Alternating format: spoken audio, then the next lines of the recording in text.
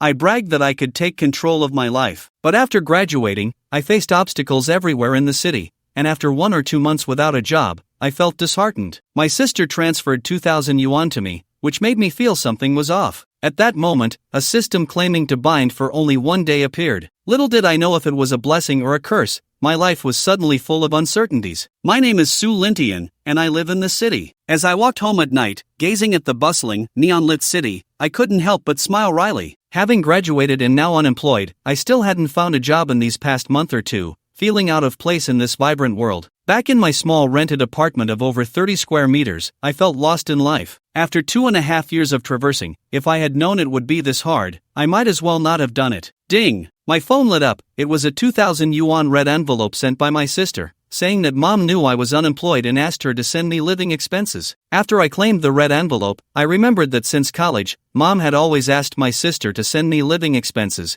and they were still using a flip phone, claiming it was a waste of money. I called mom, only to find out that she hadn't asked my sister to transfer me any money. Moreover, during college, she gave me 800 yuan a month, but my sister sent me 1,500 yuan. Since she's still a sophomore, where did she get that much money? The more I thought about it, the more uneasy I felt. Just as I was about to call my sister, a voice suddenly rang in my mind. Ding! The 2.5 years are up. Would you like to bind? I looked at the name of the system, my mood shifting from happy to frowning. This system only binds for 1 day. What functions does it have? Ding! This system has a sign-in feature that grants 1,000 per second. May I ask if the host would like to bind? It has been waiting for you for 2.5 years. Ding! The system binding was successful. There are 23 hours, 59 minutes, and 59 seconds until unbinding. Ding! Congratulations! The host has obtained infinite space, which can be used by simply thinking of it. Note that only items awarded by the system can be stored, and it is one way only. Ding! Congratulations! The host has received $100 million.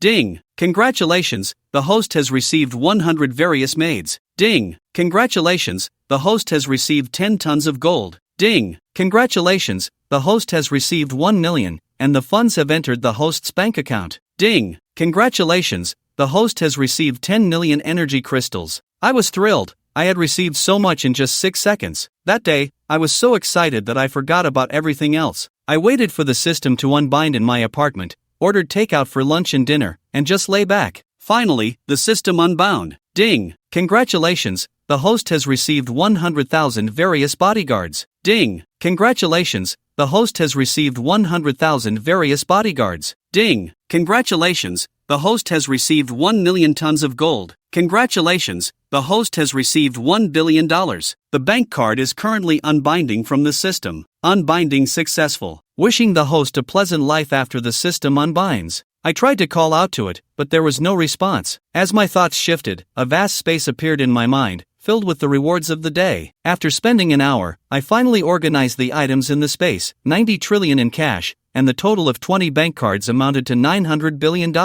4,000 tons of gold, and various individuals totaling 100 million, including bodyguards, drivers, maids, butlers, professional assassins, spies, hackers, doctors, biologists, scientists, and more. The most numerous were the bodyguards, with 90 million. The maids and butlers made up the remaining 40%, while the energy crystals occupied a significant portion of the space. What I lack now is nuclear weapons, but I don't intend to rebel, I just want to protect myself. I waved my hand and summoned 2 bodyguards. As soon as they came out, they bowed and addressed me as master. Hearing that title made my mouth twitch, it sounded so strange. However, it also indicated that these people were 100% loyal to me. After all, they were produced by the system. From now on, call me young master, not master. Yes, young master. Looking at these 2, the bodyguards are over 6 feet tall and quite robust. I was very satisfied. Next, I summoned 10 more bodyguards, a male butler, 6 spies, and a hacker. This small studio of over 30 square meters was suddenly filled with 20 people, which was quite awkward. To my delight, the hacker even brought his own computer, looking quite sci-fi, suggesting he was exceptional. Moreover, all of them had their own phones, which reassured me. Infiltrate the surrounding surveillance. Then, you 6 bodyguards and 2 spies will return to secretly protect my parents. I casually pointed to 6 people and 2 spies in their 40s, 1 male and 1 female, who were closer in age to my parents, making them easier to approach. Young master, it's all set.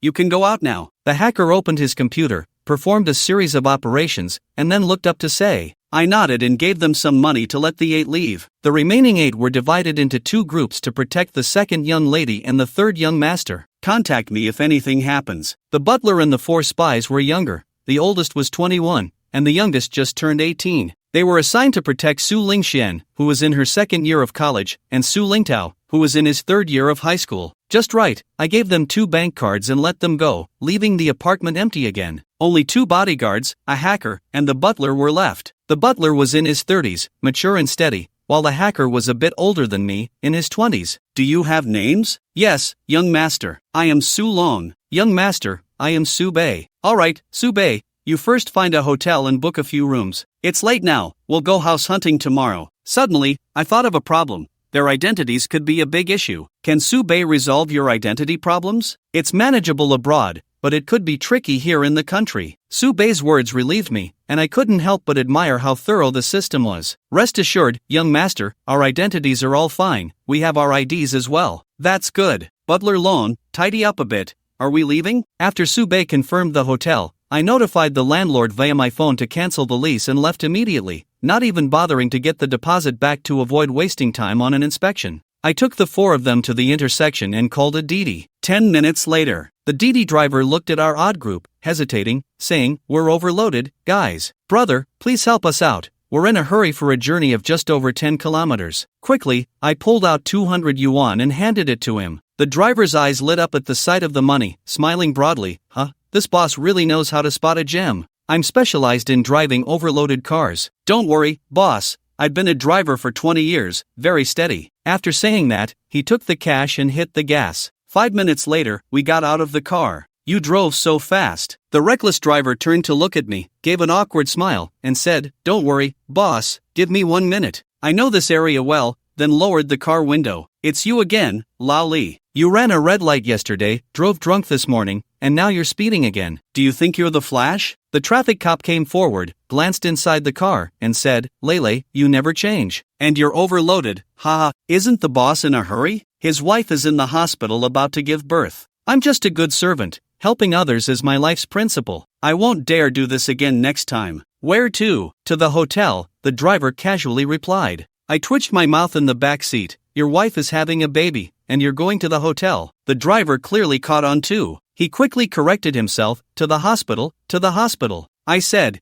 "You better be careful. If I catch you again, I'll revoke your license. Don't forget to pay the fine." The driver cheerfully took the ticket and drove away. I watched the scene in silence. After arriving at the hotel presidential suite, I took a shower and comfortably lay on the big bed. Why do I always feel like I've forgotten something? I tried to recall what I wanted to ask earlier. Right, where did my sister get the money? I intended to ask but got interrupted by the system. Now that I think about it, even if I asked, she probably wouldn't tell the truth. "Call Xiaobei to come see me," I shouted towards the door. I knew the bodyguard was waiting outside, and Butler Long and Su Bei were next door. Soon, there was a knock on the door. "Come in," Su Bei walked in. "Young master, can you check what the second young lady has been up to lately regarding making money?" "Give me half an hour, young master." Half an hour later, Su Bei walked in carrying a laptop. True to his professional nature, he delivered exactly on time. "Young master, the second young lady has been editing short videos since her sophomore year and started live streaming in her junior year, continuing until now." He placed the laptop in front of me, displaying Su Lingxuan's information and her live streaming room number. I got up to look at the information, furrowing my brows as my expression turned sour. The path of live streaming isn't clean. It's easy for people to go astray. Not everyone can handle money and fame. At least 99% of internet celebrities struggle to keep themselves clean, just like in the entertainment industry. Got it.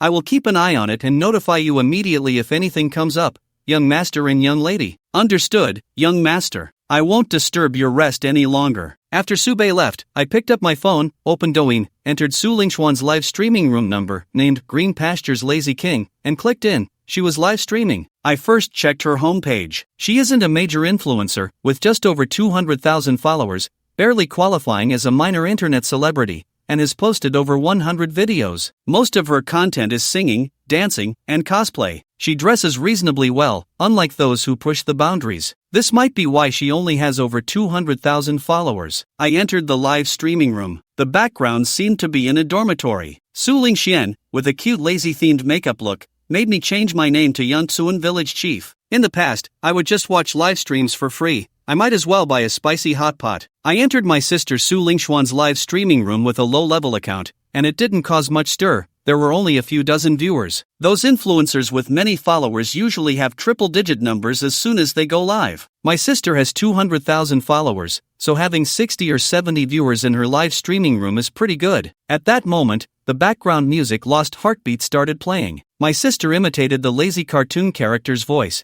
and it was so loud that it caught my attention. She mimicked various lines from the character and even held up a sign that read, "Live performance effect, please do not imitate." The audience in the live stream reacted enthusiastically, and the top supporter, Manga, sent a Cupid's heart too. Manga asked my sister how she was considering what happened yesterday. My expression darkened. This guy had bad intentions. However, my sister rejected him, which eased my mind a bit, but Manga was persistent. He said he wanted to secure a permanent #1 position in my sister's live stream. Because of this statement, the live stream became chaotic, with Long Gu and a person named Green Onion competing for the top spot against Manga. I watched this with great interest from the hotel presidential suite. While spending money and enjoying the drama, I thought I couldn't let others take my sister's top spot. I sent a message saying, "Lazy King, can you sing a song? I want to hear Lazy Lamb sing." Perhaps because the comments were few, my sister noticed me. Someone said it was unreasonable for a low-level account to make demands, suggesting at least to hold up a sign. Surprisingly, my sister agreed. She said it was fine, but at this point, Mango objected, saying I didn't understand the rules, freeloading and making demands. However, my sister didn't pay him much mind and started playing the accompaniment to Girl, Don't Cry. I was genuinely amazed when I saw my sister Su Lingxian singing. This girl has extraordinary talent. No wonder she can make money from live streaming. A song lasts 3 to 4 minutes. The viewers in the live stream were left wanting more, and the little stars and little beers were being sent in a frenzy. My sister thanked everyone individually, which infuriated Mengu. He didn't receive such treatment even when he sent gifts. Those sending little beers and little stars ended up being called brother. Mengu said, "Lon Lon, let's end the stream. I need to talk to you about something." At that moment, the Yangtzuan village chief spoke up, sending 2 gifts, saying, "What's with all this fuss?" Then, the Yangtzuan village chief sent a carnival stone, followed by sending 100,100 carnivals. That's a whopping 300,000, in a live stream with fewer than 100 viewers. This is truly unique on all of Douyin, not to mention the audience in the room. Even Su Lingxian was stunned. She had never seen a carnival before. What was going on today? She excitedly stood up. She bowed at a 45-degree angle and said, Thank you, village chief. You're so generous. Is there any song you'd like to hear?" Wow, did I just see that right? 100 carnivals? Did we just hit the jackpot? The village chief is amazing. He's definitely a man with a safety net. The village chief wouldn't have brought over the little sheep from Yangtzuan just to send gifts to the lazy king, would he? Congratulations to the one above, you got it right. I just saw Pleasant Goat being taken away. I naturally became the top supporter. The Yangtzuan village chief praised my sister for her beautiful voice and singing skills, encouraging her to keep it up and even followed her. A wealthy patron. 100 carnivals and he left without making any demands. Well, not completely. He did ask the lazy king to sing. Wow, a song for 100 Huazi. Is it too late for me to start live streaming? I only have 1 Huazi, but I can sing all night. My sister replied, and the Yangtzuan village chief even sent a private message saying, Green Pastures lazy king, you wouldn't seriously sell Yangtzuan, would you? Otherwise, I can refund you this portion. I nodded at this. This girl is not bad, not foolish, and knows how to hint. The Yangtzuan village chief replied, no need to refund. I just noticed that while you send many gifts in your videos, you dress simply, and your clothes are faded. Is there something going on at home? My sister was replying to messages while live streaming, not knowing why the other person was so concerned. Green Pastures lazy king, I'm fine, as long as the clothes are wearable. My brother needs money more than I do. Kids can't be without money. I was momentarily stunned, my nose tinged with a bit of emotion. This girl, the Yangtzuan village chief then asked her if she liked live streaming and wanted to be an internet celebrity.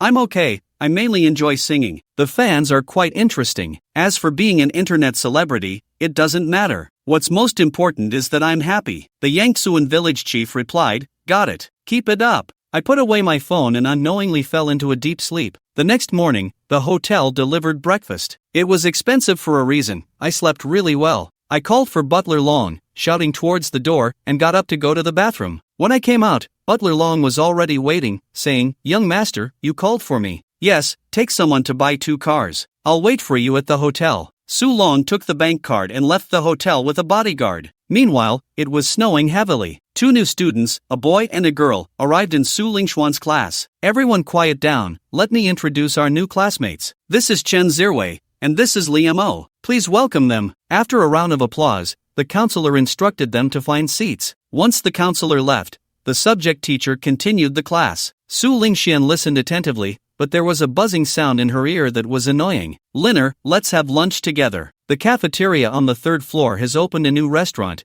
and the food is really good. Zhang Hao, I'll say it again, don't call me by my name anymore, and please don't disturb me during class. The classmates next to me watched Zhang Hao's actions, enjoying the drama. This guy has been pursuing her since freshman year, even confessing at the freshman welcome party but was unfortunately rejected. Since then, relying on his rich second-generation identity, he drives a Porsche 911 and has changed girlfriends more than 10 times. His shamelessness is impressive. Liner, I know you're a streamer. If you have lunch with me, I'll make you an internet celebrity. What do you say? He reached out to grab Su Lingxuan's small hand, thinking to himself how fair her skin was. Su Lingxian quickly raised her hand and stood up, saying, Teacher, I want to go to the bathroom. A few minutes later, Su Lingxian returned and didn't go back to her original seat. Instead, she chose a spot far from Zhang Hao, sitting right next to Chen Zirwei. As soon as she sat down, she heard a voice beside her say, Hello, I'm Chen Zirwei. What's your name? Su Lingxian turned to look at the girl who matched her beauty, smiled politely, and said, I'm Su Lingxian. Nice to meet you. Does that guy often bother you? Of course, Su Lingxian knew she was talking about Zhang Hao. With a gloomy expression, she replied, Yeah, during the welcome party, I rejected his confession, and since then,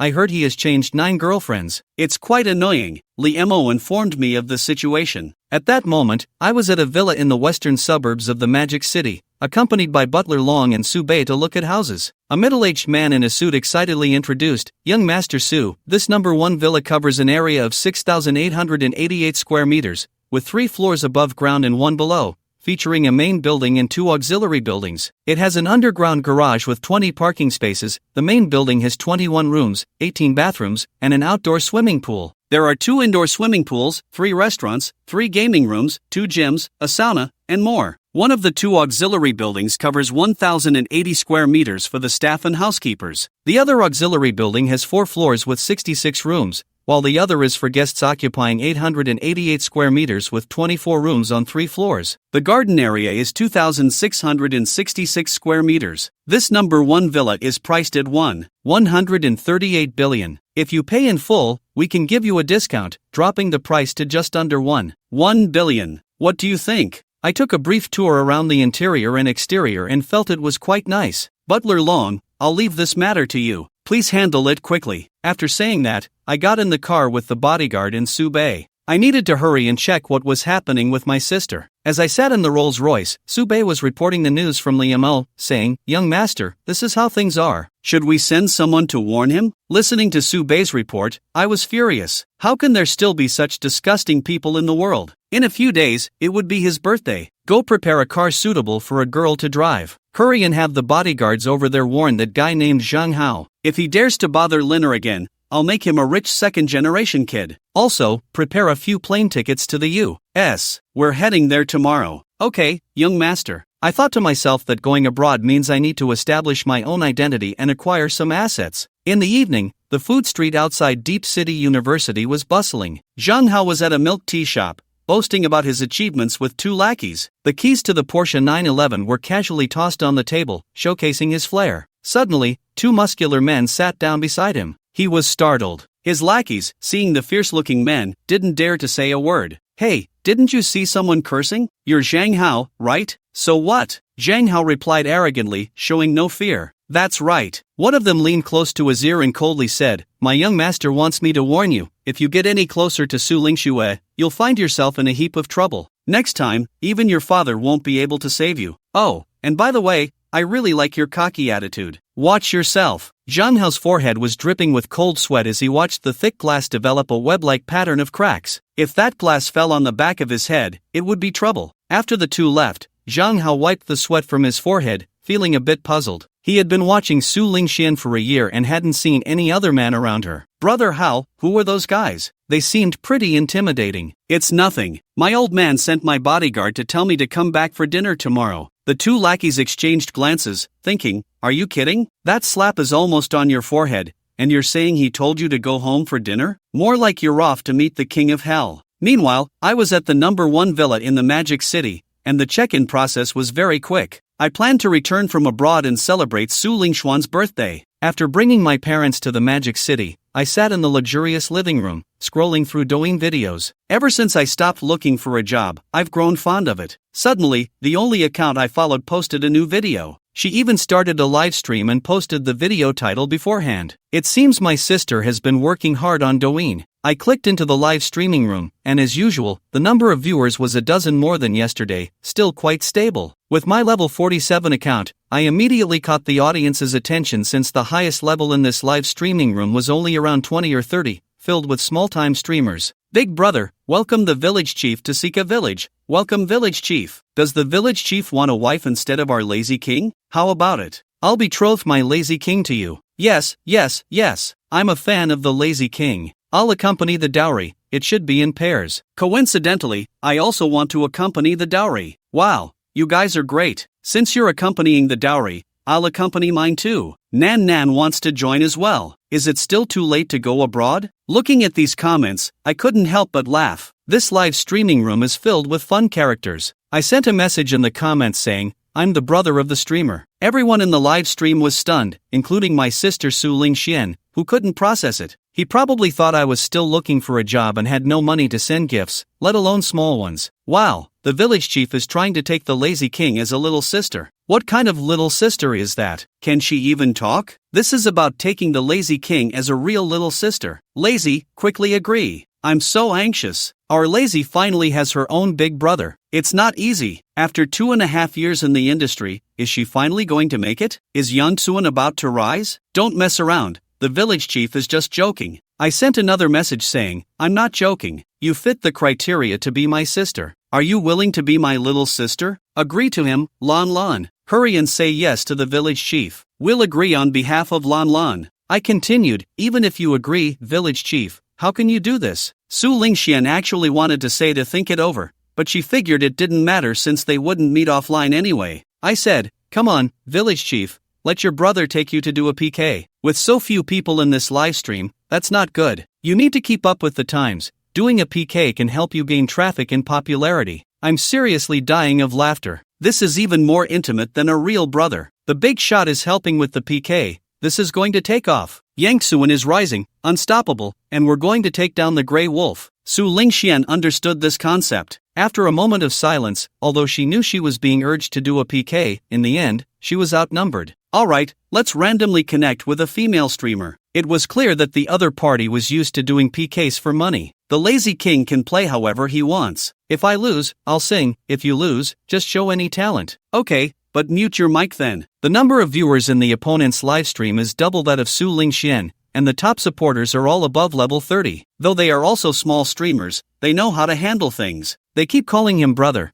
and that high-pitched voice could give the big guys a concussion. I didn't hold back at all. Small streamers have little value. I went for a quick victory, and the Yangtzuan village chief sent 100 carnivals. My first move was also 100 carnivals, instantly draining the opponent's health bar. Su Lingxian stared at the 100 carnivals, feeling a bit at a loss, while Xiao Lian was nervously worried about what my intention was in spending so much money. The fans in the livestream were stunned by my financial power, exclaiming, "Oh my goodness, 100 carnivals online. The village chief is amazing. He truly deserves to be our Yangtzuan village chief. These guys are all small-time players. Thank you, village chief. You don't need to send any more. This is too much. Village chief, don't listen to them. Lazy, keep sending more, don't stop." The female streamer on the other side saw that string of bells and initially was excited to campaign for votes, but now she wilted. With this progress bar, even if she did a money dance, she wouldn't win. Her big brother is simply not on the same level as mine. Suddenly, he brightened up,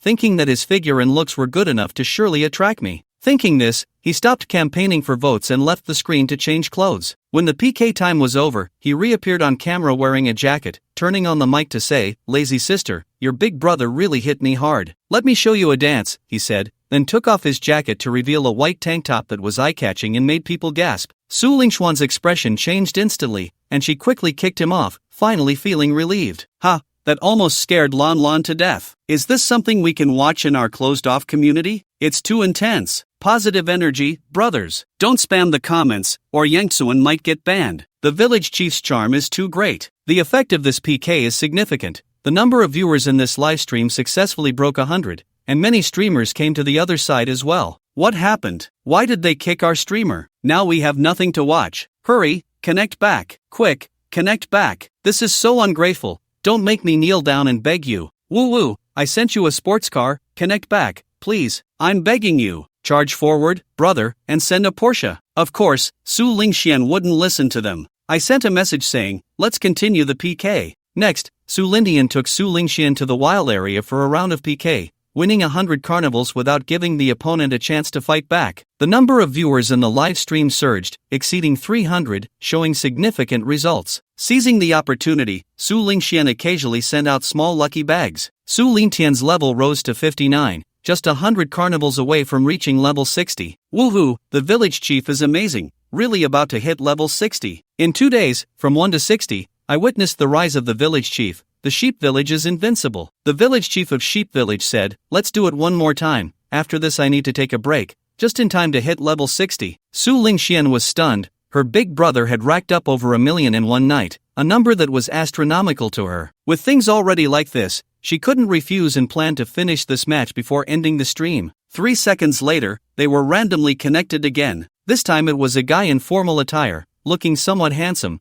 with a small stage set up behind him. He was clearly different from those small streamers. Sure enough, the number of viewers in his live stream was 10 times hers. Over 3,000 people, with more than 110,000 fans. The lowest level among the top 10 on the leaderboard was 45, and the number 1 was a level 66 named One Cigarette. The people of Sheep Village quickly noticed something was off. The 8th on the leaderboard seemed to be a familiar face. What the hell, isn't the 8th on the leaderboard Dream Brother? What Dream Brother? Since he can't see our lazy, he went to sword fight. No strength but really good at boasting. The village chief came and he ran away with his tail between his legs. Dream Brother was momentarily stunned, not expecting to run into an old enemy. The scene of him running away with his tail between his legs was vivid in his mind. Xiao Bai, the number 1 on the other side is my enemy, you understand, right? Humph, he wasn't a lone wolf anymore. Taking down a mere level 59 would be a piece of cake, especially with Yen always around. The advantage was on his side. Wait, level 59? Damn, he leveled up to 59 in just one day. The streamer named Xiao Bai's eyes lit up. The big brother's enemy? Was he looking for a fight? This was good.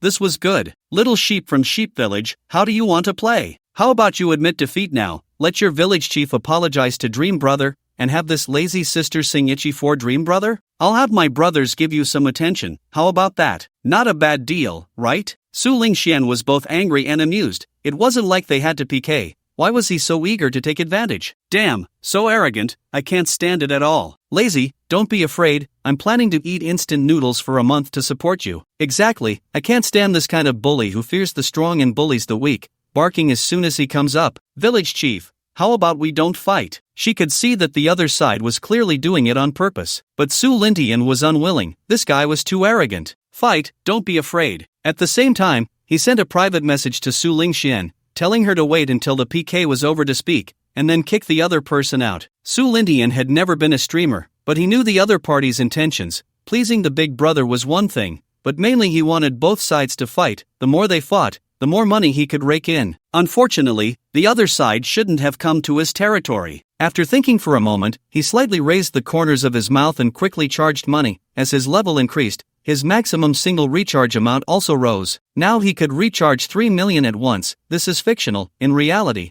it wouldn't be possible in the back end. He stopped only after recharging 10 times. He wanted to make the other side unable to see his progress bar. At the same time, he sent a message in the chat. Brothers of Sheep Village, you can record this. I'll show you what it means to become a god in a single thought. A character over 50 levels. The message he sent was still very eye-catching, and many people noticed it. They couldn't help but take a deep breath. Damn, village chief, don't act on impulse. The other side isn't even worthy. What does the village chief want to do? Become a god in a single thought? The village chief wants to level up to 75 in one go. Did the village chief mortgage the green grassland? At this moment, both sides had muted their microphones, and the PK officially began. Xiao Bai's face was flushed with excitement as he passionately rallied support. Brothers, charge! We can't let the village chief fight alone, protecting the lazy king. It's our duty to defend the green grassland. In an instant, all sorts of gifts were thrown out, from small hearts to a Porsche. Although these gifts didn't have much impact, as a member of the freeloaders, being able to break the habit was a rare occurrence. Dream brother, what did Yen say? A cigarette, 300 carnivals. If the other side can keep up, I'll stop. The world isn't just about fighting. 300 carnivals is already quite generous. Although Xiaobai made a lot of money selling goods for himself, offending an unknown wealthy person for a streamer wasn't worth it. He preferred making friends. Just a streamer, he could easily support another one. Dream brother, alright, I'll handle the rest. He planned to cut his losses and painfully take out 200 carnivals to seek revenge. The others on the leaderboard could at least gather 500 carnivals. That would make 1,000 carnivals, totaling 3 million. In the past, if someone had told him to spend 3 million on a live streamer with only a little over 300 viewers, he would have scoffed. For a small streamer with just a few hundred viewers, 20 or 30 carnivals would be enough to crush them. But now it was a different story. He had to admit that the village chief of Sheep Village leveling up 5 times in 2 days was indeed impressive. It was enough to crush him. However, what no one expected was that Su Lindian gave them no chance at all. As soon as the PK started, Su Lindian began to spam gifts. Sheep Village Chief sent out 1,000 carnivals. Sheep Village Chief sent out 1,000 carnivals. Sheep Village Chief sent out 1,000 carnivals. Sheep Village Chief sent out 1,000 carnivals. Sheep Village Chief sent out 1,000 carnivals. Su Lindian directly sent out 8,000 carnivals before stopping. The entire venue fell silent. Yen hadn't even pressed the gift button yet,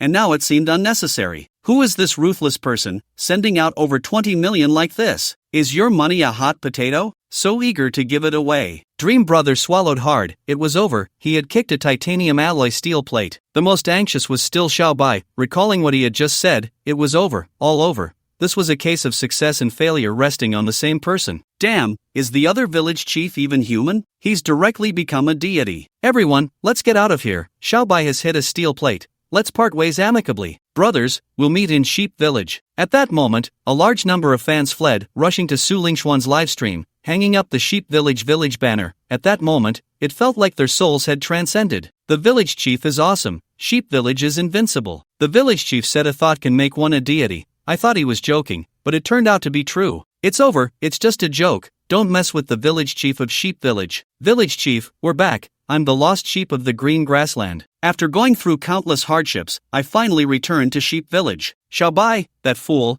dared to speak recklessly about our village chief. Village chief, lazy king, we've returned as spies. There's a difference between a livestream with a big brother and one without. Just like now, the number of people in Su Lingxuan's livestream tripled. The most shocking was the streamer Su Lingxian. She had never imagined today would come. The carnivals were so numerous that they were beyond counting, but she saw that Su Lingtian's level had already reached the maximum of 75. This meant that in the past 2 days, the gifts sent in her livestream had exceeded 20 million. Her feelings were somewhat complicated. Logically, she should be happy, but she wasn't. There's no such thing as a free lunch, and she understood that principle. Forget it, she might as well return her share to him. With that thought, her heart felt much lighter. Xiaobai was a bit at a loss. However, Su Lingxian did not forget Su Lingtian's instructions. You're not that great, after all. After saying that, she kicked him directly. Village chief, isn't that a bit inappropriate? Ha, I knew it. How could the lazy king say such things? It turns out the village chief told him to say it. The village chief is so bad.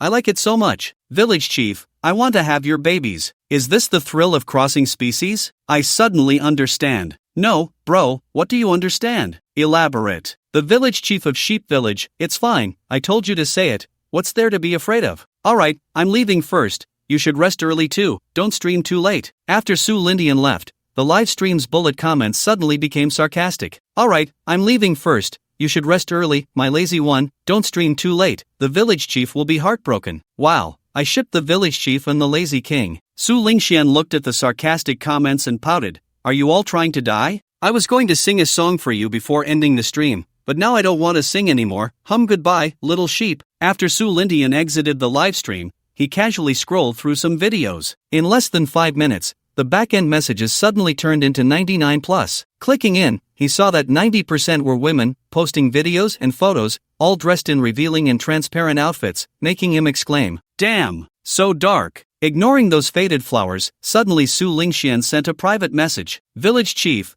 can you send me your bank card number? Su Lingxian was somewhat baffled, not knowing what this girl wanted his bank card number for. First, tell me what you want it for. I want to return the gifts to you. It's too much, and it scares me a bit. No need, I'm not short on this little money. Keep it. Don't worry, I have no ulterior motives towards you, I just see you as a little sister. This money is just pocket money from brother to sister. Su Lingxian would not agree. This wasn't just tens of thousands, it was millions. Village chief brother, I beg you, I really can't take this money. I won't be able to sleep. Su Lingxian thought for a moment. If he didn't say something, this girl definitely wouldn't accept it. Your birthday is in a few days. Consider it a birthday gift. Su Lingxuan's expression darkened. How did he know her birthday? The date on her profile wasn't real, and it had already passed. Sure enough, there was a purpose behind getting close to her. Don't overthink it. How about this? Next Saturday is your birthday. You can come to Magic City's west suburb. No. One manner to find me. If you're scared, you can stream while coming. I'll give you a surprise then. Su Lingxian was very curious about who he was and what his purpose was in getting close to her. She suddenly thought of her new friend, Chenziru, and decided to bring her along to stream together, believing that the other party wouldn't dare to act recklessly. Can I bring a friend with me? Su Lingxian naturally had no problem with that. Of course. The next morning, Su Lingxian took Su Bei and Su Long on a plane to New York, USA. Su Lingxian also told Chenziru,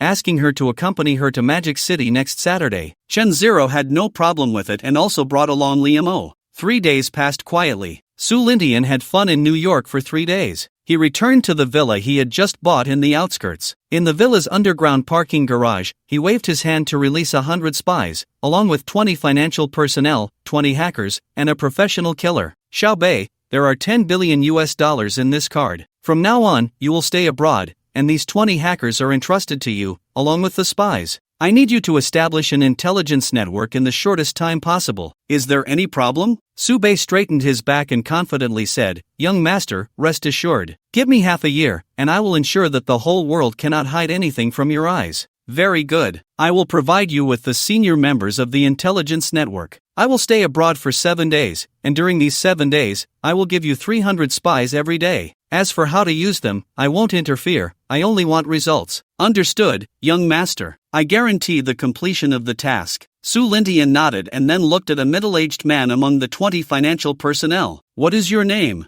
I am Zhao Ruilong, young master. Good. That's a nice name. There are a total of $400 billion in these 4 cards. Build a group for me. Before I leave, I want to see results. Anyone at the department level or above must be our own people. Let me know how many you need. In fact, he could use all his own people, but that would mean too many. An intelligence organization requires even more personnel, and with the world being so vast, how many would that be if all were his own? Moreover, his target was not Blue Star. Once the power structure took shape, he would begin preparing to establish a research base for the journey to the universe. That would be the time to utilize people. At that point, 100 million would be too little, and he would need to colonize several planets as cannon fodder. But thinking about this now was premature. As for Blue Star, let them play with it themselves. Dared not write about the Blue Star War anymore. It was previously censored, which is infuriating. I guarantee the completion of the task, young master. Please also give a name to the group and a general direction. Su Lingxian stroked his chin and thought for a moment before saying, the name will be Global Group. As for the direction, it will be aviation, maritime transport, and mineral resources, mainly these 3 directions.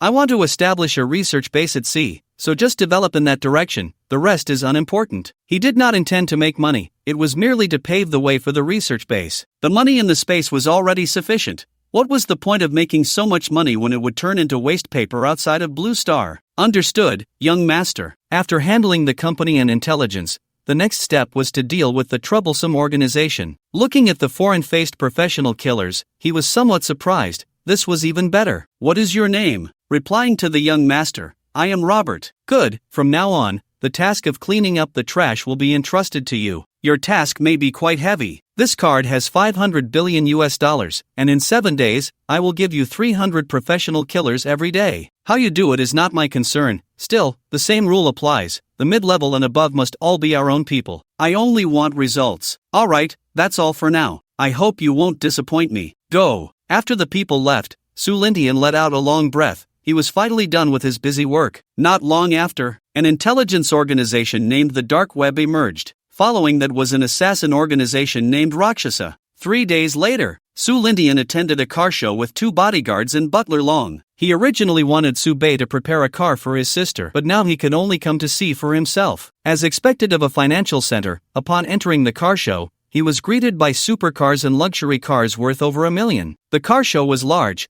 but there weren't many people, as one had to verify their funds to enter. This was primarily aimed at those who couldn't afford it. What if they bumped into a wealthy guest? Su Lintian strolled around, truly amazed. Most of the cars here could also be bought domestically, but it was somewhat difficult. Although he didn't particularly like driving supercars, as he preferred to sit in a Rolls-Royce for comfort without having to drive, he still recognized that not liking to drive didn't mean he could do without one. Standing in front of a super cool sports car, the looks are naturally beyond question. The name also suits my sister very well. An overseas salesman, seeing Su Lintian's expression, hurriedly approached and said, "Sir, are you satisfied with this Aston Martin Valkyrie? Do you need me to introduce it to you?" Su Lintian certainly didn't need an introduction. What was there to explain? It was just a matter of speed. He wasn't buying a racing car. Could it be slower than a bicycle? Is this car in stock? Seeing Su Lintian's interest in buying, the foreigner became even happier, his face full of smiles. Of course, far away in the sky, right in front of you, all the cars in the showroom are in stock. Hee, your Chinese is quite good. Oh, thank you for the compliment.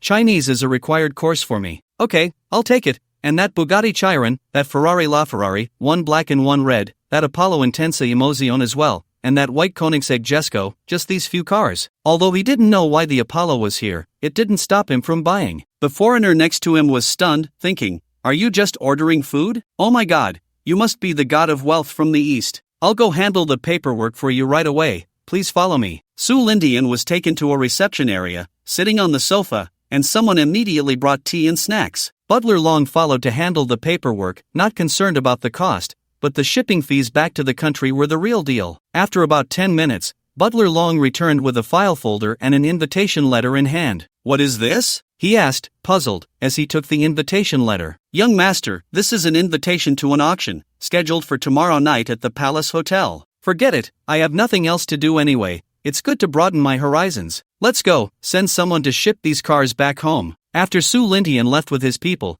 the person in charge finally arrived late. "Where is the guest?" he asked the nearby staff, looking at the empty sofa. "Just left." Su Lintian left the car show and went directly to the largest mall here. The mall was resplendent, gathering many famous brands from around the world. The security was naturally top-notch, but unfortunately, it was soon proven otherwise. Just after buying jewelry for his family and handing over the money, he was about to leave. At that moment, several black men rushed in with guns. Without saying a word, they directly controlled the staff inside, each responsible for looting. "Bastard, hurry up." Su Lintian was a bit dazed. "Wait, $0 shopping, not going to a street shop, but coming to a mall? Are you out of your mind?" Bold black men, indeed, opened his eyes. "Wait, don't act rashly. If you want something, just give it to him." 2 bodyguards and Butler Long crouched on the ground, surrounding Su Lintian in the middle. Running away was not an option. In this situation, running would just make him a target. Damn, this is really chaotic. Encountering such a thing here, he must carry a dozen or 20 armed bodyguards in the future. Otherwise, it's too unsafe. In less than 2 minutes, the black men had already filled their bags,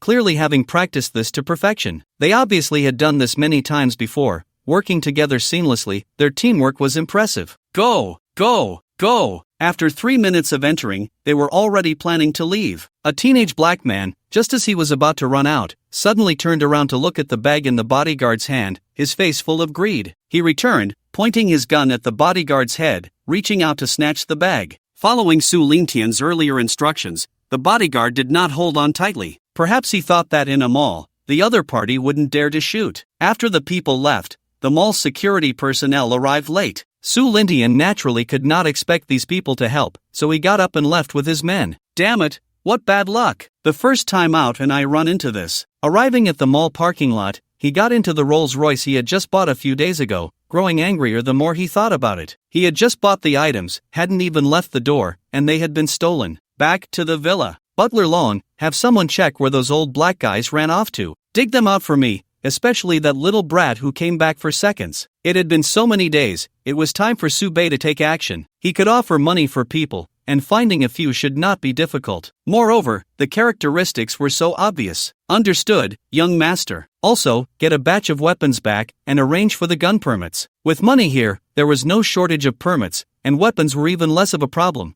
The global group was capital. Back at the villa in the suburbs, he directly released 20 bodyguards. When they returned, they could just hand them over to the global group. Just as Su Lintian left the mall, gunfire erupted behind him. The security had clashed with those old black guys, but unfortunately, while one side was waiting for retirement, the other was battle-hardened. The gang moved in, and in the end, the security caught nothing and lost 2 men. By the time Fabol arrived, the old black guys had long since vanished. In the slums, in a dark corner, 7 pairs of eyes were moving, staring at the bag of gold jewelry in their hands, breathing heavily. Boss, you're amazing. Going against the grain, those people never expected we would rob them all. Yeah, those security guys are useless. They couldn't even run, and they dared to chase us. Alright, stop the noise. Remember, keep this to yourselves, don't go blabbing everywhere. The stuff here, we'll split 1 share each, and the rest will be used to recruit more men, to grow stronger and create glory again. The others naturally had no problem. They had already squandered their share for 10 days or half a month. After a few of them left, laughing with their portions, the boss, dressed in long sleeves,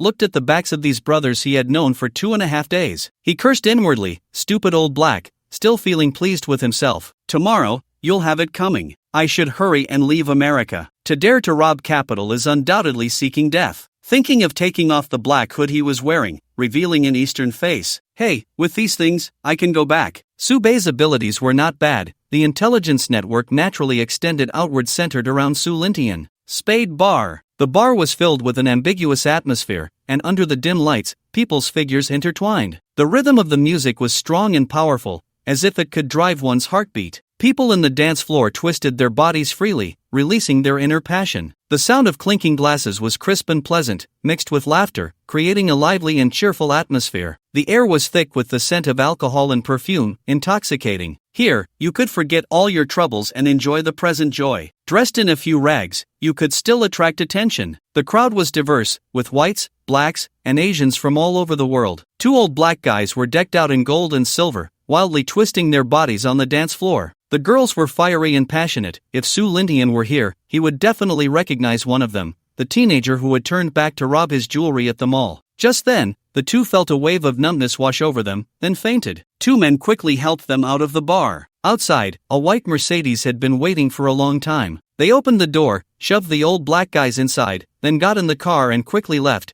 heading towards the wilderness. Hey, is it these 2 guys? No mistake, right? The driver turned to glance at the target in the back seat, confirming. Don't worry, no mistake. The ones wanted up top are them, especially this guy. What do you think our organization is really about? As soon as these words were spoken, the car fell into a deathly silence. One person stared intently at the speaker, and even the driver turned to glance at his colleague. Are you new here? The inquirer, seeing the seriousness of the 2, spoke with a slight tremor in his voice. Why yes. Have you forgotten? No one is allowed to discuss the organization privately. If the higher-ups find out, both you and your superior will be eliminated. If I were your superior, you would already be dead. The man felt a surge of fear. Although he didn't know how powerful the organization was, getting rid of someone like him was as easy as blowing a breath. Thank you for the reminder. These people were undoubtedly from the dark web, but they were all at the lowest level. In order to rapidly develop the dark web and achieve the results that Su Lintian desired, Subei could be said to be expanding his influence infinitely. As long as your contributions are sufficient, you can move up a step. If the lowest level personnel are at level 1, moving up means reaching level 2. Only upon reaching level 2 do you have the right to start developing your own subordinates, allowing you to recruit 20 level 1 personnel, half of their contributions would belong to you, and so on, forming a pyramid structure. Before long, the car stopped at an abandoned little house in the wilderness, where 2 old black men were bound hand and foot and thrown inside, after which the car drove away. As for why their superior had sought out these 2, they had no idea and were not in a position to ask. Within 2 minutes, a black sedan arrived to take them away. The next morning, Su Lintian woke up, and Butler Long had been waiting outside for quite some time. Upon seeing his young master awake, he waved his hand to have someone prepare breakfast. Su Lintian stretched lazily, opened the door, and saw Butler Long waiting beside him. What's the matter? Young master, we have found the people, but the items have already been divided and sold. Moreover, we discovered an interesting person. Su Lintian was somewhat curious. Wasn't it just the old black men? What was so interesting about them? Could it be that his butler Long had some peculiar interests? But clearly, he was overthinking it. Oh, who is it? Well, young master, among the old black men, one is missing. After he entered the slums, he never came out again. The dark web suspects that this guy is not one of the old black men. Hearing this, Su Lindian turned to look at butler Long. This was indeed interesting. If he remembered correctly, those few were all old black men, which was easy to distinguish. Could there really be a master mixed in among them? If he's not an old black man, has that person been found? Young master, not yet. There are too many people in the slums, but we already have a suspect. The person seems to want to go to Hong Kong Island, and he is from the mainland. Oh, a fellow countryman? Coming here disguised as an old black man for a $0 purchase? That's indeed interesting. Let Xiaobei handle it. He has a bit of a brain. By the way, have the weapons arrived? He didn't dare to go out without 2 guns for protection. Bad luck could mean getting shot. Just one night later, Su Bei had found the person. It seemed the dark web was developing quite well, and Xiaobei's abilities were impressive. Young master, the weapons just arrived and are waiting for your inspection. The gun permits have also been arranged by the global group. Su Lindian was excited, unable to contain himself. He casually ate a bit of breakfast and followed Butler Long to check the weapons. But when he arrived in the basement and saw the dazzling array of weapons, he was momentarily stunned. He had thought there would only be small handguns. Who would have thought there would even be submachine guns? From small handguns to submachine guns, rifles, grenades, and even RPGs. Su Lindian picked up a compact submachine gun, an MP5, with a firing rate of 800 rounds per minute. Give me a minute, and I'll return you a beehive. If it weren't for the fear of attracting trouble, he would have loved to fire a couple of rounds for fun. The golden bullets shone brighter than gold itself. Butler Long, get ready, we're attending the auction tonight. Understood, young master. I promise that yesterday's incident will not happen again. After Su Lindian left the basement, Butler Long called a few bodyguards. Distribute the handguns, and put a dozen MP5s and an RPG in the hidden compartment of your car's trunk for emergencies, and also stash a few grenades. Better safe than sorry. Once everything was arranged, the bodyguards began moving the weapons, a box full of bullet magazines, that damn sense of security. As Su Lindian prepared to attend the auction that evening, at Deep City University, Zhang Hao finally breathed a sigh of relief after receiving the information on Su Lingxian. An ordinary farmer's family, 5 members, even her brother had only graduated a couple of months ago, and he had investigated her high school thoroughly. As for the warning from that night, the moment he received the information, he had long since cast it aside. He didn't believe that the young master she mentioned was wealthier than his own family, and Su Lingxuan's identity and background only strengthened his conviction. The woman I have my eyes on, there's no way I can't have her. I want her tonight. Thinking this, he licked his lips and took out his phone, sending a special group message. I've agreed to what you wanted. Let's do as you said tonight, and you won't miss out on the benefits. Images of the evening began to unconsciously surface in his mind. In Su Lingxuan's dormitory, she had no classes in the afternoon and was editing her short video. The other 3 girls in the dorm exchanged glances. One girl wearing glasses sat down next to Su Lingxian and said, Lingxian, it's so boring, we haven't gone out to have fun in a long time. How about we go out to sing tonight? Just as Su Lingxian was about to refuse, the 4-person dorm consisted of students from 3 different classes, so she couldn't say they were best friends, but their relationship had always been good since they shared a dorm. Yeah, Lingxian, your singing is so good, you really need to practice more. I've already booked a private room, just the 4 of us. This is a dorm gathering, you can't not go. But I haven't finished editing my video yet. How about another day? Oh come on, you can edit the video tomorrow, just go, please. The 3 of them moved closer, shaking her arm with pleading expressions. Alright, stop shaking me, I'll go, okay? Meanwhile, Zhang Hao also received the news, giving an okay gesture. Already acting like a streamer, still wanting to play the innocent flower. Tonight, I'll make you feel like you're in heaven. Just in case, he also notified his 2 little followers. No matter what, he couldn't let this opportunity slip by. As for what would happen next, that was simple. Didn't she have a younger brother in his senior year of high school? He could use him to threaten her, then settle it privately with a little compensation. At 7 in the evening, Lingxian, it's time to head out. Hurry up and get ready. Su Lingxian closed her laptop, changed into casual clothes, tied up her hair, and said, alright, let's go. Wait, aren't you going to put on makeup? Cough, oh come on, our Lingxian is naturally beautiful. Why put on makeup? Even without it, she can charm a whole bunch of handsome guys. Let's go.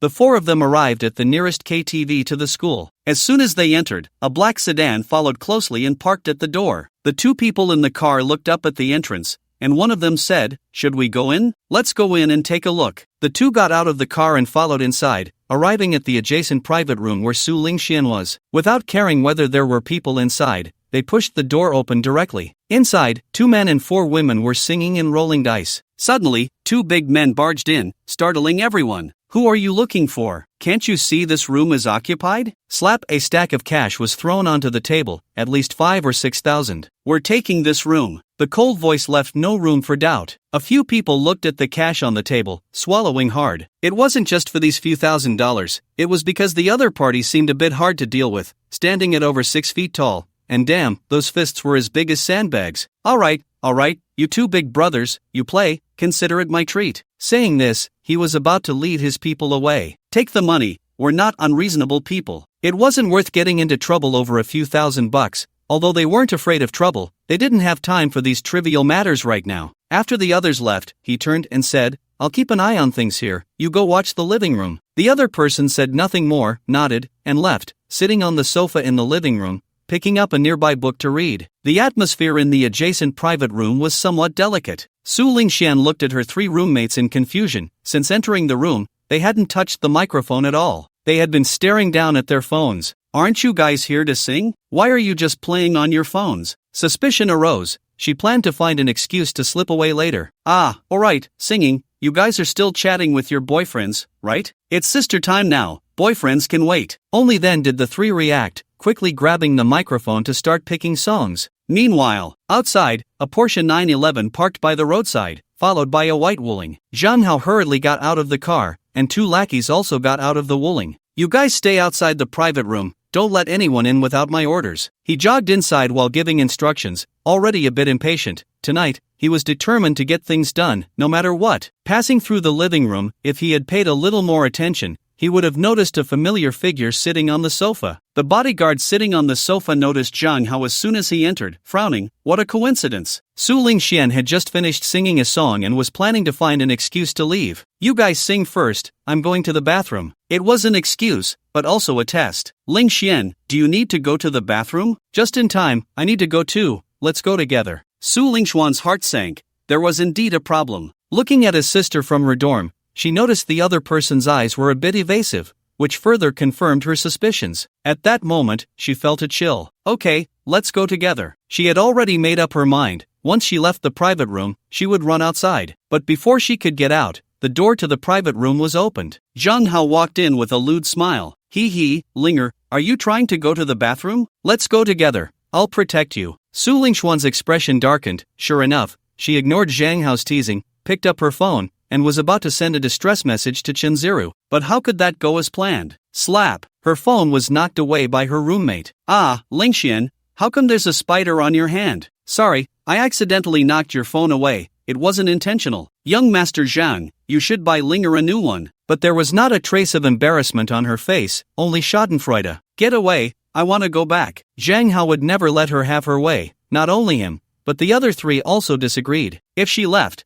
who would buy their designer bags and cosmetics? "Lingxian, just give in to young Master Zhang. Don't worry, we won't say anything." "Sisters, let's go, let Lingxian have some fun with young Master Zhang." "You guys, you bastards, this is illegal. Hee, in this private room, I am the law." Zhang Hao reached out and pushed Su Lingxian back onto the sofa in the private room. The other 3 left with good sense, just opening the door. Then they retreated back, their faces filled with terror. Outside, 2 big men were seen, each holding 2 people whose status was unknown. Seeing them retreat, Zhang Hao couldn't help but feel a bit annoyed. "Why are you retreating? Not leaving? Want to join in too?" However, when he turned around, his face was pale. Someone familiar had come to the door. Damn, how could it be them again? It seemed today was a lost cause, but there would be plenty of opportunities in the future. 2 bodyguards followed in, and Zhang Hao's 2 lackeys were casually tossed into the private room, the door shut and locked behind them. "We meet again. It seems you took the warning from a few days ago as just noise in your ears." The bodyguard maneuvered around a few people and looked at Su Lingxian, who was slumped on the sofa. Fortunately, nothing had happened yet, otherwise, he didn't dare to think about the consequences. Another bodyguard stepped over a few people, and Zhang Hao didn't dare to stop him. The memory of that piece of glass from a few days ago was still fresh in his mind. The bodyguard approached Su Lingxian and said, "Miss, let me take you home." Su Lingxuan's eyes were moist. If it weren't for these 2 arriving in time, she would have been violated in thinking to himself, compared to Zhang Hao, the injuries of the three of them were nothing more than a show of pity. Call your dad over, don't make me say it a second time. Zhang Hao didn't dare to hesitate, his father was now his lifeline. The pain hadn't made him faint, which he considered a strong will to survive. Who knew if he passed out, he would wake up again. As soon as the call connected, tears streamed down his face. Dad, help! Someone wants to kill me. It hurts so much. Hearing his son's cries, Zhang Fuguwei panicked. He only had this one son, and his heart ached terribly. Xiao Hao, what happened? Who wants to kill you? Speak clearly. A bodyguard snatched the phone and said in a deep voice, Daughter's red KTV near the school, room 4. After saying that, he hung up the phone directly. Zhang Fuguwei was furious at home. Who are you? Hey, bastard! Bang! Seeing the other party hang up, he angrily smashed the phone into pieces. Anger aside, he still needed his son. Half an hour later, a middle-aged man, sweating profusely, knocked on the door of the private room, followed by 2 bodyguards in suits. Go open the door. One of the 3 girls quickly got up to open it. A pig-headed face came into Zhang Fuguwei's view, and he inwardly exclaimed, I'm in for it. He walked in with a stern face, and upon seeing his son's miserable state, he felt both heartbroken and furious. Who are you? What did my son do to deserve such treatment? He frowned at the man who was even stronger than his bodyguards. I didn't come here to explain. I wanted to see what kind of billionaire could raise such a son. Now that I've seen it, I'm leaving. The bodyguard stood up, walked to Zhang Fuguwei's side, and said again, all right, I don't want him to appear at school again. He then turned to the 3 girls beside him, and you 3, don't let me see you in front of the young lady again, or next time it won't just be turning you into pig heads. Zhang Fuguwei's inner fury burned. How arrogant! When had he, a billionaire, ever suffered such humiliation? This matter isn't over. The bodyguard found it somewhat amusing. Shouldn't that be something he said? You think it's not over? You can't even finish it now. My young master is still abroad. When he comes back, he will play with you. I hope you can last a day then, billionaire. The sarcasm was palpable. Zhang Fuguwei was furious. After Su Lingxian was sent back to school, she finally asked the question that had been on her mind. Who are you? The other party had clearly been protecting her in the shadows. Otherwise, they wouldn't have appeared in the private room so timely. But no matter how she thought about it, she couldn't figure out who it was. She was just an ordinary sophomore student, and her family only farmed. To this question, the bodyguard just smiled and replied, Miss, you don't need to think too much, someone will tell you. Seeing that the other party was unwilling to say more, Su Lingxian didn't press further. The next morning in the country. Meanwhile, it was already dark where Su Lingtian was, and he was attending an auction. The auction hall was resplendent, with hundreds of people, and Su Lingtian sat in the 3rd row with his butler. Above them was a huge screen, and beside it stood a beautiful auctioneer in a gown. Su Lingtian sat in his seat, bored, playing on his phone. He already knew about Su Lingxuan's situation. He let the other party eat a few more meals first. He had already instructed Zhao Ruilong to open a branch in the Magic City, mainly for maritime transport and aviation. Zhao Ruilong suggested directly acquiring a maritime transport company, which would be faster, and he agreed, the sooner, the better. $24 million, is there a higher bid? This is a rare Ming Chenghua Dotsai chicken cup, and it's a pair. $24 million, for the first time. Su Lingtian shifted to a more comfortable position and continued playing on his phone. His arm accidentally brushed against the butler Long sitting beside him. Then, $25 million. Hearing the butler Long's bid, Su Lingtian looked up, somewhat astonished at the butler who had just called out the price. Butler Long, do you like this kind of thing? Upon hearing his young master's words, Butler Long showed a puzzled expression. Young master, didn't you ask me to bid? Looking at the serious-faced butler, Su Lingtian realized that when he had just shifted positions, he seemed to have touched the butler's arm. It couldn't be because of that, could it? Well, it seemed to be. Forget it, if it gets auctioned, it gets auctioned. It's not bad to take it back and drink from it. It seemed that there weren't many valuable decorations in his estate. Thinking this, he put away his phone and began to watch the auction seriously. After all, since he was already there, it would be a bit of a loss not to bid on something. The auctioneer was pleased to see someone raise the bid. Having someone increase the price was good. $25 million, is there a higher bid? 25 million once, 25 million twice. Sold. Congratulations to VIP number 12 for winning the pair of Ming Chenghua Dotsai chicken cups for $25 million. Next, we invite the third auction item. On the large screen behind the auctioneer, an image appeared. It was a snake head. Su Lingtian didn't expect to encounter this item here. This auction item, I believe I don't need to introduce it further. Starting price $10 million. Each bid must not be less than $1 million. The wealthy sitting below began to discuss among themselves, especially the Eastern tycoons, as this item held significant meaning. It absolutely could not be allowed to fall into overseas hands. Ladies and gentlemen, this artifact is of great significance to us. We are determined to acquire it. I bid $40 million.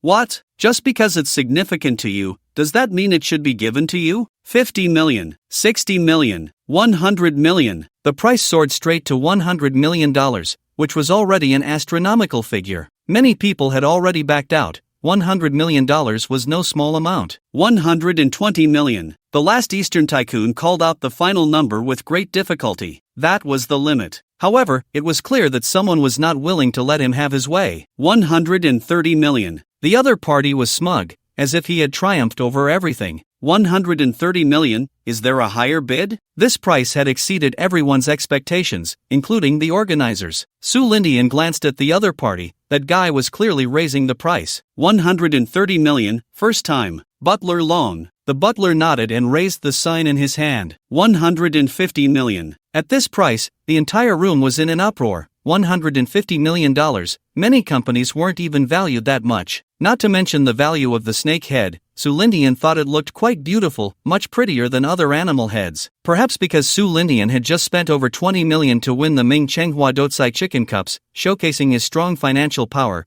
no one else raised their bid. Naturally, the snake head was also won by him. Phew, it's good to be on our side. Who is this young master? Such financial power, he shouldn't be an unknown figure domestically. I haven't seen him in the domestic circle. Su Lindian paid no attention to their discussions. What Su Lindian didn't expect was that the next auction item was also an animal head. A ram head. This was beyond his expectations. One was forbidding, and two were also forbidding. He won the ram head as well. This inevitably sparked discussions among the wealthy in the room. Was he really that rich? In the next dozen or so auction items, Su Lindian consecutively auctioned off 7 pieces, along with 2 beast heads and a pair of Ming Chenghua Dotsai chicken cups, totaling 11 items. This displayed his wealth and extravagance to the fullest. After the auction ended, Butler Long received dozens of business cards. Once the on-site transactions were completed, Su Lindian, supported by his bodyguards, got into a bulletproof Rolls-Royce. 5 Range Rovers and 1 Rolls-Royce. One vehicle led the way, while 4 surrounded the Rolls-Royce in the center. There were no incidents along the way. However, when the convoy left the city and headed towards the villa in the suburbs, the driver suddenly turned his head and said, "Young master, someone is following us from behind." Su Lindian was a bit puzzled, his expression darkening. "Damn it, here we go again. Tell everyone to lead them to a deserted place, find them a feng shui treasure site." He had just been robbed yesterday, still fuming, and now this again, truly infuriating. He couldn't understand how the other party dared to follow him with so many bodyguards around. It could only be said that they were blinded by money, losing their rationality. The convoy gradually left the residential area, heading towards the suburbs. The cars behind were relentless, clearly unwilling to give up this piece of easy prey. 3 small cars, followed by 7 or 8 motorcycles. In terms of numbers, they were already on par with the bodyguards Su Lindian had brought. But if it came to a numbers game, that would be unfortunate for them. The bodyguards in the Range Rover opened the hidden compartment in the back seat. First, a box of RPG ammunition, then each grabbed an MP5 and attached 2 grenades. The convoy soon arrived at an uninhabited area. Su Lindian ordered them to stop.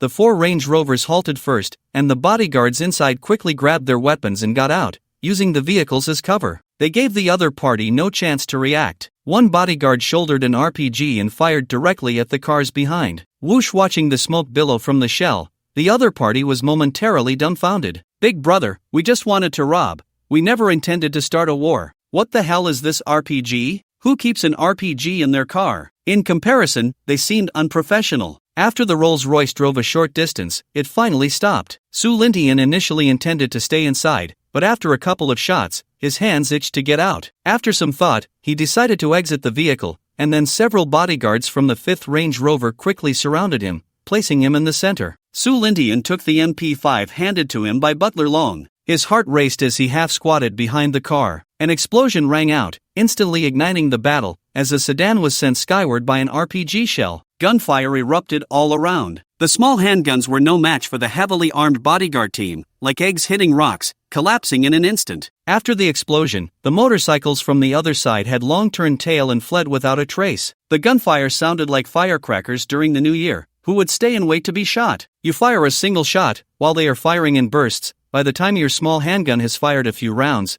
they have already changed magazines several times. 800 rounds per minute, are they playing with you? Meanwhile, what was Su Lintian doing? After casually firing a few shots to get a feel for it, he looked around, searching for prey. Suddenly, a white figure caught his eye. Hey, whose kind-hearted sheep is this? Don't you know that sheep aren't allowed here? Saying this, he unleashed a burst from the MP5, watching the bullets fly out. Very good, not a single one wasted. A patch of grass fell. Not a single tuft of wool was shed. The little sheep continued grazing, seemingly a bit insulting. Oh dear, not running away? How rude. He emptied the magazine. However, it was of no use. The bullets seemed to have a mind of their own, perfectly avoiding the target. This made Su Lintian extremely angry, rage surging from his heart as he threw the MP5 to Butler Long and took a rocket launcher from a bodyguard. Carrying it on his shoulder, he aimed while muttering to himself, I still don't believe it. Today it's either you die or my ammunition runs out. Whoosh-ba with a bleat, the little lamb was blown into the air. Hearing the gunfire from a distance, someone wanted to come over to herd the sheep,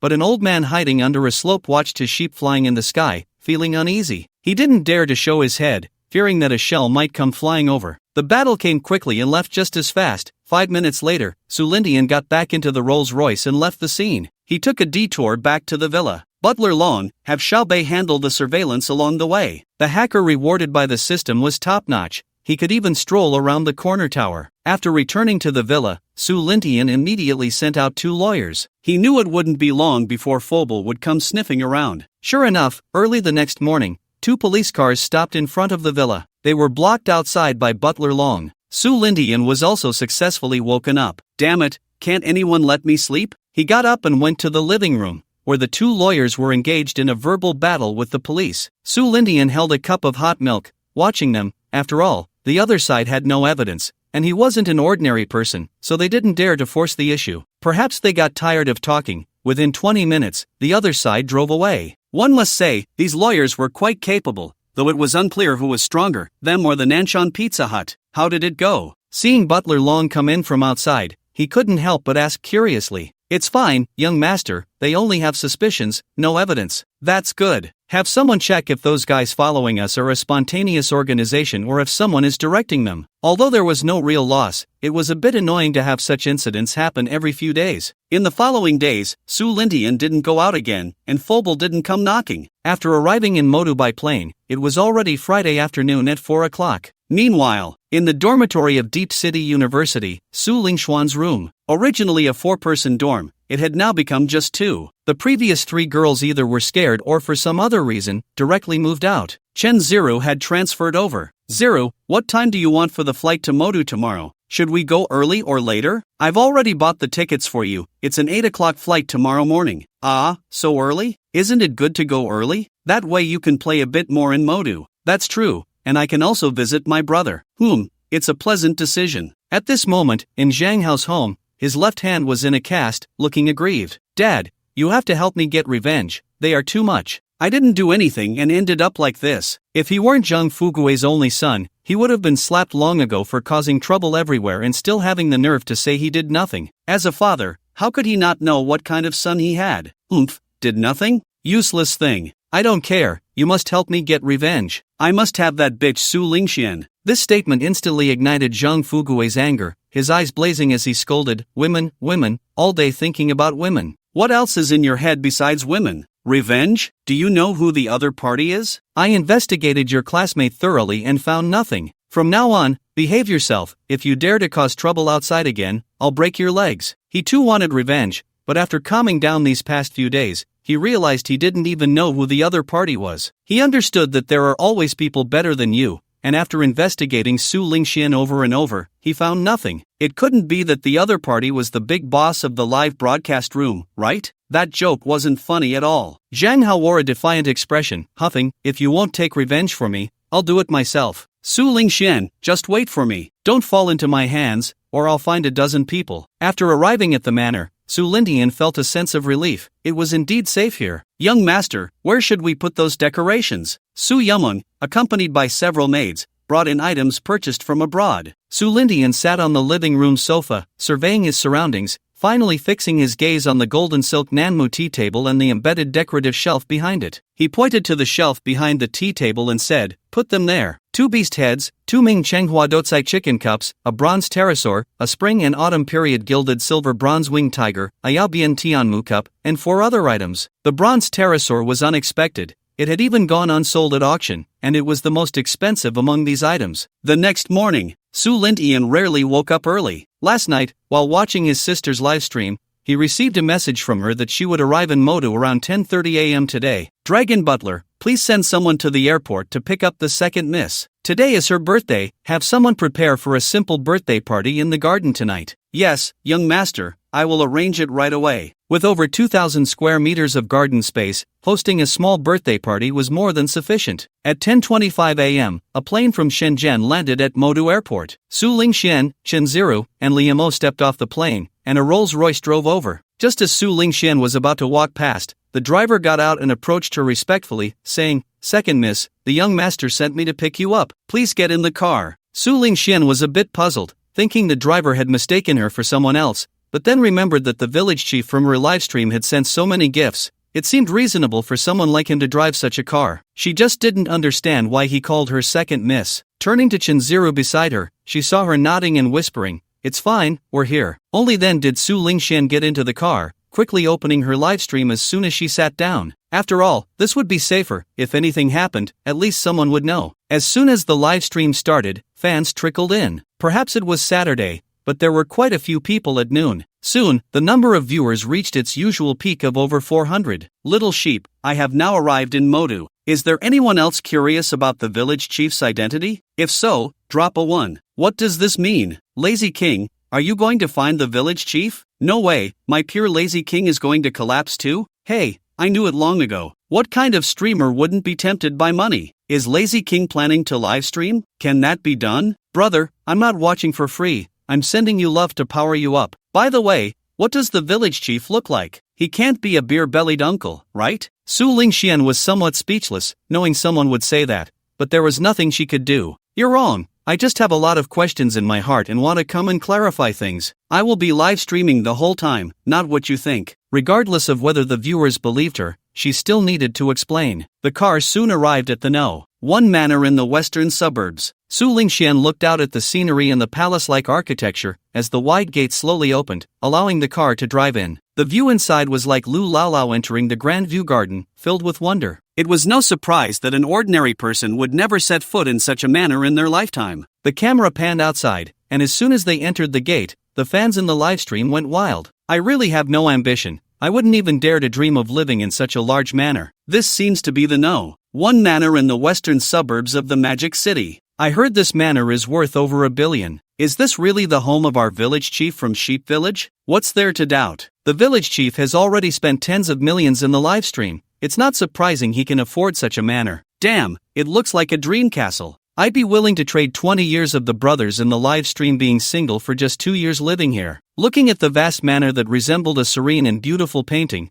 Su Lingxian felt as if she had entered a fairy tale world. The expansive lawn stretched out like a green velvet carpet into the distance, with lush trees providing cool shade, making one feel as if they were in a green paradise. Following the winding path, a magnificent building stood before her. This building combined classical and modern styles, its grand appearance and smooth lines giving off a solemn and majestic feeling. The car stopped at the entrance of the main building, and Su Lingxian, feeling a bit anxious and nervous, got out with Chen Ziru. Stepping inside the main building, she was immediately struck by its luxury. The spacious hall was adorned with exquisite furniture and artworks, with precious paintings hanging on the walls, making one feel as if they were in a palace of art, especially the huge tea table and the items on the shelves behind it. The livestream viewers, with their keen eyes, immediately spotted the beast heads above and gasped in shock. "Damn, am I seeing things? Are those beast heads over there? Bro, you're not mistaken. There are indeed 2, 1 snake head and 1 sheep head. It can't be fake, right? Are you stupid? Look at the village chief's status.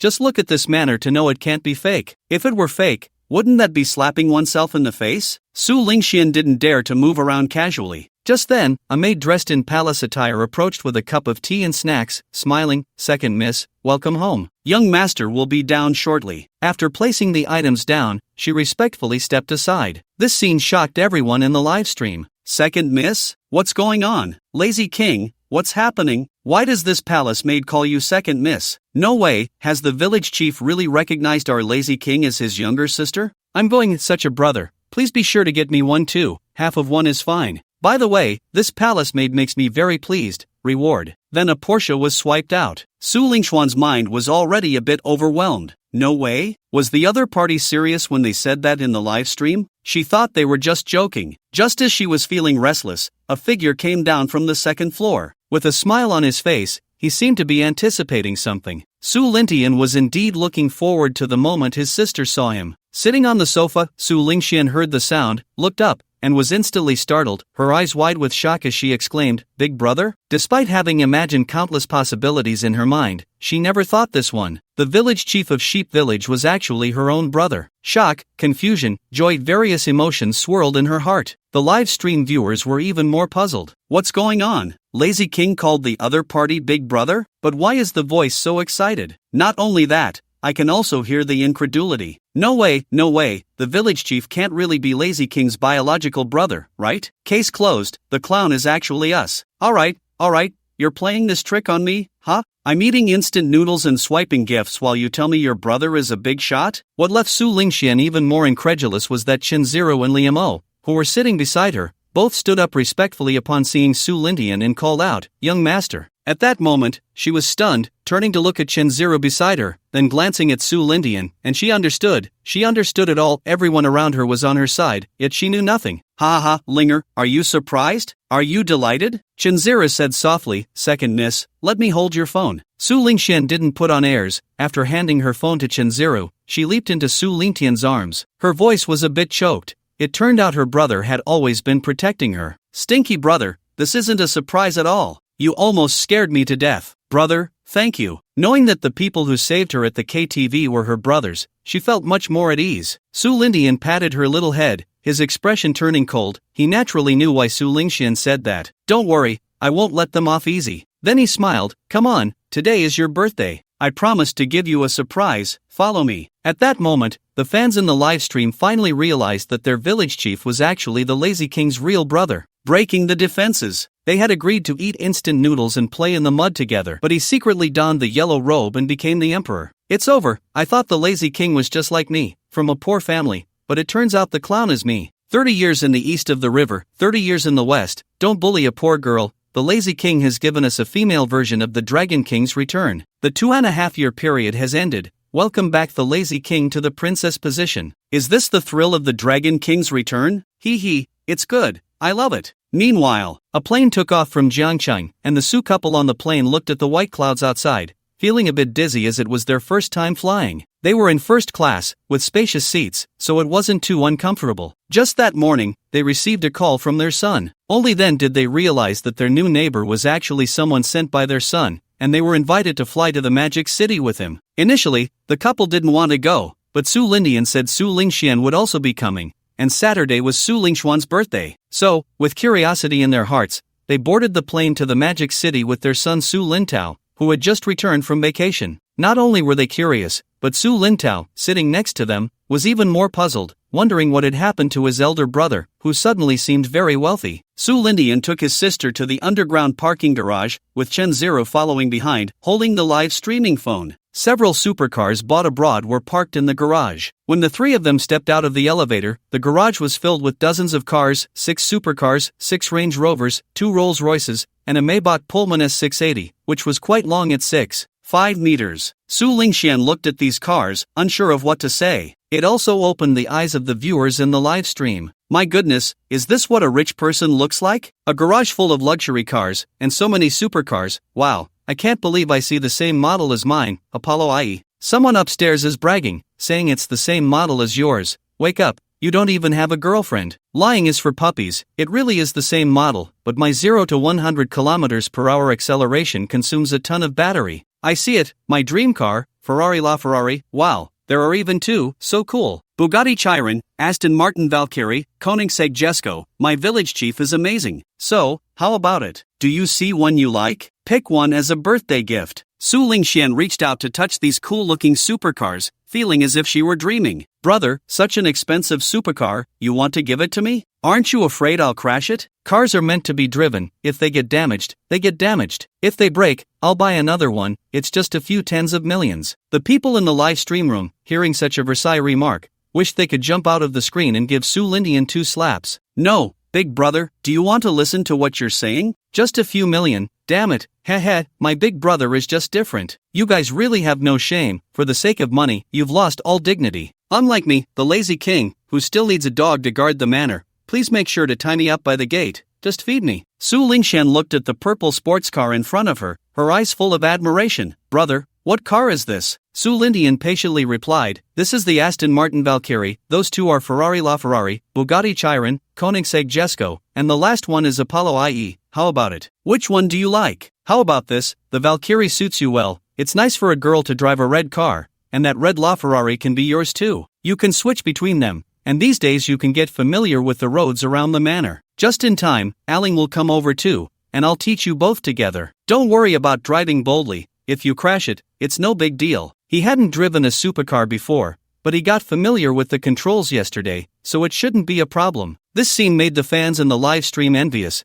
They expressed that they also wanted such a brother. Su Lingxian didn't refuse, although she really wanted to ask why her brother suddenly had so much money. It was clearly not the right time. After returning to the first floor, Su Lindian took her for a walk in the manor's garden. Su Lingxian took the phone from Chun Zero and smiled at the camera. Little lambs in the live stream. This is where we end the broadcast. You've seen it. The village chief of Lamb Village is my brother, which I didn't expect either. So don't stir things up anymore. I'm going offline now. Whoa, our little lambs are also time to graze. Seeing the lazy one turn from a passerby into a princess, whoa, I can't eat anymore. After turning off the live stream, Su Lingxian finally had the chance to ask her doubts. With her hands behind her back, looking at the lush green lawn, she turned to Su Lindian and asked, Brother, didn't you just graduate not long ago? Where did you get so much money? Su Lindian was not surprised. He had already anticipated this question and had prepared his answer. He said jokingly, I just came back from abroad, and I met an old man there on a pitch-black night. I was walking by the sea when suddenly a golden light pierced the sky, and I thought it was Grandpa Whitebeard, descending from the heavens with a cane, claiming to be the god of wealth. He saw my extraordinary bones and wanted to take me as his apprentice to help him spend money. Of course, I refused, cautiously approached him, and said, Master, please allow me to bow to you. Then he gave me a lot of bank cards and said, spend as much as you want, and then he disappeared. Su Lingxian could no longer hold back and burst out laughing. Ah, brother, you're amazing. It seems you are the chosen one to meet such a high-level person. Knowing that everyone has their secrets, she didn't ask further and just accepted it as the truth. The two shared a silent understanding. Su Lingxian suddenly said, Brother, you're really good to me. Silly girl, my kindness to you is just like yours to me. Besides, you are my only sister. If I don't treat you well, who else should I treat well? Su Lingxian suddenly jumped up.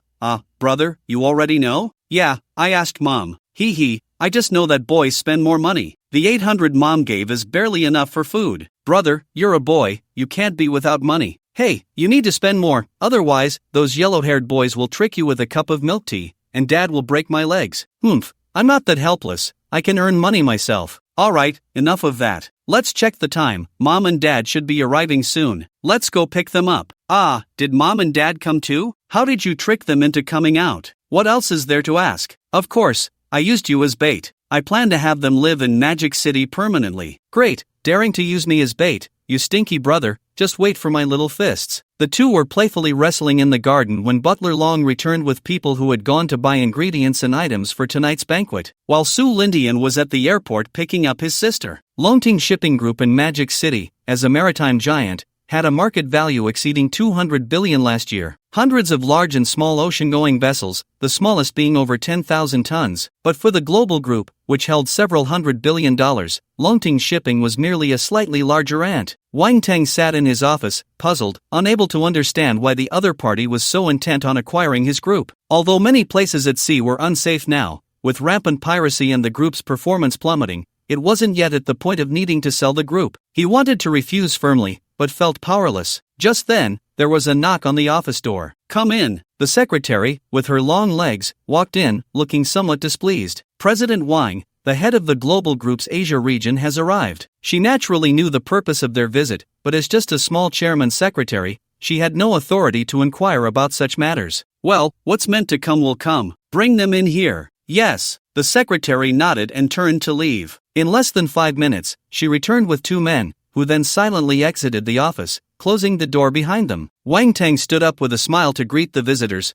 General Manager Li, I apologize for not welcoming you properly. Li Chen waved his hand. Although he was from the global group, Wang Tang's status was not low, and he didn't put on airs. Not at all. After everyone was seated, Li Chen got straight to the point. I wonder how President Wang has considered our proposal. A 10% dividend right, your position remains unchanged, and we will acquire the 41% equity you hold at a valuation 15% higher than the market value. It had to be said, this was very tempting, and he knew what kind of person his son was. At over 50 years old, by the time he retired, his son would not be able to compete with the old foxes in the group. Seeing Wang Tang still hesitating, Li Chen pressed on, intending to give him a hard push. To be honest, we originally wanted to acquire you as quickly and effectively as possible, and the headquarters prepared $200 billion, but our leaders greatly appreciate your character, President Wang, so we intend to give you an opportunity that you must seize. This could be considered a somewhat blatant threat, and it also conveyed to the other party that Longting Shipping was determined to have them. Wang Tang was taken aback,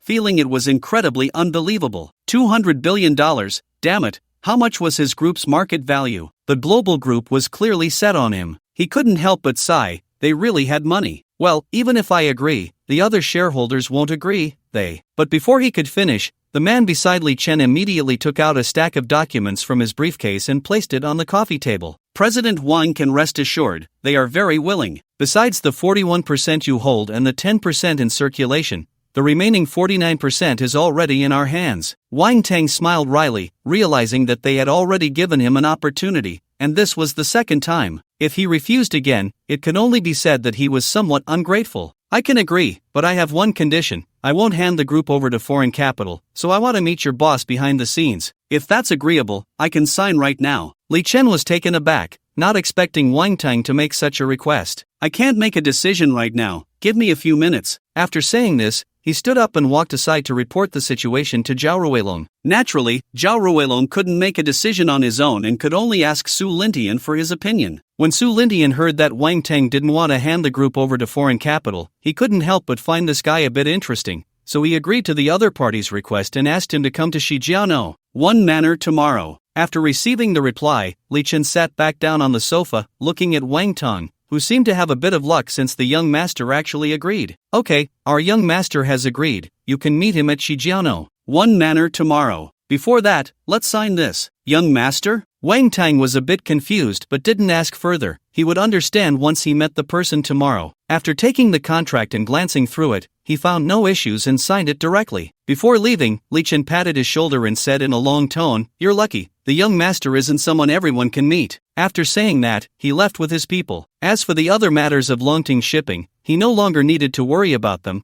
Someone would naturally take over. The senior management at the departmental level and above would all be replaced. Wang Tang felt a bit bewildered upon hearing this, but it wasn't hard to understand. Such a huge capital indeed wasn't something anyone could just meet. He couldn't help but be more curious about who the young master mentioned by the other party really was. At this moment, Su Lintian had already brought his parents and younger brother back to the manor. Su Lintao and the Su couple could hardly believe their eyes. Is this really where their son lives? Just look at this large lawn. How many vegetables could be grown here? Such a big piece of grassland. What a waste to leave it empty. It could grow a lot of vegetables. Li Jiao sighed as she looked at the vast grassland, secretly feeling a bit regretful. Regarding his mother's thoughts, Su Lintian found it somewhat amusing. There was no way to change it quickly, so he could only slowly adapt. He believed that through constant exposure, things would change. After all, one is influenced by their surroundings. Although it's somewhat inappropriate to use this here, the meaning is clear. Brother, am I dreaming? This big manor must be very expensive. Is that a welcoming pine? I heard those are really pricey. Ah, sister, why are you pinching me? Aren't you curious if this is a dream?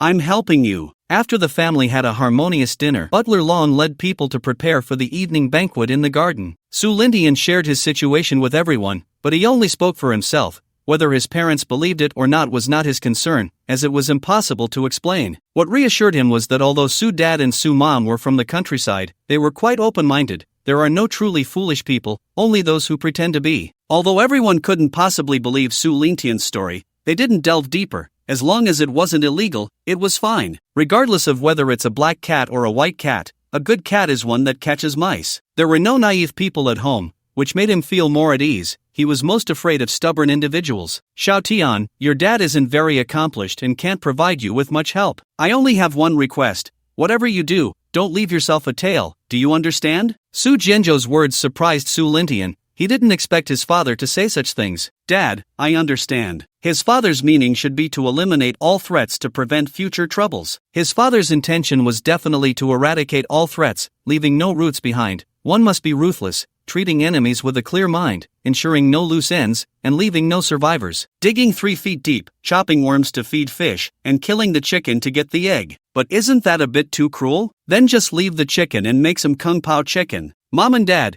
you don't have to go back, just stay here. In a couple of days, I'll have the butler take you around to see the beautiful mountains and rivers. Su Jianzhou's eyes lit up. He was quite open-minded. In the past, he had no money, and if he didn't work, he would starve, not to mention having a son and daughter to raise. He had no choice. Now that his son had succeeded, he thought about living a little more comfortably in the next life. What was there to be unhappy about? Was he supposed to go back to exhausting work when he wasn't even sick? What was the point of his son earning so much money? Li Jiao was about to refuse but was stopped by her husband. All right, don't refuse. Our son has grown up. It's time for him to take on the responsibilities of this family. Jiao, I haven't taken you on a trip yet. Let's leave this family to Xiaotian and go enjoy our time together. Li Jiao shot Su Jianzhou a glare. Are you trying to get yourself killed? Why say such things in front of the kids? Hee, Mom is shy. We didn't hear anything, Su Lintian said, leading his younger siblings out. They returned to the underground garage, where Su Lintao's eyes lit up at the sight of the supercars parked in the space. What boy doesn't like supercars? Wow, brother,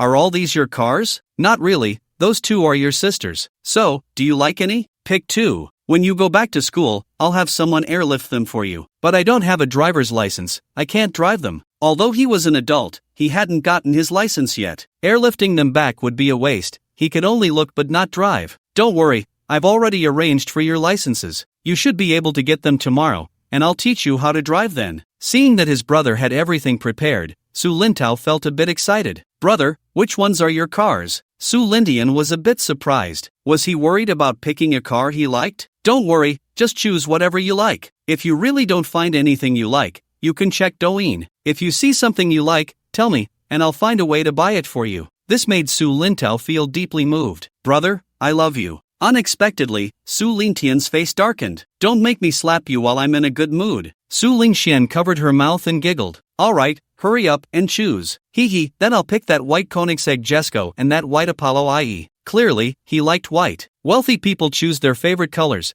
while beautiful women don't care what color your supercar is. Okay, I'll have someone airlift them back for you. Now, let's go for a walk around the estate. Don't end up not recognizing your own home. After taking the 2 on a tour around the estate, Su Lintao felt relaxed, as if a layer of shackles had been lifted from him. After all, he was in his senior year and would soon be taking college entrance exams. He had previously thought that if he studied hard and got into a good university, life at home would be much easier. But often, the more he thought this way, the greater the pressure he felt, almost crushing him. What could he do? The family was poor. He could only work harder. Even when confessing to the girl he liked, he could only say, I'm sorry, I don't like you. At that moment, his heart felt like it was being cut by a knife. Su Lintian turned to look at his younger brother. After 2.5 years of living together, he understood his brother's character and efforts. Moreover, the events that happened at school had been reported back in detail. Rejecting someone you like must be painful, my silly brother. But you also know the other person's background. It seems I need to find a time to talk to him. That night, in the large garden, brightly lit, a long table was set with various delicacies, and beside it was a bar stocked with all kinds of drinks. The surroundings were filled with flowers, resembling a sea of blossoms, leaving only a pathway,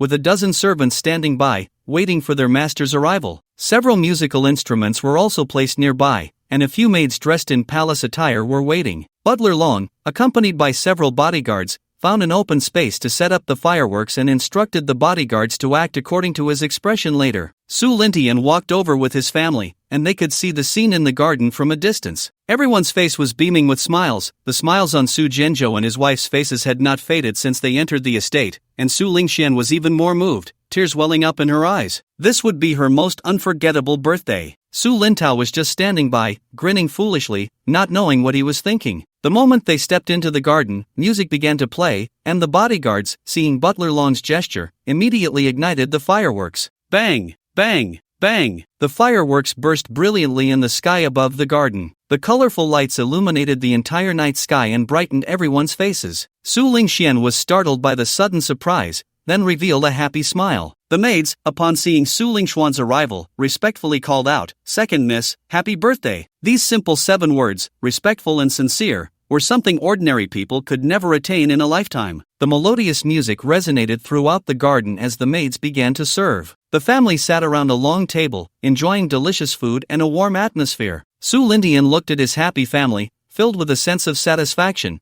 while also thinking about Su Lingxuan's previous experiences. It seemed that tomorrow he would have to let the other party go hungry for a while. After all, he had already been quite kind by letting them eat so many hearty meals. After the banquet ended, Su Lindian returned to his room, took a shower, and then went to Su Lintao's room. At that moment, Su Lintao had just finished showering and was sitting on the balcony enjoying the night view. Su Lindian knocked on the door, and after receiving a response from inside, he pushed the door open. "Bro, why did you come over? Is there something up? You little brat, can't I just come to chat if there's nothing? Why the long face? What are you thinking about?" He found a stool and sat down beside him. Su Lintao held a cup of water with both hands, looked up at the sky, and said, "Bro, if a girl confesses to you and you refuse her but then regret it, what would you do?" Su Lindian really wanted to slap him. It seemed he was troubled by love. "Little brother, can you not be so melancholic? You're only 18, why act so mature? You should have the spirit of the eldest son of heaven, not the second son. Bro, stop joking with me. Haven't you heard that poor kids grow up early? Hey, you little rascal,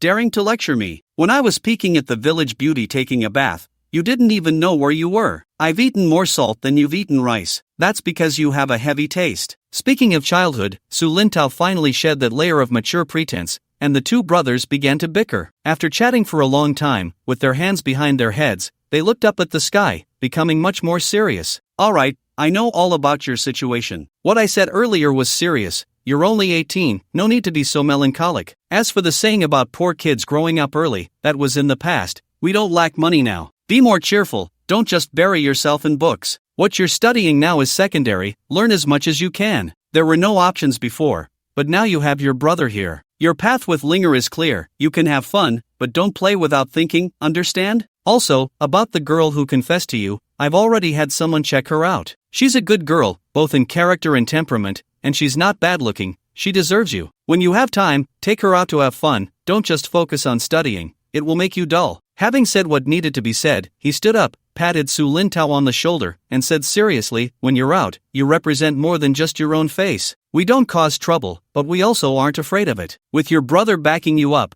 don't fear trouble. Alright, it's late, get some rest. Tomorrow, I still need to teach you how to drive." He patted his shoulder heavily twice and turned back to his room. At that moment, Su Lintao stood frozen in place, a look of confusion on his face. How did his older brother know about his confession? The next morning, Su Lin Tian had someone drive 3 supercars to the roadside outside the manor, where there were few vehicles and the road was wide enough. Butler Long, along with several bodyguards, stood by the roadside, both to protect and to be ready for the young master's and young lady's commands. A professional butler is indeed different. Su Lin Tian explained various buttons and operations, and the two learned quickly, getting the hang of it in half an hour. Su Lin Tian was both learning and teaching, and after an hour, the three slowly became familiar, driving leisurely on the road. In the distance, a car stopped in front of Butler Long, and the other party handed over 2 document bags without lingering, driving off into the distance. After practicing for half an hour, the speed of the cars increased from slow to fast, and soon they were driving at a normal speed. At that moment, a Rolls-Royce was coming from the western suburbs. Inside the car, Wang Tong was resting with his eyes closed, while his son beside him looked puzzled. He had no idea where his father was taking him so early in the morning without going to the company. "Dad, where are we going now? Isn't this the road to the western suburbs? What are we going there for?" There were so many questions that Wang Tang felt like giving him a slap to make him shut up. After thinking for a moment, he worried that his son might not know the identity of the other party and might offend his boss. "Hey, if you were a bit more promising, I wouldn't have to do this. Longting Group changed hands yesterday, and now we are going to meet the young master." As soon as these words were spoken, it stirred up a storm, leaving Wang Yulong in disbelief. After all, Longting shipping was his father's lifelong effort. How could he bear to sell it? "Dad, you're not joking, are you? This is your lifelong effort. Do you think I want to? If it weren't to pave the way for you, would I be doing this?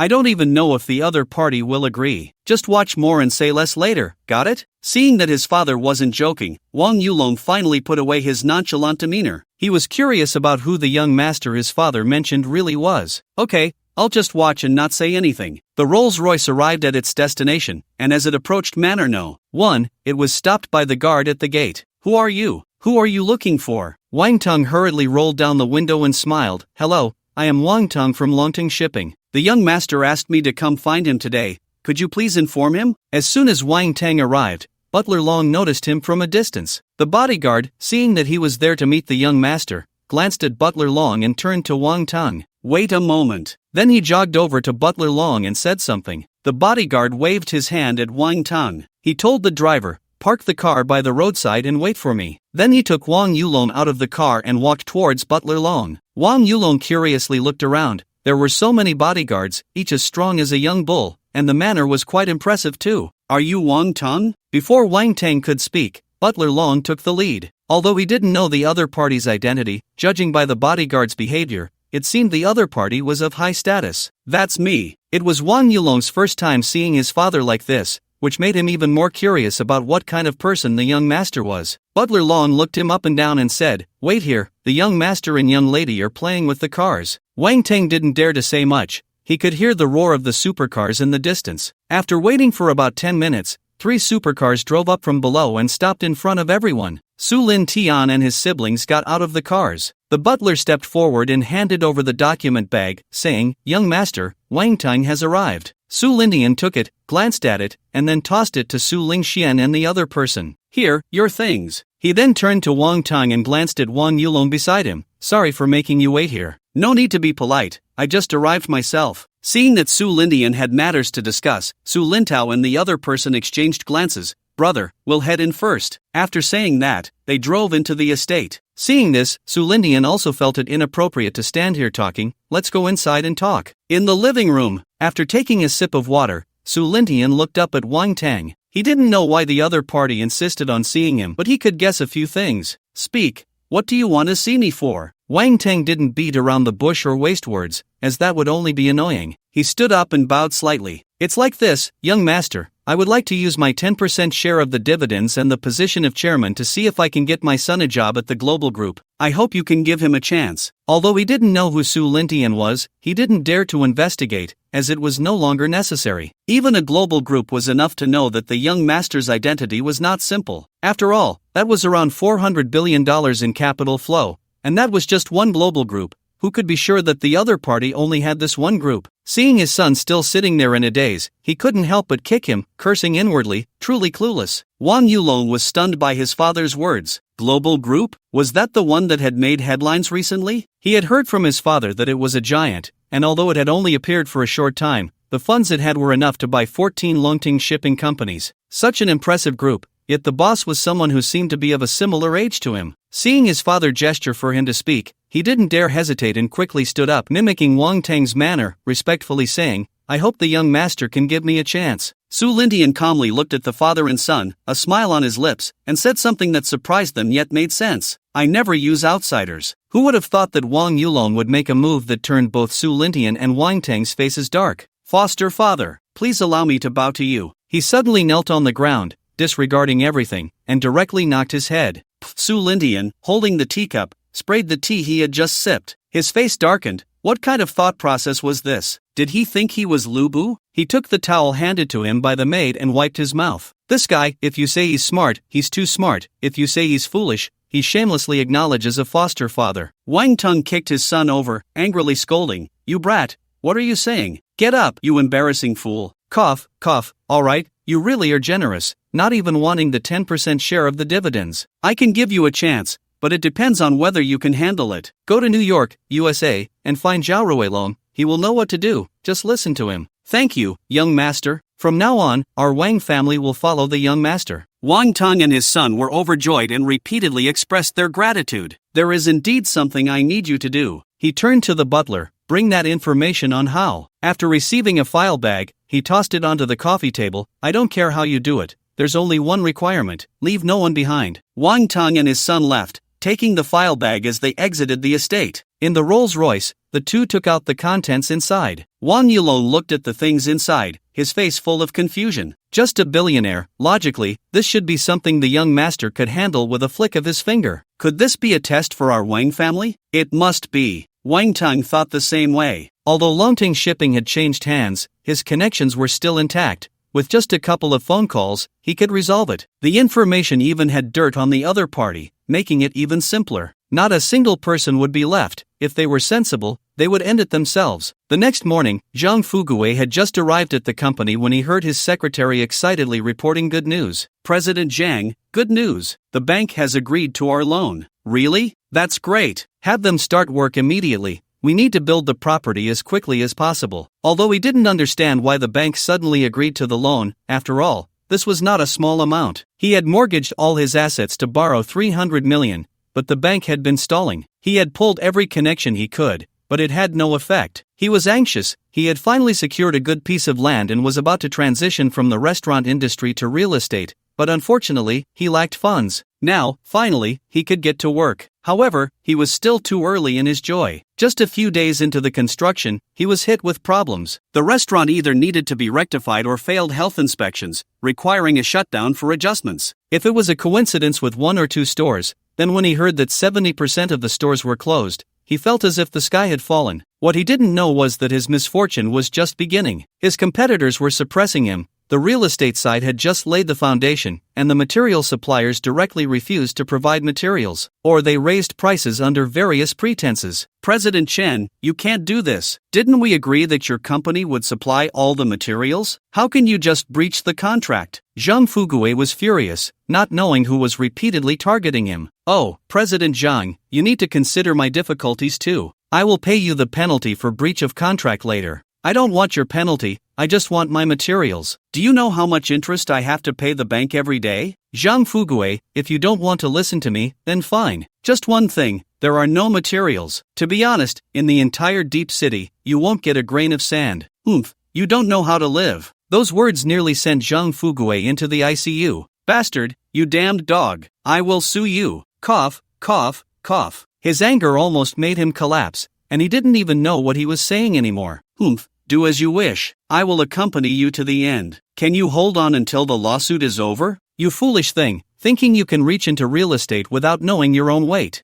He spat out a mouthful of blood and fell to the ground. When he woke up again, Zhang Hai was sitting beside him, looking anxious. Dad, you're finally awake. We're done for. The construction site has stopped work, the bank is starting to demand payment, and the restaurant is only losing money. You need to think of a way. Just waking up, Zhang Fuguwei heard this news, and for a moment, it felt like a bolt from the blue, nearly making him faint again. After calming down, he realized it wasn't his attempt to enter real estate that caused this. Someone was definitely targeting him. But he hadn't offended anyone. After thinking it over, it seemed to only be those people from the KTV back then. You go out first, let me think. Zhang Hao had no choice but to leave the room temporarily. Zhang Fuguwei stared blankly at the ceiling. He regretted it. If he could go back to the past, he would definitely shoot his son against the wall. Everything started because of him. A woman had ruined his lifelong efforts. If it weren't for his son provoking that woman, he wouldn't have ended up like this. A surge of hatred rose in his heart. Damn it, even if I die, I won't let you have it easy. He picked up his phone and dialed a long-forgotten number. On the other end, a deep voice responded, "What a surprise, you would call me. So, who do you want to kill? You should know our rules. Although you saved my life, what's due still stands. I can give you 1 extra kill, as a way to repay your life-saving grace. Xinchun University, Suling Xin, 150 million. That's all the cash I can muster. If possible, please help me eliminate the person who's been plotting against me. If he has a son, just kill his son. I want him to live in pain for the rest of his life. Ha ha ha." This 150 million was actually bank money,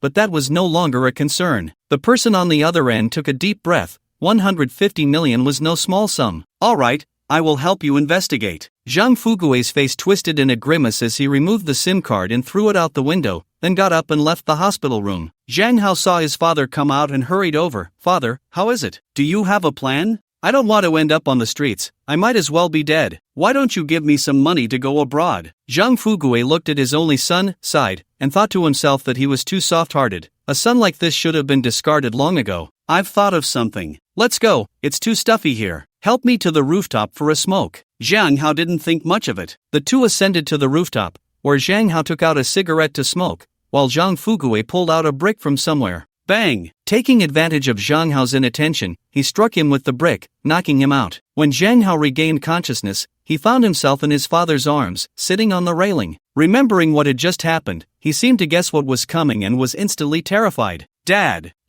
what are you doing? No, please, let's talk this over. I don't want to die. His body trembled uncontrollably, tears streaming down his face. At this height, would he even survive a fall? It's okay, Dad is with you. It'll be over soon, they won't let you go, so it's better to go with Dad. No, Dad, please, I don't want to die. I haven't lived enough yet.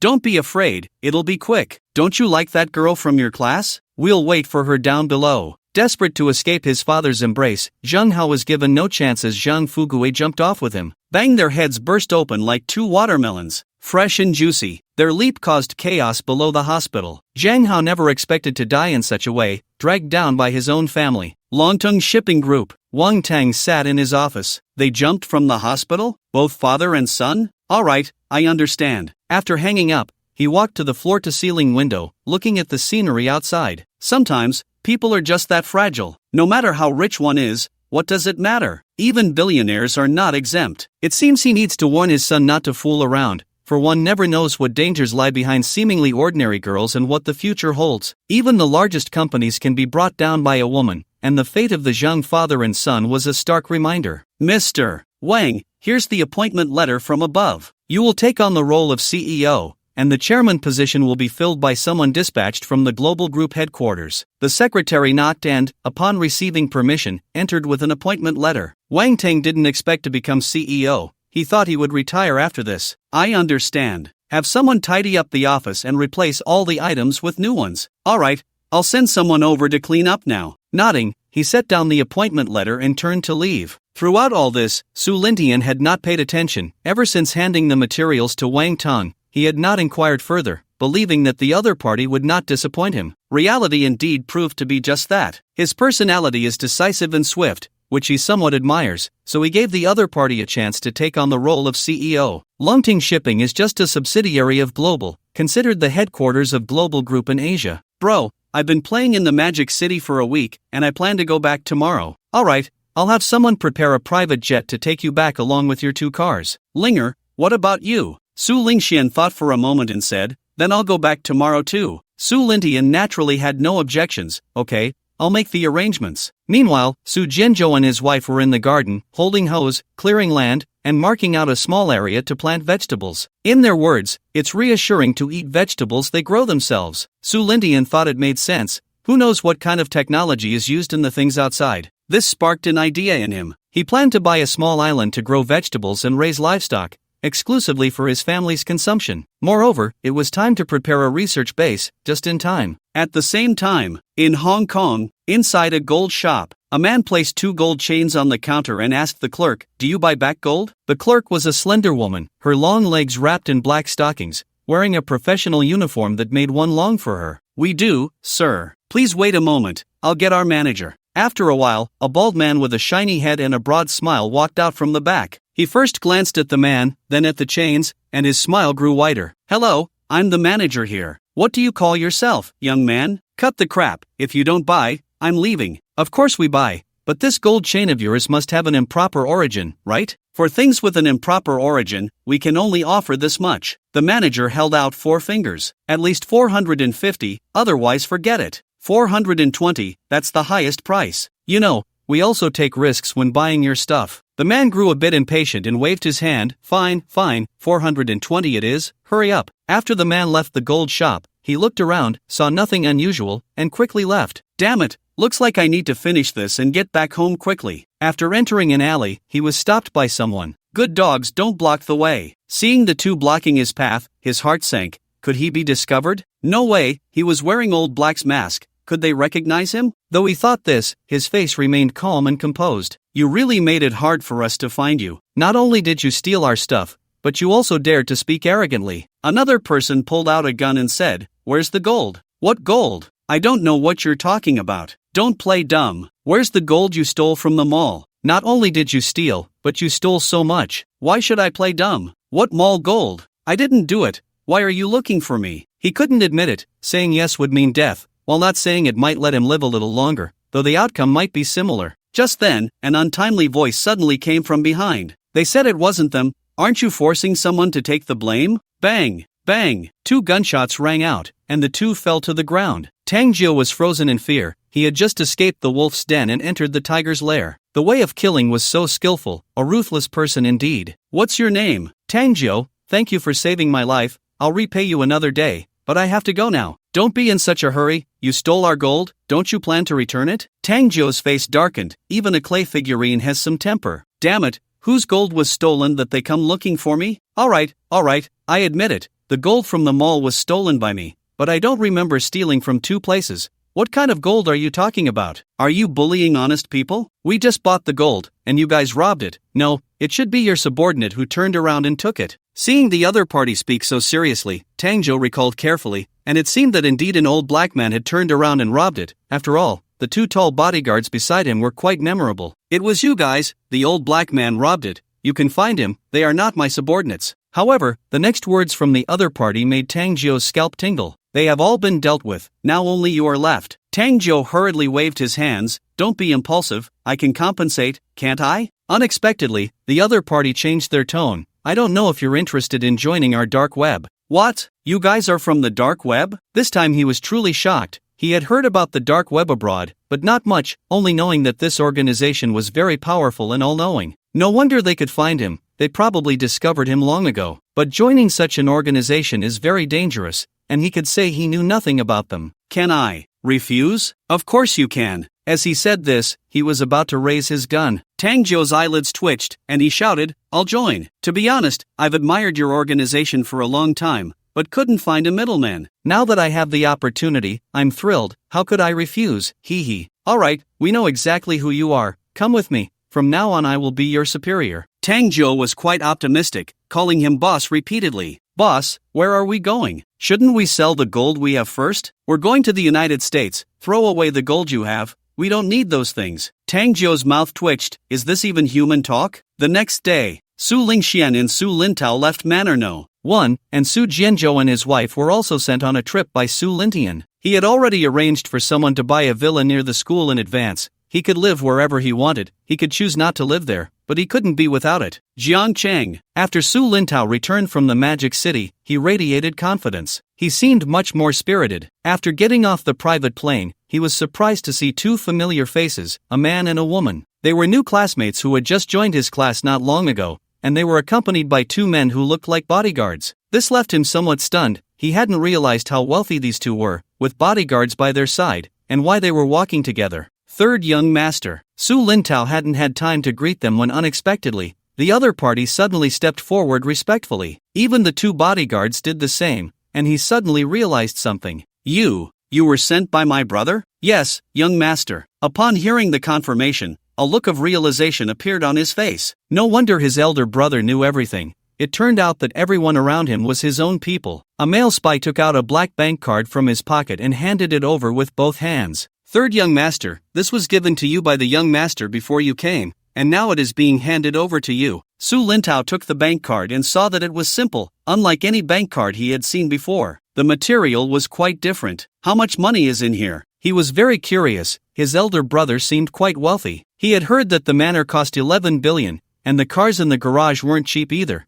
The 2 cars he had were already worth $500 million. This bank card, based on his elder brother's style, should have at least several tens of millions. However, the male spy's words dropped his jaw. Third young master, before you returned, we spent over 30 million to buy a villa in the villa area near the school, and now there are only about $4 billion left in the card. Su Lintao heard this number and didn't know what over $4 billion meant, but he knew there were many zeros behind it. The phrase only left was used very well, leaving him unable to find any fault. Is my big brother really running a mint in the United States? After putting away the bank card, the car was unloaded on the plane side. Alright, you can drive, right? Yes, third young master. That's good enough. Help me drive one back, and you lead the way. Let's go check out the villa first. Su Lintao handed over the key to the Apollo IE while he himself got into the Koenigsegg Jesko, following behind. The 2 supercars drove out of the airport, instantly attracting everyone's attention, especially the Apollo IE, which was quite rare in the country. Of course, the Koenigsegg Jesko was not far behind. It was also seldom seen on the road. Wow, what car is that? So cool. That must be the Apollo IE. It's my first time seeing it in the country. It's really awesome. Bro, you know quite a bit. Hee hee, of course. I've seen plenty of supercars, so I recognize them.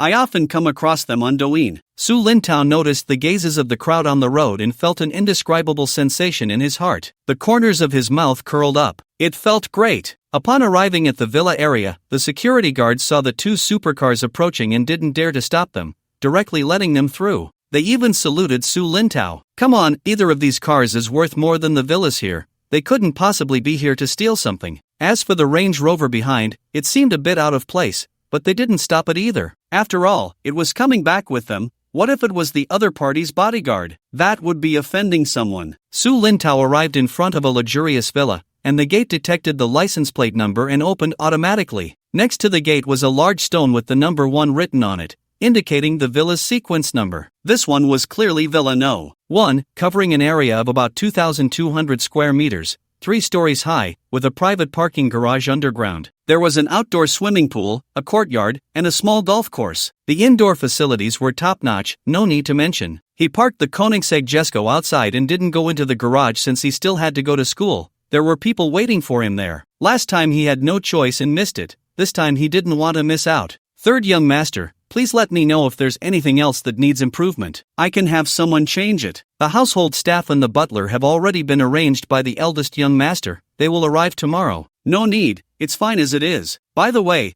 are you all going back to school? Of course, our duty is to protect your safety at school, while the bodyguards will protect you outside. Alright, I'll go check on the school. You all can get busy. After putting away his belongings, he drove off. The 2 security guards at the guard booth saw Su Lintao was leaving and quickly raised the barrier, then ran out to salute him straight until he left. Only then did they lower their hands. Hugh, which young master is this? I've never seen him before. Slap. Are you stupid? Didn't you see he came out of Villa No. 1? He must be the new owner. From now on, you better be more observant. Do you know what kind of car that is? I know, it's a supercar. Slap, I told you to watch more videos and dream a bit more. That's a Koenigsegg Jesko. If you scratch it even a little, you might as well jump off a building. Living the rest of your life won't be worth it. Naturally, Su Lintao had no idea about the guard's conversation. He drove to a roadside tobacco shop, bought 2 packs of Manhwa cigarettes, and then drove to the school. The school security had never seen such luxury cars. Although the school wasn't lacking in rich second-generation kids,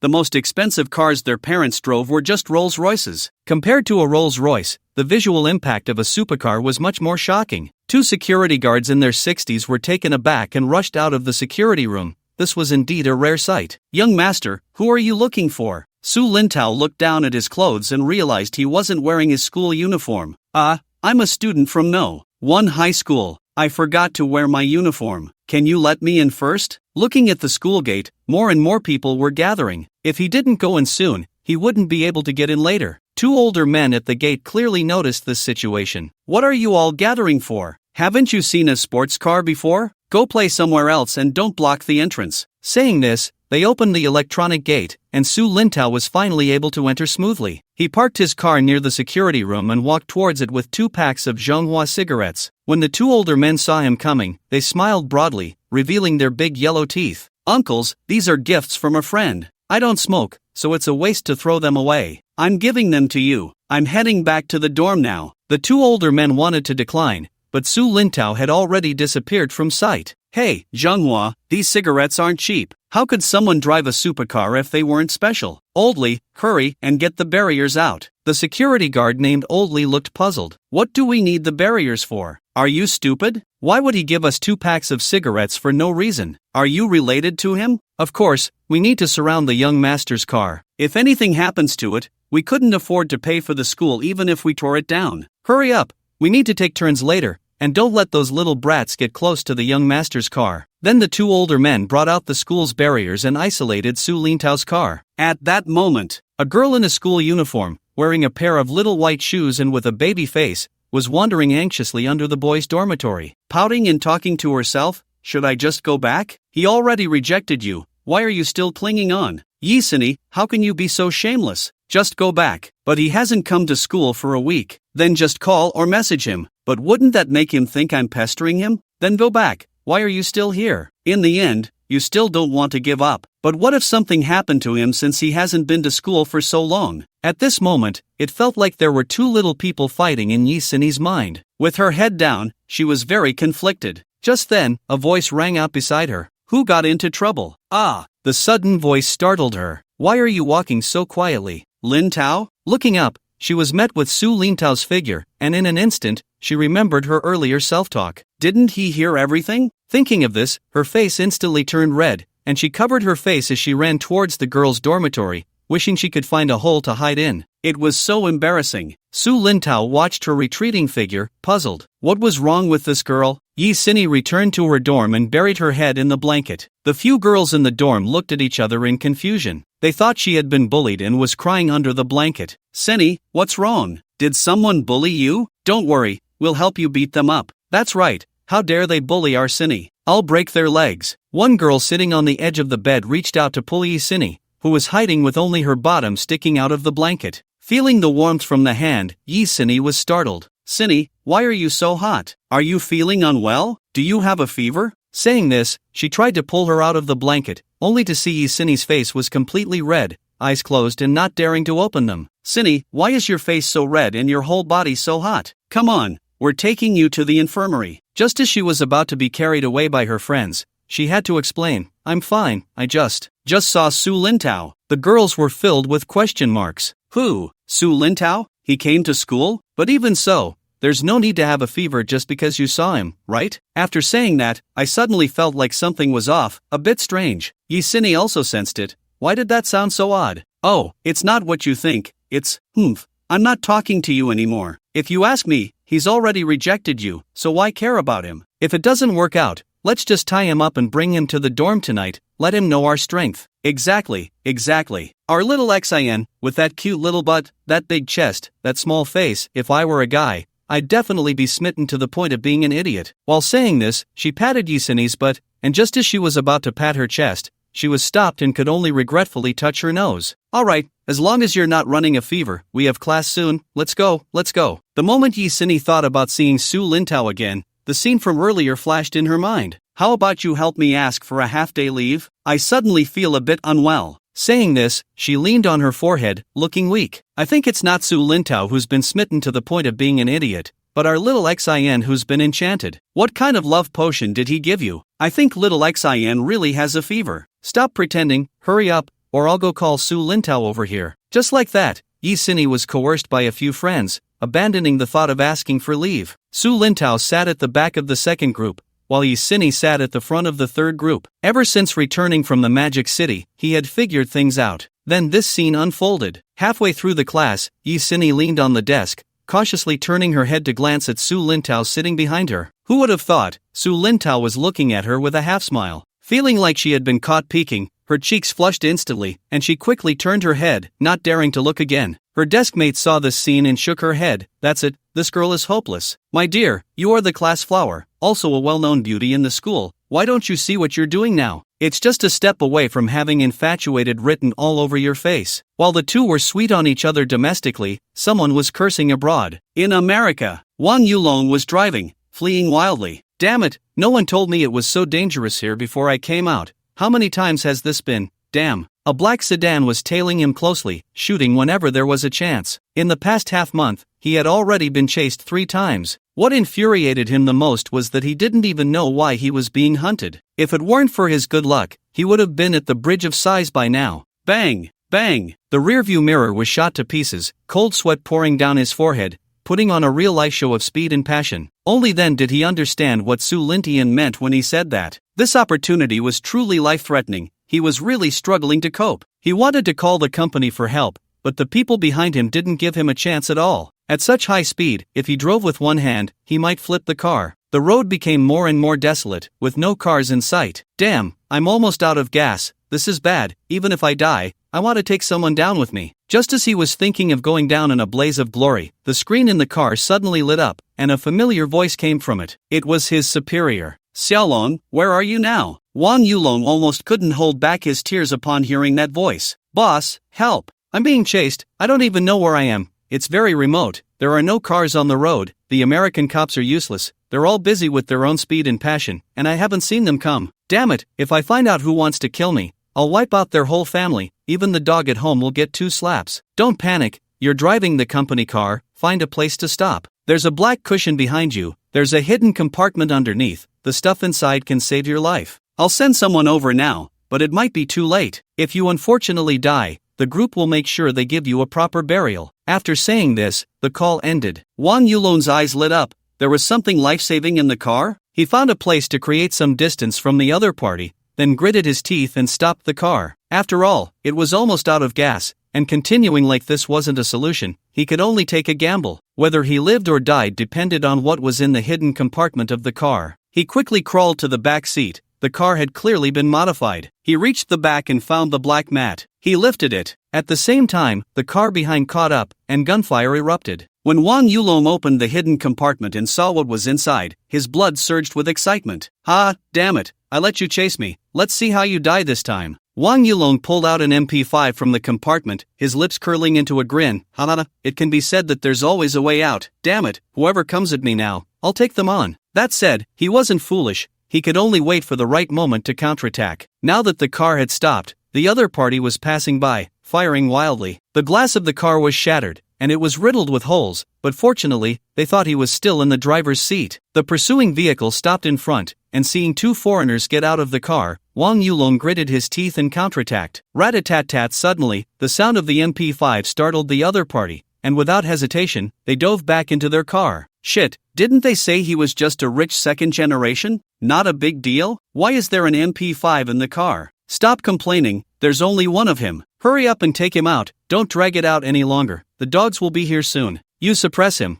I'll drive the car into him. The MP5 fire made them hesitant to show their heads. Even if Wang Yulong's aim was off, the gunfire was enough to increase the pressure on them. Wang Yulong's arm felt a bit numb from the recoil. It was his first time shooting, and he was a bit unaccustomed. Seeing the other party start their car, he instantly knew their intention, and the corners of his mouth lifted slightly. A little pistol can't beat me. You want to ram me with your car, huh? Fine, let me show you my big treasure. Saying this, he pulled out an RPG from the hidden compartment and hoisted it onto his shoulder. Damn it, you want to hunt me down? Today, I'll make sure you have no place to die. From the middle of the seat, with the RPG at such a distance, he didn't even need to aim much. The 2 assassins saw what Wang Yulong was shouldering in the back seat and were instantly horrified. Oh shit. Run, the intel was wrong. He's not a rich second generation, he's an arms dealer, and there's an arsenal in his car. The driver, hearing his companion's voice, looked confused. What? Shit, what are you waiting for? The other car has an RPG. Get out of here, you son of a bitch. After that, he quickly popped his head up and waved. Hey, stop, stop, stop. Misunderstanding. Wang Yulong looked disdainful.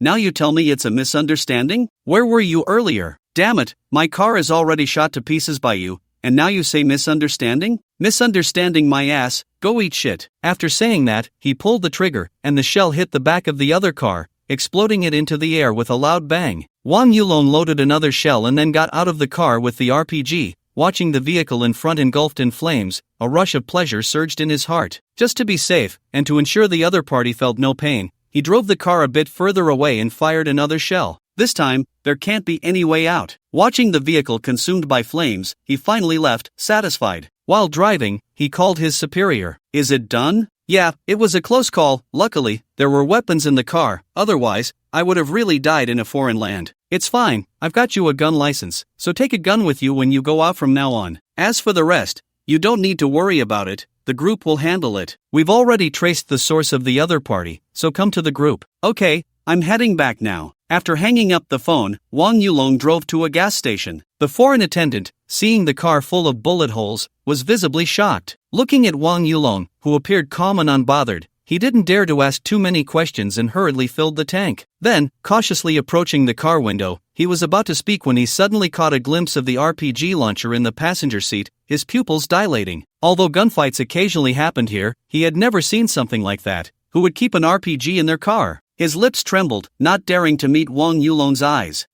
Sir, the gas is filled. Wang Yulong glanced at the trembling attendant, wondering if he was sick. How much? It was his first time refueling abroad, so he hadn't paid much attention to gas prices. However, the attendant's response left him a bit stunned. Sir, How much do you think I should charge? Not wanting to waste time, Wang Yulong tossed a few $100s at him and drove off. When he returned to the group headquarters and parked the car, he got out to find his superior waiting at the entrance. The other man was the Minister of Security, and Wang Yulong had been assigned to the security department by Zhao Ruilong. Since he was sent by Su Lindian, his status was above outsiders but below his own people. It could be said that, apart from those released from the space by Su Lindian, Wang Yulong was among the highest-ranking individuals in the global group. Wow, if I didn't know better, I'd think you just came back from the Middle East, Lianren teased, looking at the nearly scrap car. He was aware that someone was trying to kill Wang Yulong and knew about it before the other party even acted, but he didn't mention it right away. It was a test, after all. His young master had said that such opportunities were not easily obtained. If the other party had died in the pursuit, it would just be bad luck for them. The global group didn't need useless people, especially not outsiders. If it weren't for Su Lindian giving him a chance, with his background, he wouldn't have been able to step into the global group headquarters at all. Opportunities and dangers coexisted. If he could survive, he wouldn't mind making use of him. Wang Yulong was completely unaware of this, not knowing that Su Lintian's test for him had only just begun. Boss, stop teasing me. If it weren't for my good luck, I would have been dead under their gun by now. Alright, come with me. The global group headquarters building was not located in the city center. It had 66 floors and covered an area of over 40,000 square meters, surrounded by 3-meter-high walls,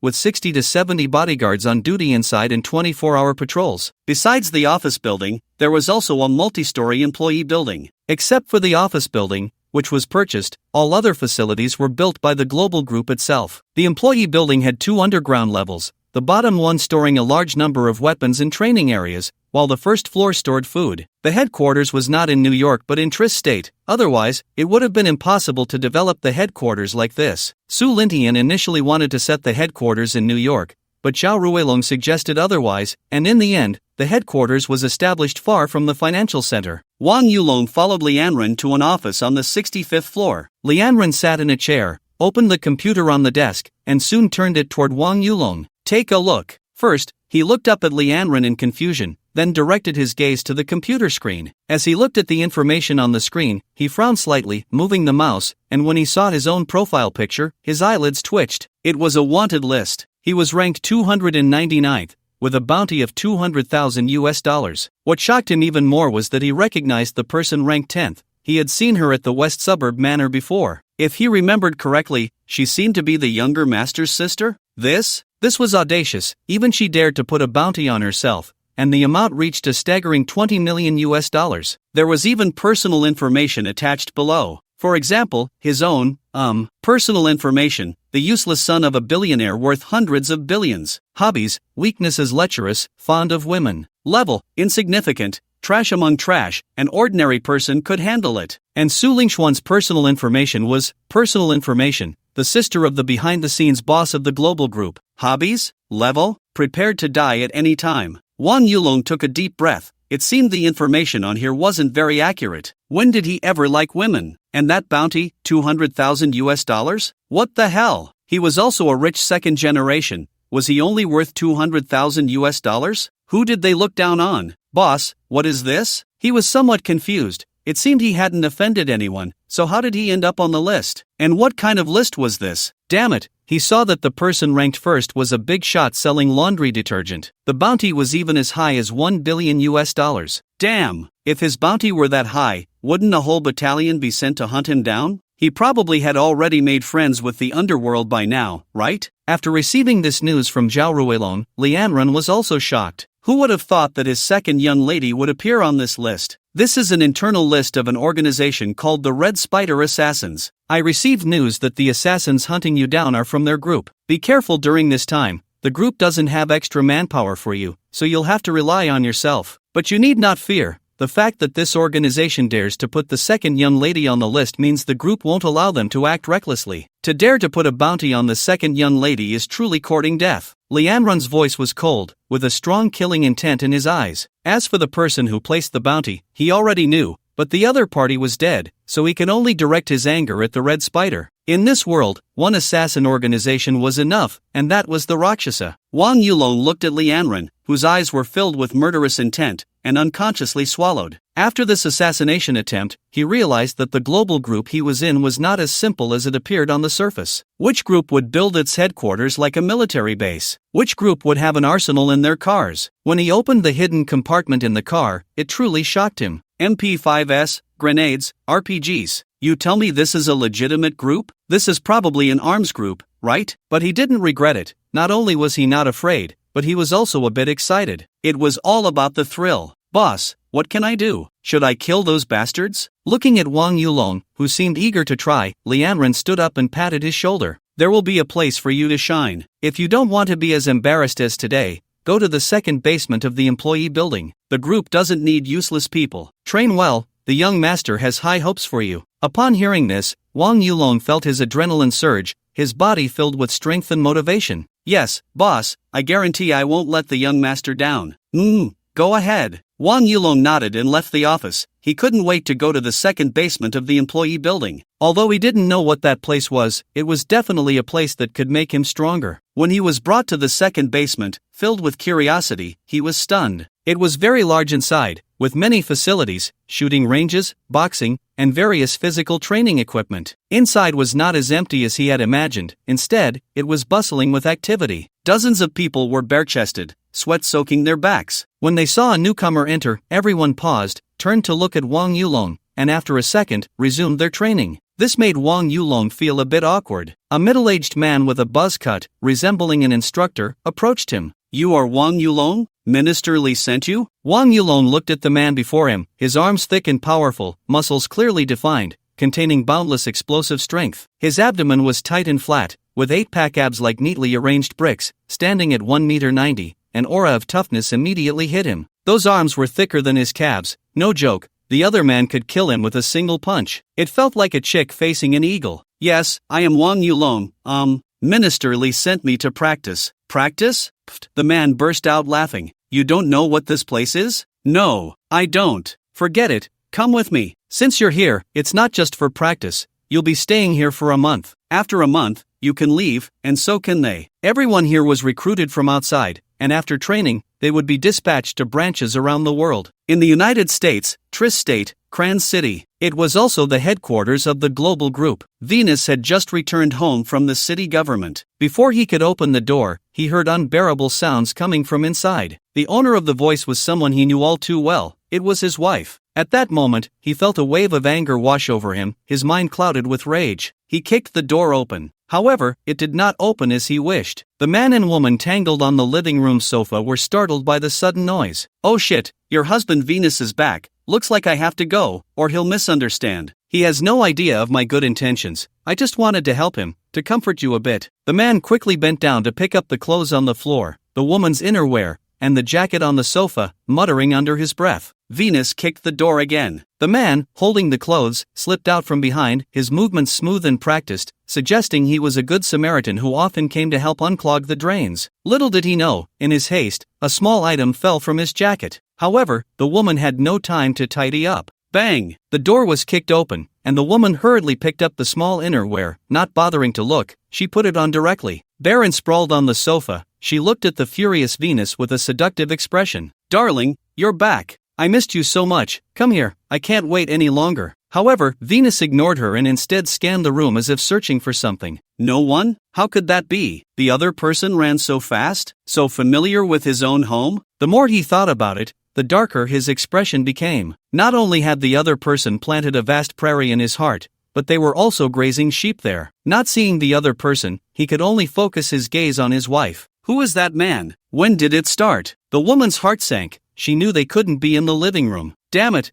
next time it would be better to go back to the bedroom. Venus, what are you talking about? What man? I don't know what you're talking about. Venus was about to say something, but suddenly saw what she was wearing, and his anger flared. A promiscuous woman, and you still say there's nothing? What are you wearing? That was the other woman's innerwear. The woman looked down in a panic. That. This is yours, am I that kind of person? Venus completely ignored her and began searching the room. then picked something up from the floor behind him. Seeing this thing, his face darkened with a terrifying gloom. It was something belonging to the state legislator. Taking a deep breath, he tried to calm himself down, putting the item into his pocket, his expression returning to normal. He turned around and embraced his wife, saying, "Dear, I misunderstood you, I'm sorry. I've been busy with work lately and a bit tired." The woman, who thought she had escaped a disaster, smiled and comforted him. "Dear, you scared me. It's okay, as the mayor of Crand, I can understand." The next day, Venus sat in his office with a gloomy face, lost in thought. The other party was a legislator, and he was just a small mayor, but thinking about what he had overheard outside yesterday made him wish he could drink the other's blood. Just then, "Mayor, someone outside wants to see you." "I won't see him." He was in a terrible mood and had no interest in anything else. The person said he could help you solve your current difficulties. "If you don't want to see him, I can send him away." "Wait, bring him in." He wanted to see who dared to say such things. Before long, Tangjio was brought in. He felt a bit nervous. Who would have thought that not only would he come back with zero expenses, but now he was here to see the mayor? It felt surreal and a bit thrilling. This was something he could brag about for half a lifetime. Once the office was left with just the two of them, Venus finally looked up at Tangjio. He was somewhat surprised to see an Eastern face. "You have 5 minutes. What do you want from me?" Tangjio was not in a hurry. He sat across from him and took out an envelope from his pocket, handing it over. "Mr. Mayor, take a look at this. It should be useful to you." Venus opened the envelope, revealing a dozen photos, each in different poses, along with a USB drive. The subjects of the photos were 4 people. Of course, don't think too much about it. Some were from the scene on the sofa in the living room yesterday, and some were of him and his lover. Looking at these indecent photos, his previously calmed expression turned dark as coal again. His eyes fixed on Tangjio. If looks could kill, he would be riddled with wounds at that moment. "Are you threatening me? Aren't you afraid I'll shoot you right now?" Tangjio shifted in his seat, looking relaxed. He dared to come alone, so he was clearly not here to seek death. "No, no, no. Mr. Mayor, you misunderstood. I'm not here to threaten you, I'm here to invite you. Where did you get these things? And what do you mean by invitation? I wonder if Mr. Mayor has heard of the dark web?" "What? Are you from the dark web?" Venus suddenly stood up, startling Tangjio, who inwardly sighed. Was the organization he just joined this powerful? It had scared a mayor like this. He certainly didn't know that ordinary people would never understand what the term dark web represented. This intelligence organization, when it was first established,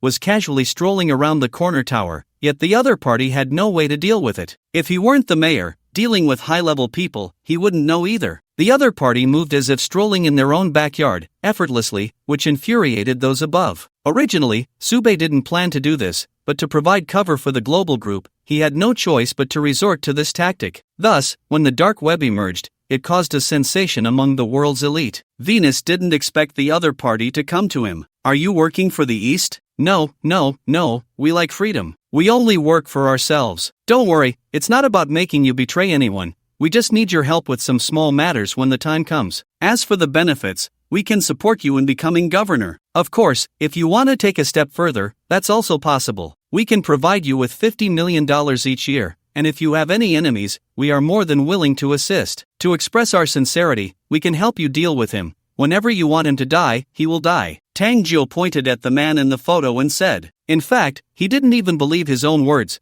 but there was no choice, he was just delivering a message. He would say whatever his superiors instructed him to say. Whether it could be done or not was something for the higher-ups to consider. Venus looked at the boastful Tangjio, his expression somewhat unpredictable, but recalling the scenes from yesterday, anger surged within him, and malice began to take shape. He decided to take a gamble, otherwise, he would be stuck in this position for the rest of his life. But first, he needed to test the other party's strength. "You just said, whenever I want him to die, he will die." Tangjio was overjoyed. Did the other party intend to agree? He had never thought the other party would agree and had even prepared to escape at any moment. That's right. Then good. I need to hear news of his death in 10 minutes. No problem. We'll see in 10 minutes. After that, the two stared at each other. 5 minutes later, Venus couldn't help but ask, "Aren't you going to report this to your superiors?" Tangjio replied calmly, "No need." In fact, he was also puzzled. If he didn't report, how would the organization know what was happening here? If there was no news in 10 minutes,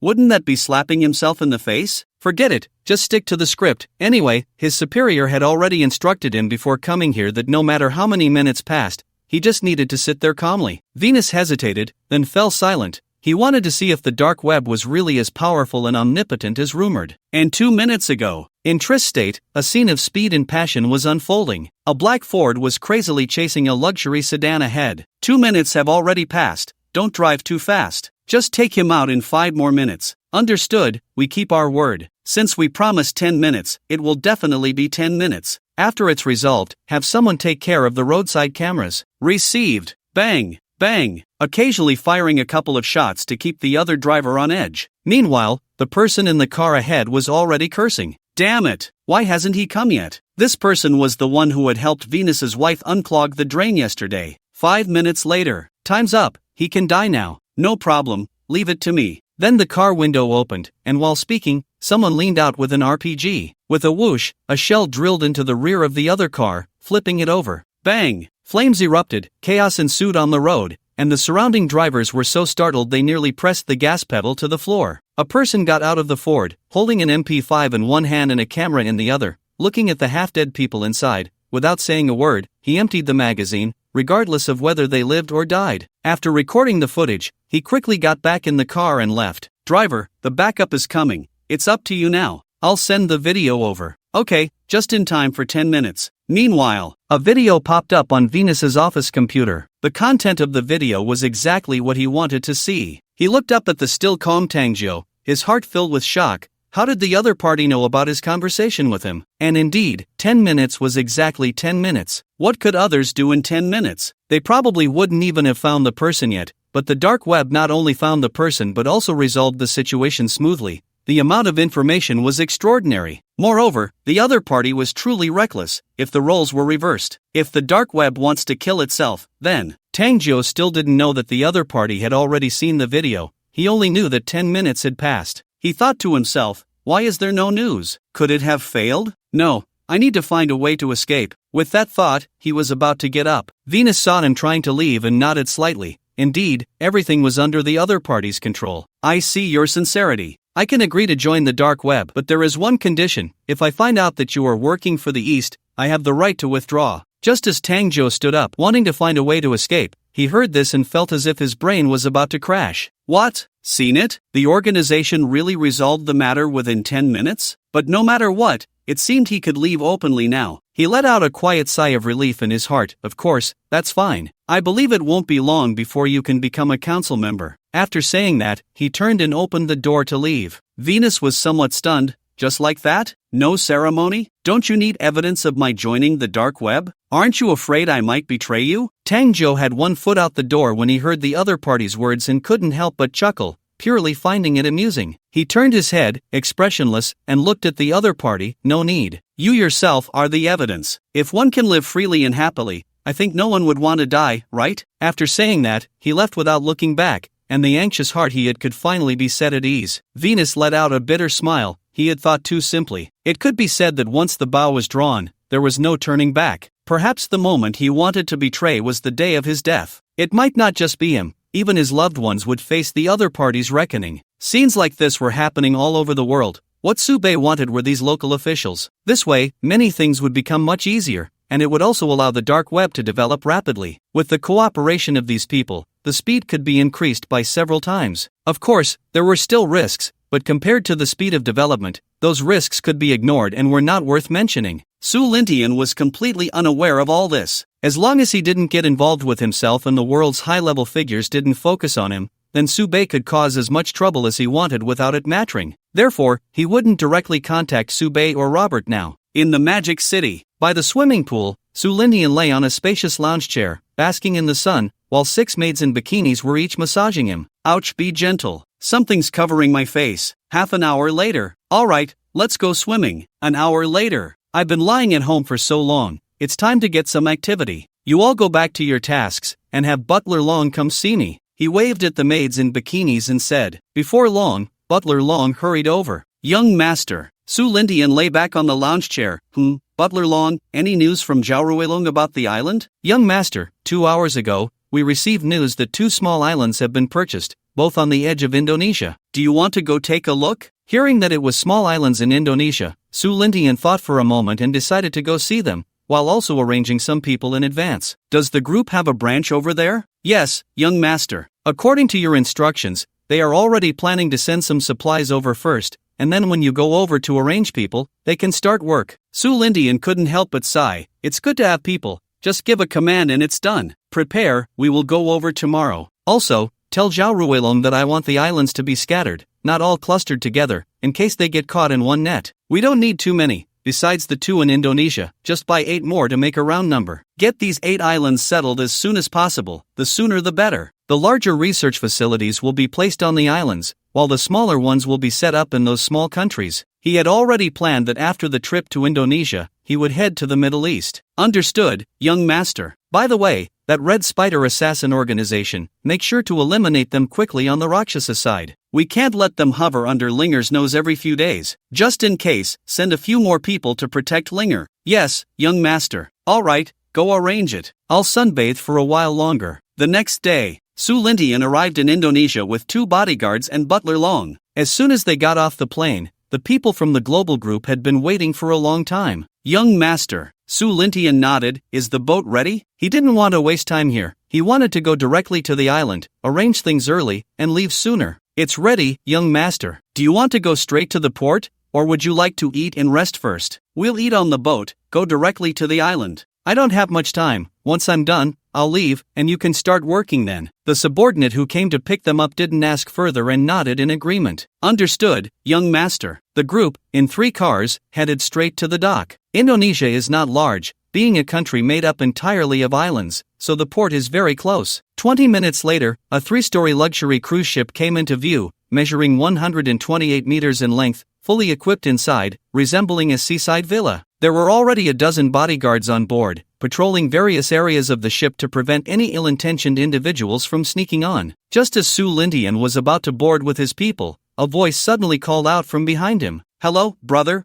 are you going out to sea? Can you take us to that island? 2 men and 3 women, with the 2 men holding phones as if they were live streaming. They looked fair-skinned and were wearing beach shorts, while the 3 women were dressed in white gymnastic outfits, looking like students. The one speaking was a man wearing sunglasses, with a mechanical watch on his wrist that looked quite expensive. Su Lindian heard him but merely glanced back without responding. Seeing his indifference, the 5 were about to step forward but were stopped by the bodyguards. Brother, you must be here on vacation too, right? Please help us out. We just want to challenge ourselves to spend the night on that island. Just take us over, and we can be friends. My dad is the chairman of Tianhong Real Estate back home. However, there was no response. The live stream had tens of thousands of viewers, and seeing him get rebuffed, they began to mock him in the comments. First time seeing Little White Dragon get rejected. He said not to challenge for a free ride, yet he won't use his own rented boat. Why bother? They don't even care about him. I see the other party isn't simple either, with so many bodyguards around, and there are bodyguards on the boat too. Little White Dragon, give it up. Your face might be worth something back home, but who are you abroad? Just a passerby. The streamer is really full of himself. Your dad is the chairman of Tianhong Real Estate? My father is Zhang laughable. Brother Lon, just let it go, sit on your own boat honestly. Song Tianhong looked at the comments in the livestream and felt a bit embarrassed. After all, as a streamer, he couldn't lose face in front of his brothers no matter what. Otherwise, who would still pay attention to him? His streaming style emphasized being straightforward, showing his brothers things they usually couldn't see, giving them the thrill they usually couldn't experience. He couldn't help but curse under his breath. What's the point of hiring a few bodyguards to show off? Damn it, who doesn't give me a bit of face back home? He didn't dare to say it out loud, only hoping that the people in the livestream could hear him, to salvage a bit of face. After all, even though he was a rich second generation, he knew that there are always people better than you. There were many he couldn't afford to offend. But this remark happened to be overheard by the bodyguards beside Su Lindian. With a swift movement, he appeared in front of Song Tianhong, grabbing his collar, squinting his eyes, and revealing a fierce expression. Kid, what did you just say? Say it again. Song Tianhong trembled under this imposing aura, and the 3 women beside him took a step back in unison. And nothing. Now he dared not speak, fearing that if he said something wrong again, he would be carried out of the port horizontally. But the young man beside him was unfazed. Seeing his ally being bullied, as a follower, he naturally had to stand up for his big brother. The man next to Song Tianhong wore a disdainful expression, his tone brimming with arrogance. Just because you hired 2 bodyguards abroad, you think you can act like a big shot? You dare to touch brother Tian? If you have the guts, come back to the country, and we'll practice a bit. Do you know who Brother Tian is? The heir of Tianhong Real Estate. Have you heard of Tianhong Real Estate? A market value of 70 billion. If you dare to touch a hair on Brother Tian, I guarantee you won't be able to leave in one piece. Hurry up and let go of my Brother Tian. Su Lindian ignored him and boarded the ship with his people. He hadn't even eaten yet, so he had no time for these foolish second-generation rich kids. Su Lindian's actions made the young man think he was afraid, and he was about to say something even more arrogant. Who knew? Before he could open his mouth, slap, the bodyguard slapped him into the sea, which was only 2 steps away. Now, he was directly in for a refreshing dip. Song Tianhong shrank his neck, not daring to speak. As for the idiot who fell into the sea, he could only say he deserved it. Someone who couldn't see the situation clearly and only knew how to flatter others. If he kept talking, he would want to kick him into the sea himself. If he was going to die, let it be far away, don't drag him down with him. Help! Help! I can't swim! The 3 women glanced at Song Tianhong, not daring to hesitate, and rushed over to pull him out. At that moment, a voice came from the ship. Come back!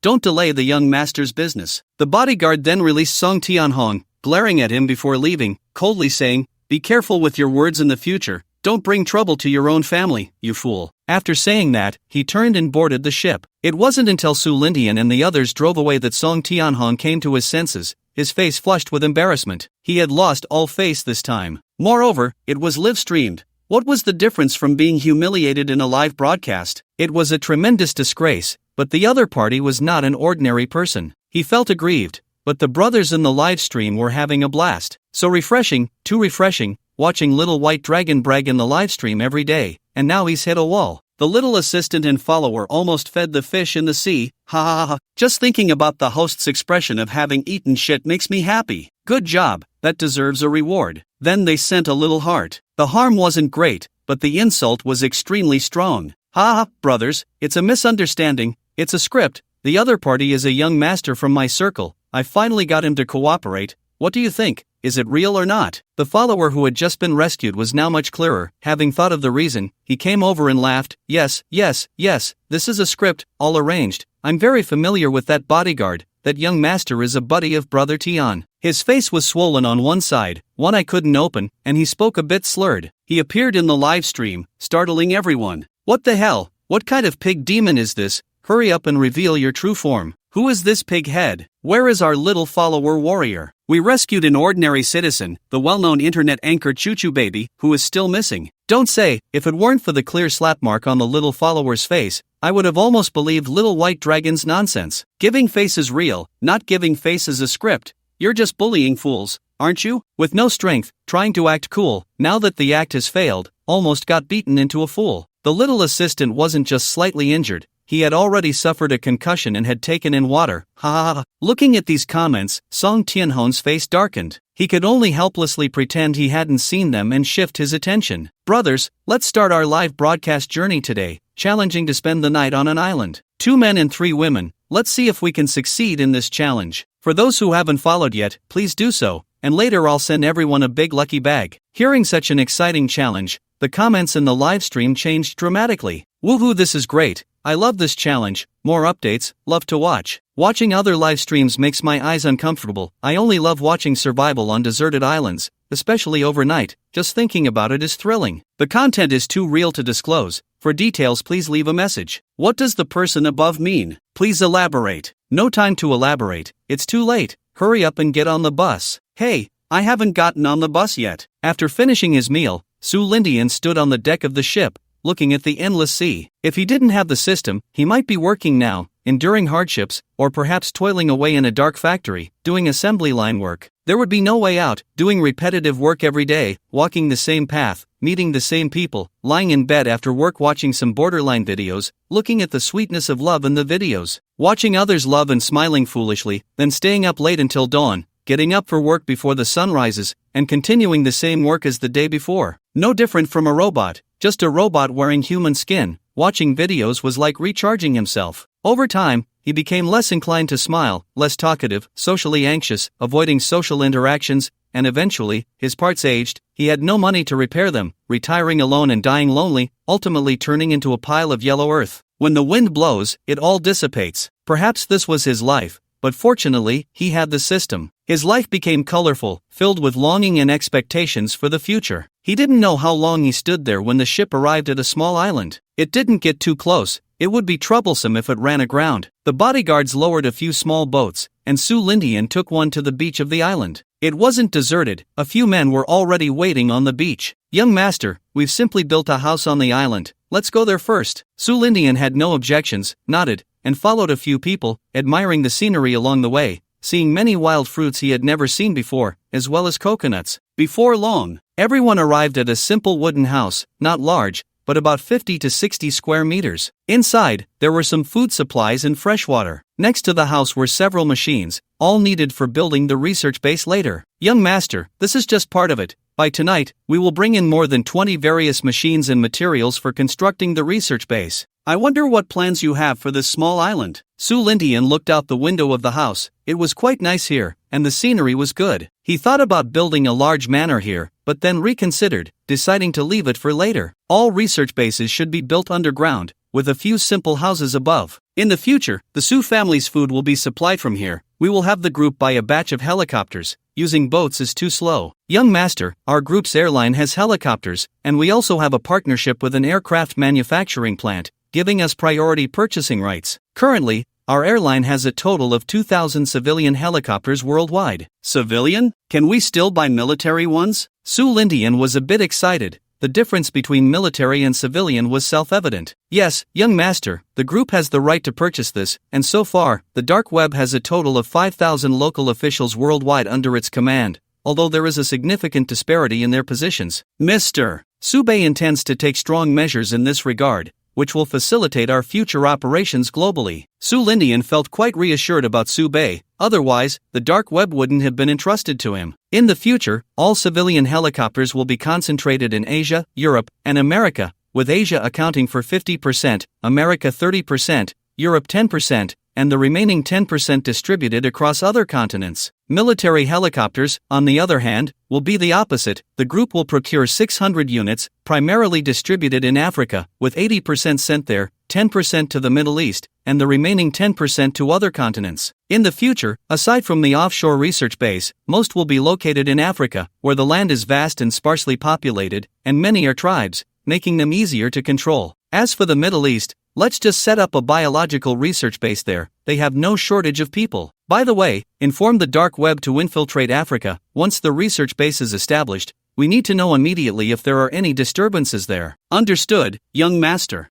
If there's nothing else, you can go back to work. After everyone left, Su Lindian prepared to get to work. Although all these people were released from his space, they were somewhat in the way standing here. He waved his hand to release 300 bodyguards, 2,000 various construction workers, and 80 chefs in batches. Once all the personnel were arranged, he called over the man who had picked him up on the island. "Young master, do you have any instructions? What is your name?" "Young master, my name is Su Ching." Su Lindian nodded, remembering his name. "Very well, this base will be designated as Base 1, and you will be in charge here. I hope you won't let me down." Su Ching was immediately overwhelmed with gratitude, not expecting to be entrusted with such an important task. Yes, Su Ching guarantees not to disappoint the young master and vows to protect the base's safety at all costs. You know how this place needs to be built, so I won't say much. Just one word, fast. Build it as quickly as possible and put it into use. If you need anything, just ask the group. Understood, young master. Su Lindian did not stay on the island for long. After the sun set, he left by boat. The next time he comes will be when the research base is completed. After all, those researchers have not yet been arranged. The morning sunlight spilled onto the paths of the campus. Jiangchang No. 1 High School. In the morning, sunlight streamed through the windows into the classroom as Su Lintao rubbed his eyes and walked in. He had been living at school these past few days, not for any other reason but simply out of laziness. If he didn't have evening self-study, he might have gone back to the villa. That Koenigsegg Jesko was almost gathering dust at the school. No, it seems he can't just heed his older brother's advice and only bury himself in books. He decided not to attend evening self-study anymore. Just as he was lost in thought, the sunlight was blocked by a figure, and a faint fragrance wafted by, making him unconsciously sniff. Yi Sini watched this scene, her smile slightly flushed. She softly said, "Lintao, have you had breakfast? Here, this is for you." Su Lintao looked up and realized Yi Sini was standing beside him, her little face slightly red as she looked at him. Her baby-faced cheeks were fair and delicate,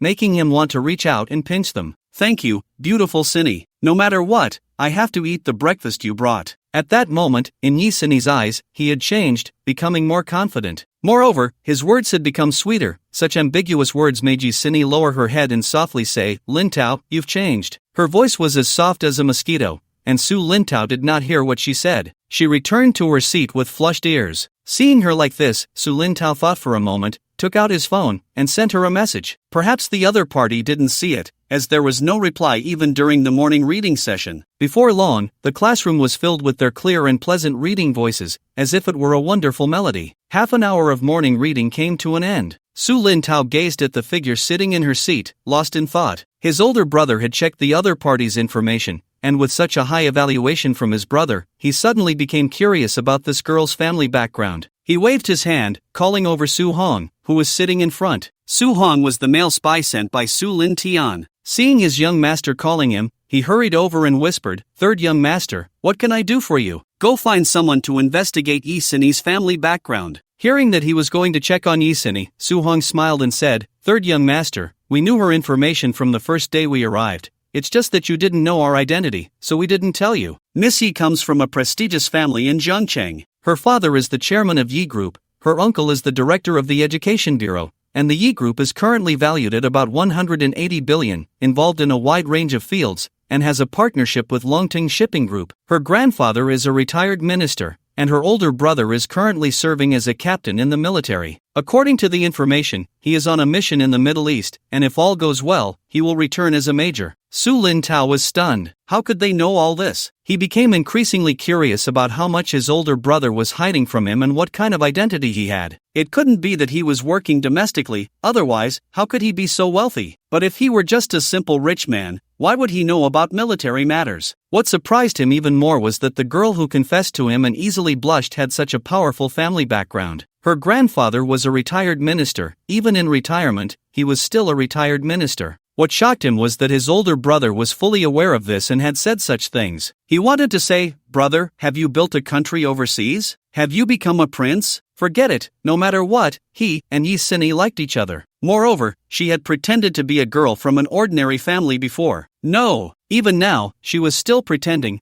probably afraid that he would think he wasn't worthy of her once he knew her identity. What a lovable girl. The whole morning passed in silence. Su Lintao didn't know what he was thinking, while Yi Sunny listened to the class seriously. It seemed everything had returned to normal. During the lunch break, he finally received a reply from Yi Sunny. Looking at the message on his phone, he could feel her joy without even meeting her. Love unattainable, Yi Sunny in the evening? Of course, I'm free. She didn't ask what it was about, nor did she mention the evening self-study session. This left Su Lintao puzzled. She was a rich girl, and he, before confessing, was just a child from a poor family. Moreover, he didn't think he was particularly handsome. He could only say he wasn't ugly. How could she possibly like him? Then let's go watch a movie tonight. Don't leave after school this afternoon. This time, it took her 3 minutes to reply. Love unattainable, Yi Sunny this. Is it really okay? Can I really go watch a movie with you? Su Lintao imagined her cautious demeanor and her surprised expression. He really wanted to slap himself. He was so stupid. How could he hurt such a lovely girl? He had actually rejected her before. Alright, it's settled then. I have some things to tell you later. Meanwhile, in the girls' dormitory, Yi Sunny looked at the message on her phone screen. The smile on her face couldn't be concealed. Her cheeks were as rosy as a ripe peach, and she burrowed into the quilt. Her smile was radiant like a blooming flower. Xiaoxin, what's wrong? What else could it be? She must be missing her husband. Xiaoxin, are you running a fever again? Should I call Lin Tao to come and carry you to get an injection? Hearing these words in the silence, Yi Sunny emerged from the quilt, her bangs a bit messy. Oh, can you all stop teasing me every day? It's really annoying. I'm ignoring you all. I'm going to take a nap. However, no matter how hard she tried, she couldn't fall asleep. As soon as she closed her eyes, she anticipated what Su Lintao might say to her. An entire afternoon felt like an eternity, unlike before when it would pass in the blink of an eye. The school bell rang, and Yi Sunny felt an inexplicable mix of anticipation and anxiety. Her classmates left the classroom one after another. Her friends looked at Yi Sunny, who remained unmoved, and asked, Xiaoxin, why are you just sitting there? Let's go eat. Ah, you all go ahead. I'll finish this problem first. Su Lintao looked at her with a smile. Oh, I was wondering why Xiaoxin was so happy at noon. Now I get it. Seeing that Su Lintao hadn't left either, a few of them finally reacted. You guys are really something. If you don't have money, we can chip in for you. It's not good to make a scene in the classroom, and there are cameras too. Forget it. It's just a bit of fun. We understand. Just remember to cover the cameras. A robust girl suddenly leaned close to Yisini's ear. Xiaoxin, do you want us to stay and help you hold Lin Tao down? With your small frame, I'm afraid he might escape. Ah, what are you all thinking? It's not what you think. Yisini quickly waved her hands to explain. Her friends really dared to say anything. They could imagine any scenario. Alright, I get it. We'll leave first. Su Lin Tao, if you dare to resist our Xiaoxin, I'll make you pay. Su Lin Tao's smile instantly froze, and the corners of his mouth twitched. What kind of wolfish words are these? What is this even about? He didn't expect that they all lived in the same dormitory, yet the contrast was so stark. An image of a flock of sheep and a pack of wolves involuntarily flashed in his mind, with Yisini being the little lamb. Once the classroom was left with just the two of them, Su Lin Tao finally stood up and walked to her side. He reached out to pat her little head, such an ambiguous gesture. The girl under his palm shrank her neck, her body stiffening, her mind going blank. Seeing her unmoving, he had no choice but to withdraw his hand. What are you thinking? Let's go, it's still early. We'll go eat first and then I'll accompany you to shop. Yisini nodded slightly. The two walked down the stairs side by side, strolling along the campus path, the setting sun casting long shadows that eventually intertwined. The teaching building was a 5-minute walk from the school gate. Su Lin Tao suddenly broke the silence. Why are you hiding your identity? He just wanted to be honest with her, but who knew? Upon hearing this, Yisini momentarily became incoherent, turning to grab his arm. No, it's not what you think. Let me explain. I didn't mean to deceive you, even my friends don't know my identity. I'm really sorry. I just didn't want you all to feel distant from me because of my identity. I'm sorry. I promise I won't do this again in the future. The more Yisini spoke, the more aggrieved she felt, tears welling up in her eyes. Su Lin Tao felt a pang of heartache. How did it come to this? He quickly comforted her. All right, don't cry. I'm not blaming you. He gently wiped away the tears at the corner of Yisini's eyes. I just wanted to be honest. The one who should apologize is me. Actually, I had to refuse you back then. Our family is from the countryside. Speaking, he looked up at the sky and sighed. How can one dare to enter the bustling world with a life of poverty? And how can one dare to mislead a beauty with sleeves filled with the wind? Yisini quickly shook her head. No, I don't care. Su Lin Tao smiled, genuinely happy. Do you think your family will agree? They will. I will persuade them. If they don't agree, I will. All right, I believe you. I only said this to explain that my previous rejection wasn't because I didn't like you, but because I didn't want to delay you. Perhaps it is destined by heaven. My brother gave me the courage to like you. Yisini's heart suddenly raced. Then you now. Just as she was about to confess again, Su Lin Tao spoke first. He took her hand, looking at Yisini with determination, and said, I like you, Yisini, will you be my girlfriend? Upon hearing this, Yisini's face immediately turned red, her heart filled with joy and happiness. She sniffed, nodded heavily, and smiled. I will. Su Lin Tao smiled, took her hand. Let's go. I'll take you to eat something delicious. The sunlight shone on the two of them, as if draping them in a layer of golden gauze, beautiful and tranquil. Outside the security room, a security guard moved a stool and sat outside, looking at the Koenigsegg Jesko, which had some fallen leaves and dust on it. Ah, what a waste. Such a good sports car, just left here to gather dust. Hey, what are you little brats doing? Taking pictures is fine, but why are you running in? Can't you see? If you scratch it, your lives will be over. Hurry up and leave. The old security guard turned back, took a feather duster from the security room, and came to the front of the car, gently sweeping away the fallen leaves and dust. Ah, I wonder if the young master forgot about the car. Just as he said that, he looked up and saw Su Lin Tao holding Yisini's hand, walking this way. The old security guard was so excited. Young master, you're here. I thought you forgot the car. Are you going out? As he spoke, his movements quickened. This scene left Su Lin Tao both amused and helpless. Those 2 cigarettes were truly worth it. He was busy pulling the guardrail and cleaning the dust and leaves. Meanwhile, Yisini was full of confusion and a bit shocked. Why does the security guard call you young master? This car can't be yours, right? I'll explain to you later. Uncle, thank you. It's fine if there's dust. No need to go through so much trouble. Ah, how can that be? Anyway, my old man has nothing to do. Saying this, he reached out to pick up the last leaf from the car and moved the guardrail aside. Su Lin Tao took out the key, opened the 2 side doors, and waved to Yisini, who was still standing there in a daze. Xiaoxin, come over. Yisini, still a bit confused, sat in the passenger seat. This was her first time in a supercar. It wasn't that she couldn't afford it, but but she preferred sitting in a Rolls Royce. However, if it was sitting in Su Lintao's passenger seat, that was a different story. Virum, the roar of the supercar echoed throughout the school gate. The crowd by the roadside turned their heads, looking enviously at the cool supercar. The men envied Su Lintao in the driver's seat, while the women envied Yi sitting in the passenger seat. They all thought, how nice it would be if I were sitting inside. Meanwhile, in the bustling street, people came and went. It was a market, already lively. Suddenly, a gunshot rang out, and the crowd scattered. A man in his 20s clutched his arm, stumbling through the chaotic crowd, running towards a nearby building. That place resembled a military camp, but it was much simpler than a military camp, with 2 soldiers guarding the entrance. His long-sleeved shirt was already soaked with blood, his face pale, clearly suffering from excessive blood loss. If he wasn't treated soon, he would quickly go into shock from losing too much blood. Behind him, a dozen armed men with AKs chased after him. Ignoring the crowd, they opened fire indiscriminately. Here, lives were as worthless as grass. Stop! This is private property. No outsiders are allowed to step in. The man was about to run forward when a burly soldier blocked his path, wearing a look that clearly said stay away. Brother, please let me in to hide for a night. I'll leave by tomorrow morning. I can pay you, just for one night. The soldier was about to refuse when someone from behind ran up and whispered a few words in his ear. The soldier's expression softened considerably. He waved his hand and said, "Go in." The armed men who had chased after him saw where their target had gone and approached the soldier, having to lower their stance. "Hello, that person just now is wanted by our boss. Can you hand him over to us?" "Don't worry, our boss will reward you handsomely." However, the response he received was death. Bang! A bullet struck him in the forehead. His eyes widened in disbelief as he fell straight to the ground,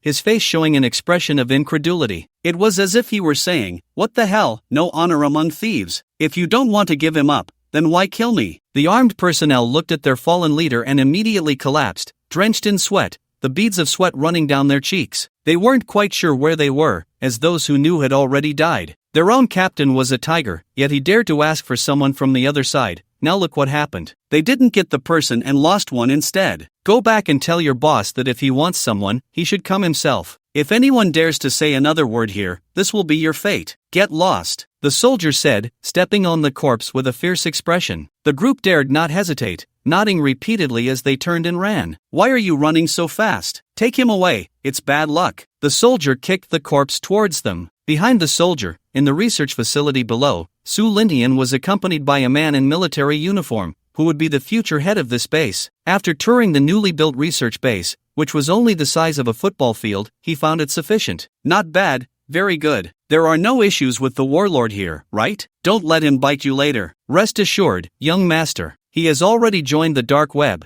and both of his 2 deputies are our spies. Moreover, 90% of his security team are our people. If he has any improper thoughts, we will be able to deal with it immediately." Su Lintian nodded, expressing his satisfaction. However, this meant the dark web would no longer be pure. It was no longer just an intelligence organization. This would increase the pressure on Su Bei significantly. It seemed necessary to establish another organization to separate these elements. He then waved to release 48 various biological research experts, 96 assistants, 100 bodyguards, and 12 chefs. When the time came, the bodyguards would change into military uniforms. These would be the soldiers. Looking at the group of research experts in their 40s, he wasn't sure how capable they were, but the system's rewards wouldn't be lacking. From now on, you will mainly research your specialties. However, I must remind you not to study anything uncertain. I don't want to cause the apocalypse because of you. Sulman, this will be the No. 2 research base from now on, and you will be in charge. Fulfill their requests to the best of your ability. Yes, young master, I will definitely cooperate fully with them.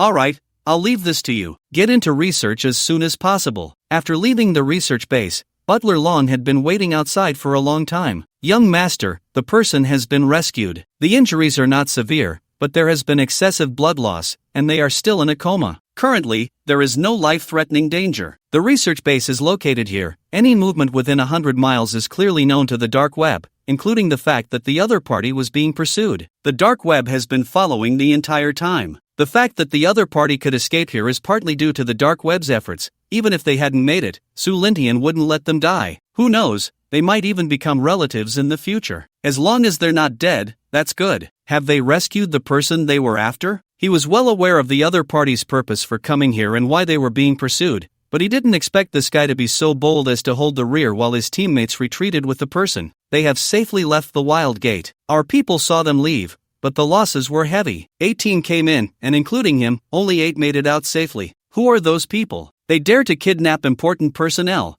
There must be someone backing them. Sending someone directly to rescue indicates that the other party has a special identity, but that's not something he should worry about. Butler Long organized his thoughts before saying, a small armed force from a nearby place, numbering around 200 to 300, cannot be compared to the warlord under the dark web. However, young master guessed correctly, the other party is the nephew of the warlord leader next door. Su Lintian was surprised. Did they send their own nephew to plant a flag? It seems that kidnapping that important person was the leader's idea. Have someone take care of the other party, consider it revenge for the 10 fallen soldiers. As for the warlord next door, we'll keep them as long as they don't cause trouble. Notify Su Erman that once the person wakes up, send someone to escort them out. Understood, young master. Alright, prepare for it. In a few days, we'll visit the headquarters of the global group. By the way, what is the third young master doing now? He almost forgot about his younger brother and wondered if he had made any progress. Yi Sini was indeed very suitable for his brother, both in family background and looks,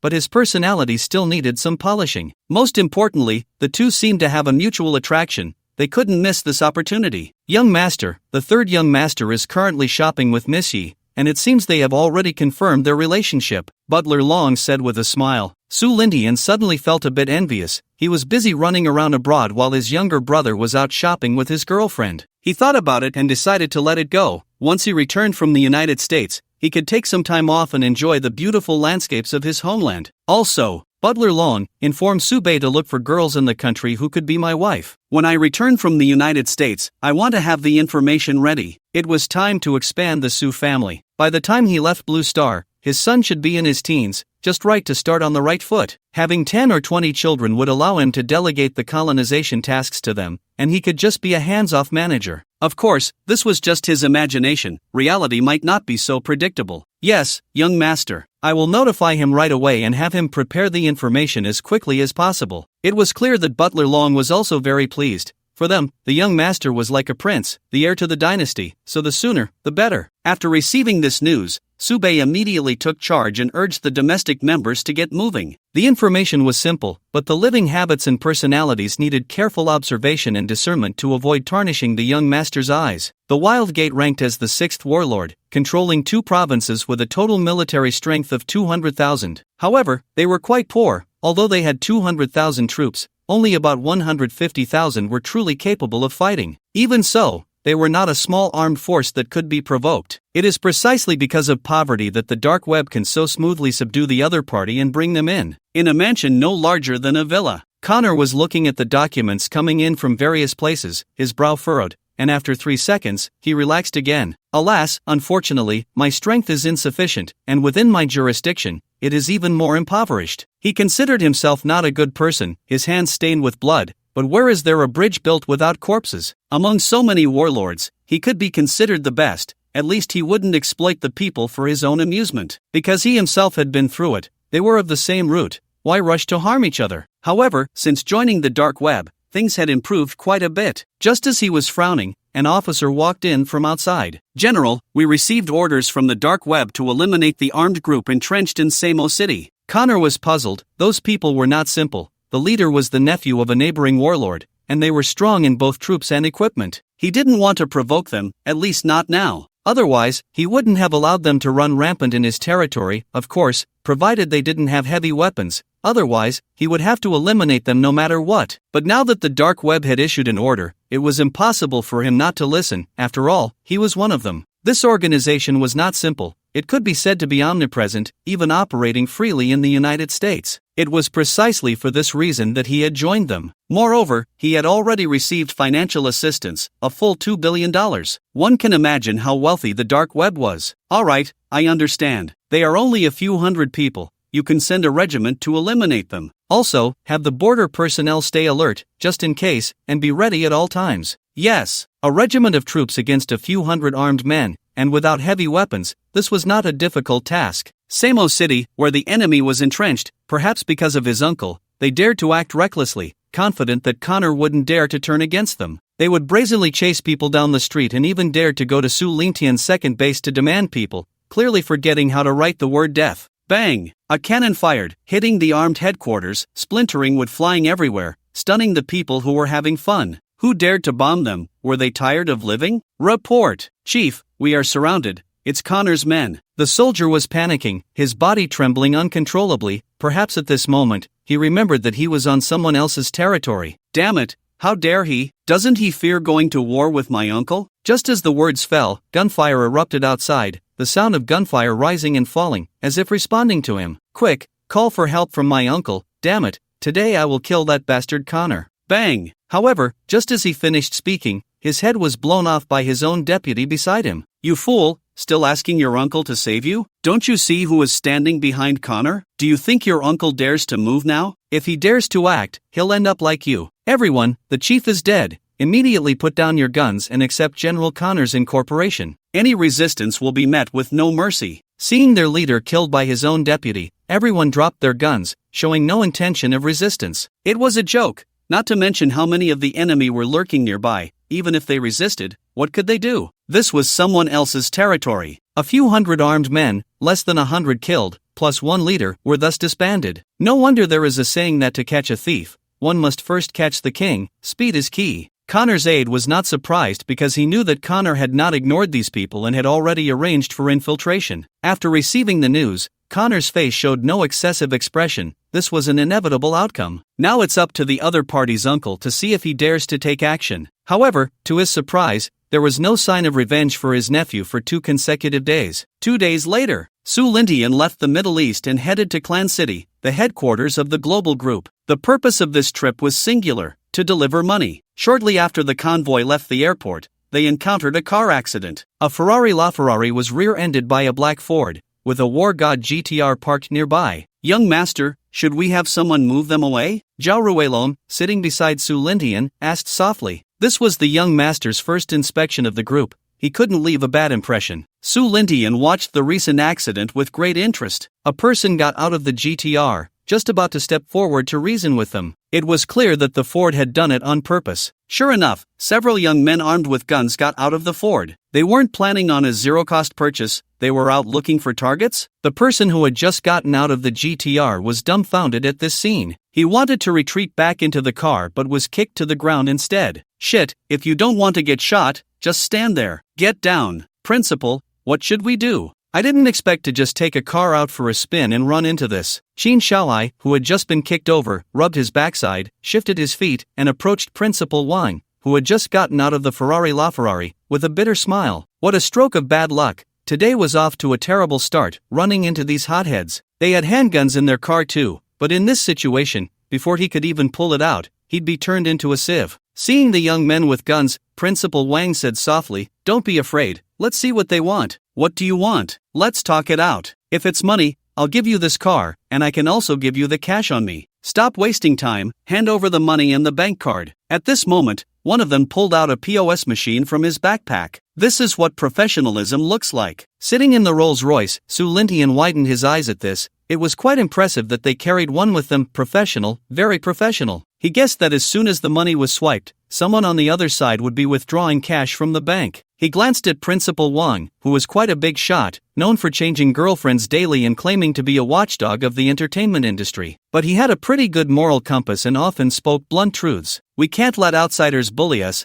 Let's have someone take care of this." Zhao Ruelong nodded. He instructed the bodyguards following them, and soon, 10 or so people got out of 4 Range Rovers, each holding an MP5. The people inside the cars by the roadside, seeing this, were already flooring the gas, trembling in their seats. The few people still trying to swipe their cards with the POS machine flinched at the sudden gunfire. They wanted to fight back, but when they turned around, they saw a group of big men, each with an MP5. With their little handguns, they hadn't even fired twice before they would be turned into a sieve themselves. They turned and dove back into the Ford, abandoning the POS machine and fleeing. They were arrogant but also very cautious about their lives. Simply put, they were bullies who feared the strong. Su Lintian hated these guys the most, not for any other reason, but because he had encountered them twice already. Especially the first time, in the mall, was when he felt closest to death, as there weren't many bodyguards around him, and he didn't have a gun on him. If the other party had been insane and wanted to kill him, he probably wouldn't have survived that time. What happened here? Can you handle it? He turned to Zhao Ruilong. Although he knew that the dark web had been infiltrating wildly during this time,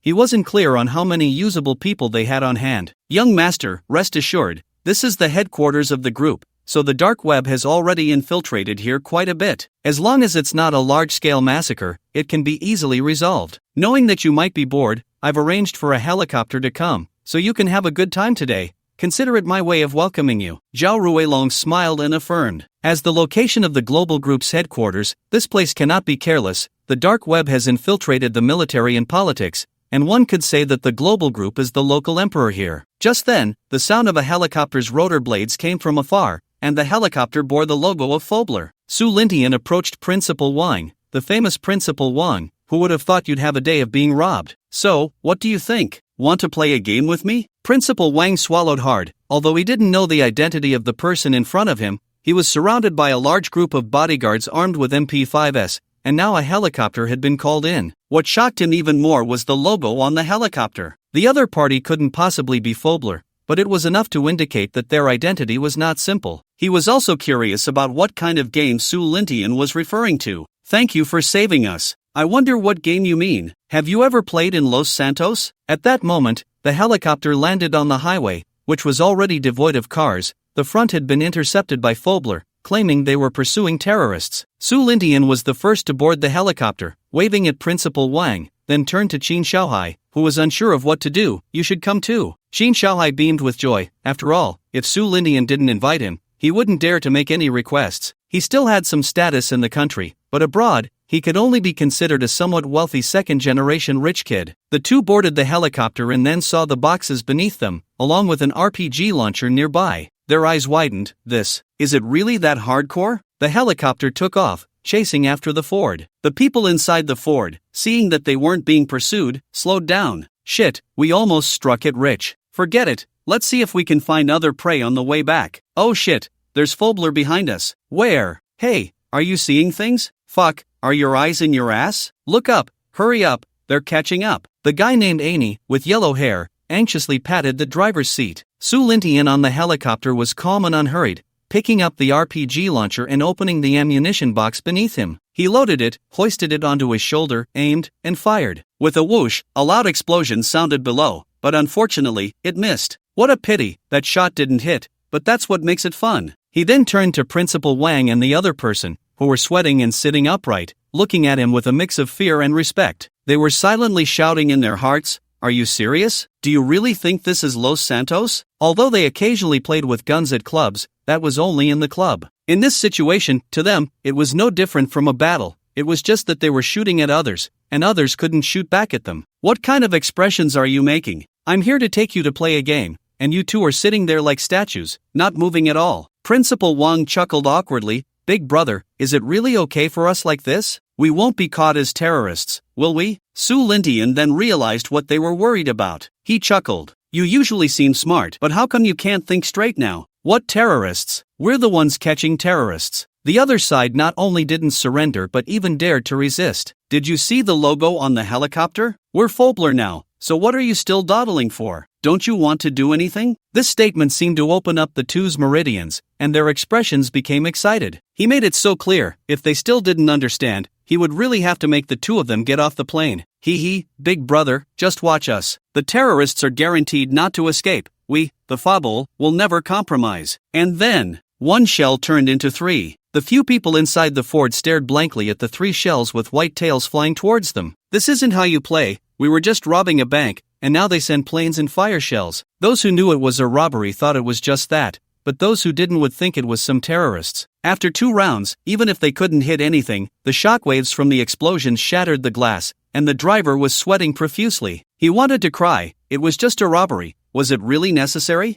Bang! At the fork in the road, a white sedan entered the main road, driving in front of the Ford. The driver, DJ, looked disdainful. What, capturing terrorists? Hilarious, you can fool others, but not me. Taking such a long detour, it's much closer this way. Bang! The driver, who had just been dismissive, was now engulfed in flames. Su Lintian looked at the blown-apart white sedan, somewhat dazed. When did he become so accurate? One hit, but it wasn't the fort he intended to hit. Principal Wang and the others dropped their jaws, drenched in sweat. It was over. Big Brother hit the wrong target. Su Lindian saw their expressions and awkwardly touched his nose, seriously saying, "Damn, the enemy actually has backup." "Ah, right.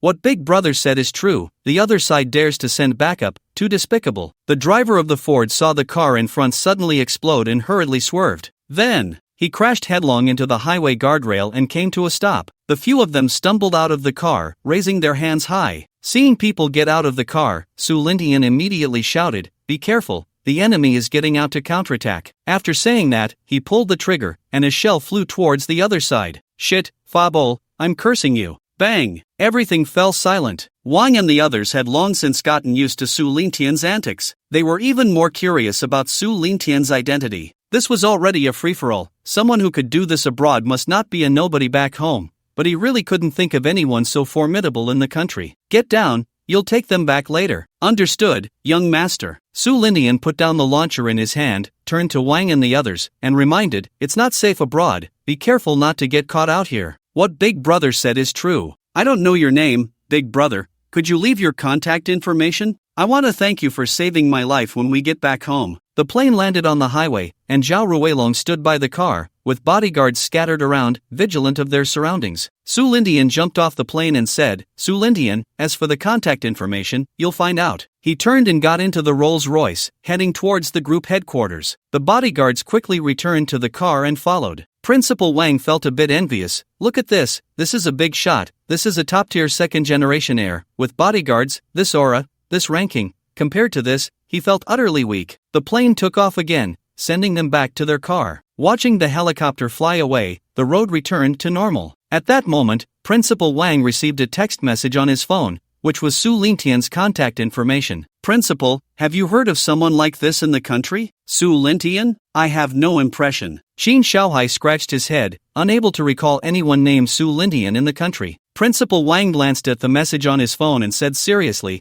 "I haven't heard of him either, but there is someone beside him that I know." "Who?" "The chairman of the global group, Zhao Ruilong." On the other side, in Su Lintian's car, Su Lintian held his phone, scrolling through short videos. "Is the place ready?" Zhao Ruilong naturally understood the meaning and nodded, replying, "Yes, it's all set." Without asking further, they quietly continued watching the videos. Jiangcheng. In a 3,000 square meter Su-style courtyard, the center featured a rockery and a fishing pond, with an artificial waterfall cascading down, surrounded by swirling mist. Koi fish frolicked beneath the lotus leaves, creating a picturesque scene reminiscent of Jiangnan, breathtakingly beautiful. In a small kitchen of only 40 square meters, Yi Sini was busy with something. An elderly man stood beside her, watching her with a kind smile. "My precious granddaughter, what are you busy with? Grandpa is here to help you." Yi Sini wiped the sweat from her forehead. "Grandpa, I'm making milk tea. How did you come in?" The old man looked a bit puzzled. "Sini, if you want milk tea, I could have someone buy it for you. Look at you, working hard all morning." Looking at the messy kitchen, it was indeed a tough job.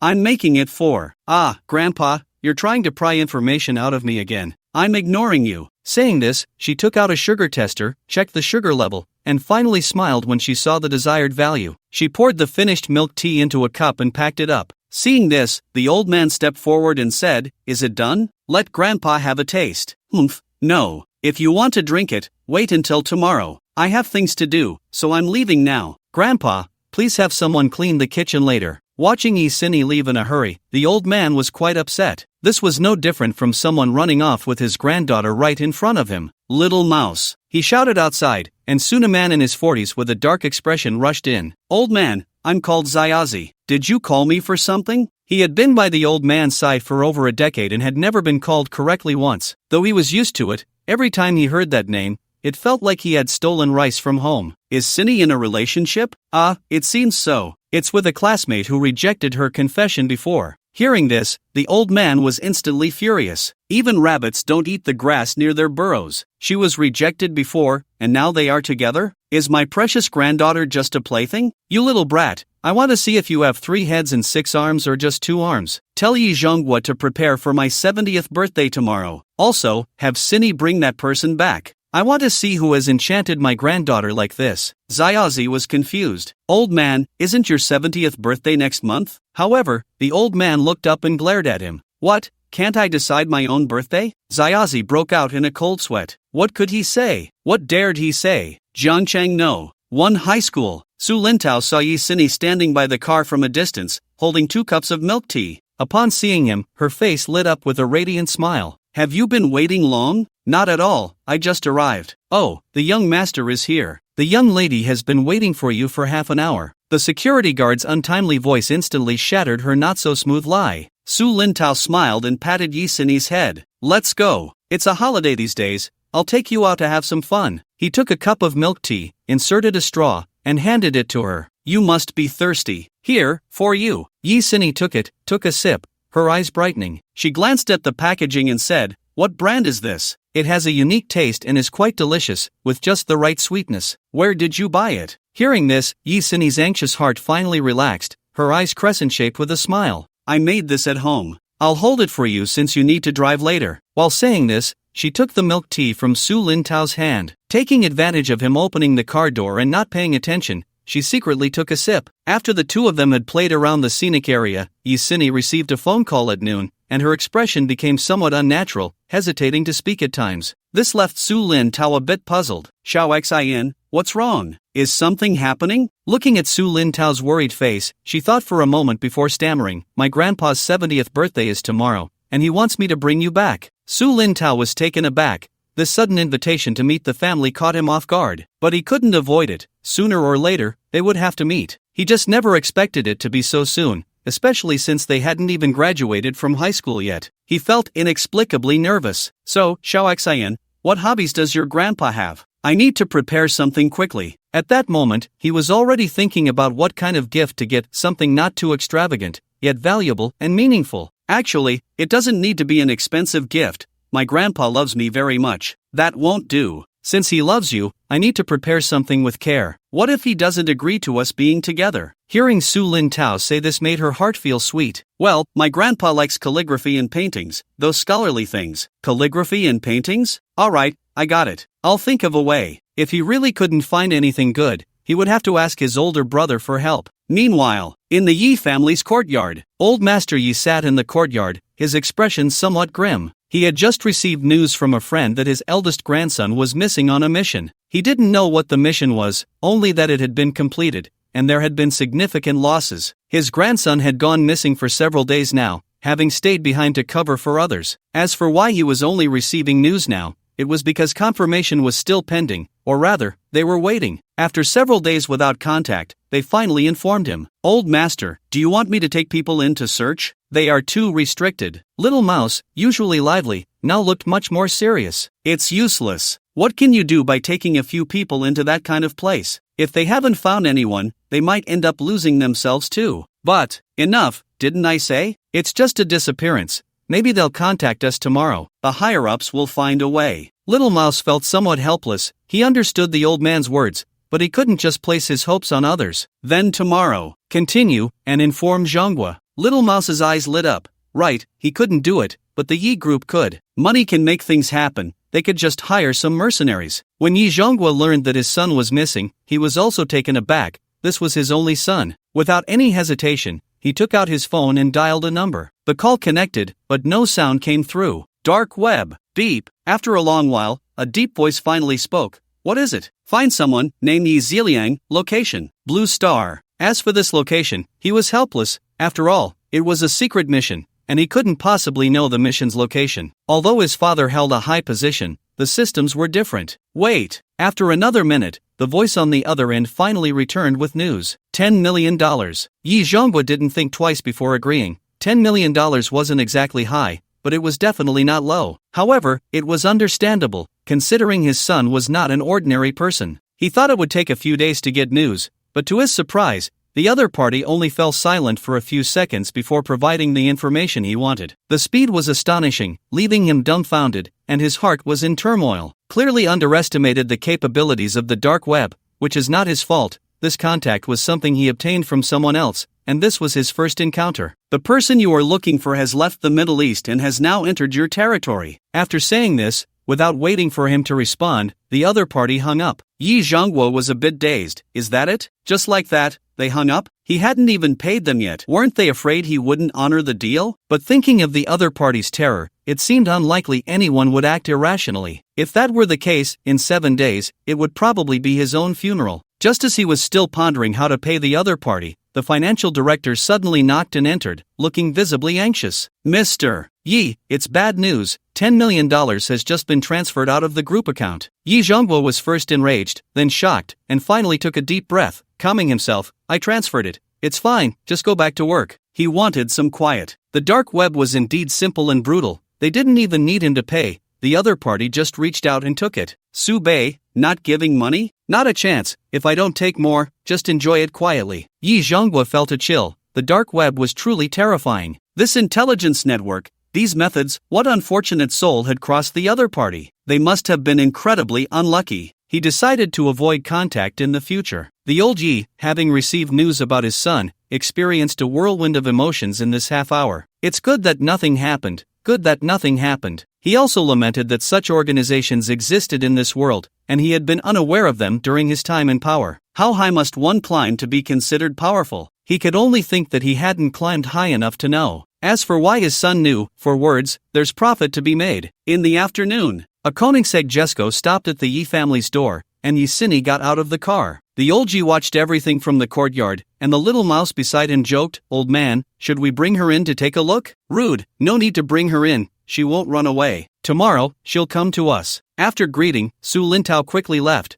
He was afraid that if he didn't leave now, he wouldn't be able to. This place was not suitable for lingering. Yi Sini found it both amusing and frustrating. Turning to enter, she saw her grandfather looking at her with a half-smile. Embarrassed, she covered her face and pretended not to see, which made the old Yi furious. This girl, not even greeting her grandfather. After returning to the villa, Su Lintao was empty-handed. He had spent the whole afternoon looking for a decent piece of calligraphy or painting but found nothing. Was this what it meant to have money but be unable to buy anything? Or was it that the good stuff just wasn't here? Let's see if there's anything at my brother's place. However, he didn't know that Su Lintian was currently abroad. In the middle of the night, Su Lintian was awakened by a phone call. Groggily picking up, he was about to curse the idiot calling him at this hour when he heard Su Lintao's voice. Big brother, what are you doing? You better have a good reason. Hearing the tone was off, Su Lintao wondered if he had interrupted his brother's good time. Bro, do you have any calligraphy or paintings? Little Sini's grandfather is turning 70 tomorrow, and I just found out about it.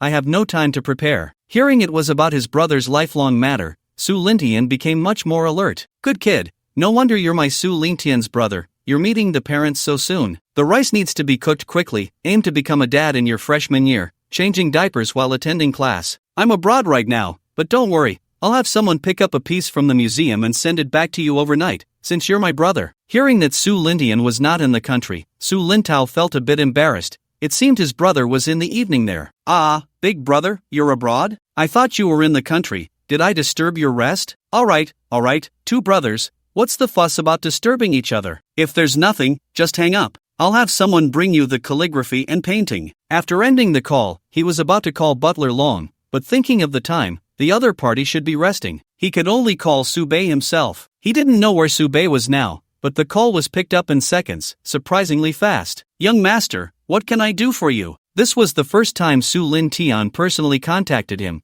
It must be something important. Xiao Bei, go to the Great Poison Society Museum and get a piece of calligraphy or painting, something good. After you get it, send it back to the third young master overnight. Su Bei certainly wouldn't find it difficult. Whatever the young master wanted, no matter how hard it was, he would get it. If it didn't work, he would just set fire to it and take it amidst the chaos. Of course, this style of doing things, akin to killing the chicken to get the egg, would be avoided until the last moment if possible. In the early morning, the museum was unusually quiet, with two security personnel chatting and laughing as they patrolled. One looked at his wristwatch, turned his head and smiled. Hey, finally off work, it's time to change shifts. Let's hand over and go home for a good sleep. After the shift change, a man and a woman took over. Less than 2.5 minutes later, the man suddenly clutched his stomach. Jenny, you look around. I need to use the restroom. Okay, hurry up. Little did he know, the man turned and went to the monitoring room. Just as he was about to knock out the person inside, he found two people lying in the corner,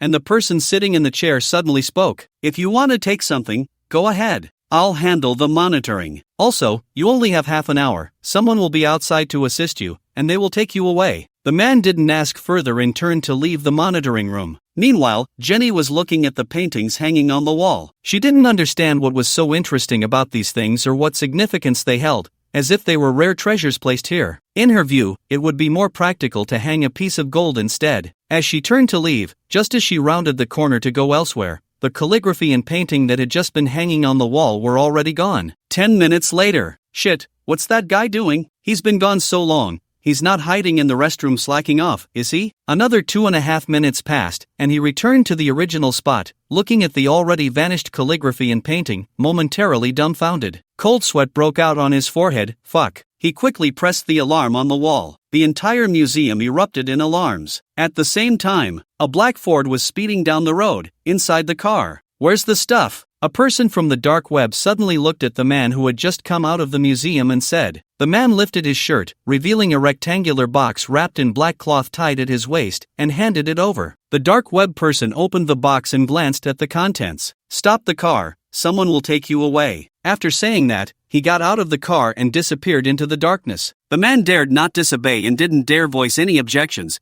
as his family was in the other party's hands. However, he was thinking too simply. The Ford drove further into a remote area, and he felt something was off, a bad premonition rising in his heart. "Where are you taking me? Didn't you say you'd send me away? What about my family?" The other party's words made his heart sink. "Your family is already on vacation in Indonesia. Don't worry, those who help us in the dark web will never be treated poorly. They won't have to worry about food or clothing for the rest of their lives, as long as they don't squander it. As for you, bang, I'll send you away right now." A gunshot rang out, and the car arrived at a desolate mountain area, where the body was dragged out of the car, and someone outside had already dug a pit. At this moment, a private plane had taken off, heading east. The next day at 3 in the afternoon, inside the Yi family courtyard, a jeep stopped outside the door, and Yi Zelion looked up at the familiar house. He almost didn't make it back, but fortunately, there's always a way out. As soon as he entered the courtyard, he saw people coming and going, bustling with activity,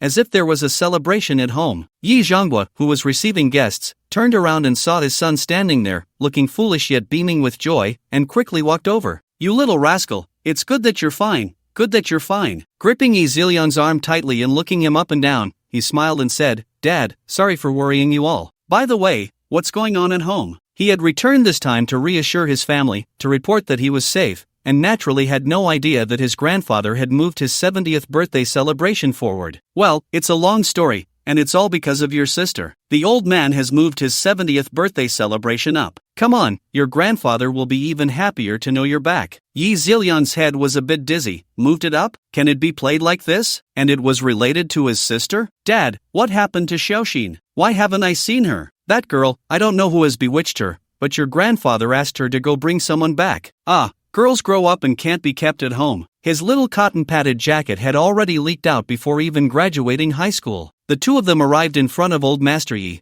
and Yi Wenjun was also very happy to see his eldest grandson safely back. "Zeliang is back, huh? Come, sit next to Grandpa and tell me why you've been missing for so long." "It's fine, just say what you can." Yi Zeliang didn't hold back, recounting various experiences in the Middle East. Of course, he couldn't talk about the mission, that was confidential. Meanwhile, Yi Sini was sitting in her family's Rolls-Royce, arriving at Su Lintao's villa number 1. "Xiao Liang, you can drive back first. I'll go back by myself later." As she spoke, she looked up at the villa in front of her, pressed the doorbell, and soon a maid dressed like a palace maid came out. "Miss Yi, you're here." Yi Sini frowned, it was her first time here. Looking at the woman who resembled a palace maid, with looks and temperament that were not inferior to her own, and a figure that was even better, she couldn't help but feel a bit suspicious. "Who are you? Could it be that Lin Tao was hiding a beauty here?" Just as this thought crossed her mind, she immediately dismissed it. The maid only smiled lightly, knowing why the other party asked, "We are the servants of the house. Miss Yi, please come in." The third young master is in the living room. Su Lintao, sitting on the sofa in the living room,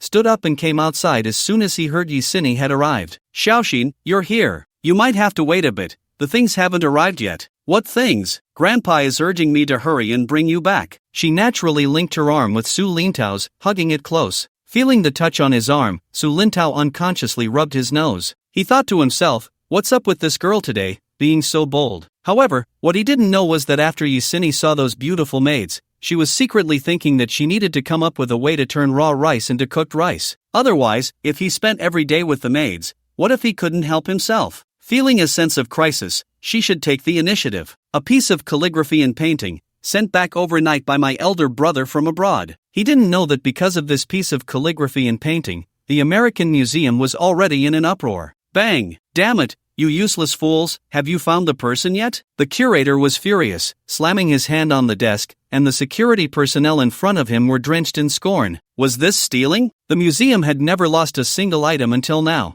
and not only had they lost something, but it was also an inside job. Wasn't this slapping him in the face? At this moment, no one dared to refute. Even if they felt aggrieved, they could only swallow their anger. If a reckless person dared to touch the bad luck, getting slapped twice would be considered light. If he accused you of being an accomplice, you wouldn't die but would definitely suffer. The matter here is definitely not something that can be kept under wraps. The entire city is looking for people, and the other party's files and identities are all clear to them. But no matter how early they start, that guy seems to have vanished into thin air, along with his family, disappearing without a trace. This is completely out of line. The museum owner received this news and was also at a loss. At 5 in the afternoon, Su Lintao opened a box that had just flown back from the United States and was stunned in place. He was dumbfounded. Wasn't this the item that had just been reported missing in the news from the United States?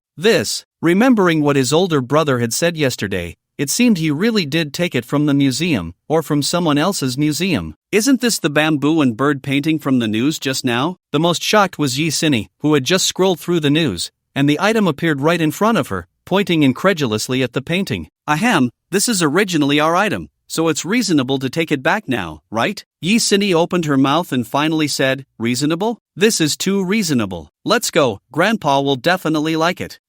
Wait for me outside, I'll go get the car. In a short while, an Apollo IE drove out of the garage. Yi Sinny sat in the passenger seat and asked curiously, how come I've never seen you drive this car? It's pretty cool. I'm used to driving it. I saw it gathering dust in the garage, so I took it out to blow off the dust. Yi Sinny chuckled, only I would believe that. Others would think you're bragging. What does your brother do abroad? Don't tell me a story. Su Lintao touched his nose, feeling a bit awkward. Can he be blamed for that? After all, his older brother had said it like that, something about being a god of wealth. He only knew a little about his brother for the sake of the family steward. Do you know about the global group? It's my brother's. Yi Sinny fell silent and didn't ask further. A global group was enough to make her keep quiet. She hadn't even entered the Su family door yet, so it was better not to know too much. At this moment, the Yi family was already bustling with activity. The guests that were supposed to come had arrived. Yi Zhongguo wanted to hold a grand event at the hotel, but was refused by Yi Wenjun. He only invited those closely related to the Yi family and old friends of the old master Yi. That girl, Xiao Xian, how come she hasn't come back yet? Yi Zhonghua occasionally glanced at the door. Dad, should we let Xiao Liang go pick her up? Just then, an Apollo IE parked in the parking space outside. Su Lintao looked at the luxury cars everywhere and couldn't help but sigh. His girlfriend's family background was indeed impressive. Let's go in quickly.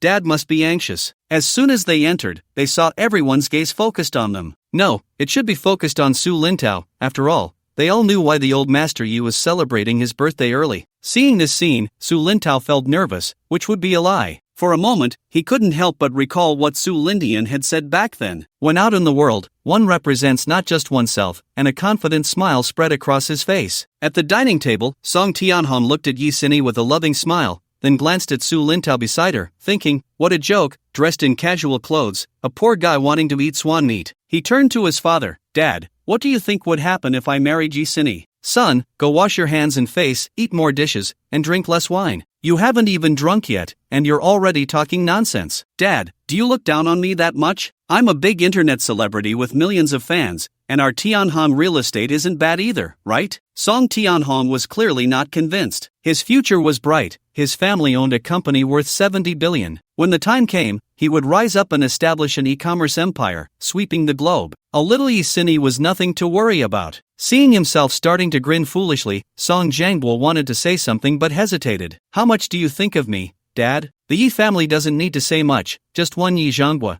and he doesn't dare to speak loudly. If it weren't for the fact that I have some connection with the other party, I wouldn't even be here. With someone like you, you still have your eyes on their daughter. Yi Sinny held Su Lintao's hand and, passing by Yi Zhonghua and Yi Zilian, smiled and said, Brother, you're back. It's been a long time, and you've become even more handsome. Hearing his sister praise him for being handsome, Yi Zilian couldn't suppress the smile on his face. Yi Zhonghua leaned in, just about to speak. Who knew Yi Sinny would take the lead? Dad, move aside, I want to see Grandpa. Put. Yi Ziliang, standing nearby, could no longer hold back and burst out laughing. Su Lintao wanted to laugh too, but he thought it wouldn't be appropriate to laugh out loud at that moment, so he could only try to hold it in. At the same time, he thought to himself, it seems my future wife has a high status in the Yi family. Yi Zhonghua's face darkened. You little girl. Alright, why get angry with your own daughter? Xiao Xian, this is your classmate, right? Hello, sister. Xiao Xian often talks about you, saying you are naturally beautiful, stunning like a flower,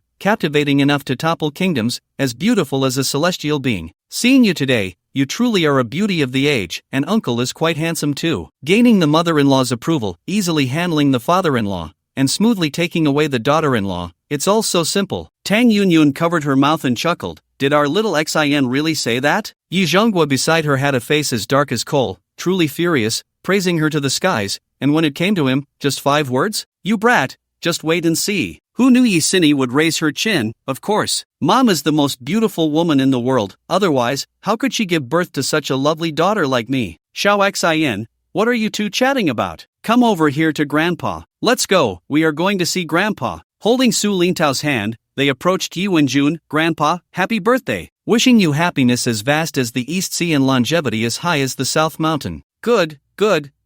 This must be the classmate you often mention to Grandpa, right? The old man looked up at Su Lintao, smiling broadly. Su Lintao quickly stepped forward. I heard Xiao Xian say Grandpa likes calligraphy and paintings, so I specially prepared a piece. I hope you like it. Looking at the box being handed over, Yi Wenjun was quite surprised. Yes, Grandpa, this was specially sent back overnight from abroad by Lintao. As soon as we got it, we rushed over. Then Yi Sinny leaned in and whispered a few words in his ear. The smiling Yi Wenjun suddenly became serious, looking up at Su Lintao. Good boy, well done. It seems my granddaughter didn't pick the wrong person. There was a sentence in his heart that he didn't know whether to say or not. It really was sent back overnight from abroad. He took the box, opened it, just glanced at a corner of the calligraphy and painting, quickly closed it, and called for the little mouse to take it to the study. The few old friends at the same table saw this and teased, Old G, what good stuff do you have that you won't let us old guys appreciate? That's not fair. Yeah, are you afraid we might steal it from you? Xiao Xian, tell Grandpa Li what this young man sent, making it all mysterious. Alright,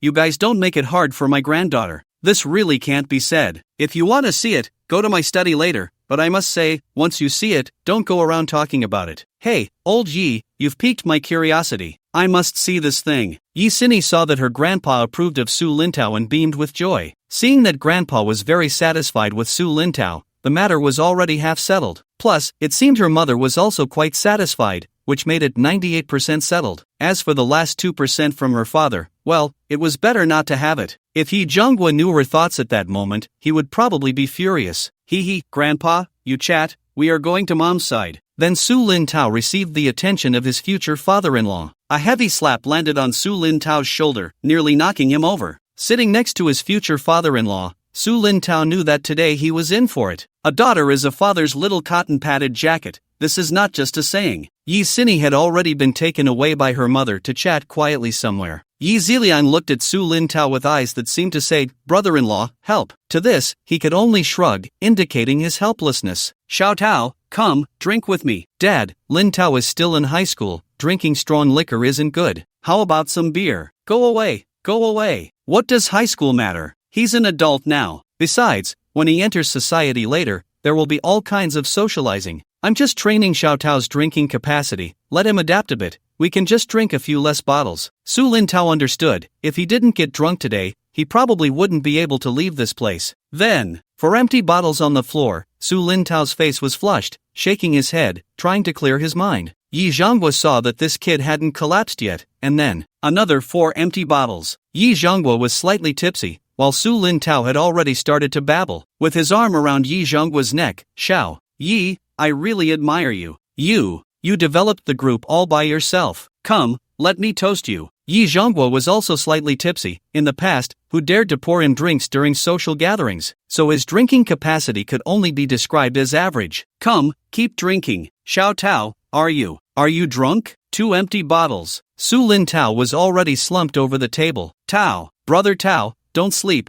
get up and drink. We're brothers, no need to be polite. Tomorrow I'll give you half of the group. Originally, Yi Ziliang was covering his mouth and laughing at the first half, but when he heard the second half, he couldn't laugh anymore. At this rate, he would be sleeping on the street tomorrow, so he quickly got up to find his sister. When Yi Sini saw Su Lin Tao slumped over the table, her heart ached. Brother, you should stop him a bit. Saying this, she came to Su Lin Tao's side and reached out to lift his head. Lin Tao, how are you? Hee, Xiao Yi, drink. Yi Sini was both angry and amused. They were already drinking like brothers. Brother, take care of Dad, and Grandpa isn't well, keep an eye on him, don't let him drink too much. I'll take him back first. Xiao Liang, help him to the car. As night fell, in the car, she rested Su Lin Tao's head on her lap, looking at his flushed face, pretending to be angry. Can't drink, yet you drink so much. But who knew? Su Lin Tao was mumbling. He's your dad, I can't not drink. Ah, you're still awake. Come, Xiao Yi, drink. By the time they got him to the villa, it was already 8 in the evening. Xiao Liang, you go back first,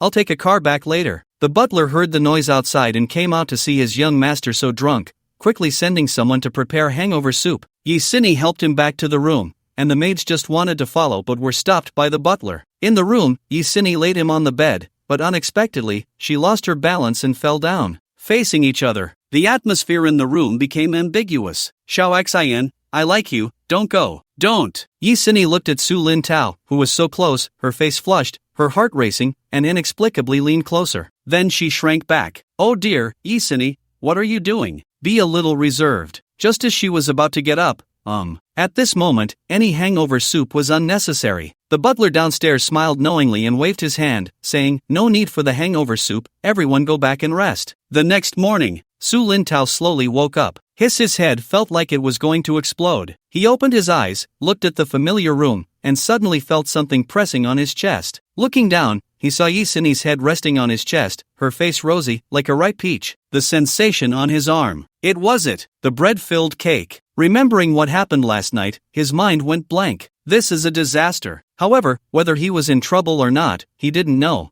But someone was definitely in trouble. Yi Zhongguo woke up from the bed, rubbed his temples, his head a bit sore. He didn't expect that kid could drink so well, but, the old ginger is still the spiciest. In the end, it was still me who got him drunk. Just then, as he walked out of the room and into the living room, he saw Yi Zilian having breakfast and casually asked, why didn't you call your sister to have breakfast? However, Yi Zilian's words struck him like a bolt from the blue. Xiao Xin? She hasn't come back since she sent my brother-in-law home last night. His meaning was very clear. The brother-in-law was already mentioned. He had someone check on the other party yesterday, finding no romantic history, no bad habits, and no dark past. The other party's identity was also quite remarkable, although he couldn't dig too deep. But with that mysterious older brother of his, the global group in his hands was enough to show that Su Lintao was worthy of his sister. Moreover, the two liked each other, and he had a good impression of his brother-in-law. Yi Zhongguo was stunned on the spot, his mind blank. This is a disaster. He was trying to steal a chicken but ended up losing the rice. The other party got drunk, and his daughter didn't come home at night. It was over, the buffs stacked up. He could even imagine that it wouldn't be long before Su Lintao appeared in front of him with an ultrasound, slapping it on his face. Slap old dang, come drink a couple of cups with me. Just thinking about it sent chills down his spine. Yi Zilian looked at his father, who seemed to have lost his soul, and comforted him. Just let it be, after all. It was you who got the brother-in-law drunk yesterday. Yi Sini's eyelashes fluttered. She opened her eyes, only to see Su Lintao smiling at her. Suddenly remembering what happened last night, her cheeks flushed, and she raised her hand as if to cover Su Lintao's eyes. What are you looking at, you bad guy? Little did she know, the blanket slipped, revealing the spring light. It shouldn't be, everything was fine last night, how could it go wrong? You help me check. 100,000 words VIP chapter. Sakura Country. Sakata City. Under the night, two figures just came out of a villa. The scene inside the villa was simply horrific, with a dozen corpses, limbs and severed arms scattered everywhere, and in the center of the living room, a pile of bodies. The air was filled with a pungent smell of blood, and the two dogs in the yard, covered in blood, lay lifeless on the ground, a cool breeze blowing through, unable to even stir their fur. Like two heads just fished out of blood water, they rolled to the corner of the wall. This task is no challenge, killing two dogs is just as easy, it's just a pity, the commission is a bit low. A little less is fine, even a mosquito is meat. You're right, our world isn't peaceful anymore. Ever since the Rakshasa appeared, we people are living in fear. Where did this Rakshasa come from? Why have we never heard of it before? Let's not talk too much. An existence like the Rakshasa is beyond your understanding. Let's just say, do you know who the top bounty is in our organization? Of course, that commission. Don't say, if I can complete it, I can directly retire from the assassin world and live a shameless life,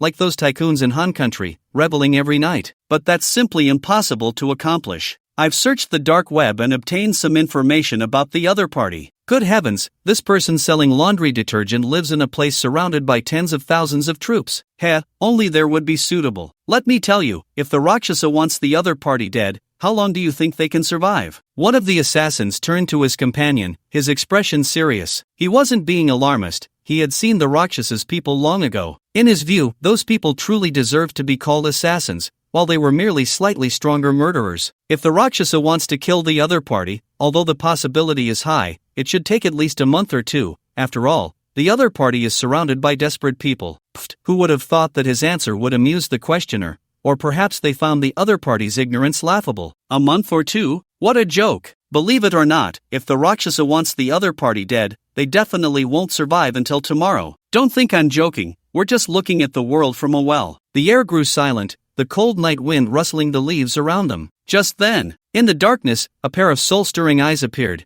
and a voice that seemed to come from the depths of the abyss rang out, cold and piercing. It seems you red spiders know quite a bit. The icy, murderous voice made the assassin who had just come out of the villa break out in a cold sweat, feeling as if he were facing a great enemy. Who? Come out! One of the assassins, who didn't know much about the Rakshasa, tightened his grip on his handgun, his left hand wielding a dagger in front of him, embodying the fear in his heart. The name Rakshasa was thunderous. Even if he didn't understand it well, he had heard some rumors. There's a saying, when the king of hell calls for you at midnight, who dares to let you live until dawn? What he heard was that if the Rakshasa calls for you at midnight, even the king of hell wouldn't dare let you live until dawn. Though it was somewhat exaggerated, the rumors were not baseless. What he didn't know was that the companion who had just been talking about how terrifying the Rakshasa was now pale, sweat blurring his eyes, and his hands trembling uncontrollably. His eyes were filled with fear as he looked toward the source of the voice. A man dressed in black and red, wearing a black fanged mask, slowly emerged from the darkness. A 2-foot-long knife hung at his waist, and a handgun was faintly visible. Black and red attire, fanged mask,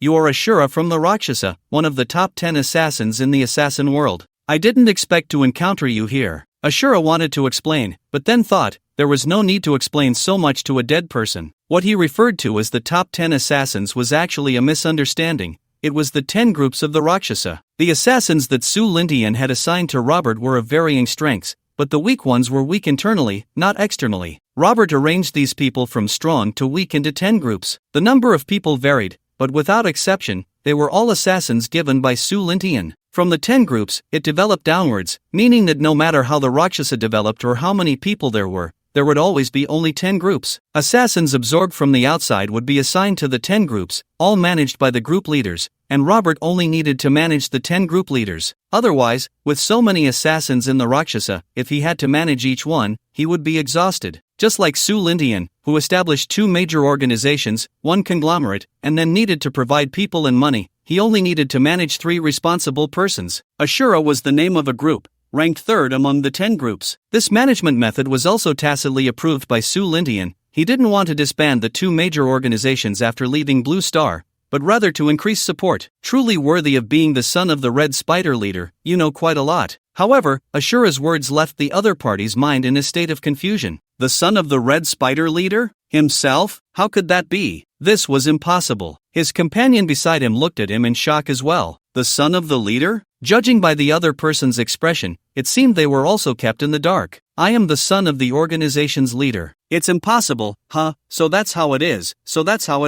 No wonder he knew things that others did not. Ashura shook his head, drew the 2-foot-long knife from his waist, still stained with blood that he hadn't had time to clean, and slowly pulled it out, the blade becoming translucent, glinting coldly. His voice was chilling. You can die with your eyes closed now. What Ashura? Stop with the theatrics. The oppressive atmosphere drove the sidelined assassin to crazily raise the gun in his hand and pull the trigger without hesitation. Bang! Bang! Bang! Those who could be assassins naturally had excellent marksmanship. Clang Ashura raised his hand, the bullet struck the steel plate on his wrist, creating sparks. Whether it was clothing or weapons, they were all provided by the system. When Su Lindian first saw the other's unusual attire, he was also taken aback for a moment. Whether in reaction speed or strength, they far exceeded that of ordinary people, not to mention Azura, who ranked third, was infinitely close to the limits of humanity. Killing these third-rate assassins was like crushing an ant. This made him prefer using a knife. Of course, using a gun was faster, but using a knife,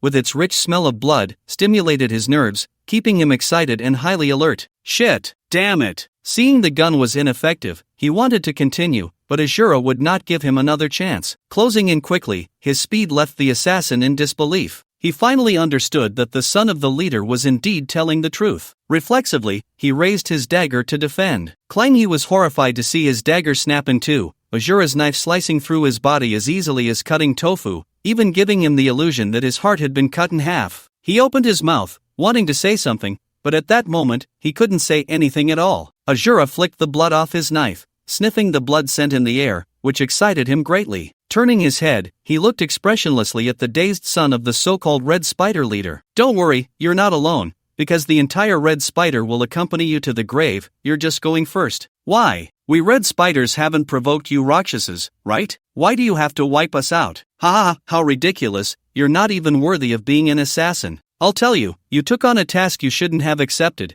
and someone who shouldn't be on the list is now on it. Some tasks may bring you money, but some tasks will cost you your life. After saying this, without giving the other a chance to speak, a flash of light appeared, and the other's head was severed from the body. The other, knowing the situation, did not resist. Perhaps he understood that resistance would only excite Azura further. Looking sideways at the corpse on the ground, he said coldly, "Humph, Red Spider? Your nightmare has begun." After Su Lindian ordered the eradication of the Red Spider, Robert informed Su Bei that he wanted all the information on the Red Spider's assassins and high-ranking members. Unless you avoid the internet, you cannot hide from the dark web. Even if you don't touch the internet, the dark web can still find you, just wasting a little more time, that's all. Once all the information was compiled, the Rakshasas began their actions in the following days. The entire dark world was in turmoil, with everyone feeling insecure. The greater the authority in the dark world, the more fear they felt because they understood the terror of the dark web and the Rakshasas. Just hearing their names could make people retreat in fear, so one can imagine the current status of the two major organizations in the dark world, comparable to the status of the top three in the United Nations. Within the Red Spider, a large number of assassins went missing, causing panic among the ranks, and some even defected from the Red Spider. For this phenomenon, the higher-ups of the Red Spider did not react. In a corner of the world, inside a building below, a burly middle-aged man looked grimly at the corpse before him. The area between the head and neck was covered in stitches, clearly indicating that the head had just been sewn back on. "Boss, many people have already defected. Organizations that used to have good relations with us are now the first to distance themselves from us." However, the middle-aged man answered with a different question: "Who killed my son?" The person beside him fell silent for a moment and said, "From the wounds, if I'm not mistaken, it was Azura from the Rakshasa." Suppressing the anger in his heart, he clenched his fists, the veins on the back of his hands bulging. "Find them, I want to make them pay for my son's death." "But boss, they come and go without a trace, we have no way to start." "Then pay to have the dark web investigate, no matter the cost, I want to know their whereabouts. Also, those traitors, make their information public. Tell the others in the organization, if they want to leave, they can, but they must kill one Rakshasa to leave safely. Tell the outside world, for killing one Rakshasa, I will give them $1 million.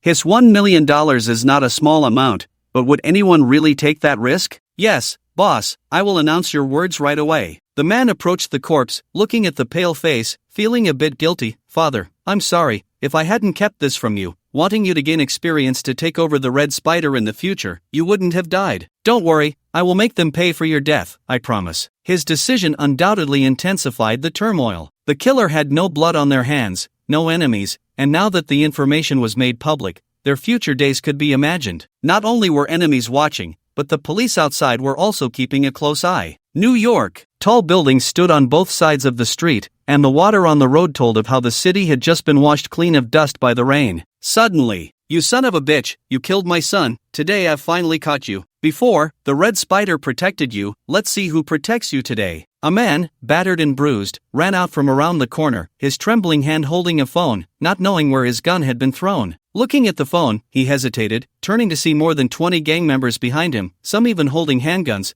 but their aim was poor, otherwise, he would have already been dead. "Damn it, Red Spider, just wait, daring to publish our information. After spitting out a curse, he dodged the pursuit while dialing the police. Hello, Fort Burley Police Department, how can I help you? Shit, I'm a killer from the Red Spider. I need to report. Someone is trying to kill me. I'm at XX Street XX Road XX. Hurry up. Sir, are you joking? Seeing the other party's disbelief, he couldn't help but curse. Am I joking? I'm a killer from the Red Spider. Do you know? Hurry up and come. Bang! In anger, he smashed the phone on the ground. Boom! A bullet hit the ground beneath him, sparks flying. Damn it, stop right there. The killer cursed inwardly. Stupid, how can I stand still when you're trying to kill me? On the street, they chased each other. The gunplay was so poor that even the heavens couldn't bear to watch. Bang! A stray bullet hit the killer's thigh. He stumbled, almost falling to the ground. Just then, woo-woo-woo, a siren sounded. His face lit up with joy, quickly hiding behind a nearby cover. Meanwhile, the people behind him, hearing that Fort Burley was arriving, cursed in frustration. Damn it, this bastard actually called the police. A killer calling the police. Damn it, let's go. Before leaving, they didn't forget to fire a couple of shots to vent their anger. Deciding to go back and change to a new batch of guns, these guns are really trash.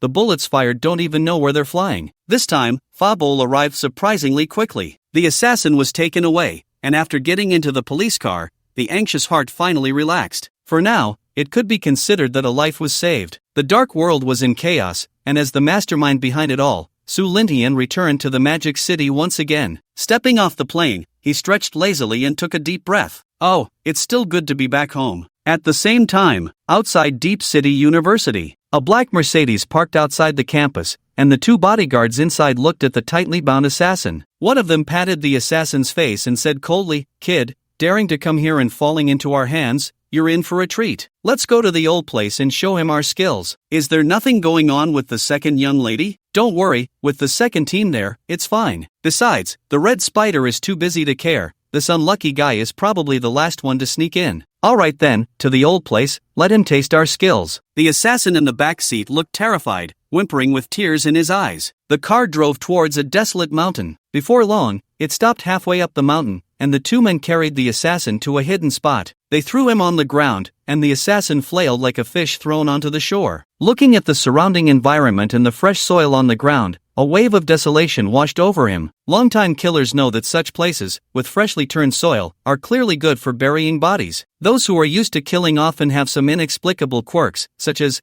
digging up bodies like planting vegetables, burying a little here, a little there. The two bodyguards pulled out a clay pot from somewhere and placed it beside the assassin. After comparing it, they frowned and said, "This pot seems a bit small, it won't fit." "Look at what you're saying, if it doesn't fit, just force it in. We can always customize a new one for him. Here's the plan, you go find a big rock, and we'll start from the feet, crushing his bones little by little, then stuff them in, leaving just the head outside. But it still won't fit. Then how about this? You go to the car and bring back the pig-killing knife we used on those two assassins before. We'll dissect him, crush the bones, and then stuff them in. That should work." "Okay, I'll go get it." Whoa, at this moment, the two looked like demons in the assassin's eyes. Killing is just a matter of a nod, damn it. Their back-and-forth conversation sounded to the assassin like the tortures of the 18 layers of hell being thrown into boiling oil. Dissection, removing the organs, frying until both sides are golden brown. "Don't worry, don't be afraid. We're very familiar with the process. We definitely won't give you an extra cut, and we won't give you one less either." Woo. A stream of liquid flowed from his crotch.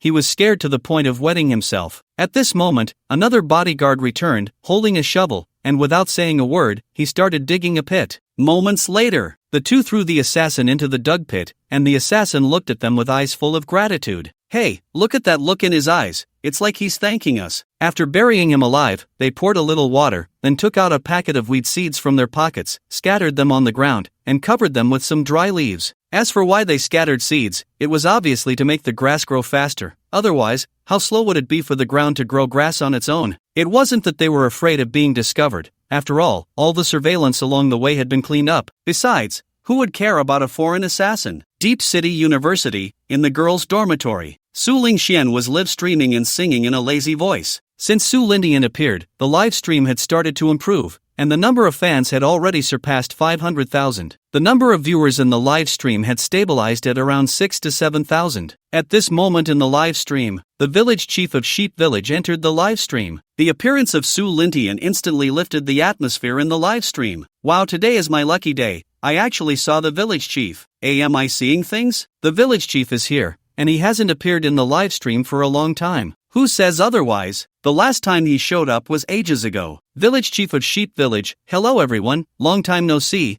I've been a bit busy lately, just returned from abroad after working hard. The village chief is joking, even if he was working hard, it must have been with gold bricks. Su Lingxuan's face lit up with joy upon seeing her brother. Brother, how come you have time to watch my live stream today? Village chief of Sheep Village, I just finished my work and saw you were live, so I came to check on you. How have you been lately? He actually hadn't been here for a long time, although he occasionally watched short videos. The timing just never aligned. Hearing her brother's concern, her face beamed with a joyful smile, her eyes crescent-shaped, and her lips curled up, revealing her white, even teeth. Pretty good. There are many more little sheep in the live stream. The fans in the live stream suddenly became displeased. Lazy King, I've already gotten fat, just kill me. Yeah, the little sheep has gotten fat, just kill it. First, kill Fei Yang, or else there won't be any left in a couple of days. Exactly, licking and licking, until there's nothing left in the end. I have a suggestion, let's lock up Fei Yang and Mei Yang together, and after they give birth to little sheep, we can have a whole sheep feast. I think that's feasible. What do you think, village chief? Su Lintian also cooperatively chimed in. Village chief of Sheep Village, I think it's a good idea, let Shi Yang supervise then. Wow, village chief, it turns out we are kindred spirits. I didn't expect the village chief to be this kind of sheep. Is this the trick of the old sheep? I'm going to catch Fei Yang. Then I'll go catch Mei Yang. In less than 2.5 minutes, a large batch of IDs for Fei Yang appeared in the live stream. Fei Yang, I'm here, you guys hurry and catch me, and if I run out of strength, please don't hesitate to have Shi Yang give me a push. Bro sheep, I caught a male Mei Yang. Alright,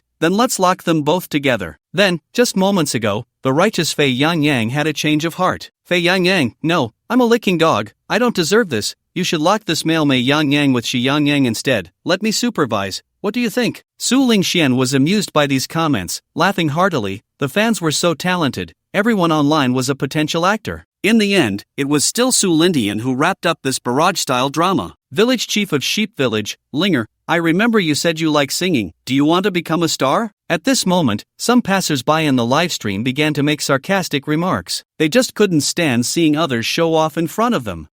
Saying that as if wanting to become one is enough, a max-level character, still doesn't know where it was rented from, just pretending. Damn, where did this idiot come from? Bring that little black sheep out. Forget it, little black sheep is everywhere. Even if the chicken is dead, the chicken coop is still there. You better be talking about a chicken. Is this chicken serious? Su Lingxian didn't take it to heart, pretending she didn't see it, but Su Lingtian's words made her ponder for a moment, and finally, she shook her head. Forget it, what's so good about being a star? This is just fine. Brother, I plan to take a vacation in a couple of days and travel abroad, taking the little sheep out to see the world. Is there anything I should pay attention to? Su Lingtian didn't expect her to have this idea, but he had only asked casually about being a star. Village chief of Sheep Village, don't wait for a couple of days, just go tomorrow. I'll give a heads up at school, you can take a month off to relax, you need to be careful in the country, but there's really nothing to worry about abroad. Remember to bring the housekeeper from home. If there's anything you need or want to do, just tell her, and she will arrange it for you. The only thing to pay attention to is that you must listen to her regarding safety. Su Lingxian knew who her brother was referring to as the housekeeper. The villa she bought here, along with the housekeeper and maids, were all arranged by her brother, so they must be trustworthy people. Otherwise, her brother wouldn't have given such advice. Su Lingtian's words excited the fans in the live stream. Listen to this domineering statement. With what the village chief just said, I suddenly look forward to the Lazy King's outdoor livestream abroad. The village chief is so handsome, so handsome. I want a brother like that too. What the heck, how did Mei Yang get out? Xianjiang,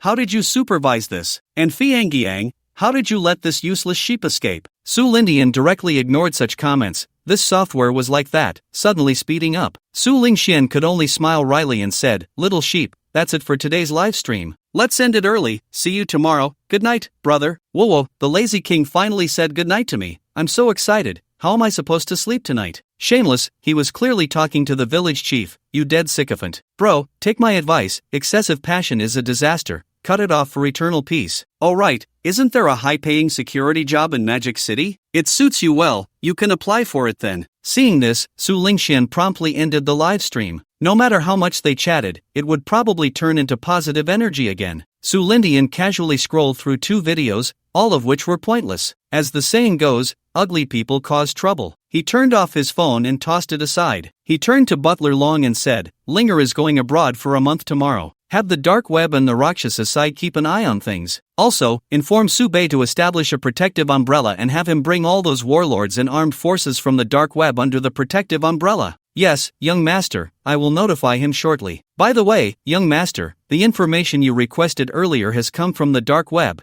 and it will be organized by tomorrow morning. Su Lingxian nodded, indicating he understood. Searching nationwide for someone suitable to be his wife was not that easy, but he didn't think much of it. However, Su Bei, as his subordinate, had more to consider. He naturally knew this, so he didn't rush to urge him. In fact, he could find someone himself, but that would be too pretentious. If he spent all day with bodyguards riding around in a Rolls-Royce, the people who gathered around wouldn't be what he wanted. At that point, it would all be the peripheral market, with ulterior motives. Could he pretend to be poor? He thought about it and decided against it. There was no need to suffer unnecessarily. Dressing plainly and looking for someone to slap him in the face everywhere, he could already picture a 3-bedroom apartment in his mind. Nowadays, where could one just step out and meet a pure girl? It was better to search nationwide, with a clear purpose, and then take it slow. The next morning, Xinchang Airport. Su Lingxian carried a backpack, followed by 6 bodyguards, 3 maids, and her exclusive housekeeper, Shang Guanyun, with each maid pulling a suitcase. Su Lingxian had a small backpack on her back and was holding a live streaming stand, starting the live stream. Perhaps due to the morning hour, the number of people in the live stream wasn't very high, only a little over 1,000. Little sheep, we are setting off for a month-long trip abroad, and our first stop is the neighboring Goose Country. As she spoke, she let everyone onto a private plane belonging to the global group. The fans in the live stream looked at this group of people, envious to the point of wishing they could take their place. The Lazy King has really made it, from a small streamer with only 200,000 fans to now, going out with bodyguards and even a housekeeper and maids. I'm just like the Lazy King, just missing a brother in between. This is not a small streamer going out, it's clearly a little princess going on a trip. I'm so envious that I turned around and slapped my brother twice. Quick, stop talking, if you keep going my brother will die. They hung him up and beat him for over an hour, and he stubbornly refused to admit he was a big spender, even saying he wanted me to look good. I thought he meant he wanted to show me the sports car he bought for me, but who knew that after I let him down, he left without looking back, hesitating between a wooden stick and a thorny branch. In the end, as if he had made a certain decision, he waved the thorny branch at me, and only then did I realize that what he meant by wanting me to look good was this. The plane took off, soaring into the clouds, and Su Lingxian looked out the window at the white clouds, resembling a fairyland shrouded in mist. Lazy King, where are you going in Goose Country? I'm just in Goose Country. Su Lingxian thought for a moment and said, I don't plan to go to the city. I want to see Siberia. I've heard the snow scenery there is beautiful. Upon hearing that Su Lingxian was going to Siberia, the fan could only regretfully give up. By the time the plane landed in Siberia, it was already afternoon. The sun had set. Looking at the airport outside, the trees by the roadside were covered with a thick layer of snow, a vast expanse of white. Miss, it's a bit cold outside. Please put this on. At that moment, the cloud butler came forward with a maid, who was holding a snow-white velvet coat, gloves, and various warm items. After putting on the clothes and taking the phone holder, she walked down the plane, where 3 helicopters had been waiting for a long time. Su Lingxian was somewhat surprised. She didn't expect helicopters to be waiting for her. Boarding the helicopter, they flew towards their destination. The number of people in the live stream gradually rose from just over 1,000 to 8,000, trending towards breaking 10,000. Cloud Butler, where are we going? Looking at the scenery below, Su Lingxian turned to look at Shang Guanyun, who had already informed her of the itinerary for the month before she came, though it was just a general area without detailed plans. Just like now, she only mentioned coming to Siberia, but Siberia is so vast that she didn't know what arrangements the other party had. Miss, the place we are going to has no residents nearby, which will be relatively safer, and the snow scenery is also very beautiful. If you are interested, you can even go hunting. Shang Guanyun explained with a smile. Su Lingxian's eyes lit up, nodding her head. Hunting? That sounded quite interesting. The fans in the live stream, upon hearing Shang Guanyun's words, envied so much that they couldn't even eat dinner. Just got off work, saw Lazy King's life, then looked at my own. Forget it, as long as I'm alive. It's okay, brother, sweet after bitter, a life like a cow with no rest. only to sleep with the mountains when free. Exactly, only by enduring hardship can one rise above others. Your awareness of this is lacking. You still need the boss to draw you a couple of pies.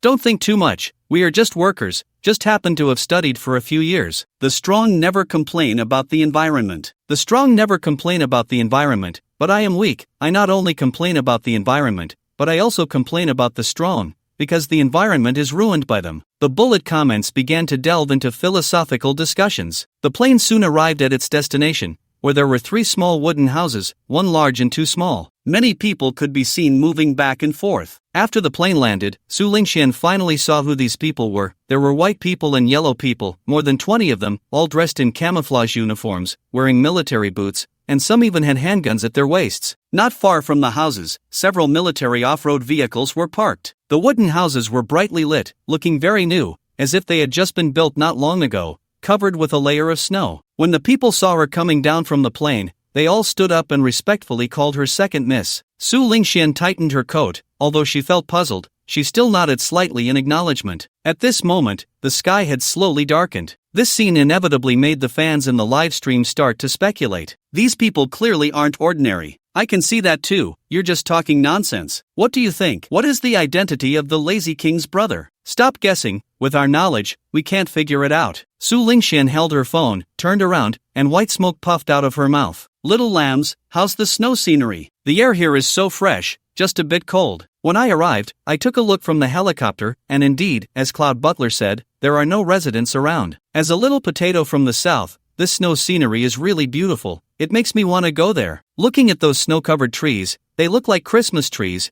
with big snowflakes falling from the sky. If we were to have a snowball fight, I can't even imagine how great it would be. Just thinking about it makes me feel ecstatic. At that moment, a notification on the left side of the livestream caught everyone's attention. The village chief of Sheep Village has entered the livestream. Instantly, the atmosphere in the livestream reached a climax, as Su Lingtian's identity sparked endless imagination among the viewers. Village chief of Sheep Village, why did you run off to Siberia? Su Lingxian smiled. He came here to see the snow, all white and vast, without the noise of the city, without the hustle and bustle, without worries, just emptying everything. Although it's a bit cold, it's very comfortable. Brother, don't you think this place is beautiful? Su Lingtian looked at the scenery in the livestream. Indeed, it had a kind of fairyland retreat vibe. Village chief of Sheep Village, as long as you like it, but don't leave Cloud Butler's line of sight. Safety is the most important.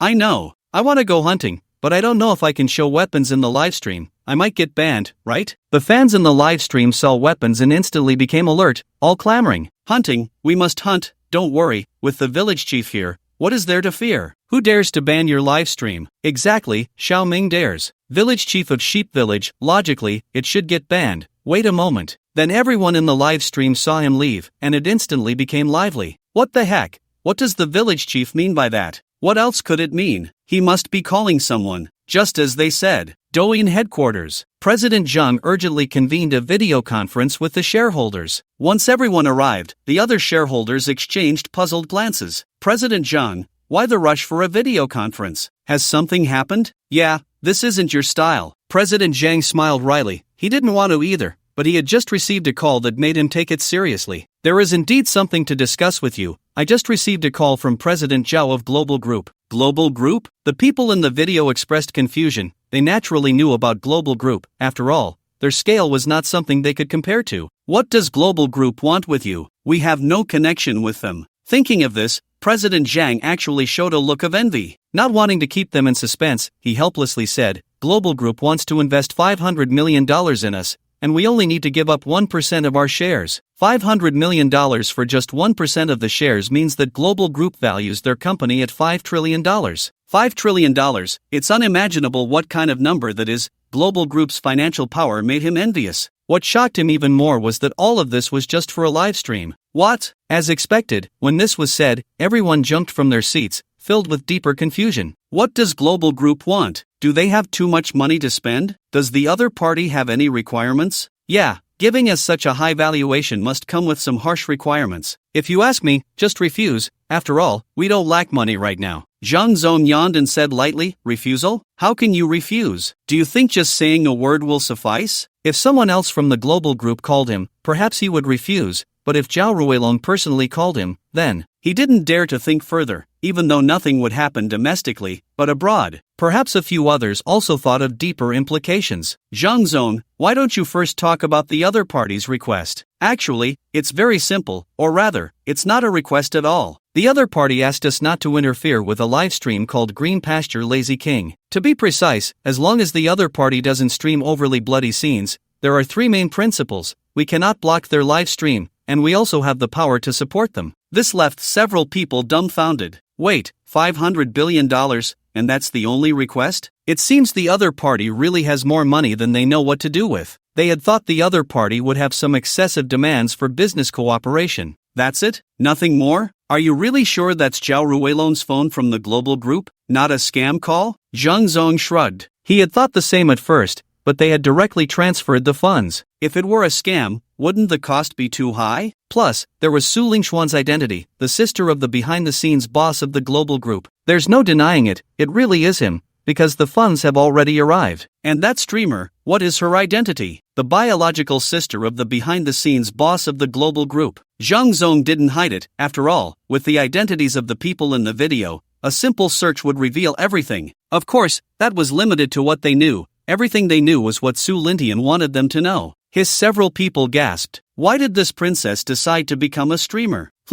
It must be out of boredom. Since the other party's intentions are so clear, we can't just refuse them. I have no objections. I have no objections either. Alright, then it's settled. After receiving the news, Su Lintian returned to the live stream. Su Lingxian sat by the fire, bored, waiting for Su Lingtian's message. The village chief of Sheep Village entered the live stream. The chat room erupted again. The village chief is back. How is it? Can we do whatever we want? If the village chief takes action, it must be invincible. Su Lingxian didn't speak but seriously watched the chat, waiting for Su Lingtian's message. The village chief of Sheep Village, it's fine. From now on, you can stream anything except for yellow, gambling, drugs, and overly bloody scenes. Just be careful with your words. Su Lingxian nodded repeatedly. The fans in the live stream cheered with excitement. Wow, what did I say? Forget it, the village chief is awesome. The village chief can't be a second-generation red, right? No way, second-generation reds can't be this high profile. Then, what about the black, red,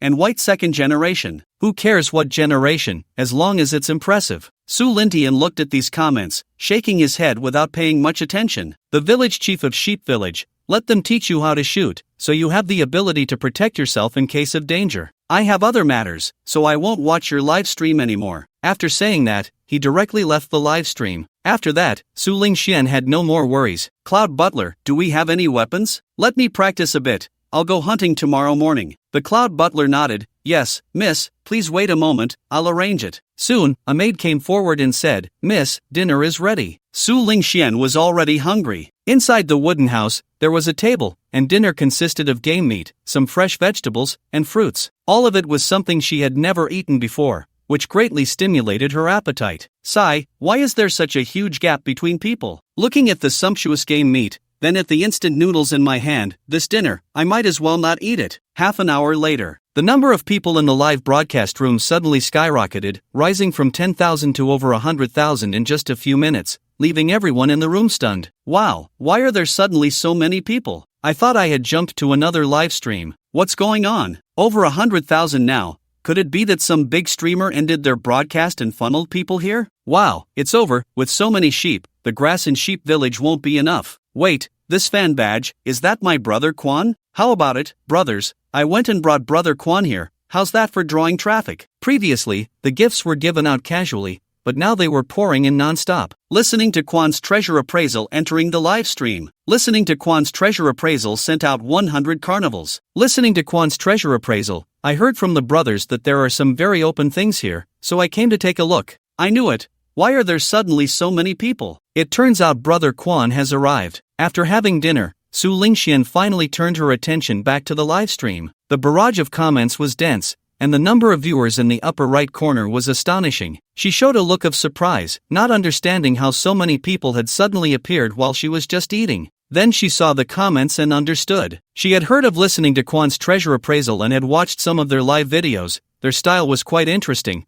but she had never seen their live stream. Seeing the 100 carnivals sent by the other party, although she wasn't short on money, she still politely thanked them. Thank you for the 100 carnivals, listening to Kwan's treasure appraisal, but everyone doesn't need to send gifts anymore. However, the gift effects didn't stop, and she could barely see her own people. Helpless, she had to turn off the gift rewards. Exactly, don't send gifts anymore. I can't even see our lazy king. Lazy king doesn't need your few trifles. Everyone report the number one big brother. I have a lot of money, so I just send. Alright, send me 500 first to see your strength. Listening to Kwan's treasure appraisal. Little sister, where are you? Dressed so warmly, is this a wooden house? Are you in the wild? Oh, brother Kwan, your smile is so lewd. Your expressions change faster than flipping a book. No wonder you're listening to Kwan Cat. Su Lingxian picked up her phone, walking outside while saying, I'm in Siberia now, it's quite cold here. Just as she stepped out of the wooden house, Butler Yun approached her. Miss, everything is ready. Su Lingxian looked outside and saw a long high table made of snow, filled with various weapons, from handguns to sniper rifles, and even a big pineapple. She even saw a wooden box containing round objects. Grenade rounds? As she got closer, she realized they were indeed grenade rounds. Upon her arrival, 2 women in camouflage uniforms standing next to the weapons saluted her. Second miss, do you need an explanation of these firearms? However, Su Lingxian waved her hand, indicating she didn't need it.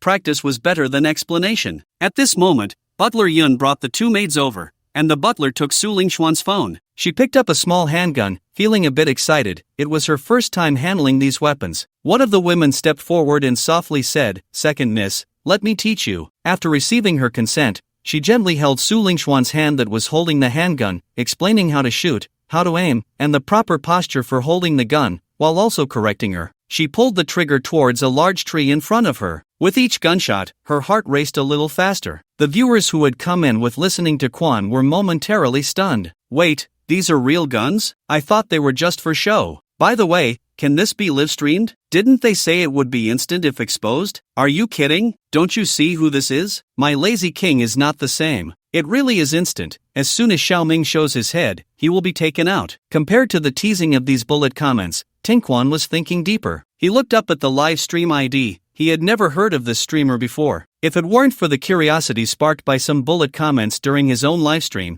he might not have appeared here at all. Looking at everything around Su Lingxian, these weapons were so brazenly displayed in the livestream, while the Douyin officials turned a blind eye. This was worth investigating. It seemed he would need to check out the other party's background later. Half an hour later, Su Lingxian had tried out these weapons, of course, except for the sniper rifle, which she felt was unnecessary to test. The tree across from her was already overwhelmed and in tatters. Hey, are those little trolls still around? Speak up, choose your bullet caliber yourself. Surprisingly, they were indeed still there and were quickly called out. Don't tag me, it's not me, I didn't do it. I'm a loyal fan of the Lazy King. I wouldn't troll her even if she trolled my dad. Is it that you won't or that you dare not? I'm just being intentionally careless. Impudent. Answering off topic, bring in a little lamb, take him out and execute him for 10 minutes as a warning. Meanwhile, in the know, one manor in the western suburbs of Magic City. Su Lintian was looking at the information sent by Su Bei in the morning. It was quite a lot, over 100 people. He looked through them one by one,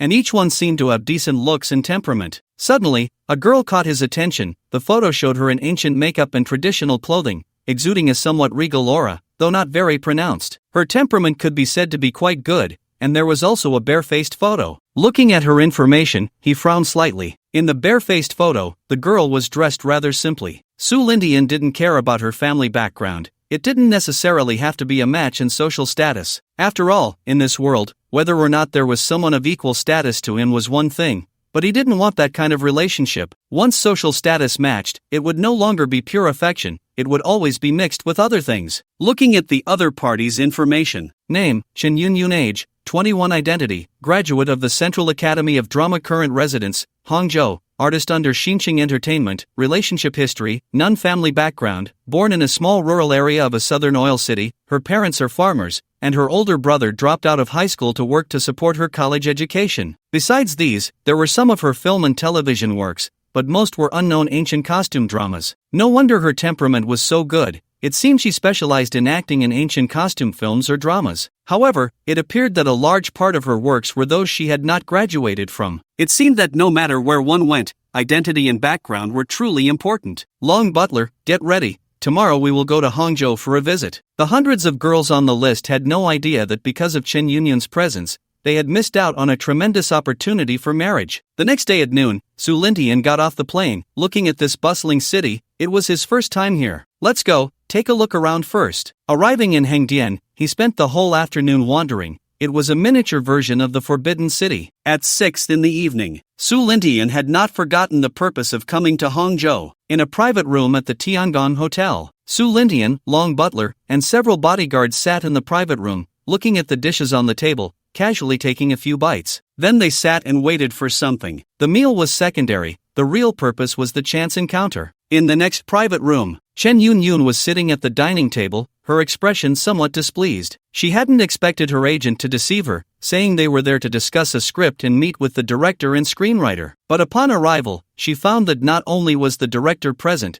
but even the company's president was there. Yunyun, you've been with the company for half a year now, and your career hasn't made much progress. You need to work harder, we all have high hopes for you. Zhang was smiling as he watched the restless Chen Yunyun, his gaze as if he wanted to tear her clothes apart. Ever since she entered the company, he had already wanted to exploit her. Otherwise, with Chen Yunyun's acting skills and her temperament, how could she still not be famous by now? She was like a canary wanting to fly out, but that exorbitant penalty for breaking the contract was something she couldn't afford. Overall, she was still too naive, thinking too simply, how could she stand out in this big divat? Thank you, President Zhang, I will work hard, she said, wanting to escape this den of demons quickly, already thinking of an excuse to leave. Hey, just working hard isn't enough. Look, I've even brought in a top director, Director Liang. The company plans to invest in a big production, and we're just missing a female lead. He has high hopes for you. Yes, your temperament completely fits the role of the female lead, not to mention President Zhang's recommendation. I think it's a sure thing. See, we really recognize your acting skills. As Zhang reached out to grab her hand, she was so frightened that she hurriedly stood up. Her face paled, but she still forced a smile and said, President Zhang, I'm sorry, I'm feeling a bit unwell. I'll head back now. Before she could take 2 steps,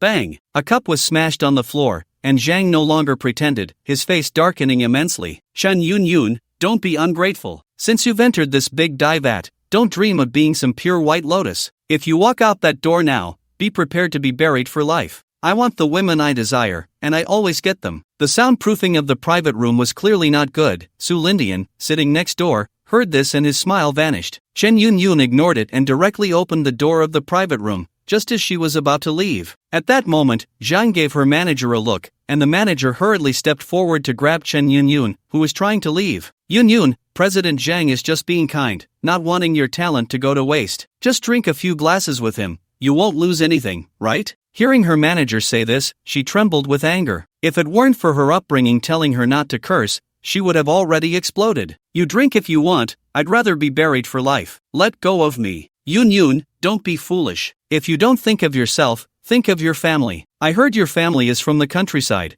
and your brother has already worked hard to support you through college. Do you want him to lose his job? Chen Yunyun didn't expect the other party to be so shameless as to threaten her, but if it meant selling her purity, she might as well die. Let go, I won't compromise. The manager would never let go so easily. If he did, he would lose his job. Su Lintian stood up and opened the door to the private room. Long Butler and the bodyguard stayed inside the room and did not follow. Yunyun, come in. If outsiders see this, it won't be good for you. Let's talk inside. How could she agree? If she went in, it would be difficult to come out safely. Grabbing the open door, she was about to shout. Just then, Su Lintian happened to pass by. It was as if she had seen a lifeline. Help, I don't know her. Seeing this, Su Lintian was furious. Stop. In broad daylight, what do you want to do? Is there no law anymore? Saying this, he pulled Chen Yunyun behind him. Turning his head, he softly said, You go first. You little brat, you haven't even grown up yet and you want to be a hero saving the beauty. At that moment, a cup was thrown out from the private room. Su Lintian never expected that the other party would dare to act. He quickly raised his hand to block. Bang! The cup fell to the ground, shattering into pieces. You leave first, if you're not here, they won't dare to do anything. Chen Yunyun thought about it and found it quite reasonable. The other party's target was herself.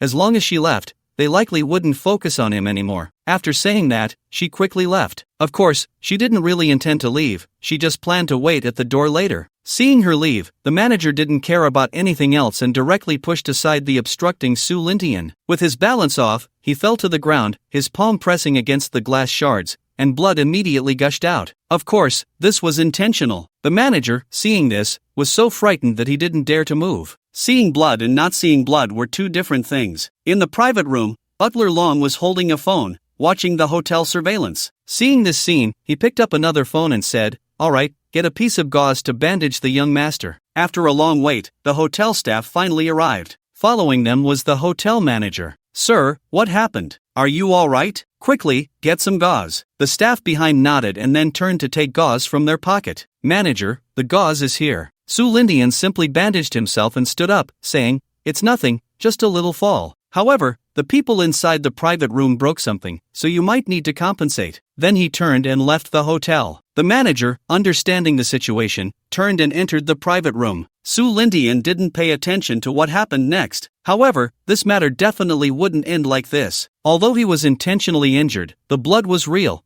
and all of this would be counted against the other party. It really hurts. The cost seems a bit high. Having lost so much blood, making the other party's company go bankrupt and making that so-called General Zhang disappear didn't seem excessive. Although he could initially use his status to pressure others, he understood rural people, so he didn't do that. What he never expected was that Chen Yunyun didn't leave. Instead, she was pacing back and forth outside the door, occasionally glancing inside. Su Lindian stood with his hands behind his back, gesturing for Butler Long, who was about to follow him, to stop. Only then did Su Lindian come out, holding his injured hand with a pained expression. Seeing him come out, Chen Yunyun quickly walked up. Su Lindian hurriedly squeezed his hand, and the gauze was immediately stained red with blood. He had squeezed too hard. The pain made him gasp, and tears welled up in his eyes. "Ah, you're hurt. How is it? Is it serious?" She nervously grabbed Su Lintian's injured hand, and he felt a cold sensation from her touch, very soft and comfortable. It's nothing, just a superficial injury." Chen Yunyun looked at the blood-stained gauze, somewhat speechless. Was this really just a superficial injury? She felt a bit guilty. If it weren't for her, he wouldn't have ended up like this.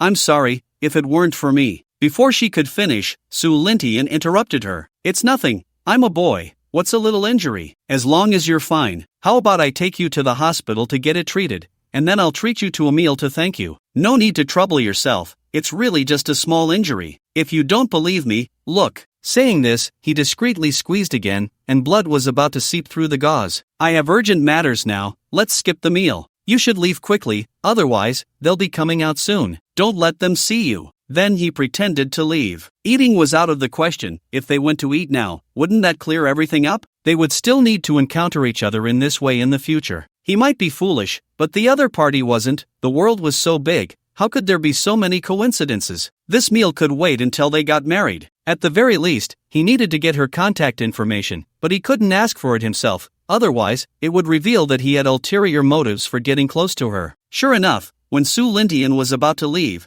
Shin Yunyu called out to him. "Wait a minute, how about we exchange contact information? When you have time, I can treat you to a meal. What do you think?" This was her first time taking the initiative to ask a boy for his contact information, even if it was just to repay him. It was undeniable that he was the first boy she had actively added. Su Lindian chuckled inwardly but pretended to think for a moment before agreeing. He took out his phone, and they added each other as friends. Su Lindian left without looking back. This left Chen Yunyu momentarily stunned, thinking to herself that he really did have urgent matters. She then left as well. Inside the car, Butler Long was disinfecting him and rebandaging his wounds, causing him to frown in pain. "Young master, where are we going now?" Su Lindian replied without hesitation, "Back to Magic City." This puzzled Butler Long. After such a scene and with bloodshed, they were just going back? However, he didn't ask further. Whatever the young master said was what it was. Then, "Young master, what about new morning entertainment?" Butler Long asked in a deep voice. In his opinion, it would be better to just crush the opponent and send that Zhang to another country, then chop him up and feed him to the fish. No rush, even ants have their uses. Let them live a few more days. Let Zhao Ruilong acquire an entertainment company domestically, and then wait for my instructions. Understood, young master. The convoy headed straight to the airport, then took a private jet back to Magic City. For the time being, he didn't want to see Chen Yunyu again. Having added each other as friends made everything easier. Meanwhile, Su Lingxian had already left Siberia, and her next stop was Paris. A black Alfa Romeo stopped in front of the Palace of Versailles. The bodyguard accompanying her opened the door. A girl dressed in cosplay stepped out of the car, her long, elegant legs catching everyone's attention. She entered the palace with the staff of Versailles. A long corridor lay ahead, yet it was empty. How vast is the Palace of Versailles? It covers an area of about 1,070 hectares. To take photos for cosplay, they had cleared this magnificent palace. Of course,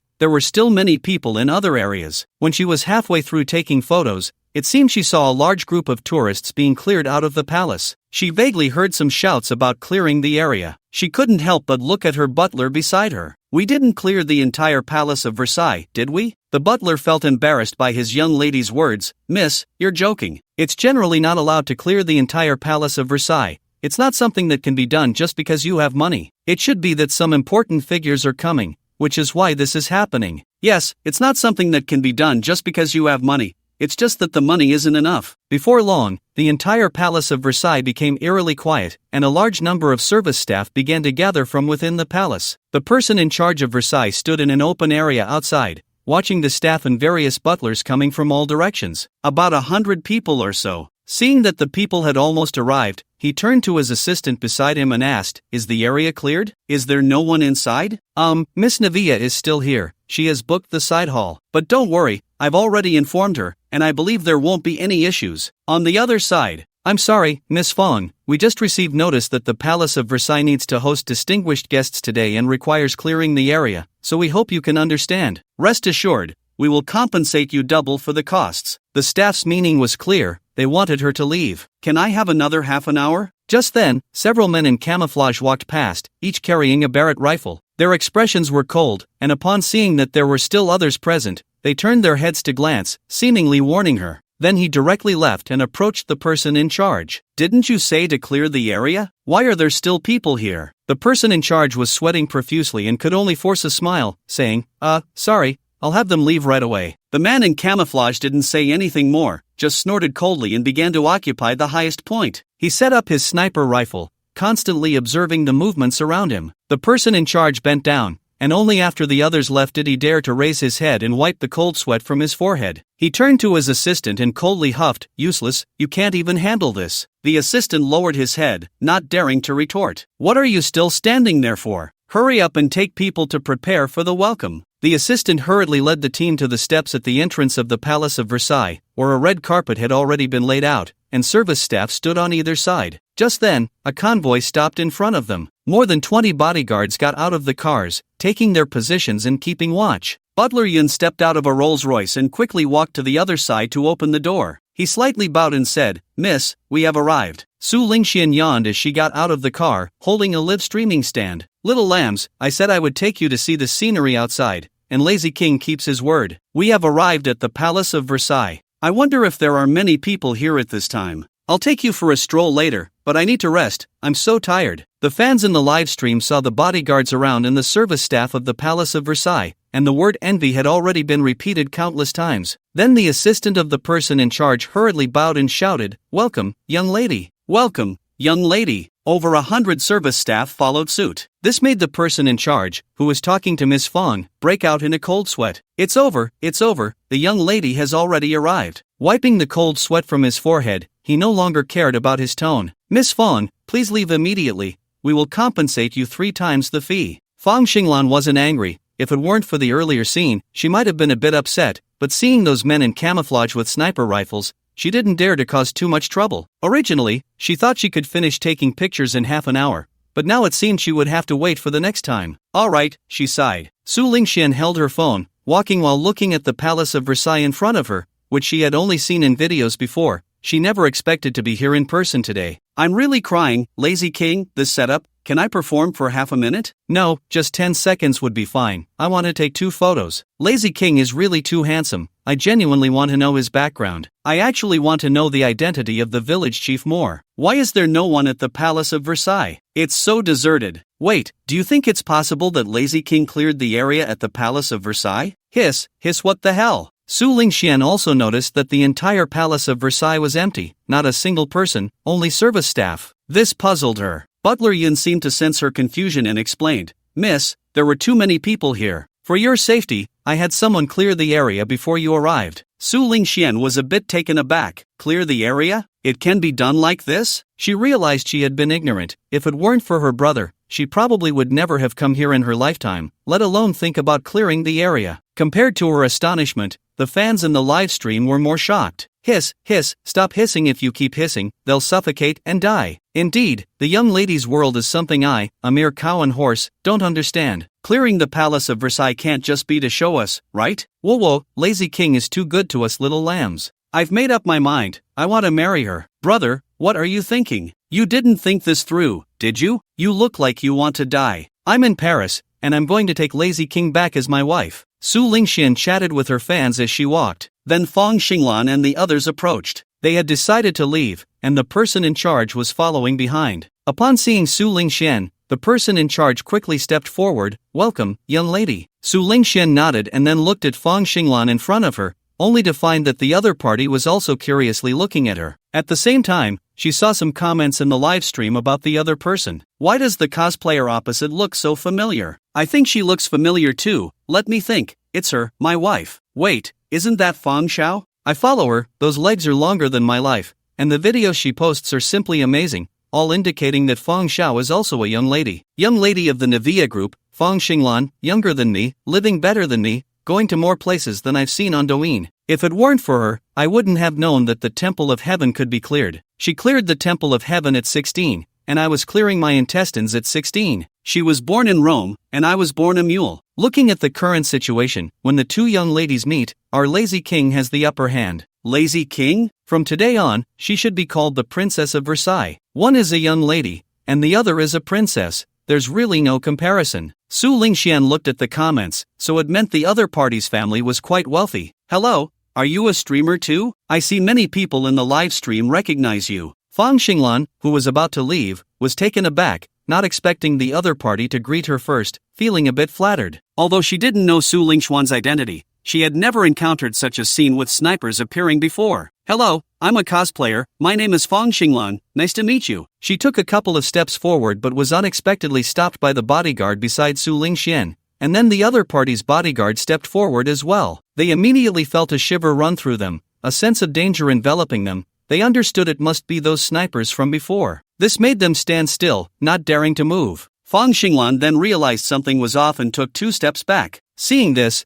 Butler Yun waved his hand. A bodyguard, noticing the gesture, took out his phone from his pocket, not sure what he was doing. In less than 2 minutes, Fang Xinglan's information appeared on his phone. He handed it to Butler Yun, who simply glanced at it and didn't look further. The other party was a young lady from a group, so she probably wasn't intentionally getting close to their young lady, hence he didn't pay her any more mind. Su Lingxian naturally knew nothing of this. What's going on? Are they about to fight? Fight? Are you kidding? Just look at the highest point of the palace. The viewers in the live stream gasped again. That is, oh my, is that a sniper? Oh my lazy king is invincible. What about that brave one who said they were coming to take Lazy King? Just kidding, I'm tough with my words, not with my head. Su Lingxian smiled. I'm Su Lingxian. Are you taking cos photos? Are you done? So beautiful. Although she didn't know who the other was cosplaying, the other person had a great figure, very slim, and was a stunning beauty. Then she thought of something. It seemed she had cleared the area herself,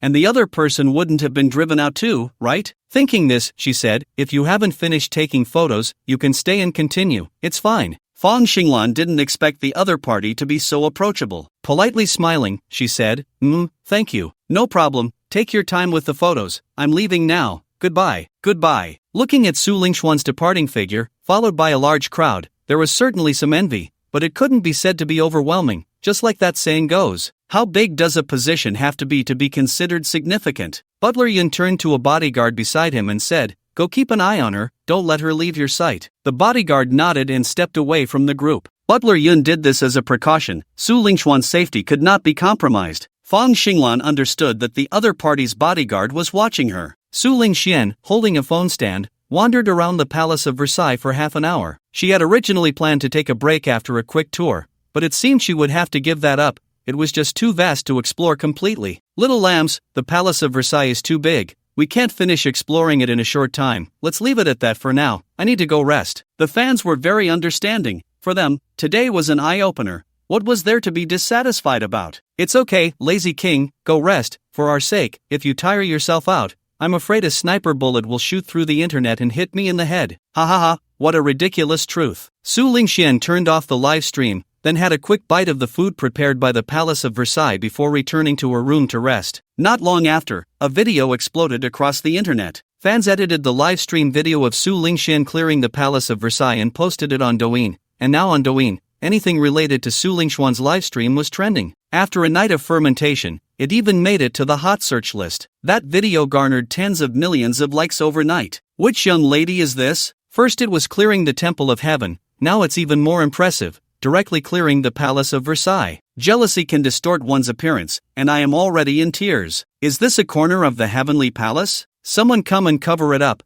I don't want to know. I don't want to see. Princess of Versailles? I also saw young Master Fong, woo-woo. Indeed, rich people always huddle together for warmth, while I can only hug the wife I just customized from Iwu for warmth. It's okay, it's still fair, everyone only has one life. Right, rich people aren't afraid of you picking up legal weapons, but they fear us putting down the law and picking up weapons. Hey, brother upstairs, if you're going to say that, then I guess I'll have to pick up my sniper rifle. Hurry up, I want to see if the snipers next to the lazy king have real barrets in their hands. Don't worry, if they are real, I'll send you 200 when you come back. I'll also send 200, just call me when the feast starts. Su Lingxian gained 2 million followers overnight. Su Lingxian hadn't been on Douyin these past few days because he had more important things to do. That was to chat with Chen Yunyu. Of course, it was she who took the initiative to find him. Chen Yunyu, is your hand feeling better? Using this topic, Chen Yunyu had reached out to him twice. Once the first day back, and now again. Su Lingxian, it's almost good. It stopped bleeding. Chen Yunyu, what do you mean it stopped bleeding? It's been 2 days, and it just stopped bleeding. Are you free now? I want to treat you to a meal. Su Lingxian, knowing the answer, asked, I have to go back to Magic City for something, and I probably won't leave for a while, so let's save that meal for later. By the way, what do you do? I saw that person in the private room had quite an imposing presence. How did you offend him? Chen Yunyu, well, it's not something I can't talk about. Actually, I'm an actress, just graduated a little over 6 months ago. I was really too naive. Then I got signed by my agent into New Morning Entertainment. At first, it was fine, but you know how the entertainment industry is. I don't know why, but our boss took a liking to me. I didn't agree, and then I was frozen for half a year, which led to what happened that day. Su Lingxian, is it because you didn't leave due to the penalty fee? You could try making some short videos. Maybe you'll have some good luck. Chen Yunyu, that's right, I've wanted to leave for a long time, but the millions in breach of contract fees are something I can't bear, so I can only drag it out. As for the short videos you mentioned, it's not that easy. Don't be fooled by those internet celebrities with tens of millions of fans. That's all backed by capital. Without traffic, it's impossible to get anywhere. Her words surprised Su Lingxian. It seemed the other party wasn't completely ignorant. After being hidden away for half a year, she had seen through a lot. Su Lingxian, don't be so pessimistic. Things are in your hands, there's always a way out. As long as you want to walk, the path is right under your feet. Keep going, believe in yourself. Perhaps it was because of Su Lingxian. For a while afterward, Chen Yunyu started posting videos on Douyin, hoping to turn her fate around. The two gradually became more familiar with each other. United States, headquarters of the global group. Wang Yulong looked up at the sun in the sky, his expression excited. I, Wang Yulong, have finally seen the light of day again. A month of closed training had finally come to an end. Alright, stop the nonsense. This is the appointment letter from the group. From now on, you are the acting president of Global Entertainment. Do a good job. The young master values you highly. Wang Yulong was quite puzzled, not understanding why the global group was recalling him to the country. He thought that once he finished training, he could do something else. After all, he had learned a thing or two about the group's affairs over the years. What a pity that all the skills he had acquired had no place to be used. After receiving the appointment letter, he didn't linger and directly took a flight back to the country. Meanwhile, the struggle between the Rosh and the Red Spider had reached a fever pitch. As for the Red Spider, an old assassin organization, Robert had no intention of wiping it out completely,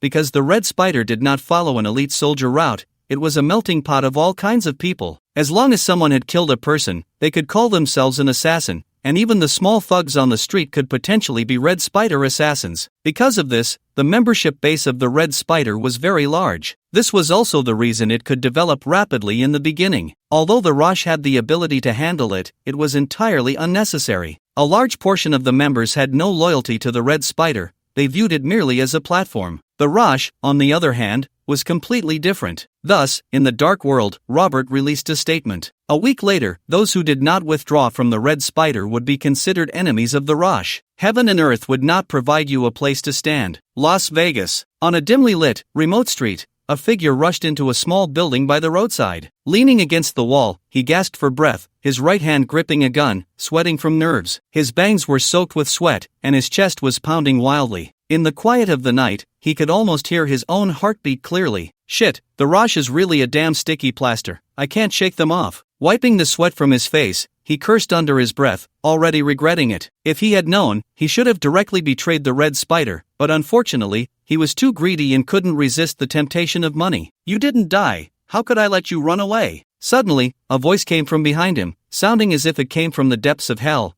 striking his soul and making him freeze. He knew he was doomed today. A young man dressed in golden attire, with long snow-white hair and a somewhat gentle demeanor, appeared before him with a smile. Golden attire and white hair. The newcomer was Yiz Tian, ranked second in the Rosh's 10th group. I withdraw. I'm withdrawing from the Red Spider now. No, I can help you kill the Red Spider members. I still have money, a lot of money. I can give it all to you, just don't kill me. I'm willing to do anything. Looking at the nearly broken assassin, Yiz Tian merely smiled lightly. It seems you haven't understood my meaning. Then slowly, he circled around the other person, as if assessing them. No, I understand, Before he could finish, it seemed as if someone had grabbed his throat, golden threads wrapping around his neck, emitting a faint golden light. Perhaps knowing he was doomed, he wanted to perish together with the one who desired him. He raised the gun in his hand and fired his last shot. Unfortunately, he encountered the pillar of the Rakshasa. If it had been an assassin drawn in from the outside, he might have had a chance to resist. Bang! The gunshot echoed loudly in the quiet night. Then he widened his eyes, an expression of disbelief, as if he had seen a god just before dying, and he closed his eyes. Perhaps, dying at the hands of the other was his honor. The bullet was blocked by the one who desired him,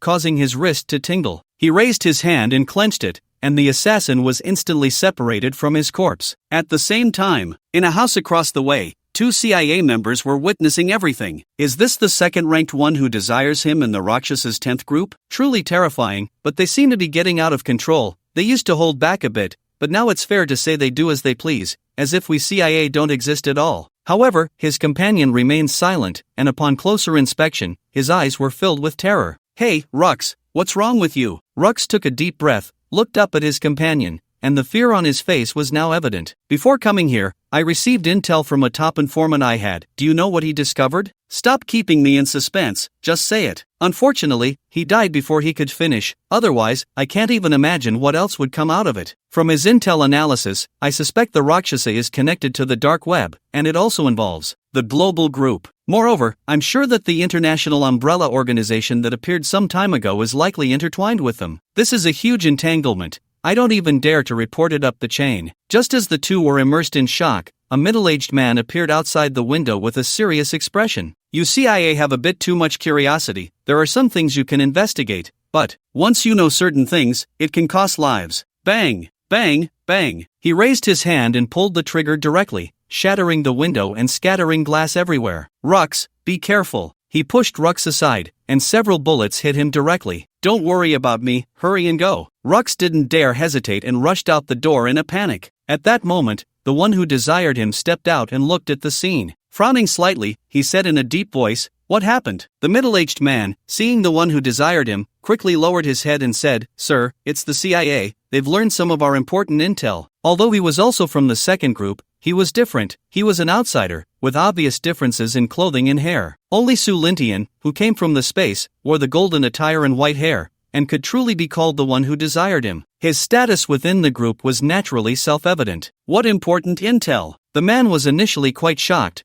Although he knew the Rakshasa had deep ties to the dark web, he never expected it to involve the global group and the recently emerged umbrella organization. The man suddenly broke into a cold sweat, wondering if knowing these secrets would. Thinking this, he trembled and said, Sir, it's about the dark web, the global group, and the umbrella organization. Connections. The one who desired him suddenly became serious, his eyes narrowing. The man felt the air grow oppressive, a murderous intent enveloping him. My legs couldn't help but tremble, my chin almost touching my chest, not daring to breathe. Did the other party die? He was saved by his companion. I was just about to chase after them, my lord. Slap. Waste. Anyone who knows must die. Do you understand? A slap landed on the other person's face with such force that it knocked them to the ground, and the words of Yustian nearly scared them to death. My lord, I would never dare to reveal a single word. My father is in New York. My uncle is in Indonesia. My wife's brother's cousin's second uncle is in Singapore. If I dare to say a single word, the organization will annihilate my entire family.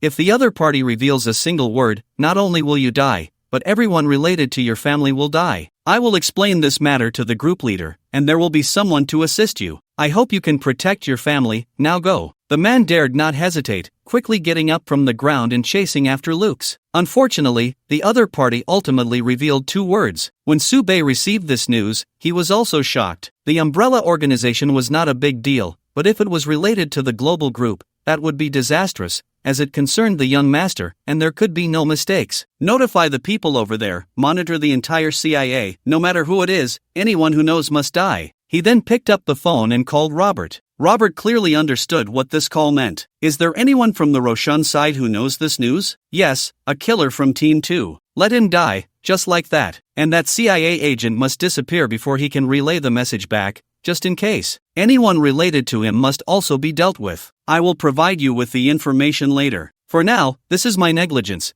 and I still need to report to the young master. Hearing the call had already been hung up, Robert's expression darkened, knowing the seriousness of the matter, and did not mind Subei's almost commanding tone. The most important thing now was to eliminate all those who knew about this incident. Come, let the leader of Team 2 come to see me. After a while, a slender woman walked in, her long, straight legs clad in golden tight-fitting attire, her white long hair in a ponytail swaying in the air, her devilish figure making one unable to look away. What surprised everyone was that the leader of Yustian was actually a woman. Leader, you called for me? How many outsiders did your Team 2 send to chase that CIA agent? Yustian, codename, thought for a moment and said, since it concerns the global group, we only sent 10 outsiders to assist. When the time comes, deal with that CIA agent and all those related to him as well. The information will be provided to you from the dark web. You will handle this matter personally. The dark web has already informed the young master about this. We cannot disappoint the young master. Yustian trembled all over. Yes, I will handle it right away. At the same time, Su Lintian was chatting with Chen Yunyu at the one manor in Magic City when suddenly a call came in. Looking at the call, Su Lintian frowned. Subei actually called him personally, which was the first time. In the past, he would contact Butler Long, and then Butler Long would inform him. It seemed there was something important to discuss directly. Xiaobei, what's wrong? Subei then recounted the entire situation. After a moment of silence, Su Lintian said, you did well, but don't make a big deal out of it. At least for the next 2 years. I don't want those people to focus on us. Understood, young master. I know about this matter. Just handle it as you see fit. After ending the call, he sat on the sofa, crossing his legs, lightly tapping his fingers on the sofa beneath him. He called for Butler Long. How is the situation on the island? Young master, everything is in place. We are speeding up the construction of the research base, and it should be completed by February next year. Su Lintian felt a sense of relief. 3 months wasn't too long. 3 months was bearable. Things hadn't developed negatively. Lux was being hunted down frantically and didn't dare to stop. Subei even prevented him from using his phone to spread information by directly hacking into his device and providing real-time location to use Tian. As a result, Lux was chased for an entire night. In the end, with no way out, he had no choice but to escape into the nearest police station. It was a case of breaking the pot and smashing it. The guard was about to stop him when Lux pulled out his identification. CIA, someone is trying to kill me. Hurry and take me to your chief. The guard took a slow glance at the evidence and then discreetly sized up Lux. Finally, he said calmly, follow me. This is the police station, don't worry, it's very safe. With our current strength, if we act rashly, there may be unforeseen changes. Several high-ranking officials exchanged words, almost directly saying that seeking revenge for your son is not the same as it being my son. No need, since we know the enemy's lair, we must seize the opportunity. Once we startle the snake in the grass, it will be difficult to find them again next time. At the same time, he cursed the dark web in his heart for being so greedy. They directly asked for $1 billion. A few high-ranking officials were about to refute when they heard the other party say, don't worry, their headquarters is in the land of cherry blossoms. I have already contacted the Sanha group over there, and I have spoken with their president. They will do their utmost to assist us. Moreover, if we don't seize the opportunity to eliminate the Rakshasa, do you think our red spider will have a good life in the future? You all see the current situation. If this continues, in less than half a year, who will still know about our red spider? By then, we probably won't even dare to show our faces. Yes, I do want revenge, but I haven't let hatred cloud my judgment. Whether he was truly clear-headed or not, perhaps only he knew. As for why the Rakshas's headquarters was in the land of cherry blossoms, that was obviously just moved there. Wherever Robert was, that was the Rakshas's headquarters. Placing the battlefield in the land of cherry blossoms was even better, allowing them to unleash their full strength. The leader is right, we have been short-sighted. Alright, we have been working together for over 10 years, so there's no need for pleasantries. Notify everyone, we are heading to the land of cherry blossoms. The next day, Su Lindian learned this news from Butler Long. He didn't expect the red spider to be so tenacious, still not down for the count. However, judging by the situation, this spider was not dead yet and still had a few legs left. The land of cherry blossoms? The corners of his mouth lifted slightly. Just when he was bored, he would play with them. Butler Long, has the red spider called for help? In the land of cherry blossoms, the underworld was rampant, and the red spider was an assassin organization. They should have some connections with these people. Young master, you are indeed considering this. The leader of the red spider and the president of the Sanha group have some acquaintance, and perhaps the other party promised some benefits, which led the president of the Sanha group to agree to help them. Young master, should we notify Umbrella? Su Lindian waved his hand to refuse. This was not the right approach. Using Umbrella against the underworld was like using a cannon to shoot a mosquito. No need, now is a good time to hone people. I also want to play with them. Wang Yulong has returned, right? Have him come to the manor. He certainly wouldn't recklessly run to the land of cherry blossoms. By the way, notify Linger not to go to the land of cherry blossoms. Understood, young master. At this time, in the office of Longtung Shipping, Wang Tung. As soon as Wang Yulong returned to the country, he directly took over global entertainment. After arranging things there, he came to this familiar place. Longtung Shipping, although acquired by Global Group, Su Lindian did not change its name. To him, it was just a name, insignificant. Wang Yulong pushed the door open, whistling with his hands in his pockets. He plopped down on the sofa and poured himself a cup of tea. Wang Tang was about to scold him, but thinking it might be someone from headquarters, he swallowed the words back. Looking up, he saw his son happily drinking tea. Hey, you little rascal, when did you come back? Not bad, looking quite good. You've bulked up a lot. It seems you've been doing well at headquarters. I'm relieved. Also, pay attention to your identity from now on. We are now part of Global Group. The company is not your family. If the chairman sees you, who knows what will happen to you? Upon hearing this, Wang Yulong paused with the teacup in his hand. Indeed, he almost forgot that the company was no longer his family's. Dad, you wouldn't believe it. When it comes to the headquarters, I almost couldn't make it back. Wang Tang stood up and sat down on the opposite sofa, puzzled. Oh, isn't it just a job assignment? It's not like you're going to the battlefield. To his surprise, Wang Yulong had a pained expression. Battlefield? I'd rather go to the battlefield. You don't know, when I just got there, in 2 days, I was chased 3 times. If it weren't for my good luck, driving the company's car, I'd probably be dead by now. Over there, I underwent closed training for a month. Now, your son, I'm not bragging, but 4 or 5 of you wouldn't stand a chance against me. Seeing that he was so serious, not joking at all, Wang Tang suddenly doubted whether his initial decision was the right one. Yulong, is it really that dangerous? Wait, you brat, you didn't run away, did you? You're crazy. If the young master finds out, stop, Dad, what nonsense are you talking? Even if you gave me 10 lives, I wouldn't dare. I'm back to take up the position of the global agent president. Of course, it's just temporary, depending on how the young master arranges it later. The two were chatting happily when suddenly a man came in from outside, glanced at Wang Tung, and turned to Wang Yulong, saying, "The young master wants to see you." After saying that, he left without looking back. The father and son exchanged glances, confused. However, Wang Yulong didn't dare to delay and quickly stood up. Suddenly, he leaned close to his father's ear, looking serious, and said, "Dad, the young master is not simple. Although I don't know his identity, over at the headquarters, to put it exaggeratively, the global group can do whatever it wants. We must never do anything to disappoint the young master. Our Wang family must closely follow the young master." Seeing his son so serious, Wang Tang also put away his smile and nodded. "Don't worry, your dad isn't old and confused yet. I'm just picking up what Longting Shipping has left behind. Just focus on your own work. The young master wants to see you this time, so seize the opportunity. Go." It seemed that his initial decision was indeed correct,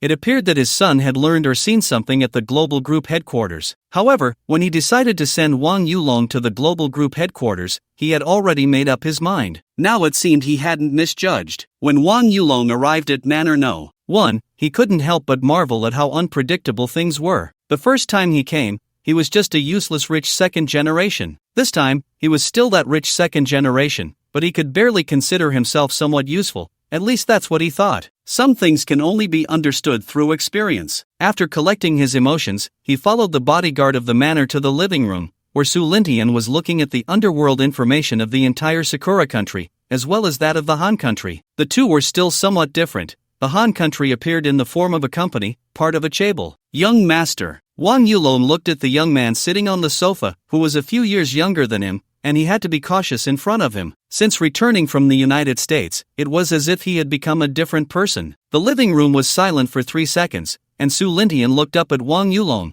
who was noticeably more robust than the first time. He was fully aware of everything in the group. Sit. At that moment, a maid brought over a cup of tea and placed it in front of him. Thank you for your trouble. The maid just smiled and nodded, then turned to leave. So, how was your time in the United States? Was it fulfilling? Wang Yulong was somewhat flattered, not expecting Su Lintian to ask about his life. It was fulfilling. Thank you, young master, for giving me this opportunity to learn a lot. To his surprise, Su Lintian waved his hand. Hey, you learn things on your own. I just provided you with an opportunity. Do you know why I called you over this time? Wang Yulong silently cried out in distress. How could he have such ability? The young master's thoughts. Xiaolong does not dare to speculate. Have you heard of the Rakshasa? Wang Yulong's eyes widened. His heartbeat seemed to slow for half a beat. He had indeed heard of the Rakshasa, but only in passing. If possible, he would rather not deal with such an organization. Moreover, he had also heard that they were currently in a fierce conflict with a killer organization called the Red Spider. But what did the young master mean by this? Could it be that the Red Spider was the young master's people? I've heard a little, but not much. Su Lintian did not beat around the bush but spoke with a different implication. Not long ago, 2 CIA agents uncovered some important information about the Rakshasa. It was related to the global group, but unfortunately, the two of them disappeared without a trace overnight. Even if one managed to escape to Fort Bowler, it would be of no use. Halfway through, Wang Yulong was dumbfounded. What did he just hear? The Rakshasa was actually related to the global group, which meant he cautiously looked up at Su Lintian, who was watching him with a smile that was not quite a smile. Wang Yulong felt a chill run down his spine, his hair standing on end, his eyelids twitching, while he thought to himself, I don't know anything. I didn't hear anything just now. Even he, who was not very bright, understood what Su Lintian meant by saying this. He had just thought that the Red Spider was the young master's people, but it turned out he had underestimated it. The Rakshasa was. He couldn't imagine what the consequences would be if he revealed even half a word of this news. They had even killed CIA agents. What was he? Just a rich second generation with a bit of money. The Red Spider plans to wipe out the Rakshasa in one go, and the location is in the Cherry Blossom country. The Manhwa group will also join in the fun. If one wants to grow, they need to be tempered. You have trained for a month in the group, so it's time to put it into practice. Go to the Cherry Blossom country and stir things up. Wang Yulong's breathing quickened, feeling a bit excited. For him, this was like a paid vacation. Being tasked to cause trouble without any consequences, this feeling was simply wonderful, indescribably delightful. Understood, young master. Just watch, Xiaolong will definitely not disappoint your expectations. He couldn't afford to delay on this matter and set off immediately. The Cold Country, New World. On the 68th floor of this building, in a luxurious office, Tang Jiu lounged on the sofa, crossing his legs as if he were at home. Ever since joining the dark web, he had never thought that life could be so comfortable, feeling like a lord wherever he went. Behind him stood the entire dark web. Who would dare to touch him? Of course, that was easy to say,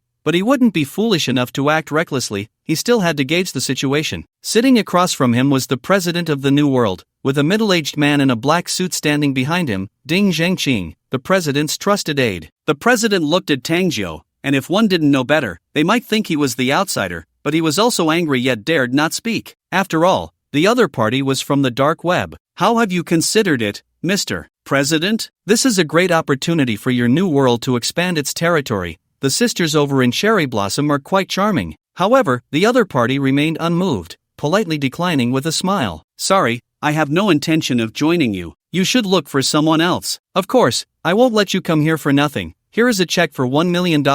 Please be sure to accept it. The president took out a check he had prepared earlier and placed it on the coffee table, pushing it towards Tang Zhou. Just a moment ago, Tang Zhou had been smiling, but his expression suddenly turned cold. In the past, seeing $1 million would have left him speechless. But times had changed, not to mention 1 million, even 10 million or 100 million, he wouldn't spare it a second glance. Money, he doesn't lack it now, and besides, some money, if taken, could cost lives. Humph, old man, you don't know how to appreciate kindness, then I can only ask you to step down. He signaled to Ding Zhengqing. The other party showed no hesitation, immediately wrapping his arms around the president's chin from behind and slitting his throat. Covering the president's mouth tightly, he clutched his neck with both hands, his eyes wide as saucers, filled with disbelief that his trusted aide would betray him. Damn it, the things you did to my wife, and burying my son alive, the dark web has already informed me. You didn't think your actions were flawless, did you? Don't worry, I'll send your son down to accompany you too. Tang Zhou watched all this, and couldn't help but think of Ding Zhengqing's wife.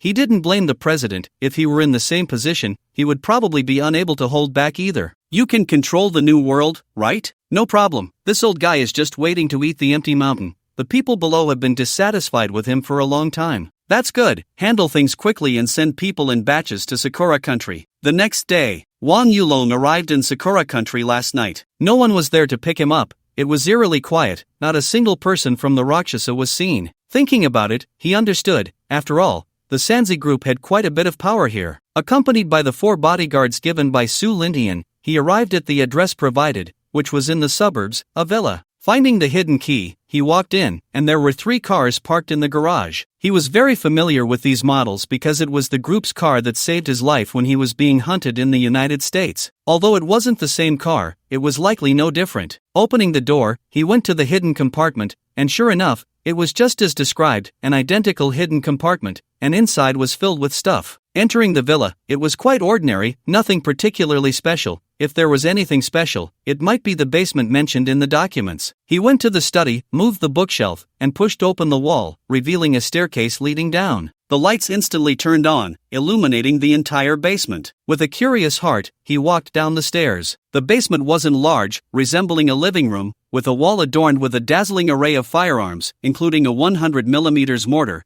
and boxes of shells on the floor. Light machine guns, sniper rifles, handguns, MP5 submachine guns, RPGs, boxes of grenades, and those golden bullets. Seeing these things, he thought he had come to the wrong place. He hadn't arrived in Sakura, but had mistakenly flown to Somalia. The rest was manageable. After all, he had seen them in the United States. But was this 100mm mortar for real? The young master said to turn his world upside down. It seemed he meant it literally. It appeared he had been somewhat conservative in what he told his father. According to the documents, there were a total of 10 such villas throughout Sakura country. Looking at the bulletproof vests hanging on the wall, life preservation was important, so he quickly grabbed one and put it on. Then he drove around to familiarize himself with the surroundings. 2 days later, on the way to the villa, several black sedans suddenly appeared. They parked steadily at the villa's entrance, and Wang Yulong, who was in the living room, heard the commotion outside and didn't have time to prepare. Just then, the phone rang. The display showed the dark web. He couldn't help but feel puzzled. The dark web? It seemed he had no connection with them. With a puzzled heart, he answered, "Brother Long, it's Tang Zhou, I'm at the door, it's our people." Wang Yulong finally breathed a sigh of relief. It turned out to be his own people. With so many of them, he had almost wanted to grab a machine gun from the basement. Tang Zhou, he knew from the dark web. After all, Su Lindian had provided him with quite complete information. "Come in." 7 or 8 cars drove into the villa. Fortunately, the villa was large enough,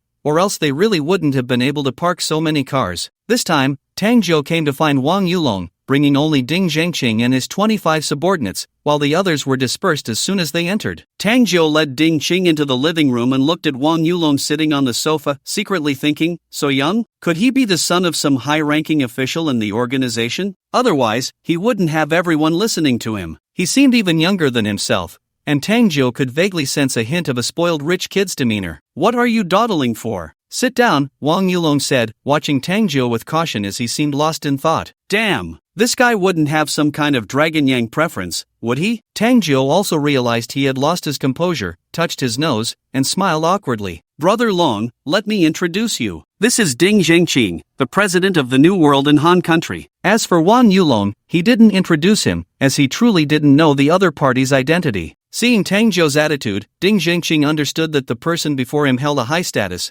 and quickly stood up, bowing slightly. Hello. Alright, no need for all this formal nonsense. My name is Wang Yulong. I'm fully responsible for dealing with the Sanko group. How many people did you bring this time? In a world of black against black, killer against killer, Su Lindian sent him here specifically to block the Sanko group. Otherwise, why equip him with so many weapons? The other side had a lot of people. It wouldn't do to just use machetes, that would be a rookie mistake. A gun was much quicker, sweeping away a large number, which could be seen as reducing the population of Sakura. Doing a good deed, of course, didn't require leaving a name. Ding Zhengqing organized his thoughts and said, currently, there are over 1,000 people who have arrived in Sakura country, and another 500 are coming in succession. Wang Yulong thought for a moment. Over 1,000 was quite a lot. With each person having a gun, they could form a regiment. What about the weapons? Ding Zhengqing hesitated. Wanting to equip so many people with a gun each was indeed a bit difficult for him. Sorry, only 2/3 of the people have weapons. Wang Yulong waved his hand. He had already guessed that the other side not bringing knives to fight was already an improvement. Forget it, we can't do without guns. Go bring out 2 boxes of handguns, along with bullets. 4 bodyguards turned and left, and after a while,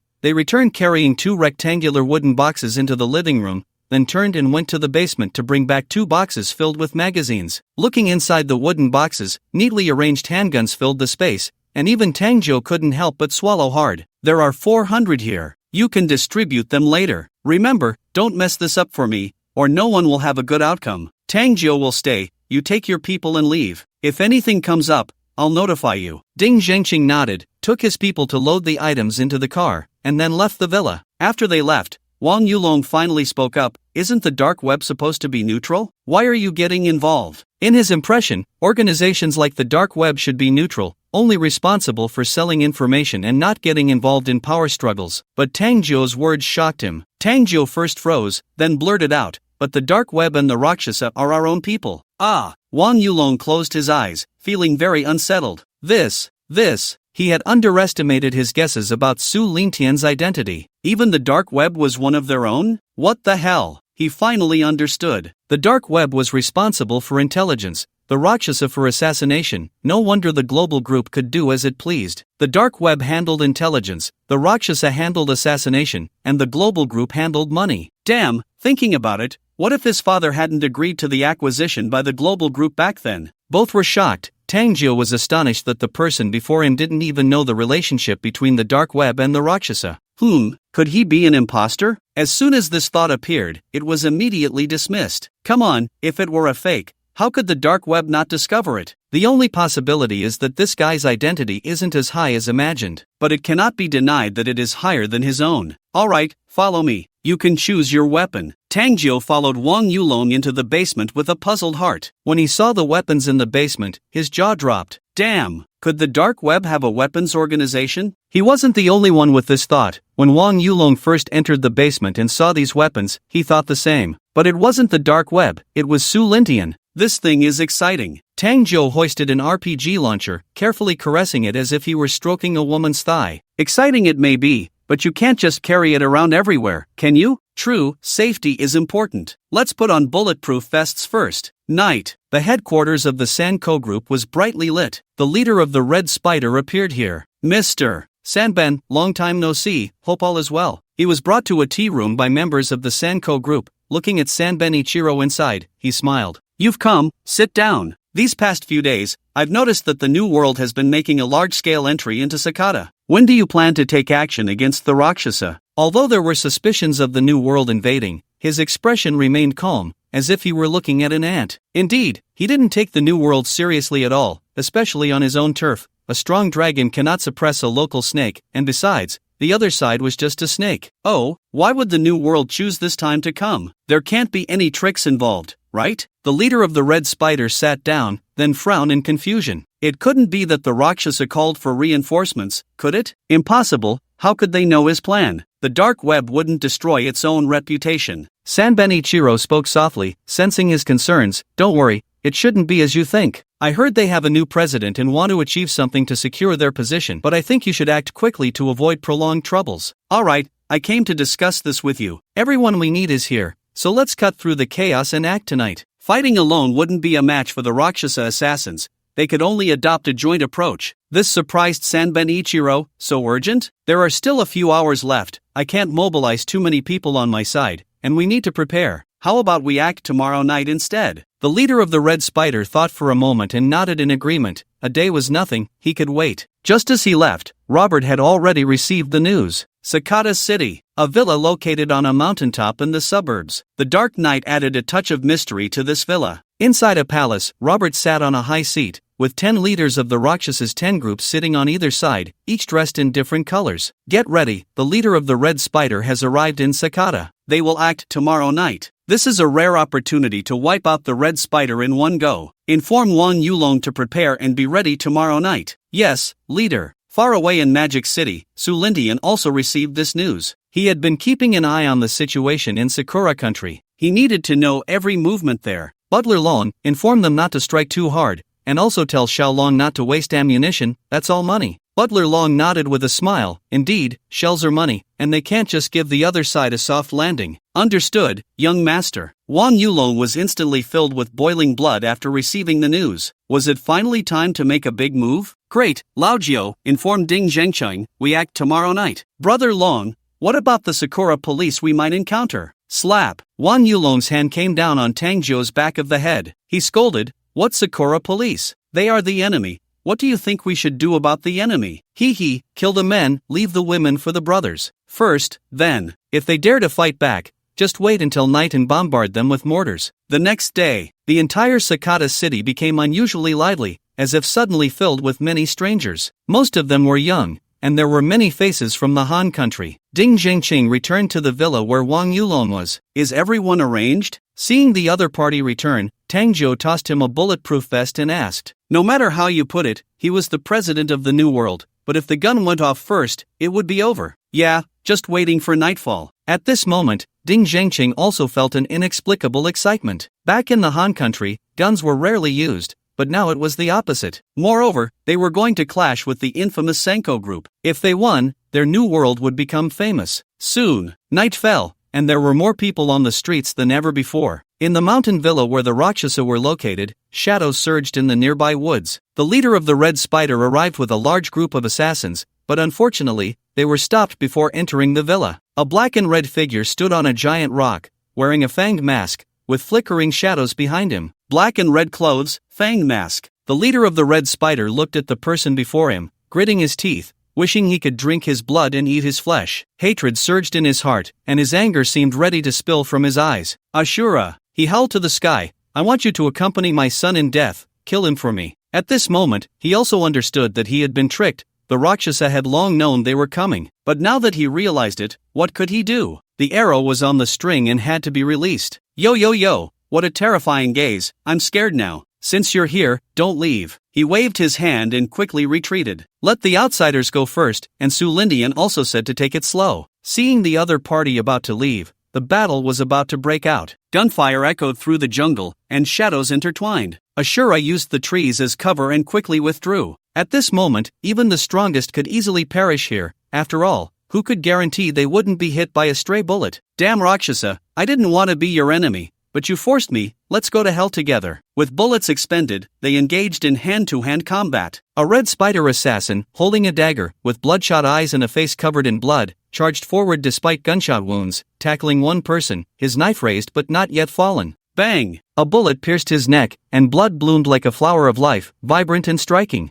Who these madmen of the Red Spider? Bang bang bang! Before he could get up, he was shot in the head. The assassins practiced killing techniques. There was no concept of being injured, either you die or I die. This was a job where your head was on the line, and now it was just on the ground. What a small matter, 18 years later, it could be picked up again. Every move was lethal, every strike drew blood. Before long, the place was littered with corpses, and the air was thick with the smell of blood, making people frown. The wild grass on the ground had already changed to a new color. The vivid colors told the tale of the life and death it had just witnessed. The intense gunfire caused the owners of distant houses to hurriedly turn off their lights, hiding with their children. They feared it would spill over and bring disaster. Meanwhile, a large number of personnel from the Sanko group wanted to rush to support, but unfortunately, the convoy was blocked on the road as soon as it set out. Baga, what's going on? Which blind fool is tired of living, daring to stop our Sanko group's vehicles. A leader of the Sanko group, seeing himself being blocked, couldn't help but roll down the car window and curse. Hey, leader, it's the new world, damn it,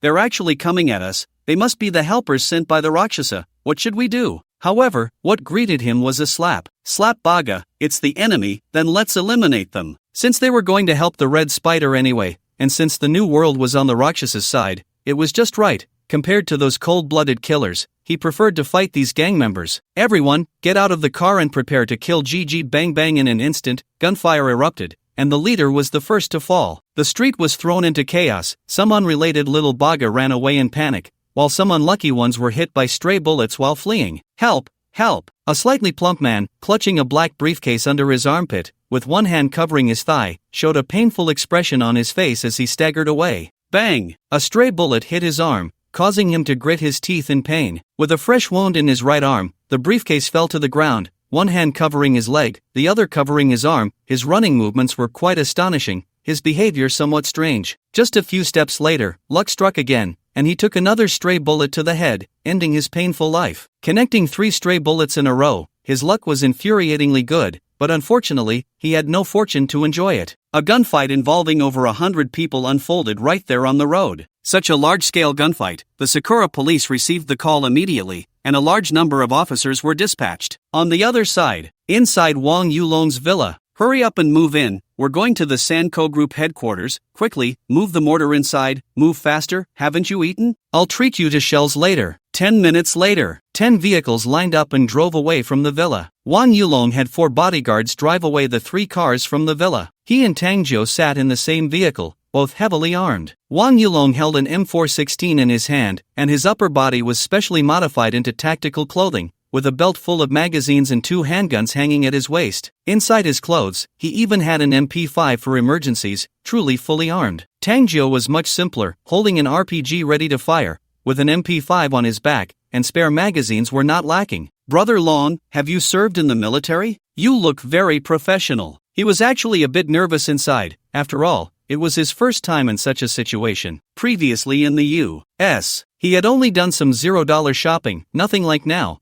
where they were actually going in with real weapons. With RPGs and mortars being used, they could practically wage a localized war. Hey, I'm not bragging, I'm more professional than anyone who has served. Alright, you don't need to be afraid, just stick with me, and you'll be fine. Wang Yulong patted his chest and assured him. Tangzhou smiled bitterly. It was a lie to say he wasn't nervous, but there was no use saying more now. Suddenly, a flash of inspiration struck him. He pulled out 2 masks from his pocket. Hee, Brother Long, look what I prepared, quick, put one on each. Looking at the items Tangzhou handed over, Wang Yulong readily put one on, instantly transforming into a different person. Hey, I say, Xiaojiu, you're quite professional too. Tangzhou smiled awkwardly.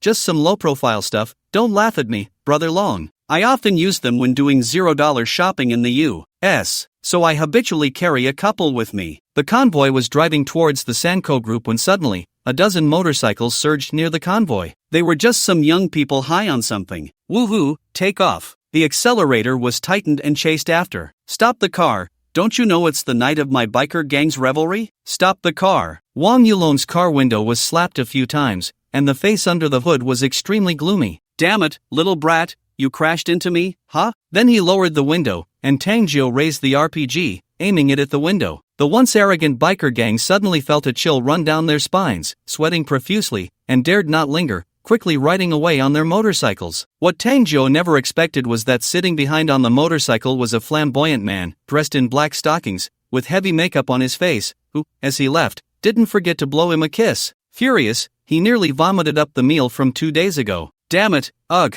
that's disgusting. How about you give him a shot? Is that okay? It won't affect our plan, right? Hearing Wang Yulong say this, Tangzhou suddenly felt a surge of excitement. Don't worry, what could happen? We have plenty of time, and this time, we don't necessarily have to catch the whole Sanko group in one go. Ever played cat and mouse? Hey, then I'm relieved. That pervert just now, if he doesn't die, I won't be able to eat in the future. After saying that, the 2 switched positions, shouldering the RPG out of the car window, looking for the motorcycle from earlier. Whoosh, a sound. Bang! Dozens of motorcycles exploded, several of them flying away. Damn, what luck, the other side actually dodged a bullet. The explosion startled Ding Zhengqing, who thought it was an enemy attack. Seeing this, Wang Yulong told the convoy, then his vehicle broke away from the group and chased after. Aim carefully, the last shot, or it'll be trouble when the Sakura police arrive. He took a shell from the ammo box beneath his feet and handed it over, saying, "Don't worry, this shot will definitely send them to the sky." After installing it, the car dared not get too close to the other side, or it would be easy to hurt themselves. Baka, who are these people, so reckless? They're the real deal. The two were scared and just wanted to leave this damned place quickly, especially the man in black stockings behind him, whose stockings were now wet. Then he turned to look back, only to see Tang Zhuo once again shouldering the RPG out of the window, his face twisted in a snarl. A shell, trailing white smoke, flew over. Baka bang! The motorcycle was blown away, directly flying onto the opposite lane, just as a large truck was driving by, crashing into it again. Damn it, even if the other side has 2 lives, they won't survive this time. The vehicles on the road were somewhat anxious, thinking they had inexplicably arrived in Los Santos. Originally listening to the DJ singing, suddenly it felt like a war was breaking out beside them. After the disturbance, the convoy quickly left the area, speeding towards the Sanko Group headquarters. The Sakura police arrived late, looking at the wrecked road and the 2 explosion craters, pondering whether they should take a few days off. It was too dangerous. What kind of terrorists were these? Moreover, tonight was too unstable, with shootings happening everywhere, and the scale was not small. As a result, only 2 Sakura police cars came here, with just a few people. With such firepower from the other side, if they got hit, they'd have to retire early. "Captain, what should we do now? Should we chase?" The speaker was clearly a newcomer, unaware of the principle of not pursuing a desperate enemy. Slap. He was met with a slap, making him realize the value of life. "Baka, if you want to chase, go chase by yourself. Don't drag us into it. Can't you see who these people are? Look at those 2 explosion craters, they could bury you alive. Gather the team, you go back and write me a 200,000-word reflection report. Submit it to me tomorrow. If you can't submit it, I'll take your place as captain. I'm taking a few days off to rest, and when you finally submit it, I'll come back to work." The young Sakura officer felt a surge of joy inside. Was there really such a good thing? "Yes, Captain, I guarantee I won't be able to submit it by tomorrow." The chaos caused by the Rorschach and the Red Spider had turned Sakata City into a mess. All the Sakura officers were deployed, and these vehicles could be seen passing through various streets, causing panic among the people. The higher-ups were furious. "Bang Baka, what are you doing? How could such a thing happen?" The mayor roared, looking at the people below who were keeping their heads down in silence. He was so angry he felt like he could explode. "Mr. Mayor, we didn't expect this either. The target of the new world is the Miko Group, so please rest assured, the Miko Group will handle it well. Yes, after all, this is the Miko Group's stronghold. President Miko Aikiru won't let them run amok. It will be settled soon." Looking at his chattering subordinates made the mayor even more furious. "Baka, you all know what's going on, yet I'm the only one who just found out. Get back to your own areas immediately, and it's best if things calm down by tomorrow. Otherwise, you all can commit seppuku." After everyone left, the mayor sighed and said to his secretary, "If it's not resolved by tomorrow, directly notify the self-satisfaction team." Rorschach Mountain Villa. The mountain was littered with corpses, and inside the villa at the top of the mountain, only a few of the Red Spider members remained, with their leaders struggling to hold on with a dozen members. Blood blurred his vision, and everything in front of him turned blood red. He looked like a blood-soaked figure, exuding a terrifying killing intent. Perhaps due to luck, despite being covered in blood, he had only a few injuries. Aside from the knife wound on his face and a gunshot wound on his left arm, he was in the best condition among the group. The dozen or so Red Spider members, however, were not so fortunate. Their legs, waists, and arms were riddled with gunshot wounds, blood flowing uncontrollably. Only less than 3 could still stand. All the members of the Miko Group who had come with the Red Spider were completely wiped out. "Damn it, Miko Aikiru, how dare you play me like this? Support hasn't arrived yet. If I make it out alive, I will tear you to pieces." The Miko Group's people hadn't arrived, but the Sakura officers had come early, only to be blocked at the foot of the mountain. The Red Spider leader now found himself with nowhere to turn, trapped at the top of the mountain. The gunfire gradually faded, and the officer blocking the Sakura police, UCI-10, looked up at the Sakura officers in front of him and issued a retreat order. Retreat! Robert had never shown up because he had already left. Show up? There was no need for that. For a dead man, there was no need to be seen. Even the 10 leaders of Rorschach had only 2 present, Ashura and UCI-10. "Meaningless struggles will only excite me more," Ashura said, raising his hand to eliminate the remaining people, leaving the Red Spider leader as a lone commander. Retreat! Ignoring the Red Spider leader, he turned and left with his men. The sound of police sirens grew closer from the foot of the mountain. The red spider leader had no time to think and fled in the opposite direction. He couldn't let them catch him. His revenge was not yet fulfilled, and he couldn't die yet. Although he didn't know why Ashura hadn't killed him, it no longer mattered. In the Demon City, no. One manor. Young master, the situation at Roshak has ended, and not a single red spider member was spared. The rat that was let go has safely left the villa. Su Lintian was chatting with Chen Yunyun while saying, "Where did they escape to?" "Young master, they are heading to the next location along the route you planned." "Okay, inform Robert that the demon can leave the Sakura country now. The next matters will be handled by Xiaolong. The location isn't important, just let him fire a few shots to scare the rats out. What matters is the next location. I want that place flattened. The title of terrorist can go to the new world. We do good deeds, so we don't need to leave our names. Let the dark web coordinate well." "Understood, young master." "Ugh, Chen Yunyun, what are you doing now?" "Su Lintian, nothing much, just playing a game out of boredom. A new game came out in Sakura country recently. It's quite interesting." "Chen Yunyun, really? What game? Is it fun? I want to play too." "Su Lintian, unfortunately, I have a beta account. It hasn't been released yet, but I've heard it has a big impact, and it probably won't be released. In a couple of days, I won't be able to play it either." "Enough about that. Didn't I ask you to send a short video? How's that going?" "Chen Yunyun, I'm sorry to disappoint you, there's been no progress. However, a media company offered me a chance to be their host, but they were hinting at some unspoken rules, so I turned them down." "Su Lintian, it's okay, doesn't that just show you have potential? I believe in you, you can definitely do it." "Chen Yunyun, hee, thank you. Anyway, I've been sidelined. How about I come to Magic City and treat you to a meal?" "Su Lintian, if you come to see me, won't your boyfriend get jealous?" "Chen Yunyun, I don't have a boyfriend. I was born into a rural family and grew up poor. Even my college tuition was paid by my brother who dropped out to work. I just want to study hard and work hard.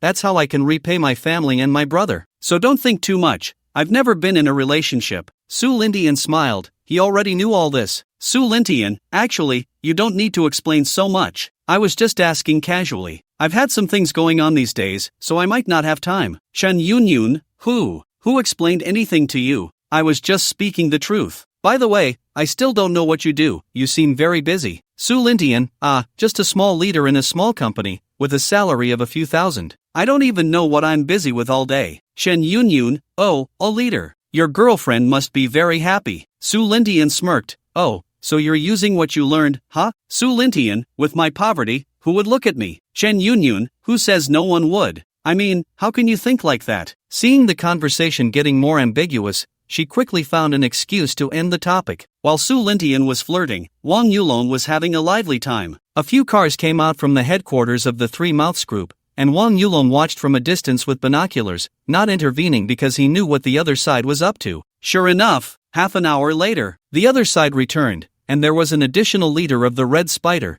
exuding a bloody aura in the car. "Brother Long, aren't we going to take action?" Tang Jiu was already impatient, the RPG on his shoulder never having been lowered. Wang Yulong put away the binoculars and waved to the 4 bodyguards behind him. The 4 began to take out the mortars from the car and adjusted their direction. The distance was just right. "Old Jiu, don't get excited, just watch. Ding Zhengqing, take your people and prepare to charge in. Success or failure hinges on this." Ding Zhengqing was extremely excited inside. Was it finally his turn to shine? "Rest assured, my lord, we won't let them escape." After saying that, he drove away with the New World members. "Ready to go, should we start?" The 4 bodyguards had taken their positions, and 2 mortars were set up with 2 boxes of shells beside each, a total of 8 shells, just enough to scare the other side out. Pulling Tang Jiu aside, he shouted, "Fire!" The next moment, whoosh bang, 2 muffled sounds echoed as 2 shells streaked across the sky, landing at the headquarters of the Senko group. Meanwhile, Sanben Ichiro was in a heated argument with the leader of the Red Spider, both of them shouting at each other, their faces flushed with anger, neither willing to back down. "You said you would help me, is this how you help? Didn't you keep insisting that the new world isn't made up of Rakshasas? Now you're saying they're the ones blocking your support. Don't worry, they have already been eliminated by our people. The Rakshasas won't take the risk to come to my headquarters. You're still alive, right?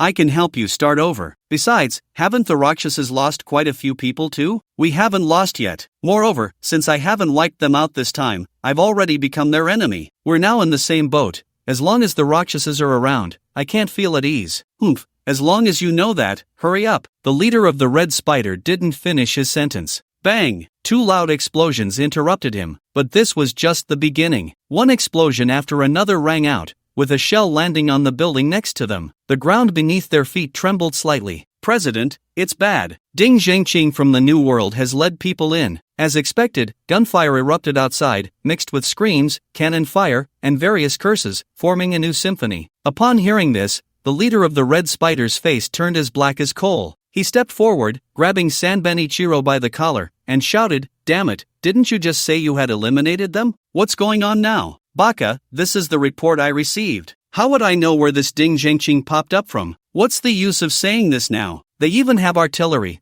We need to escape quickly, this place is no longer safe." Shaking off the other's hand, he led the way outside. The large headquarters was engulfed in black smoke, many buildings had collapsed, and flames were licking the walls. Being wooden structures, the fire spread rapidly. Although the leader of the Red Spider was furious, he had no choice but to follow. Under the cover of the Sanko group members, they drove away. Sanben Ichiro was over there, kill him. In the distance, Wang Yulong waved his hand, instructing his bodyguards to pack up the mortars. Okay, as long as we drive the enemy to their destination and then level that place to the ground, our mission will be complete. Brother Long, what about Ding Zhengqing? Hearing this, Wang Yulong turned to Tangzhou. What do you think? Tangzhou felt uneasy under his gaze, not daring to think of anything else. As long as he was fine, who cared about the New World? The higher-ups said the New World is made up of terrorists. You should understand what I mean, right? Tangzhou's heart trembled, understanding immediately, of course, terrorists should be eradicated. This time, they've made such a big fuss. If they're not terrorists, then what are they? Wang Yulong nodded lightly, patting Tangzhou on the shoulder. Smart people are different. They understand quickly. A child can be taught. Let's follow them and see. Meanwhile, Ding Zhengqing was leading his men in pursuit of Sanben Ichiro. A dramatic chase unfolded on the highway. A driver was accidentally shot dead,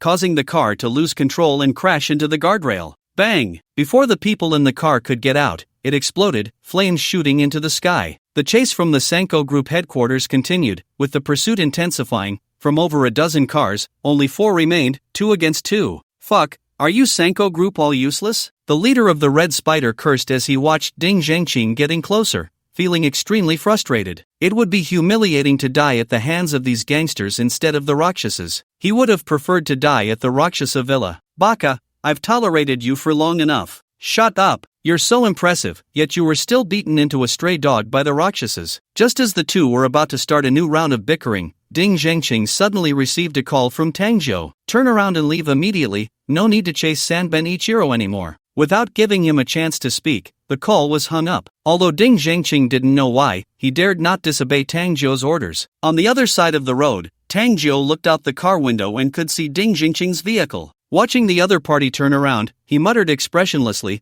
"I've avenged your wife and child, you should be at peace now." Ding Zhengqing hadn't driven far when he encountered a large number of Sakura police head-on. The most infuriating part was that the other side's police lights weren't even on, as if they were deliberately waiting for him. "People in the car ahead, please put down your weapons and surrender immediately, or we will open fire." Ding Zhengqing's face turned pale. Rushing over was unlikely, as their car was not the one Wang Yulong was in, and they had no weapons cache. "President, what should we do? Damn it, let's fight them. Damn it, what about the people from the dark web? Aren't they coming to save us?" Save? Ding Zhengqing could only smile bitterly. In this situation, he knew he had already become a scapegoat. "You all surrender. I'm sorry for you." "President, what nonsense are you talking? If we die in front of you. Damn it, you all take the president away. I'll fight you." Before he could make a move, the Sakura police had already opened fire. The sound of gunfire was dense, and the 2 cars were riddled with bullets. The president of the New World, having just taken office for 2 days, died in a foreign land, on the road of expansion.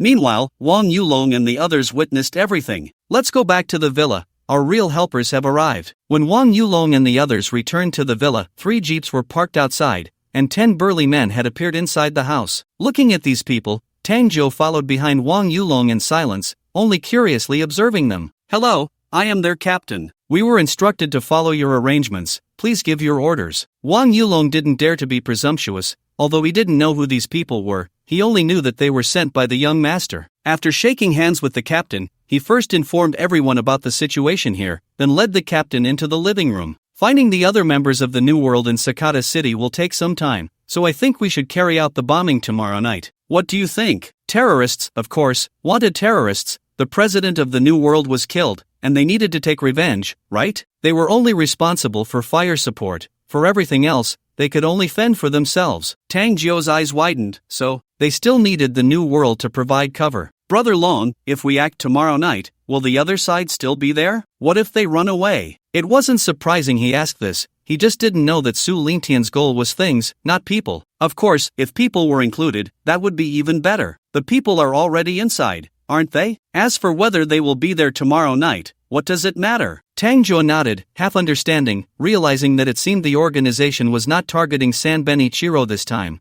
but rather that so-called divine toilet. The captain naturally had no problem. He was originally there to assist Wang Yulong. Of course, no problem. You make the decision. After finalizing the plan, Wang Yulong turned to Tang Jiu and said, Old Jiu, the new world side is up to you. It doesn't matter how many people there are, just get them to go. Understood, Brother Long, you can rest assured. I'll go find people right now. After saying that, he asked Wang Yulong for a bodyguard and then drove away with his men. The next day, the entire Sakata city seemed to have calmed down a lot, not as chaotic as the night before. But that was for ordinary citizens. The Sakura police were far from calm. One night, an incident occurred that caused a nationwide sensation, resulting in countless casualties. Although most of the dead were gang members, they were still part of their community. Only a few unfortunate souls were caught in the chaos. Stray bullets do not discriminate, and it is normal for innocent people to die. Tang Jiu, accompanied by his bodyguards, walked into a narrow alley until he reached the end, turning the corner to a nondescript little house. He pushed the door open and entered directly. Don't move. As soon as he stepped inside, several guns were pointed at his head. He slowly raised his hands to show he was unarmed, smiling as he said, Don't be agitated, I'm here to help you. His identity was known to only a select few in the New World, and the boss inside was one of them. Otherwise, he wouldn't be so fearless. Put down the guns, Axie. A man with a scar on his head stepped out of the room and slapped his subordinates twice. Sorry, they don't recognize you, my apologies. Humph, it won't happen again. Tang Jiu snorted coldly and stepped further into the room. Once the other party followed him in, he got straight to the point.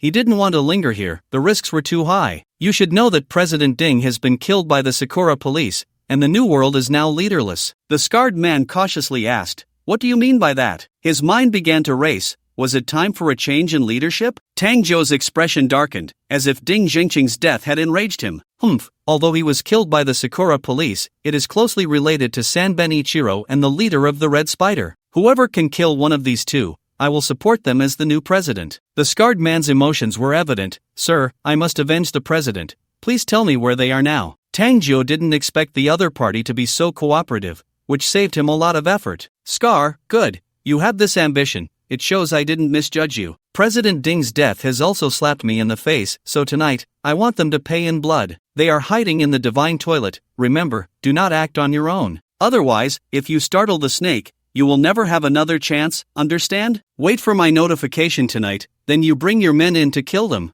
I will provide fire support to ensure no Sakura police can interfere, and I will arrange for your retreat. Tang Jiu stood up, walked in front of the scarred man, and heavily patted his shoulder. Do well. You are the most suitable person for the president's position in the New World. I have high hopes for you. Hearing Tang Jiu's confidence in him, the scarred man was so excited he almost knelt down and called him father. Thank you for your cultivation, sir. Scar will never forget it. Please rest assured, I will follow your orders. Alright, prepare yourself. Wait for my notification tonight. I will take my leave now. After Tang Jiu left, a younger brother rushed in, looking at the excited scarred man with confusion. Boss, what's the matter? Who was that? However, slap. The scarred man slapped him across the face. The younger brother covered his face, lowering his head, looking aggrieved. Notify our people, we will avenge the president tonight. Upon hearing this, the younger brother, forgetting the slap mark on his face, said, Boss, do we still need to stay here? The president is already dead. Why don't we go back? So many brothers have already died. We can't all perish here, or the new world will be finished. Slap. Another slap followed, and the scarred man angrily scolded, What nonsense are you talking? Are we not avenging the president? The president has been so kind to us, have you forgotten? You ungrateful wretch, considering your loyalty to the organization, I will let this slide this time. But if I hear you talking nonsense again, don't blame me for cleaning house. No one can stop me from becoming the president. If I die, so be it. Tang Jiu was unaware that the scarred man had been driven mad by his words, consumed by thoughts of revenge, eager to become the new president of the New World, reach the pinnacle of life,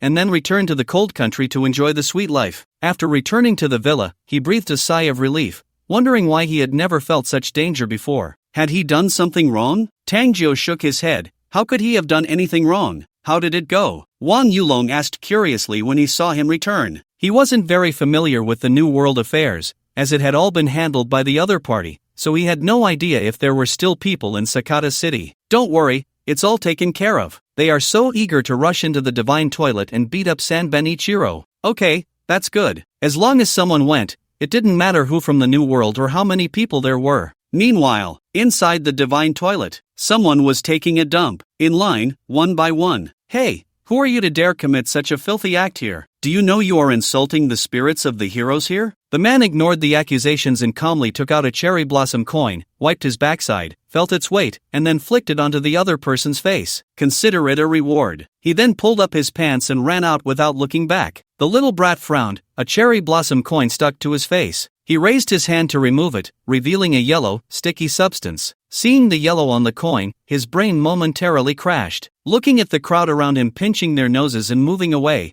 he even thought about ending it all. Sanbenichiro mixed in with the red spider leader among the crowd, observing the comings and goings of people, feeling puzzled. He couldn't understand where the New World had gotten their artillery. His Sanko group didn't have such things. The red spider leader noticed that the other party showed no signs of leaving and whispered in his ear, Sanbankuan, why are we here? There are too many eyes. What if a Rakshasa assassin sneaks in? However, Sanbenichiro just smiled calmly. Don't worry, I've received news that the Rakshasa has already evacuated from Sakura. And didn't you leave from Ajura's hands? The red spider leader didn't think much of the latter part but asked in confusion, how do you know they left? Does your Sanko group have such capabilities? This question made Sanbenichiro a bit awkward. He glanced elsewhere. We don't, but the dark web does. I bought the information from them. Then we should leave here even more. Leave? Don't forget how we escaped from the Sanko group's headquarters. Now the New World has artillery, and besides, don't forget where we are. If the New World had any brains, they wouldn't dare shell this place. As for other places, that's hard to say. Even if they dared to do so, the self-satisfaction squad would arrive at the fastest speed, so staying here is the safest. Don't lose hope. I've already sent people to scour the entire Sakata City for the New World. With the capabilities of the Sanko group, I believe we can leave in a few days. Saying this, he led the red spider leader to a room in the corner. Night quietly fell. The crowd in the divine toilet gradually thinned, but the square outside was still quite crowded. Without exception, they were all little brats. Even if there were others, they were just like the previous person. They came in to take a dump. At this moment, Wang Yulong was leading people to move all the mortars from the basement onto the truck, along with the shells, over 100 of them. Enough to flatten that place. Brother Long, all the 8-barrel mortars have been loaded onto the truck, along with the shells. Should we head over now? Tang Jiu rubbed his hands together, an excited expression on his face,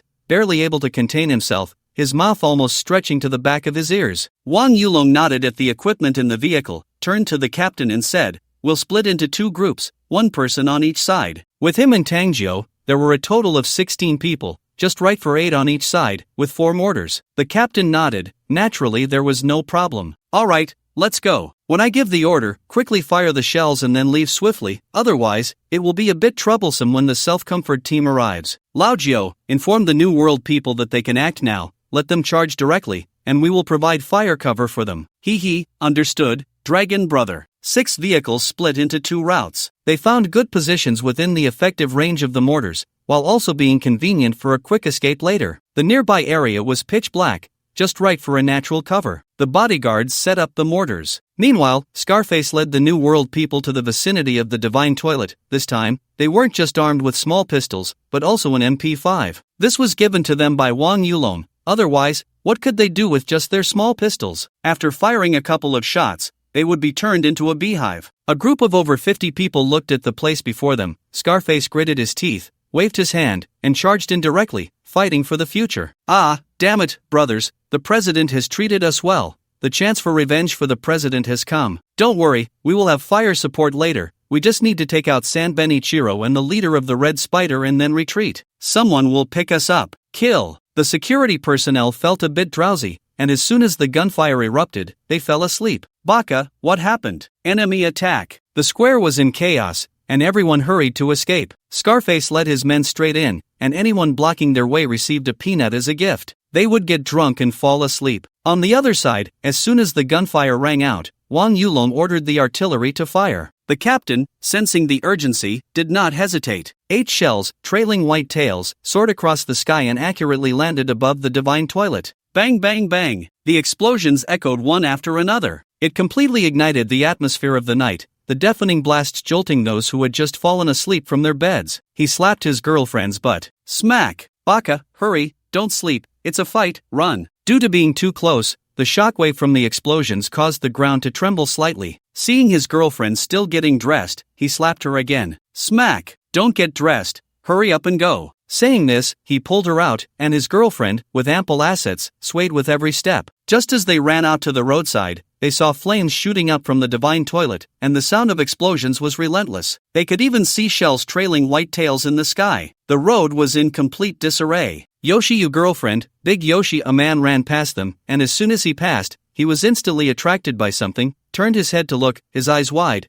and didn't forget to give a thumbs up. Ah, Demeo, dame. His girlfriend seemed to realize something, looked down, saw the white flashes, and immediately covered herself, diving into her boyfriend's embrace. Over at the Sakura police. Report, not good, the new world has gone crazy again and charged into the divine toilet. Bang! I'm not deaf, send people over immediately. No matter who they are, anyone who dares to resist will be shot on the spot, and also, notify the self-comfort team right away. Following that, a large number of Sakura police cars were dispatched. Fire trucks followed closely, with ambulances behind them. At this moment, the divine toilet was already in ruins. Sanben Ichiro had intended to take the red spider leader and escape through the back in the chaos. But unfortunately, before they could reach the back door, they were bombarded back by artillery fire, the massive explosions ringing in his ears. His head was buzzing. Damn it, the new world wants to die, right? They dared to bomb here. And the answer told him that not only did they dare, but they were about to level the place to the ground. 100 shells would be enough to plow this place once. Looking at the red spider leader, he already had the heart to kill Sanben Ichiro. Just after saying the opponent wouldn't dare, they brought people in to kill, and that shell hasn't stopped since. Fuck,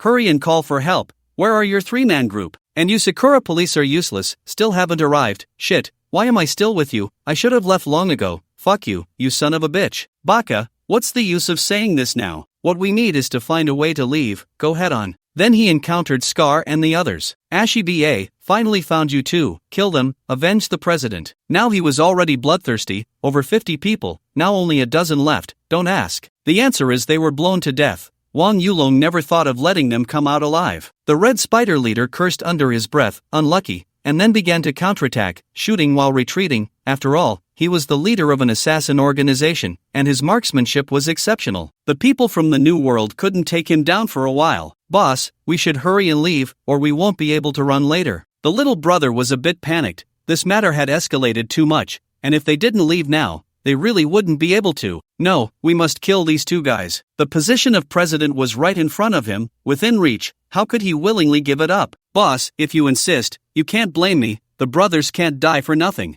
Bang! Scar didn't have time to react before he was shot in the head by his own little brother. Until death, he still wore an expression of disbelief, unable to believe that his little brother betrayed him at the last moment. Ashi-ba, brothers, the boss is dead, let's retreat. Sanben Ichiro and his companion exchanged glances, both seeing the confusion in each other's eyes. How did the opponent die in the midst of fighting? But now wasn't the time to seek answers. The opponent was retreating, and they could leave too. However, before they could turn to leave, a shell landed between them. Bang! The shockwave from the explosion sent everyone flying. Only a shell crater remained in the middle. A large number of Sakura police arrived. Looking at the devastated scene, everyone felt a chill in the air. The square was filled with wails, human remains scattered everywhere, blood staining the ground. The entire square resembled a hell on earth. Looking at such a tragic scene, everyone felt cold all over. Wang Yulong, however, was unusually excited and turned to Tang Jiao, saying, Old Jiao, go check how things are over there?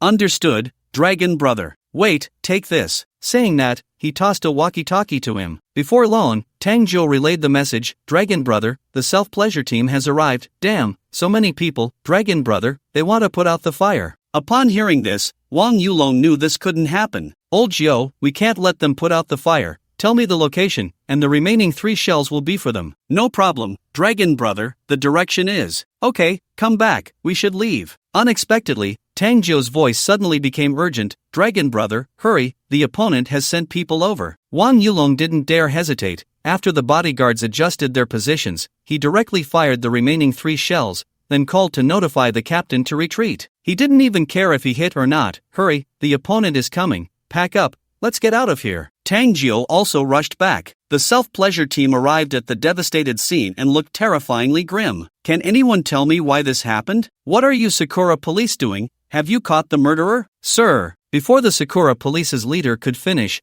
the 3 shells completely shattered their chance to put out the fire. The leader trembled with anger, cold sweat pouring down. In his heart, he shouted, "It's over." The nearby self-pleasure team and the Sakura police were in trouble. The consequences were predictable. Baka, keep talking. The leader of the self-pleasure team took a deep breath, trying to calm himself down. At the same time, he waved his hand to signal his deputy to find the distant artillerymen. "Sir, it's the New World people. They don't know why they suddenly brought people and stormed into the divine toilet." To his surprise, the leader of the self-pleasure team was furious, slapping the other person across the face, his eyes wide with rage. "Bastard, the New World is just a bunch of gangsters. Where did they get mortars? You useless fools should all die here to atone for your sins." Forget it, at this point, it can only be like this. This matter was done by the New World, they are terrorists, do you understand? The Sakura police dared not say a word against it. The facts proved that it was indeed the New World who did it, otherwise, they would lose face. They couldn't just say they didn't know who the culprit was, right? Both of them understood that who did it was no longer important.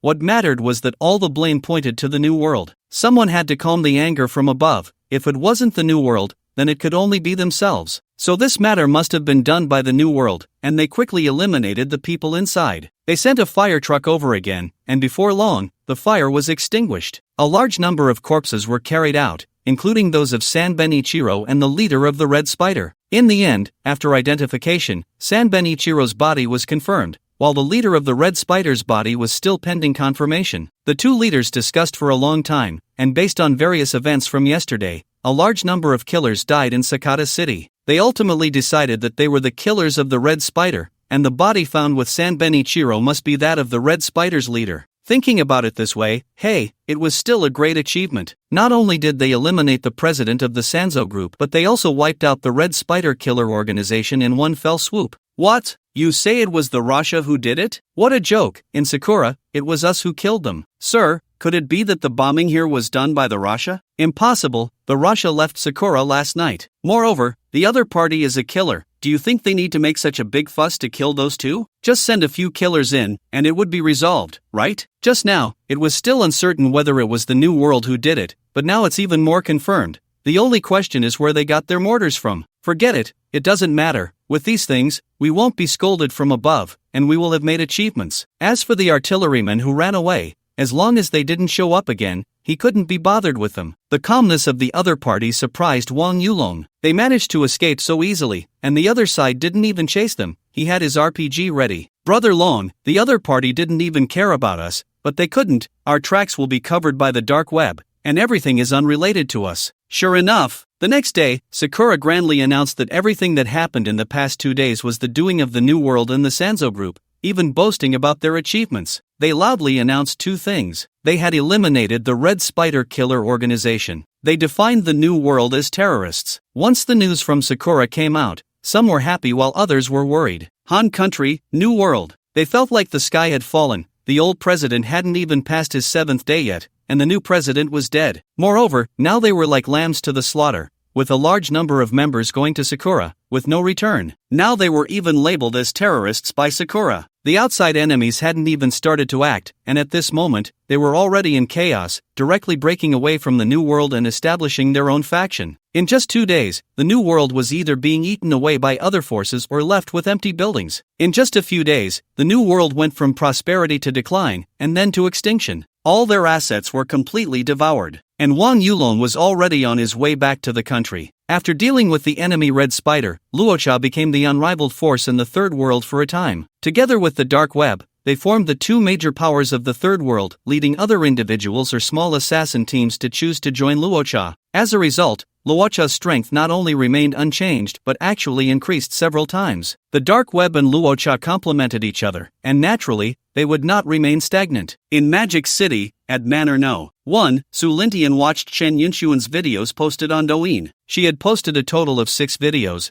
but the views were not great. The highest likes were only in the hundreds, and the lowest had only a few dozen. Her follower count was still in the 3 digits. It was a bit dismal, no wonder she was feeling so down. However, Su Lindian also understood that Doin wasn't just about looking pretty, having good temperament, or talent. Without capital pushing from behind, being an angel wouldn't help. Saying this, Su Lindian directly boosted the latest video with 1 million views. In Hangzhou, Chen Yunxuan was bored, staring at her phone. She hadn't been to the company for a while, and her previous manager had already been taken back. Just then, a familiar call came in. Looking at the caller ID, she furrowed her brows, hesitating whether to answer, but after a moment, she picked up. Before she could speak, the manager on the other end couldn't wait to say, "Yunxuan, good news. You have a gig. Hurry to the company, we need to leave soon." Chen Yunxuan was a bit confused. Wasn't she supposed to be shelved by the boss? Is the boss letting me take it? Oh, you don't understand. The boss can't refuse the other party. They looked at the other artists in the company and specifically chose you.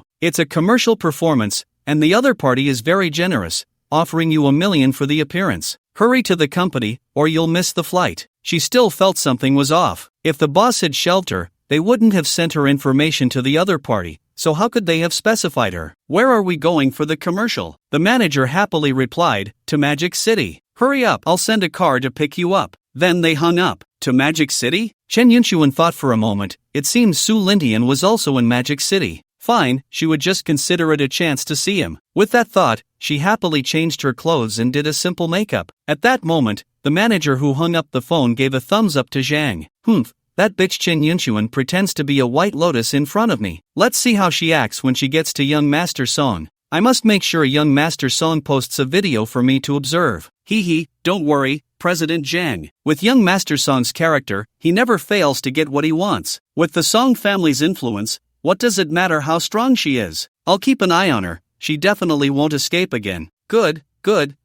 After this is done, you'll certainly get your rewards. Then thank you for your support, President Zhang. You must be tired. Let me give you a shoulder massage. Then, for some reason, she locked the door. What's wrong with being a bit generous? Chen Yunxuan arrived at the company, still unclear about the situation, and was directly taken for makeup. An hour later, she got into the car heading to the airport. For some reason, she felt a bit excited and took out her phone to send a message to Su Lindian. Chen Yunxuan, I got a commercial gig in Magic City and am on my way to the airport. Surprised? You'll have time to have dinner with me this time, right? Even she didn't know why she asked him to have dinner with her instead of offering to treat him. The manager, seeing Chen Yunxuan typing and smiling, curiously asked, Yunxuan, who are you messaging? You seem so happy. Are you in a relationship? I'm telling you, you're in the rising phase of your career. You can't fall in love so quickly. Even if you do, you can't let anyone find out, or your stardom will be ruined. Tell me, who is the other party? What does their family do? You mustn't be deceived by some poor boy. They can't offer you any help, only ruin you. Hearing the agent's words, Chen Yunxuan's cheeks involuntarily flushed,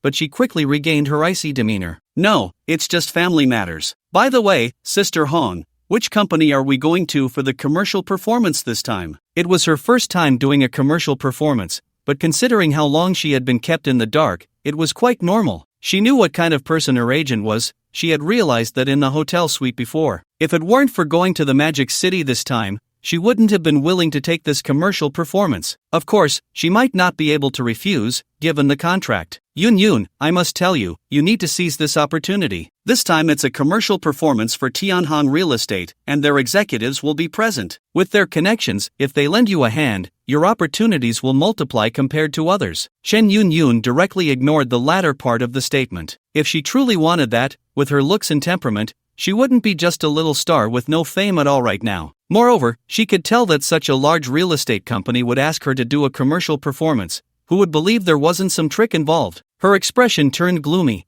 and the figure of Su Lindian unconsciously surfaced in her mind. Would she have to trouble him again? He was just a small leader with a monthly salary of a few thousand. Wouldn't that offend him? But he was the only person she knew in the Magic City. Forget it, she would see how things went. Unless absolutely necessary, she didn't want to trouble him. If her actions caused him to lose his job, she wouldn't know how to face him in the future. Shaking her head, she dismissed the thought. When Su Lindian received her message, he was first taken aback, but he quickly reacted. Wasn't she kept in the dark by the company? How could she suddenly receive a commercial performance? Butler Long, have someone check which company's commercial performance Yun is attending in the Magic City. Butler Long silently nodded and turned to leave. In less than 10 minutes, he returned with a document. The speed was astonishing. Young master, Miss Chen is attending the commercial performance for Tianhong Real Estate. It's their annual meeting. Tianhong Real Estate? That name felt familiar, as if he had heard it somewhere before. Perhaps noticing his confusion, Butler Long quietly reminded him, "Young master, it's the streamer you met in Indonesia, Song Tianhong. This is the information about their group and the Song family." As his personal butler, he naturally prepared some information that the young master hadn't mentioned. Although Su Lindian hadn't said he needed the other party's information, he couldn't be without it. Su Lindian took the document, his face filled with satisfaction towards Butler Long. With him around, it seemed like many worries were lifted. "By the way, young master, Wang Yulong has returned." Su Lindian glanced at the document in his hand,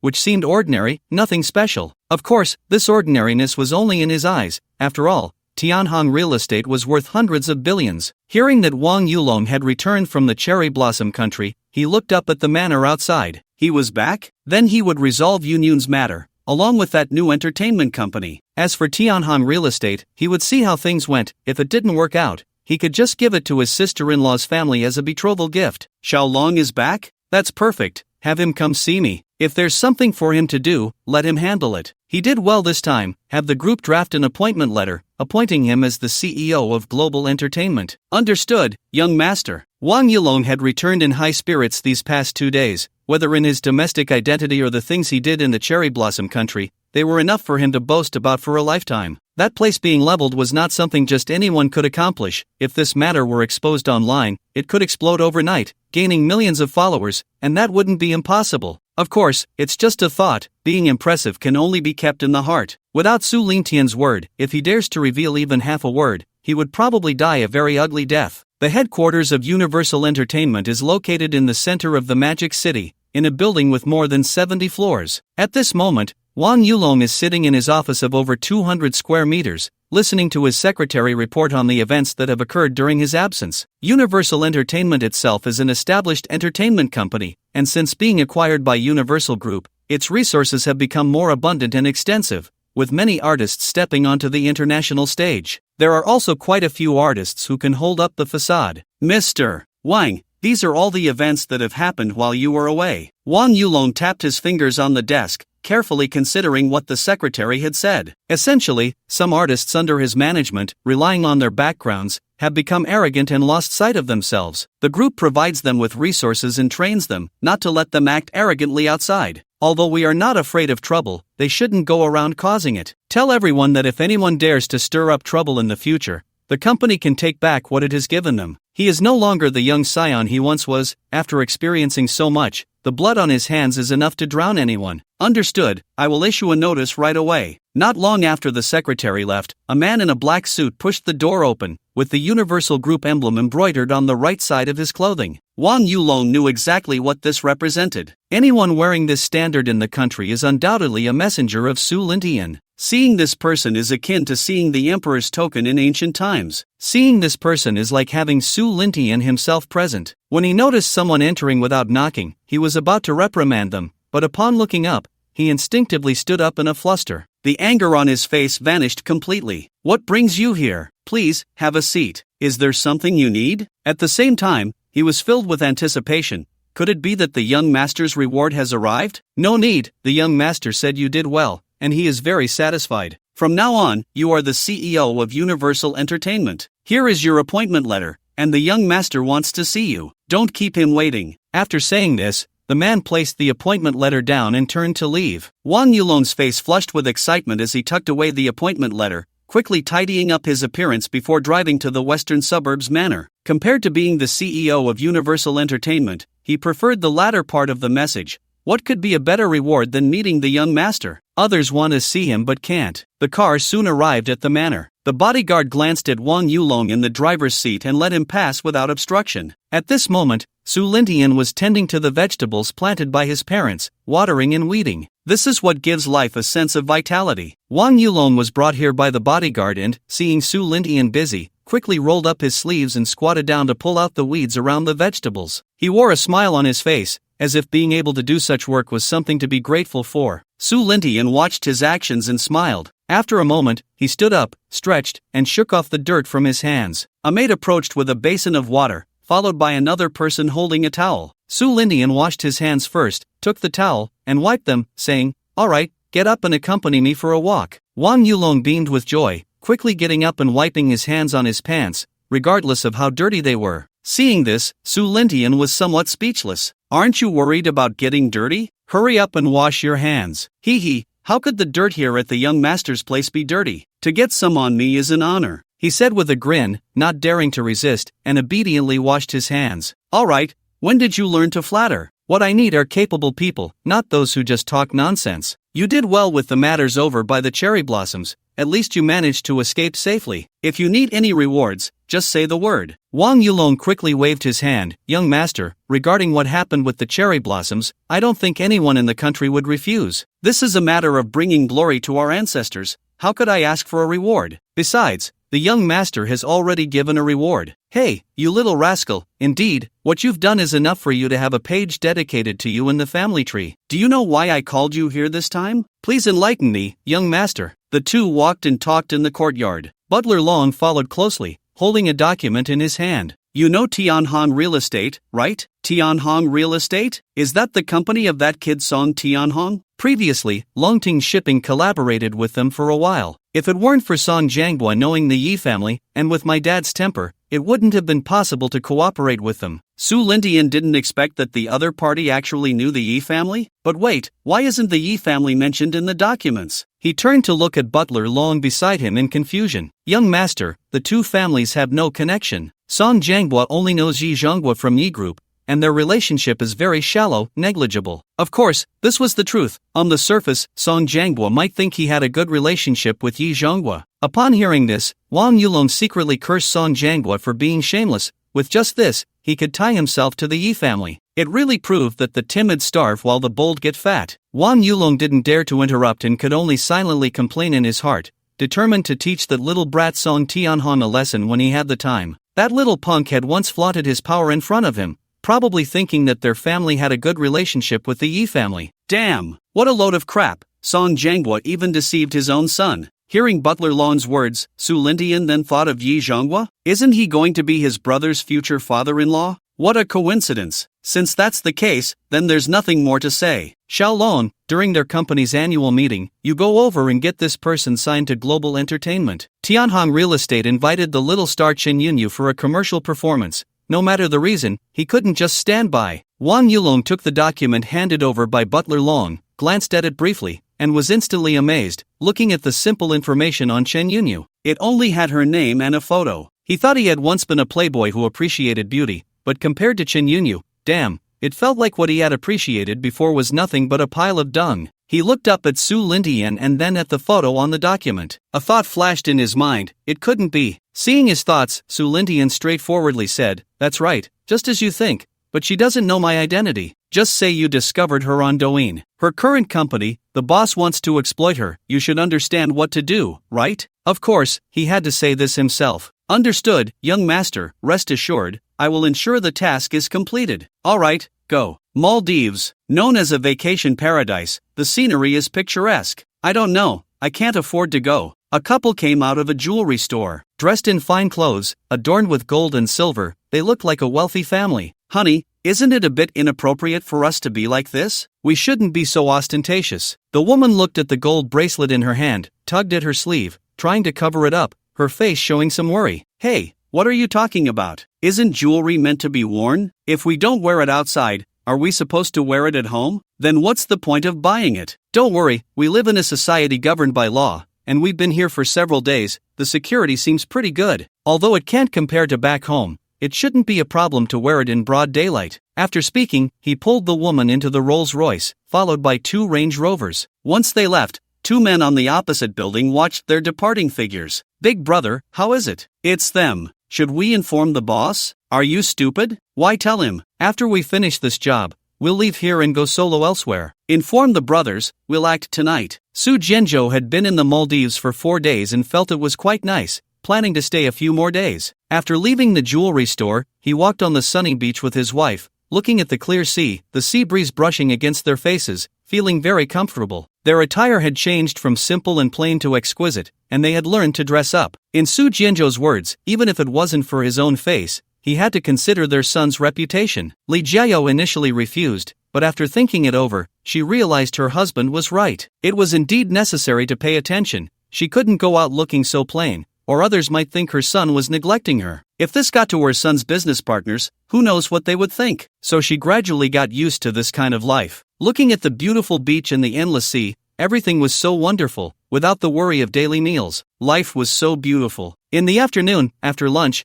the two strolled around for a while, with Su Dilling and Butler Lin following closely behind. They were also accompanied by 8 bodyguards. As the sun set, they watched the sun go down and the night fall. Su Jianzhou tightened his clothes. The evening sea breeze was a bit strong and cool. Let's go back, it's getting a bit chilly. Li Jiao snuggled beside him as they left the beach. Butler Lin hurried to keep up. Everyone got into the car and left for the villa they had purchased in the Maldives. The 2 Range Rovers drove one after the other towards the villa. The closer they got to the villa, the fewer cars there were on the road. Suddenly, a van rushed out from around the corner, crashing into the front Range Rover and forcing the convoy to a stop. At the same time, another van approached from behind. Seeing that the other party seemed unfriendly, Su Jianzhou quickly told Li Jiao to duck down. What's going on? Although he was also panicking inside, as a man, and with his wife beside him, he had to calm down. Panic wouldn't solve the problem. Sir, madam, stay down in the car. No matter what happens, don't get out. Don't worry, the car is bulletproof. Nothing will happen. I'll handle it. He then opened the hidden compartment under the passenger seat of the Rolls-Royce, taking out 2 sets of bulletproof vests and an MP5. Handing them back to Su Jianzhou. Su Jianzhou was stunned. He had never seen such things before, but quickly realized this wasn't the time to think too much. Here, wife, put this on. Although the car is bulletproof, it's safer to wear the vest just in case. Butler Lin didn't give Li Jiao a weapon. After all, if the other side got nervous and fired, it would be disastrous. At this moment, the bodyguards in the 2 Range Rovers calmly opened the hidden compartments under their seats and took out their weapons. Even the vehicles from the global group had armories, let alone they were there to protect Su Jianzhou and his wife. The sound of gunfire erupted, with a dozen robbers each wielding an AK, shouting at the 3 cars. They even fired warning shots. Butler Lin's expression darkened. He picked up his phone and dialed a number. On the other end, the police chief received the call, frowning, his heart sinking. Why was this person calling him at this time? Thinking of who the person was protecting, his face instantly turned pale,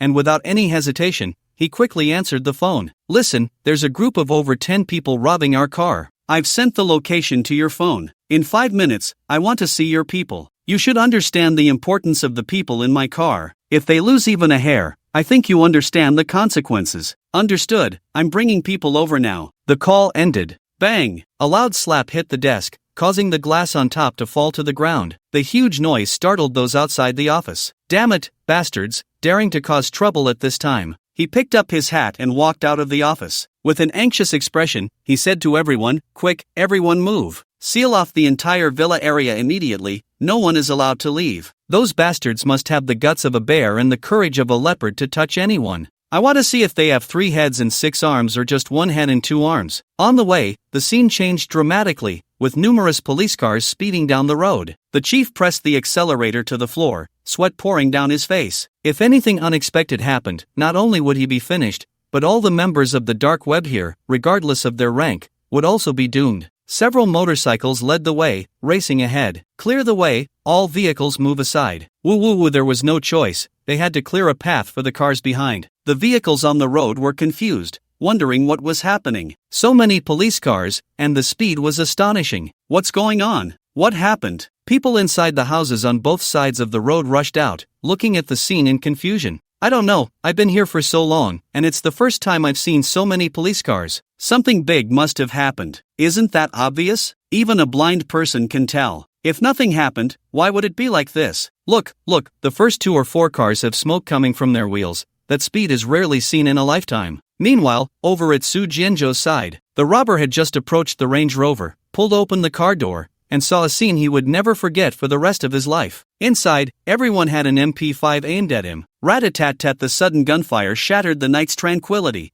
and the robber who opened the door instantly became a beehive. His fall was like a fuse, and the atmosphere at the scene instantly boiled over. Gunfire erupted. Rat-a-tat-tat AK against MP5, neither side giving way. The robbers were dumbfounded, They hadn't expected the other side to have such weapons in the car. What kind of serious bodyguard would keep an MP5 in the car? Wasn't this bullying honest robbers? The gunfire sounded like firecrackers during the new year. Inside the Rolls-Royce, Lee Jia covered her ears, trembling in Su Jianzhou's arms. It's okay, my wife, don't be afraid with me here. Just think of it as firecrackers for the new year, Su Jianzhou said, constantly comforting the shivering Lee Jia. Butler Lin's face was terrifyingly dark. It was his dereliction of duty that his master was frightened. The leading robber, seeing how tough the other side was, had thoughts of retreating. But no matter what, they couldn't stay here. He had been careless, and the other side was clearly not ordinary people. Brothers, the situation is a bit tough, let's retreat. Saying this, he didn't care about the others and jumped into the van. Seeing their boss was about to run, the others hurriedly jumped into the car and stepped on the gas to rush out. The bodyguards, seeing the boss of the other side trying to escape, turned and carried an RPG out of the car. The leading robber saw this scene in the rearview mirror, and his heart nearly jumped out. Damn! Who picked such a target, so tough that an RPG came out? Who is the real robber here? At that moment, he began to doubt his life as a robber. Big brother, don't you remember? It's you and me. Shut up and drive, dodge their RPG, or we're both done for. The driver glanced curiously at the rearview mirror, and his hand on the steering wheel trembled, nearly causing the car to flip. He wished he could press the gas pedal all the way into the fuel tank. With a whoosh, a shell with a white tail came rushing towards them. He swerved the steering wheel, and the shell grazed past. Bang! The shockwave from the explosion nearly flipped the car over. Even so, all the glass shattered,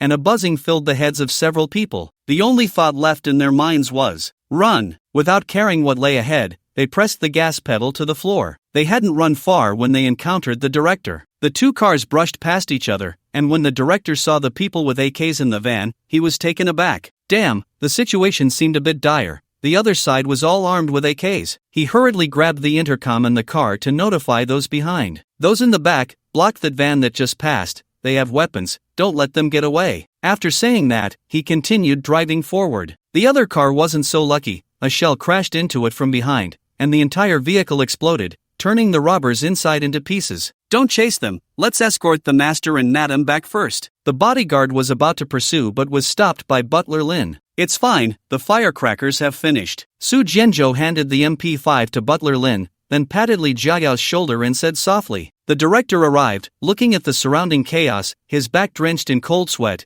Even the Rolls-Royce had many bullet holes. Not daring to hesitate, he didn't even wipe the sweat off his face, quickly got out of the car, and walked towards the Rolls-Royce with a nervous heart. He couldn't help but pray that the people inside were all right. Butler Lin, in the passenger seat, naturally saw the situation. This made him furious. They only came after the shooting was over. Seeing that the people in the car were unharmed, his anxious heart finally relaxed. Sorry for alarming you, he said to Su Jianzhou. Seeing Su Jianzhou was comforting Li Jiayao, or perhaps didn't hear him, Su Jianzhou ignored him and could only helplessly approach Butler Lin. I'm sorry, it's my negligence. Please give me a chance. Humph, that's not the answer I want. Tomorrow morning, I want to hear the answer I'm looking for. He turned to the driver and said, Drive, let's go back. Not long after they returned to the villa. Magic City. No. One manor. What did you say? Su Lindian stood up expressionlessly from the sofa, looking at the distant vegetable fields, wondering if he had sent too few bodyguards. Young master, the master and madam were attacked in the Maldives. Who did it? Was it an accident or? Logically, it shouldn't be targeted at him. According to information from the dark web, the other side specializes in this line of work, kidnapping wealthy individuals for ransom. This incident was an accident. Di Lin has safely sent the master and madam back to the villa. Alright, as long as they're fine. Even so, he still called his dad. On the other end of the line, Su Jianzhou's voice quickly came through. Xiao Tian, why are you calling so late? Is there something wrong? Dad, is mom okay? Su Jianzhou was clearly taken aback, not expecting his son to know so soon, and hadn't seen Butler Lin make a call or send a message. You already know? It's fine, your mom was just a bit startled, she just fell asleep. Suddenly thinking of something, he curiously asked, by the way, son, you didn't do anything illegal, did you? Why were there so many weapons in the car? There won't be any trouble, right? Su Lindian thought he was going to ask something else, but it turned out to be this. Dad, what are you thinking? How could I do anything illegal? That's unreasonable. As for the weapons, it's just for self-defense. no one will have any objections. As long as you and mom are fine, get some rest, and I'll send more bodyguards to you tomorrow." After hanging up the phone, he immediately dispatched 12 bodyguards to the Maldives overnight. When the director returned to the office, he received a shocking piece of news. He had just taken off his hat, and the chair beneath him hadn't even warmed up. "What did you just say?" He stood up, staring at the officer who had come to report, even doubting if he had heard wrong. The officer looked at the director's imposing face, swallowed hard, and thought to himself, no wonder everyone else avoided reporting, leaving this newcomer to come forward. They say opportunity should be given to the unprepared, to minimize harm. It seemed he was sacrificing himself for a greater cause. Now he felt a bit like he was riding a tiger, with an impulse to turn and run. The director's expression was just too terrifying. "Director, the other side has run away, and injured 3 of our brothers, 5 dead." Slap. The officer felt as if he had left Blue Star, out of the universe, with stars spinning above his head. He had no idea where his hat had flown off to. Clearly, that slap was merciless. He spun around twice before collapsing to the ground. Blood was oozing from the corner of his mouth, and he didn't dare to get up, fearing another slap would come if he stood. Huff, huff. Useless. Are you all dead? Where are your sidearms? Are they firewood sticks? Bang! The teacup shattered into pieces. The director was so furious he could hardly catch his breath. So many people, and they couldn't even stop a few. Still lying there pretending to be dead? Get up and search. If you don't find them before dawn, you can stop pretending. I'll grant you that. You all better be sensible and dig a hole to bury yourselves. The officer didn't dare to lie down any longer, not even picking up his hat, and crawled out of the office. Checking the surveillance, they searched extensively, and half an hour later, their efforts finally bore fruit, finding a clue. This had caused quite a stir. People were wondering if some terrorists had appeared, given the commotion. Outside a remote house, several plainclothes officers watched the distant building. It was a small iron house, but the location was sufficiently secluded. "So, are you sure they're inside?" "Absolutely, I've been keeping an eye on it. Just saw someone come out with an AK, it's definitely them." "Then what are we waiting for? Call for backup. Aren't we going to take credit for this? Are you stupid? I didn't see you being so brave before. With your little frame, how many bullets can you take? I'm calling the director, you all keep watch." Saying this, he walked to the corner, took out his phone, and called the director. Unbeknownst to him, the light from the phone screen faintly illuminated the outside. After receiving the news, the director didn't dare to delay and immediately rushed over with his men. Before they even arrived, they heard gunfire. It turned out they had been discovered by someone who had come out to relieve themselves. "Damn it, these guys came sniffing around. Boss, what do we do?" The leading robber cursed under his breath, feeling frustrated with nowhere to vent. This time, they truly had lost more than they gained. "Let's go, we can't wait any longer. We need to leave by boat." "But boss, the speedboat hasn't arrived yet." "If it hasn't arrived, we won't take the speedboat." The younger brother was confused. Not taking the speedboat? Swim away? Rat-a-tat-tat. A few officers didn't dare to show their heads. The enemy's firepower was too fierce, and their little handguns were just for show. A few robbers drove out the van that had been covered with grass, heading straight for the dock. By the time the director arrived, the people had already fled. "Damn it, you useless bunch. Couldn't you have delayed them for a few more minutes? They must be heading to the dock. Chase them, we can't let them get away." The dock was only a few minutes away. They were hiding here, clearly waiting to leave by boat. Sure enough, when he arrived, the group had already boarded a boat and sailed away. It wasn't a speedboat, but they weren't paddling slowly either. "Damn it, do you think I won't chase you just because you're off the ground? Get me a helicopter." At that moment, his phone rang, and after a dozen seconds, he sighed and said, "Never mind, call it off. Find out the identity of the other party. If there are people behind, bring them all back." The robbers looked back, seeing no one chasing them, and thought they were safe, cheering and celebrating. Only the leader's face was ashen. This was too unusual. He had dealt with the other party for so long, and it was the first time he had seen them pursue so relentlessly. Moreover, they had not succeeded in the kidnapping this time. Why were they still holding on? Something was off. Was it because of their target this time? Was the identity too special? Damn it, he was too hasty. He should have checked the identity first. His suspicion was not unfounded, for behind them, a helicopter was flying toward their direction. The sound of the rotor quickly reached their ears, and the lights from the aircraft illuminated their small boat. They had nowhere to hide. The people from the umbrella would not be polite. On the helicopter, a man shouldered an RPG, aiming at the small boat below. "We surrender. We won't run anymore." "Yeah, we won't run anymore. I want to go to jail." Splash. A sound of someone falling into the water. "Big brother, what are you doing?" "Yeah, how Why did you jump into the water? If they catch you, at worst, you'll go to jail. There's no need to think so negatively. Hago, who was frantically diving down, couldn't help but curse inwardly. Stupid. The other side is already shouldering an RPG, and you still naively think about going to jail. Wuxia shell came straight for the small boat. Damn it, are you serious? Bang! Flames shot up, wood splintered, and both people and boat were reduced to fragments. Even jumping into the water was too late. One person jumped into the water early. I know, fly low, let's see how long he can hold his breath. Saying this, he put down the RPG launcher and picked up a nearby M134. The helicopter slowly descended, just a few meters above the water's surface. Rat-a-tat-tat, the M134 began to sweep the area. The bullets lost much of their power underwater, but it was enough to kill a person. The other side couldn't possibly hold their breath for that long underwater. After searching for about 10 minutes, a splash of red emerged from beneath the water, 10 meters from the boat. Found you. Rat-a-tat-tat, he emptied the M134's magazine. Below, a large area of seawater turned blood red. Let's go. And at that moment, underwater, Hago was holding onto a corpse, his calf hit by a bullet. The body in his hands had already turned into a beehive, with bullets weighing at least 500 grams. This also indicated that the gunman on the helicopter was very professional. After not hearing the sound of the rotor above, he cautiously surfaced. Gasping for air, he turned to look at the endless expanse of the sea, dark and murky, and a wave of fear surged in his heart. Just as he was about to swim in any random direction and try his luck, a speedboat was speeding toward him from afar. At this moment, he couldn't care less. He needed to stop the bleeding from his leg immediately. Hey, help me. His cries successfully attracted the attention of the people on the speedboat. Big brother, it seems like someone is shouting for help over there?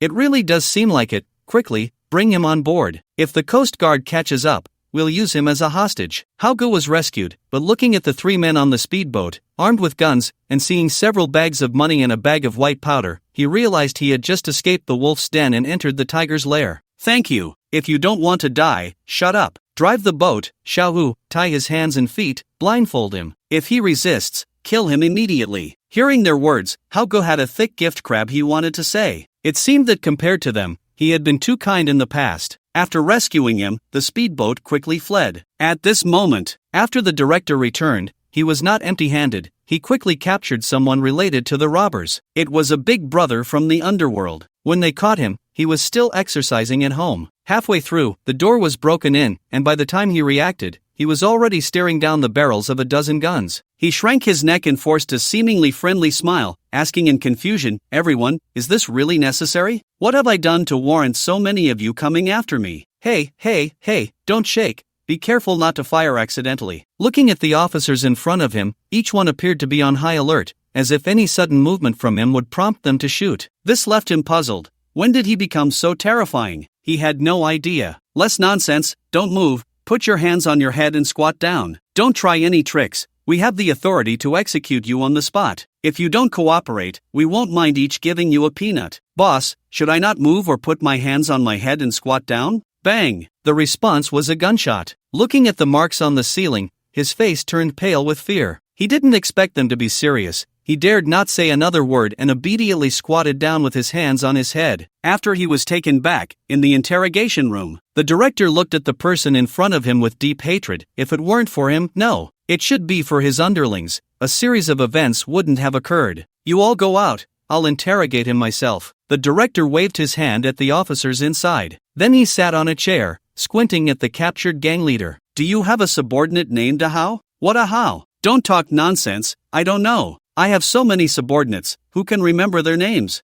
Bang! Ah! The gunshot rang out, this time not at the ceiling, but at his arm. Blood gushed from his arm, and the intense pain made cold sweat break out on his forehead, his face twisted in agony. He had been in this interrogation room no less than 10 times, familiar with the process, but why was this time different? I don't want to ask the same question twice. You better be honest with me, or the next bullet might hit your head. You dare to use extrajudicial punishment? Where's your director? I want to see your director. I want to file a complaint against you. Bang! Ah! Just then, an officer ran over and said, Director, should we stuff something in his mouth? Director? Hearing the officer's words, the gang leader suddenly felt a great disaster was approaching. He showed a face more difficult than crying and said, I'll be honest now, Director, is it too late? Yes, I do have a subordinate named Ahao, but I just recruited him not long ago and don't know him well. Did he commit a crime? Don't worry, I'll have someone find him. The director stood up and said, all right, just confess, death penalty, immediate execution. Then he turned and left. The gang leader, however, was filled with panic. Death penalty? Hey, what did I confess to? I didn't confess anything. No, I didn't commit a crime. What did I confess to? No one responded, but the gunshot did. The next morning, Su Jianzhou woke up, relieved to see that there were more than a dozen bodyguards at home, and 3 more cars. Butler Lin, who are they? Sir, these are the people young master sent. Oh, I forgot, last night, Xiaotian said he would send bodyguards over. My head. He reached out and gently patted his forehead, finally remembering what Su Lindian had said last night, but he didn't expect them to arrive so quickly. He had just mentioned it last night, and they were here this morning. Li Jiao was holding onto the stair railing, coming down from the 2nd floor, looking at the many extra people outside, somewhat puzzled. Why are there so many more bodyguards? Seeing his wife come down, Su Jianzhou smiled and explained, Xiao Tian heard about our situation, so he sent over 12 bodyguards overnight to protect us. We didn't suffer for that kid in vain. Aren't we fine now? Why did you tell Xiao Tian? Isn't that just making him worry? Although she said this, her heart felt sweet. Hey, you're wronging me. It wasn't me who said it, it was our son who called me last night. You don't know him yet? He's quite capable. Even if I don't say anything, he would know. Let's not talk about him. How are you feeling? Better? Let's have breakfast first, and then I'll take you out for a walk. Li Jiao didn't refuse and chose not to return home because of what happened yesterday. She had come to terms with a lot. At this point, some things had to be experienced, and she couldn't shrink back when faced with challenges. Her son's identity meant that her life as a mother would never be ordinary. If she couldn't help, she shouldn't hold him back either. While having breakfast, she couldn't help but suggest, Jianzhou, how about we practice shooting later? The hot milk Su Jianzhou had just sipped was sprayed out in disbelief. His expression was one of shock, utterly incredulous. He really couldn't believe those words had come from his wife's mouth. His face became serious as he looked at the equally serious Li Jiao. He asked, are you sure? In fact, he had thought about it all night. His son seemed a bit unusual, and it wasn't just about being wealthy. As a parent, he couldn't be powerless, so the idea of practicing shooting naturally came to mind, but he had planned to mention it to her in a few days. After all, they had just been through a shock last night, and he wanted her to take it easy first. What he never expected was that before he could say anything, his wife had already brought it up. Seeing her nod, Su Jianzhou laughed heartily. His wife truly was in sync with him, worrying about the same things. No problem, whatever you want to do, I'll be with you. What Su Lintian didn't realize was that he had barely touched a gun himself, yet his parents were already thinking about practicing shooting. It seemed that what they had encountered last night wasn't entirely a bad thing. Soon, Butler Lin received a call from the director, and after a few murmurs, he fell silent. He knew that the protective team had been mobilized last night, and now the director's call made it clear that all those connected to the robbers had been executed. The travel life of the Su couple returned to calm once again. It is worth mentioning that besides traveling, they also practiced shooting and had the bodyguards teach some basic combat skills. In their 40s, it was completely fine. When Su Lindian received news from his parents, he was also quite surprised. He didn't expect them to be so open-minded, not stopping their travels because of the robbers, but instead taking an interest in exercising. It was good. While they were still young, they should exercise more to prepare for the future. In the Magic City, at the Royal Palace Hotel, Chen Yunxuan had been staying here for a day. She had thought there would be a performance that night, but it seemed that it wasn't her manager Hong Jie who was anxious, but rather the young master of Tianhong Real Estate, eager to meet her in person. Yunxuan, Song Xiao is a good guy, much younger than President Zhang, and comes from a good family. He is genuinely interested in you. Look, as soon as we arrived yesterday, he hurried over to see you. Don't think about that poor boy anymore. You should think about your family too. Sister has been through this. I don't want you to take the wrong path, you know? Hey, think it over, prepare yourself, and adjust your state for the performance tonight. Hong Jie knows you're shy and doesn't want to say it, but don't worry, I'll talk to Song Xiao. After the performance tonight, I'll take you to meet him. Without giving Chen Yunxuan a chance to refute, she turned and left. Chen Yunyun didn't intend to refute, because you can never wake someone who pretends to be asleep. It was pointless to say more. She had already made up her mind to find an excuse to take a taxi and leave right after the performance. She couldn't believe that in this city, the magic capital, the Song family still held all the power. How could it be that in such a place, there was no law? In the past few days, Song Tianhong had been glowing with excitement, and by a twist of fate, he had discovered such a gem for himself. In a small company, there were plenty of juicy stories, and they were well hidden. Sitting in his live streaming room, thinking about how he would indulge tonight, he felt a bit excited, and the smile on his lips couldn't be suppressed any longer. At that moment, the phone rang. He picked it up and looked at it, puzzled. Why was he calling him? Their families were not even on the same level, and he had heard that the other party had already been acquired by the Universal Group, although his father had become one of the senior executives. His status had not only remained the same but had even risen. Hello, young Master Wang, long time no see. What brings you here? If I remember correctly, this is your first time calling me, right? Although the other party held the same status as him, his family had a good relationship with the Yi family, so he felt that his status was a bit higher than Wang Yulong's, at least on the same level. Of course, this was just his own opinion. On the other end of the line, Wang Yulong, hearing the somewhat smug tone, thought to himself, let you be arrogant for a few more hours. If I don't turn you into a pig's head tonight, I won't share the same surname as you. Haha, I heard that your Tianhong real estate is having its annual meeting tonight. Young Master Song, you invited quite a few beauties. What's up? Want to keep all the fun to yourself and not take me along for a bit of fun? What are you talking about? You, Wang Yulong, still need beauties? But since you personally asked, I can't refuse. I can take you along, but I get to choose first. If you agree, come over tonight. If not, then forget it. You're the host, so whatever you say goes. Just don't touch the people first. I have a fun game for us to play together tonight. If you touch them now, it won't be fun later. Although Song Tianhong was puzzled, he didn't ask further, thinking it was just the other party wanting to play a more exciting game. Don't worry, I'm not starving. I'm not in a hurry. I'm actually looking forward to your game. I guarantee you'll be satisfied. See you tonight. After Wang Yulong hung up, a meaningful smile appeared on his face. Damn it, Song Tianhong, still as arrogant as ever. Let's see how long you can keep it up. Tonight, at the Royal Palace Hotel, luxury cars were everywhere. Although it was said to be the annual meeting of Tianhong Real Estate, many people from Song Tianhong's circle had also come. For this phenomenon, Song Jianghua just turned a blind eye. After all, these young masters were all second-generation rich. This time, the Song family had even booked the entire hotel, and various luxury cars were already parked outside. A Lamborghini Veneno drove up, followed by a line of supercars. People on the road hurriedly stepped aside, their eyes all focused on this row of supercars. Song Tianhong got out of the Lamborghini, and the hotel staff quickly came forward to take the keys and help park the car. Young Master Song, wherever Song Tianhong went, he was greeted, and the smile on his face never faded. He truly enjoyed this feeling of being the center of attention. At that moment, he felt like the favored child of heaven and earth, with everyone admiring him. It was a bit intoxicating. The venue was enormous, with over 100 tables, and there was a large stage on top. Below the stage were 3 large round tables that could seat 20 people. The middle table was for the older generation, including Song Jianghua, while the right side was naturally reserved for the young master, Song Tianhong. The left side was for some unimportant senior personnel, with nameplates on the table, and Wang Yulong's name was prominently displayed among them. At this moment, the annual meeting was bustling with activity, and the tables below were filled with people. Meanwhile, Wang Yulong arrived late in his Bugatti Veyron, followed by a large group of wealthy young heirs. He was here to cause trouble today. How could he come without bringing some people along? These individuals had long looked down on Song Tianhong, and today was a perfect opportunity to let off some steam, so they wouldn't say that he, as the big brother, lacked loyalty. These people were much more effective than bodyguards.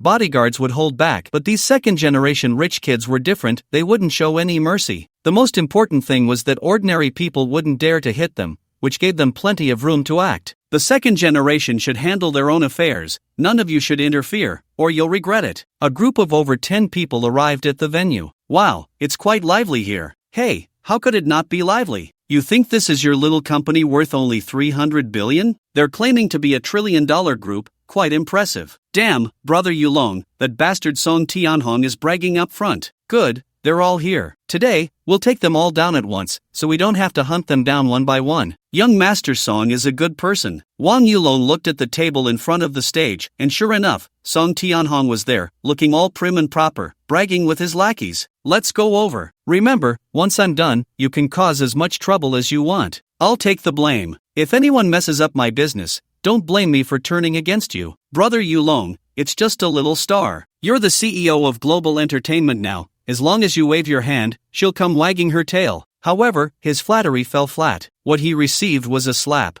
Wang Yulong showed no mercy, turning to glare at the other party and coldly said, "From now on, keep your mouth clean. Don't blame me for not reminding you. Be careful of trouble coming from your mouth." The sudden slap startled everyone, and Wang Yulong's icy tone didn't sound like a joke. Indeed, with a slap to the face, there was no room for humor. They realized that the little star must be someone important, likely a high-ranking official from Global Group. Otherwise, why would Wang Yulong be so serious? Thinking of this, everyone felt a chill. Thankfully, they hadn't spoken out of turn. Yes, Brother Yulong is right. Thank you for the reminder. The one who was slapped not only had no complaints but was also grateful. Alright, from now on, pay attention. You can act like wealthy heirs, but don't be brainless. I'm hitting you because of our friendship, otherwise, it wouldn't just be a slap. If you're angry, take it all out on young Master Song later. Brother Yulong, what about the Yi family? If we offend the Song family, won't the Yi family come after us? Unexpectedly, Wang Yulong sneered. What does the Song family have to do with the Yi family? That fool Song Tianhong is still being kept in the dark by his father. Damn, that bastard Song Tianhong is going to learn what pain is today. Wang Yulong led his group to the table on the left side of the stage. The people who had been sitting there quickly stood up upon seeing Wang Yulong. Ha, young Master Wang, please sit, please sit. They offered their seats. With Wang Yulong's arrival, the young masters on Song Tianhong's side whispered to each other. Young Master Song, Wang Yulong brought so many people over, he can't be here to cause trouble, right? Unexpectedly, Song Tianhong scoffed. Cause trouble? If Wang Yulong dares to cause trouble, I'll make sure he leaves horizontally. The two sides glared at each other across the large table, ready to fight at any moment. Song Jiangbo frowned. He knew Wang Yulong was coming but didn't expect him to bring a group of second-generation heirs along.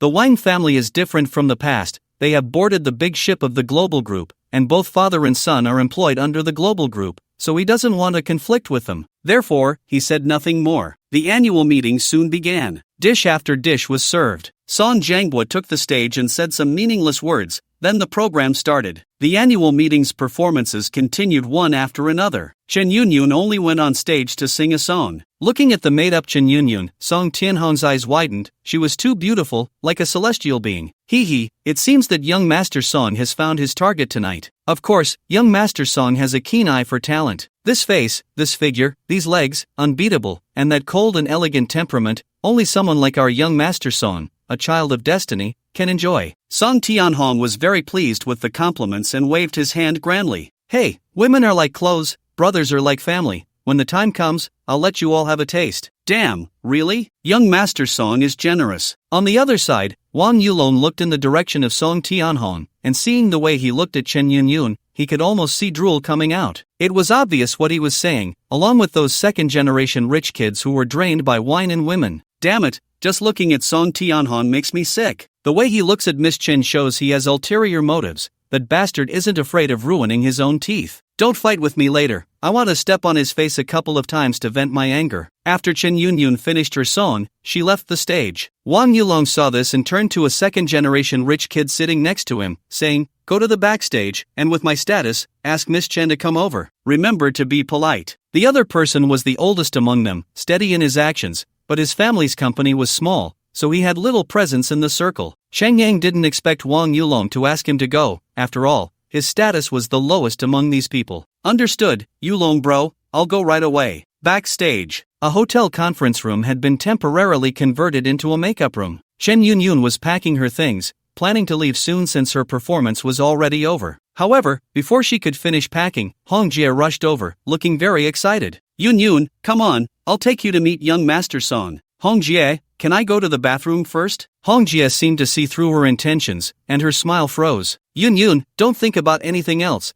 If you don't meet young Master Song tonight, you won't be able to leave the hotel. You can go to the bathroom, but I'll go with you. Saying this, she reached out to grab Chen Yunyun's arm and pulled her out. Today, no matter what, she had to take Yunyun to meet Song Tianhong, otherwise, she would be in trouble. Let go, don't touch me. Chen Yunyun shook off her hand. Just then, Sheng Yang happened to walk in, saw the two of them tugging at each other, and looked at Chen Yunyun's angry expression, instantly filled with rage. Without caring who Hong Jie was, he quickly stepped forward and kicked her to the ground. Damn it, you dog, how dare you lay a hand on her? Did that bastard Song Tianhong send you? He kicked her a few more times in frustration. Hong Jie clutched her stomach on the ground, wailing, and the sudden scene startled Chen Yunyun. She glared fiercely at Hong Jie, and only then did Sheng Yang show a smile and say to Chen Yunyun, Miss Chen, hello, CEO Wang of Global Entertainment asked me to invite you over. He wants to talk to you. Of course, you can refuse to go. Chen Yunyun looked at Hong Jie on the ground, and since it seemed like she wasn't on good terms with that young Master Song, it appeared that she would be unsafe no matter which side she chose. Just as she was about to refuse, a loud and arrogant voice came from outside. Yo-yo Changyang, what a big show of power, huh? How dare you snatch someone young Master Song wants? Tired of living, huh? Get lost. Had it been in the past, Chen Yang might have really left, but now it's different. Now he represents Wang Yulong. Even if it were just Song Tianhong's lackey who came, he would dare to confront him head-on. Miss Chen, rest assured, President Wang won't have any improper thoughts about you, unlike some people who are all show and no substance, with their heads filled with nonsense. Chen Yunyun sighed. She had no choice now. There was no way she would meet Song Tianhong. She just hoped that President Wang of Global Entertainment wouldn't be like President Zhang of her own company. Alright, then I'll meet President Wang. You can't go with him, Chen Yang. You need to think carefully. Your company is just a small enterprise worth a few billion. Young Master Song could crush you with a single finger. What did you say? Chen Yang, seeing that the other party dared to threaten him, kicked him away without a second thought. With that flimsy body, he would probably need to lie in the hospital for a few days after that kick. Damn it, I've put up with you for a long time. All day long, young Master Song this, young Master Song that, what's he even worth? Chen Yang glared, his anger boiling. If it weren't for needing to bring Chen Yunyun before Wang Yulong, he would have sent the other party to the hospital for 2 months. He then turned around, put on a smile, and said to Chen Yunyun, "Sorry, Miss Chen, for startling you. Please follow me." Following him, she thought he would meet her in a private room, but to her surprise, it was at the annual meeting.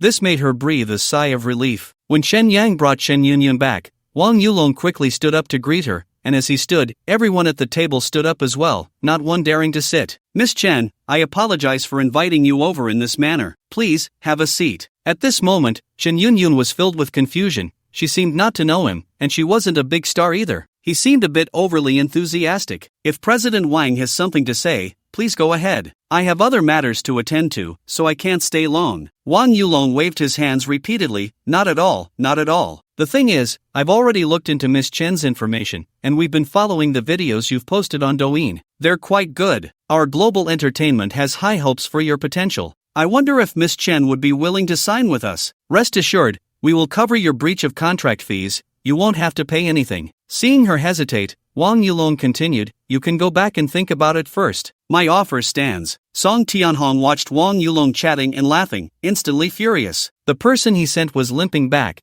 then embellished the events that had happened backstage, recounting everything in detail. "Damn it, that bastard Wang Yulong actually stole the woman I had my eyes on." In a fit of rage, he grabbed a wine glass and threw it in Wang Yulong's direction. However, he missed and it smashed towards Chen Yunyun instead. Fortunately, Wang Yulong had trained in the U.S. for a month, and it wasn't for nothing. He quickly reacted and stood in front of Chen Yunyun. The red wine that hadn't spilled yet drenched his face. The wet sensation on his face ignited a surge of anger within him, his chest heaving, but he still took a deep breath. He smiled at Chen Yunyun, then turned to Chen Yang and said expressionlessly, "See Miss Chen off for me." Seeing the red wine on Wang Yulong's face, the second-generation elites around him were stunned, and Chen Yang, hearing that emotionless voice, quickly nodded. Chen Yunyun didn't want to stay any longer anyway, so she followed him out of the venue. Once they left, his anger could no longer be contained. "Damn it, I, Wang Yulong, have roamed the cherry blossom country, shouldered an RPG in the U.S., and flattened a godly toilet with a mortar,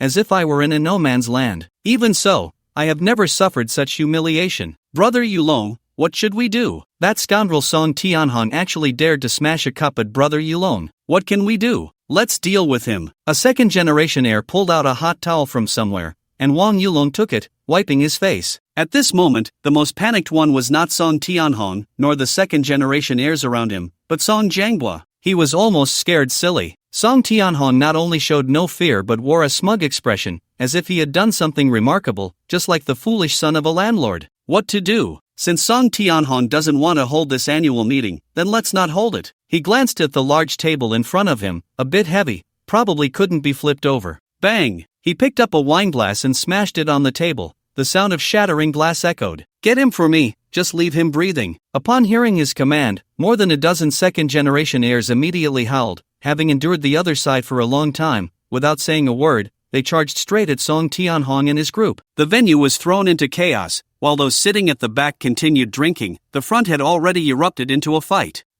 What's happening up front? It seems like a fight broke out? Is this a new program? What program? The company's crown prince is fighting with young Master Wang. Then what are we waiting for? Go help. I advise you not to meddle. If they hit you, you deserve it. If you hit them, you're asking for death. Then let's not bother with them. Let's keep drinking. They won't come over here anyway. And so this scene unfolded, with people drinking in the back and fighting in the front, occasionally commenting, "Damn you, Lee Gooden, I've tolerated you for long enough. Song Tianhon, today it's either you die or I live." More than 20 second-generation heirs were tangled in a brawl, and Song Jianguo wanted to stop Wang Yulong. After all, he was the leader of this group. Who would have thought that Wang Yulong wouldn't give him any face? He kicked the chairman of Tianhong Real Estate to the ground. "Get out of the way, old man. If your son can walk out of this door by himself today, then I, Wang Yulong, will take your surname." Striding forward, he saw Song Tianhong on top of someone, swinging his fists. He kicked him down, glaring at his own beaten man. "Useless, I told you to train more. And you can't even beat this trash that only knows how to dance on women's bellies. What use are you?" Another kick landed on Song Tianhong's stomach. Whatever he had just eaten came back up from where it went in. "Damn it, Wang Yulong, if you have the guts, let's settle this one-on-one." Song Tianhong clutched his waist and stomach, showing a pained expression, his body going limp, but his mouth was still tough. He tried to struggle to get up. Slap! Wang Yulong slapped him down to the ground again. He stepped on his hand. The excruciating pain made him scream in agony. Those watching the commotion felt their scalps tingle. Not daring to linger, they left the venue directly. The hotel staff wanted to step in and break it up but were stopped by the manager. When gods fight, mortals suffer. Song Jianguo couldn't care to get up. Even though his son was being beaten, he remained calm. No matter what, he couldn't make a move. "You guys stop watching and quickly pull them apart." But no one dared to step forward. Helpless, he could only go himself. At this moment, Song Tianhong was being beaten by a group, everyone taking turns kicking and punching. A few minutes later, perhaps tired from the fight, Wang Yulong stopped, looking at the ground where Song Tianhong's face was already swollen beyond recognition.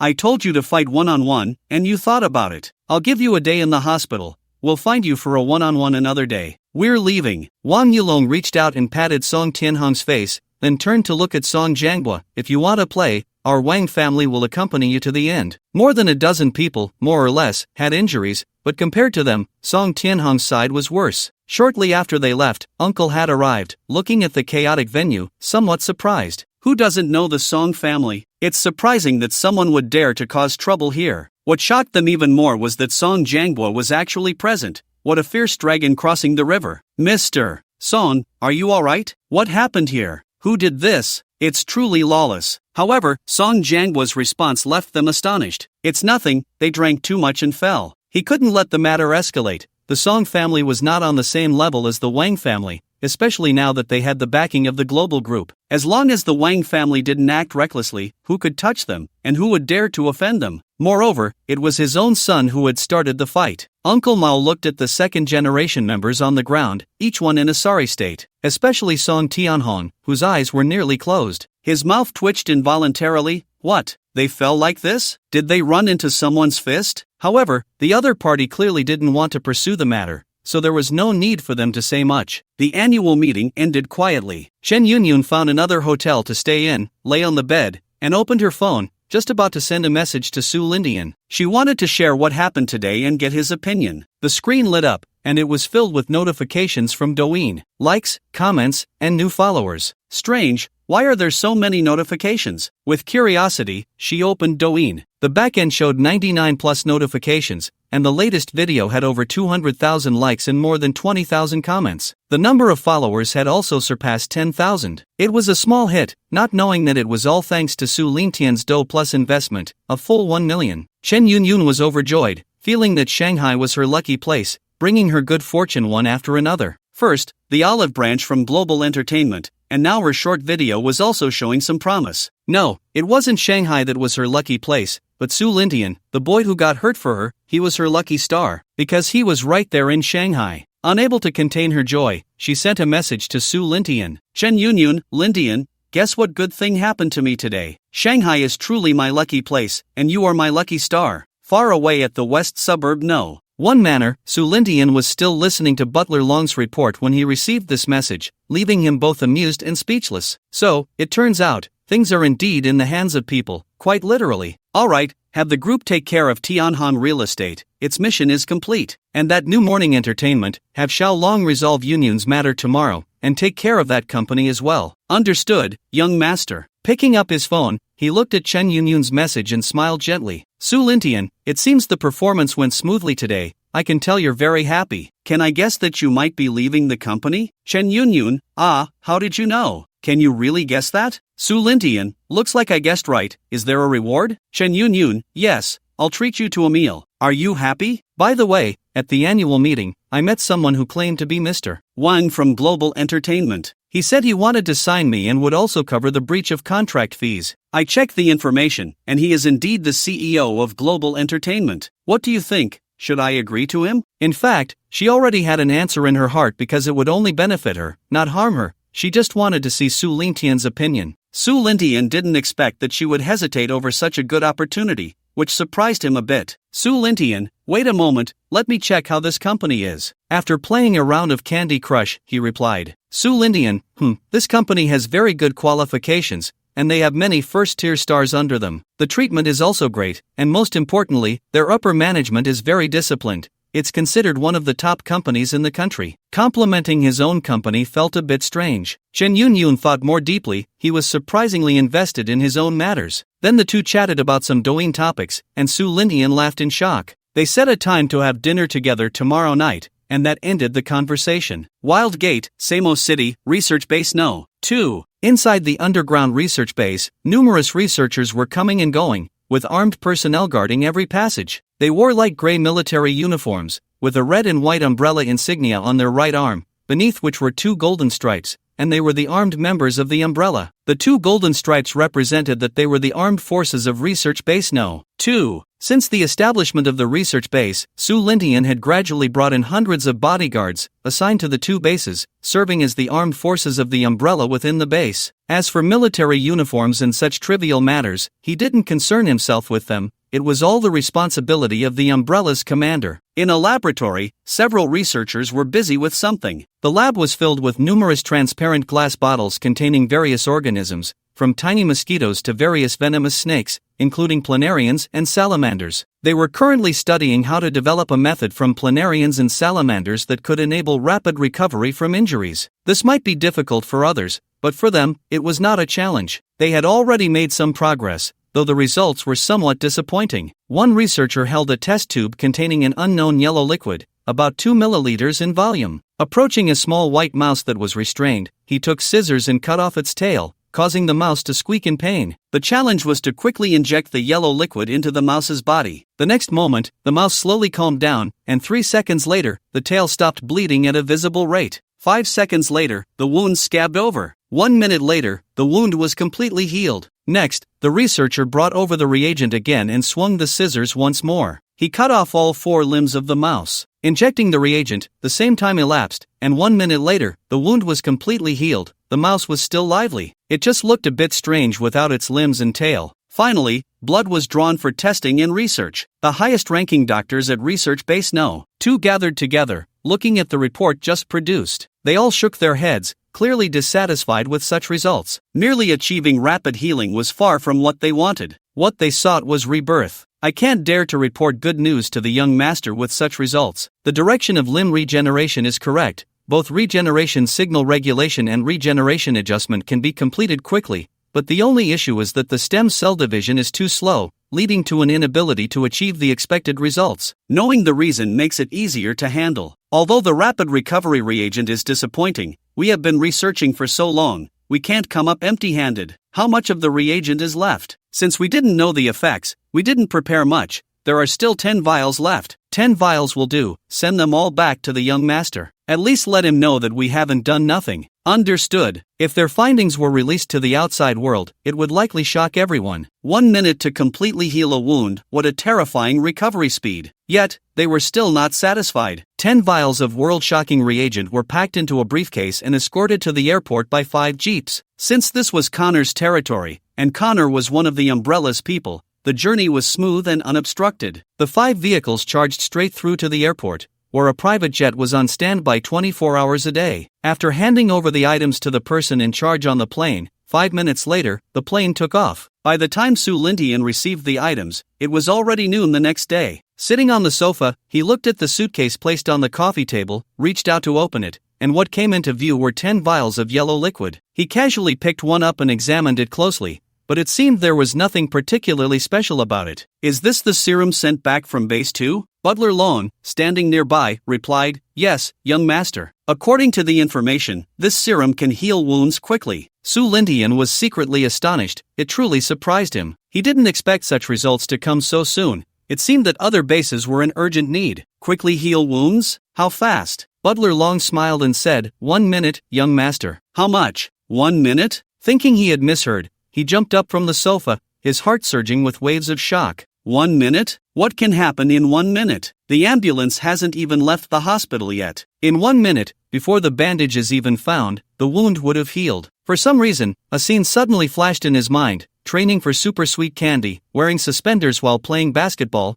getting pricked on the finger, and a drop of blood flowing out. Chaotic mix, super sweet for you. Hurry, hurry, take me to the hospital, or else the wound will heal soon. Yes, young master, 1 minute. However, the base is a bit dissatisfied with this. They request that you give them a little more time, and they will develop a serum for regrowing severed limbs. After the initial excitement, Su Lintian quickly calmed down. It seemed he had underestimated these people's abilities, or rather, the people rewarded by the system were indeed extraordinary. If they could truly achieve rapid regrowth of severed limbs, theoretically, wouldn't that solve all diseases in the world? Not bad. Base 2 is doing well. Let them continue to work hard. If they need any assistance, let the Dark Web and the Umbrella Organization cooperate fully and keep it under wraps. Yes, young master. Butler Long bowed, closed the suitcase, and took it away. At 7 in the evening, Su Lintian arrived at the agreed location with Chen Yunyun. It was a restaurant that looked quite upscale. Chen Yunyun had already found a good spot inside and had been waiting for a while. As soon as Su Lintian entered, he saw her dismissing a young man dressed head to toe in designer brands. Chen Yunyun was a bit puzzled. She thought she should have worn a mask. It was too annoying. She had already sent away 6 people in less than 20 minutes. Looking up, she saw Su Lintian just entering through the door,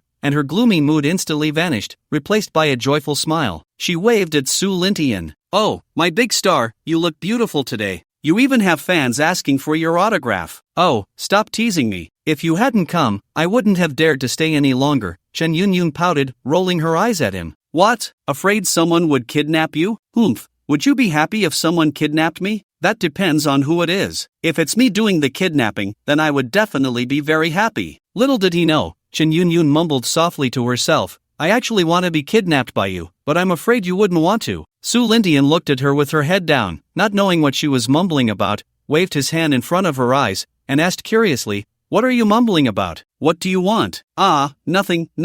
Let's order something to eat first. I'm hungry. Chen Yunyun ordered 4 dishes, and they were quickly served. Su Lintian just smiled slightly at this and said nothing. The two of them spent nearly an hour and a half eating, chatting about everything from the south to the north, from small things to big ones. Perhaps because they both grew up in the countryside, there were many topics they could talk about endlessly. The smile on Chen Yunyun's face had not faded since Su Lintian walked in. After settling the bill and leaving the restaurant, Chen Yunyun turned to look at Su Lintian's profile, momentarily lost in thought. What are you looking at? Do I have flowers on my face? If I don't have flowers, can I not look? Can't I admire a handsome guy? Come on, accompany me to the mall. 10 minutes later, the two arrived at a relatively large mall in the Magic City. It looked quite impressive. Come on, this way. As soon as they entered, Chen Yunyun pulled him to a watch store. Su Lintian looked at Chen Yunyun, who was holding his hand, smiled, and silently followed. This little girl had a purpose. Shopping was just a pretense.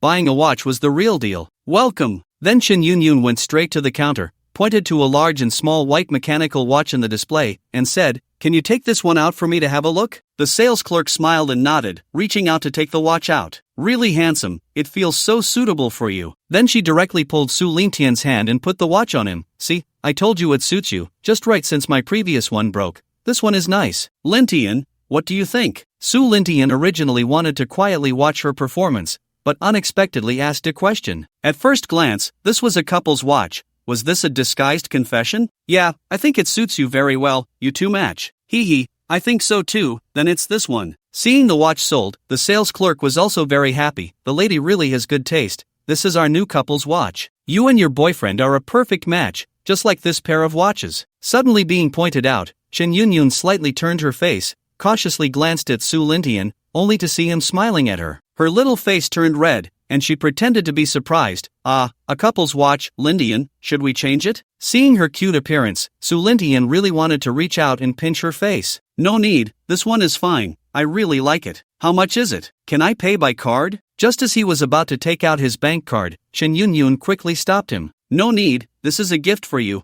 I'll pay." Not giving Su Lindian a chance to refute, she quickly made the payment. The two watches weren't luxury brands, so they weren't expensive, 6,888. Su Lindian looked at the watch on his wrist. He had never driven the tens of millions of sports cars in the manner, but he cherished this watch worth over 3,000. 6,000 plus was nothing to him, but for Chen Yunyun at this moment, it was still a considerable amount. After all, she had been hidden away for so long. The two walked side by side, and this time Su Lindian took the initiative to hold her hand. Chen Yunyun didn't resist. Perhaps from the moment she put on the watch, she had silently accepted Su Lintian's identity as her boyfriend. He thought for a moment and felt that some things were better revealed sooner rather than later. Taking a deep breath, he stopped. "Yunyun." Chen Yunyun looked up at Su Lindian, who had a gentle expression, feeling a bit nervous, thinking he wanted to confess to her. A bit expectant, a bit anxious. "Actually, the Wang from Global Entertainment. I guessed it. You know Wang from Global Entertainment, right? You asked him to give me a chance, didn't you? You said you were a small leader with a monthly salary of a few thousand.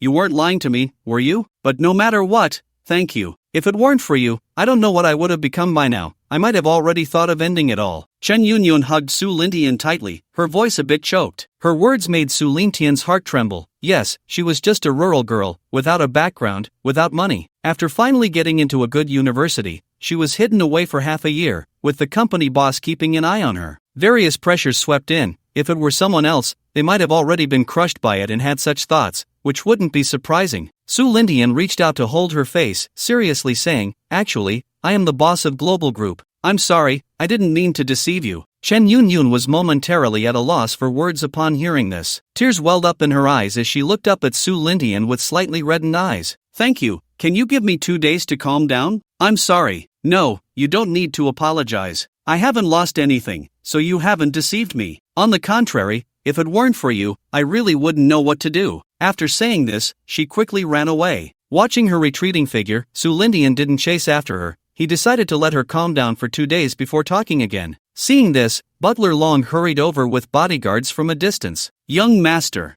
send a few female bodyguards to assist her, and I'll get back to you later." Butler Long nodded, indicating he understood. After returning to the estate, he sent a few messages to her and then returned to his calm and leisurely life. The next morning, Chen Yunyun returned to Hangzhou. As soon as she got back to the company, she was taken to President Zhang's office by Hong Jie, where she was scolded by President Zhang, who pointed a finger at her nose. "Chen Yunyun, have you grown wings? I'm telling you, you need to go back tomorrow and apologize to young Master Song, begging for his forgiveness. Otherwise, your whole family can forget about peace." He had only heard about the events in the Magic City from Hong Jie, of course, embellished with a lot of bad talk, without mentioning Global Entertainment at all. "You can go apologize, but I'm here today to inform you that I want to terminate my contract with the company." She had had enough. No matter what, she wanted to leave Xinqing first. You want to terminate the contract? Where are you going to get the penalty fee?" President Zhang could hardly believe his ears. Coming from a rural family and having just graduated not long ago, it would be impressive for her to come up with a few tens of thousands, let alone the astronomical penalty fee for an ordinary person. "No, you can't terminate the contract. Don't think that being tied to Global Entertainment." Just as Hong Jie was saying this, her heart sank. She realized she had let something slip. President Zhang then reacted, realizing he had been deceived. He turned around, looking at Hong Jie with anger, and asked, "What Global Entertainment? Is there something you haven't told me? Damn it, how dare you deceive me?" Slap! A hand struck her face, and Hong Jie staggered back a few steps before steadying herself. Just then, the office door was opened, and the secretary rushed in, saying, "President Zhang, President Wang from Global Entertainment is here to see you. Damn it, you better pray that the company doesn't run into any trouble, or I'll be the first to take you down." He glared at Hong Jie, who was looking down and too afraid to speak, and said fiercely, "Oh, I heard someone is going to die outside. President Zhang really has a big temper." Wang Yulong's voice came into the office before he even arrived. "Ha, President Wang, what brings you here? If you have something to discuss, just give me a call. How could I dare to trouble you to come in person? It would waste your time." President Zhang's face was filled with smiles as he walked around the desk to Wang Yulong, holding his waist. Just sign this, and then you can get lost. The lawyer behind him handed over a contract. President Zhang took it with confusion, opened it, and felt his anger surge. But facing the mountain that was Global Group, he could only seethe in silence. No matter how angry he was, he didn't dare to show it in front of Wang Yulong. President Wang, this seems a bit unreasonable. He held in his hands 80% of the shares of Xinqing Entertainment, while Wang Yulong wanted to buy them for 2 million. It should be noted that Xinqing Entertainment's quarterly profit exceeded 10 million. Buying 80% of the shares for 2 million was no different from buying Xinqing Entertainment itself for 2 million. This was too much. Wang Yulong didn't even want to waste another word on such a small fry. Even when he was just the young master of Longting Shipping, he wouldn't have looked at the other party, let alone now. He reached out and slapped the other person's face, suddenly saying, "I'm not discussing this with you, I'm just informing you. Sign it, and you'll have 2 million. If you don't sign, I'm sorry, not only will you lose that 2 million, but you'll also end up in prison for a long time. You don't need me to list all the things you've done, do you? Sign now, take the money, and leave the country. You only have 1 day. If you're still in the country by this time tomorrow, then I'm sorry, but you'll have to go into labor reform." If it weren't for Chen Yun, he wouldn't have come in person. Mr. Zhang's face turned ashen upon hearing the near threat. He had no doubt about Wang Yulong's words. Mr. Wang, 2 million is really too little. Can you add a bit more? You know the value of Xinqing. I'm not greedy, just 10 million, and I'll sign immediately. Slap. Wang Yulong directly slapped him, leaving him dazed. I'm trying to talk to you nicely, and you want to bargain? Change the contract to 1 million. If he says another word, I'll change it to $1. Don't push your luck. If it weren't for the fact that this was domestic, he wouldn't even bother talking. Mr. Zhang didn't dare to say more. I'll sign, 2 million is fine. Faced with the Global Group, he didn't even dare to think of resisting. Get lost, remember, you only have 1 day to escape. Mr. Zhang didn't dare to linger, immediately picking up his phone to book a flight and notifying his family to pack their bags, as if he were gulping down a drink in one go. Beside him, Chen Yun was stunned by Wang Yulong's decisiveness. So, just like that, Xinqing Entertainment was acquired? Less than 5 minutes, 2 million? What's the difference from being robbed? Of course, it wasn't sympathy. It was just a reflection on the cruelty of reality. Big fish eat small fish eat shrimp, and shrimp can only eat their own kind. Miss Chen, Xinqing Entertainment has now merged with Global Entertainment, so you are now an artist under Global Entertainment. We will make you a global superstar. At that time, we will provide you with a professional manager and assistants. Whatever others have, you will have too, and what others don't have, you will also have. If you have any requests, feel free to bring them to the company. Even if you want to go to Hollywood to make a movie, it's not a problem. If possible, please return to Magic City as soon as possible. Standing beside her, Hong Jie was at a loss, and upon hearing this, her eyes turned red with envy. This was a leap to becoming a phoenix. Yun, Hong Jie was wrong. Please forgive me. Everything in the past was forced upon me by Mr. Zhang. I had no choice. Please, let me stay by your side, okay? I know I was wrong. Chen Yun ignored the sobbing Hong Jie on the ground and said to Wang Yulong, "Thank you, Mr. Wang. I'll go back and pack my things, then head to the Magic City headquarters." "No problem. The company will send a private jet to pick you up. Also, your assistant and manager are already waiting for you downstairs." After Chen Yun left, Wang Yulong glanced at Hong Jie on the ground. Throw this trash out of the company, and send the video of her affair with Mr. Zhang to her family and her husband. Hong Jie's face instantly turned pale. If her husband found out, with his temper, she would probably be torn to pieces for cheating on him. "Please, don't do this. I'll do anything you want, please." She crawled and clung to Wang Yulong's leg, genuinely terrified. But who was Wang Yulong? Not wanting to dirty his hands by slapping her, he kicked her away and turned to leave. As soon as Chen Yun exited the company, she was met by 6 women. "Hello, you must be Chen Yun. I'm your manager assigned by the company. You can call me Xiaoqing. They are all your assistants." "Hello, Sister Cheng. I need to go back and pack my things first, then return the house before heading to the Magic City. You all are. Together, we are your agents and assistants. Of course we will follow you." At the same time, Longtung Shipping. After Wang Tang received the news from Hangzhou, the orders from the group followed closely. "We can take action against Tianhong Real Estate now. The stocks and the information in hand should be executed together, and also notify the bank to apply pressure on him." The secretary nodded and left. Leaving the office chair, he stood with his hands behind his back in front of the floor-to-ceiling window, looking at the distant scenery, feeling a sense of grandeur as if he were overlooking all the mountains. Is this what it feels like to have backing? I never dared to think about it before. After all, Tianhong Real Estate is not small, it was half of the former Longting Shipping, but now it's different. And at the center of the vortex, Song Tianhong is now thinking about how to take revenge. Wang Yulong had put him in the hospital in front of so many people, he must regain his face. However, before he could implement his plan,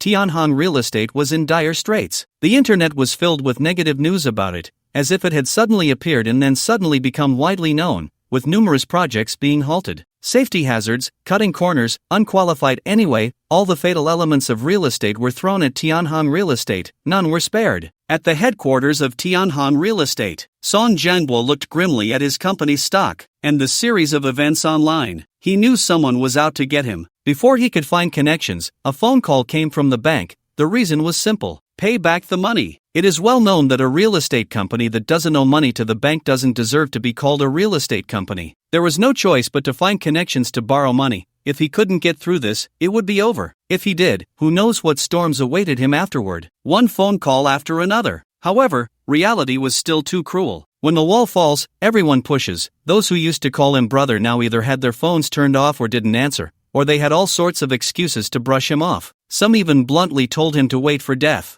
This made him furious. Bang! Damn it, one by one, when nothing happened, they were all flattering me. Now that something's gone wrong, it's like they've encountered a plague god, avoiding me. Tianhong Real Estate was in trouble, and everyone gathered to watch, hoping to get a sip of soup and take the opportunity to kick him while he was down. Instead, Su Lindian was free and came to Jiangcheng with Butler Long. At the entrance of the first high school, he looked up at this campus full of youthful energy. Su Lindian recalled his high school days, remembering the running under the sunset that was his lost youth. He stepped towards the security room. "Uncle Security, I forgot to wear my school uniform when I went out, can you let me in?" Butler Long handed over 2 cigarettes he had in his hand. The security uncle was taken aback, looking at Su Lindian, who had just gotten out of a Rolls Royce.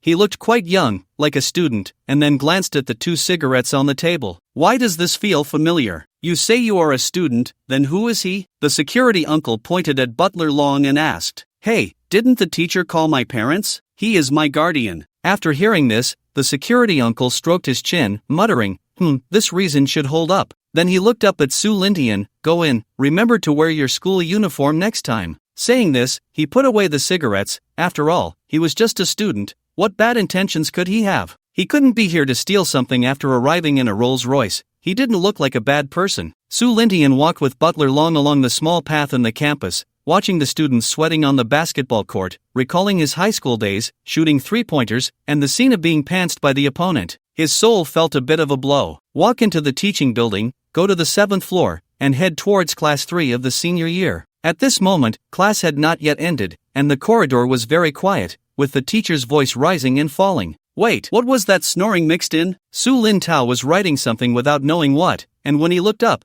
he was captivated by a figure outside the window. As he gazed over, he saw Su Lin Tian looking at him with a smile, and he was immediately stunned. It was a bit hard to believe. He thought he hadn't woken up yet. His older brother, who was always busy, how could he possibly be here? Rubbing his eyes, he focused carefully. "Big brother?" Su Lin Tao exclaimed, interrupting the teacher, and many classmates turned to look. Even Exine glanced over curiously. Su Lin Tian whispered something to Long Butler, who then waved at the teacher on the podium. Only then did the teacher realize that he was Su Lin Tao's brother. "Su Lin Tao, come out for a moment." Su Lin Tao happily walked into the corridor. "Brother, when did you come back to Jiangcheng? Is there something going on?" Su Lin Tian nodded and glanced at Exine, who was looking over curiously. Their eyes met, and Exine quickly turned her head, feeling a bit of the nervousness of meeting parents. "Not bad," Su Lin Tian muttered to himself, then smiled at his younger brother and said, "You guessed it, there is indeed something. Come, let's go outside and talk about your matters." Su Lin Tao was immediately confused. His matters? What could be so important that his older brother had to come in person? Although puzzled, he still followed him out. Upon exiting the school gate, the security guard saw Su Lin Tao and cheerfully said, "Young master, are you going out for something?" Su Lin Tian gave a meaningful glance at the somewhat embarrassed Su Lin Tao.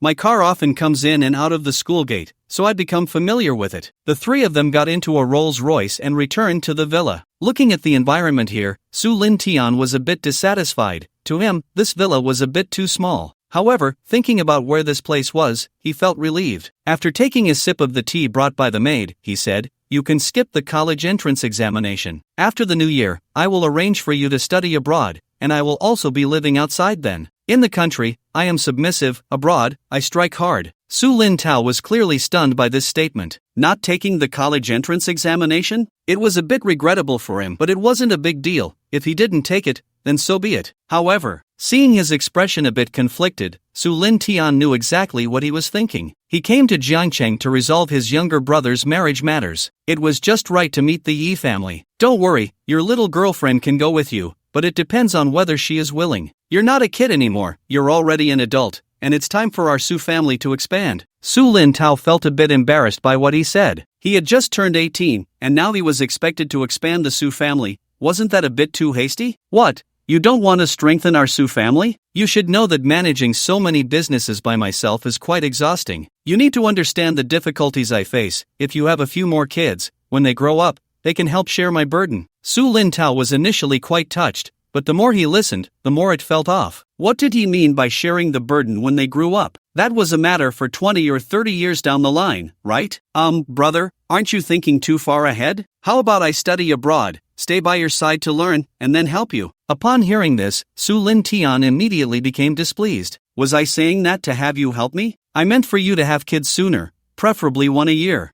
I also need to work hard. I can't let that girl Yun go unchecked. It seems after the new year, I need to make sure she gets pregnant. Smack a slap landed on Su Lin-tao's head. Hey, why can't you understand good words? Alright, don't say anything. In 2 days, come with me to the Yi family to propose. This should have been done by our parents, but they're traveling abroad, so I'll take care of it. Butler Long, make sure the group moves quickly. In 2 days, I still need to use Tianhan real estate as a betrothal gift. By the way, I remember you said her grandfather likes calligraphy and paintings, right? Let's have someone get a few pieces from the museum. Su Lin-tao listened to his older brother's words with a blank expression, already numb. Going to the museum again? He didn't know how powerful his brother was, but he couldn't help but remind him, bro, are we really going to the museum again? Isn't it under lockdown? It should be hard to get in. Upon hearing this, Su Lin-tian felt it made sense, but then thought, wait, it doesn't have to be the same museum.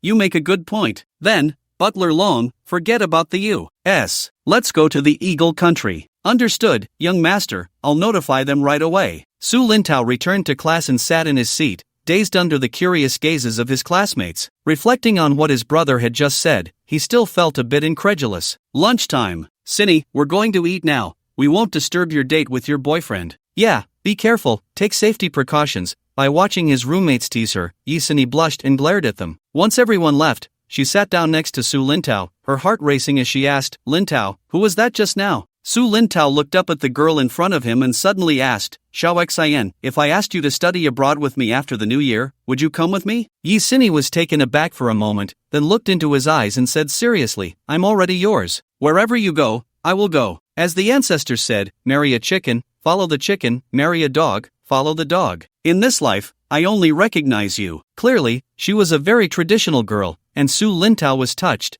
pulling her into his embrace. Yi didn't struggle but enjoyed his warmth. Thank you. That person just now was my brother, my real brother. Xiao Xian, in a couple of days, my brother will take me to your house to propose. After the new year, let's go abroad, okay? Propose? Really? But isn't that a bit too fast? However, I'll listen to you. Whatever you say goes. Her face was filled with shock, which was soon replaced by a joyful smile. Yes, of course, it's true. By then, you will be my fiancé. By the way, why don't you ask me if I would still go if you don't study abroad with me? Unexpectedly, Yi looked up at him and said, silly, I won't let you be in a difficult position. In Magic City. At this moment, Song Jianghua seemed to have aged 10 years. The office was filled with smoke. He had just called Yi Zhonghua for help, but was decisively rejected. This outcome was within his expectations. Making this call was just a gamble. At this point, he finally realized who his enemy was. What he never expected was that he initially thought it was the Wang family behind it, but in the end, he discovered it was the global group that wanted to take him down. If it were the Wang family, he thought he could still resist a bit, but the global group, a sense of helplessness surged in his heart. No matter how hard he thought, he couldn't understand why the global group was targeting him. He didn't believe they were interested in his insignificant assets. Boo-hoo! Just then, his phone on the desk rang. Looking at the caller ID, Wang Tang, he had previously collaborated with Longting Shipping, so he had saved the other party's number. but what did it mean for them to call him at this time? Sitting up straight, he answered, "Hello, President Wang. Why are you calling me at this time? What can I do for you?" On the other end of the phone, Wang Tang didn't want to waste time. Su Lintian had given the order to take down Tianhong real estate within 2 days, so he got straight to the point. "I don't mean to instruct you, but you should know who is after you. I'm here to tell you not to resist futilely. Your good son has entertained thoughts he shouldn't have, and our boss is very angry." Song Jiangbo was taken aback, rising from his chair, cold sweat starting to bead on his forehead. However, he didn't quite understand. He knew what kind of person his son was, but if he had really offended that person, he found it hard to believe. After all, one was in the sky, and the other was on the ground. "Please be clear, Mr. Wang. How could my useless son?" Let me make it clear for you. The conflict at your annual meeting involved Chen Yinxuan. She is our boss's girlfriend. Your son actually dared to have designs on her. What courage!" Upon hearing this, the anger in Song Jiangbo's heart could no longer be suppressed. So it turned out that all the trouble was caused by his son. Damn it, if he had known, he should have shot him against the wall back then. "Bastard! What did you say?" Wang Tang's expression darkened instantly, and his tone became much colder. Realizing he had lost his composure, Song Jiangbo quickly apologized. "Sorry, Mr. Wang, I was cursing my damn son. What do you think I should do to appease that person's anger? Please, Mr. Wang, show me the way. I would be very grateful." "Humph, your son really deserves it. Yes, I shouldn't have let him be born in the first place. Tomorrow, I'll send him abroad. It's as if I never had this son." His words surprised Wang Tang. They say a tiger doesn't eat its own cubs, but it seems that's not the case. However, given what Song Tianhong had done, he would probably make the same choice. Moreover, Song Jiangbo was still young. He could always have another child. Looking at it this way, Wang Tung couldn't help but regard Song Jiangbo with a bit more respect. "Good, you have this awareness. It's not in vain that I said this. Besides the shares you hold, all the rest of Tianhong real estate is in my hands. I originally wanted to buy the 60% you hold for 8 billion, but seeing your sincerity, I'll offer you 8.6 billion for your shares. You have 1 day to consider. 8.6 billion for 60% of a company valued at over 70 billion. Song Jiangbo's anger towards Song Tianhong intensified. He wished he could go back and kill the other party right now. Gritting his teeth, he finally agreed. "No need to think about it, I agree." To walk away with 8.6 billion, he no longer expected anything more. "Mr. Wang can send someone over this afternoon." Afternoon? He needed to deal with his son then. He had no time. Wang Tang was more than happy about this. Meanwhile, lying at home after exercising, Song Tianhong lit a cigar and took a comfortable puff. The smoke enveloped his face as he reminisced about the pleasure he had just experienced, completely unaware that this would be his last moment of happiness. "Young master, has the old master found out? He won't hit me, right? I'm so scared. Young master, look, my heart is racing. How could that be? My dad loves me the most." "Don't worry, with the young master here, I will protect you." Just then, Song Jiangbo rushed home, furious, and asked the maid, "Where's the young master?" The maid shrank her head and trembled as she replied, "The young master is upstairs." It was the first time she had seen Song Jiangbo so angry, and she didn't dare say another word, fearing that he would unleash his wrath on her. Song Jiangbo looked around, trying to find something handy, preferably a small vase. He stomped upstairs, suppressing his anger. The two people in the room were still engrossed in their own world, unaware that danger was about to strike. Bang! The door was kicked open, and it was unclear whether it was a quality issue or if Song Jiangbo was just that fierce. The door of the room suddenly detached from its frame and flew into the room. Song Tianhong heard a loud crash and then saw his door flying in. Looking at the door on the ground, he swallowed hard, trembling, and then turned to see his father, holding a vase, with no expression on his face. He understood that before a volcanic eruption, there is calm. His voice trembled, and he couldn't help but want to jump out the window. But then he remembered it was the second floor and gave up on that thought. He kept comforting himself, "Don't be afraid, at most he would just get beaten up. I'm his son, he can't possibly kill me." Thinking this way, he felt a bit more at ease. The maid in the room, seeing Song Jiangbo, bluntly said, "Sir, the young master and I are truly in love." This was an opportunity for her to rise to greatness. As long as she gained Song Jiangbo's approval, she didn't want to miss this chance. "Dad, I was wrong. I won't dare again." Song Jiangbo was already blinded by rage, ignoring whatever he said, and with the vase in hand, kicked Song Tianhong to the ground. Song Tianhong didn't dare to resist and could only silently endure. As long as his father could hit him a couple of times to vent his anger, it should be fine. Seeing that Song Jiangbo was serious, the maid hurriedly grabbed her clothes and ran out. Of course, when disaster strikes, the phoenix flies away. "Dad, I was wrong, really wrong. I won't dare again. However, to his shock, he saw a vase flying towards his head. Bang! He took a solid hit, a warm flow running down from his forehead, obscuring his vision, and his head felt a bit dizzy. Why? Are there so many stars? Bang! He collapsed to the ground, unconscious. Seeing him faint, Song Janghwa dropped the broken vase in his hand. He began to sell off the family assets. By afternoon, Tianhong real estate was completely under new ownership. When Song Tianhong woke up, it was already 7 in the evening, lying on a hospital bed with his head wrapped in white bandages. Looking at the expressionless Song Janghwa beside him,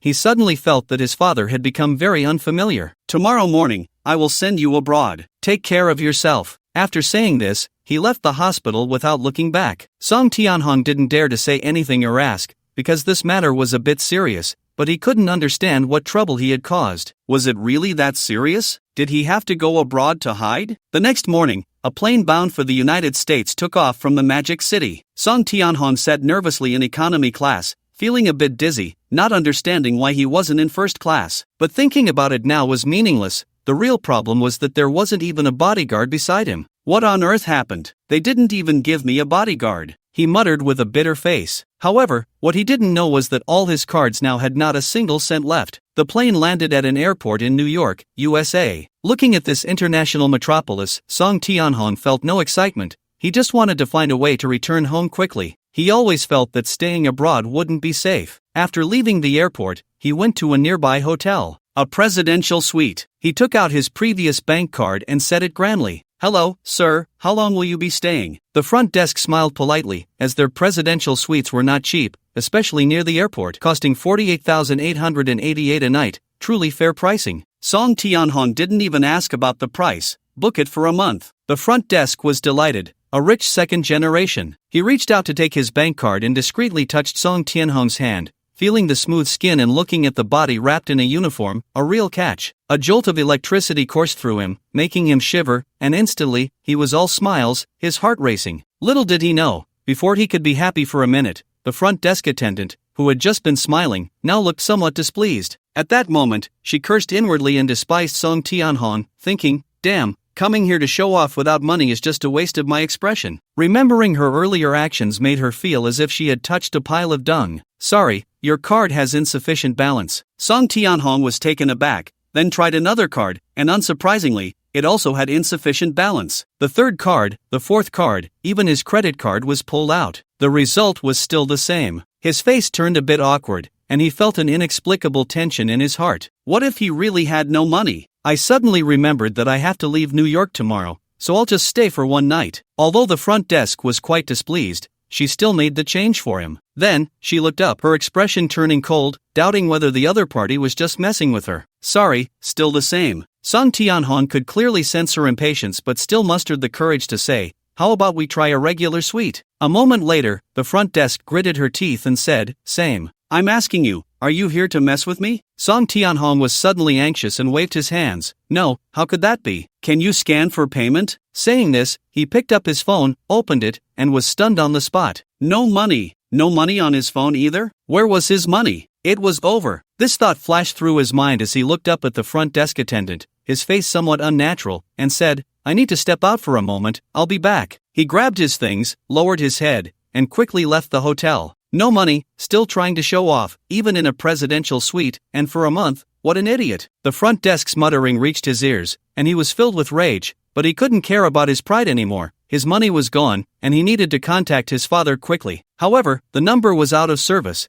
and at that moment, he felt the sky had fallen. He tried to contact his followers, but the result was the same. That night, lost in a daze, he walked down the street when a motorcycle stopped in front of him, with two black men sitting on it. Seeing the phone in Song Tianhong's hand, their eyes lit up. They quickly got off the bike, pulling out a handgun. Seeing the weapon in their hands, he panicked and wanted to resist, but it was useless. He was kicked to the ground, and his phone was snatched away. Watching the motorcycle speed away, Song Tianhong, sitting on the ground, felt so frustrated that he almost cried. Young Master Song? A voice filled with shock and confusion came from beside him, and Song Tianhong looked up. Seeing the person in front of him, a surge of hope filled his heart. Manager Zhang? What are you doing here? The person was indeed Manager Zhang from Xinqing Entertainment, but at that moment, he was no longer the glorious figure of the past. The two felt they had met too late, but just 5 minutes later, both were in despair. It seems your father wants to throw you out to fend for yourself. I'm in the same boat,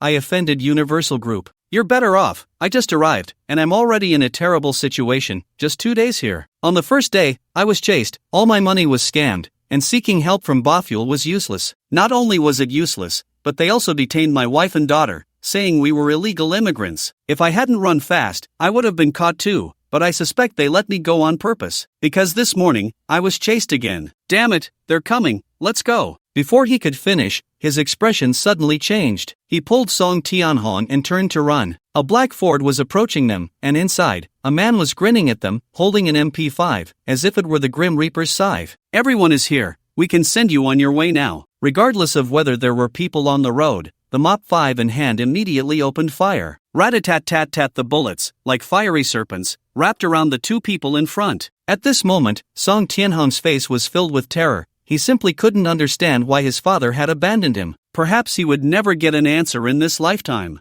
The bullets unstoppable entered the bodies of the two, blood splattering, and they fell to the ground, twitching a couple of times before losing their breath. Ford stopped and lifted the bodies into the car, doing a good deed to the end, sending the Buddha to the west, managing both the killing and the burial. Far away in Jiangcheng, Su Lindian, upon hearing this news, showed no expression on his face. They were just two damned people. Letting the other live half a day longer was already a great mercy from him. At the same time, Eagle Country, the museum was in chaos. The curator was furious, jumping up and down. You bunch of useless fools, do you know how many things went missing this time? 8 items, a full 8. Damn it, you damned lot, find out who did this. If you can't, all of you will go to jail. The curator yelled hysterically at the few senior staff and duty personnel in front of him. However, they found nothing. Not even who had stolen the items. The security system was practically non-existent. Those capable of such a heist were, of course, from the dark web under Su Lindian, which was filled with talent. By the time Su Lindian got the items, it was already the next day. Jiangcheng Villa. Su Lindian looked at the 8 items in front of him, quite satisfied, taking back his belongings without any burden. Were 8 items too many? Not at all, not even a little. Su Lintao had just returned from school, and as soon as he entered, he saw what was in front of his elder brother, gasping in shock. So many? Brother, this won't cause any trouble, right? If the other side found any clues,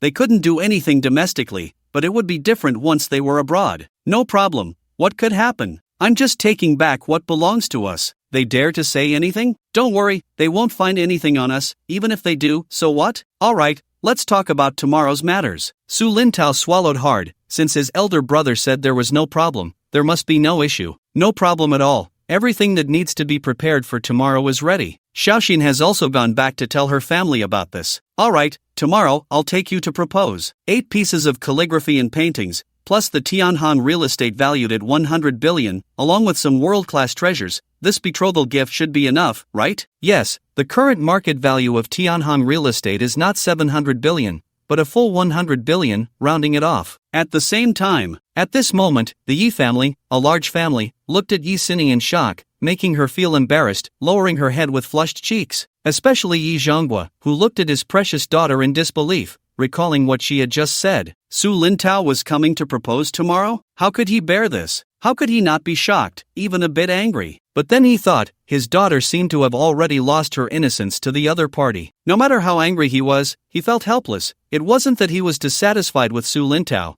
but he thought the two were still young, just turned 18. Wasn't this a bit too fast? Would it affect their studies? Even Yi Zilian looked shocked. Yi Wenjun looked at his precious granddaughter. He was quite open-minded about it, just a proposal, not a wedding. Even if it were a wedding, he didn't think it was a big deal. At this age, in ancient times, children would already be running errands. Xiaoxin, have you thought this through? This is no joke. No, Dad, how could I let her mess around? Besides, Xiaoxin is only in her 3rd year of high school, right at the critical stage for the college entrance exam. I'm not dissatisfied with Su Lintao, I just think it's better to wait until after the exam to discuss it. Yi Zhonghua reminded. Do I need you to remind me? I'm not senile yet, and I didn't ask for your opinion. Your opinion doesn't matter, not even mine. What matters is Xiao Xian, let her decide for herself. Yi Xini looked up, her eyes firm as she gazed at Yi Wenjun, and said, Grandpa, I've made up my mind. In this life, I will only marry Lin Tao. This matter is inevitable. Alright, as long as you've made up your mind, Grandpa supports you. I think that Lin Tao kid is not bad. but why is it his brother coming instead of his parents? Perhaps fearing her grandfather would overthink, Yi Sinny quickly explained, they have matters abroad and can't leave for the time being, so his brother came. Fine, you all go prepare. When the other side comes to propose tomorrow, leave Zhonghua here, the rest can disperse. Yu Wenjun waved his hand, sending the others away, clearly wanting to talk to Yi Zhonghua about something. After the others left, Yi Zhonghua couldn't wait to say, Dad, how can you let Xiao Xian act recklessly? What? Are you not satisfied with that Lin Tao kid? Not exactly, it's just. Alright, I didn't ask you to stay to discuss this. What's the situation with the Su family? He was sure his son must have looked into the other party's background. Keeping them around was also to learn about the Su family through him. After all, they were about to become in-laws, and he knew nothing about them. That was a bit unreasonable. Seeing his father ask about the Su family's background, Yi Zhonghua put away his expression and said seriously, it's not simple, Dad. You should have heard of the global group, right? Old Yi nodded. Even without stepping out, he had heard of this group, indicating that the other party was not ordinary. A global giant, indeed. Could the Su family be shareholders of this group? Don't keep me in suspense. Hurry up and tell me what you know. Could it be that the other party is a shareholder of the global group? Shareholder? You underestimate the Su family too much. Su Lin Tao's brother is the helmsman of this group. I got this information from the dark web, but that's all I know. I can't find anything else. When he learned this news, he was quite shocked. The seemingly honest boy had such a terrifying background. So, are we still reaching too high? Dad, how can you say that? In terms of money, yes, the Yi family is nothing in front of them, but this world isn't just about who has more money. Yi Wenjun knew exactly what his son meant, but was it really as they saw it? He just smiled and said nothing. Alright, I understand. Go prepare, and also, call Weigua back tomorrow. Got it. I'll notify him later. Yi Weigua was Yi Sinny's second uncle and also the director of the Zhengcheng Education Bureau. The next morning, when Su Lin Tao woke up, he found many more people in the villa. The number of maids had doubled. It must be his brother's doing. After all, there were quite a few maids in the Magic City manor. Bro, when are we leaving? He plopped down at the breakfast table and started eating the food on the table. Su Lindian took a sip of hot milk and said, we'll go over at noon. Why? Are you anxious? Not really, just a bit nervous. Su Lin Tao awkwardly touched his nose. Although he had met the Yi family before, this time was different. Hey, what are you nervous about with me here? Afraid the Yi family will eat you up? Not really, it's just that from what Xiao Xian told me, the Yi family is not simple. Her father is the chairman of the Yi group, which is a big group worth over 180 billion, and old Yi retired from a high position. I heard she has a second uncle, who is the director of the Education Bureau in Jiangchang, and her elder brother is a soldier with a decent rank. Brother, do you think they will disagree with this marriage? Su Lindian was momentarily taken aback, but he could understand. Generally, families like the Yi family might not agree if someone else were involved. He could also understand why Su Lintao would ask this. After all, his younger brother knew nothing about him. Forget it, let me tell you a few things first, otherwise, when we get to the Yi family later, you might lose your confidence. You know about the global group, right? Of course, how could I not know? It's a super giant. That's my brother's. What? Brother, are you joking? The global group is yours? He was shocked, a storm of emotions rising within him, jumping up from his chair, looking at the smiling Su Lindian in disbelief. His feelings at that moment were indescribably complex. After returning from the Magic City, he knew his brother was very wealthy and quite interesting, but he never expected it to be to such an extent, rich enough to rival a nation. Alright, stop being so surprised, sit down. It's just a global group. I told you when we were in the Magic City, we don't cause trouble, but we're not afraid of it either. Some things are not suitable to tell you right now. You'll understand when you go abroad. But I must remind you of one thing. After going abroad, everything you know and see must not be shared with anyone, including mom and dad and Yi Sinny. Not letting her know is to protect her, don't overthink it. You'll understand why I do this later. Seeing his serious expression, Su Lintao nodded earnestly, indicating he understood. At the same time, he felt a bit curious about what made his brother so serious. Noon. A Rolls-Royce and 5 Range Rovers drove out of the villa area, heading towards the Yi family. Half an hour later, the convoy stopped at the Yi family's entrance. Yi Zhonghua and his wife were waiting at the door, and it seemed Yi Zhonghua was not in a good mood, as if the flowers he had painstakingly grown had suddenly been picked by someone,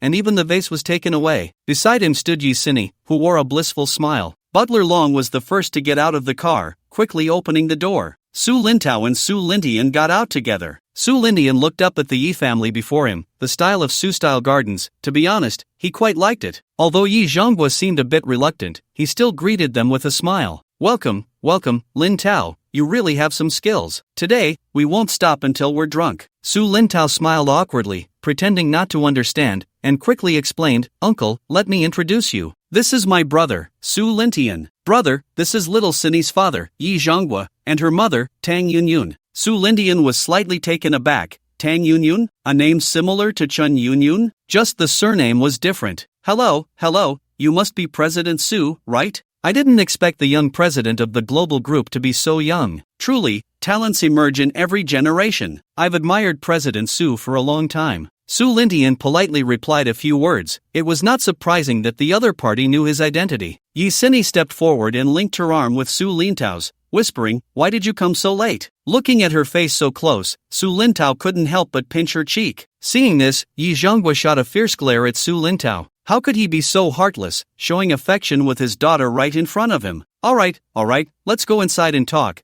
The old man is still waiting. Tang Yunyun reminded with a smile. Yes, let's go inside. 8 maids followed in with the betrothal gifts, while 8 bodyguards spread out around them. Upon entering the living room, the entire Yi family was waiting. Fortunately, the living room was spacious enough. Yi Wenjun had only 2 sons, one was Yi Zhonghua and the other was Yi Weiguo, both of whom had 1 son and 1 daughter each. Clearly, the Yi family and the Su family are not much different. After both sides took their seats, old Master Yi glanced at Su Lintian, feeling extremely shocked. At such a young age, he had achieved so much. Truly, the new generation pushes the old generation forward, while the old generation dies on the beach. The younger generation of the Yi family looked at Su Lintian and his group, especially those stunningly beautiful maids dressed like palace maids, who seemed like fairies descending to the mortal world. They could only be admired from afar and not be trifled with. Even old Master Yi couldn't help but glance a few more times, secretly lamenting how the Su family really knows how to enjoy life. While everyone was marveling at the maids, only one person had his eyes wide open like copper bells. A storm had already risen in his heart, and he even exclaimed, It's you! Yi Ziliang could hardly believe that he would see again here the person he had encountered at the Wild Gate, the one who had saved his life. Otherwise, he would have died long ago. With Yi Ziliang's shout, all eyes were instantly drawn to him, including Su Lintao. Only Su Lintian revealed a faint smile. He certainly recognized Yi Ziliang, as it was he who had asked Butler Long to save him back then. However, he didn't expect that the other party had not returned to the military district but stayed at home. But this suited him just fine. Being overly low-key wouldn't do, and the matters concerning Su Lintao and Yi Xini had to go smoothly. He didn't want any mishaps in between. Butler Long, seeing the other party looking at him, simply smiled and nodded in response. Old Master Yi furrowed his brows and asked in confusion, Zilian, what's wrong? Do you know each other? Everyone exchanged glances, and considering Yi Zilian's identity, they couldn't help but suspect that Su Lintian might be some kind of criminal. Even old Master Yi had such thoughts. Yi Ziliang took a deep breath, hesitated for a moment, and finally leaned close to his grandfather's ear, whispering, The middle-aged man standing behind him saved me last time at the Wild Gate. Otherwise, I wouldn't have made it back from that mission. The Su family should have connections to an overseas organization. Upon hearing this news, Yi Wenjun felt as if struck by lightning, unable to calm down for a long time. The other party has ties to an armed organization. This was something he hadn't anticipated. His expression suddenly became somewhat conflicted. If that were the case, then this marriage proposal. At this moment, he became somewhat indecisive. He didn't want to joke about his granddaughter's marriage. If it were some illegal organization, it would be a loss that couldn't be compensated, akin to pushing his granddaughter into a fire pit. Finally, he looked up at Su Lintian and said, Can we talk privately? Of course. Su Lintian certainly knew what the other party was thinking. He stood up and turned to Butler Long, saying, You all wait for me here. Yes, young master. The old and the young entered the study one after the other. Everyone looked at each other in confusion, not understanding what had happened. What did Yi Ziliang say to the old master that made him change so drastically? Yi Xini held Su Lintao's hand tightly, feeling a bit nervous, suddenly afraid that her grandfather would not agree to this marriage. Sensing Yi Xini's unease, Su Lintao gently patted her hand and whispered, Don't worry, it's fine. In fact, he was also quite bewildered. Perhaps to reassure his family's third young master,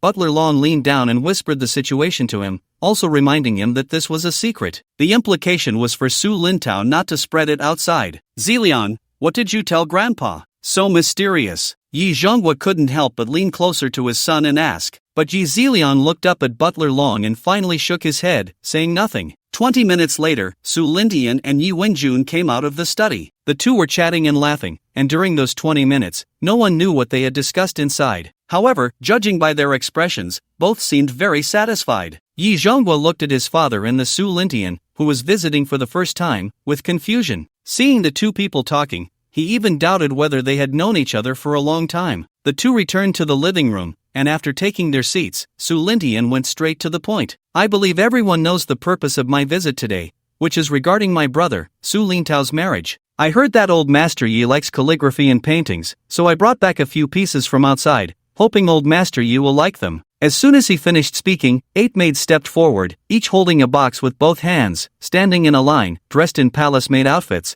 their appearances dignified. The scene resembled an emperor's bestowal, making the Yi family members envious. Yi Wenjun naturally would not refuse, nor would he bother to authenticate these items. He simply waved his hand to have them accepted. After all, one couldn't let them hold them like that. With a smile on his face, he said, "Ha ha ha, then I shall not be polite. Little Xin and young Master Su are well matched. How can we bear to break them apart? This marriage is settled." Yi Xini and Su Lintao's faces lit up with joy, and the anxiety in their hearts could finally be put to rest. Su Lintian waved his hand, and the butler long behind him hurriedly handed over the document bag he was holding. After receiving the items, with a smile on his face, he looked at Yi Wenjun and said, "Since that's the case, the betrothal gift is naturally indispensable. This is the equity transfer of Tianhong real estate, which can be considered as the betrothal gift." After saying that, he placed the items on the coffee table and gently pushed them in front of Yi Wenjun. Su Lintian's calm tone and the items in his hands made the audience present gasp in shock. With wide eyes and faces full of disbelief,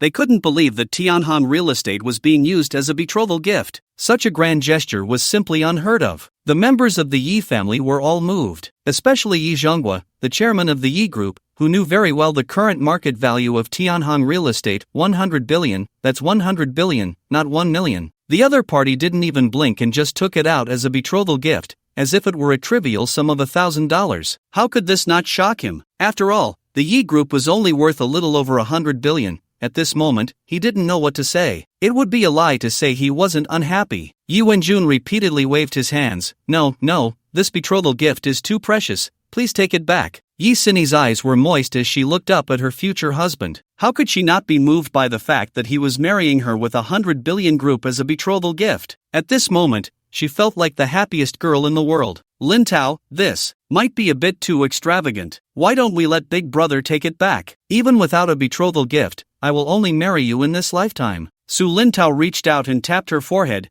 "What are you saying? Can you measure this with money? Don't worry, Big Brother will handle it well." Seeing this, Yi Xini said no more. Su Lintian looked at the excited old Master Yi. Is 100 billion too much? To them, it was indeed an astronomical figure, but to him, it was merely a string of numbers. Taking it back was definitely not an option. The betrothal gift from the Su family could not be shabby. "Old Master Yi, you shouldn't refuse. A betrothal gift is a betrothal gift. How can it be taken back? Don't you agree?" Seeing this, Yi Wenjun could only silently accept it. He was right, a betrothal gift is a betrothal gift. "All right then, that's more like it. Since this marriage has been settled, let me talk about their arrangements. I plan to have them study abroad after the new year, any school overseas, just choose freely, forget about the college entrance examination, and we can conveniently hold an engagement banquet." "No, absolutely not. How can they not take the college entrance examination?" Before Yi Wenjun could speak, Yi Zhonghua directly opposed it. In his view, not taking the college entrance examination was absolutely unacceptable. "Dad," Yi Xini called out. She wanted to be with Su Lintao, nothing else mattered. What was the college entrance examination for? To prove oneself? For the future? Everything else is fine, but this is not. Yi Wenjun had to speak up to stop him. "Alright, just shut up for now." Yi Zhonghua instantly panicked. "Dad." Seeing that he was about to say more, Yi Wenjun shot him a glare. Not knowing anything and talking nonsense, the only way to ensure that his granddaughter stayed by the other person's side was to let them have a proper ending. What kind of place was that abroad? It was a world of indulgence. Tang Yunyun saw that the old man was about to lose his temper and quickly spoke up. Alright, let's say a little less. We shouldn't interfere with our daughter's choice." Su Lintian calmly watched everything unfold. After he and Yi Wenjun came out of the study, he knew that his decision would not be opposed. Yi Wenjun looked at Yi Xini, intending to let her make her own decision. "Xiao Xian, you decide on this matter. No matter what choice you make, Grandpa will support you." Yi Xini showed no hesitation and said firmly, "Grandpa, I want to go abroad with Lin Tao." "Alright, Grandpa supports your choice. After the new year, you can go abroad to study with him." Wei Gua, you should inform the school over there. Yi Weigua, the little transparent, quickly nodded in response when his father mentioned him. With the proposal settled, Su Lintian chatted with the old man for a bit before leaving. Su Lintian also took Yi Sini back to school. After they left, Yi Zhonghua couldn't help but ask, "Father, how can we let Xiao Xian do whatever she wants?" Yu Wenjun did not answer but turned to the others in the Yi family, saying, "Ziliang and Zhonghua stay, the rest can go about their business." Knowing that the three had something to discuss, everyone else left. The three of them went to the pavilion, where Yu Wenjun picked up some bait and scattered it. The koi in the pond quickly swam over, shaking their tails. Watching the fish frantically devour the bait, Yu Wenjun then turned to the father and son. "Zhonghua, you think too simply. The Su family is beyond our imagination, not to mention, they saved Zilian's life." Yi Zhonghua was instantly stunned. They saved his son's life? He felt a bit confused. Yu Wenjun gave Yi Ziliang a look, and he understood, organizing his thoughts, taking a deep breath, and said, "Previously, when I was on a mission at the Wild Gate, it was that butler from the Su family who saved me. If it weren't for him, even if I escaped, I would have bled to death. Moreover, after I recovered, he even sent someone to escort me back. Father, the Su family is not as simple as you think." Yu Wenjun looked up at the sky and sighed. "This is just one aspect. Alright, knowing too much is not good for you or for the Yi family. Sometimes, even I doubt if there really exists a family like the Su family in this world." Hearing this, the father and son exchanged glances, both feeling a jolt in their hearts. The old man's evaluation was too shocking. Su Lintian didn't care what they thought. After leaving the Yi family, he directly took a flight back to the Magic City. With matters in Zhongqing settled, it was time to resolve his own affairs. Then he would quietly wait for the new year, go abroad, and then deal with various research bases. By then, there would be nothing for him to do in the country. Magic City, Global Entertainment. Since Chen Yunyun arrived at Global Entertainment, with their help, her popularity began to soar. Coupled with her own advantages, she quickly became a domestic superstar. As soon as you opened Douyin, the first video was always about Chen Yunyun. With such heat, it was hard not to become famous. Of course, with fame comes controversy. There were many who envied, hated, and were jealous of her. Some even tried to dig up her dark history, spreading rumors, false information, AI videos, and everything else, but everyone soon realized that this time it seemed different from before. Chen Yunyun had nothing to worry about, while those people all got themselves into trouble, and those companies announced bankruptcy one after another. This made Chen Yunyun's popularity soar even higher, and those lurking shadows fell completely silent. It let everyone know that Chen Yunyun was untouchable, whoever touched her would die. "Mr. Wang, you were looking for me?" Chen Yunyun pushed open the door to Wang Yulong's office and said. Now, the aura around her was becoming increasingly evident,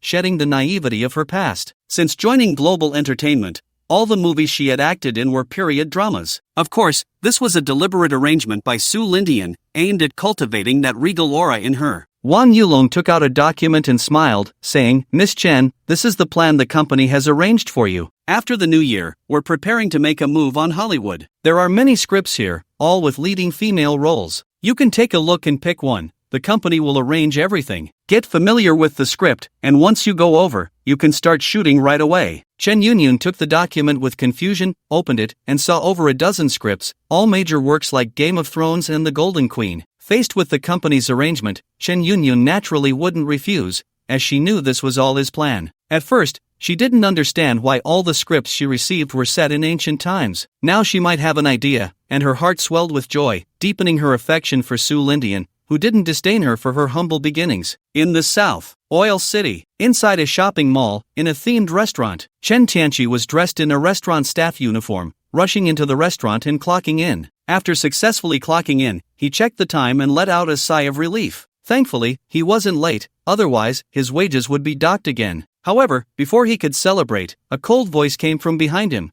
"Chen Tianqi, you clocked in right on the dot again. Do you have any sense of time? You've missed the morning meeting 3 times in a row. Don't you know the meeting starts 15 minutes before your shift? Would it kill you to come in a bit earlier?" Chen Tianqi lowered his head, not daring to retort. "I'm sorry, manager, it wasn't intentional. I had some family matters, so." To his surprise, the plump manager, upon hearing this, became even more animated, looking at him with disdain. "Always with family matters. Just you have family? Don't others have families? Just you have more family issues? Let me tell you, this is the last time. If it happens again, you can leave." Humph. Once the manager walked away, he finally breathed a sigh of relief. You're late again. Why have you been late every day lately? A girl with a 7/10 beauty approached, holding a water jug, preparing for the shift. Chen Tianqi looked at the girl and smiled. It's nothing. By the way, Minnie, didn't you say you wanted a watch? Here, this is for you. Saying this, he pulled out a small red gift box from his pocket. Umulo was delighted,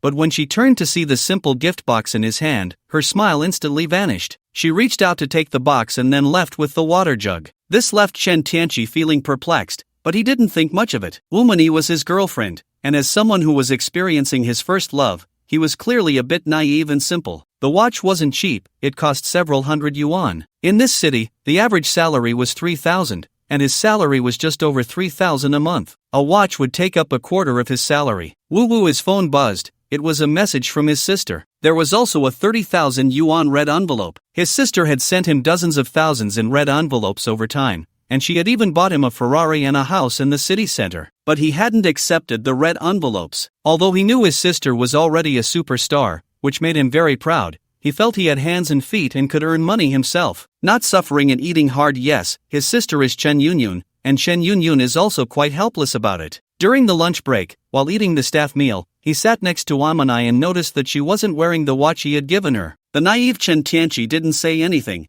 thinking that she just didn't want to wear it at the moment. However, he was still too naive. Amanai looked enviously at a male colleague's watch. Emogu, your watch is so beautiful, it must be expensive. As she spoke, she reached out to hold his wrist and looked over. Chen Tianqi felt that she was glancing at him intentionally or unintentionally while speaking. Throughout the meal, the conversation revolved around the watch. Emogu was the bartender, specializing in making drinks. The entire afternoon, Amanai frequently ran to the bar, secretly drinking the beverages he made for her, and they were laughing and chatting together. Chen Tianqi felt very uncomfortable, but some things, once they change, are changed forever. Sure enough, the next day, he even saw a post on her social media, which included a photo of her with Emogu. In the afternoon, Chen Tianqi took the initiative. Minnie, how about we go watch a movie tonight? Tianqi, I have something to do tonight. I might not be able to go to the movies with you, okay? Let's do it in a couple of days. I'll go with you then. Amanai pulled his hand and acted cute. Looking at her expression, Chen Tianqi suddenly felt a bit nauseous. Alright then. He had guessed this outcome because she was going to a hotel with Emogu. As for how he knew, well, Emogu told him. He even sent him 2 records of their conversations, along with photos and videos. Emogu, Xiaoqi, your girlfriend, is very. Yes, this is what the other party said, and Chen Tianqi was not angry, because he couldn't control other people's thoughts. Loving money is quite normal. Sometimes, people need to go through certain experiences to grow and mature. His first relationship in life seemed a bit ridiculous. He figured it out. Since there was no suffering, then he wouldn't force it. After work that evening, he waited early by the roadside. Before ending this self-indulgent relationship,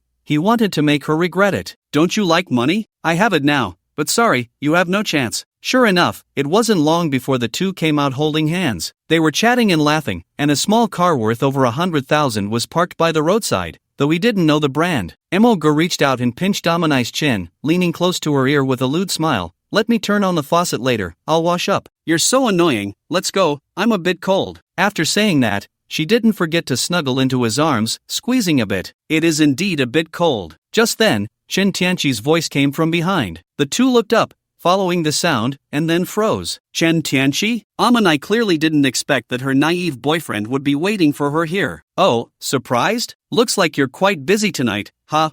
Don't think too much, Emogu is just giving me a ride back, and we can't be together. I'm not breaking up with you, I just don't want to hurt you because I know you love me a lot, so I didn't bring it up. I was afraid you couldn't take it and would do something foolish. Now that you know, I think you should be able to accept it, so let's break up. Please don't cling to me anymore, okay? We can't be together. The person I like is Emogu. Chen Tianqi almost laughed out of anger. Goodness, is this the online version T0? It really opened his eyes. If it were someone with a bad temper, they might have already hit someone. Your shamelessness is beyond my imagination, truly eye-opening. Chen Tianqi, who are you calling shameless? Are you angry out of embarrassment? What I did was right. Not telling you was the right thing to do. You're just too sensitive. You guys are like this. Once you break up, you can't accept it, clinging on like a leech. It seems not telling you it's over was the right choice. That was for your own good. I think the shameless one is you. Umani scoffed, feeling she was completely justified. Otherwise, Chen Tianqi would definitely cling to her. Chen Tianqi couldn't help but laugh. Haha, sorry, what you said is a bit funny, I just couldn't hold it in. Alright, I wish you a pleasant time in the hotel. Umani was clearly taken aback, turning to look at Imogu, who had been watching the whole scene. He shrugged nonchalantly and said, "Don't you think this is more exciting?" Annoying. But soon she couldn't smile anymore. Chen Tianqi walked towards a red Ferrari parked nearby. The moment he opened the door, she regretted it. Tian, listen to me, it was Imogu who forced me, I love you. I'll listen to you from now on, I was wrong. Please give me another chance, okay? She rushed to the Ferrari in her high heels, looking pitiful like a weeping willow. Sitting in the driver's seat, Chen Tianqi beckoned her with his hand. Umani thought he agreed, almost forgetting herself in her joy, and hurried forward. Tian, I knew you loved me, don't worry, I'll do whatever you say from now on. Unexpectedly, Chen Tianqi scoffed at her words, took out his phone, and played back what she had said earlier about being shameless, not wanting to be entangled, and breaking up. He had recorded everything. Then he opened a video. A sultry voice that could make anyone sit up and take notice. So great. Looking at the two people in the video, Umani froze on the spot,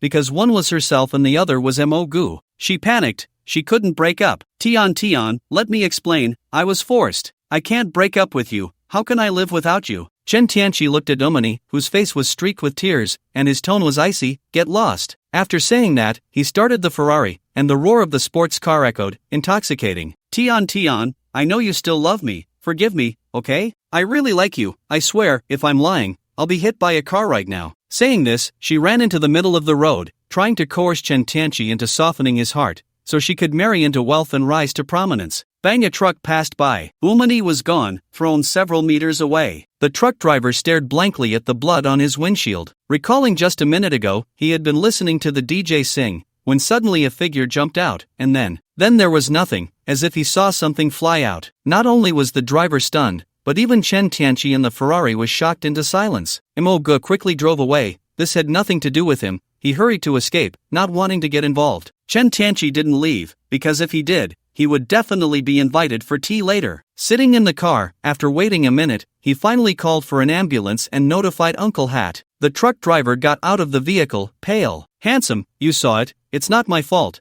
She suddenly jumped into the road. Don't worry, it's fine, there's surveillance. Soon, everyone was taken away. The surveillance was checked, and the truck driver gave his statement, then left, as this matter was not his responsibility. At 10 o'clock at night, Chen Tianqi had said what he needed to say, but still couldn't leave. When can I leave? He was getting a bit restless, his parents were still waiting for him at home. You can't leave, you have some responsibility in this matter. Notify your family to come over, and also, sign here. Chen Tianqi picked it up and immediately got angry. This is outrageous. I won't sign, you've seen the surveillance, do you think you can force a confession? Nonsense, I'll give you 5 minutes to think it over. I hope when I return, you will tell the truth. Uncle had left and returned to the office. Not long after, a couple with red eyes walked in. Brother, you have to stand up for your niece. She was deliberately murdered. Alright, why are you here? If the director sees you, how am I supposed to explain? This matter is my responsibility for now. Don't worry, just go back and wait for my news. Chen Tianqi looked at the papers on the table. Asking his parents for help would be useless and would only make him more worried. He could only turn to his sister. He was only brought back to give a statement, so it wasn't serious, and his phone was still on him. Magic City. After receiving Chen Tianqi's message, Chen Yunyu didn't dare to hesitate. The first person she thought of was Su Lintian. She hurriedly called Su Lintian. Yunyu, it's late for a call, is something wrong? Hearing Su Lintian's voice, Chen Yunyu couldn't hold back any longer, her eyes reddening, her voice choked. Lintian, my brother. He was arrested, he's innocent. Hearing her choked voice, Su Lintian narrowed his eyes and comforted her. Don't worry, take your time. Let me check on it. It's fine, I'm here for you. I'll come find you. After hanging up, he called for Butler Long. Young master. Yes, find out what crime Yunyu's brother committed, the sooner the better. Butler Long nodded, seeing the urgency of the situation. In less than 5 minutes, everything was clear. Young master, someone is trying to force a confession, but don't worry, I've already had someone handle it. He'll be released soon. As long as it wasn't a big deal, it was fine, otherwise, even he couldn't act recklessly in the country. Alright, I understand. He went to the garage, got into the Ferrari LaFerrari, and headed straight for Chen Yunyu's location. This was his first time driving a supercar. It felt a bit uncomfortable, with a little pushback. The place where she lived was a small villa, of course, it wasn't bought by her, it was a benefit from global entertainment. As soon as Su Lintian got out of the car, a delicate figure rushed into his arms. A faint fragrance lingered in his heart. "It's all right now, I've sent someone to handle your brother's situation. He'll be out soon." Chen Yunyu looked up, her eyes red, tears glistening on her eyelashes. Thank you." With Su Lingtian's assurance, she felt much more at ease. Without Chen Yunyu, there wouldn't be the current her, especially since he was her own brother. "All right, why are you still crying? You're turning into a little raccoon. No matter what happens in the future, don't cry easily. I'm here for you." He gently wiped the tears from the corners of her eyes. "Meanwhile, why haven't you signed yet?" "There's nothing to sign, why should I?" Nothing?" At the same time, in the director's office, a phone call came in. The director picked it up, and his expression changed immediately as he quickly stood up. "Yes, understood. I guarantee we won't wrong an innocent person, nor will we let a bad person go. Please rest assured, understood." After hanging up, he wiped the sweat from his forehead. "Damn it, this is lawless." With a serious face, he walked out of the office. Chen Tianqi sat calmly in the chair. No matter what the other party said, he wouldn't sign. He didn't believe they would dare to hit him here. He appeared calm, but inside he was panicking. After all, he was just an ordinary person, honest and straightforward. How could he not be nervous in such a situation? But he couldn't show it. All right, since you were so uncooperative with my work, don't blame me." Before the other party could finish speaking, a gritted voice came from outside. "What? Do you still want to hit someone?" The director walked in with a face full of anger. He wished he could shoot the other person on the spot because this incident had made him lose face in front of his superiors, a huge loss of face, and the other party even personally called to question him. "Director!" Upon seeing the newcomer, the other party quickly stood up, a chill running through their heart. "It's over." How did this matter attract the director's attention? "It's finished, completely finished." "Bastard, you still know I'm the director, huh? Why aren't you speaking? Aren't you very powerful? Who gave you the authority to do this? Who allowed you to do this?" Even though he was being scolded mercilessly, the other party didn't dare to move. The moment the director walked in, he knew he was going to be skinned alive. "Come here, strip him of his clothes, he doesn't deserve to wear them." Soon, two people came in from outside and dragged him away. Chen Tianqi was a bit dazed the whole time. 5 minutes later, Chen Tianqi finished his tea and came out. Glancing at his phone, it was already 11 o'clock. Remembering the director's attitude towards him just now, he still felt a bit surreal. He sent a message to his sister and then quickly drove home. In Magic City, upon receiving the news, Chen Yunxuan immediately breathed a sigh of relief. Su Lindian sat on the sofa, watching TV, occasionally scrolling through his phone, glancing at Su Lingxuan's live stream. Feeling the touch on his arm, he looked down to see Chen Yunxuan hugging his arm, lost in thought. He reached out and flicked her forehead. "What are you thinking? Don't worry, nothing will happen." I just came out, Lintian, thank you. If it weren't for you, I really wouldn't know what to do." All this way, it was this man in front of her who had cleared the path for her. "What are you talking about? I'm your man, if I don't help you, who will? Don't say such things in the future." I'll listen to you. It's late, driving isn't safe, stay here tonight. I was so anxious earlier that I broke out in a sweat. I'm going to take a shower. I used to be a bathhouse attendant for a month. My skills are top-notch. Do you need my help? No, you just know how to bully me. By the way, the bathroom door lock is broken and hasn't been fixed yet. You can't mess around. After saying that, she turned and walked towards the bathroom. Su Lindian sat on the sofa, deep in thought. The lock is broken? Suddenly, a light bulb went off in his head, and the thought became clear. A broken lock is good, a broken lock. 2 minutes later, he got up. 3 minutes later, what are you doing? Get out, don't think too much. I'm here to fix the lock. This lock indeed had some issues. It took an hour to fix it but still wasn't done. Late into the night, Su Lindian continued to fix it. The entire room was filled with the sound of lock repairs. Technical work, not suitable for detailed discussion. Please watch the VCR. The next day at noon, looking at Chen Yunxuan beside him, he saw her smiling slightly, her eyelashes fluttering gently. After a night of lock repairs, their relationship heated up rapidly, and they often clung to each other. Chen Yunxuan also moved to West Suburb No. 1 Manor. Su Lindian planned not to let her take any jobs during this time and would discuss it after the new year. Chen Yunxuan naturally had no objections. The two of them lived a shameless life together every day. Time quietly passed. The new year was approaching. On the 20th day of the new year, Su Lingxian returned to the country. The time spent traveling abroad far exceeded expectations. 2 days later, the Su Jianzhou couple also returned from abroad. When they saw Chen Yunxuan, they were overjoyed, liking her more and more. Their 2 sons now both had girlfriends, and just thinking that it wouldn't be long before they could hold grandchildren made them so happy they couldn't sleep all night. On the 28th day of the year, Chen Yunyun returned to her hometown. Su Lintao also came from Jiangqing to Modu. Su Lindian felt overwhelmed because his mother kept urging him to work harder, to strive for a grandchild by next year. Mom, it's not that simple, and I've been trying my best. Besides, you could urge my younger brother, he might be faster than me. Hey, your brother is still young, he hasn't even graduated from high school. Mom, I have to refute that. You make it sound like I'm ancient. In ancient times, 18-year-olds were already fathers. And you could also urge Linger. Su Lingxian, who was enjoying snacks and watching videos, paused. Alright, the drama is coming my way. Stinky brother, just wait until I bite you to death. On the 30th day of the year, the families celebrated a peaceful new year. Su Lindian had already planned to meet Chen Yunyun's parents in a couple of days and then take the whole family abroad. The research base was almost ready. On the 30th day, brilliant fireworks burst in the sky, and the manor was filled with a new atmosphere, with ingredients airlifted from the island base early in the morning. At that moment, they transformed into delicious dishes. Butler Long, please take everyone away. You all go have the New Year's Eve dinner. We don't need anyone to serve us for now. Su Lindian waved his hand, signaling Butler Long to lead the many servants out of the manor. Thank you, young master. Saying this, he took the others to the annex.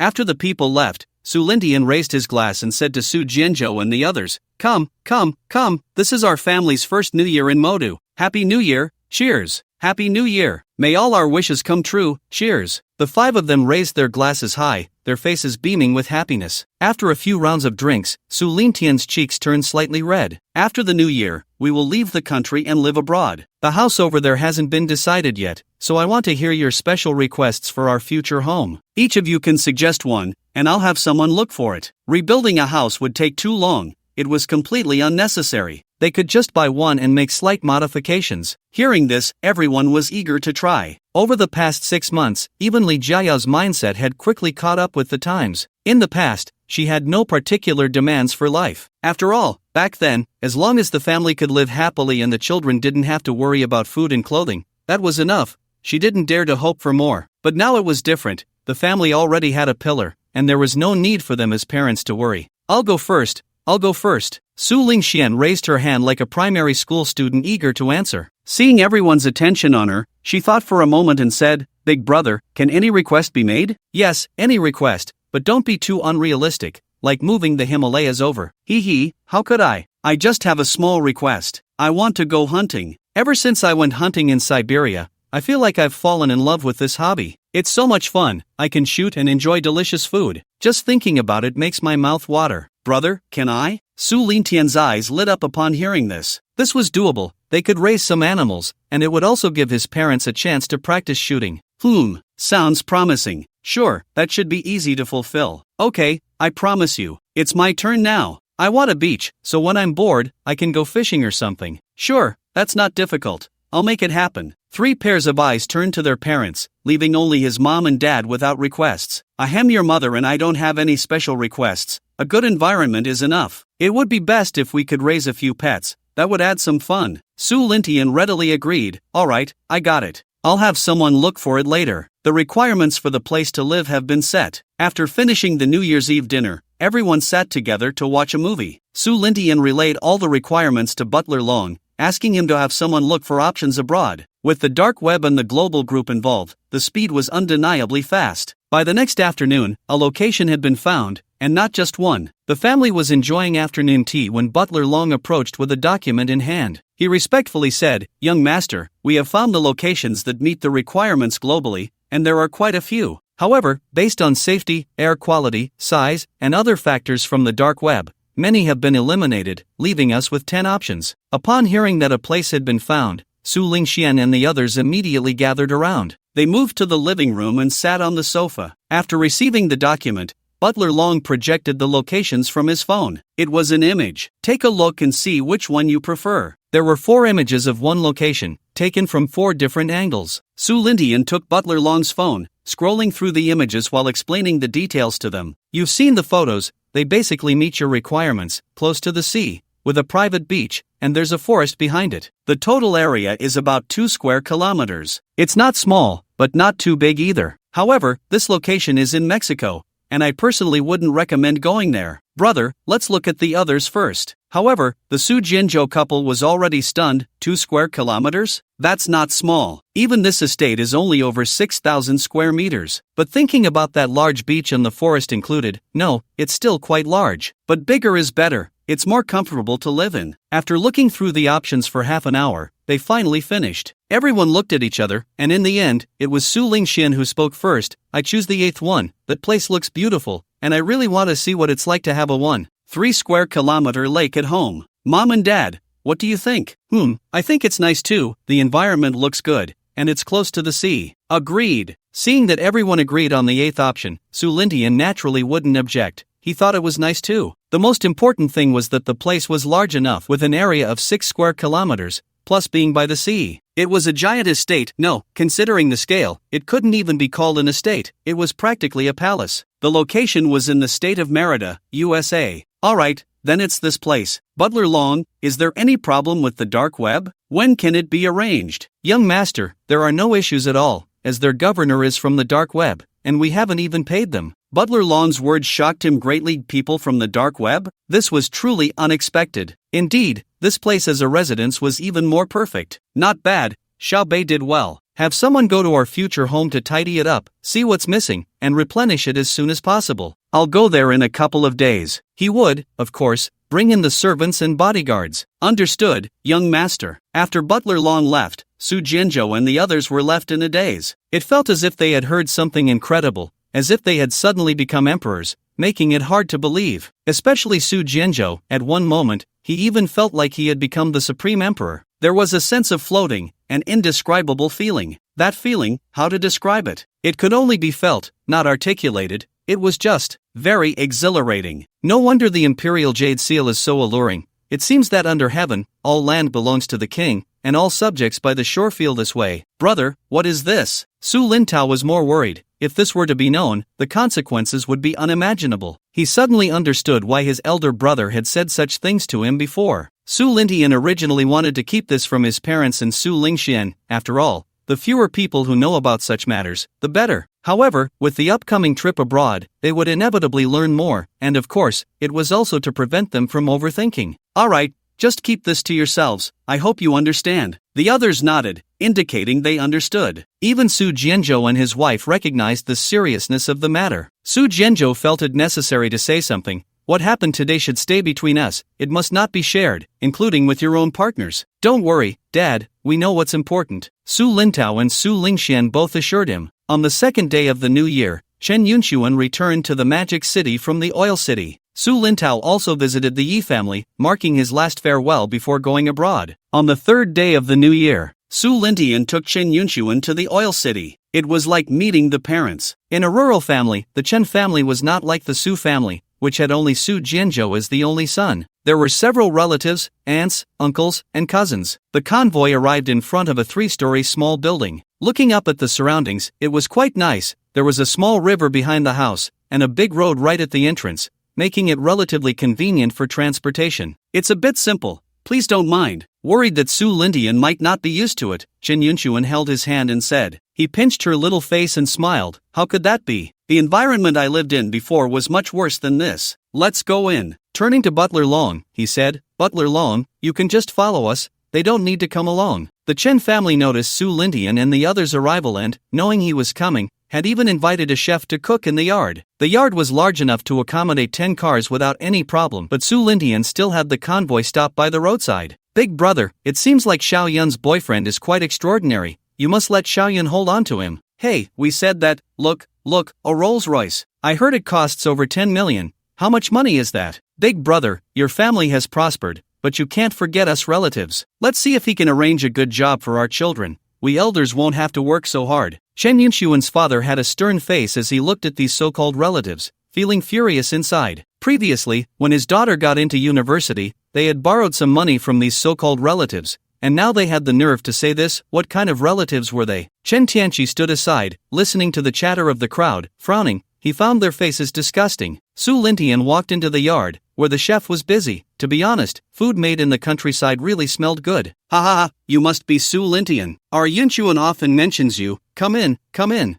As soon as Chun Haomin saw Su Lintian enter the yard, he hurriedly welcomed him. Chen Yunshuan's eyes widened. It was the first time she saw her father like this. She had always thought her dad was a bit stubborn, but today she saw a different side of him. Uncle, you're too polite. I should have come to visit earlier, but I was too busy with work and couldn't get away. Watching her father lead Su Lintian into the house while completely ignoring her, Chen Yunshuan was momentarily stunned. Little sister, what are you looking at? Seeing the smile on her brother's face, she knew he was making fun of her and couldn't help but glare at him. Turning to Butler Long, who was carrying gifts, she finally reacted. Stop staring, help Butler Long take the gifts inside. Su Lintian sat on the living room sofa, chatting with everyone. After half an hour, he had basically sorted out the relationships within the Chun family and their relatives. As for his future father-in-law, aside from chatting about daily life, there was no mention of work or family matters. However, these distant relatives, the aunts and uncles, were truly shameless, almost ready to check his household registration. It was as if he had come for a blind date. Lin Tian,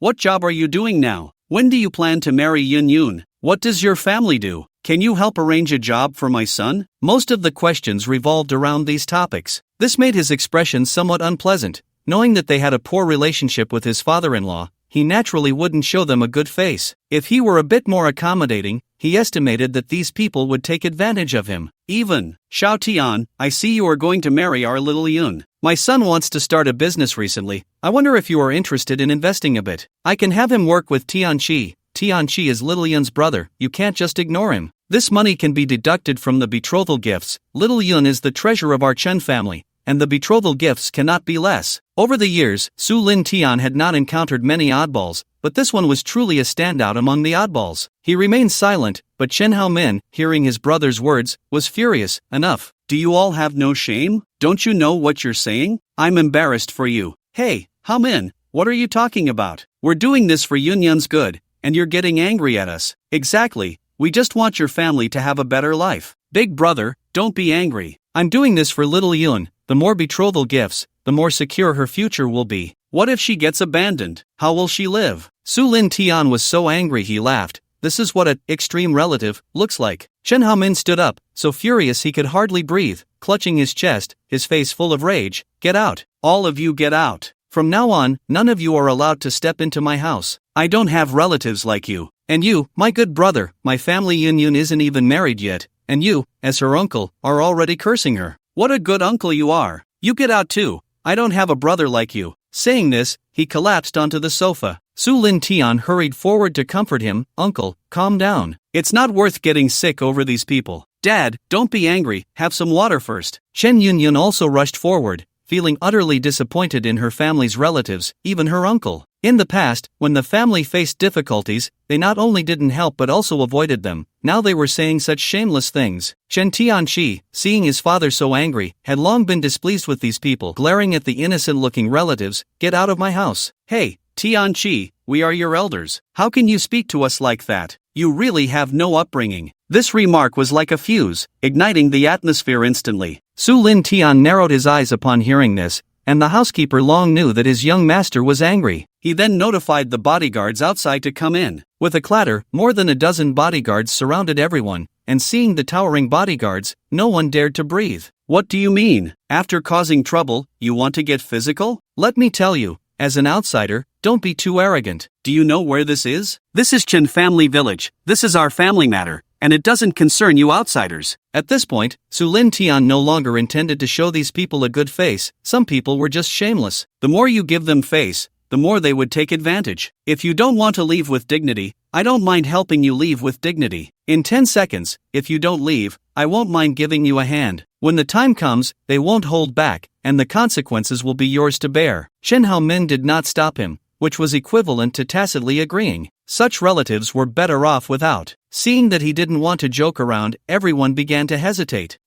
Let's wait and see, my good brother. Now that you've become successful, you don't want to acknowledge me as your brother anymore. Fine, let's go. After they left, Chen Haomin finally said to Su Lintian, sorry for making you watch this. It's nothing, every family has its own difficulties, I can understand. Half an hour later, the chef brought out the dishes, and the 5 of them took their seats. I can see that you and Yun Yun are quite compatible. From now on, I'll leave Yun Yun to you. As her father, I feel very relieved. Everything she has today is thanks to your help. I want to thank you on her behalf. Let's have a drink. You should drink less, Chin Fonglan advised upon seeing this. How can that be? Today is a happy occasion. In the future, there won't be so many flies buzzing around. After 3 rounds of drinks, Su Lindian was a bit tipsy. Xiaoyun, you help Lindian upstairs to rest. I'll clean up here later. Xiaoqi, you help your dad to his room to rest. When Su Lindian woke up again, it was already evening. Looking at the decor of the room and the faint fragrance, he realized this was Chen Yunyun's boudoir. Click, the door opened, and Chen Yunyun, just out of the shower with a towel drying her hair, walked in. You're awake, how are you? Do you want me to make you some hangover soup? She said as she sat down on the edge of the bed. Su Lindian looked at her figure,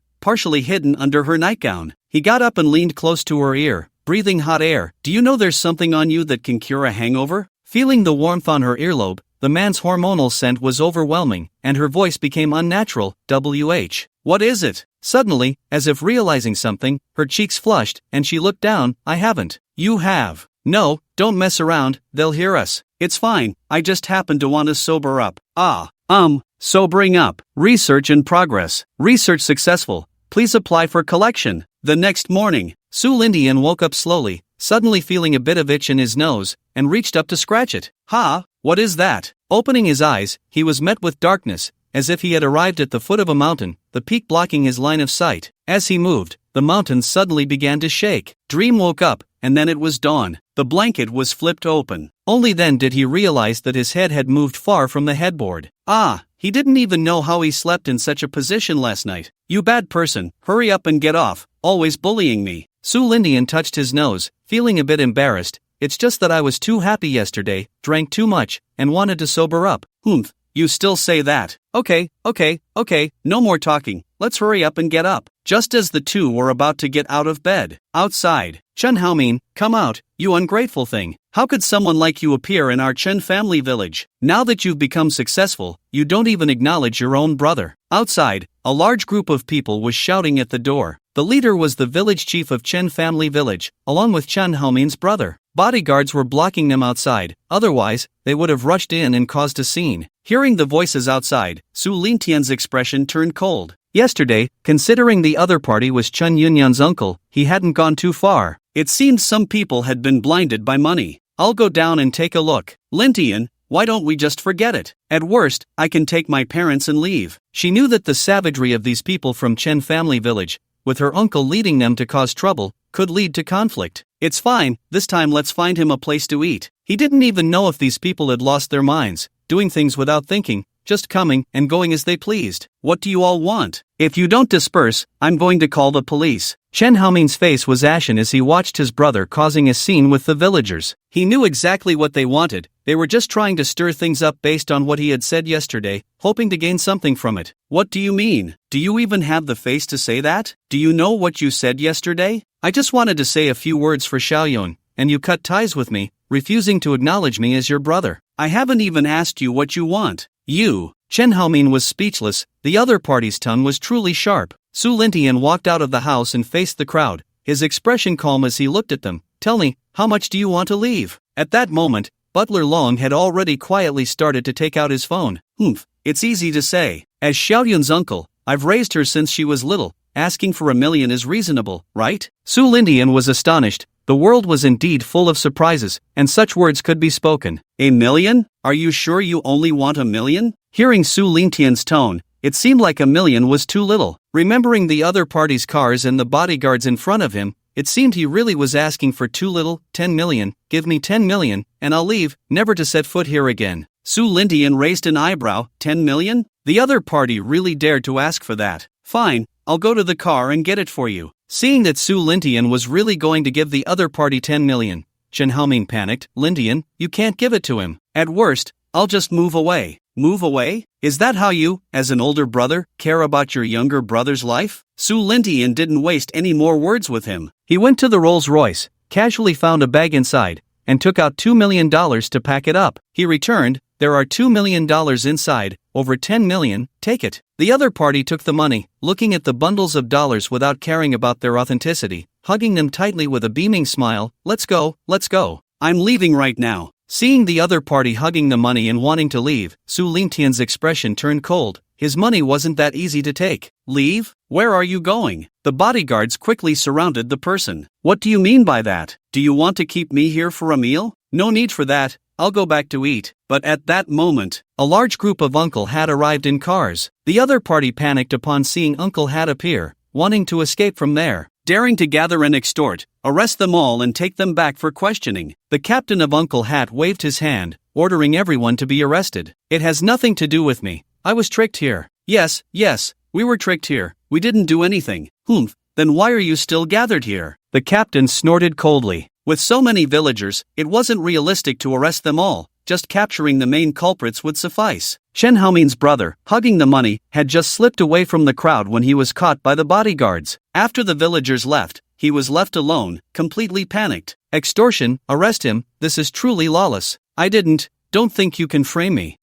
Frame you? Then what is it that you're holding? It's what he gave me. I didn't extort anyone. Haomin, say something, I'm your brother. Su Lingtian calmly watched this scene. If Chen Haomin pleaded for the other party, he could agree, but in the future. Chen Haomin glanced at the other party, turned back to the house, and decided to handle it however he saw fit. He planned to leave Chen family village, completely severing ties with these relatives, leaving this place devoid of familial affection. Su Lingtian was quite satisfied upon seeing this. Some things, once they have deteriorated, can no longer be kept, otherwise, they will only pollute oneself. Long Butler, hand over the evidence to the other party and have the airport prepare for our return this afternoon. He didn't want to waste too much time here. Once they returned to Magic City, he would take Su Lintao and the others to lead his state. Chen Haomin sat on the sofa, looking grateful as he said, "Thank you." Even though he had 1,000 words in his heart, they were all meaningless, and in the end, he could only say 2 words. Su Lingtian smiled bitterly. This was something he had brought upon himself. If he hadn't come,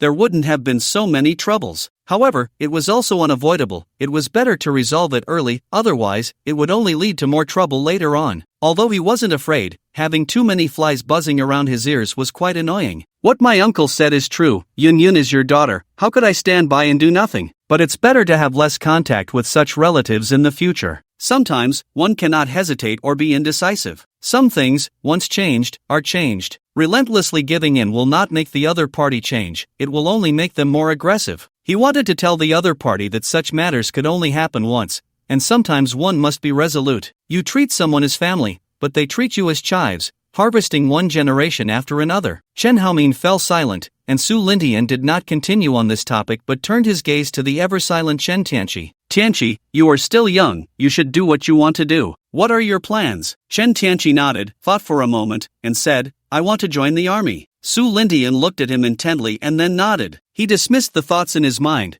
Joining the army for some training wasn't a bad idea. In the afternoon, after bidding farewell to everyone, he left Oil City with Long Butler. Chen Yunyan stayed at home first because she still had things to do. Su Lingtian planned to buy a small manor for Chen Haomin's family in the western suburbs, and as for the money, he didn't need to worry about it. Chen Yunyan was now a big star and didn't lack money at all. She didn't even need him to provide for her. Buying them a manor in Magic City would cut off their ties with those peculiar relatives, saving him some trouble. Of course, if they still contacted them, he wouldn't stop them. But if they wanted him to help again, he could only say, sorry, I am not your Chen family's babysitter. For the sake of Chen Yunyan's face, he could provide them with wealth and honor. But if they brought trouble upon themselves, he could only say that it was fate. He had already instructed Long Butler to arrange for the purchase of the manor. Back in Magic City, at Manor No. 1 in the western suburbs, Su Lingtian felt relaxed. Dealing with relatives was really not suitable for him. He would never do such things again, it affected his mood too much. As for in-laws, he would let the subordinates handle it. Seeing his mother busy in the vegetable garden, he approached and said, Mom, I plan to go to Lita's estate tomorrow morning. You and Linger can come over the day after tomorrow. You don't need to keep busy in the vegetable garden here. To his surprise, Li Jiao looked up and said irritably, You little brat,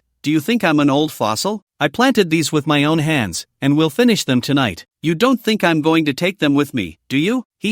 No, that's not the case. How could that be? Mom's vegetables definitely can't go to waste. I'll have someone cook them all, and let Long Butler and the others taste them. They are in for a treat to eat vegetables grown by Mom herself. Ha! Li Jiao was almost embarrassed by his words. Go.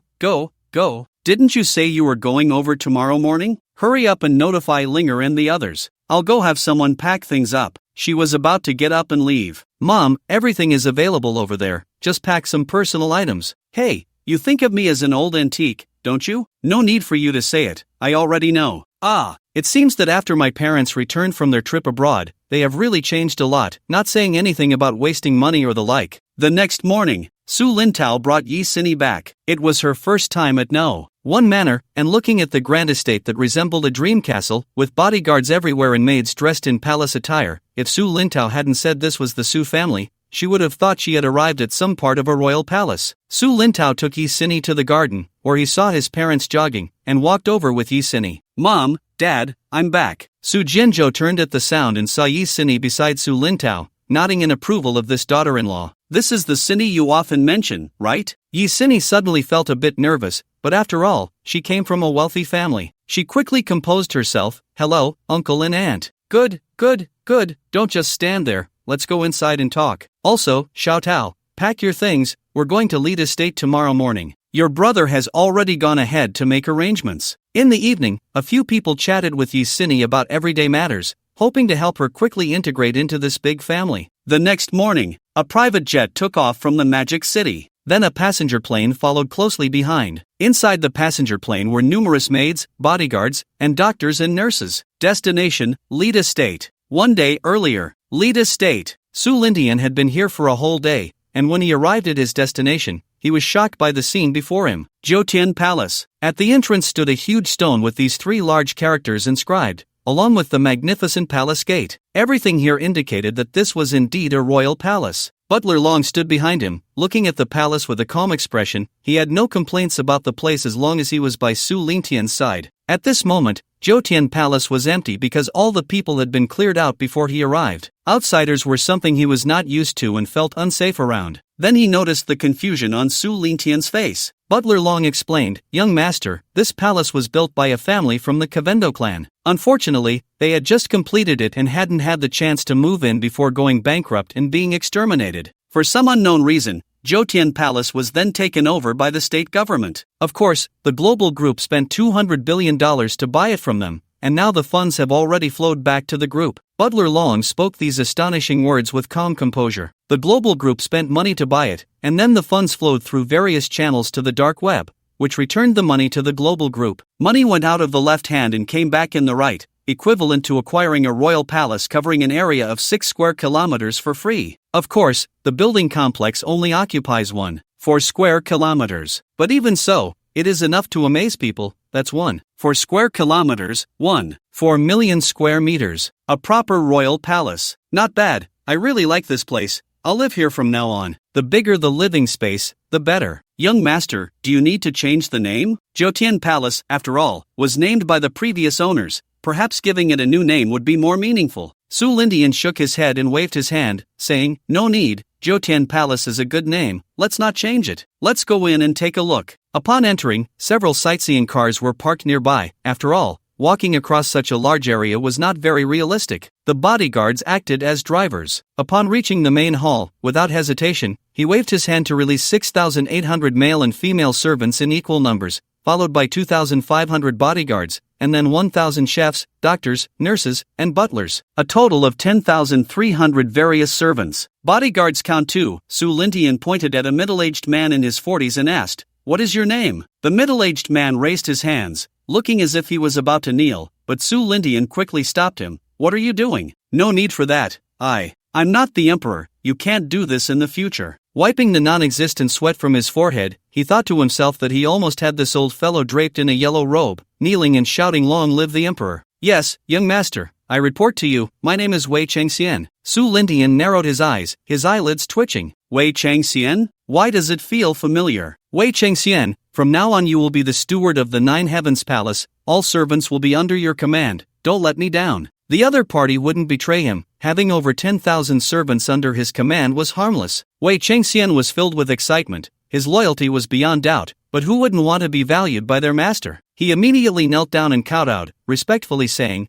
"Thank you for your great kindness, I will definitely serve you with utmost dedication until death." Seeing the other party kneeling down again in excitement, Su Lindian held his forehead. Fine, if he wants to kneel, let him kneel. After all, he was like a reborn parent to these servants. It was he who set them free, allowing them to live like normal people. He could accept this act of worship. Alright, get up. Everything in the palace will be entrusted to you, go arrange it. If you need money, just ask Butler Long. Yes, young master. He then bent down and took a few steps back before leading the others away from the main hall. Su Lindian watched his actions, almost bewildered, suddenly having a bad premonition. He hoped he wouldn't come back with, "Young master, it's cold, let me get you a coat." Forget it, he thought, everything is up to me. It doesn't matter. He brought Butler Long to the bay that was incorporated into the Nine Heavens Palace. One must say, that family really knows how to enjoy life. There were 9 luxury yachts docked by the sea. The largest one was named Tiangong, with 4 levels, 150 meters long, 30 meters wide, and a total tonnage of 10,000 tons. The other 8 yachts were relatively smaller, presumably for escort purposes, but even the smallest was 15 meters long. The 9 boats formed a private dock by the sea. It was essentially a 6-meter wide road leading to the yachts. On the deck of Tiangong, there were 2 helicopters parked, and each of the other 8 vessels also had various aircraft. As for whether there were weapons on the planes, he didn't know. These boats and helicopters were all brought over by the global group. The entire planning of the Nine Heavens Palace had buildings in the front, which were the architectural complex of the Nine Heavens Palace. Within the complex, there was an area covering 0 square kilometers, with each building only 3 stories high, designated for the servants to live in, which is now where the servants reside. Behind that was a forest, which covered a vast area of 4 square kilometers, and within the forest, there was a lake of 1.3 square kilometers. Butler Long, do you know how many animals are in the forest? This place was already far from the city, and the environment was quite nice, though the weather was a bit cold now. Young master, I haven't checked again, but according to the provided data, excluding insects, there are about 200 species of animals. Alright, that's enough for now. Let's go back and wait for Linger and the others to arrive. Have Steward Wei arrange their respective palaces and personnel distribution. Understood, young master. On the road hundreds of meters away from the Nine Heavens Palace, although it was in the suburbs, there were still some people, and occasionally someone would pass by. Hey, Jack, look, is there someone in the Nine Heavens Palace? The man named Jack followed his friend's pointing finger and looked at the Nine Heavens Palace a few hundred meters away. Although it wasn't his first time seeing it, he was still shocked. Who could afford such a palace-like residence? Ordinary rich people probably find it difficult to keep things running. As expected, there were already people standing guard at the entrance of the Nine Heavens Palace, and quite a few were moving around inside. Oh my gosh, there's actually an owner at the Nine Heavens Palace, how unbelievable. But so what? It has nothing to do with us, let's go. You're right, let's hurry up and leave. If we linger too long, they might suspect we have some intentions, and then we might end up with 2 shiny golden things, which wouldn't be good.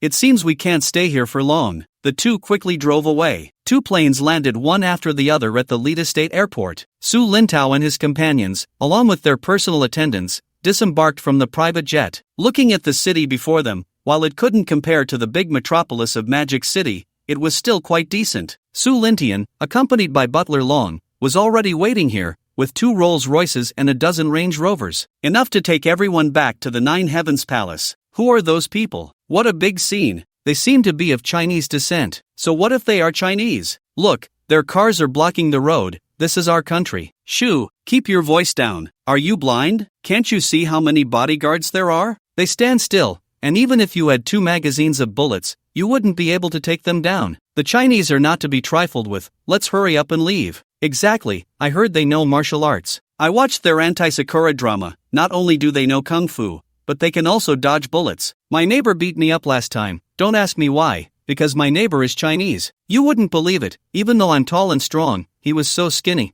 and with 1 punch, I ended up in the hospital. Can you believe that? The surrounding foreigners whispered among themselves as they saw Su Lintian and his group. Mom and Dad, are you used to flying? Su Jianzhu looked around. Although he had traveled abroad before, it was his first time in Lida State. Li Jiao chuckled lightly. What's there to be unaccustomed to? I've flown plenty during my travels. Alright, let's head back. She felt as if she was being watched by everyone around her. As they got into the car, it was the first time she had seen such a large convoy on the road. Knowing the identities of the people inside the cars, many vehicles made way. Of course, in Lida State, there was never a shortage of talented people. Just then, a heavily modified white sedan zoomed past the convoy, like a white snake diving into a black hole. It quickly disappeared from view, followed closely by 2 Bugatti cars. About half an hour later, the convoy safely arrived at the Nine Heavens Palace. The 4 bodyguards on duty quickly saluted and opened the gates. Inside the car, Su Jianju and Su Lingxian curiously looked out the window. Previously, when they were in Magic City, they had only seen photos or videos,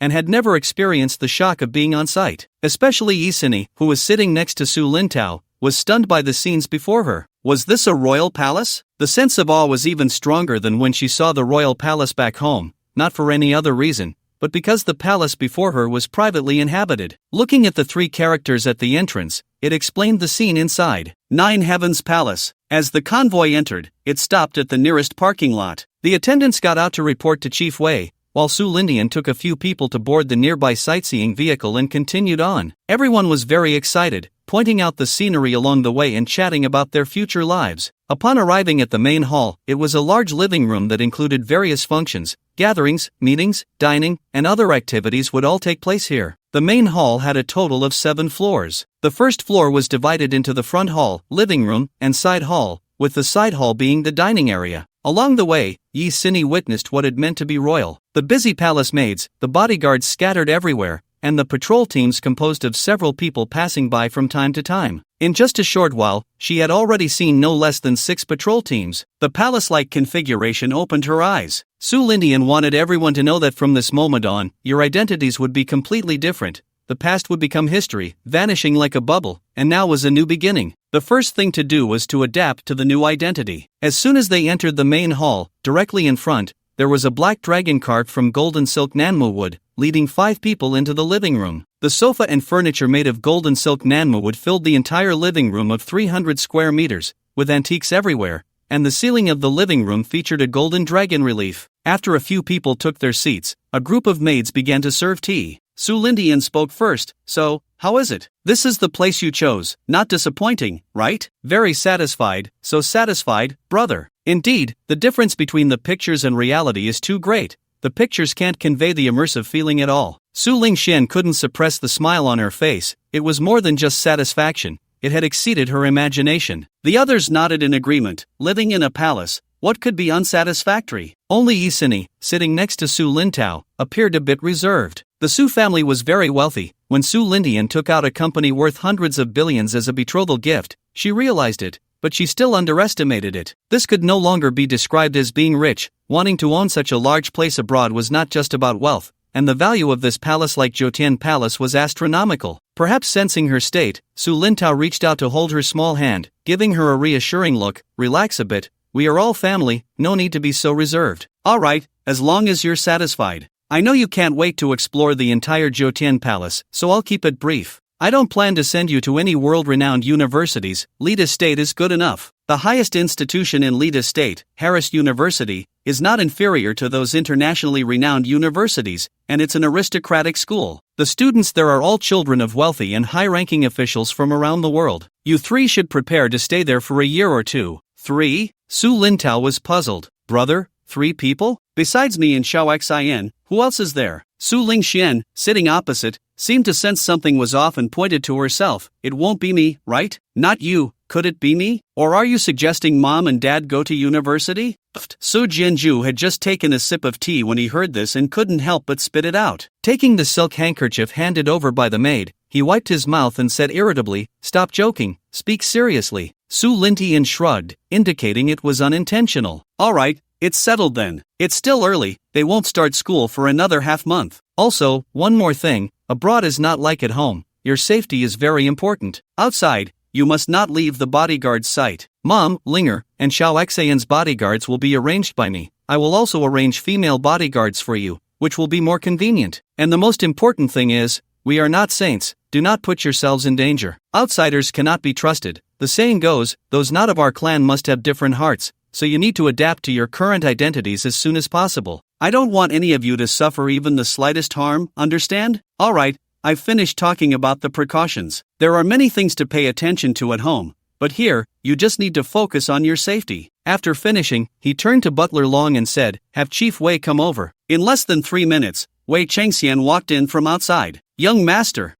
his name is Wei Chengxian, he is the steward of the Nine Heavens Palace, and he is responsible for the operations within the palace. If you need anything, you can find him. The Nine Heavens Palace is very large, and he will have someone take you to your own sleeping quarters shortly. Sleeping quarters? Upon hearing this, Su Lingxian couldn't help but feel excited. Soon, everyone left the living room. Su Lingxian was led by a palace maid to her designated sleeping quarters. Before long, Su Lingxian brought her personal steward, Shang Guanyun, while Chen Zero and Liu Mo became her servants. The four of them followed the guiding palace maid to a magnificent palace. Above the palace, there was a name, Changling Palace. Changling Palace covers an area of about 80,000 square meters, complete with fish ponds, rockeries, and back gardens. Along the walkways, green bamboos accompanied them, and the scenery was picturesque. Changling Palace has a total of 800 male and female servants, as well as 250 bodyguards, guards, and 100 professional servants including chefs, doctors, and nurses. Second miss, these people will be your servants and bodyguards in Changling Palace from now on. At the entrance of Changling Palace stood 1,150 servants,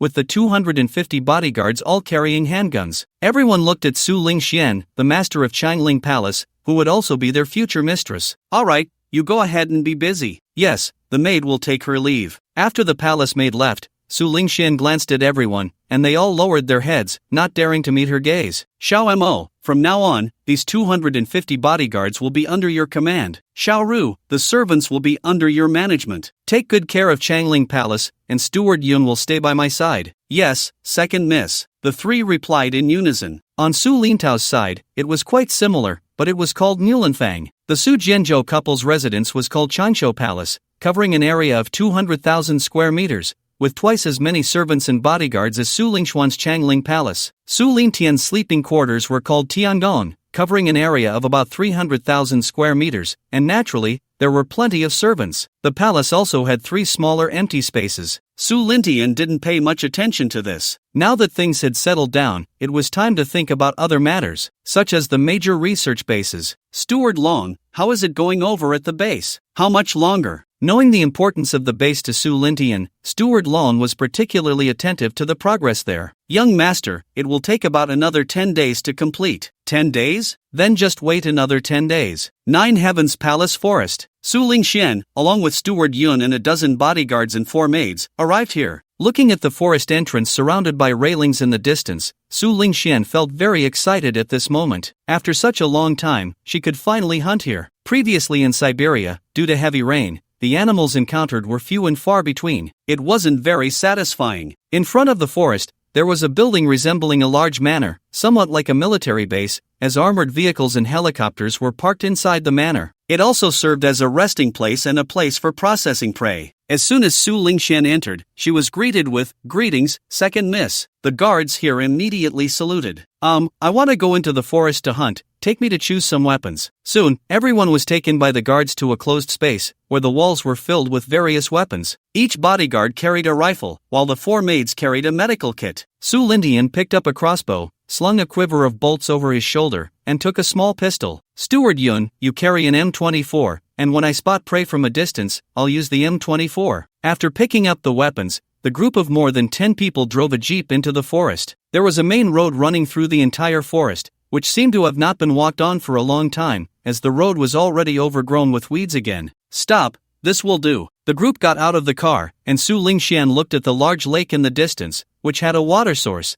so there shouldn't be a lack of prey nearby. Holding crossbows, more than a dozen guards spread out, protecting Su Lingxian in the center to guard against any unforeseen events. Woo woo woo, unknown birds chirped in the trees. Suddenly, in the distance, a white figure caught the eye. It was a rabbit. With its snow-white fur and upright ears, it cautiously nibbled on the food around it, occasionally looking up to scan its surroundings, appearing particularly alert. Su Lingxian looked at the adorable rabbit and felt a bit reluctant to let it live. Entering the forest, the first prey, she couldn't just let it go. Raising the crossbow in her hand, a sharp arrow shot out. Whoosh bang! The arrow struck the rotten wood beside the rabbit, startling it into a leap, and before Su Lingxian could shoot a second arrow, the rabbit had vanished in a flash. It was also possible that its burrow was nearby. Second miss, this little guy actually dared to run away. Should I take someone to find it? One guard, seeing the rabbit had disappeared, said seriously. This left Su Lingxian somewhat speechless. She was here to hunt, not to wipe out everything. No need, let it run. Just as she continued to search for prey, a gunshot rang out in the center of the forest, followed by a flurry of gunfire. protect the second miss. The faces of the guards changed drastically, instantly surrounding Su Lingxian to form a human shield. Holding rifles, they retreated while keeping a watchful eye on their surroundings. Su Lingxian's expression darkened. This was her forest, why would anyone enter? The boundary was supposed to be secured. Someone had intruded into private territory. Beside her, Butler Yun had already taken out a communicator to notify the forest guards at the first sound of gunfire. When the guard captain received the notification from Butler Yun, his face changed dramatically. Damn it, who the hell is so impatient to ignore the fence and barge into the forest? Everyone, grab your weapons and follow me. The guard's duty was simple, so Chief Wei had only arranged for a little over 20 people to be here. More than 20 was enough. 4 helicopters took off first, followed closely by 3 armored vehicles and several military jeeps. Meanwhile, in the center of the forest, 2 groups were engaged in a shootout. Like, you guys can't escape now. Don't think you're safe just because you ran in here. Anyone who dares to swallow the boss's money won't be protected in Lead Estate.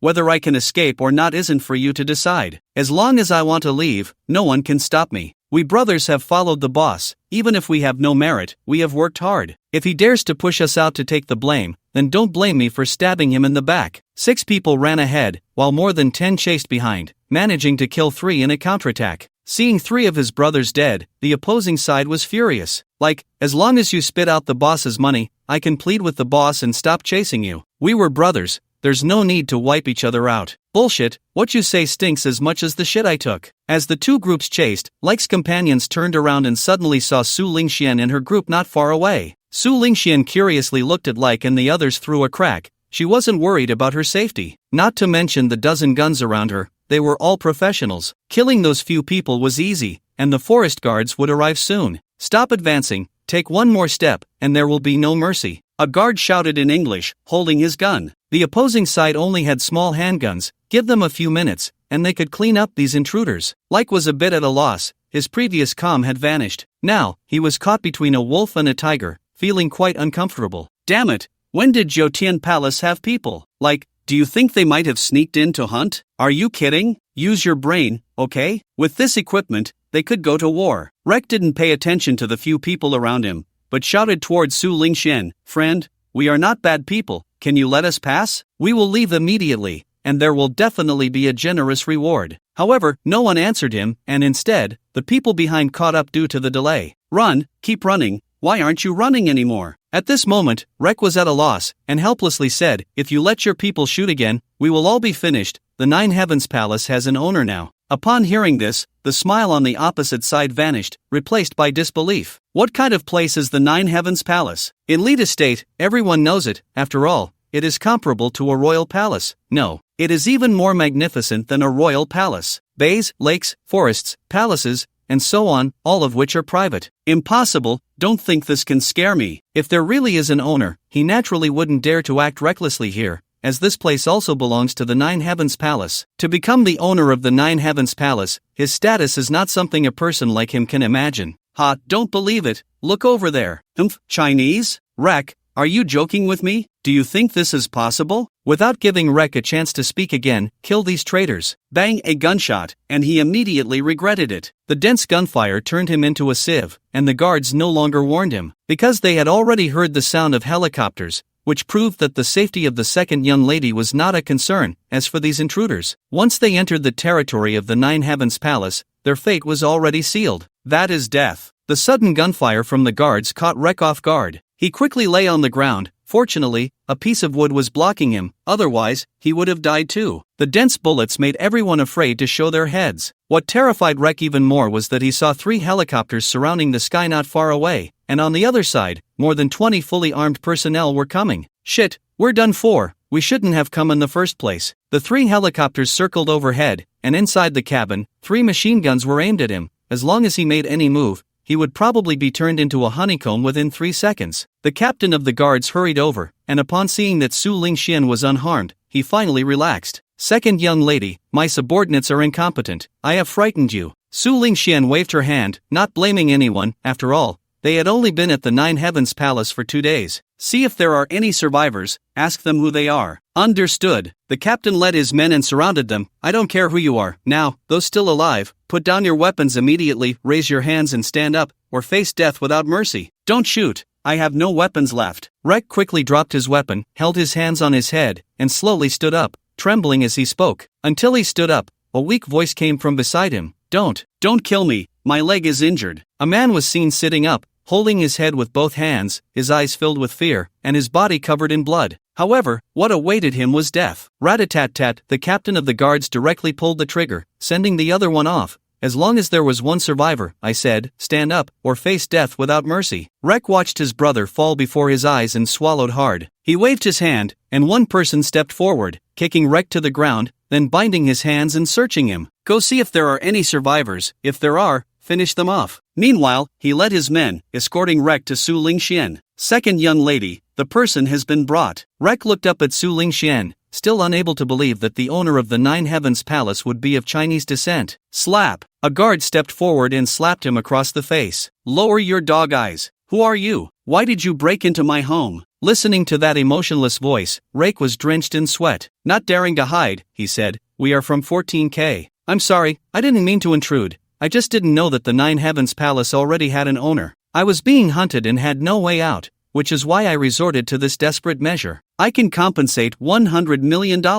I'll pay $100 million for my life. If that's not enough, I can give you an arm too. I don't want to die. Not want to die? That was truly laughable. Who really wants to die? It's fine, you didn't do it on purpose. Ignorance is no crime. I forgive you. Su Lingxian glanced at him and continued, just be more careful in your next life. She waved her hand and said to Butler Yun, the mood for hunting is gone, let's go back. No, I can compensate. $100 million plus my limbs, how about that? I don't want to die. Su Lingxian ignored him. Not wanting to die, so what? If she didn't have so many guards around her, it would definitely be her who died. Bang! The gun fired, and the sound stopped. Dispose of these bodies. Remember, take them outside to deal with. Don't pollute the land of the Nine Heavens Palace. What happened here could not be hidden from Su Lingxian. Looking at the seaside scenery, with the sea breeze brushing against her cheeks, 14K? Su Lingxian didn't know when she had come beside him. The two siblings gazed at the sea, the wind blowing through her flawless face, lifting her long hair. He could see the conflict within his sister's heart. Don't think too much. Sometimes reality is even more brutal than you imagine. This world is one of the survival of the fittest. Why make it hard on yourself? Moreover, entering with a gun is a death sentence. As someone in power, not killing is not enough to deter outsiders. If you really let him go, he won't feel grateful. He'll think that if there's a next time, he'll come in without hesitation. In his mind, if there was once, there will be countless times. Some things only have 0 times or countless times. When Su Lingxian ordered Rake to be killed, he was quite shocked. According to his assumptions, Su Lingxian would never personally order someone to be killed. She would have captured him and left it to him to deal with. Because her mindset hadn't fully transitioned from a lower position to a higher one, but unexpectedly, she killed him without hesitation. This truly caught him off guard. It seemed that this family had adapted quite quickly. Perhaps during their time abroad, what they saw was vastly different from what they saw domestically, which led to such a rapid change in their mindset. Just like his parents, who encountered kidnappers and experienced gunfights abroad, things that could never be seen domestically. And she, although she hadn't encountered such things, had also been exposed to matters beyond the reach of ordinary people. He just didn't know how his younger brother was doing. Hearing Su Lingtian's words, she smiled slightly, acknowledging what her brother said. Brother, do you think we will have such a day? She turned to look into Su Lingtian's eyes as she spoke. This made Su Lingtian pause for a moment, then he said solemnly, so this is what you were thinking. Don't worry, I will never let anyone stand above us. Su Lingxian stared blankly at Su Lingtian. Their current situation was entirely thanks to her brother. He was carrying the burden forward, so what reason did she have to hold him back? What she couldn't accept or adapt to before had now all vanished. Okay, I understand. I'll continue exploring the Nine Heavens Palace. I haven't finished yet. A smile returned to her face as she waved her hand and turned to leave. After she left, Butler Long stepped forward and said, Young master, the leader of 14K, Li Min, currently resides in Hong Kong. Should we invite him over? 14K Su Lingtian I haven't heard of, but I've heard of Li Min, who comes from a dark background. However, it's unexpected that 14K can thrive abroad. Let's talk about it later. In Litizu, there has never been a shortage of skilled people who can get things done. The operation of stepping on the gas into the fuel tank can only be considered an entry-level skill. If you don't let the Fobler send a helicopter to capture, you wouldn't even dare to say it outside. Inside a villa, a man with a bare upper body, muscular and covered in various flashy tattoos, sat on the sofa like a humanoid tyrannosaurus, instilling fear in others. Haven't you found Lake yet? Rust smoked a cigar, lifting his eyelids to glance at the two subordinates in front of him, their heads bowed and bodies trembling slightly. His calm voice, laced with endless fear, reached their ears, causing cold sweat to break out on their foreheads.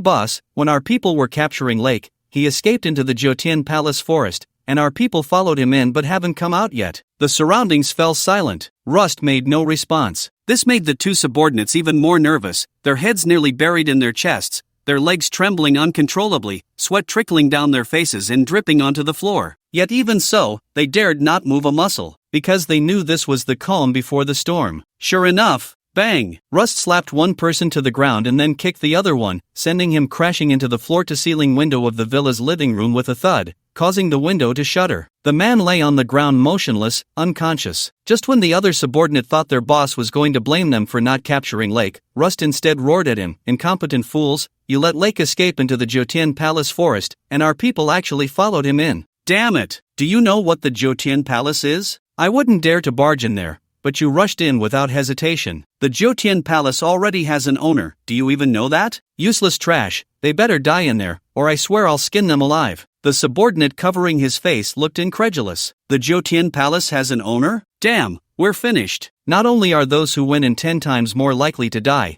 but the entire 14K will probably be implicated. To them, the locals, the Jotian Palace is equivalent to the ancient emperor's palace. Anyone who can live there has a status that is sky-high in Litizu. Fear appeared on Rust's face. As the head of 14K in Litizu, if the boss at headquarters finds out, he's done for. Get someone. Soon, 2 burly men in suits walked in from outside. They were his bodyguards, also part of 14K, but all elites. Prepare the car, take these 2 guys with me to the Jotian Palace. He had to go this time, even if the other side wasn't looking for him, he had to take the initiative to seek them out. After all, taking the initiative is a completely different outcome than being sought out. Boss, please, I don't want to go. I have an 80-year-old mother and an 18-year-old daughter. I don't want to die. Ignoring the pain on his face, he hurriedly crawled to Rust's feet, crying and pleading. He understood that he was about to be taken to bear the blame. If he took on this blame, let alone 10 times more likely to die, even if he carried this blame for 10 lifetimes, he would still die 10 lifetimes. If I remember correctly,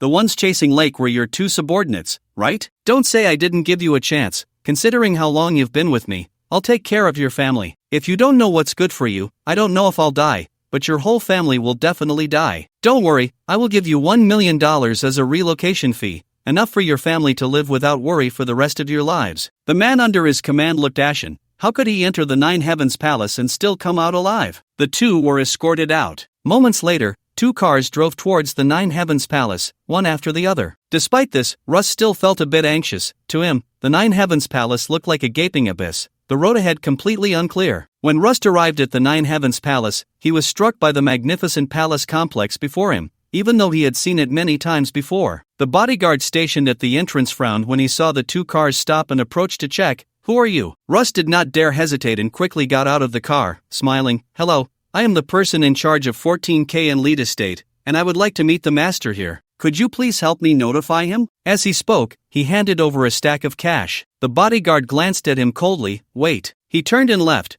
He naturally could not make the decision to meet the young master. Meanwhile, inside the main hall, Su Lintian's family was having dinner, with Butler Long waiting at the door. At that moment, Wei Chengxian took small steps, glanced inside, not daring to disturb Su Lintian's meal, and leaned close to Butler Long's ear, whispering, "The person in charge of 14K and Lead Estate wants to see the young master." Butler Long waved his hand, signaling him to follow him outside. "Where is he now?" "Outside the Nine Heavens Palace." "I see, let them wait. We'll talk after the young master finishes his meal." "Understood. All right, you can go back to your work now." After Wei Chengxian left, Butler Long turned and returned to wait at the door of the side hall, as if nothing had happened. Inside the side hall, the family was happily eating and chatting, but Su Lingxian noticed the conversation between the 2 outside. "Brother, it seems that Manager Wei has something to report to you." Su Lintian pushed a mouthful of rice. "What could be more important than eating? We'll talk after the meal." "Cinny, why are you eating so little? This fish is great, specially airlifted from our own breeding island, eat more." Yi Cinny looked up and smiled. "Okay, big brother. Next month I'll arrange an engagement banquet for you. Yun Yun should be coming by then. we can do it together. Ah, an engagement banquet? Su Lintao exclaimed. But it didn't matter, getting engaged earlier was fine. What? It's just an engagement banquet. I was thinking of having you two married in a few months. Ah, yes, getting married earlier is good. Getting married earlier so that I and your dad can hold our grandchild sooner. For this, Su Jianzhou and his wife wholeheartedly agreed. Half an hour later, Su Lindian put down his chopsticks and walked out of the side hall into the living room across the way, with Butler Lone following behind. Just as he sat down, a maid brought tea and placed it in front of him, then stepped back. He picked it up, gently blew on it, took a sip, and said, "Speak, what is it?" "Young master, the person in charge of 14K and Lead Estate has arrived and wants to see you." Su Lindian waved his hand. "Don't see him. Let Manager Wei meet him and give him a warning." What a joke. If he met this one and that one, wouldn't he be exhausted every day? If Li Min came over, he might consider meeting him, but what was the point of meeting a regional head?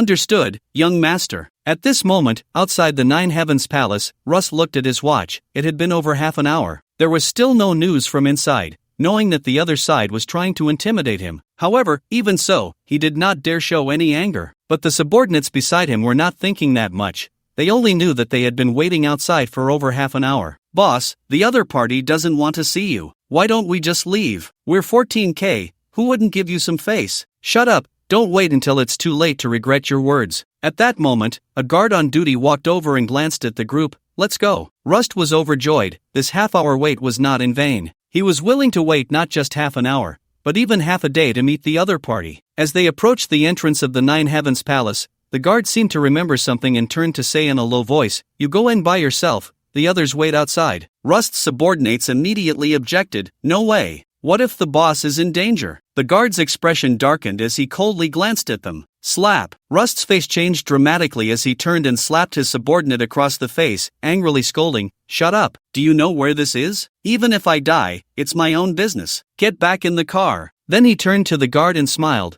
"Their subordinates offended the Nine Heavens Palace and are here to apologize." However, the guard still maintained a cold expression. "Don't make me say it again." "What? Are you here to plead for them?" No, I understand. I know what to do." After saying that, he turned to his two subordinates. "You two go back to the car and wait for me." The guard led Rust into the Nine Heavens Palace. Once inside, a male servant was waiting and then handed Rust over to the other party before turning back to stand guard at the entrance. Rust looked around at the scenery inside the Nine Heavens Palace. Everything here refreshed his understanding of a residence, and those maids dressed in palace attire made him unconsciously swallow. Beautiful, too beautiful. The beauties he had seen before were nothing compared to those here. It was like the difference between mortals and immortals. Humph! The male servant suddenly snorted coldly, causing him to quickly avert his gaze, lowering his head and daring not to look around anymore. The two walked one after the other to the place where Wei Changxian resided. It was a garden covering 2,000 square meters. Wei Changxian sat on a wooden chair in the living room, sipping tea. "Manager Wei, the person has been brought here." You can go about your business." The male servant slightly bowed and then turned to leave. At this moment, Rust was somewhat confused. Manager Wei? Wasn't he here to meet the master of the Nine Heavens Palace? It seemed he had taken things for granted. Looking at the imposing middle-aged man before him, he did not dare to underestimate him. "Rust,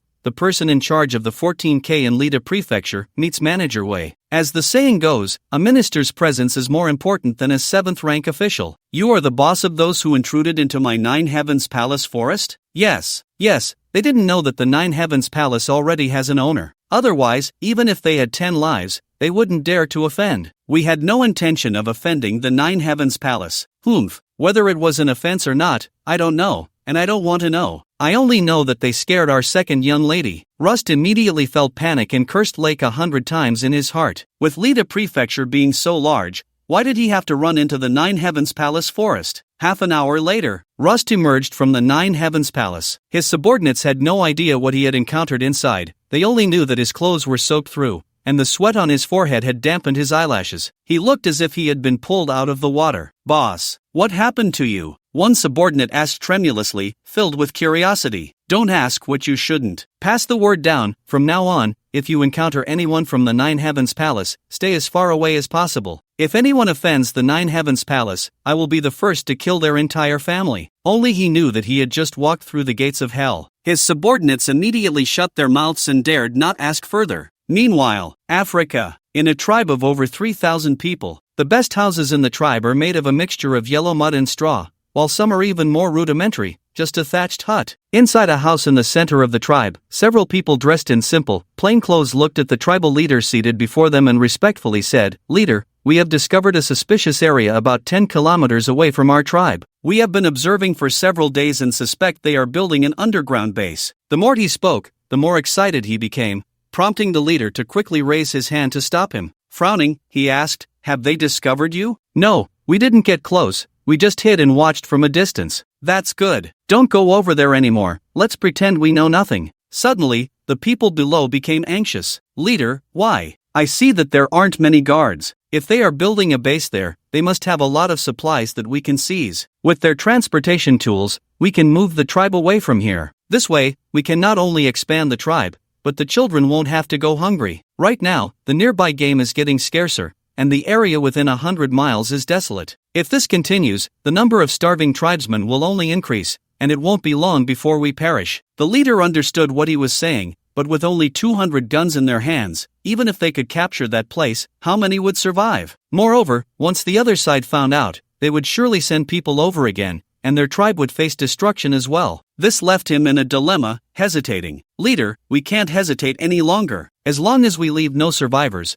we can move the tribe further away afterward. I believe there won't be any problems." "Alright, let me think. This matter requires caution. I can't joke with the lives of my people. You all go back for now, I'll consider it." What they didn't know was that they had already been discovered. Ridazu, inside the Nine Heavens Palace, Su Lindian looked at the news coming back from Africa. There was only one base in Africa, and it was of utmost importance. This tribe really needs to be dealt with. It can serve as a cover. "Long Butler, have the group send someone to take over Xiao Long's position and have Xiao Long come to the Nine Heavens Palace." "Yes, young master. I'll notify him right away." Magic City. Wang Yulong had been living quite comfortably during this time, suddenly feeling that having a backing was truly enjoyable. Everyone who saw him had to give him some respect. They gradually cut ties with those old friends and spent their time training and practicing their shooting skills, fully aware that opportunities are reserved for those who are prepared. He couldn't let himself be consumed by wine and women. That would be losing the young master's face. Just as he arrived at his office, before he could even warm the chair beneath him, the door was pushed open. Upon seeing the visitor, he quickly stood up from his office chair,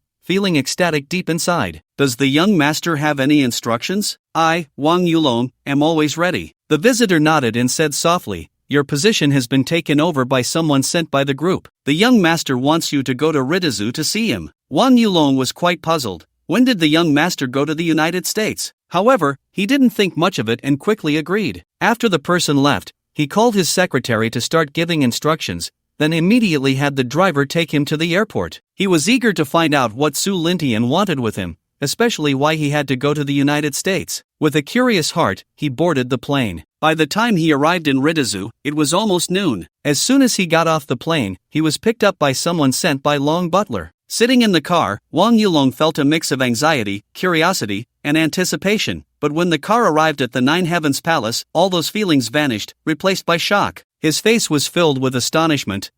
Is this a tourist attraction? He thought of the Forbidden City back home, assuming this place was the same, a tourist attraction where one could enter by buying a ticket. However, the driver's words left him silent. What tourist attraction? This is where the young masters and young ladies live. The car drove into the Nine Heavens Palace and then stopped in an open parking lot, where they boarded a sightseeing vehicle to proceed further inside. Wang Yulong gazed at the scenery along the way, and the palatial complexes, their grandeur leaving even this super-rich second generation in awe. The maids dressed in palace attire and the guards standing watch made him feel as if he had traveled back to an ancient royal palace. The sightseeing vehicle arrived at the main hall, where a male servant had been waiting for a long time. "The young master is hunting in the forest behind, follow me." Wang Yulong followed him to the guard manor in front of the forest. He didn't know how large the Nine Heavens Palace was, but if he had to walk from the entrance to here, he would probably be exhausted. Arriving at the guard manor, he looked at the helicopter, armored vehicles, and military jeeps before him. If the front was the royal palace, then this place resembled a military base. The forest behind was the emperor's hunting ground. What a joke! This so-called super-rich second generation was utterly weak in front of his young master. Once again, he got into the jeep and entered the forest. The environment in the forest was excellent.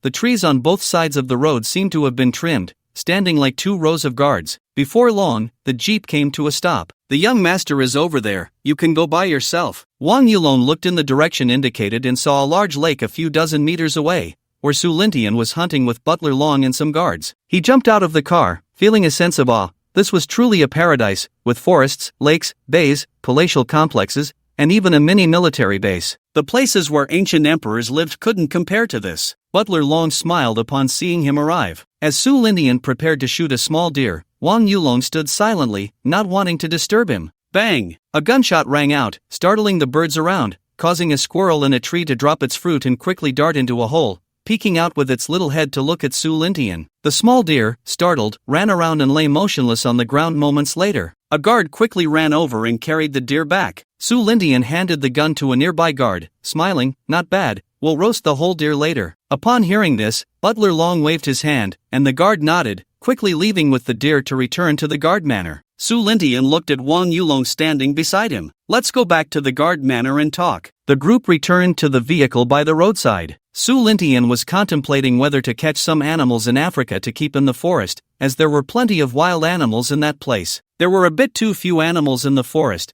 They hadn't encountered many during their time inside. Soon, the group returned to the guard manor. The small deer had already been processed, and the speed was nothing short of impressive, marinated and flavorful. The barbecue grill was set up, and soon the aroma filled the air. Su Lintian cut a piece and tasted it, finding the flavor just average. "Xiaolong, how's it going at Global Entertainment?" Wang Yulong sat up straight, smiling, quite leisurely. "Leisurely? Well, there's something not so leisurely and a bit dangerous. Would you be willing to do it?" Su Lintian said while enjoying the food. Wang Yulong thought for a moment. A dangerous task? His young master wouldn't want him to go to the underworld, would he? Or perhaps the dark web? But no matter which, it was better than his position at Global Entertainment. Because in his view, Su Lintian didn't lack money. What did it matter how much he earned at Global Entertainment? It was better to do something dangerous, so he could occasionally appear in his young master's sight. Willing, of course willing. As long as it's what the young master commands, no matter how dangerous, I will not hesitate. Alright, then you head to Africa this afternoon. Once you get there, someone will naturally tell you what you need to do. Work hard, I have high hopes for you. Wang Yulong's face turned red with excitement upon hearing this. Although he knew this might be just empty promises,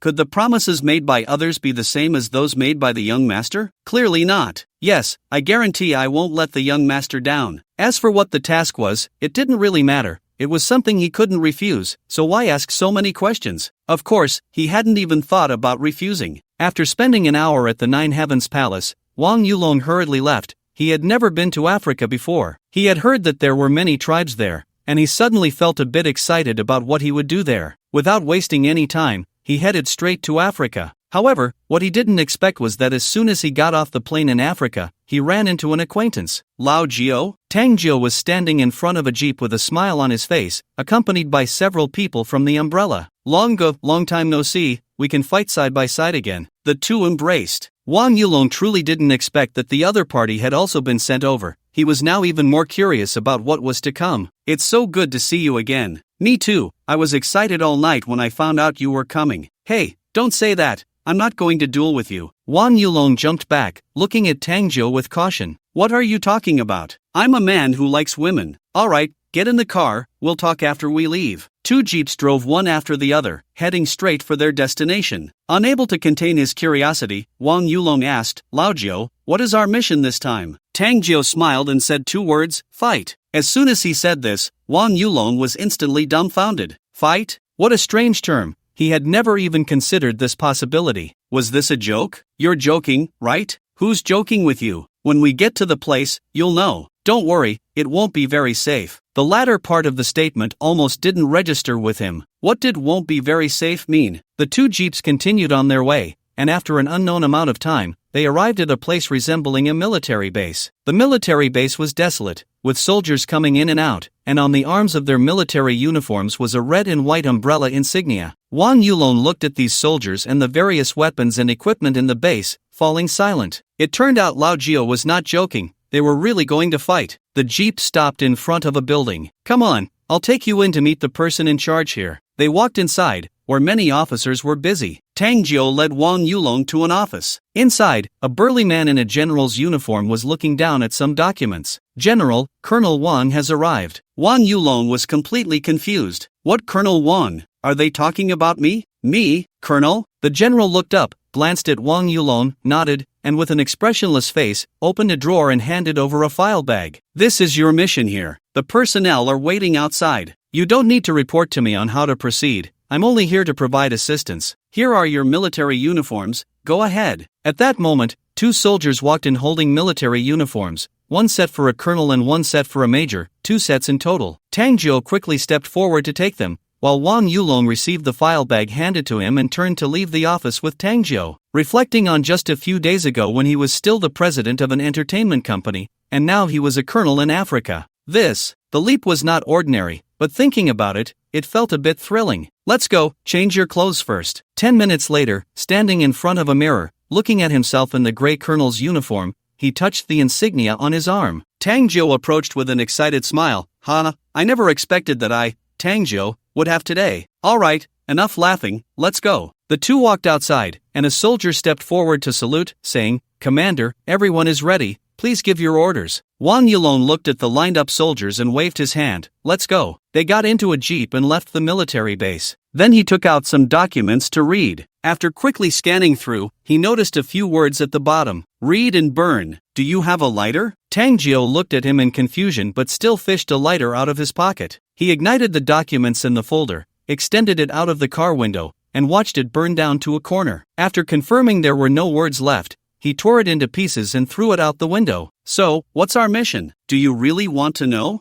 Seeing Wang Yulong's half-smiling expression, Tang Jiu shook his head repeatedly. "Not really, I just need to follow you." They brought 300 soldiers, and the weapons were similar to those from the previous Sakura mission, mortars and such. However, it was more than enough to deal with those natives, and it might not even come to a fight. The journey was over 300 kilometers, and they rushed for more than 3 hours to reach their destination. Along the way, not a single figure was seen. It was truly a vast and sparsely populated area. It was precisely for this reason that Su Lindian chose to build a research base here. Wang Yulong's duty was to ensure the external security of this base. Reflecting on the contents of the documents, he couldn't help but exclaim, "Dad, you are really impressive." Just hundreds of meters from the tribe, Wang Yulong suddenly raised his hand. "Stop." All the soldiers quickly jumped out of the vehicle and formed a line. Tang Jiu seemed to realize who their target was, got out of the car, and looked up at the distant tribe. At that moment, the people in the tribe had already begun to feel anxious and uneasy. "Oh no, it's them, the leader, it's the guards of that base. Damn,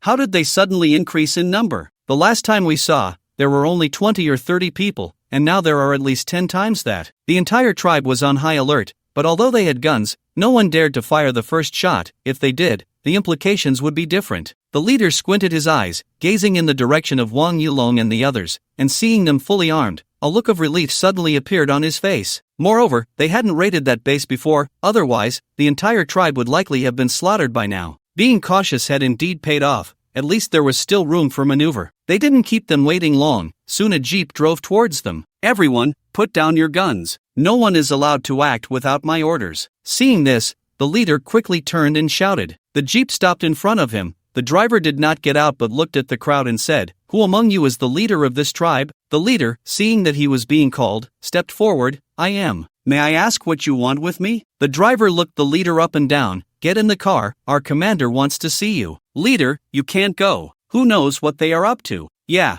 you absolutely can't go." The driver scoffed. "Do we need to use such means to kill you? We can set up artillery, and in less than 20 minutes, we can level your tribe to the ground. Our commander is giving you a way out. Don't block your own path." Everyone fell silent. Indeed, looking at their uniform military attire, those military vehicles, and those advanced weapons, while they only had worn out AKs, and not everyone even had one. "Alright, everyone stop arguing. I'll go with you." Saying this, he got into the passenger seat. Wang Yulong looked at the returning jeep, a smile curling at the corners of his mouth. Beside him, Tang Jiu was taken aback, thinking they were about to go into battle. After all, bringing so many people here couldn't just be for a stroll. "Commander, the people have been brought back." The chief followed behind the soldier, curiously sizing up Wang Yulong and Tang Jiu, as only their military uniforms were different. Wang Yulong surveyed the desolate area and then glanced at the chief a few times, How many people are in your tribe? How many weapons do you have? Answer me truthfully, and I won't resort to violence." The chief dared not conceal anything. "Sir, our tribe has over 3,000 people, and we only have 200 guns. May I ask if you have any tasks for us?" "Oh, you're quite clever. You should know what lies not far from your tribe, right?" The documents had already mentioned that this tribe had secretly observed the base before. "We know, we mean no harm." Though he said this, cold sweat had already formed on his forehead, cursing the previous people in his heart for claiming they hadn't been discovered,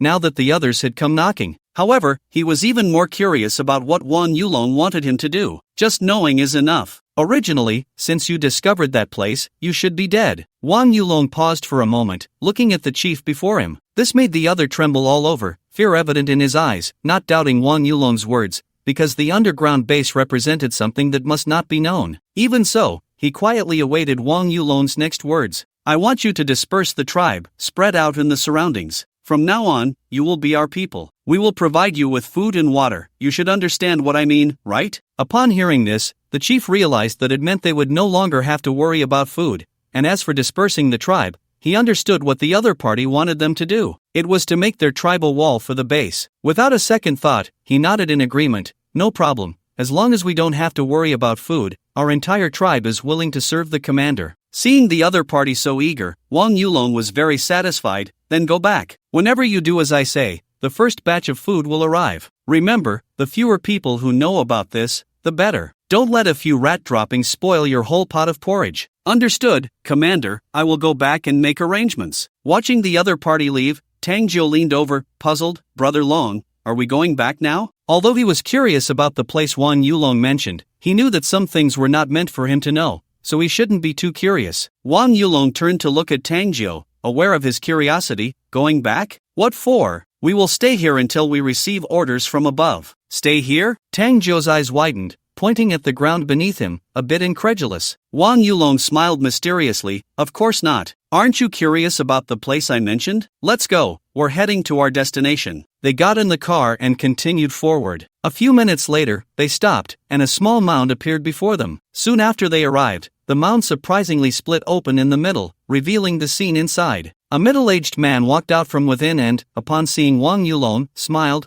"Welcome to your arrival." Wang Yulong shook hands with him and said to Tang Jiu, "This is the person in charge here, Su Wei. Tang Jiu, my aide. I've long admired your name. Let's go down and talk." Once all the vehicles were inside, the door closed automatically. Wang Yulong looked at the scene inside, filled with shock. "Is it already completed?" "Of course not. It will take about another half-month." Wang Yulong nodded, not asking further. Looking at many people dressed in the same military uniform, albeit with some differences, the other side's arm badges had 2 golden stars beneath them, symbolizing Base 10. These individuals were the armed personnel of Base 10. Meanwhile, Wang Yulong and his team were only responsible for external emergencies. In just one day, a large tribe of over 3,000 people had transformed into 4 smaller tribes, scattered in 4 directions several kilometers away from the base. Within the 4 tribes, Wang Yulong had placed 2 people in each. The tribe leader was aware of this, and Wang Yulong's warning to him was that if anyone died in any of the tribes, they would all be buried with them. After sending Wang Yulong to Africa, Su Lintian no longer paid attention to him. As for how to proceed, someone would naturally inform him. Whether the other side would betray him was of little concern, not to mention that their phones would be monitored by the dark web 24 hours a day. Everyone in the entire base, including the soldiers and the 300 people they brought, were without exception his own. He hoped the other side had no such thoughts, and believed that as long as they weren't fools, they wouldn't do such a thing. He wasn't afraid of the other side having such thoughts, since he dared to use them. He wasn't afraid of them developing ulterior motives. Ridazu, Jotian Palace Bay. Su Lintian boarded the Tiangong ship with his team. "Let's set off." The island base had already been constructed, and this trip was to arrange personnel while also taking a break. The other 8 yachts did not all follow, only 4 accompanied, guarding the Tiangong ship in the center. Looking at the boundless sea, his thoughts drifted. All bases had been established, and with the expertise provided by the system specialists, he believed it wouldn't be long before results could be seen. The Tiangong ship sailed on the sea for 3 days. During these 3 days, Su Lintian idly gazed at the sea view, fished, and even encountered a warship, but the other side merely glanced at him before leaving. Soon, the Tiangong ship came to a stop. Su Lintian looked up and could see a small island in the distance, with helicopters landing on the deck. 4 helicopters flew towards the small island. The base's person in charge is waiting in an open area. Now the entire small island has only him left. Looking at the helicopters overhead, he was so excited. He had been alone on this small island for several days. When Su Lindian got off the plane, he hurried forward. "Young master, you finally came." Seeing the other person's expression, Su Lindian couldn't help but smile. "You've worked hard, Su Chen." To his surprise, Su Chen waved his hands repeatedly. "Not hard at all, young master. Let's go to the base first." The group arrived at the base, and Su Lindian took a tour. The island base wasn't large,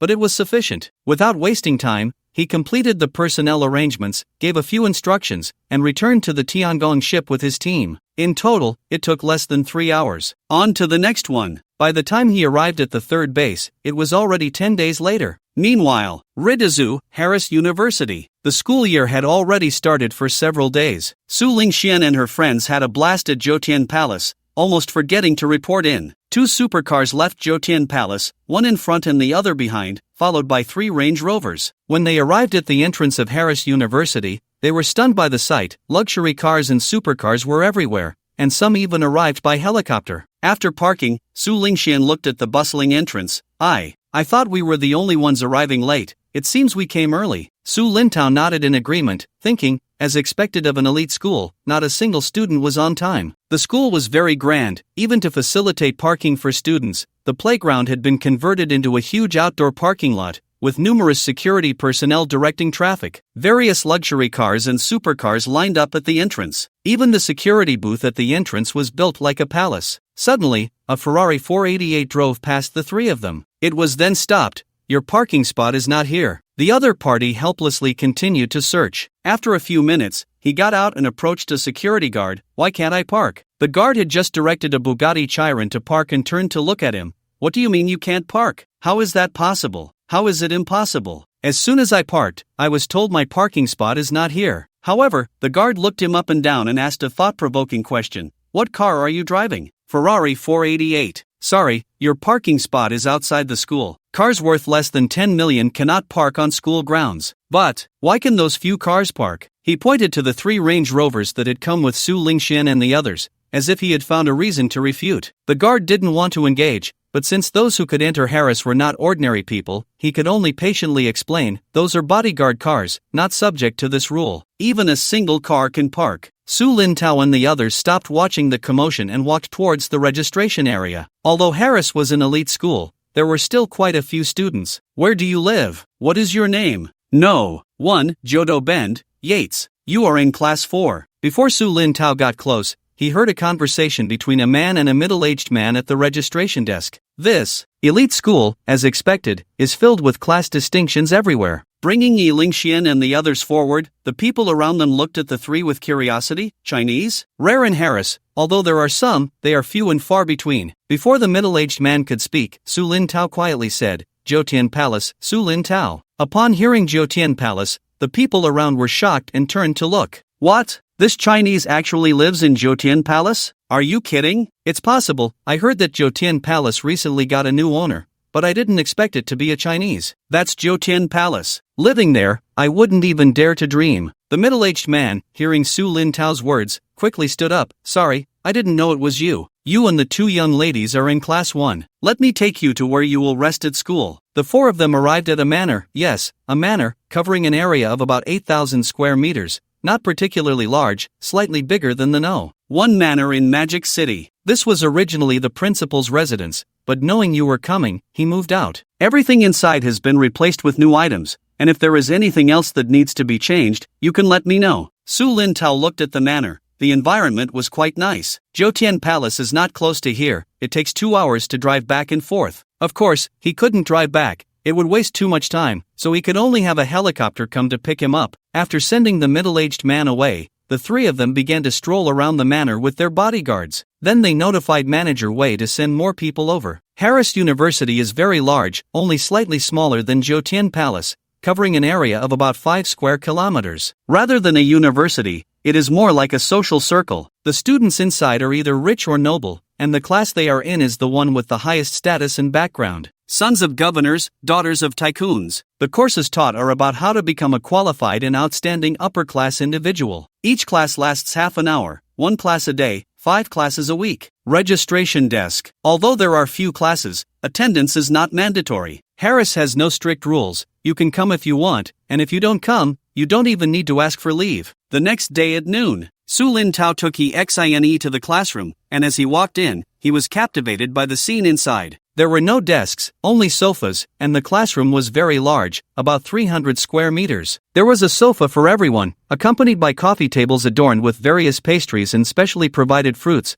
which were grown by Harris specifically for the students. In addition to snacks and fruits, there was alcohol, like the 1982 Lafite, which couldn't even make it to the table here. There were also various cigarettes. There was even a landline phone nearby. If you wanted something, you could just press a button and say it, and within 5 minutes, someone would bring it over. Moreover, each classroom was different. Outside the classroom stood several security personnel, along with their own bodyguards. Standing at the podium was a man with a commanding presence, around 50 years old, exuding an air of authority without needing to be angry. When he saw Su Lin Tao and the others enter, he waited for them to sit down before saying, "Okay, everyone who should be here is here, let's start the class." There were only 50 people in the class, each with a remarkable presence, but what surprised Su Lin Tao was that there were even minors around 15 or 16 years old. Yi Xianyi sat on the sofa, trying hard to remain calm. It was only when she arrived at Harris that she understood what it meant to be among the powerful. It was no exaggeration to say that if anything happened to anyone in this classroom,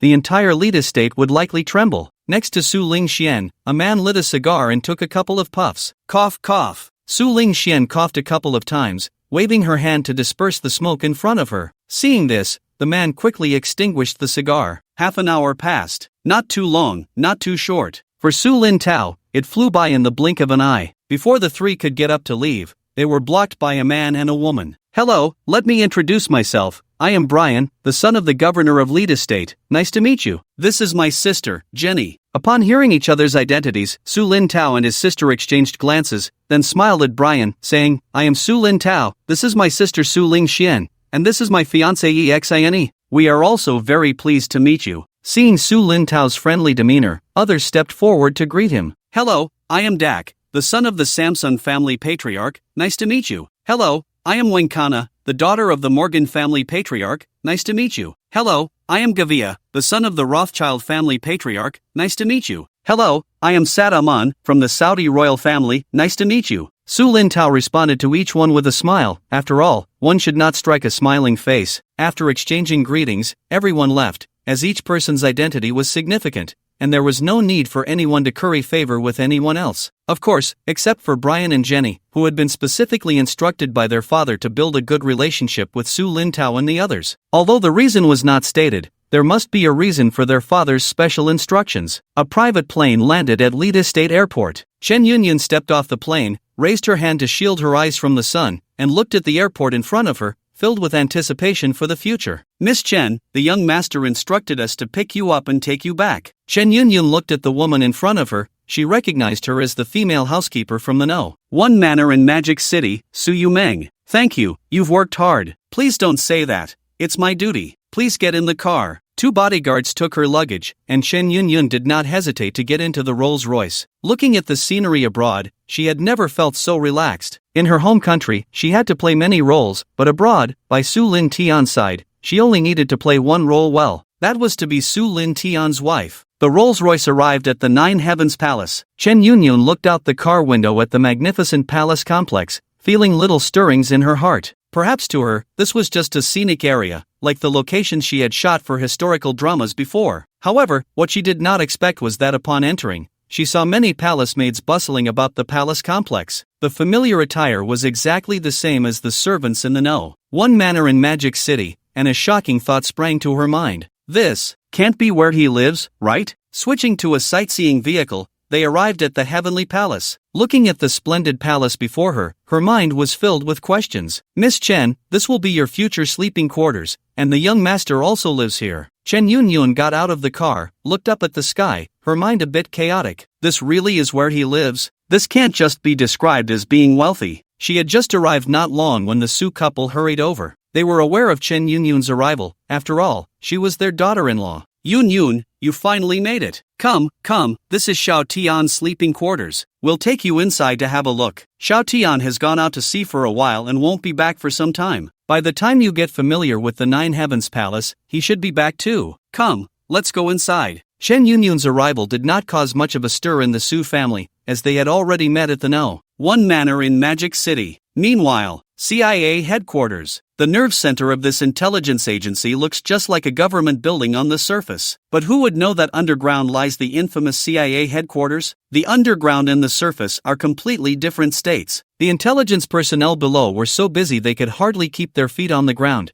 and the incoming personnel nearly broke their chairs. Here, there is intelligence from all over the world. Their job is to organize, filter, analyze, and then classify the vast amounts of intelligence received daily. What's going on? How long has it been since Lux has sent back any news? According to their regulations, regardless of whether the intelligence is useful or not, at least one message must be sent back every month. This is also to check on everyone's life status, to see if they are dead or not. It can't be. Lux is a seasoned intelligence officer. How could he make such a rookie mistake? Could there have been a mix-up? Or is he in some trouble that has delayed him? Delayed? At first, I thought so too, but I can't get in touch with him. What could possibly delay him for months? He might be in trouble. Have someone check. If Lux were still alive, he would probably jump out and point at them, cursing, "Damn it, I've been dead for months, and you just thought of looking for me? I might as well be reincarnated as your son, and only now you remember to send someone to find me." Mama Jenny riding a cow home. That's really something. But it cannot be denied that the CIA does have some capabilities. In less than 3 days, they found out Lux was dead. CIA headquarters.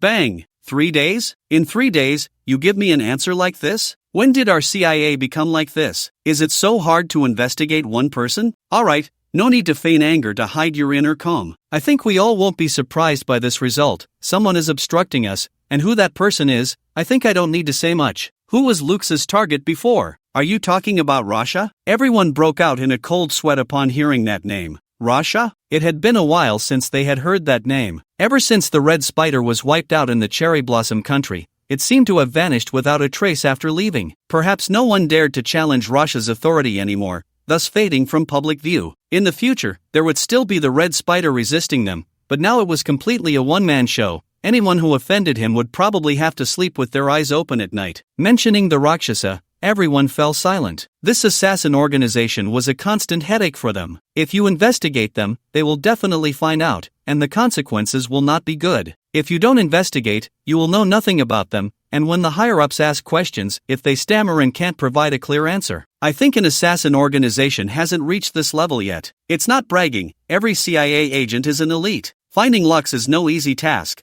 let alone killing him. Are you saying someone is providing intelligence to the Rakshasa? Exactly, and that person is very likely the dark web. Mentioning the Rakshasa made them silent, and now mentioning the dark web made them silently pull out cigarettes and start smoking. It was a headache, a serious headache. The scenes of the dark web wandering in the corners seemed to be etched in their minds, impossible to shake off. They really didn't want to deal with the dark web unless absolutely necessary. This guy was a god on the internet. They even suspected that they knew where the CIA headquarters was. The air suddenly became eerily quiet, filled with the smell of cigarettes, the smoke swirling, and the atmosphere grew somewhat oppressive. After a moment, alright, if we keep smoking, the place will catch fire. Let's pause this for now. I need to report to the higher-ups and let them make a decision. When faced with a difficult problem, it was naturally best to hand it over to the leaders. Otherwise, wouldn't it make the leaders look useless? Su Lintian was unaware of the CIA's decision. He was currently heading to the next base. After drifting at sea for so long, he finally arrived at the last base. Following the same procedure, he arranged the last base and returned to the deck of the Tiangong ship. Moreover, at each base, he left behind energy crystals, one of each color. It wasn't out of stinginess, it was just for their research. Stretching, he sighed,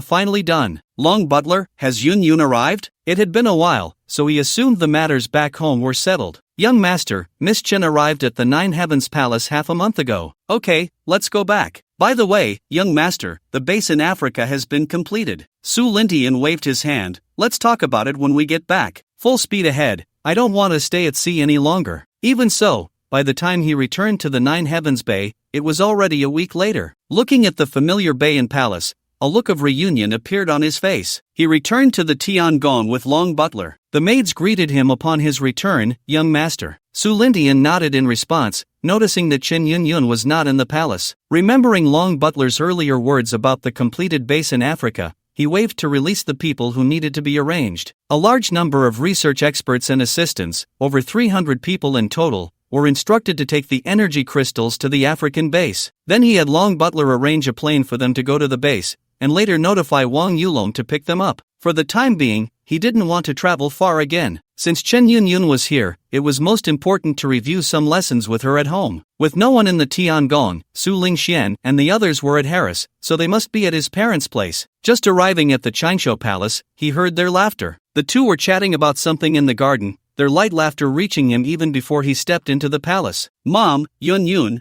what are you talking about? You seem so happy. Where's Dad?" Hearing Su Lintian's voice, Chen Yunyun turned around joyfully. "Lintian." He walked over and sat beside her, and she naturally linked her arm with his. Li Jiao said with annoyance, "Don't mention your dad. Ever since he went to the forest and saw that lake, he fell in love with fishing. Yesterday, he spent the whole day with the Air Force. If I hadn't stopped him, he would have probably gone to guard the manor with grenades." Chen Yunyun covered her mouth and chuckled lightly. Indeed, as Li Jiao said, she was there at the time. The scene from that day was still fresh in her memory. Su Jinzhou, while fishing, was frustrated because the fish in the lake just wouldn't bite. After half a day of not catching a single fish, he threw down his fishing rod. "You all are so beautiful, yet you won't bite, playing tricks on us. Just wait, I'm going to guard the manor and bring you some good food." If it weren't for Li Jiao stopping him, he would have really gone, which shows how angry he was at that moment. "You've been out at sea for so long, what were you doing?" "Nothing, just had some matters to handle outside." "Alright, since you're back,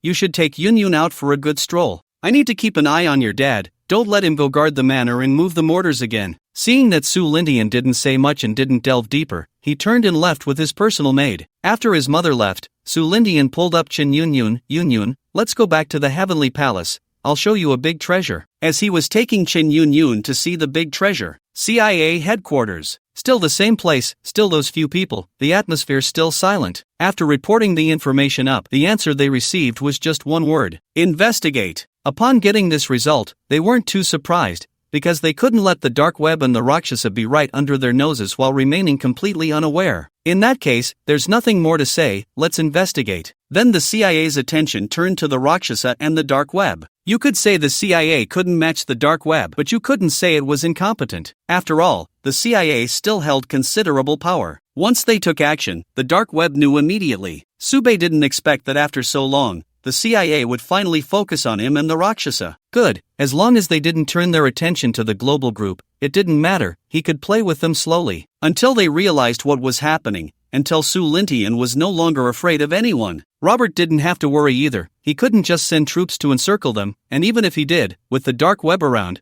by the time the troops arrived, he would have already vanished without a trace, in an inconspicuous manner in Europe. Beneath it was a palace, and in the center of the palace, a huge emblem was imprinted. A diamond-shaped quadrilateral formed by the intersection of two hour hands and a segment of a triangle. At a round table sat 12 figures cloaked in black robes, with numbers 1 to 12 above the right side of the black robes. The global group has been too reckless, expanding endlessly and acting with impunity. That's right, in this world, there are only two types of people, those who set the rules and those who follow them. Although the global group is large, it still can't step outside the rules. You can't say that, after all, they are young people, a bit arrogant is understandable. Alright, no matter who it is, they can't break the rules we've set. A little warning will suffice, our current targets are the dark web and the Rakshasa. These two organizations are too unruly, and if we continue to let them be, I fear the situation will be hard to control later. Number 1 tapped the table, interrupting the discussion of several people. According to the information we have, as you all know, the main members of the Rakshasa have reached the human limit in individual combat power,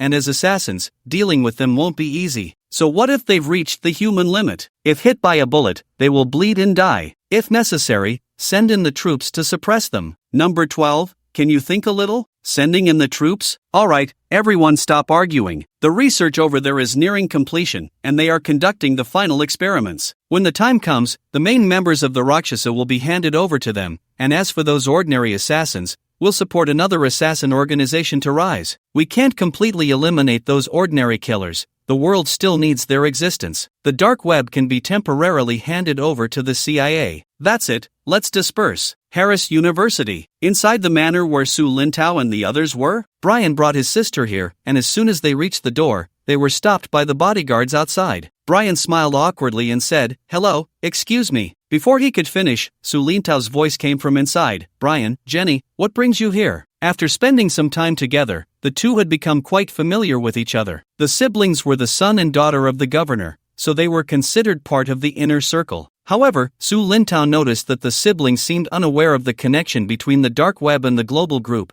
and perhaps even the governor himself didn't know. But he wouldn't say anything indiscreet. He knew what to say and what not to say. He wouldn't share anything about his family with anyone. With Su Lintao's nod, the two were allowed to enter the manor. Of course, they had to be searched and undergo a series of checks before getting close to Su Lintao and the others. Once in the living room, Su Lingxian and Yi Sini were whispering to each other, not knowing what they were discussing. Upon seeing Brian, they stopped their conversation. "Jenny, what brings you here?" The three women began chatting again, pulling Jenny into their conversation. Meanwhile, Su Lintao looked at Brian, waiting for him to reveal the purpose of his visit. "There's an underground boxing match tonight. Do you want to go watch it?" Su Lintao pursed his lips, wondering what it was all about. However, for the governor's son to be so invested in a boxing match, it might be something special. What makes this match different from others? Also, when did you start liking this kind of competition? Su Lintao picked up his teacup, took a sip, and glanced at him. Brian seemed very interested in this boxing match. "I wasn't really interested at first,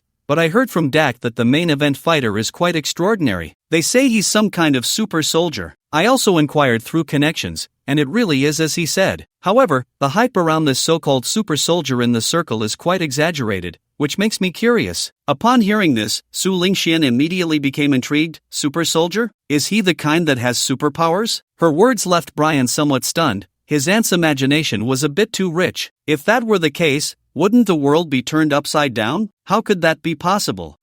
Not really. At most, he's just a bit stronger and faster. It doesn't reach the level of superpowers. If that were the case, he wouldn't be called a soldier, but a superhero. Su Lintao was also a bit curious. He had never seen such a special person. Of course, it was just a matter of not having the opportunity, or rather, his journey had been too calm because all his bodyguards were like that. Whether it was the attack on Su Jianzhou and his wife or Su Lingtian's encounters in the United States, they mostly used firearms. This led to Su Lintian not even realizing it. It turned out his bodyguards were so formidable. Even the servants were beings with extraordinary combat abilities. If you were to use firearms against them, congratulations, you chose fairness. Everyone would be on the same bullet level. If you chose to discard firearms, then great, your grandmother is here to pick you up. It was like completing a game. Firearms were the normal difficulty level, while choosing cold weapons or bare hands was hell level. "Sure, I'm bored anyway, let's go take a look." "Okay, I'll make the arrangements." Brian stayed for another half hour before leaving the manor with Jenny. After they left, Yi Sini looked worried and said, "Is there going to be any danger? After all, things abroad are not like at home." "It's fine, just bring a few more bodyguards over when the time comes." Yi Sini thought for a moment, nodded, and said no more. 7 o'clock in the evening. Four supercars accompanied by 12 Range Rovers headed to a boxing club.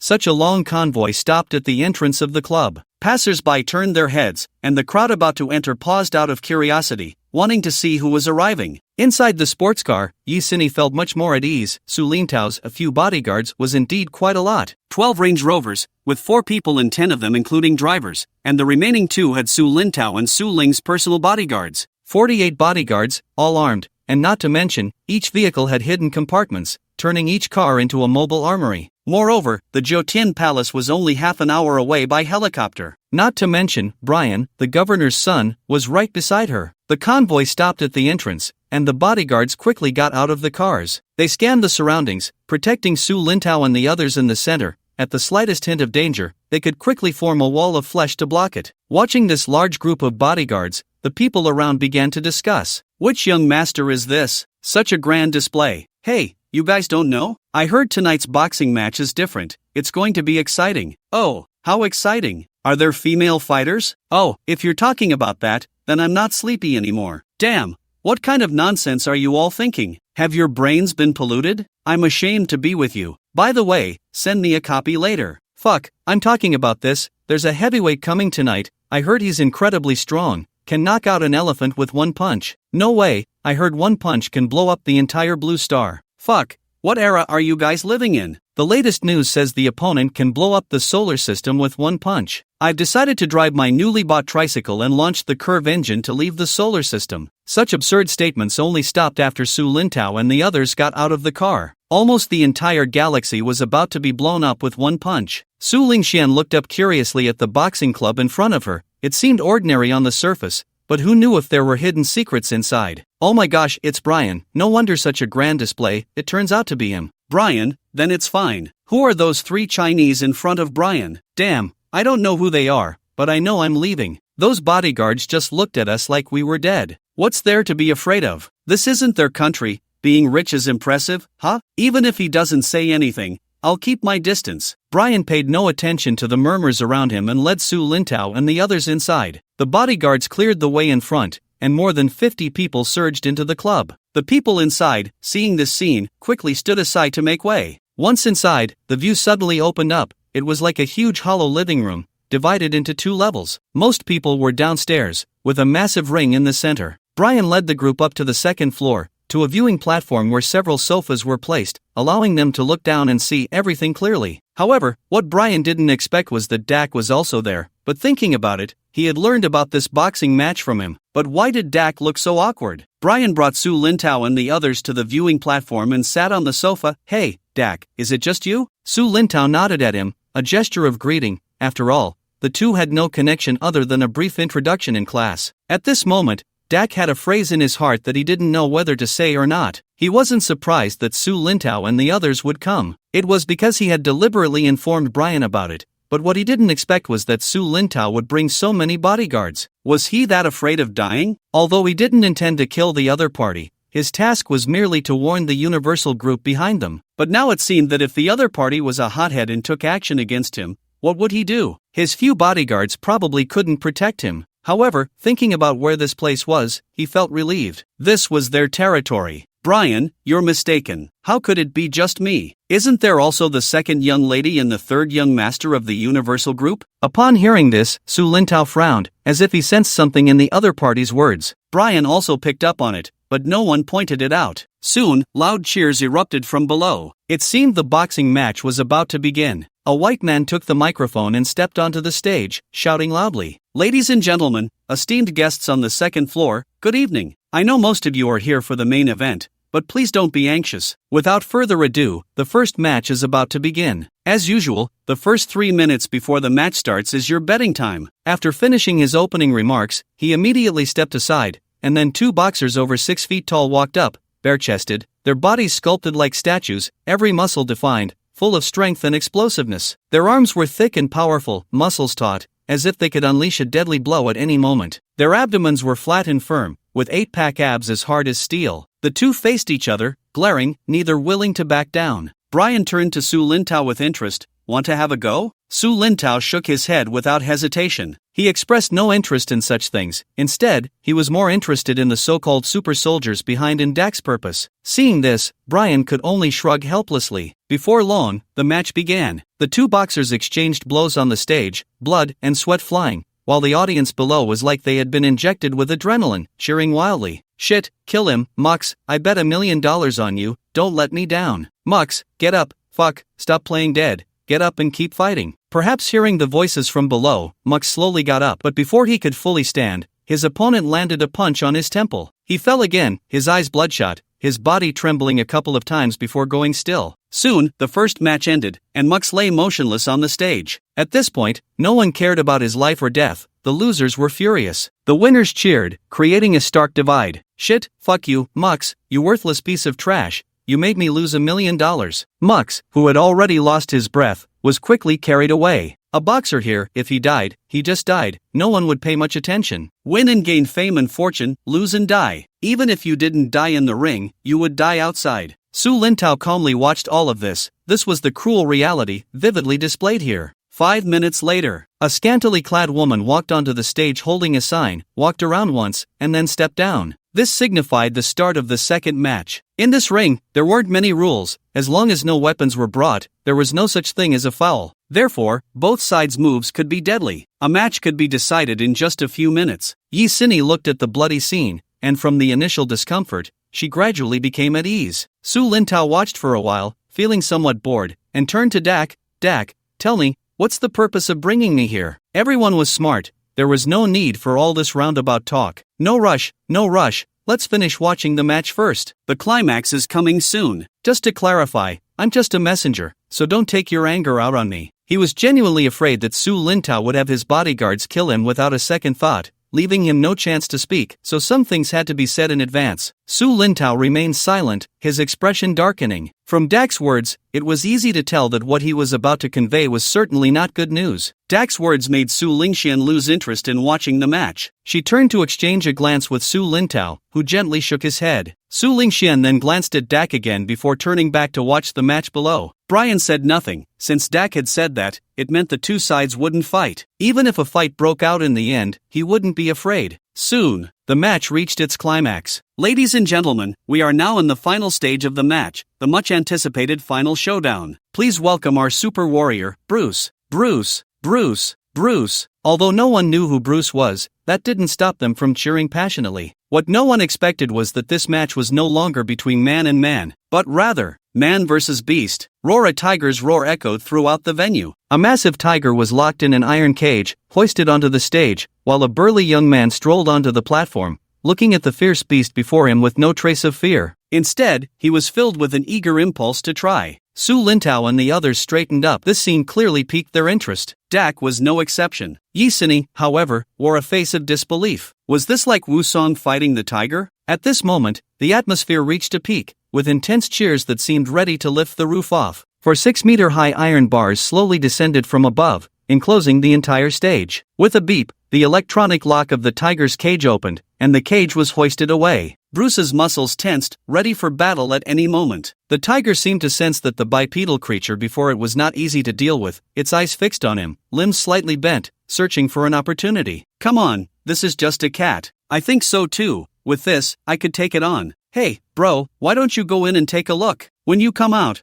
I'll give you 500. The next moment, the tiger lunged forward. It seemed ready to pounce on Bruce and deliver a fatal blow by locking its jaws around his throat. However, Bruce seemed to anticipate its move. He dodged effortlessly. His reaction was so quick that the audience barely had time to react before Bruce had already taken the initiative. He charged in with a punch to the tiger's back, and with a crack, a piercing howl escaped the tiger's mouth. Its spine visibly caved in, clearly broken. Enduring the pain, the massive tiger turned its head to bite Bruce, but Bruce wore a disdainful expression. He kicked it in the head, sending it flying and crashing hard against the iron bars, creating a violent tremor. At that moment, the tiger's eyes shifted from fierce to dazed. It was clear that it was beginning to doubt its life choices. Ah, am I a tiger or are you a tiger? One punch and you break my spine? Su Lintao withdrew his gaze and looked at Dak. I've watched the match. Can we talk now? Dak seemed to still be savoring the match, but it was clear that the purpose of this visit had been achieved. He retracted his expression and coughed. I hope your global group can restrain itself a bit. From now on, stop expanding. It's become too reckless. You have already broken the rules. I hope you will abide by our rules. This time is just a warning. Next time, it won't be an invitation to watch a match. Go back and tell your big brother Su Lindian to take care of himself. The more he spoke, the more invigorated he became, as if he had forgotten the words he had said to Su Lintao earlier. Seeing Bruce's formidable strength, he felt a bit elated, his face displaying a sense of pride. At that moment, he seemed to be the ruler of everything,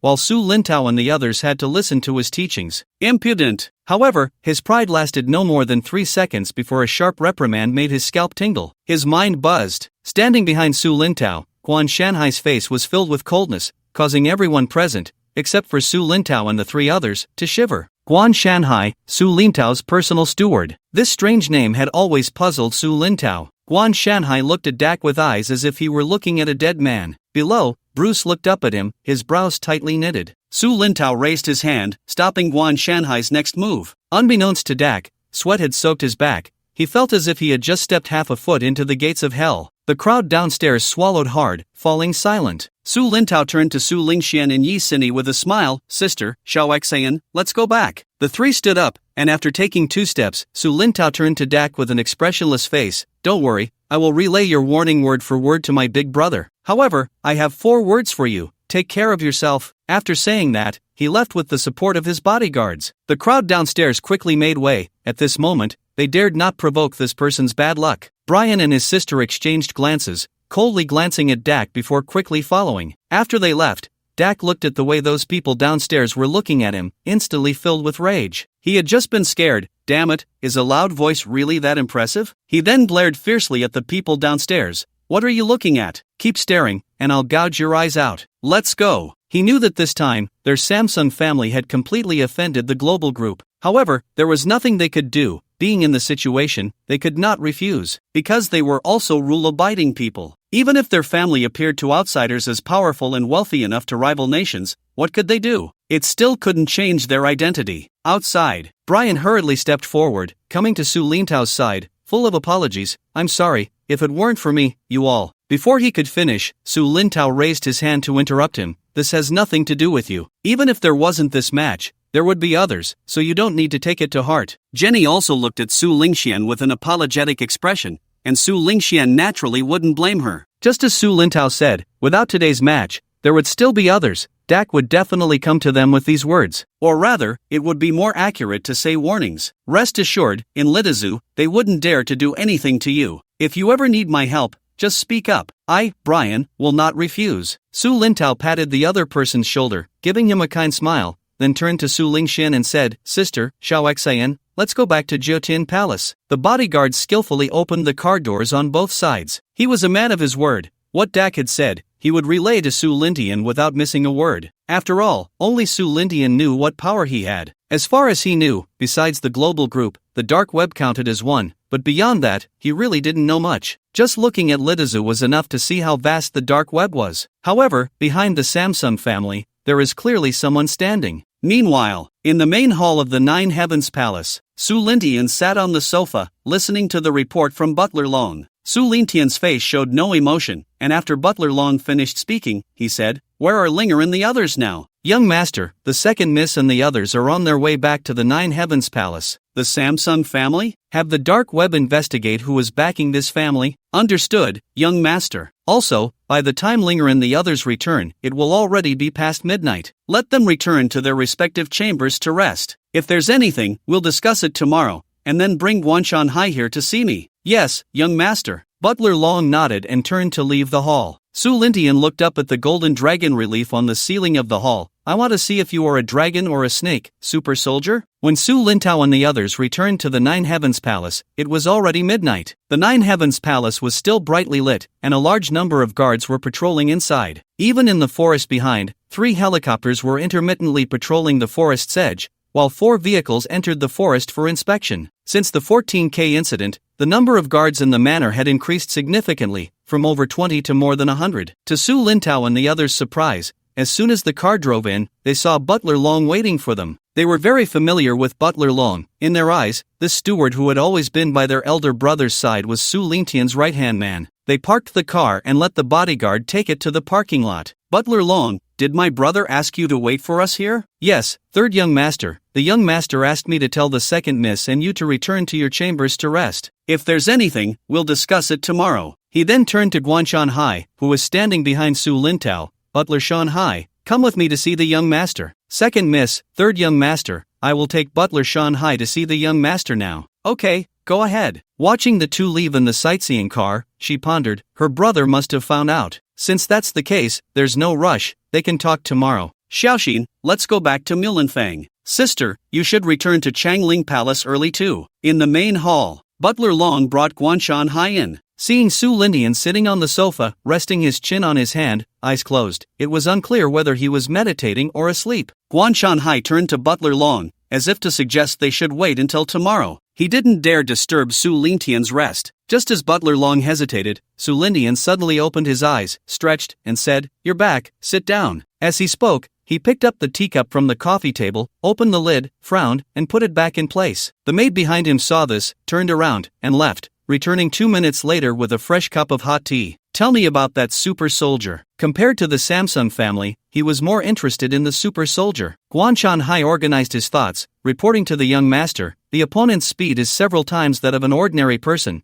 and their strength should be around 10 times. Su Lintian pondered for a moment. 20 times the strength was already terrifying. At least one punch could kill an ordinary person. Ordinary person? He had never known how powerful the bodyguards rewarded by the system were, and the assassins he had previously brought out each gave him a different feeling. How do you compare to this so-called super soldier? Guan Shanhai spoke frankly, young master, there's no comparison, they are not on the same level at all. Su Lintian was taken aback, narrowing his eyes. Is the gap really that big? It seems this person cannot be left alive. They must be eliminated in the cradle. And their research base must be eradicated as well. The dragon butler noticed the change in Su Lintian's expression and felt it necessary to correct him. Young master, what Manager Shanhai means is that the super soldier is not on the same level as him. If we don't use firearms, the other bodyguards can defeat him. Only then did Guan Shanhai realize that the young master had misunderstood his meaning, and he nodded repeatedly. Yes, young master, ordinary bodyguards can defeat him, but it won't be easy. The bodyguards have already reached the limits of human capability, and while the opponent hasn't reached that level, he is very close, about 80% there. Su Lintian was both amused and exasperated, realizing he had misunderstood. But if the bodyguards had already reached the limits of human capability, what did Guan Shanhai mean by not being on the same level? Had he already surpassed human limits? And you? Guan Shanhai smiled. Me? I can suppress him with one hand. Seeing Guan Shanhai's smug expression, which was harder to suppress than an AK, Su Lintian was somewhat taken aback, secretly mocking him. Hey, you're still putting on an act. The dragon butler, disapproving of this guy's smugness, explained, young master, our butlers have a different physical structure than others, so our limits are naturally different from ordinary people. Our butlers are basically all-rounders, whether in daily life or in terms of strength. If we must categorize by strength, the weakest are the male and female servants, followed by hackers and other specialized skill servants, then spies, bodyguards, assassins, and finally, us butlers. The male and female servants focus on how to serve the master well, and those with specialized skills do the same. Theoretically, assassins are weaker than bodyguards, but assassins possess lethal techniques that can kill with a single move. In the end, the butler did not elaborate, because being an all-rounder requires no further explanation. Upon hearing the dragon butler's explanation, Su Lintian finally felt relieved, thinking that the super soldier posed a significant threat to him. He had worried for nothing. Alright, thank you for your hard work. You can go back and rest now. After Guan Shanhai left, he continued, Dragon Butler, keep an eye on that research base of the opponent on the dark web. Yes, young master. Just then, Chen Yunyu walked in yawning. Lintian, it's so late, do you still have unfinished business? I've finished. Let's go back to the Heavenly Palace. The next morning, after Su Lintian and the others finished breakfast, Yusini was taken by the Su Jianzhou couple to the Jotian Palace forest for a visit. The three siblings sat down in the living room, and after taking a couple of sips of hot tea from the maid, Su Lintian looked at the eager expressions on Su Lintao and Su Lingxuan's faces. He couldn't help but chuckle. After all, with the extraordinary strength of a super soldier and the things Dark had said, it was no wonder they were anxious. Alright, I already know what happened at the boxing match. You don't need to worry about it. It's the same as before. I've already had someone investigate the people behind the Samsung family, and I expect to have news soon. As for that super soldier, you don't need to worry. To outsiders, such a being seems quite terrifying, but in our family, he's just a slightly weaker bodyguard. However, we mustn't let our guard down. In the future, you must always have bodyguards and your personal butler with you when you go out. Seeing her older brother's relaxed smile, Su Lingxian felt her previously anxious heart finally settle down. Seeing Bruce's terrifying strength yesterday had truly shocked her. It was no different from a humanoid Tyrannosaurus. Well, given the circumstances, let me tell you about the situation at home. Su Lintao and Su Lingxian exchanged glances, perked up their ears, and wondered if their older brother was finally going to talk about the family's power. The global group and the dark web, you should all be aware of them. Let's talk about something you don't know. The Rakshasa organization is also ours. It's a killer organization and currently the largest killer organization in the world. There used to be a Red Spider, which was a killer organization from the old era. However, two tigers cannot coexist on the same mountain, so last year, in the land of cherry blossoms, the Rakshasa wiped them out completely. The main purpose of this organization is to eliminate those who obstruct us and to assassinate the high-ranking members of rival organizations. Red Spider? They didn't know much about the Rakshasa, but they were aware of the Red Spider, which had caused quite a stir in the land of cherry blossoms before. Even that restroom was leveled, and they claimed that the Red Spider was eradicated by their side. It seems they really know how to embellish their own achievements. Su Lintao was shocked. He never expected that the two major organizations, the Dark Web and the Rakshasa, which were rumored to be so powerful, were actually under his elder brother's influence. Adding to that was an economic giant, the global group, money, intelligence, and blades. Everything was in place, but wait, there was still one missing. Su Lintao looked up at Su Lintian and asked the question that lingered in his mind. Brother, is there still one more? Su Lintian nodded in satisfaction. Indeed, he could guess this. That's right, there is indeed one more, called the Umbrella. This organization actually split off from the dark web, and its internal structure consists of only one thing, an army. It is filled with warlords of all sizes. So far, there are only these 4. Remember, the outside world does not know about their connections, nor do they know about their ties to the global group. What I just told you should not be known by a second person, including Mom, Dad, and Cinny. I originally didn't plan to tell you because the fewer people who know, the better, but I had to tell you for your peace of mind. As for the research bases, he didn't plan to let them know. Brother, don't worry, we understand the stakes involved, Su Lingxian said seriously, putting away her smile. Alright, if there's nothing else, go accompany Dad for some fishing. For now, don't return to Harris. In a few days, I'll have someone notify the Yi and Chen families to hold the engagement banquet at the Nine Heavens Palace. Okay, I'll listen to you, big brother. Sister, why don't you come along too? Hey, getting bold and teasing me now, huh? As they joked, the two began to playfully tussle. Stop, I was wrong. Humph, serves you right for teasing your sister. Unexpectedly, as Su Lintao walked out of the main hall, he turned back and smiled. Hey, I dare you next time. This made Su Lingxian quite angry. She glared and chased after him. Su Lintao, stop right there, see if I don't give you a beating. In the living room, Su Lintian shook his head with a smile. Butler Long, have someone notify the Yi and Chen families to come to the Nine Heavens Palace in 3 days. This engagement banquet needs to be arranged soon. He even thought, why not hold the engagement banquet and wedding together? But then again, the wedding wasn't urgent. Yes, young master. By the way, young master, we have news from the dark web. The Samsung family is backed by the Freemasons. This organization is relatively old and very large, and the dark web is working hard to gather information on them. Also, that research base is very secretive. There are no results yet. It seems the CIA is also fully investigating the dark web and the Rakshasa. Upon hearing this, Su Lintian was not too surprised. After all, the Samsung family was not a small family, and this was just a relay of information. Therefore, behind them must be a true giant. The Freemasons, even without the dark web, he had heard of them. They were the real heavyweight presence. What world billionaires? In front of this organization, they were nothing but ants. However, he scoffed at their warnings, asking him to abide by their rules. CIA? Forget it, let Xiao Bei and Robert handle it themselves. Understood, young master. Let's go fishing. Soon, they arrived at the lake in the forest with Butler Long. Su Jianzhou and Su Lintao were sitting by the lake fishing. Li Jiayou and the other 2 women were chatting together. Su Lintian walked over to Su Jianzhou and joked, Dad, you won't be empty-handed again today, will you? Su Jianzhou's mouth twitched, his expression a bit awkward, clearly hit by the truth. Hey, you don't know, I've been fishing for so many days in a row and only caught one, and it's a small one. What does that prove? Su Lintao turned his head in confusion. Prove what? Prove that you need to practice more. Alright, you have to be so filial, huh? Is that a problem with my skills? I suspect there aren't many fish in this lake at all. Look at the surface, not even a splash. Su Lintian looked up at the lake surface, and indeed, as Su Jianzhou said, there wasn't a single splash. That's unlikely, even when it rains there are fish, let alone such a big lake. Let me give it a try. Then Su Lintian found a good spot nearby. The maid brought over a stool, and Butler Long handed him a fishing rod. Fishing is a tedious sport because of the empty hooks. An hour later, Su Lintian believed Su Jianzhou's words. Damn it, there were no fish biting. He even wanted someone to drain the lake to see how many fish were in there, considering he had fished for an hour without a single bite, not even a twitch on the float. No wonder his dad had been mumbling about guarding the manor with grenades and even mortars. He casually tossed the fishing rod aside. I'm done,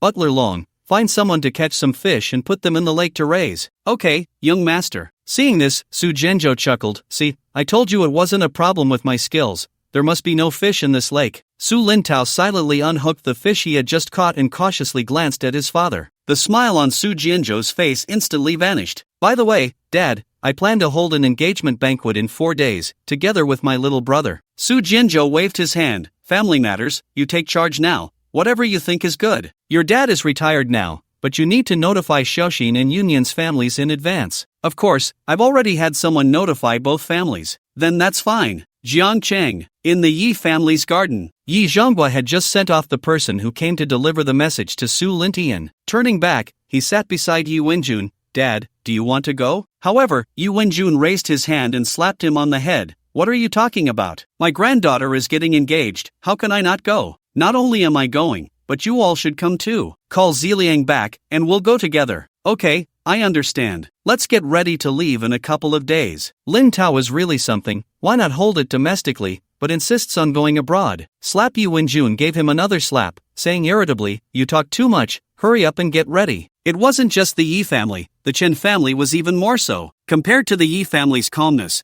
the Chen family appeared much more nervous. After all, their family conditions and education placed them in a position to know that Su Lintian was not an ordinary person, and they did not persuade him to hold the engagement banquet domestically. 3 days passed in the blink of an eye. Yi Ziliang was called back, and except for Yi Sini's uncle who couldn't leave, the entire Yi family took a car to the airport, while Chen Tianqi had already arrived at the airport with his parents. Inside the airport, someone was there to receive them, leading the three to the private plane prepared by the global group. Looking at the luxurious plane in front of them, the three felt a bit restrained, sitting in their seats, not daring to move much. 10 minutes later, the Yi family arrived, and when they entered the cabin, they saw the out-of-place Chen Haomin and his two companions. Although Yi Wenjun was puzzled, he still showed a friendly smile to the three. Once everyone was present, the plane prepared for takeoff and then took off. Soon, the plane soared into the clouds. Yi Wenjun and the others sat opposite Chen Haomin, looking at the honest and simple Chen Haomin, and no one spoke. For a moment, the atmosphere was a bit awkward, and ultimately, he broke the silence first. Hello, I am Yi Wenjun, Yi Sini's grandfather. Are you also going to attend Yi Sini's engagement banquet? Facing Yi Wenjun's greeting, Chen Haomin took a deep breath to ease his nervousness and said, Hello, Yi Lao. We are indeed going to the engagement banquet, but it is not your granddaughter, it is my daughter, Chen Yunyun. Chen Yunyun? Tang Yunyun, sitting next to Yi Zhonghua, was clearly taken aback. Same name? Both families had a common question in their hearts. This? Could it be that Su Lintian, Su Lintao, wants to marry two at once? Yi Zhonghua's expression darkened. How could he let his daughter share a husband with someone else? Just thinking about it made him uncomfortable. No, when they arrived, he had to talk to his precious daughter. Even if the Su family was as rich as a country, he would not agree. Yi Wenjun also felt a bit uneasy. May I ask who your daughter is engaged to? His words instantly attracted everyone's attention,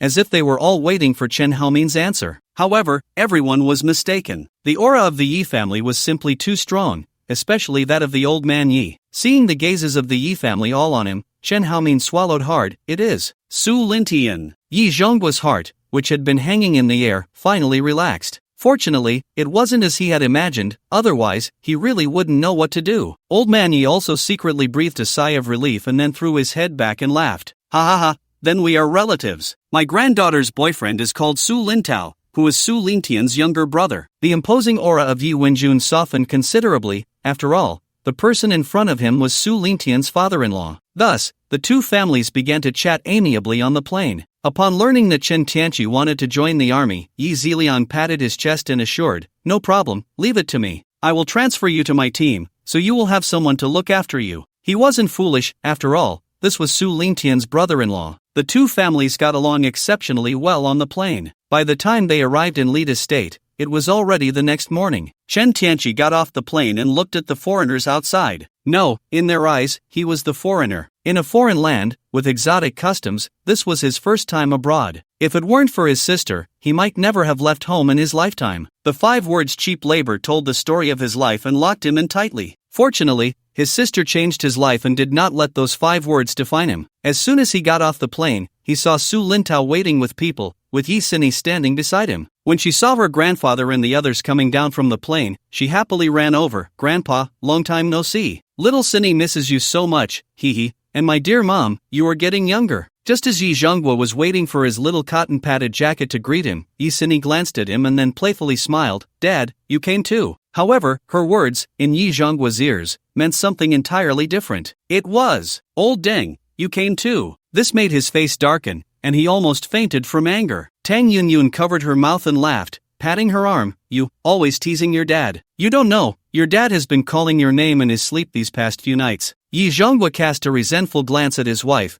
then turned his head and said irritably, Who wants her? Yi Sini raised the corners of her mouth, came to his side, and wrapped her arms around his arm. Dad, my dear dad, I was just joking with you. You're not mad, are you? I even specially prepared a gift for you. Dad loves me the most. Humph, who cares about your gift? Yi Zhonghua snorted coldly, pretending to be angry. But at this moment, he couldn't suppress the corners of his mouth. Su Lintao smiled and greeted everyone one by one, then led them towards Jotian Palace. The people around saw such a grand scene again. No need to guess, it must be the people from Jotian Palace. Yeah, I really envy them. If I could trade 20 years of life from everyone present for 2.5 years in Jotian Palace, I would be willing. After saying that, he immediately took off running, not for any other reason. Afraid of being beaten up. The convoy was driving on the highway, and the people in the car looked at the scenery outside, especially Chen Haomin and his wife, who were very curious about foreign countries. They had always heard about how international students were, how they opened their eyes to the world. But it was just like that. You open your eyes to the world, does the world care about you? The Yi family remained very calm. The Land Rover in front came to a stop. For some unknown reason, there was a traffic jam ahead, along with a large number of police officers. Moreover, they could vaguely hear gunfire. The convoy had to stop. A captain in police uniform saw Su Lintao's convoy, then looked at the license plate number, which was very different from others because all vehicles in Jotian Palace had a Su character in front of their license plates. In the entire Lead estate, only one place could have such license plates, and that was Jotian Palace. They didn't know what Jotian Palace represented in Lead estate. The information they received was that everything should give way to Jotian Palace. The police captain didn't dare to be negligent, quickly jogged over, and saluted Su Lintao, bending down to say, "Sorry, Mr. Su, we are currently apprehending criminals ahead, and a shootout is happening." Su Lintao frowned. "Do you know who they are?" Seeing Su Lintao frown, the captain's heart sank. "The information we have is that they should be from 14K. Guan Shanhai, sitting in the passenger seat, turned to Su Lintao and said, "Third young master, just go straight through. 14K wouldn't dare to do anything." Without asking for the reason, he said to the police captain, "You take your men and let the cars in front move aside. I need to pass." The captain was a bit nervous and hesitant. If he let Su Lintao pass and something happened, it would be the end for him. But if he didn't comply, it would also be the end. "What? Is there a problem?" "No problem. I'll have them move right now." The captain was sweating coldly, thinking to himself, leading the team today was really the worst luck. God bless, let nothing happen. Soon, the road was cleared. The convoy proceeded. Indeed, as the captain said, there was a shootout ahead, and the police officers by the roadside stared blankly at the advancing convoy, stunned. How bold are they? We're in the middle of a shootout, and they're just driving past like it's nothing? On the other side, it was indeed the 14K people, and among them was someone who had previously come to Jotian Palace with Rust. Shit, where did this reckless kid come from? We're in the middle of a fight, and you just drive through like that, not taking us seriously at all. Right, they don't take us 14K seriously at all. Brothers, let's take them down first. I want to see which reckless kid it is. The words of these people scared that man pale. Slap a slap landed on the little brother's head. Fuck, everyone stop. Are you afraid of dying too slowly? You sons of bitches, open your eyes and look at the other side's license plate. Do you know what that represents? They are from Jotian Palace. Everyone put down your guns. Do you want to get the boss killed? All the little brothers, upon hearing they were from Jotian Palace and recalling the earlier reckless remarks, broke out in a cold sweat. Their boss, Rust, said that from now on, when they see anyone from the Nine Heavens Palace, they should avoid them. Anyone who offends someone from the Nine Heavens Palace will have their entire family killed. The appearance of Su Lintao's convoy led to a tacit ceasefire between both sides, whether it was the Fabul or the 14K. Steward Guan, what is this? Third young master, previously the person in charge of the 14K in Dajo came to the Nine Heavens Palace wanting to see the young master. But the young master did not meet him and instead had Steward Wei receive him. Su Lintao understood. Stop the car, I want to say a few words to him. The convoy quickly arrived in front of the other party, lowering the car window by 1/10. A 14K member, smiling and bowing, waved at them. The other party dared not hesitate and jogged over while bending down, not caring whether Fabul would take the opportunity to shoot him. He was unconcerned. The fact that Su Lintao and the others could come over indicated that Fabul here also had to pay attention to the identity of the Nine Heavens Palace. My lord, may I ask what you need from me? He had been to the Nine Heavens Palace with Rust, and the boss had personally gone there. But what happened? He had heard that the boss did not meet the master of the Nine Heavens Palace, so, placing his identity on the ground was definitely the right move. Surrender, they won't do anything to you. After saying this, without waiting for the other party to respond, he closed the car window again. Understood. Watching the convoy leave, the other party breathed a sigh of relief. With this statement, his life was saved. "Brothers, we surrender. Let's go in for a cup of tea and then come out." The others naturally had no objections. After all, if they resisted again, they would undoubtedly die. It was said that Fobol's helicopter might even be deployed. Although the 14K was quite famous here, if you committed a crime, you would still be arrested. Guan Shanhai took out his phone, not knowing who he was messaging. The third young master's words had been sent out, and as subordinates, they naturally had to fulfill them. And all of this was completely observed by Old Master Yi and the others. Others might not have thought so much, but Yi Wenjun and Yi Ziliang thought more deeply, especially Yi Ziliang, who was secretly astonished at the influence of the Su family in Dazhou, which had reached such a level. He might now understand why Su Lintian chose to settle here. Chen Haomin was very shocked. He had no concept of power, but it seemed that his future father-in-law's family was quite powerful here. Everyone had different thoughts. After a smooth journey, the convoy soon returned to the Nine Heavens Palace. Looking at the white jade stone at the entrance, with the three large characters written in a dragon and phoenix style, Nine Heavens Palace. Gazing at the palace complex inside, everyone was dumbfounded, and for a moment, they even forgot to think, their minds blank. The palaces stood tall and majestic, resplendent with gold and jade, shining brilliantly under the sunlight, as if narrating their current splendor. The roofs were carved with exquisite patterns, lifelike, making one marvel at the superb craftsmanship of ancient Eastern artisans. As the vehicles entered the Nine Heavens Palace, everyone took a sightseeing car to the main hall. Along the way, the environment was solemn and dignified, with grand momentum. The garden was picturesque, with shady green trees, fragrant flowers, rockeries arranged in an orderly manner, lotus flowers blooming in the pond, and goldfish frolicking, a sight to behold. The corridor was spacious and bright, with smooth marble flooring, and exquisite sculptures and antiques placed on both sides, making one feel as if they were in a hall of art. The sightseeing car stopped at the entrance of the main hall, and as they entered the palace, a solemn and dignified atmosphere greeted them. The front hall was spacious and bright, with smooth marble flooring, and precious calligraphy and paintings hanging on the walls. It was decorated very luxuriously, with a black dragon carved from golden silk Nanmu right in front, lifelike and showcasing royal majesty and nobility. Since entering the Nine Heavens Palace, everyone was stunned, and even Yi Wenjun was no exception. The magnificent palace complex, with its grand entrance, was a place ordinary people would not dare to step into lightly. Who knew what consequences awaited inside? The Nine Heavens Palace truly lived up to its name. It was simply breathtaking. When he arrived, he had thought that the Su family's residence would be a large manor, but now it seemed that reality exceeded his imagination. No, it was beyond anything he could have dared to imagine. Yi Zhonghua cast a somewhat resentful glance at his daughter. Really, they had been here for so long, and she hadn't even told him about the place. As a result, he felt like a country bumpkin entering the grand garden,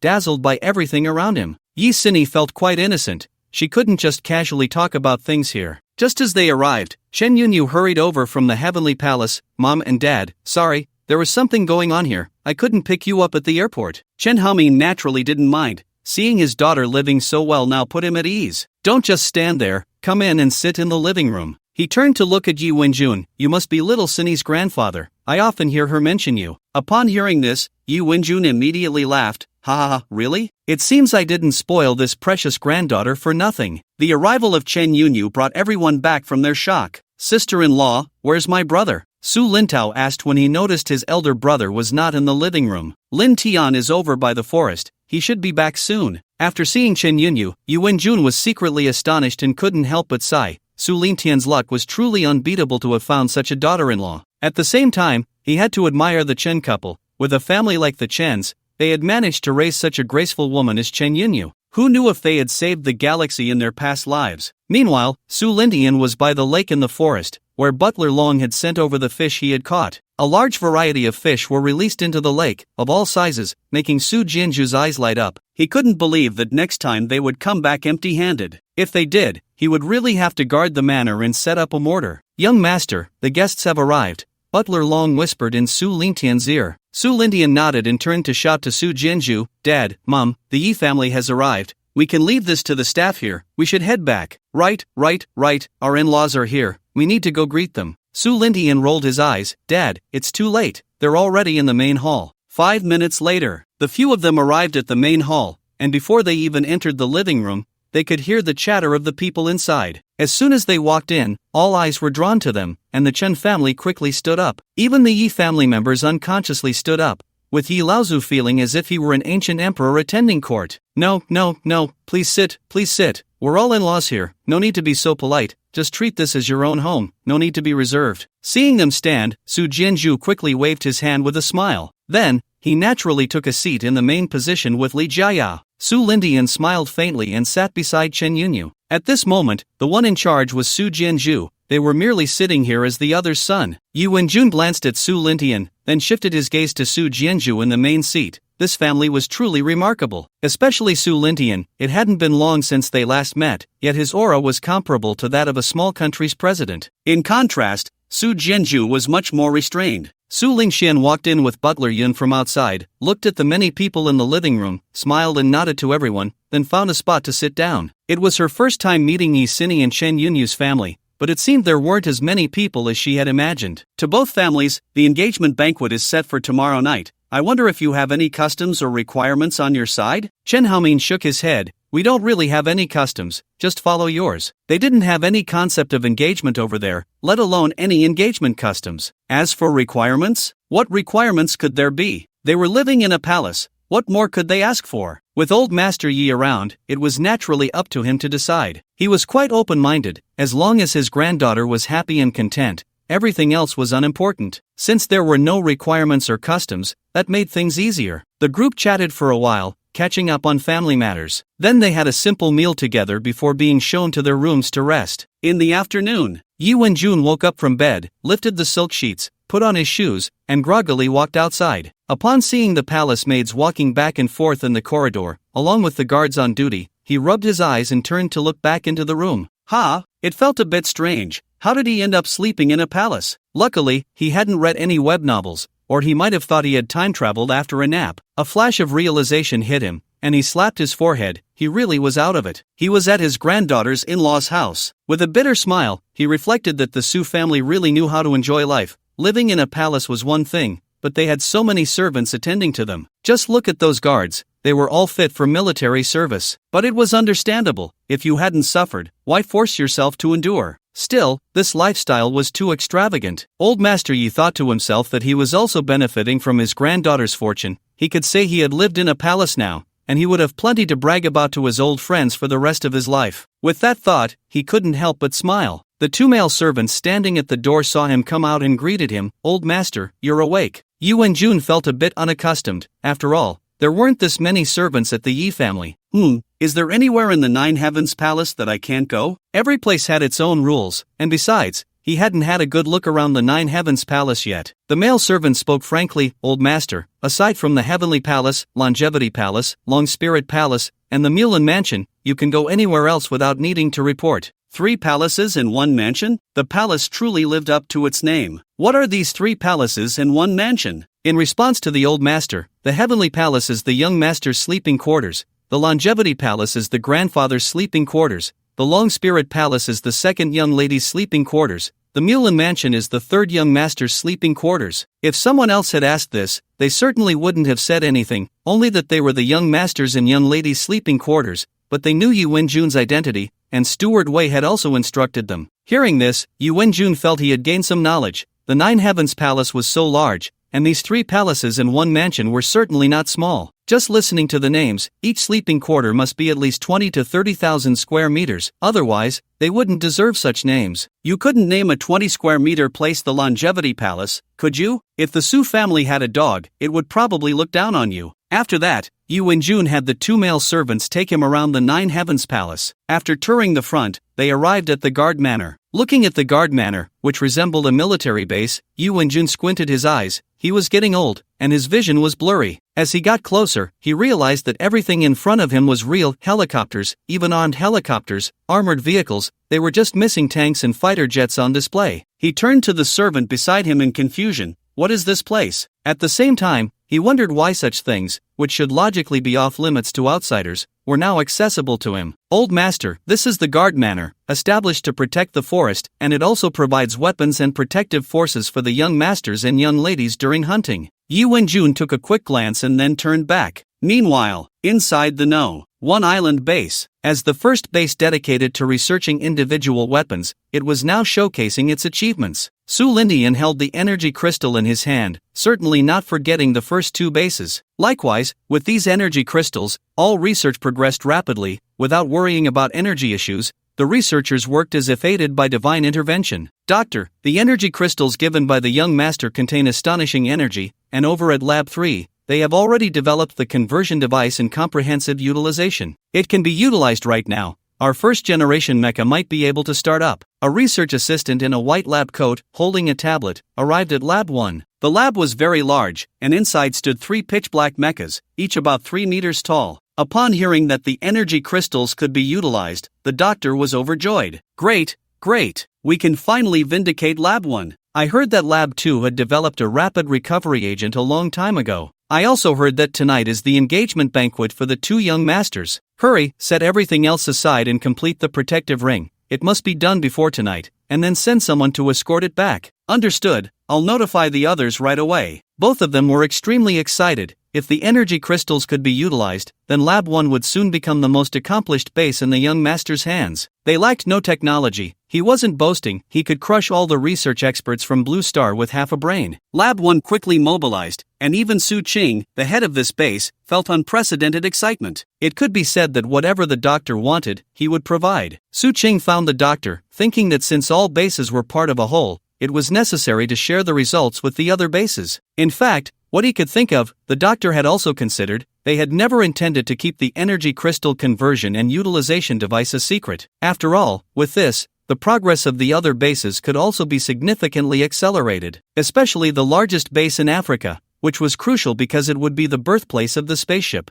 They had much to research, and giving them this device would save them a lot of time. When Su Qing found the doctor, the latter's face was flushed, busy with something. Su Qing did not disturb him but quietly watched from the side. After a moment, the doctor looked up at him, a kind smile on his face. Just as Su Qing was about to speak, the doctor raised his hand to stop him. I know your purpose for coming here. You don't need to say much. Although I value honor and want to stand out among many research labs, I also understand the importance of the bigger picture. The items are ready for you. Go to Lab 3 and get them yourself. He waved his hand, dismissing Su Qing. Soon, several boxes were escorted from Lab 1 to various research bases. That afternoon, Yemen, Samo City. A private plane landed at the airport, and several plainly dressed men left the airport in a jeep, heading to the second base in Samo City. At the entrance of the base, they were stopped by guards outside. Who goes there? Stop! The driver displayed the identification belonging to Lab 1, and upon seeing this, the guards quickly saluted and let them pass. Sulman had already received the news and was waiting at the entrance of the research base. The jeep stopped in front of him, and then a man got out, holding a box. After saluting Sulman, he solemnly handed over the box. Sulman returned the salute, took the box with both hands, and after watching the man leave, he turned and opened the door leading to the underground base, carrying the box inside. All of this, Su Lindian was unaware, as 2 bases were preparing gifts for him. Governor's mansion. Bruce sat bored on the sofa playing with his phone, while Jenny was walking the dog in the yard. At that moment, the governor walked in from outside. Seeing his daughter walking the dog, he waved and said, "Jenny, come in. I have something to say to you 2 siblings." Jenny responded and then squatted down to pet the corgi's head before turning back to the living room. Seeing his father return, Brian put away his phone, sensing that his father had something to say. The governor looked at the 2 of them and smiled. "There's an engagement banquet at Jotian Palace tonight. You 2 siblings go congratulate them on my behalf. This is the gift I prepared for you." Brian was a bit puzzled. An engagement banquet at Jotian Palace? Could it be Su Lintao's? But he hadn't been notified to attend. "Father, is it really appropriate to go uninvited?" However, the governor shot him a glare. "They didn't invite you, and you still have the nerve to say that. I told you to build a good relationship with Su Lintao, and this is how you did it. I heard about the boxing match, Brian. I'm very disappointed in you. If you had bravely stepped up at that time and even taught that useless young master of the Samson family a lesson, would he have not invited you tonight?" He felt very frustrated. Given the atmosphere at the time, if a fight broke out, wouldn't that be asking him to take the bullet? But father, in that situation, plus the boxing match was on their turf, if a conflict arose, wouldn't that backfire? To his surprise, the governor said with exasperation, "What do you mean their turf? You need to understand, this is Lita State. What is the Samson family? Conflict? What conflict could there be? If they dare to make a move, would I just sit back and do nothing? I could have the army surround that place in 10 minutes. Even if the head of the Samsung family came here, he would have to behave himself. Enough of this, it's meaningless to talk about it now. Remember, I'm in charge, and what you need to do is to get along with Su Lintao. If you can gain his recognition, what did they say in the East? Then our family's ancestral grave will be smoking with joy. Brian needed to understand why his father was doing this. In his impression, Su Lintao was the third young master of the global group. Brian didn't think too much, since his father didn't say more. There must be a reason. Understood, father. At the same time, he secretly thought, just don't blame me if I cause trouble later. As long as you understand. And Jenny, you too, I won't tell you the reason. Knowing too much isn't good for you, and don't be too curious. When it's time for you to know, you will naturally find out. Alright, go get ready. We'll head to Jiutian Palace soon. Father, why don't you go yourself? With your status, wouldn't it show that you value Jiutian Palace more? Jenny's little face was filled with confusion. The governor shook his head. It's more appropriate for you to go than for me. It wasn't that he didn't want to go, but he couldn't because of the orders from the dark web. He couldn't get close to the global group personally. The dark web's emphasis on the global group made him suspect that there were people from the global group among the higher-ups in the dark web. Seeing this, Jenny didn't say anything more. As the children of the governor, they were certainly not fools. That night, Jiutian Palace was brightly lit, with luxury cars gathered at the entrance. Inside, the maids were beaming with joy. In the main hall, Su Lintian and a few others were dressed formally, chatting with Old Master Yi. For tonight's engagement banquet, he hadn't actively invited anyone, all who came were guests. Of course, as long as you could enter Jiutian Palace, you were naturally a guest. Zhao Ruilong, the chairman of the global group, was certainly not absent and was the only one standing outside among the major organizations. Xiang Subei and Robert, as well as the head of the umbrella organization, were all low-key, with very few people outside knowing their identities. After Zhao Ruilong handed the gift to a nearby maid, he approached Su Lintian and respectfully said, "Young master." Looking at the person in front of him who was holding the banner for the global group, Su Lintian patted the other's shoulder. "You're here, good work. Be careful during this time,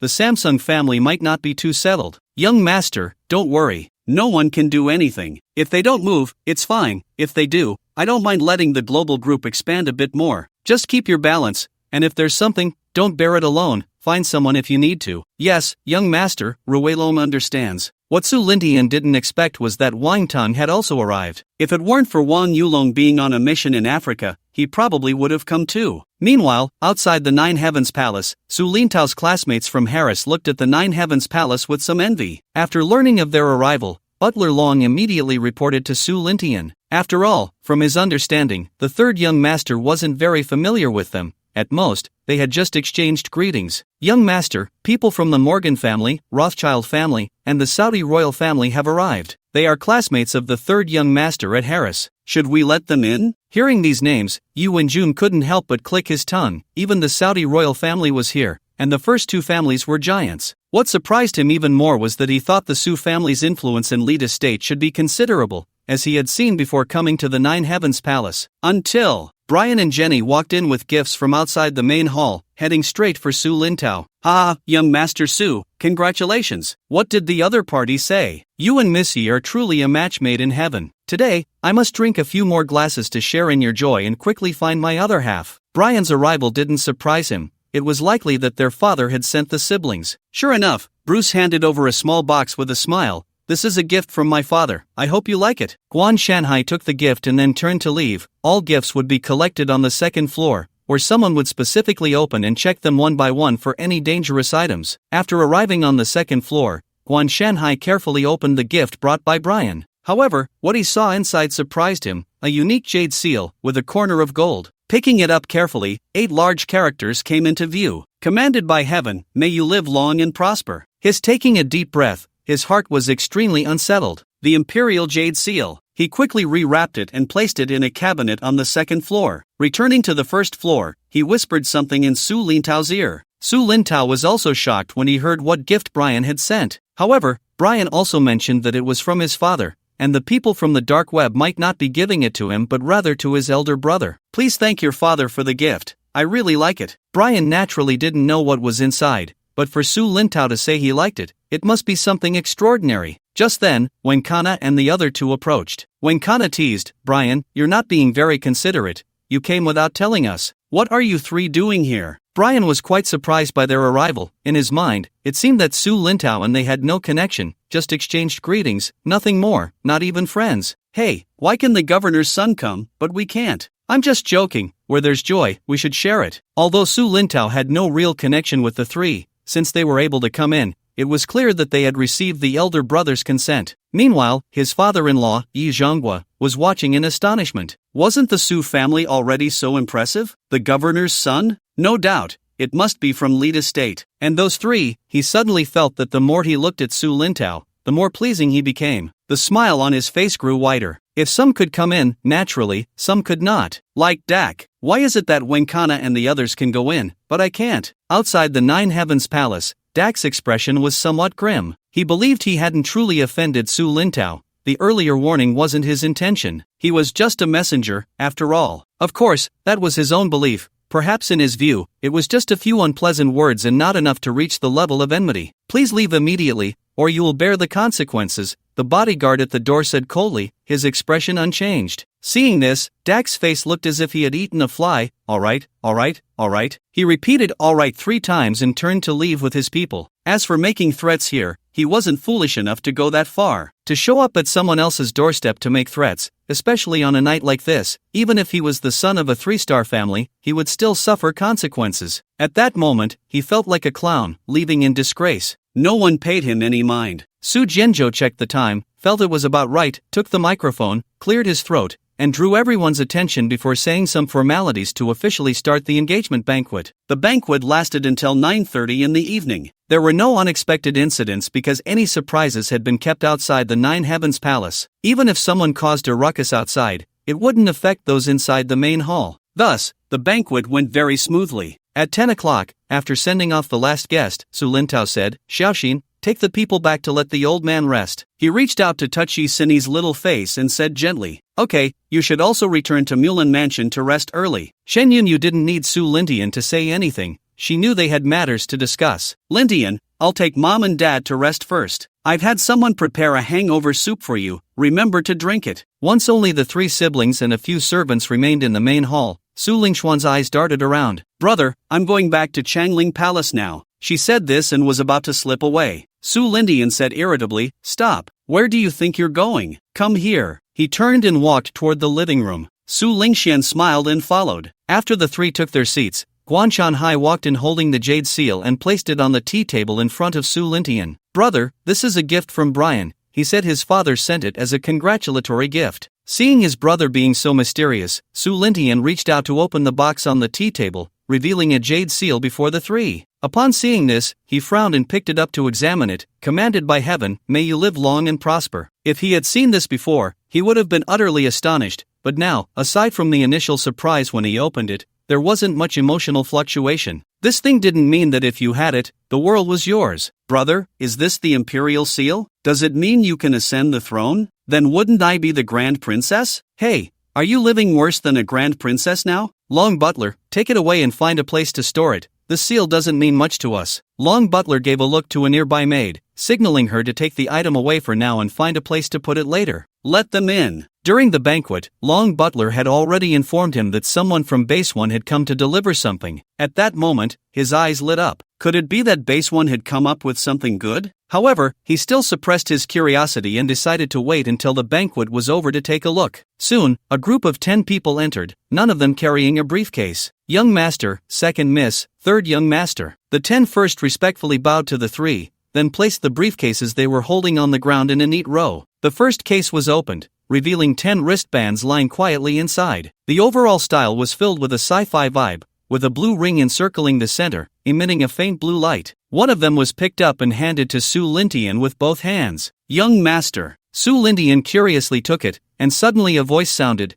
ding, facial recognition in progress, recognition successful, permission granted for use. This intrigued him. Young Master, this is a protective ring. As long as the wearer encounters danger, it will automatically form an energy shield. If lost, it doesn't matter, it will automatically recognize the face, and if the identity is incorrect, it will send a signal to the base to lock its location. Control will be handed over to the base, which can activate the self-destruct program at any time, and the explosive energy is enough to level everything within a 10-meter radius. Without triggering the energy shield, the energy of the protective ring can last for 1,000 years, and even if triggered occasionally, it can still be used for 100 years. The energy shield formed can withstand all weapons below a nuclear bomb. This is the lowest level energy crystal protective ring, and the doctors are working hard to create the next version of the protective ring, which will be able to ignore all damage on Blue Star, including nuclear weapons. Su Lindian felt overjoyed. With this thing, he finally had a bit of a sense of security. Moreover, he no longer needed to worry about the safety of Su Jianzhou and the others. Seeing Su Lindian satisfied, they then gave one each to Su Lintao and Su Lingxian, while the remaining 7 were packed back into the case and handed to Su Lindian. "What are the others?" he asked curiously, looking at the other 9 cases. Without hesitation, they opened the 9 cases, revealing a silver titanium alloy sphere with a diameter of 30 centimeters inside. He picked one up, pressed a button, and placed it on the ground. The sphere made a few clicking sounds and transformed into a 4-legged robot, standing half a meter tall on its oval feet. There was a thumb-sized blue energy crystal on its chest, and something resembling a gun barrel on its back. Looking at the crowd, a mechanical voice sounded, "Please state the password, or the self-destruct system will automatically activate in 5 minutes, and you will all die, he. Su Lindian looked up at the person from base 1. He couldn't help but complain in his heart about which bastard had created such an intelligence, making it sound like a villain. Seeing Su Lindian looking over, the other party's face turned noticeably awkward. They quickly recited a string of numbers to the robot to ease the awkward atmosphere. "Password correct. Reporting to the officer, Dog Egg 1 reporting in.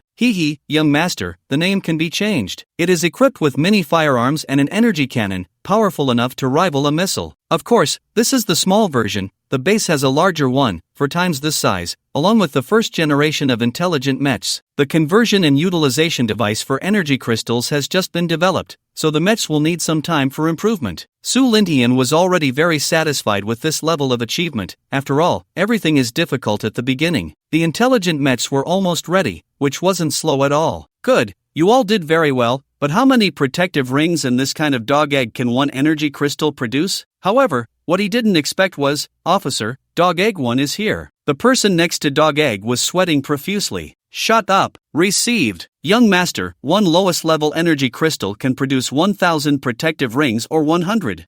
100 dog eggs." Su Lindian was at a loss whether to laugh or cry. It seemed that the base hadn't even had time to come up with a name before they arrived. "Alright, you can go back. By the way, tell Su Qing to manufacture a batch of these 2 items and deliver them to Luocha and the umbrella. Send a batch of the protective rings to the dark web, and I'll have someone deliver the energy crystals later."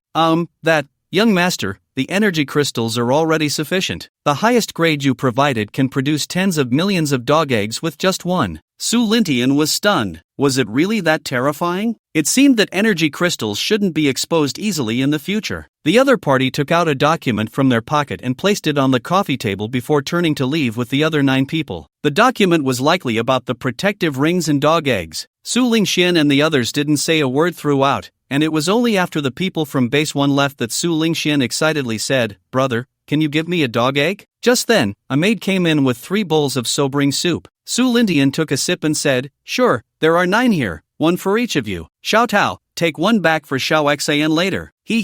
Thank you, brother." Then he approached Dog Egg 1, "Dog Egg 1, you'll be following me from now on. I am your master." Ding, Dog Egg is scanning, scan successful. "Master, Dog Egg 1 reports to you." Su Lingxian didn't expect it to be so intelligent. She turned to Su Lindian and smiled, "Brother, I'm going back now. Dog Egg, let's go." Dog Egg ran out behind her. Su Lintao also took 2 and left, along with a protective ring. "Long Butler, have someone take 2 protective rings and 2 dog eggs to Changsho Palace." "Yes, young master." Su Lindian curiously picked up the document on the coffee table and began to read. As expected, it was indeed information about the dog eggs and protective rings. The dog eggs had facial recognition and could be bound to a person, similar to an account. Once bound, only that person could issue commands to it. What delighted him even more was that the dog egg's intelligence system was already quite advanced, with no delays, and basic conversations could be achieved, making it capable of completing complex commands. After reading the document, he approached the remaining 4 boxes, squatted down to take them out,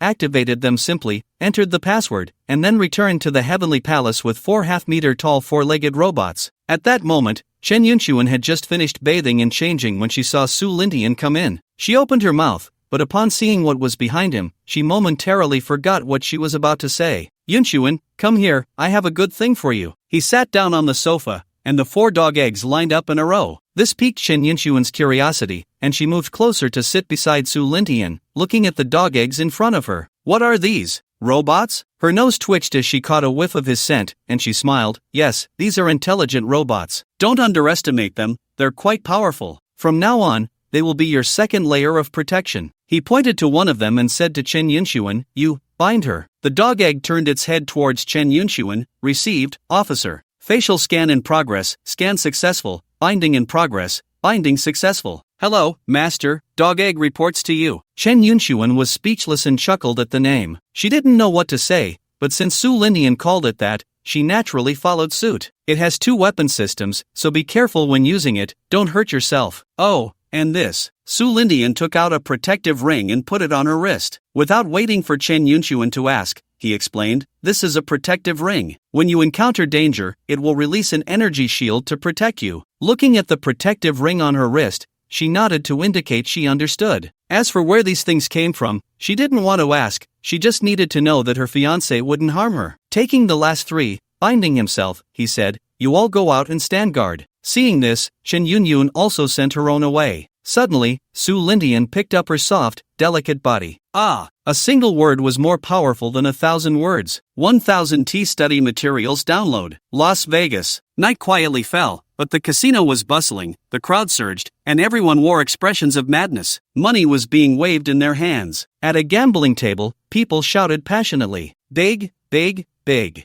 A young man placed all his chips on big, then slammed the table and shouted. Upon closer inspection, one could see that his eyes were bloodshot. He had lost 10 rounds of big in a row, $200,000, reduced to now $20,000, clearly a bit out of control. Obviously, he didn't believe it would open small for the 11th time. However, reality was cruel and would not spare him just because he was in trouble. 1, 3, 3, small. The 11th time was small, and the entire gambling table erupted in an uproar. Another small, a couple of rounds could be excused, but this is the 11th time in a row. That brother is really unlucky, betting on big 11 times, yet it has opened small 11 times in a row. Do you think there's something going on? So are you looking for death? Do you know where this is? If there's no evidence, don't say anything reckless. I'm afraid you won't be able to walk out later. The surrounding discussions, whether intentional or not, were clearly heard by the man, and the more he thought about it, the more reasonable it seemed. There was no reason for it to open small 11 times in a row. Bang! He slammed the table and roared, "Give me my money back." Saying this, he tried to take his money back. "Sir, please do not cause a scene here." At that moment, 2 strong men walked over and said coldly, "Come on, our boss wants to see you." Seeing the 2 in front of him, the man suddenly became alert. He realized he was being targeted. However, thinking of his identity, he quickly suppressed the fear in his heart and straightened his back. He followed the 2 to a private room on the 2nd floor,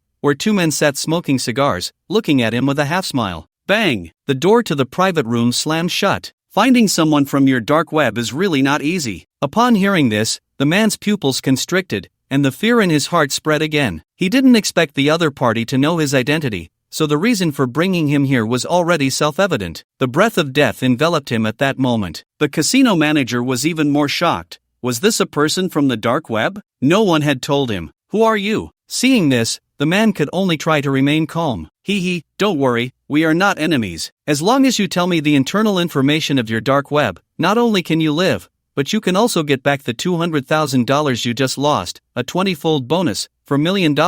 How about considering it? Impossible. Not to mention whether I know or not, even if I did, that would be equivalent to betraying the dark web. You have no idea how terrifying the dark web is. No one who betrays the dark web lives to tell the tale. Oh, don't say you are absolutely safe. If we don't say anything, who would know you betrayed? I can help you forge a fake death. You can take this $4 million, change your identity and live. Think about it? My patience is limited. However, the man smiled bitterly and shook his head. It's useless. If I'm not mistaken, you are from the CIA, right? To be honest, I know nothing about the dark web. I'm just a bottom-level person in the dark web. You have the wrong idea. He was telling the truth. People like him only knew the 2 words dark web and nothing else. He didn't even know who his superior was, let alone the internal news and higher-ups of the dark web. The CIA agent's expression suddenly became serious, he hadn't expected the dark web to be so cautious, but it was understandable otherwise, they would have been dissected long ago. This has nothing to do with my Las Vegas, it's your CIA's business with the dark web. I think you should leave here now. The casino manager wanted to distance himself from the situation, he was scared. At first, he thought the person the CIA was looking for wasn't from the dark web, but who would have thought that the other party was indeed from the dark web? Humph! The CIA agent merely snorted coldly, standing up to take the dark web man away from Las Vegas. Just as he reached out to grab him, the man dodged. I won't go with you, CIA. Since I stepped in here, and you are from the CIA, either you die or I die. Saying this, he quickly pulled out an ivory pistol. Unfortunately, he was still a step too slow. Bang! A gunshot rang out, hitting his arm, and the gun he had just drawn fell to the ground. No!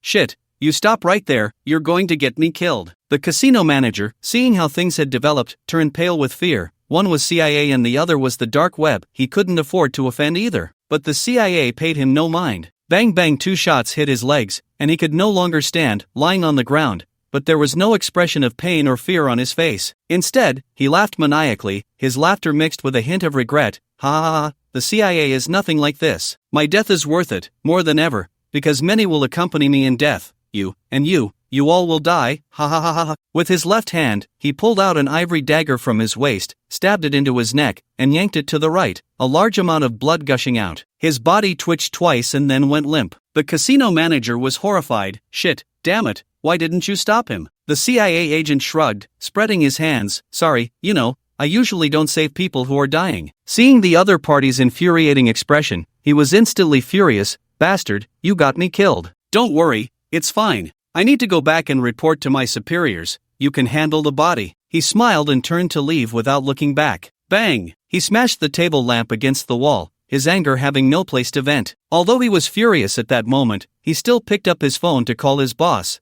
This matter had to be reported. The phone rang for half a minute before being answered. What is it? Hearing that authoritative voice, the manager trembled as he said, Boss, there's something I need to report to you. Do you think I'm easy to talk to? Waste my time again, and you won't need to stay at the casino tomorrow. Go feed the fish in the Pacific. The manager's legs went weak. At that moment, he hated the CIA. If it weren't for them, he wouldn't have to be in such a predicament, damn it. Not daring to hesitate any longer, he said, Boss, it's like this. The CIA killed a member of the dark web at the casino. No, the other party committed suicide. This sentence felt like a mountain pressing down on his shoulders, making it hard for him to breathe. Sweat trickled down his forehead, unnoticed, sliding down his cheek and pooling into a crystal-clear droplet that fell to the ground. On the other end of the phone, there was a moment of silence. He knew this was the calm before the storm because of the dark web. If it weren't for necessity, no one or force would dare to offend them. He could even hear the other party taking a deep breath. Were you involved? He knew that if it were just that, the other party wouldn't be so scared, their voice trembling as they spoke to him. Yes,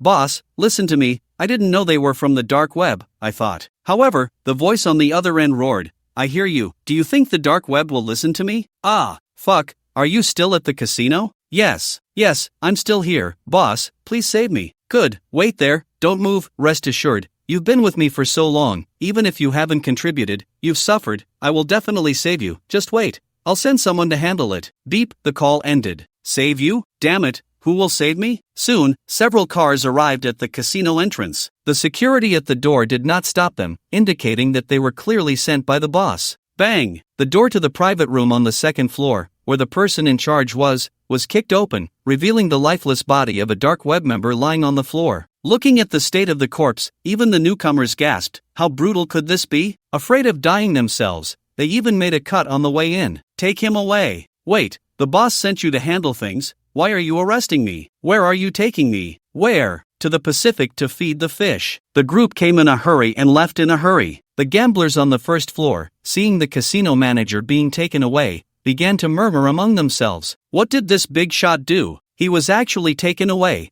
and the casino's security didn't stop them. Hey, we're all on the same side. Why stop? Didn't you hear? They're going to the Pacific. I'm so envious. He must have been invited to the Pacific to feed the fish because the casino's performance is too good. By the way, I haven't heard that the boss here raises fish in the Pacific. Ah, brother, you can come here. It must be a highlight of your life. You must have lost quite a bit, right? The other party was shocked. How did you know?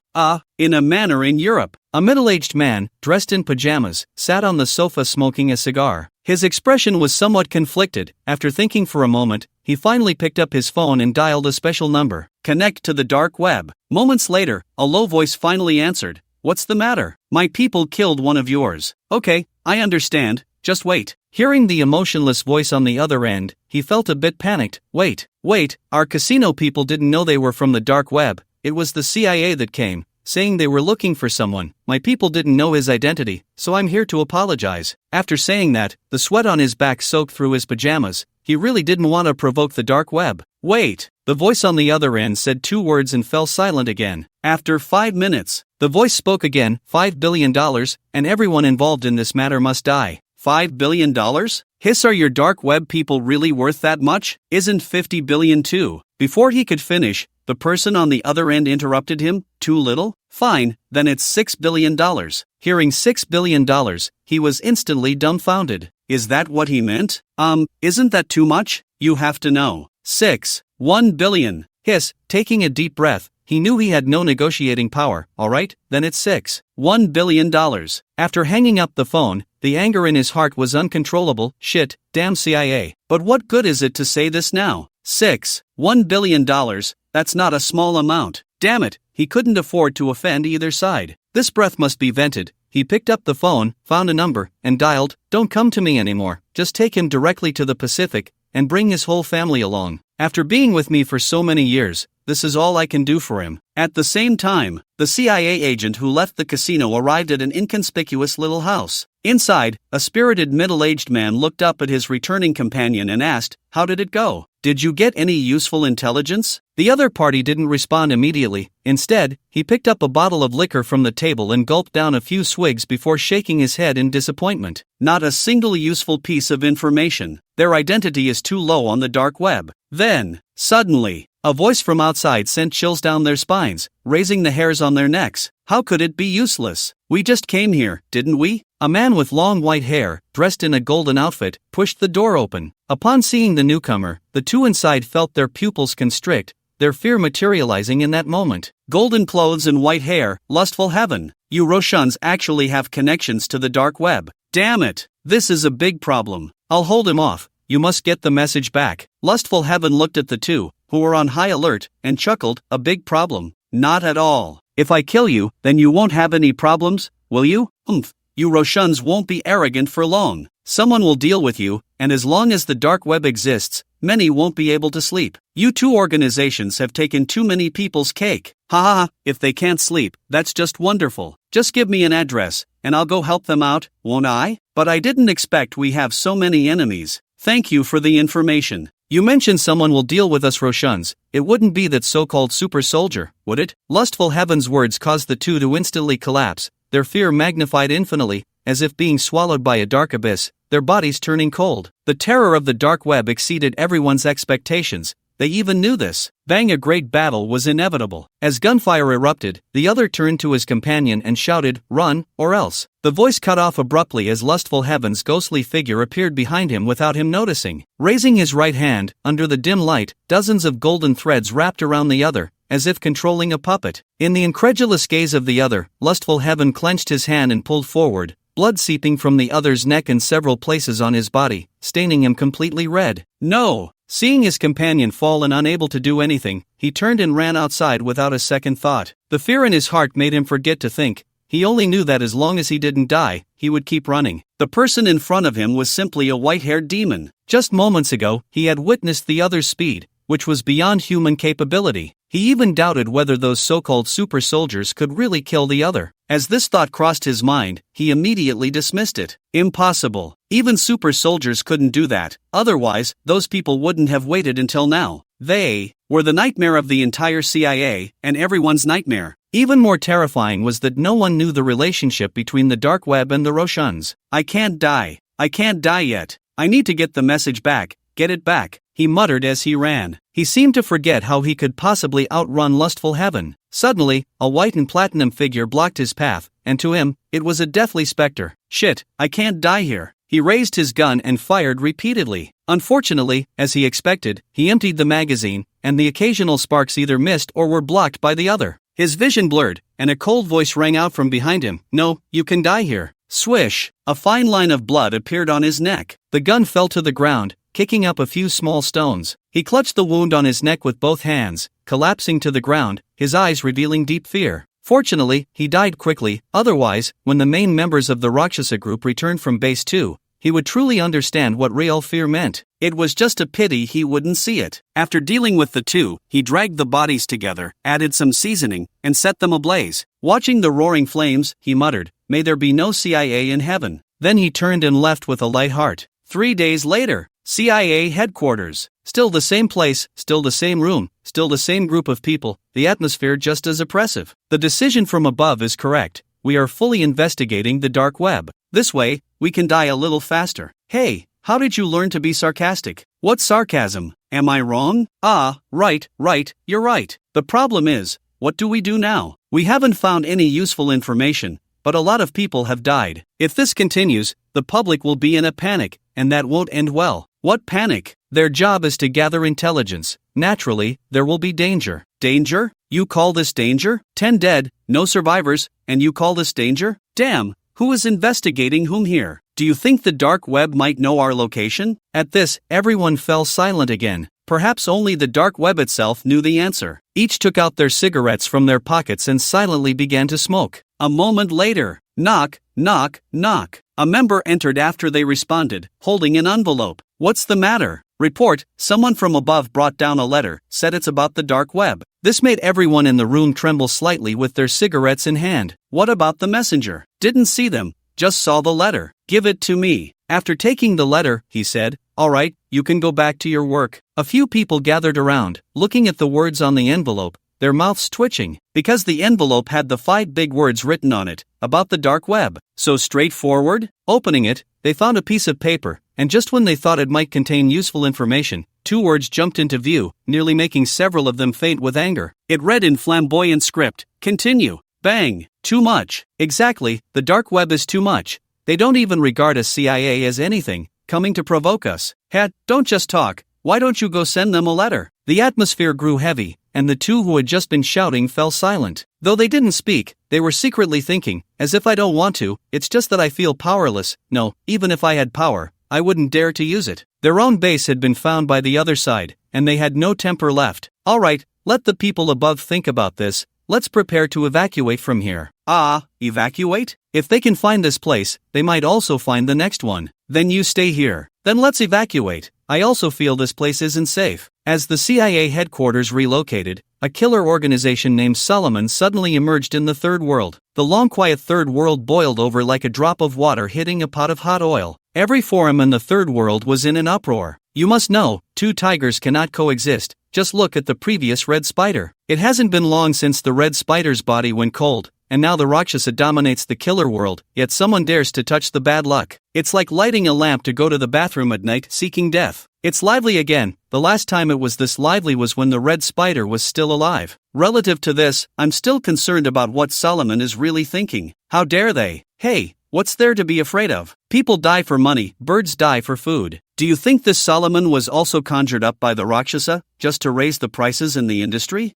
Brother, I actually don't know what you're talking about. I wasn't here today, you guys chat.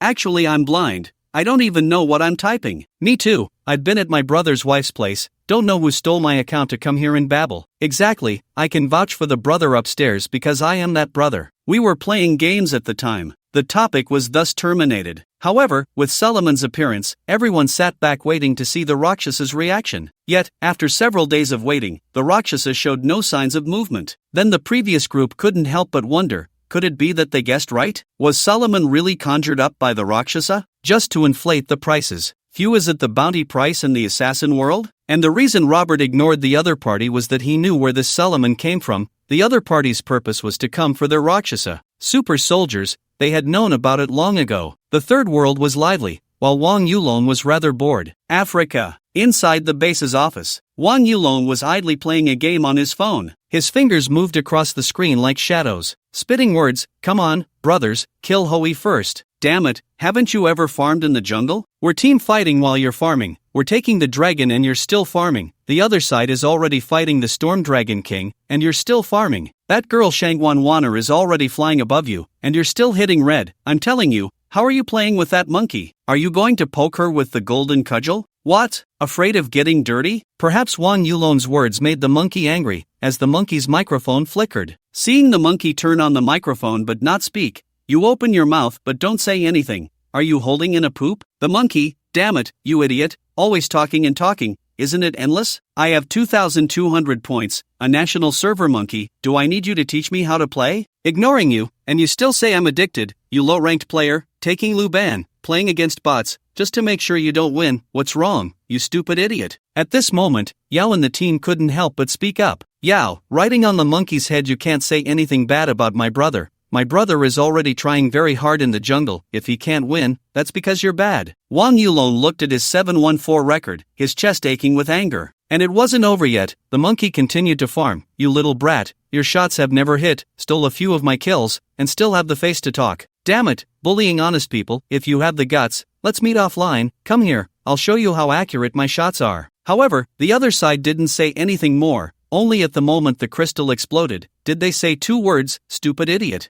Bang! At that moment, Wang Yulong's mentality exploded like his own crystal. He angrily smashed his phone on the ground, his anger surging up. Just then, Tang Zhou walked in and was taken aback, thinking, who provoked this big brother to get so angry? Seeing Tang Zhou come in, Wang Yulong took a deep breath to calm down and said, Old Zhou, what's up? Brother Long, there's a situation. News from the tribe says that 10 kilometers from the tribe, there's a group of armed men, about a dozen vehicles, roughly 100 people, heading towards the northern tribe. Wang Yulong was puzzled. How could there be people coming here? Could it just be passing by? Do you know who they are? If they were other local armed forces, it would be fine, but if not, then it would be interesting. Not clear for now, Brother Long. Should we prepare? He was eager to try, he hadn't fired a shot since coming here. Put away your thoughts. Our mission is to protect the base's safety. Let's wait for them to arrive at the tribe and see what the situation is first. But just in case, brothers, be ready for battle and wait for my orders. Wang Yulong's words sent a shiver down Tang Zhou's spine. Yes, their goal was to protect the base, not to fight. If the base was exposed, he would be finished. Understood, Brother Long. After Tang Zhou left, he picked up the phone on the ground. Fortunately, there was a carpet, so the phone wasn't broken,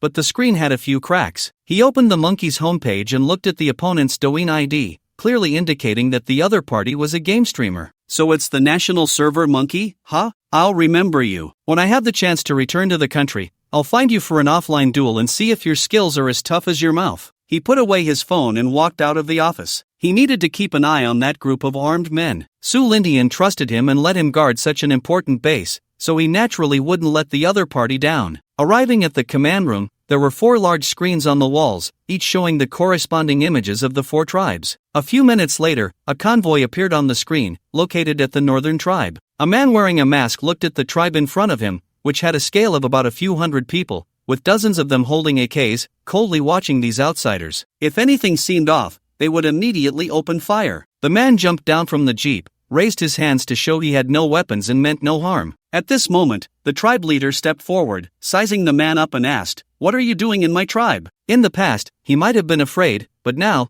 backed by a protective umbrella, of course, he didn't know that Wang Yulong and the others were the protective umbrella. But at least, with Wang Yulong backing his tribe, the other party's 100 or so people were not enough to be taken seriously. His tone naturally became much tougher. "Sorry to disturb you. We came here just for supplies. Do you have food? We can trade for it. How about gold bars?" The tribe leader was taken aback at first, but quickly realized that the other party was definitely not a local armed force. Or rather, the other party's intentions were not what they seemed. Thinking of his own mission here, the leader decisively said, "Sorry, our tribe has no extra food to sell to you." After saying that, he turned and went back to the tribe. Meanwhile, in the base's command room, Wang Yulong, upon seeing the other party's face, stroked his chin, deep in thought. An Eastern face. In this place, Eastern faces were rare, and even if there were 1 or 2, among the dozen or so armed men who showed their faces, there were no less than 10 with Eastern features. Tang Zhou beside him obviously noticed this too. "Brother Long, the more I look at this,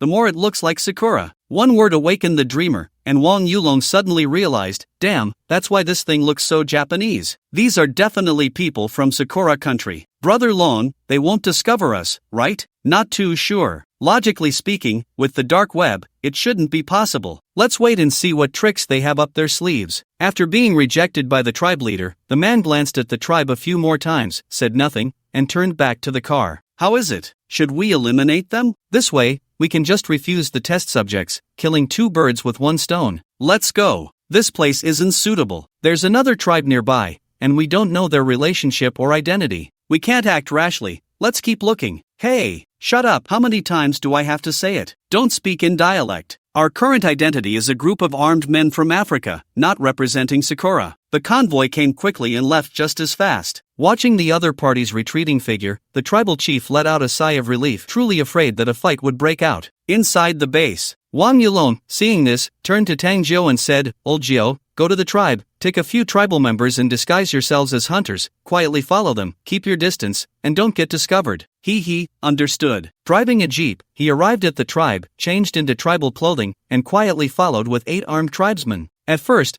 Tang Jiu was full of confidence, but not long after, he suddenly felt something was off. But he couldn't pinpoint what was wrong. They had already followed for 100 kilometers when the other party stopped at the foot of a small hill, which was only about 10 meters high. Suddenly, the foot of the hill cracked open. Yes, it opened a gap, and the convoy drove in. The distance was too far to see what was happening inside, and it was only then that Tang Jiu realized he had followed the wrong people. These were not the previous group from Sakura. Damn it, I should have realized from the start that I was following the wrong group. Why do both teams look so similar, and the number of vehicles is exactly the same? If I hadn't been so far away, I could have noticed sooner. I just didn't expect there to be such a base here. Just as he was about to leave, getting into the car and turning around, he hadn't even had the chance to leave when a tribal member suddenly spoke up, "Someone's coming." His face turned a bit tense. Tang Jiu glanced at the rearview mirror, and sure enough, a convoy of 7 or 8 vehicles appeared behind them, and he could clearly see the machine guns mounted on their vehicles. "Don't be nervous, we are from the tribe. From now on, you are the captain, ignore me, understand?" "Yes." Tang Jiu's heart raced, and he took out a miniature communicator the size of a third of his thumb,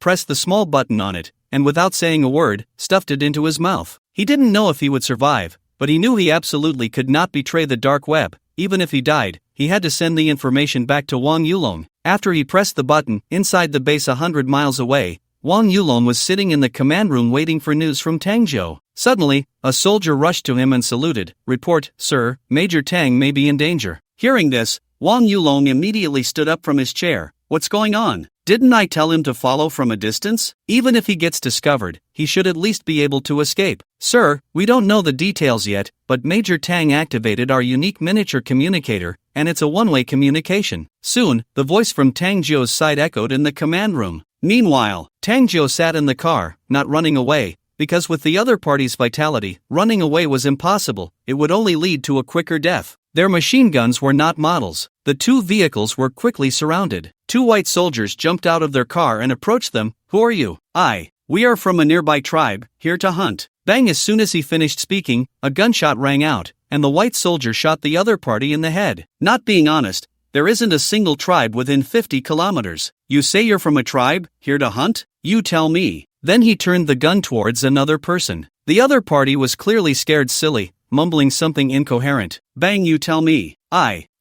Bang! Watching the tribal members die one by one, Tang Jiu let out a sigh of relief. The other party was clearly toying with them. One person was about to speak, but when they saw him stammering, they decisively opened fire. With only Tang Jiu left, the soldier turned the gun again. "Very well, now it's just you left." Tang Jiu looked up at the other person, swallowed hard, and casually swallowed the communicator in his mouth. With a calm expression, he said, "Who are you? We have no grievances or grudges. Why are you killing us?" The white soldier, seeing Tang Jiu's face, felt a bit surprised. Fuck, an Eastern face, but unfortunately, he still has to die. Upon hearing this, Tang Jiu felt a sense of unease in his heart. Was he really going to die? He was unwilling. His future was bright. He recalled the carefree days spent with Wang Yulong under the cherry blossoms, the happiest days of his life. And joining the dark web. What a wonderful life that was. He knew Wang Yulong must be aware of his current situation, but he didn't expect the other party to come to his rescue, as the base was evidently more important than him. Just as the white soldier was about to pull the trigger, a deep voice came from the back of the vehicle. "Eastern person? Wait, don't kill him yet, take him away. I want to interrogate him personally." After hearing this, the soldier decisively put away his gun and didn't forget to smile at Tang Jiu, saying, "Eastern person, consider yourself lucky. When you get back, I hope you honestly tell us what you know, maybe you can save your life." Tang Jiu felt disdain for the other's words but also breathed a sigh of relief. If he wasn't dead now, there was still hope for survival. After being blindfolded and taken to the base, Tangjo was locked in a small cell of 4 square meters. After a moment, he was taken away again, this time to an office. The blindfold was removed, and in front of him sat a middle-aged white man, who was looking at him with a smile. Eastern person? Not many of you around here. So tell me, who are you really? And what are you doing here? Be honest, or you'll suffer more. You know, we have over 20 genders, and many people don't stick too rigidly to gender norms. The art of picking up soap is quite popular. You small-statured ones are just perfect in our eyes. Of course, I don't have that kind of preference, but my subordinates are quite talented. What do you think? Tangjo looked at the man's smile, feeling increasingly disgusted, and thought about that image. It was unbearable, truly unbearable. He felt his brain being polluted again. Didn't I say? We are here to hunt. Bang! The middle-aged man slammed his palm on the table in front of him, stood up, and glared at Tangjo fiercely. Then he took a deep breath, smiled again, and sat back down. Do you really think I'm a fool? You think I wouldn't know if you don't say? Let me guess, you are with Umbrella, right? Tangjo looked at the palm print on the table, his eyelids twitching, and he began to doubt this base. Super soldiers? He had heard of this term but didn't say it out loud. He couldn't let the other party know. He stared intently at the man, then chuckled and shook his head. What are you laughing at? Did I hit the nail on the head? Don't think just because your umbrella has a military base hundreds of kilometers away, we wouldn't know. I'm just curious. What is your purpose? Tangjo shrugged and remained silent. This infuriated the man. Bring him down. Since this guy is so ungrateful, let him enjoy himself. Soon, Tangjo was taken down, and the middle-aged man picked up the phone and dialed a special number. What's the matter? The middle-aged man spoke softly into the phone. Sorry to bother you. We just captured an Eastern person. Just kill him. Do I need to teach you? No, listen to me. I suspect this guy is with Umbrella, you see. Umbrella? Are you sure? Not too sure. Umbrella is highly regarded. If we can use him for ourselves, that would be great. First, send him to Savannah Prison. By the way, you didn't do anything to him, right? No. Beep. The phone hung up. Wiping the sweat from his forehead, he suddenly thought of something and hurriedly got up to leave the office. At the same time, inside a bathhouse, the steam filled the air, making the entire bathhouse feel ethereal. Tangjo was stripped of his clothes, completely naked, and was being held by 2 men. A bucket of warm water was splashed on him. Looking at the surrounding burly white men, he felt a chill run down his spine. Although the water was hot, it felt icy cold against his skin. He tightened his waist. You bastards, if you have the guts, just kill me. Hee. Looking at that little body, with such tender skin, how could we bear to kill you? That would be such a waste. Less nonsense, time waits for no one, hold him down. The 2 men pressed Tangjo's head down, and no matter how he struggled, he bent over. The back door swung open, and a white man slowly walked in, holding a stick, a twisted smile on his face that sent chills down one's spine. Damn it, you'd better not fall into my hands, or I'll smash your turtle heads with a hammer. Seeing his dignity slipping away, tears streamed down his face. Suddenly, he felt a slap on his butt. Hee, baby is it? Just as Tangjo's back door was about to be forcibly opened, a middle-aged man rushed in from the office. Wait, at that moment, this voice sounded like heavenly music to Tangjo, a lifeline, the last guardian of his dignity. Take him away, send him to Savannah Prison. Upon hearing this, Tangjo felt as if an ancient emperor had granted a general amnesty. He was saved. At least he had preserved something more important than his life. Looking up at the approaching middle-aged man, he was filled with gratitude and secretly vowed that if they met again, he would make sure the other party died a painful death, to repay this favor of guarding his dignity. Seeing Tangjo being taken away, the 18 people in the bathhouse felt a bit disappointed. Shit, alright, let you talk nonsense, now there's no fun left. Hey, whoever, I dropped my soap, help me pick it up. Wang Yulo listened to the last voice, and his anxious heart finally relaxed. As long as Tangjo was alive, not only alive but also having obtained a lot of information, especially about the other party's base. Savannah Prison? That would be easy to handle. Jotian Palace. After the Yi and Chen families left, Jotian Palace became much quieter. Su Lintian, apart from hunting or fishing, lived a very leisurely life. By the lake in the forest, Su Zhenzhou was grinning because he hadn't had any Air Force activity during this time. The fish he caught were getting bigger and bigger, and the feel was very good. Sitting by the lake, the half-meter-tall dog egg stood beside him like a guard. Suddenly, without him noticing, his hand went empty, and the fishing rod was pulled away. Just as he was thinking about the fish in the middle of the lake, "Hey, little fish, how dare you sneak attack, dog egg, go, bring it back." "Got it, master." Dog Egg sprang into action, diving into the lake, its four legs transforming into four propellers, spinning rapidly as it chased after the fish, creating high waves on the lake's surface. Seeing this, Su Lintian, sitting next to Su Jianzhou, shook his head. With such a commotion, what was the point of fishing? He reeled in the fishing rod and handed it to the maid beside him, saying to Su Jianzhou, "Dad, you take your time fishing, I'm heading back." Go on, go on." Leaving the forest with Butler Long, once they returned to the main hall, Butler Long suddenly said, "Young master, there's been a small situation at the African base." Hearing Butler Long's words, Su Lintian frowned.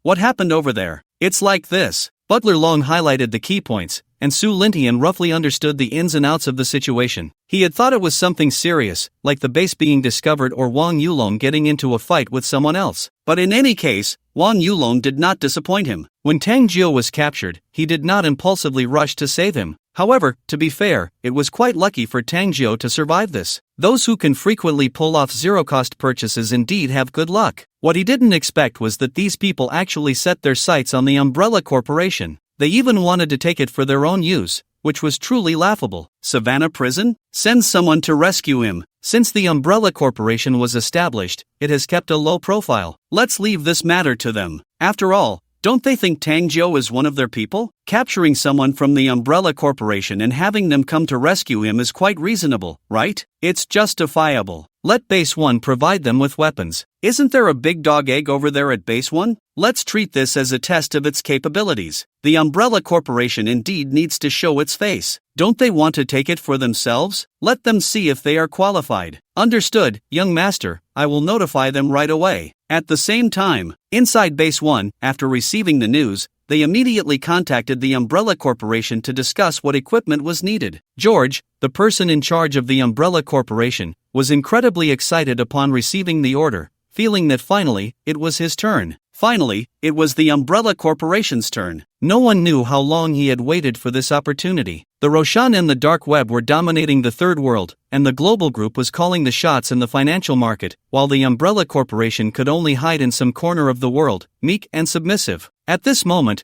Su Lintian's order felt like it had lifted the seal on the Umbrella Corporation. A colossal entity was quietly awakening, revealing its claws to the world. Just then, Su Qing's call came in. I suppose you have received the young master's order? Since the young master said he would provide you with weapons, tell me what you need. As long as I can provide it, I will not hesitate. Hearing Su Qing's straightforward tone, George's mouth curled up. He had long been eager for the individual weapons from Base 1. I heard that you have already developed the first generation of intelligent mechas at Base 1? Can you? Before he could finish his sentence, he was interrupted by Su Qing. Stop right there. Don't even think about the first generation of intelligent mechas, they are not yet completed. Even if you want to give them, it would be useless. Besides, do you know what it would mean once this mecha is released? To be honest, once the first generation of mechas is improved, they will be invincible on Blue Star. If it weren't for the materials being a bit weak, it would be easy to crush a nuclear bomb with one hand. George gasped, genuinely startled. So powerful,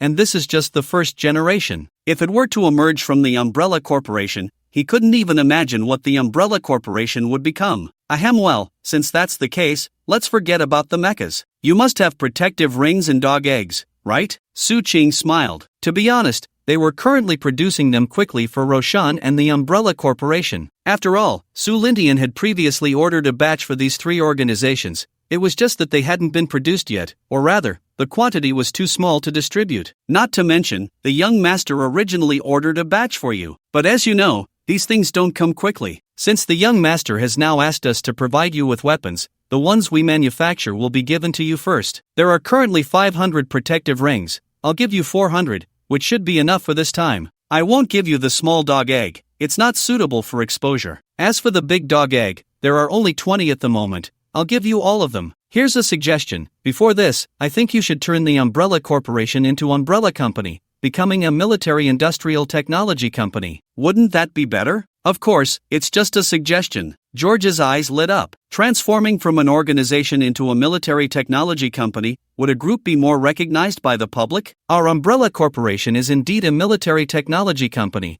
with a few military bases around the globe to protect the company's assets. That seems reasonable, right? What? You dare say it's unreasonable? Oh, you mean for me to build a military base over there? You're quick with your words, otherwise, I would have already made the call, and then you would be in trouble. Alright, your suggestion is good, I can consider it. I'll discuss it with the young master later. Are there any other weapons? What else do you want? Just the protective rings and the dog eggs are enough for you to walk sideways on Blue Star. With the protective rings, being on the battlefield basically means being smoked without injury. Okay, that works. I'll provide a location to send the items. I can't wait. Don't rush. The items will arrive at your place within 3 days at the latest. Good. Then I'll inform the young master about the Umbrella Corporation. After hanging up, his mood inexplicably became excited. Su Lintian didn't expect that just half a day after the order was given, Umbrella would call. Inside the Heavenly Palace, Su Lintian was swimming in the pool when Butler Long approached with a phone. Young master, it's George on the line. George? Oh right, the person in charge of Umbrella. The maid nearby was already holding a towel, ready.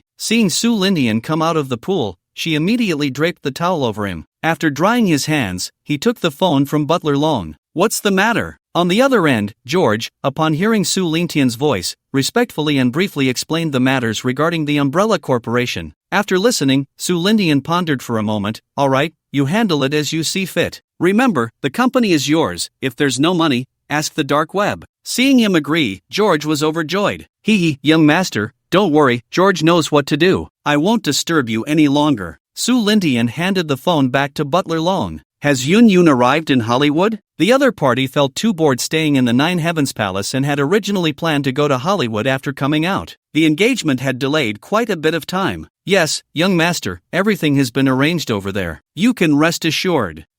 That's good. In the United States, Nevada, Savannah Prison. At 9 in the morning, a prisoner transport vehicle drove into this heavily guarded prison. Inside are all serious offenders, either murderers or perverts. In the open-air basketball court, many prisoners were gathered in groups, chatting and boasting. I'm telling you, back in Chinatown, if I Hotangio looked up at the sun in the sky, which was a bit blinding, then turned to glance at the guard beside him. Got a smoke? The guard nodded and pulled out a pack of cigarettes from his pocket. Just then, the warden of Savannah walked over. What are you doing? Get back to your post. The guard shoved the cigarette to Tangio and turned to leave. Tangio leisurely tore open the package, feeling no waves in his heart. He knew he wouldn't die when he returned to the United States. The warden approached him, sizing him up from head to toe, finding nothing special about him ordinary and unremarkable. Why was he locked up in Savannah, especially since there was already a death order from above? Tangio couldn't die in Savannah, at least not without orders from above. He couldn't let the person in front of him die here. Of course, that was all there was to it. I warn you, once you're here, you'd better behave, or else. Tangio took a cigarette and turned to the other man. Got a light? You. Although angry, the guard still fished out a lighter from his pocket to light Tangio's cigarette. Tangio casually snatched the lighter from him. You.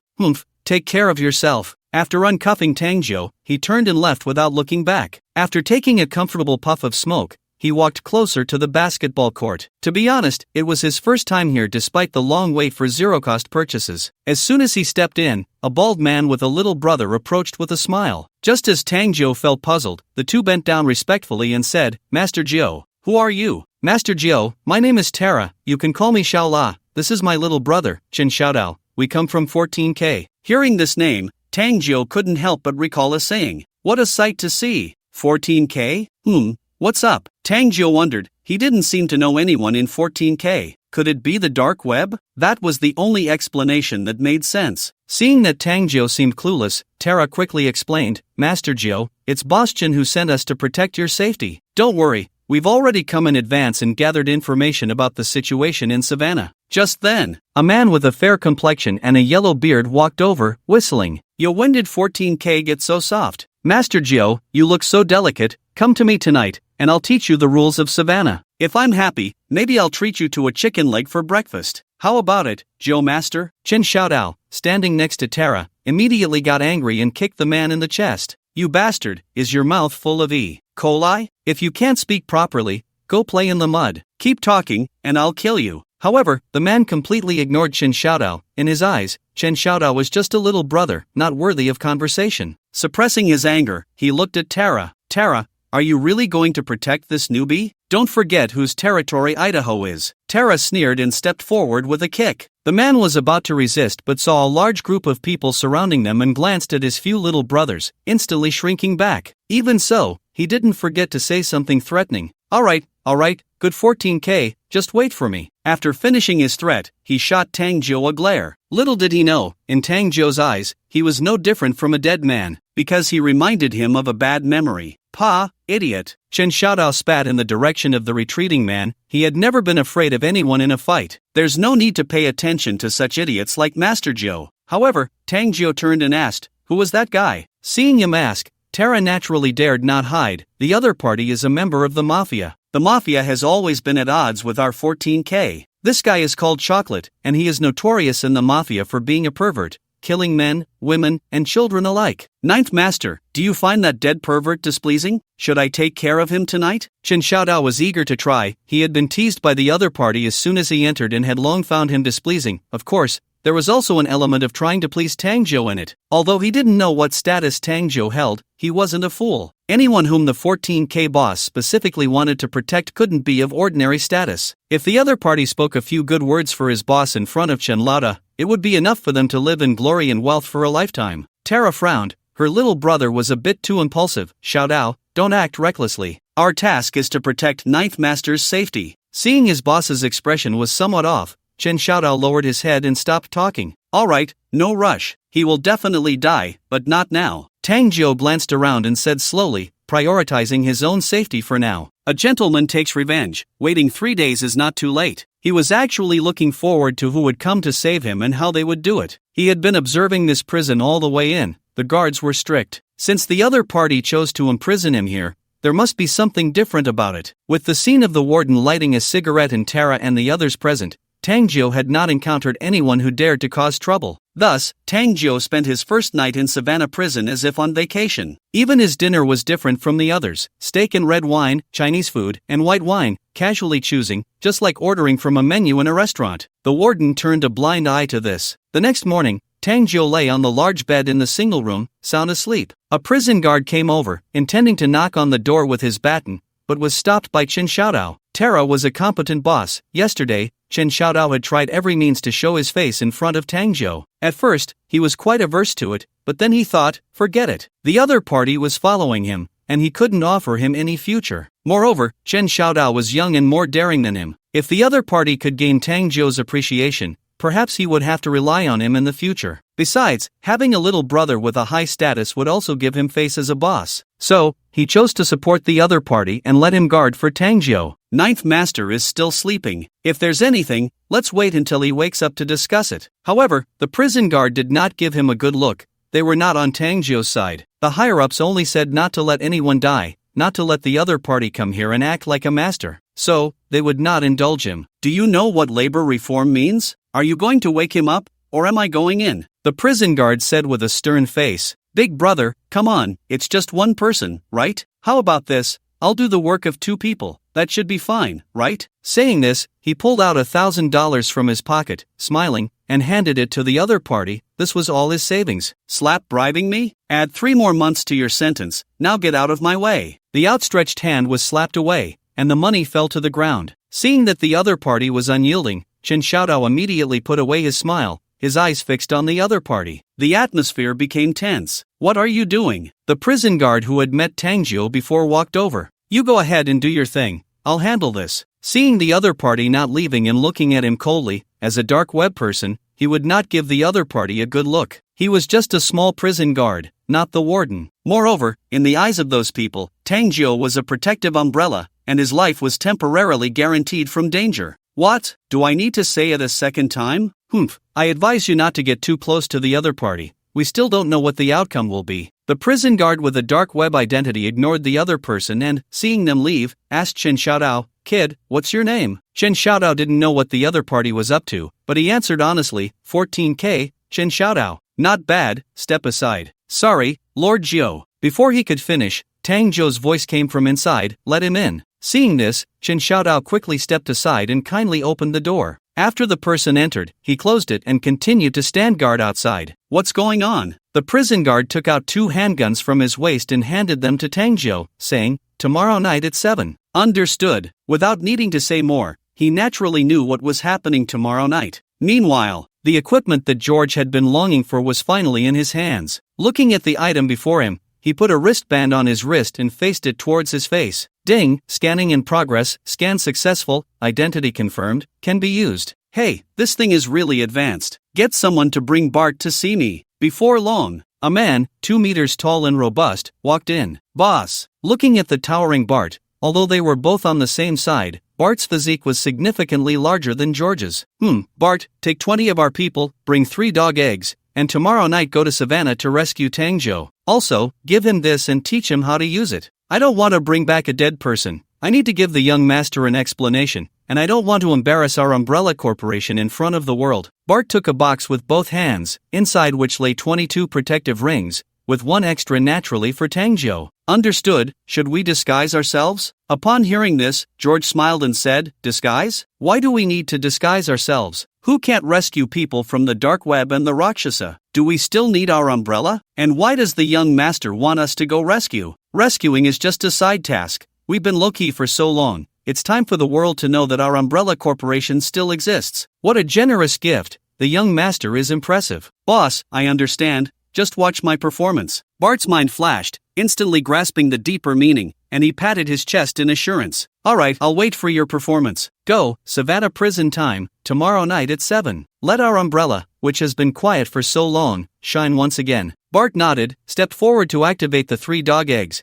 then after saying the password, he cheerfully said, dog eggs, let's go. Received, sir. After a series of clicks, 3 2-meter-tall 4-legged robots followed Bart out. At that moment, an umbrella corporation was officially established. However, this did not create any waves. Companies are born and die around the world all the time, and the establishment of one company does not cause a stir. Nevertheless, it did catch the attention of some people. The umbrella organization had previously made an appearance at the world's high levels, though it was just a brief glimpse before it went quiet again. But it still attracted the attention of a few. Among them was the arms giant, Lockheed Martin. This company is renowned worldwide. Its advanced technology ranks among the top in many military technology companies. Lockheed Martin headquarters. This is a skyscraper about 300 meters tall. Martin, as the chairman and one of the founders of the company, is always keeping an eye on the dynamics of this industry. The goal is to grasp it in hand before those genius companies make their mark. What is a genius? Only those who can grow are called geniuses. At this moment, Umbrella Corporation came into his view, not for any other reason, but because the other party had timidly developed, at least for now, it was indeed so. Looking at the information in his hands,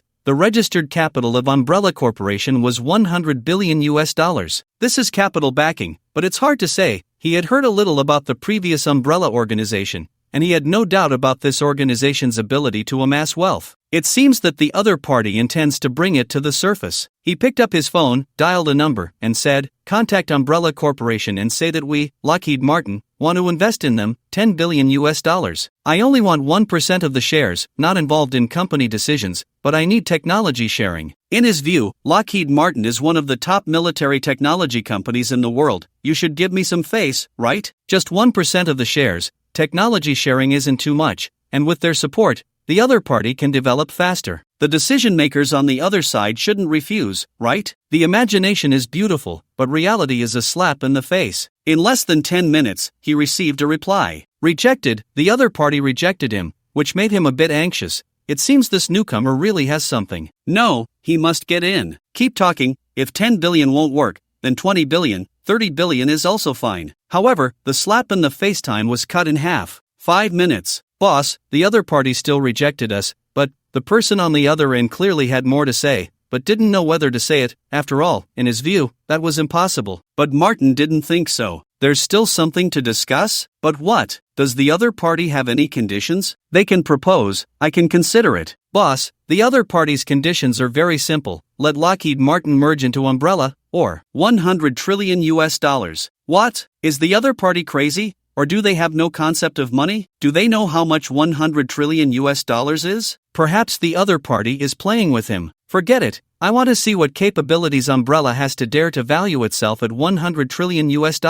Notify everyone. All company operations are prohibited from cooperating with the other party. And George scoffed at this. What a thing, daring to reach out to my umbrella. Wait a few days, if anyone dares to reach out again, he will cut off their hands. The matter between Lockheed Martin and Umbrella quickly became calm, like a drop of water falling into the ocean. Of course, no one knew what happened between the two. Time quietly arrived at 6 o'clock the next afternoon. In Idaho, on the highway, a 9.6-meter truck was slowly driving towards Savannah Prison. At the same time, inside Savannah Prison, after Tang Jiu finished dinner, he returned to his cell, followed by Chen Xiaodao. Chen Xiaodao was filled with doubts, not knowing what Tang Jiu brought him over for. Your name is Chen Xiaodao, right? Yes, Master Jiu, you can call me Xiaodao or Adeo. Tell me, what are your dreams? This question surprised Chen Xiaodao a bit. Master Jiu asked about his dreams? Does he want to promote him? He had no doubt about Tang Jiu's ability. As long as the other party said a few good words in front of Boss Chen, it would be enough for him to live a lifetime.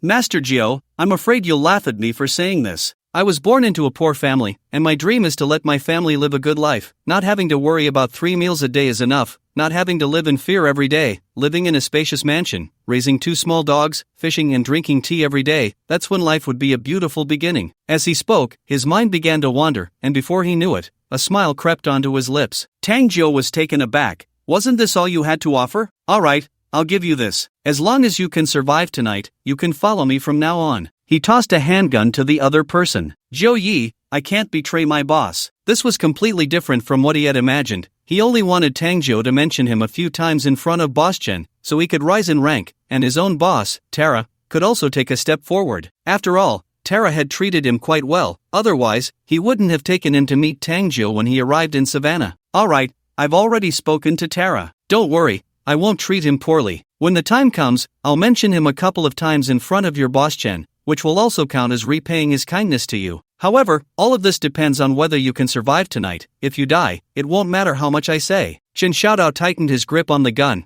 Although he didn't know what would happen tonight, it seemed that Zhou Ye's days in Savannah were coming to an end. Rest assured, Xiaodao won't let you down. Alright, go back. You don't need to stay here. Chen Xiaodao didn't ask further and turned to leave. 6:55 p.m. The interior of Savannah was brightly lit, while the outside was pitch black due to the lack of tall buildings in the suburbs. There was, however, a small sewage river nearby. About 10 kilometers away, a camp of armed forces was stationed there, resembling a scaled-down military base. A large truck was parked 100 meters away from Savannah. Suddenly, the door to Tang Jiu's cell swung open, and the previous guard walked in, holding a black bag containing a set of clothes. The style of the clothes was all too familiar to Tang Jiu. It was his major's uniform, also the attire of the Umbrella Corporation. They've arrived. Change into these clothes. From now on, you are one of Umbrella's people. Staying here might be much safer. They will come looking for you, and then you'll be safe. Good luck. Goodbye. With that, he turned and left. Tang Jiu didn't dare hesitate and quickly changed into the clothes. Outside, Bart in the truck checked the time. It was exactly 7 o'clock. Just then,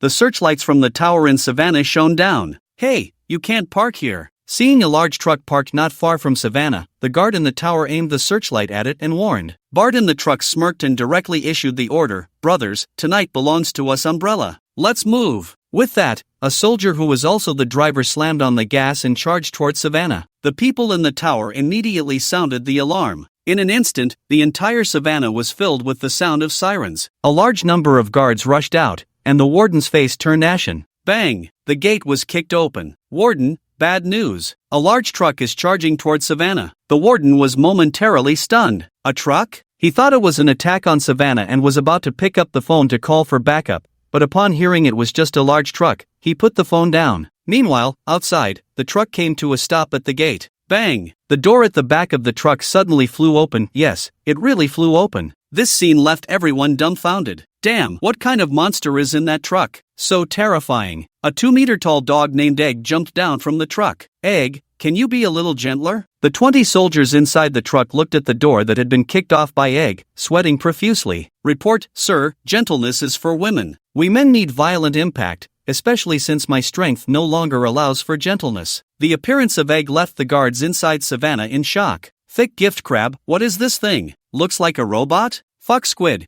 you bunch of idiots, what are you standing there for? Open fire. The battle was about to erupt. The 4-legged dog, Fearless, had a 12-barrel Gatling gun extending from its back. In an instant, gunfire erupted. The rest of the people in the carriage jumped out to join the fight. 3 dogs were enough to sweep everything away. Bullets hit its body, only sparking a few flames. The warden heard the sounds outside. If someone told him there was a company of people out there, he wouldn't doubt it for a second. What are you standing there for? Go out and help. Meanwhile, he picked up the phone he had just put down and called the nearby garrison. Shit, hurry up and come for support. The enemy's firepower is fierce. I can't hold on much longer. Hold on for 10 more minutes. We're on our way. Just as he was on the phone, the outside had already fallen. Bart and his men had charged in, and bullets couldn't even get close to them. They were blocked by the energy shield of the protective ring. Dog, find the target. Received, sir. He then headed to provide the location on the dark web, just in case Tangjo had left that prison room,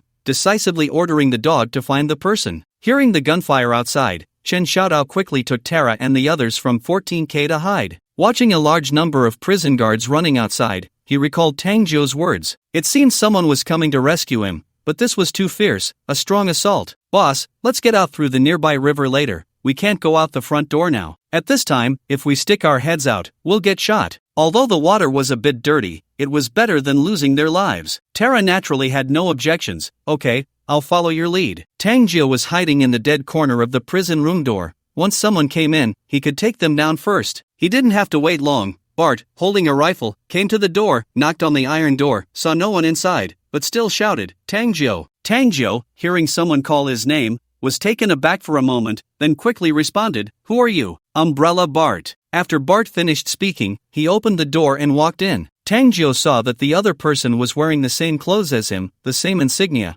but the other was a major general. Of course, this was all decided by George himself. Sir. Seeing this, Tangjo quickly saluted. This is for you. Wear it on your wrist, then face it towards your face. It will scan automatically. Tangjo, puzzled, took the protective ring Bart handed over. Although he didn't understand, he still did as told, putting it on his wrist and then raising his hand towards his face. An intelligent voice sounded, Ding, scanning in progress, scan successful, identity confirmed, can be used. This seems like high technology, but clearly, this wasn't the time to understand these things. Seeing Tangjo put on the protective ring, Bart breathed a sigh of relief. At least this mission was already 90% complete. As for the last 10%, that would be when they arrived. Let's go out, don't worry. With the protective ring, bullets can't hurt you. Bart's words filled Tangjo with shock, followed closely by excitement. This time, it was worth it. Thinking of this, it reminded him of the scene in the African base, the bathhouse, and that damn perverted chocolate from the mafia when he first entered Savannah. Sir, I have a bit of personal business, you see. Understood, we have plenty of time, no rush to leave. The enemy's support hasn't arrived yet. Ha! Tangjo was a bit taken aback. Wait, how many people did Umbrella send this time? So confident, still waiting for the enemy's support. How self-assured could they be? But since the other party was the boss, he didn't ask further. Okay, once I finish what I need to do, I'll come find you. Turning away from the prison cell, it wasn't long before he ran into his dog Egg, who was looking for him. Seeing the 2-meter-tall robot suddenly freeze in place, he thought, is this a robot? Remembering the protective ring on his wrist, he wondered if this robot was also from Umbrella. But he quickly confirmed it, as Dog Egg also bore the red and white Umbrella logo of Umbrella. This was too incredible. Target scanning in progress, identity confirmed, rank, Major. He hurried forward, Sir, Dog Egg has come to rescue you. Hearing that name, Tangjo couldn't help but laugh and cry at the same time. It was truly a name full of hope. Thank you, you go do your thing, I'm safe here. Received, sir. The gunfire gradually diminished. With Dog Egg around, the battle would soon be over. The enemy didn't have iron fists. Dog Egg charged forward, while the other side cowered in fear. To deal with Chocolate, Tangjo had specifically asked Chen Xiaodao where the enemy's cell was located. Moreover, the enemy didn't have the same treatment as him. The cell door wasn't locked. Before he got close, he heard the other side's cursing voice. Hey, open the door quickly, damn it, what's happening outside? Someone must have broken in. This is our chance to get out of Savannah. Hurry, smash the lock. Smash what? With what? Your head. Damn it, Chocolate. Your darling has come to save you. Good. Saying that in front of Tangjo, the other side clearly had a death wish. As soon as Tangjo got close and heard this, he raised his hand and fired without hesitation. The person who had just spoken widened his eyes, a blood hole appearing on his forehead. Bang! The body fell straight back, and everyone in the cell quickly moved away, fearfully looking at the dark-faced Tangjo. Chocolate swallowed hard, drenched in sweat, stammering, Jio. Jio Yi, is there something? Tangjo suddenly smiled, something? Of course, there's something, and it's good news. You all capture him for me, strip him naked, and pin his limbs to the ground. Of course, if you want to die, you don't have to follow my orders. A dead friend is better than a living one. The crowd heard this and rushed forward. Soon, Chocolate was stripped naked and firmly pinned to the ground by 4 men, forming a shape. Tang Jiu grinned wickedly. Look at you, so big. How can you be a shape suits your identity better? At this point, Chocolate already knew what Tang Jiu intended to do to him, his face showing terror as he struggled madly, but unfortunately, being held down by 4 strong men, any struggle was futile. No, Jiu Yi, I beg you, I was wrong. I will definitely turn over a new leaf. Just let me go, pretend this never happened. Bang! The only response was the sound of gunfire, missing the target and causing Chocolate to wet himself. Sweat poured down his face as he shouted frantically, I was wrong, I was wrong. Tang Jiu ignored his cries. Missing the target wasn't a big deal, a few more shots would do. Bang! After one shot, a scream echoed in the cell, and the others, seeing such a tragic scene, felt a chill in their pants and instinctively tightened their legs. Chocolate, who had started in a shape, transformed into a shape. Bang! Another shot, and the shape finally turned into a shape. The miserable sounds rose and fell, eventually coming to a halt. Tang Jiu's last shot fulfilled Chocolate's wish, helping him to be reborn. But whether it was rebirth or something else, no one would ever know. After dealing with Chocolate, Tang Jiu glanced at the others inside. Don't worry, I said I wouldn't kill you, so I will keep my word, even though you are all in cahoots with Chocolate. After glancing at a few of them, he turned and left. Not long after he left, the ground trembled slightly. Then, another tremor followed, and a tall figure appeared before everyone. Damn it, what is this thing? Looking at the dog egg outside the door, the few people inside turned pale with fear. The dog egg scanned the area, and then the Gatling gun on its back slowly rotated. No, no, no, oh shit. Rat-a-tat-tat. A few seconds later, there was no one left inside. Blood splattered everywhere, the walls were soaked, and the scene inside was unbearable, like a hell on earth. Mission accomplished. Seeing there were no survivors, the dog egg stepped away. Meanwhile, Chen Xiaodao and his group rummaged through the bodies for a few guns, then left through a small door at the back, plunging into the river with a splash. Inside Savannah, Bart and Tang Jiu stood together, surrounded by corpses, the air thick with the smell of blood. The warden's office had also been blasted to pieces by the dog egg's energy cannon. From the beginning until now,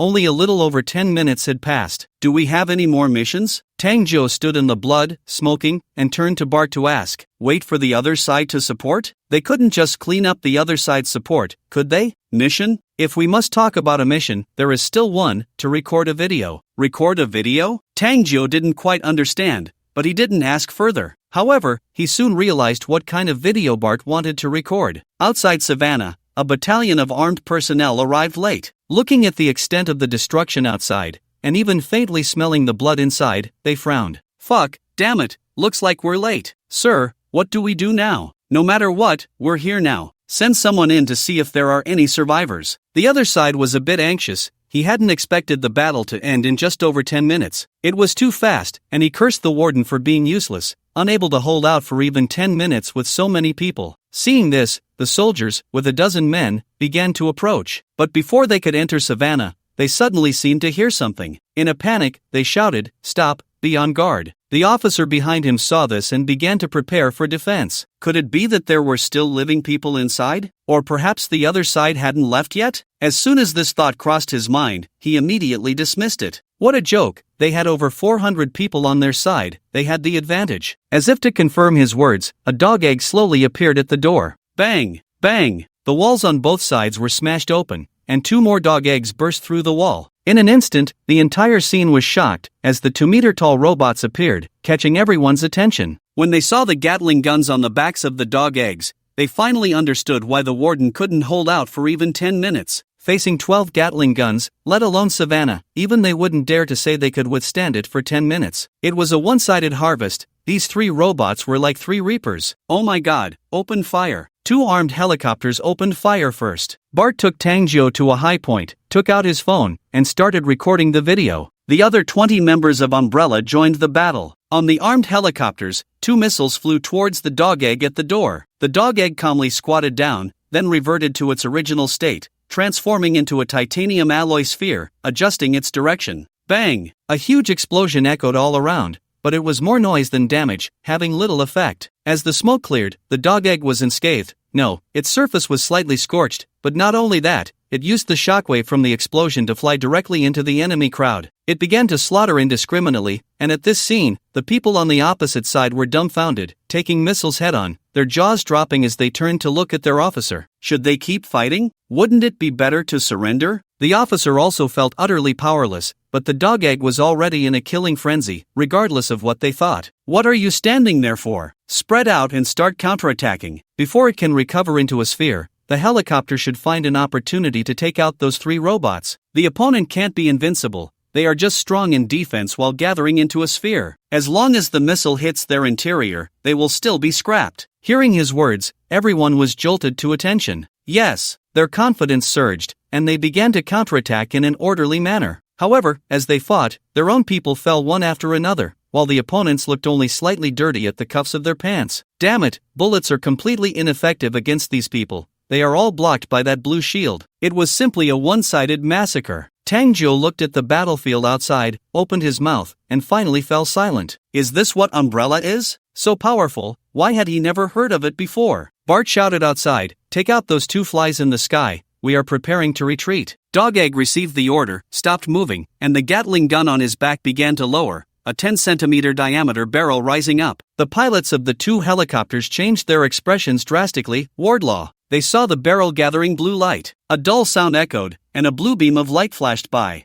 Bang! One armed helicopter exploded and disintegrated in mid-air, its wreckage raining down like flowers scattered by a celestial maiden. Seeing this, the opposing commander realized he had misjudged the warden. No! In a situation like this, let alone 10 minutes, they probably wouldn't even last that long. The other helicopter quickly turned around and began to flee. Staying here wouldn't help at all. He wanted to leave, but Dog Egg wouldn't allow it. Energy gathered again, and another dazzling firework lit up the sky. The energy cannon was impossible to dodge at the speed of a helicopter. Bart put away his phone, patted Tangjo on the shoulder, and said, prepare to evacuate. Tangjo came to his senses, looked at the exploding helicopter in the sky, and hurriedly got on. If a shot hit him, he would be bruised all over. He just didn't know if the protective ring he was wearing could withstand it. Bart went outside, glanced at the opponent, and then issued the retreat order. Dog Egg quickly ran to the big truck, darted into the cabin, and then the remaining 20 people followed him up. Looking at the empty truck door, look, Dog Egg, you did a good job. Sorry, sir,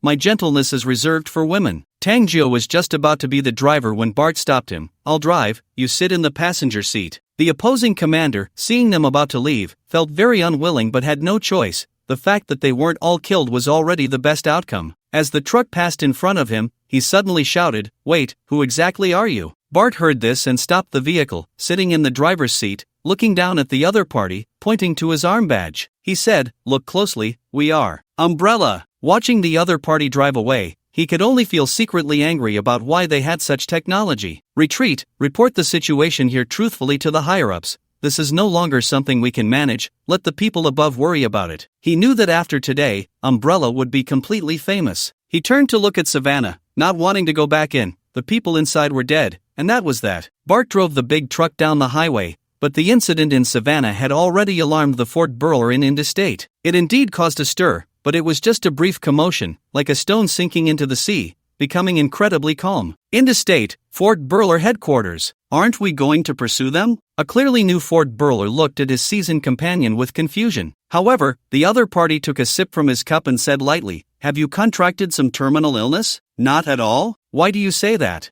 No, then why are you rushing to your death? Aren't you going to collect the compensation? The other party left him speechless. All right, go do what you need to do. I understand you newcomers want to achieve results, want to prove yourselves, but you need to know the right timing. Do you know who those people are? He looked around and then leaned in to whisper, do you know why the director hasn't taken action? Let me tell you, I've received news that there's a battalion stationed near Savannah year-round, yet even so, they can still retreat unscathed. What does that mean? I think I don't need to elaborate. Young man, think more, it will benefit you. Don't just rush forward, look around to see if there are others nearby. Alright, let's go. It's your first day on the job. I'll take you out to have some fun. The newcomer, after hearing the other person's words, thought carefully and felt a chill run down his spine. Seeing the other party leave, he hurriedly followed. Bart drove to a gas station, refueled, and then continued on the road. Tangjo watched as the other person openly stopped at the gas station to refuel, somewhat stunned, trying to sort out his chaotic thoughts. If he wasn't dreaming, they had just bloodily washed Savannah, right? He thought that was already arrogant enough. When the car returned to its destination, he realized that Umbrella could no longer be described as arrogant.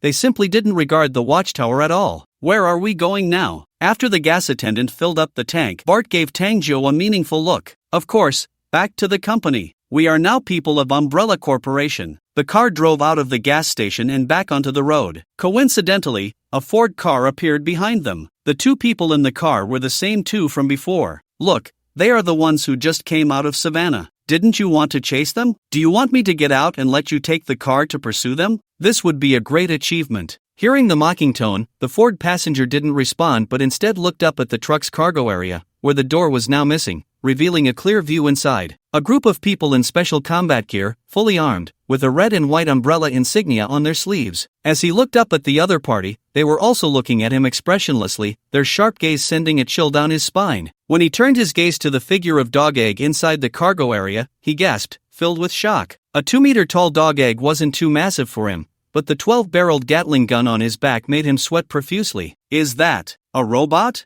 Who are they? What does that insignia represent? He asked 3 questions in a row, enough to show how shocked he was at that moment. The other party appeared so openly. Could they really be that confident in their strength? Well, to put it simply, those are undoubtedly robots. Otherwise, do you think they would still be fine now? The insignia represents their company, which was just established a couple of days ago, called Umbrella. I think we should take another route. If they misunderstand that we are following them, that 12-barreled Gatling might just turn, and we could end up having our families collect compensation. At the next intersection, they made an emergency U-turn. Bart looked at the departing Ford, muttering in boredom, so dull, I thought we could have a repeat performance of Fast and Furious on the road. The passenger, Tangjo, twitched his mouth inexplicably. The big truck soon arrived in front of a building in Nevada. At the front of the building, a huge logo was hanging at the top, which was the umbrella symbol. Let's go, this is the Umbrella headquarters. I'll take you to meet the boss. George sat in the top office, looking at the video Bart sent back on the computer, nodding in satisfaction. Not bad, with Dog Egg's combat power and the presence of the protective ring, I believe they won't dare to act rashly. He casually forwarded the video to Butler Long. Moments later, Bart walked in with Tangjo. Boss, the mission was perfectly completed, and the person has been rescued. As soon as Tangjo entered, he curiously looked around, spotting George, a young foreigner sitting in the boss's chair, about the same age as himself. Very good, Bart. You truly are my capable assistant. Well done. You can go ahead and get busy. I'll call you if I need anything. After Bart left, George looked up at Tangjo and gestured, sit. Tangjo, someone should have informed you that from now on, you are one of our Umbrella people. Since you have been in the dark web before, I won't go over the rules with you. Now, tell me what you discovered at that base in Africa. Wang Yulong knew very little, only the person involved could know the situation inside. Tangjo thought for a moment, recalling the scenes that unfolded after he was taken to that base, and said, Boss, I suspect that base is the one the dark web is looking for. George's heart leaped with joy. Could it be such a coincidence? They stumbled upon it by accident. Are you talking about the super soldiers? Yes, I think it's about 80 to 90% likely. Initially, he wasn't too sure after seeing the terrifying power of the other party,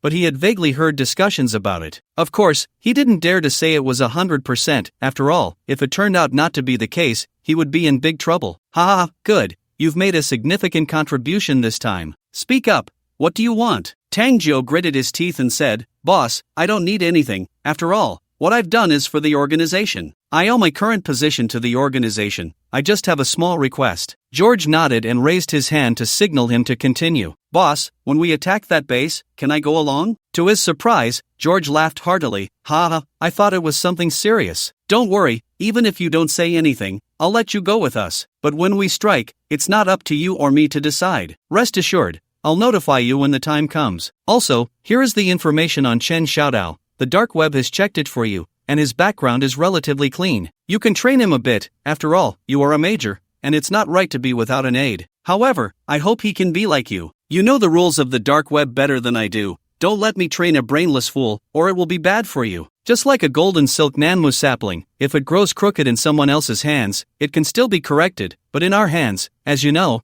there is no chance for correction, it will be burned as firewood. Tangjo wasn't foolish and naturally understood the implications of George's words. Yes, I understand. Thank you for the guidance, boss. At the same time, a storm was brewing deep within him. the dark web was indeed terrifying. The fact that the dark web even knew about Chen Xiaodao following him was alarming. If he had said something he shouldn't have while in Africa out of fear, he probably would have been eliminated by the dark web before even reaching Savannah. Just thinking about it made him shudder. Fortunately, he had never considered betrayal, not in the past, and certainly not in the future. You can take the information, there's nothing you need to do for now, so feel free to move around. This card has $10 million in it. Consider it your reward for this time. Tang Zhou's face lit up with excitement as he took the bank card and the information with both hands, respectfully saluted George, and then turned to leave the office. Just out of the office, Bart found him and briefly explained the structure of the company building before getting busy. Arriving on the 20th floor, the entire floor was filled with personal items, all brand new. Due to different identities, the levels of access varied. With his rank as a major, he could only choose from the 20th floor. He casually changed into a set of clothes and took a phone. This communication device was different from those outside.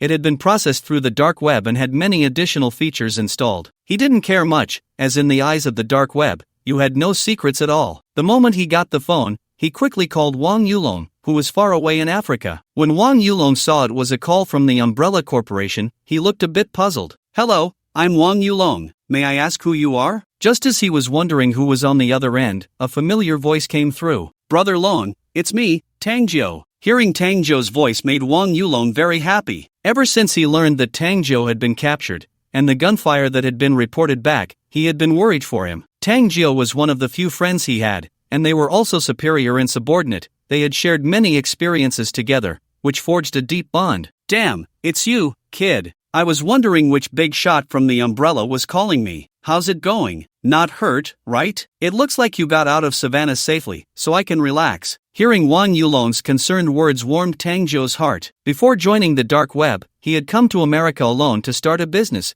enduring various hardships all by himself. That sense of loneliness was something that those who hadn't experienced it could never understand. Now everything was getting better. "Thanks for your concern, Brother Long. I'm doing great now. Just returned to the Umbrella headquarters from Savannah. You wouldn't believe it, the battle in Savannah got my blood boiling and showed me that technology conquers all. It's just a pity that I have to stay here now and can't fight alongside you." "Nonsense, there will be plenty of opportunities in the future." "Alright, as long as you're fine. I have things to attend to, so I won't chat with you anymore. Let's drink together next time." "Sure." After hanging up, he took the elevator down to the underground parking lot. The entire underground parking lot was filled with various vehicles, all practical. There were definitely no sports cars. Most were Ford sedans, and the most luxurious were only Mercedes. Each car bore the Umbrella logo. He drove away in a black Mercedes, leaving the Umbrella headquarters. At that moment, Chen Xiaodao, along with Tara and others, had just escaped from the river in Savannah. He initially wanted to return with Tara but was stopped by her. "Xiaodao, the boss hasn't been able to give you the life you want for so long. You're a smart person, unlike me, a rough guy. Following me has no future. Now you have a better life. Brother Gio has given you an opportunity, so you must seize it. Don't you like Rolex? This watch is a gift for you. Once you make a name for yourself, I can also have some face when I go out. Who says my brother Tara is useless? I've already received news that I'm being recalled to the country. Take care of yourself out there." Tara took off the Rolex from her wrist and put it on Chen Xiaodao's wrist, then gave his shoulder a heavy pat. Just like that, they simply said goodbye and went their separate ways. Walking down the street, his stomach growled, and he patted his pocket, finding it empty, and he smiled wryly. "Forget it. I'll hold on and eat when I get home." He didn't know how long he walked before arriving at the entrance of a two-story building. He stopped in his tracks and saw a Mercedes parked at the door. His eyes narrowed slightly. He didn't remember having such a friend here. Could it be the mafia had come knocking? Thinking of his mother and sister in the house, he immediately felt anxious. He took out the gun that Tang Zhou had given him in Savannah and quietly made his way inside. At that moment, Tang Zhou was sitting on the sofa in the living room, looking at the mother and daughter in front of him, feeling somewhat awkward. He hadn't expected that they still hadn't returned. Since George would say such a thing,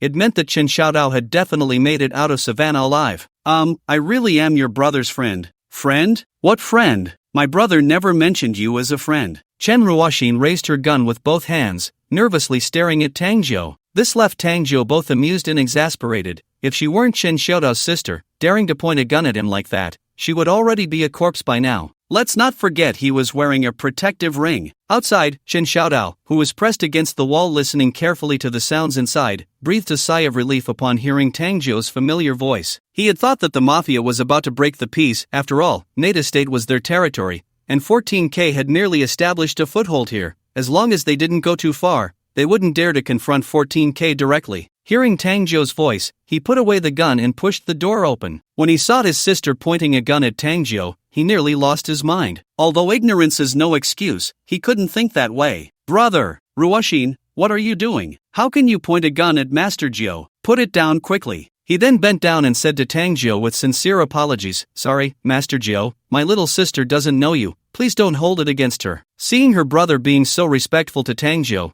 Chen Ruoshin realized his status was not ordinary and hurriedly lowered her gun, bowing her head, looking just like someone who had done something wrong. She knew she wasn't in the wrong, but at that moment, she had to act as if she was, so everyone could save face. It's fine, this just shows she has a strong sense of safety. Your boss Tara should have been recalled back to the country, right? I mentioned Tara to Chief Chen, and as for you, you won't be part of 14K anymore. You'll be by my side from now on. Just got out of Savannah, so take a couple of days to rest. In 2 days, come to the Umbrella headquarters to find me. After saying that, he stood up and left. Thank you, Master Jiu, I'll see you off. Once the two were outside, Chen Ruoshin cautiously raised her head, watching their figures before turning back into the kitchen. Meanwhile, in Lida State, Jotian Palace. After watching the video from George, Su Lindian had a certain understanding of the combat power of the big dog egg. With the dog egg and the protective ring, he didn't need to worry about Umbrella's safety for the time being. Young master, there's one more thing. George sent word that the base in Africa is very likely a research base for the Freemasons super soldiers. Should we send someone to take it out? Butler Long said, bowing. Su Lindian waved his hand, not for now. If we take this one out,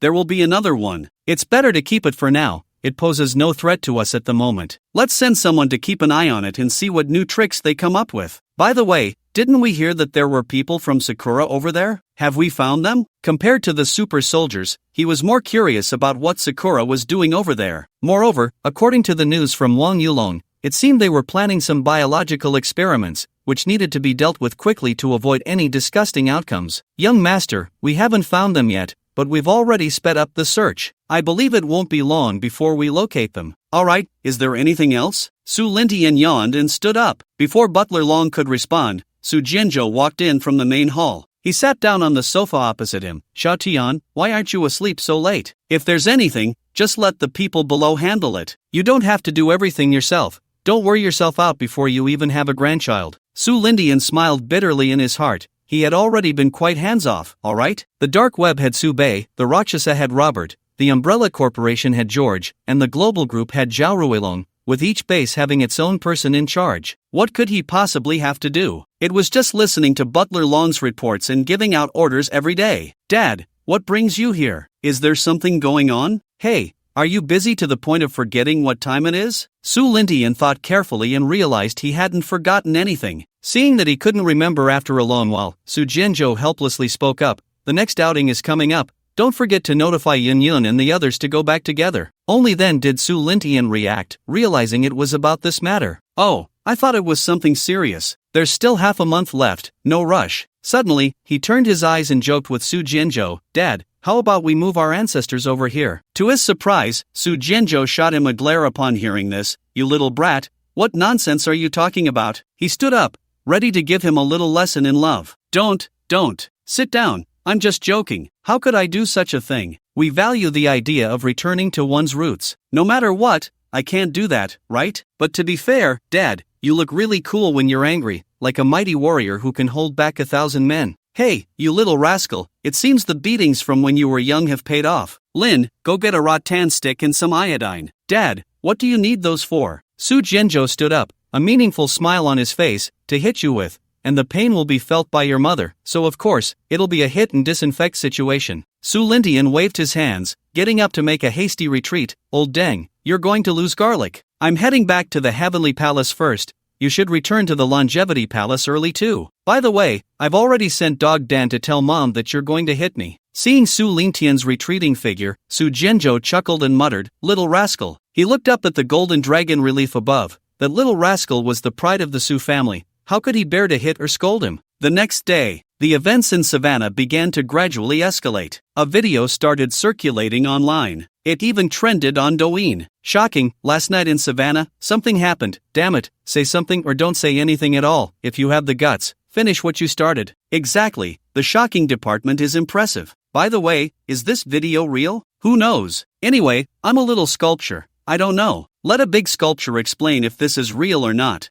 I just got back from Durian country next door, and I happened to switch to a big one. I have the right to speak. This is real because my boyfriend is in Savannah. Oops, I misspoke. He's in Native State. He said this video is real, and at that time, he indeed heard gunfire over there, just like our firecrackers. Dang Asia, you upstairs. Let's call you half of her for now. Are you saying you switched to a big sculpture in Durian country, and then your boyfriend is in Native State? Can I understand that you switched to a big one to break through the phone screen? Oh, the strange cheese has increased. Alright, I'll lock you three in a room to chat slowly. I just want to say, I woke up to energy shields, energy cannons, and robots that can transform. What's going on? Is Cybertron attacking Blue Star? Let me explain, this video is definitely real, not some movie promotional clip. Did you see the logos on those three robots in the video? That was a logo of a company called Umbrella Corporation, which can be found online. It is a recently established military technology company, rumored to be the successor of the Umbrella Organization, which I dare say, 99% of people have never heard of. Well, actually, I haven't heard of it either. However, that doesn't prevent this company from being impressive. The robots in the video were developed by this company, and those armed personnel protected by energy shields are the company's security forces. At this moment, Umbrella Corporation officially appeared in the public eye. The advanced technology of Umbrella Corporation made the world tremble. Everyone was shocked. Who would have thought that the obscure umbrella would reappear in such a form? This made them unable to help but exclaim, "You really are something." Not to mention whether the other party has other technologies, just focusing on the three things shown in the video,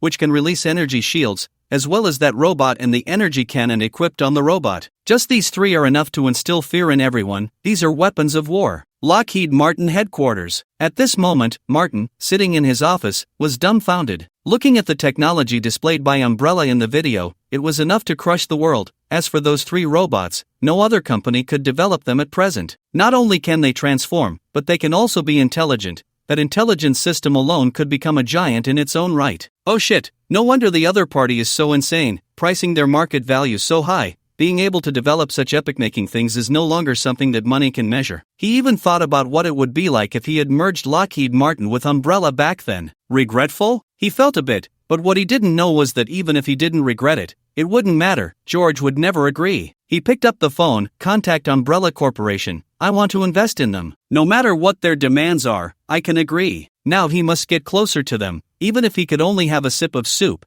it would still be a nourishing broth. Better than being indifferent. Outside, things were already in an uproar. And what was George doing at this moment? This guy was drinking tea in his office. Bart walked in with a frown. "Boss, aren't you going to make an appearance? It's already boiling outside. As you expected, Umbrella is now famous." "Hey, let them be outside. We do our own thing." But the company's phone lines are being bombarded. Military enterprises from all over the world are calling, wanting to cooperate with us, and there are those hidden fish wanting to invest in us. I'm worried. George leisurely waved his hand, picked up his teacup, took a sip, and said, "Worried? What's there to worry about? As long as they don't throw mushrooms at me, of course, we're not made of clay. As long as they dare to reach out, I'll chop off their heads and hands together." Bart shrugged. Since the boss said so, what was there for him to worry about? By the way, disconnect the company's phone lines. Let them have some peace. Understood, boss. Martin's face was gloomy. He hadn't received a response from Umbrella. No, it should be said that the calls couldn't get through at all. But he quickly realized that given the current situation, all the giant companies in the world probably wanted to contact them. The hot water is too hot. They want to let it sit for a few days and drink it when it cools down. Since that's the case, we can only wait for news. Meanwhile, Chen Xiaodao looked at his phone, where news and videos about Umbrella were flooding in, and his brain momentarily crashed. The umbrella in the video, could it be the same umbrella that Ninth Master mentioned? However, as he kept scrolling, no way, this is the same one, even the umbrella logo is identical. Turning off his phone, he took a deep breath, trying to calm his emotions.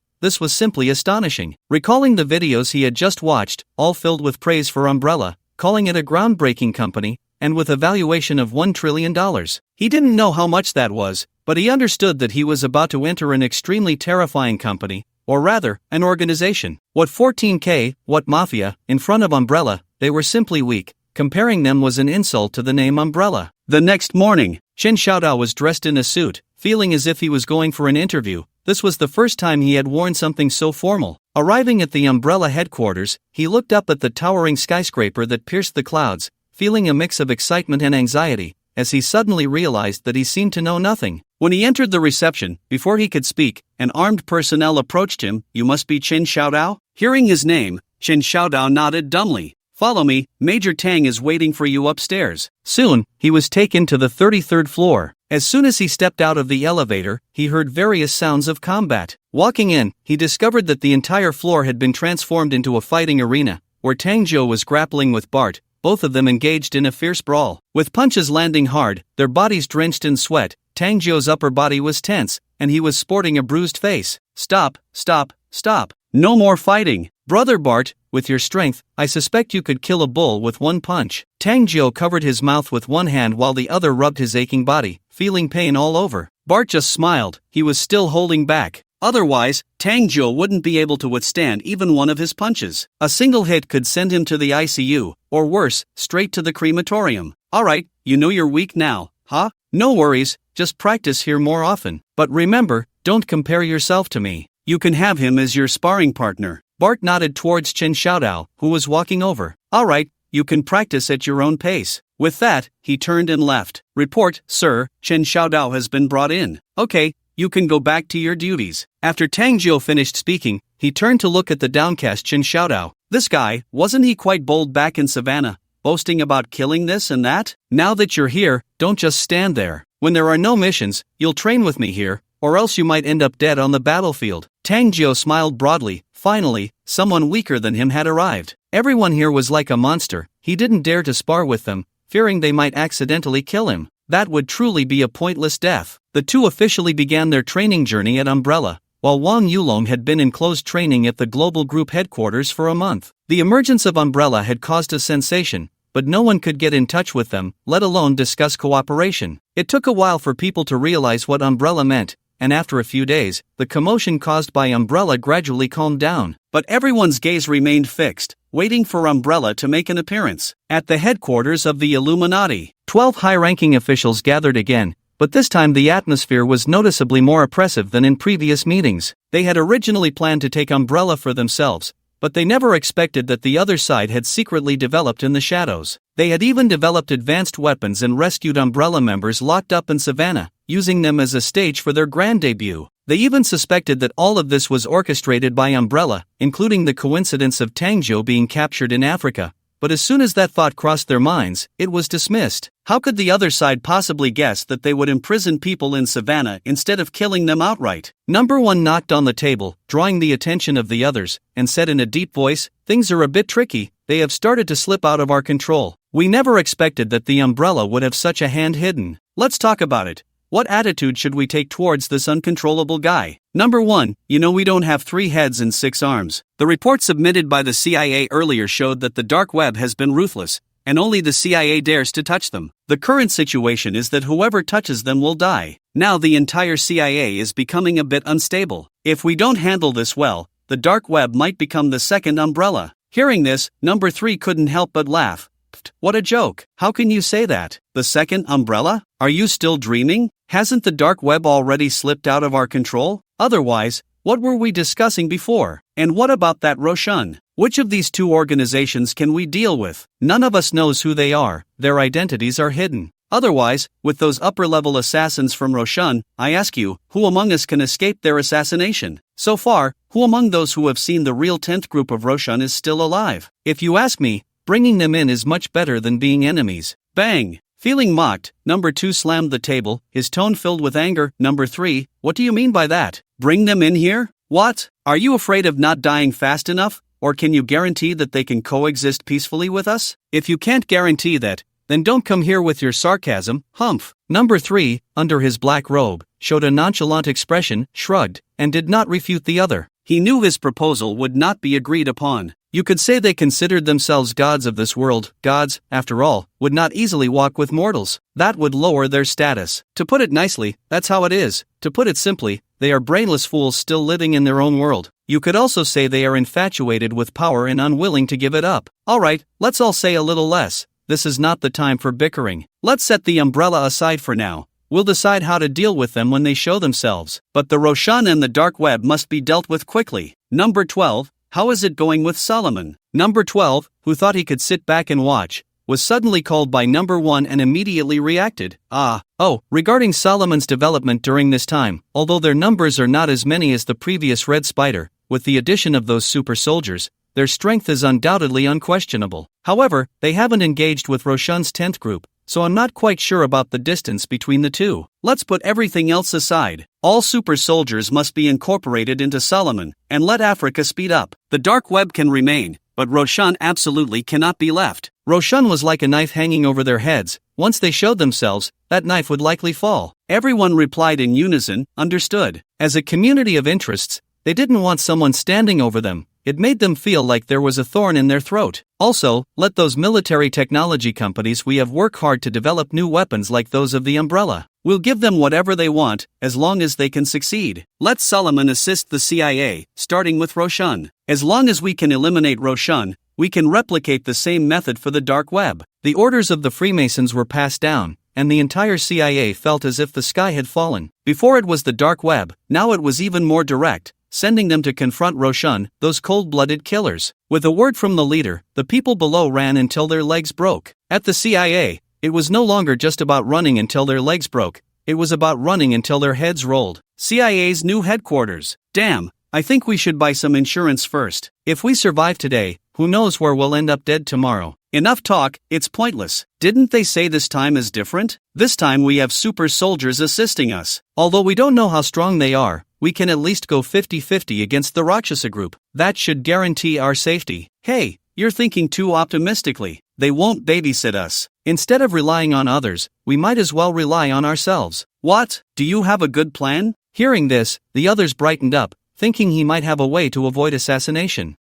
No. I've just been running every day lately. How about together? The man in the lead cleared his throat. Alright, let's not be so pessimistic. Let's get to work, find the location, and leave it to Solomon. They didn't ask you to kill the Rakshasa. Although the CIA couldn't compare to the dark web, it was still a force to be reckoned with. Indonesia, a relatively remote and quiet street, looking quite dilapidated, with old buildings on both sides and dim streetlights at night. A man was holding a hamburger, eating while keeping an eye on his surroundings, alert to the sounds behind him. He always felt like something was following him. Suddenly, a figure appeared in front of him, blocking his path. A burly man stood under the streetlight, the dim light making his face somewhat unclear. Are all Rakshasa assassins as vigilant as you? His identity was exposed in an instant, startling him. He swallowed the hamburger and squinted his eyes. Solomon? The assassin from Solomon appeared so openly before him, clearly confident in his own strength. Without waiting for the other to react, he threw the hamburger aside and quickly drew a pistol from his waist. Just as he was about to shoot, he looked under the streetlight and found it empty, leaving him dumbfounded. This speed made him suddenly think of something, and his expression changed drastically. Super soldiers? Although he had never seen one,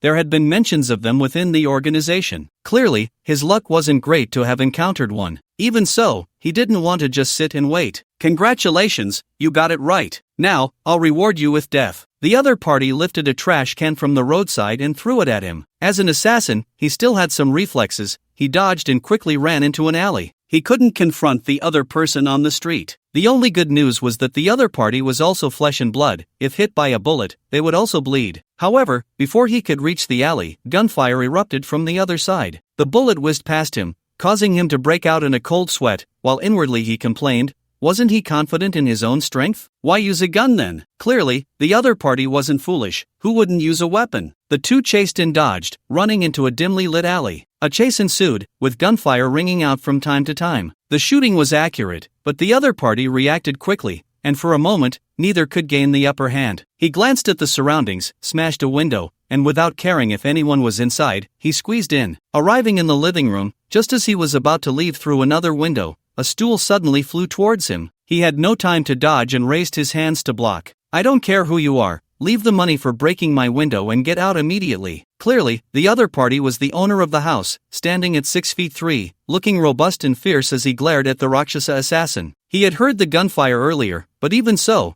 the other party dared to show their face. indicating they were no pushover. But just as he was blocked, the super soldier appeared by the window, raising his hand without hesitation and firing 2 shots. Seeing that he missed, the Rakshasa assassin looked around. At this moment, trying to run outside would probably lead to a quicker death, so he turned around, ignoring the homeowner, and ran up to the 2nd floor. The super soldier saw this and also climbed in through the window. Fuck! Squid! Squid! Shut up! Before he could finish cursing, the super soldier grabbed him by the neck with one hand, lifted him up, and waved him aside. Bang! He crashed against the stainless steel door, blood gushing from his mouth. In the instant he was lifted by the super soldier, his pupils dilated, filled with fear. Being lifted with one hand and thrown so far, was this even human? His head tilted, pretending to faint. The super soldier ignored him and went straight upstairs. Seeing the opponent go upstairs, he immediately opened his eyes, wiped the blood from the corner of his mouth, turned his head, opened the door, and ran away. Meanwhile, on the upper floor, the 2 sides had already started fighting. What's wrong? Out of bullets? Do you know why I didn't kill you at the beginning?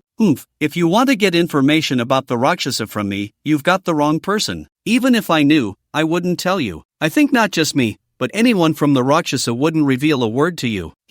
Why bother? You only have one life. Tell me, and you can live a little longer. If you join us, Solomon, perhaps the Rakshasa won't be able to do anything to you. No need. Once I stepped into this line of work, I already put life and death aside. Even if I had a chance to live, betraying the Rakshasa means certain death for us. You can't even imagine how terrifying the Rakshasa is. What you know is just the tip of the iceberg. If I die, I guarantee you won't live much longer either. The super soldier's expression darkened upon hearing this. He thought that as long as he made the other party feel the distance between them and despair, everything would follow naturally. But he never expected the other party to fear the Rakshasa so much that they wouldn't even utter a word, even in death. In that case, you can die. The Rakshasa assassin threw away his gun. It was out of bullets, just a hunk of iron, and pulled out a short knife from his ankle. He prepared to fight to the death. But he underestimated the super soldier too much. Before he could react, he was punched in the chest. Crack, crack, the sound of bones breaking echoed. He staggered back a few steps, fell to the ground, pain etched on his face, several ribs broken.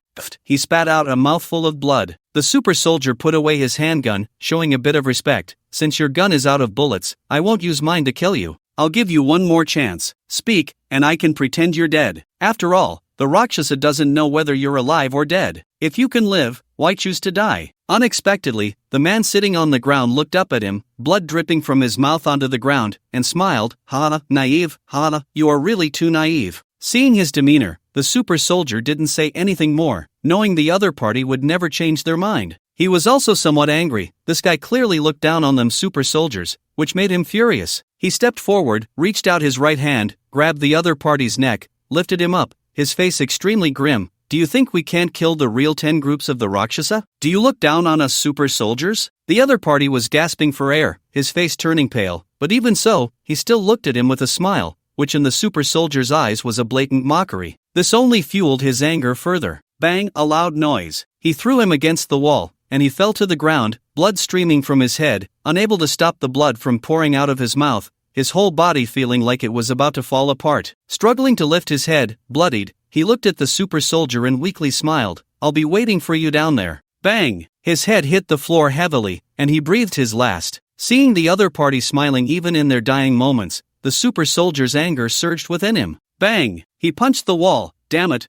why does everyone look down on us? Even in death, you think our super soldiers can't compare to your Team 10? Why? But clearly, we have become so strong. Unfortunately, you are not the real Team 10, Azura. Lustful heaven. Just wait, I will come for you. He glanced at the corpse on the ground and turned to leave. The wall behind him cracked, spreading like a spider web, teetering on the brink of collapse. Not long after the super soldier left, a dozen people suddenly burst in from outside, all armed with guns. The leader, holding a shotgun, shouted as soon as he entered, "Fuck, the person upstairs, get your ass down here right now, especially that guy who hit me. How dare he hit me without finding out who I am?" Yes, it was the homeowner who had run out earlier to call for help. However, after shouting for a long time, there was no response, and there was no sound from upstairs. Boss, do you think they ran away? Of course, in this area, who doesn't know the boss's name? Offending the boss, if they don't run, they might as well wait to die.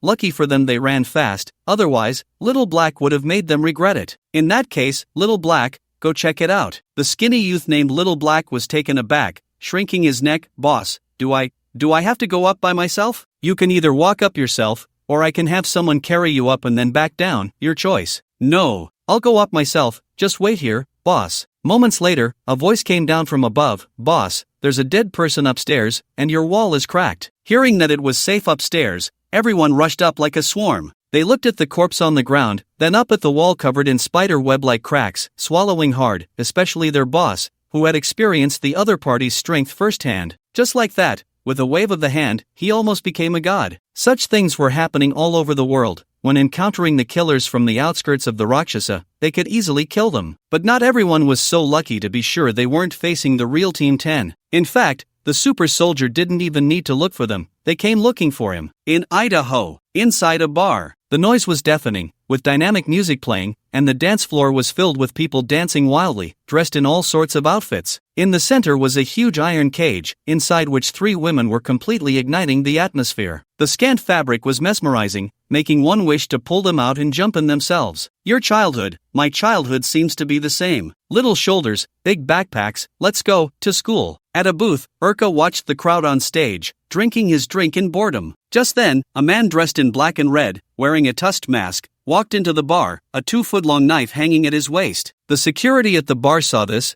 their pupils constricting, not daring to stop him, turning their heads aside to pretend not to see. Once the man entered, they quickly picked up their phones to notify the bar's manager. What's going on? The deep voice made him hesitate. Trembling, he said, Boss, the Rakshasa people just went in. The person on the other end of the line thought they had misheard, incredulously asking, What? Who did you just say went in? Boss, it's the Rakshasa killer, they just went in. Are you sure they're Rakshasa? The security wiped the sweat from his forehead, affirming, I'm sure, I wouldn't mistake it, black and red clothing, tusked mask, it's the Rakshasa Asura. Boss, my mom gave birth, no, I need to go home to take care of my grandma during her confinement, I'm leaving now. He immediately hung up the phone and dashed out. In his heart, he couldn't help but shout, it's too terrifying, too terrifying. The other party had just brushed past him, and he felt the scythe of death caressing his neck. He didn't know who inside had offended the Rakshasa, but this living king of hell had personally come out.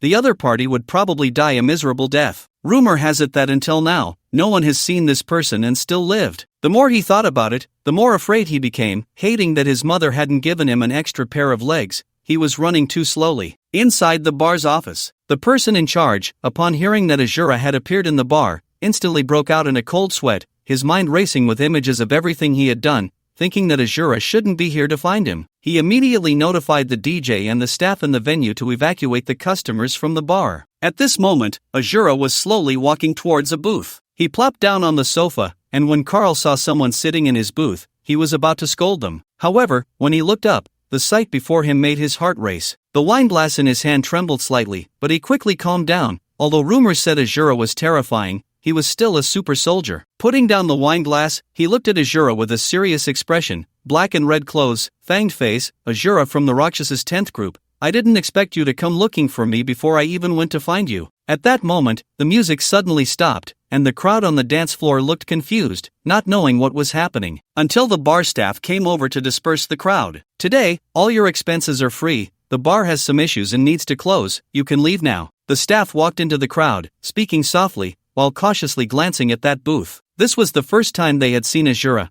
and it was no wonder they were curious. Just one glance made them not dare to look any longer. The fact that the person in charge had them clear out was enough to prove how terrifying the Rakshas's deterrent power was. No, it should be how shocking the true deterrent power of the Rakshas's 10th group was. Fuck, why should we leave? We have money, we don't need your free service. Seeing that the other party was clearly drunk, the staff didn't explain, but knocked him out with a stick and had him taken away, believing that the next day the person would come to thank them. Seeing this, the crowd didn't dare to ask more questions, packed their things, and left. Anyway, it was all free, and they had had enough fun. In less than 5 minutes, the entire bar was empty except for Asura and Carl. Even the bar staff had fled completely, they had to run. What if the other party got addicted to killing and took them out too? That would be very unfair. Didn't they see the person in charge run out without even wearing shoes? Asura stared unblinkingly at Carl, making him very uncomfortable. Your Freemasons behind you are endless, aren't they? When Carl heard Asura mention the Freemasons, his hand,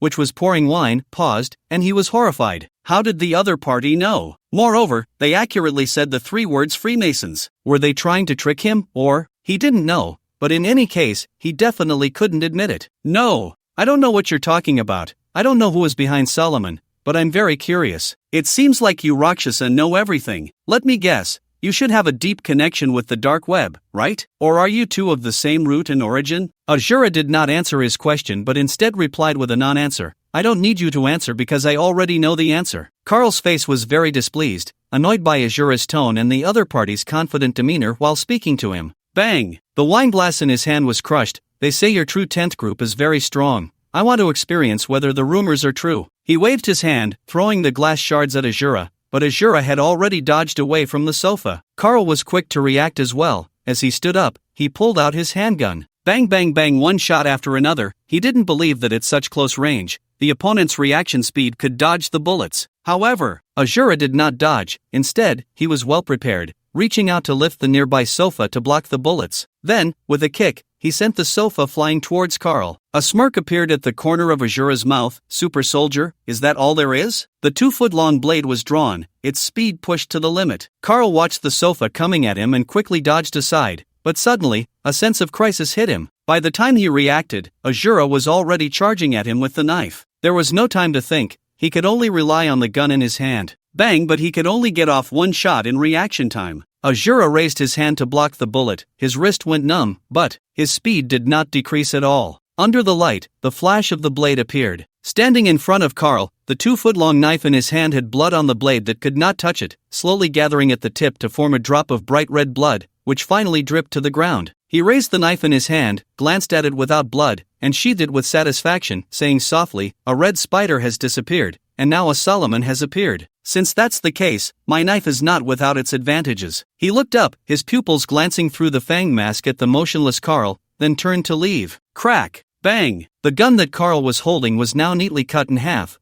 one piece falling to the ground. Put! A small cut appeared on his face, followed by bright red blood seeping out. Upon closer inspection, one could see the depths of his pupils filled with fear. Even after Ajura left, not a single bartender or manager dared to enter. It wasn't until the next day that people dared to return to work, and Carl's corpse remained in the bar for a night before being taken away the next day. Looking at Carl's lifeless body and the gun cut in two, everyone couldn't help but gasp. The incident at the bar spread like wildfire throughout the third world, and even videos were leaked. Because of this, people learned that Carl was a super soldier, but so what? He still died under Ajura's blade. Third World Forum. Did you see the video? Oh my god, can you imagine how cool Ajura is? If I were that strong, I could definitely find a girlfriend. Actually, a boyfriend wouldn't be bad either. Dude, you're missing the point. Sure, he's really cool, but is this really the time to discuss that? Why don't you imagine this, if your enemy paid to hire a Rakshasa to kill you, and you were lucky enough that it was Ajura, you. Dude, please, stop talking. I'm about to pee. Humph, even if Ajura wanted to kill me, what could I do? Would I just sit here and wait for him to come? You think he can kill me? That's a joke, impossible. Before he even arrives, I would have already committed suicide. No matter how strong he is, he can't kill me. Awesome, dude, learning until the end of life,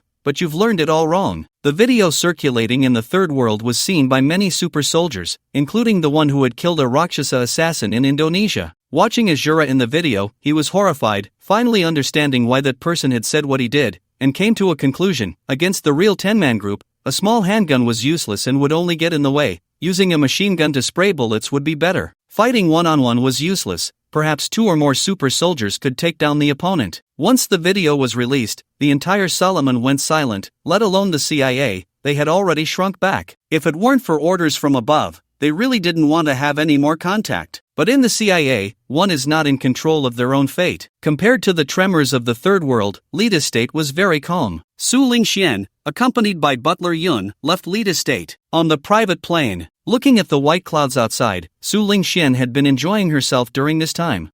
Finally I can go out and have some fun again. Since arriving in Lita's state, she had either been staying in Harris or playing in the Nine Heavens Palace. She was almost getting rusty. Second miss, the young master asked me to remind you that at the beginning of next month, you need to return to Jiangcheng for a spring outing. Don't forget. Su Lingxian smiled and nodded. Got it, there are still several days left, so remember to remind me again when the time comes. I'm afraid I might forget while having fun. After saying that, she seemed to think of something. She took out her phone, opened Douyin, and sure enough, she wondered why she always felt like she was forgetting something. Looking at the 99+ messages in the background, she finally remembered that she hadn't done a live stream in a long time. Glancing at her follower count, she was surprised to see it had risen to 4 million. She remembered it was only a little over 2 million before. During this time, she hadn't done any live streams or posted any videos, yet she had gained over 1 million followers. There were also some fans leaving private messages. Lazy King, where have you been? Come back quickly, without your sheep village, the grass on the green pasture has turned yellow. Lazily, where have you disappeared to?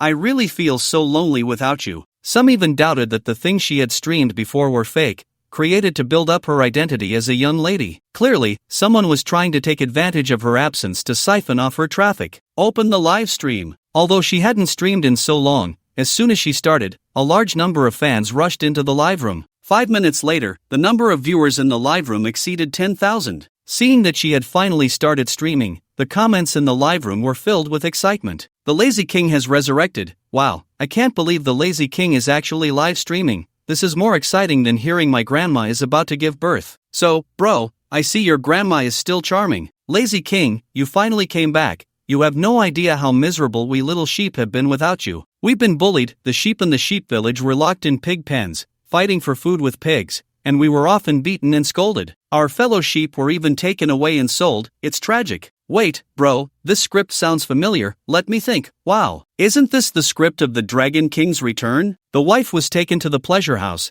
and she had to serve 3,000 guests to come out. When the Dragon King found out, he was furious and led 3,000 elite soldiers to complete the task. Clever as he was, he successfully rescued his wife. Su Lingxian looked at these comments and laughed so hard she almost trembled. Seeing Su Lingxian smile, the comments in the live room suddenly unified. The Lazy King finally smiled. It's been so long since we've seen that healing smile of the Lazy King. That's great, we are saved. Looking at the comments in the live room made her unconsciously recall the hardships she faced when she first started making videos and live streaming. If it weren't for those fans who followed her from the beginning, her family would probably be in even more trouble, and she wouldn't have been able to give her older brother extra living expenses while he was in college. You guys are so bad, teasing me like this, but I still want to thank those little sheep who have been with me from the start. Lazy King, don't say that. Although we have accompanied you all the way, it is also your smile, your voice, and your streaming style that have healed us. Yes, during that time, I felt like I was about to get depression, but luckily I met you. Very well,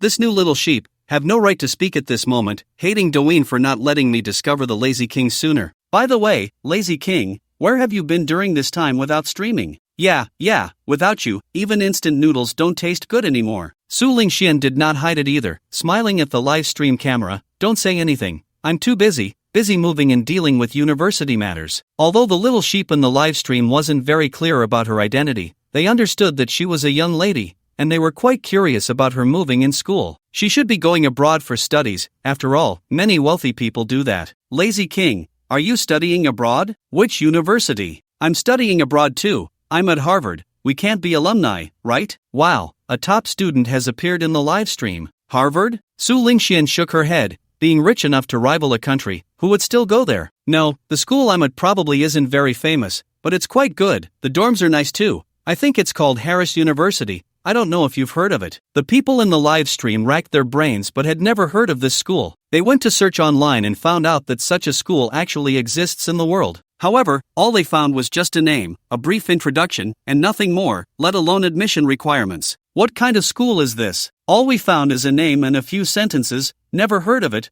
What are the admission requirements? I want to go too. Wow, Lazy King, you got into Harris? Is that true? So impressive? Fans in the live stream saw that someone actually knew about it, and it sounded like this school was quite impressive. Their curiosity was piqued. Big shot, tell us, what's so amazing about this school? First of all, I learned about it from my girlfriend's dad, who is a millionaire, and I mean in US dollars. He works security at Harris. Can you guess what his annual salary is? Come on, leave us hanging. If you keep this up, I won't be happy. If you keep this up, I'll tell you the truth. Actually, I like your girlfriend. Asterisk cough cough. Can't I just take a sip of water? His annual salary is $1 million, and it's in US dollars. A security guard with $1 million salary, can you imagine? And I also heard from her that Harris never recruits students publicly. What they teach is only known to those students, and the worst dorms are villas, single-family houses. And she also said that at the beginning of the year, among a new batch of students, there were 3 with extremely terrifying identities. When the principal found out, he moved out of his mansion overnight and had everything inside replaced with new stuff. As for the identities of those students, her dad didn't dare to mention a word. The live stream fell into a brief silence, as if they had entered a dimension that didn't belong to them. A security guard with $1 million salary? If the salary for security is that high, what about the others? Is this something we can know? I'm even more curious about Lazy King's identity now. Bro, no need to be curious, I can tell you right now. Lazy King is the second young lady of the global group. Wow, so our village chief from Sheep Village is, yes, just as you think, the boss of the global group. Don't ask me how I know. If your dad were also a billionaire, you'd know too. Hey, if you're saying that, then I, with the sheep label, can run wild on the internet. Su Lingxian didn't expect that someone would actually know about Harris. Given the identities of those students, even being a security guard isn't something you can just decide to be. However, she didn't think much of it and interacted with the people in the live stream for a while before yawning and ending the broadcast. It would take a little time to reach the destination, so she decided to rest a bit and adjust to the time difference. Cloud Butler, call me when we arrive, I'm going to rest for a bit. After instructing the Cloud Butler, she turned and entered the room on the plane. At the same time, Africa. In a remote small town, inside a small restaurant by the roadside, 5 people dressed in unremarkable clothes sit together, picking at their food. No one in the place speaks a word. A few minutes later, the 5 toss their money on the table and turn to leave the restaurant. After they leave, a woman finally steps out from a corner and follows them. Keeping her distance, she trails the 5 to an inconspicuous small building, her brow furrowed,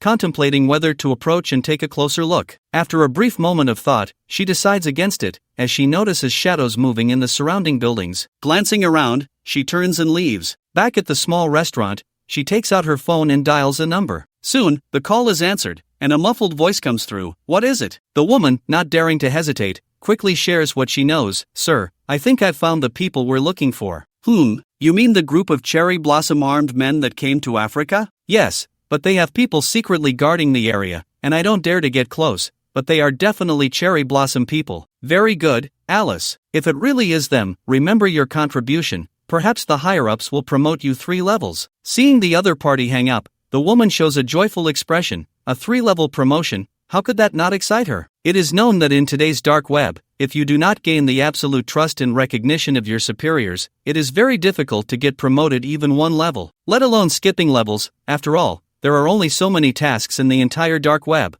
With many wolves and little meat, the size of intelligence is tied to merit. At the same time, she also knows that this mission seems to be different from the past, somewhat special. However, she quickly pushes these thoughts aside and can't help but immediately. A call came into the Umbrella's military base in Africa. At the same time, 600 kilometers away from the town, at the Umbrella base. After receiving the order, the general did not hesitate and immediately led his men to the town. 10 armed helicopters, carrying dozens of soldiers, also took the only 2 dogs from the base just in case. The dog number 1 given to George. Currently, there are 5 at the Umbrella headquarters. The rest have been distributed to other military bases. The African base is the most important because the number 10 research base is located in Africa. About 2 hours later, looking at the small town before him, the general did not allow them to approach. The dogs hanging from the 2 helicopters suddenly had their ropes untied and fell from the sky. Bang! 4 legs heavily landed on the ground, kicking up a cloud of dust, and the 12-bar Gatling on their backs rose up, spreading out quickly to guard the surroundings. Only then did the helicopters slowly descend and finally stop, with the soldiers quickly jumping out. Split into 10 groups, first eliminate the guards left outside. Dogs, you 2 keep an eye on the target house, wait for our action. Once the helicopter takes off, I don't want anyone to escape. Move. 70 soldiers split into 10 groups, with 7 in each group, quickly entering the town. The 10 armed helicopters then took off again, but did not fly towards the town. Inside a 2-story building, 4 ordinary-looking men were chatting and joking, while one wandered around, checking the surroundings. However, they did not know that the Umbrella's people had already sneaked downstairs. A 7-man team quietly ascended the stairs, one after another. Moments later, the once quiet town erupted in gunfire, and the helicopters outside quickly flew over upon hearing the shots, circling above. Dogs, charge in. The 2 dogs quickly ran, breaking through the door and starting to scan everything inside. The general followed closely behind with a few men. The surroundings were already in chaos, and the other residents of the town, hearing the commotion outside, hid inside their homes, not daring to run around. The enemy's resistance was futile. At this moment, beneath the building where the dogs were, was the enemy's experimental base. Inside the laboratory, a dozen local residents were tightly bound to tables, motionless, their skin rotting, unsure of their fate. Several men wearing gas masks were busy with something. Suddenly, the commotion outside changed everyone's expression. "Baka, what's happening up there?" As if answering him, a terrified armed personnel rushed over in a panic. "The robots, they've broken in." "Robots? How is that possible?" Bang! The ground suddenly began to tremble slightly, and only when he saw the true form of the dogs did he believe it. "Damn it! Why are there umbrella people here? How could they know our location, and why are they doing this? We finally found such a good place, damn umbrella. Stop talking so much, let's evacuate through the secret passage." The general followed closely behind to the underground research base, looking at the scene before him, and indeed, the researchers from Sakura were there. "Kill, leave no one alive." "Understood, sir." The dogs began to harvest, like a reaper. The Gatling on their backs was now a death sentence for anyone. Seeing this, everyone fled towards the secret passage. The general, seeing that there was actually a secret passage here, immediately notified the helicopters outside that even if they had to turn the entire town upside down,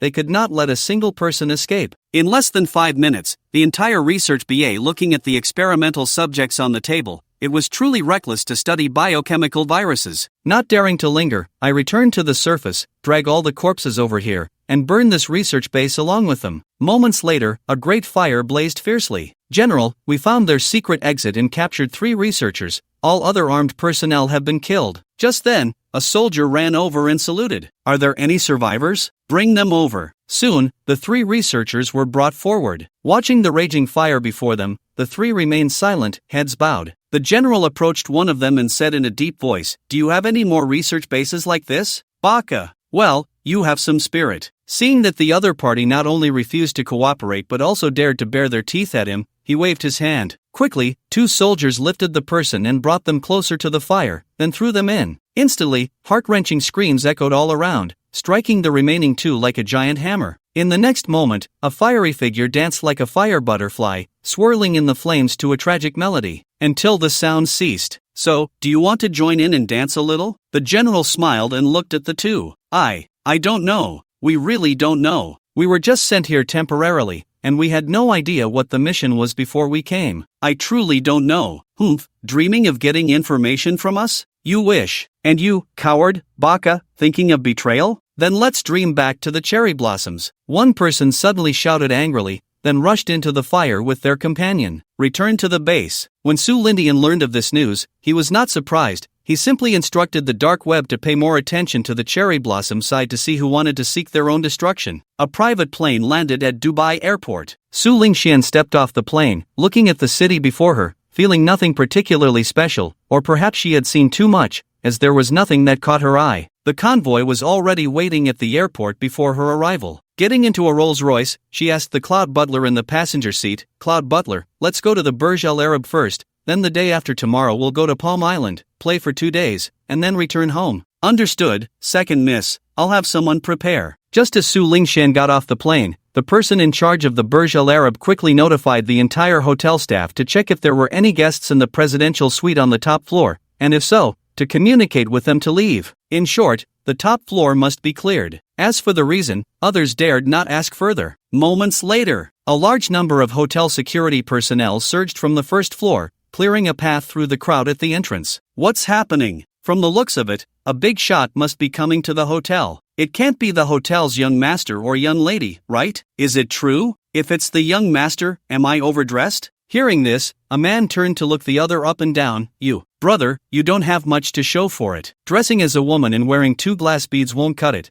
At least spend $2 to buy 2 buns." "Average man, I'm a woman. No matter what, I'm not here for you kind of losers." The man looked her up and down, sneering, his lips moving slightly as if to say, "Average woman, really small." Just then, 2 helicopters flew in from a distance, landing on the hotel's rooftop helipad. 4 men jumped down from the planes, each carrying a black long case on their backs. They spread out in 4 directions, placed the cases on the ground, opened them, revealing cold weapons inside, including a Barrett rifle. Not only that, on the rooftops of the tall buildings near the hotel, there are snipers in all 4 directions, keeping a close watch on every move beside the hotel. Before long, a convoy stopped at the hotel entrance, a total of 6 cars, with a pink Rolls-Royce in the middle. A dozen bodyguards quickly got out of the cars and spread out. The Cloud Butler got out from the passenger seat and turned to open the back door of the Rolls-Royce. Passers-by around, more or less, curiously glanced over, trying to see who was making such a grand entrance. The hotel manager had long been waiting at the door. Inside the car, Su Lingxian got out, holding her phone. She raised her hand above her head to shield herself from the sun and spoke to the camera. Little lambs, after sitting on a plane for over 10 hours, we've finally arrived. Aren't you curious where I'm going? Look, this is the Burj Al Arab in Dubai, and I'll be staying here for 2 nights. The day after tomorrow morning, I'll take you to see the largest artificial island. Wow, the lazy king went to Dubai without a word. With the current economy, even lying at home eating instant noodles feels a bit extravagant. You don't do the things I love, and I don't want to say envious words anymore. Lazy king, hurry up and let us see what it feels like to overlook Dubai. We need to go to that tall tower. The Burj Al Arab isn't high enough. Su Lingxian chatted while walking, and the hotel manager quickly approached, respectfully saying, Miss Su, welcome. I am the manager of this hotel. If you have any questions or need assistance, you can have someone contact me. The top floor has already been prepared for you. Please follow me. Su Lingxian nodded, and the bodyguards spread out around her, following the cloud butler and the manager into the hotel. The lobby was magnificent, but everyone did not linger too long and took the exclusive elevator straight to the top floor. The bodyguards exited the elevator first, and as everyone stepped out, the cloud butler suddenly reached out to stop the hotel manager from following. Alright, you don't need to be here anymore. If there's anything, I'll have someone find you. The manager awkwardly smiled and said, Yes.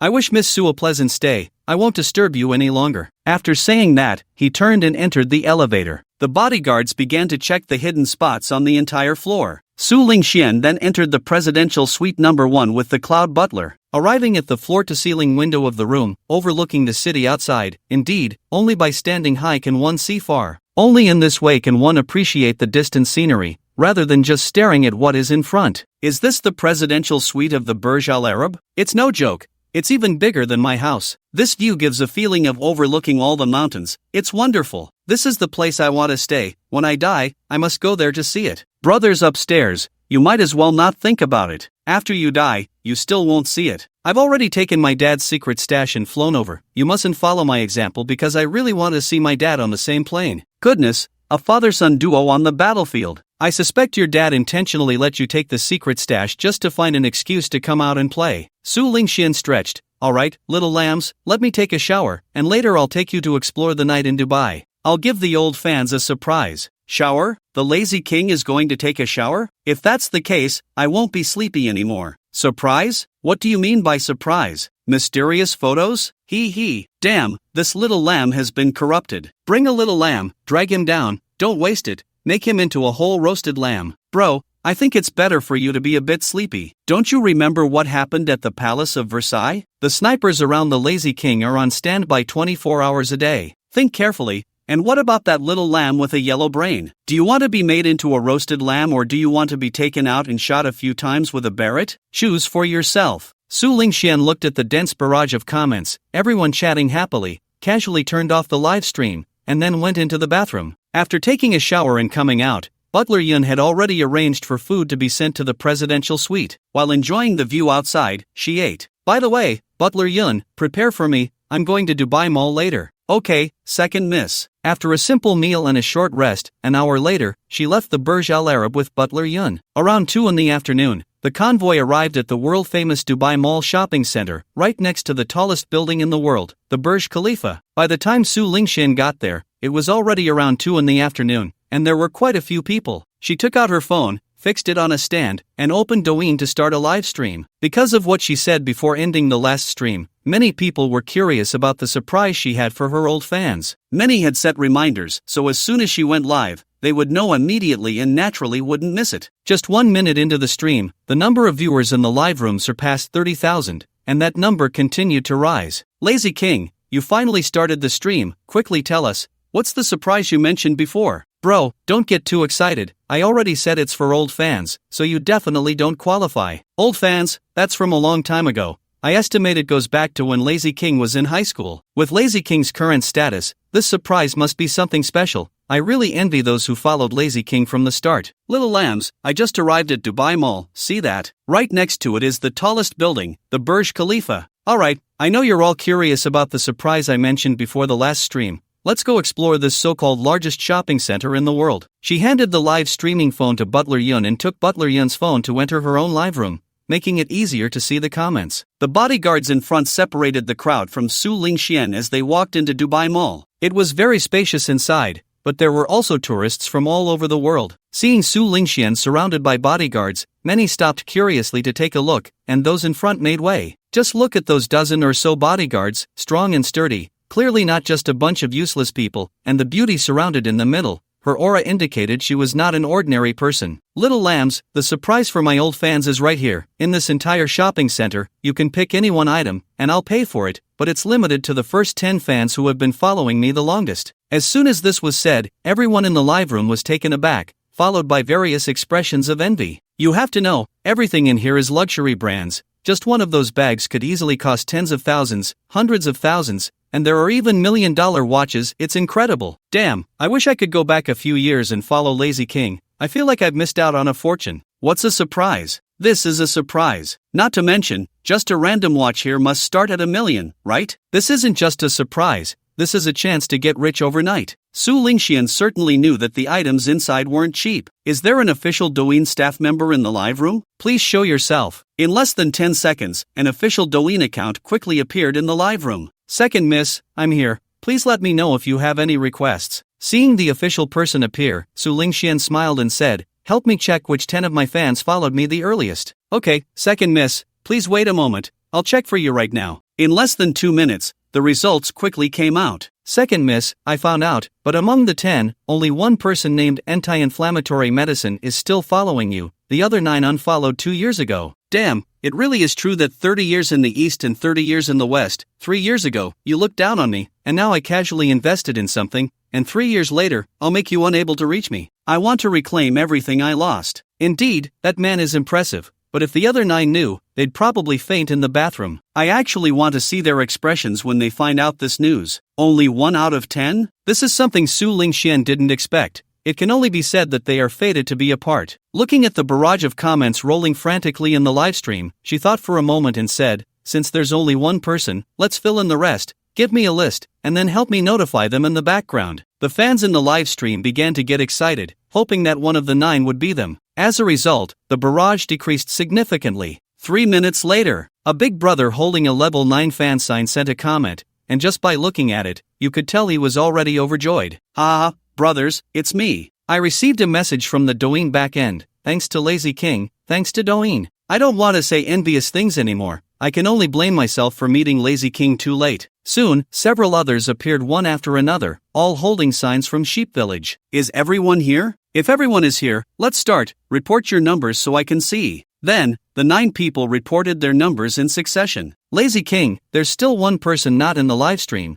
It seems to be that anti-inflammatory medicine. Alright, he's probably still busy. Let's start first. Meanwhile, at 6:30 in the evening, in Sheep City, it was pouring rain outside, and a delivery vehicle braked to a stop under a building in a community, taking out the last delivery from the thermal box in the back. After entering the elevator, 5 minutes later, Shaolin rode his electric bike out of the community, drenched all over. Looking up at the weather, he sighed, forget it, with this heavy rain, I might as well leave work early today. 20 minutes later, he returned to his rental apartment, which was a 1-bedroom, 1 living room, 1 bathroom, and 1 kitchen, 50 square meters. As soon as he opened the door, he smelled the aroma wafting from the kitchen. A young girl heard the noise outside and poked her little head out from the kitchen, her face showing 2 dimples as she smiled. You're back. I knew you would come back early in this weather. Look at you, all soaked. Go take a hot shower first. Dinner will be ready soon. After Shaolin changed his shoes, he reached out and pinched her cheek. What delicious food are you making? It smells so good.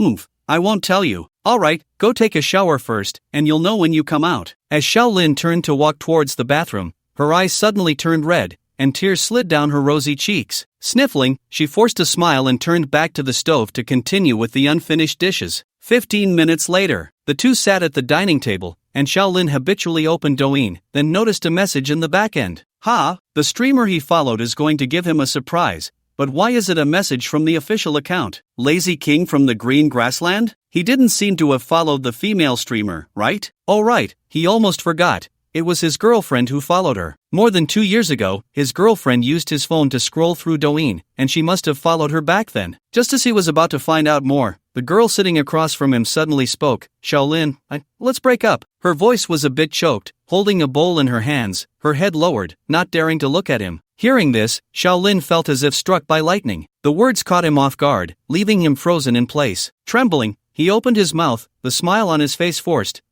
What's wrong with you today? You were fine just now. Why are you talking nonsense now? He hoped he had just misheard. No, I didn't say anything nonsense. Let's break up. I don't want to live like this anymore. Shaolin then confirmed that he hadn't misheard. Bang! He slammed the bowl in his hand down heavily, his eyes red. He tried hard to control his emotions, fearing that losing control would scare her. Break up? Why? Give me a reason. You know how hard it has been for us to get here. In this world, we only have each other. 1,000 words were stuck in his heart, but when they reached his lips, they turned into silence. She lowered her head, her shoulders trembling, tears streaming down her face. He felt the pain in his heart, and she knew it too. But she had no time left. The world was truly cruel, turning them into orphans, and now, after their lives had started to improve, it wanted to separate them once more. I'm sorry. Before she could finish, she got up, covered her mouth, and ran back to her room, shutting the door behind her. She sat on the bed, head down, hugging her knees, choking back sobs, nearly gasping for breath. She wanted to tell him the truth, but what good would it do? It would only make his life worse. Nothing else could change. Shaolin sat alone at the dining table, his eyes vacant, staring at the ceiling, pondering whether loving someone truly meant they had to be together. Suddenly, her phone on the table lit up. Someone had sent a message. Curious, he picked it up, thinking it was that third party. But what he never expected was that things seemed to be different from what he thought. The message was from someone named Dr. Lee, a long paragraph that roughly conveyed that his girlfriend's condition could not be delayed any longer. Otherwise, she would only have a month left. In that moment, tears streamed down his face. He unlocked his phone and quickly inquired about her condition and treatment plan. 5 minutes later, everything became clear to him, and he also understood why she had cried and said to break up. The best outcome was to spend 2 million to live 5 more years. 2 million for 5 years? Is that too much? For an ordinary person, 2 million is an astronomical figure. Just as he was about to get up and knock on the door, a phone call came in. He picked up his phone and glanced at the caller ID. A call from Douyin's official account? Just as he was about to hang up, considering that these days, scammers were everywhere, he remembered the message Douyin's official account had sent him. After thinking for a moment, he decided to answer. From this call, it seemed that the wheels of fate had begun to turn. Hello, is this Shaolin, Mr. Shao? Yes, what can I do for you? Hello, Mr. Shao, we are from Douyin's official account. We are here to inform you that you are one of the top 10 fans of our second miss, the first fan of the Lazy King of Green Grassland. Please enter the second miss's live broadcast room now to select a gift. Shaolin was taken aback. Select a gift? What does that mean? Gift? What gift? Can it be exchanged for money? He urgently needed money. We cannot answer that. You can inquire in the live broadcast room. Okay, I understand. Thank you. He picked up his phone, clicked on his follow list, and then entered Su Lingxuan's live broadcast room. An inconspicuous level 1 account, at this moment, entered the live room with the allure of a max level account. At the same time, he stood up and walked to the door, knocking softly. His mood had become considerably heavier. Shao Shi, open the door. I already know about your situation. Don't worry, I will find a way. Whatever difficulties we face, we will face them together. Isn't that how we got through before? Meanwhile, inside the live broadcast room. Alright, now that 9 people have selected their gifts, I will have someone airlift the items back. They will personally deliver them to you. Now there is only one person left, the original fan, the only one among the 10 who has continued to follow me. When the anti-inflammatory drugs level 1 account entered the live broadcast room, it immediately caught people's attention. Here it comes, Lazy King, the anti-inflammatory big brother has arrived. Wow, he really came. His level 1 account is so dazzling right now. Level 1 account, I can't believe it, he's simply the child of destiny. If they knew that it wasn't Shaolin who was following Su Lingxian,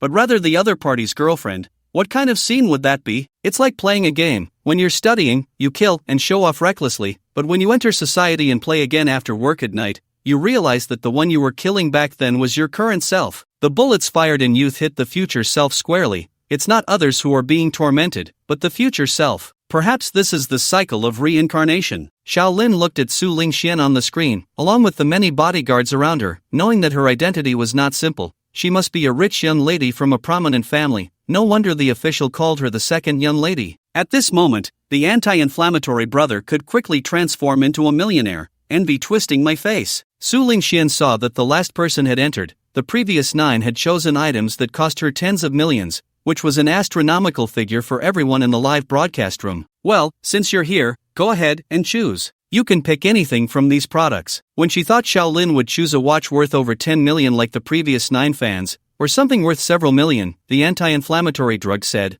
second young lady, can I exchange the items for cash? I urgently need money to save a life. Don't worry, tens of thousands, or even thousands will do. Su Lingxian was taken aback. Was there really someone who thought money was too much? It made sense, though, since he had just been absent from the live broadcast room. It was understandable why he only dared to call out tens of thousands or even thousands. Not just her, everyone in the live room was dumbfounded. No, dude, if you were told to bring a sack to the bank to collect money, you could take as much as you could carry, yet you only dare to bring a small plastic bag. I can understand, if I hadn't watched the live broadcast, I would only dare to shout like that, and even think I was being a bit excessive. Yes, I'd never even seen what tens of thousands looks like. If it were me, I'd probably only dare to shout 1,000. Indeed, looking across the entire internet, which streamer gives back to fans with over 10 million? Not treating you like chives to be cut down is already treating fans like family. Su Lingxian didn't answer Shaolin's question but instead asked, can I ask if you're facing some difficulties? At the same time, she instructed the cloud butler to check the other party's information. Meanwhile, in the live room, Shaolin briefly explained his girlfriend's situation. No wonder, I had no surprises before, but now my mood is even more depressed, tears wetting the charging cable, feeling electrified while watching the live broadcast. Salute to the pure love warriors. After a while, a bodyguard came over with a phone and handed it to Su Lingxian, showing the information about Shaolin and his girlfriend. The girlfriend's name was Gu Yanqi. Both of them were orphans, and a day ago, Gu Yanqi had felt unwell and secretly went to the hospital for a checkup,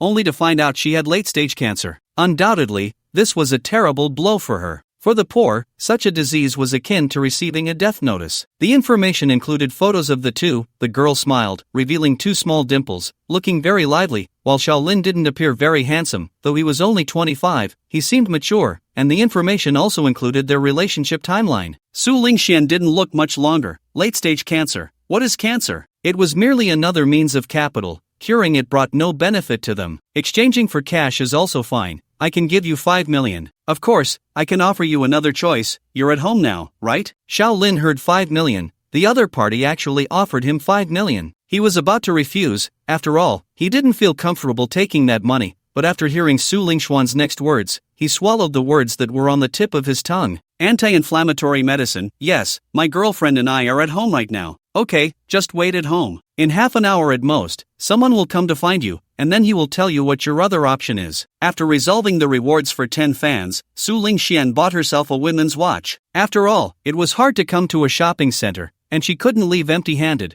plus she didn't have any jewelry on her hands, they were completely bare. This one, it's pretty, and this one, and this one, wrap up all 10 of these. After casually picking 10 watches, priced from tens of thousands to over 100,000, the cloud butler took out a bank card to swipe. A bodyguard stepped forward and took all the packaged watches. Little lambs, the 10 watches just now are for you. We will randomly select 10 people among you to give them away. As long as you are a little lamb from Sheep Village, you can participate. In the entire live broadcast room, with 200,000 people, everyone was in an uproar. Those 10 watches, the cheapest, were worth several tens of thousands. Although compared to the previous 10 people, it was dozens or even hundreds of times less, it couldn't be denied that it was still worth several tens of thousands. Wow, Lazy King is so generous. As long as I don't die, I will follow Lazy King every day. The one upstairs is a fake fan. I am a true fan. Even if I die 300 years later, I will still follow Lazy King. Damn, you kid, your calculations are so off.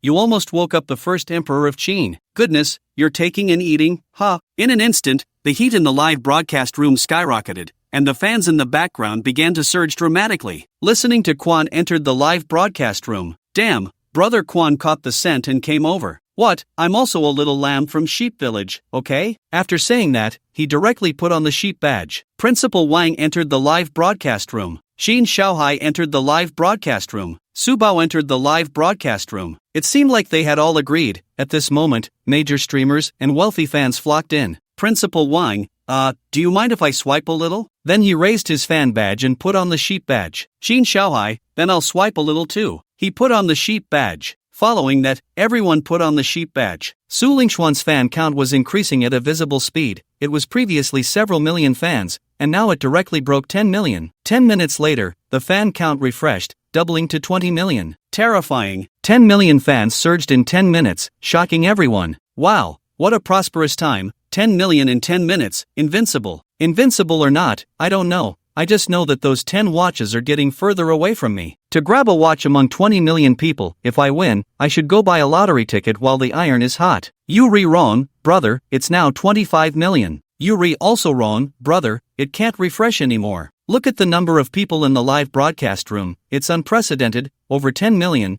Douyin must have exploded. Look at the barrage in the live broadcast room. It's rolling so fast you can only see the afterimages. Fortunately, Su Lingxian didn't keep staring at the screen, otherwise, she would be a bit dizzy now. Little lambs, there are 10 spots, the results will be announced tomorrow morning. The backend will notify you, so just pay attention. Now, let's take you up the Burj Khalifa to see what the world's tallest building looks like from above. The barrage in the live broadcast room is running too fast, so I won't look at it anymore. Anyway, I can't see what you're saying. While Su Lingxian was still live streaming, in Sheep City, Gu Yanqi had already come out of her room, holding Shaolin, her face full of tear stains. I'm sorry. Reaching out to stroke her beautiful hair, he said softly, fool, why say sorry? This kind of thing is not something you or I can control. Remember, don't say that again in the future. If you have any difficulties, I'm here for you. Don't worry, we will be okay. No, I just don't want to burden you, Gu Yanqi said quietly, like a child who had done something wrong. Fool, what burden? You have to know that my world now only has you. If you're not by my side, then what's the meaning of my life? I won't do it again in the future. Knock, knock, knock. Suddenly, there was a knock at the door. Gu Yanqi looked up, puzzled, at Shaolin. Both of them were orphans and didn't have any close friends, so who would come looking for them at this time? Shaolin seemed to think of something. It should be the person sent by that streamer. I'll go open the door. Gu Yanqi was even more confused after hearing this. A streamer? Shaolin stepped forward to open the door, and outside stood a burly man in a suit. Shaolin swallowed hard as he looked at the man, who was more muscular than him, his clothes barely able to contain his muscles. Hello, who are you? Though he was suspicious, he couldn't help but ask. The man's stiff face broke into a not-so-bad smile. Hello, may I ask if you were Shaolin, Mr. Shao? I was sent by the second young lady to connect with you. Shaolin breathed a sigh of relief in his heart. Thankfully, at least the matter regarding the livestream wasn't fake. The other party really sent someone over. Hello, please come in. The two sat down on the sofa, and Gu Yanqi sat beside Shaolin, quietly listening to their conversation with a puzzled expression. Mr. Shao, the second young lady mentioned in the livestream that 5 million is one option, and there's another choice. The man glanced at Gu Yanqi before speaking softly. The other choice is that we can help treat her illness. Of course, whether we can cure it or not is still uncertain. We need to understand more first. This is the second option the second young lady is giving you. After saying this, the man revealed a smile full of meaning. 5 million and love, which one will you choose? Or rather, 5 million and your girlfriend, which one will you choose? That's 5 million, a sum that ordinary people might never earn in their lifetime. Gu Yanqi felt no emotional fluctuation because she believed in him, and Shaolin didn't disappoint her, decisively choosing the second option. I choose the second one. Please help me treat Xiaoxi. No matter whether it can be completely cured or not, my life is yours. There's no free lunch in this world, he was very clear about that. Of course, this was just his own thought. Perhaps there really are times when good fortune falls from the sky. The man looked at Shaolin, very satisfied, and stood up to say, we accept your life. Let's go, there's a car waiting for you downstairs. It will take you to a place. After saying this, the man turned and left. Shaolin struggled for a moment in his heart. He knew nothing about the other party and didn't know where they were going. If the other party had ill intentions, wouldn't that be like a sheep entering a tiger's den? But then he thought, since the Douyin officials were involved, it couldn't be a scam, right? Besides, he had no choice now. Soon, the two changed their clothes, didn't bring any luggage, only took some identification documents, and left their house. A black Mercedes was waiting downstairs, with a man of very ordinary appearance and build standing outside. Get in the car, the plane is ready. Without giving Shaolin a chance to speak, he turned and got into the driver's seat. He patted Gu Yanqi's hand gently, and the two sat in the back seat. 20 minutes later, the car arrived at the airport, entered through a special passage, and directly came to the bottom of a private plane. The driver led the two onto the plane, and after takeoff, an airport staff member soon came to drive the Mercedes away. The next day, Su Lindian and Su Jianzhou were having breakfast in the main hall, while outside the Zhoutian Palace, a Rolls-Royce drove in. Inside the car, Xiaolin and Gu Yanqi appeared somewhat anxious. What they had seen on the way was something they could never aspire to in their lives. Even upon seeing the building before them, they felt a sense of unreality. Xiaolin had imagined that Su Lingxuan's identity was not simple, but he had never thought it would be so extraordinary. The place they were staying was no less than a palace. After the Rolls-Royce entered Zhoutian Palace, they switched to a sightseeing car, and a male servant led them towards the main hall. Upon arriving at the main hall, Xiaolin felt his back stiffen, as if he were a commoner entering the palace for an audience. His emotions were complex: curiosity, anxiety, and unease. If he said something wrong later, would it implicate his entire family? As the three stepped into the main hall, Butler Long glanced at Su Lindian in the dining room, then walked over lightly and said softly, "Take them to the living room first. The young master is still having breakfast." After sizing up Xiaolin, he turned and returned to stand at the entrance of the dining room. The male servant led the two into the living room, saying, "You can wait here for now. Before the young master arrives, please do not wander around. If you need anything, you can speak to the servants here." "Okay, thank you for the reminder." After the male servant left, Xiaolin carefully examined the entire living room. Such a large space was merely a living room, and the decor was nothing short of luxurious. He looked up at the golden dragon relief on the ceiling and the enormous black dragon in the front hall. It must take immense power to command such presence. However, thinking about what this place was, he felt a sense of relief. Compared to Xiaolin, Gu Yanqi appeared somewhat shy, not daring to look around freely, even sitting only on the edge of the chair. Several female servants stood in the living room, waiting for instructions, and one of them placed 2 cups of tea on the coffee table in front of them. Half an hour later, Su Lindian entered the living room with Butler Long. Upon seeing Su Lindian arrive, although they did not know his identity, Xiaolin quickly pulled Gu Yanqi up in a flurry. "Please sit down. I've already heard from my sister about your situation, late-stage cancer.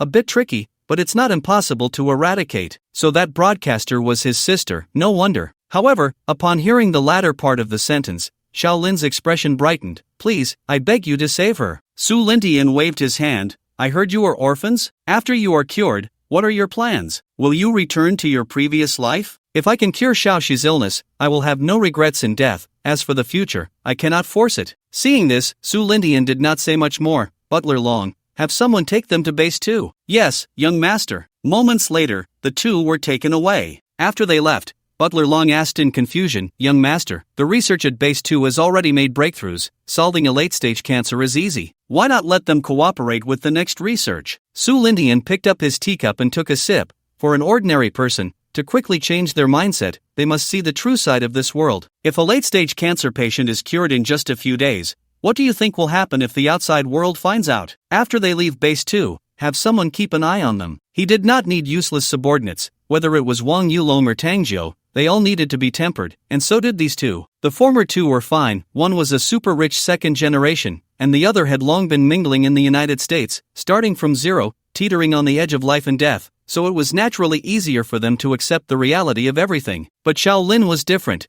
Compared to Wang Yulong and the others, he was the true ordinary person. Saving her is not without its cost. Everyone has their value. I can offer you an opportunity. If you can seize it, then it is your fate. If you cannot, then I'm sorry. Whether you can live or not depends on your luck. Butler Long understood immediately, nodding as if he grasped the reason behind it. "Understood, young master. Once they leave, I will send someone to keep an eye on them." This little interlude did not weigh on Su Lintian's mind. Where has Linger run off to now? Back to the young master. The second young lady is currently traveling in Dubai. According to her plan, she intends to return to the country in 4 days.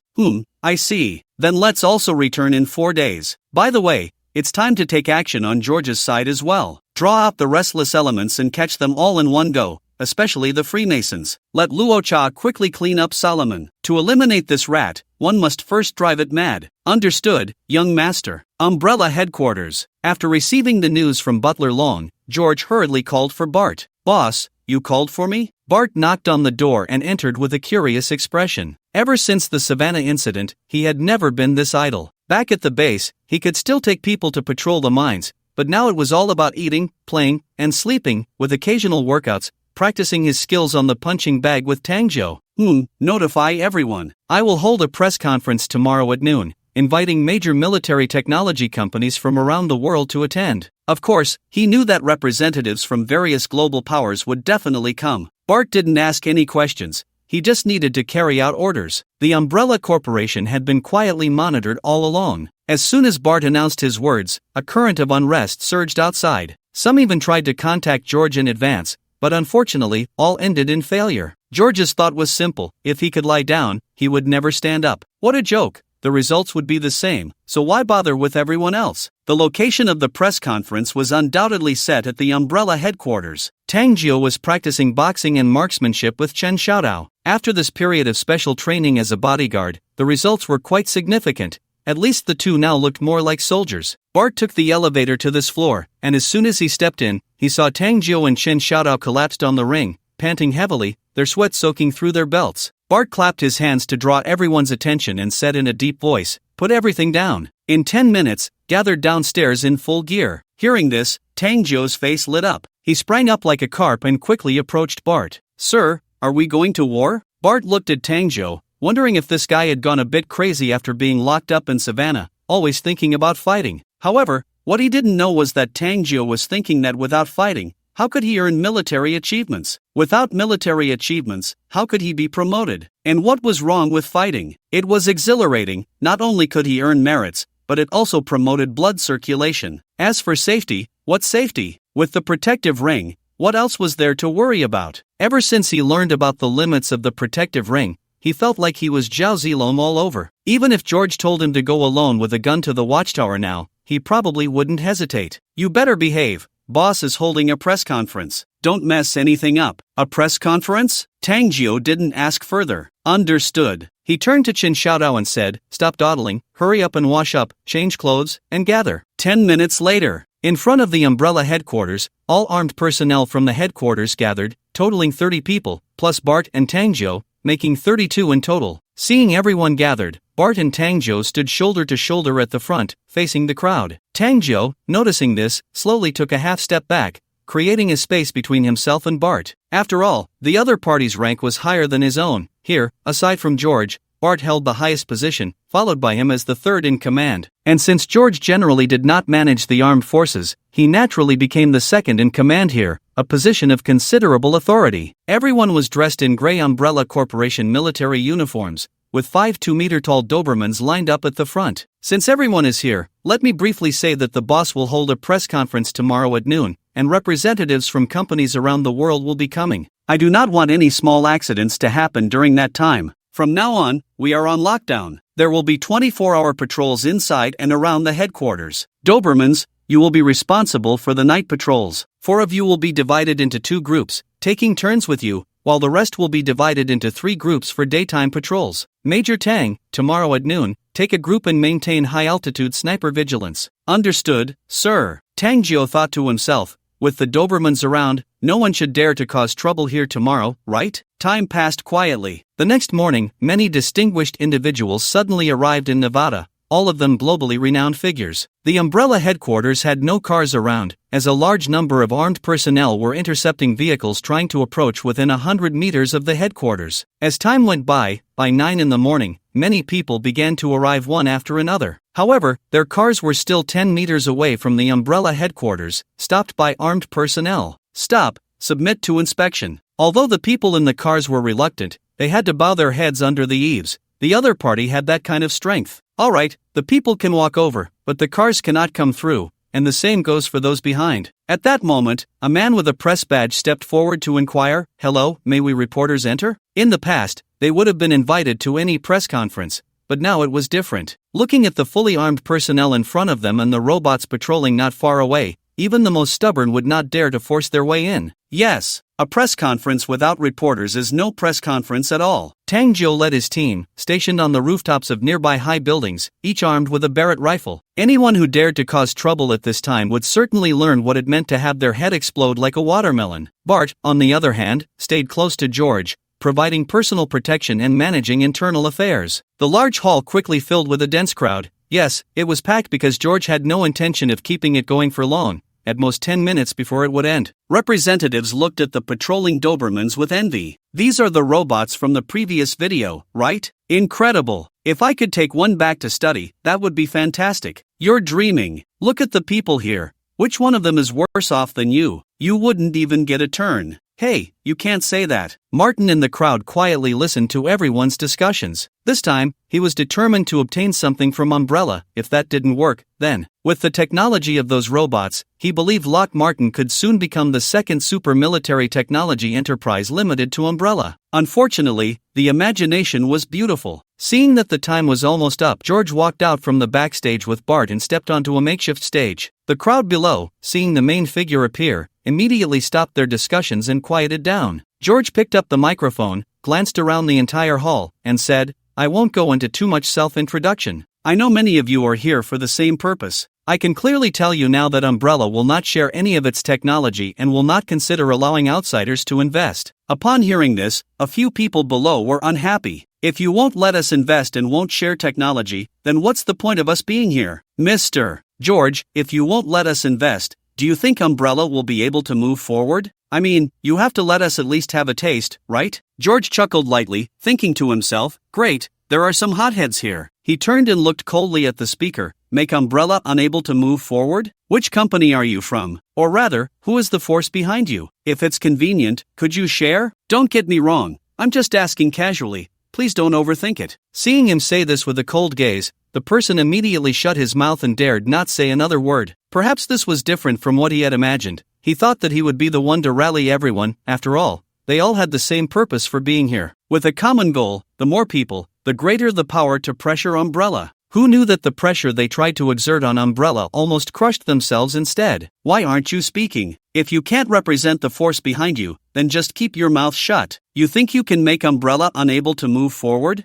You should take a look at your own weight. George showed no mercy to the other party. In this world, apart from those connected to the Sue family and the heads of a few major organizations, he didn't need to give anyone face. He, George, stood outside representing the Sue family, representing the young master. If you want face, wait until you can meet the young master before you come to talk to me about face. No one expected George to be so tough, which greatly diminished their confidence. It seemed that Umbrella had never considered cooperation from the beginning and had no intention of revealing any technology. Since Mr. George doesn't consider letting us invest and has no plans for technology sharing, then what is the purpose of today's event? Yes, Mr. George. Mr. George, we don't need technology sharing, nor do we need to invest in Umbrella. May I place an order with you? Does your company sell robots? One unit is enough, of course. We can also purchase in bulk. The price is negotiable. George raised his hand to signal for silence. Everyone, this is what I want to say next. Robots are certainly for sale. Not only robots, do you see the protective ring I'm wearing? This will also be for sale, but our current technology is still a bit rough and cannot achieve mass production yet. However, we are accepting pre-orders. No matter how many, we will take them all. But there is one requirement. We do not accept monetary payment. We want minerals. Minerals? Everyone could understand that. The only curiosity was when they would be able to get the finished products. Mr. George, you also said that mass production is currently not possible. So when can we get the finished products? You won't take the deposit and run, right?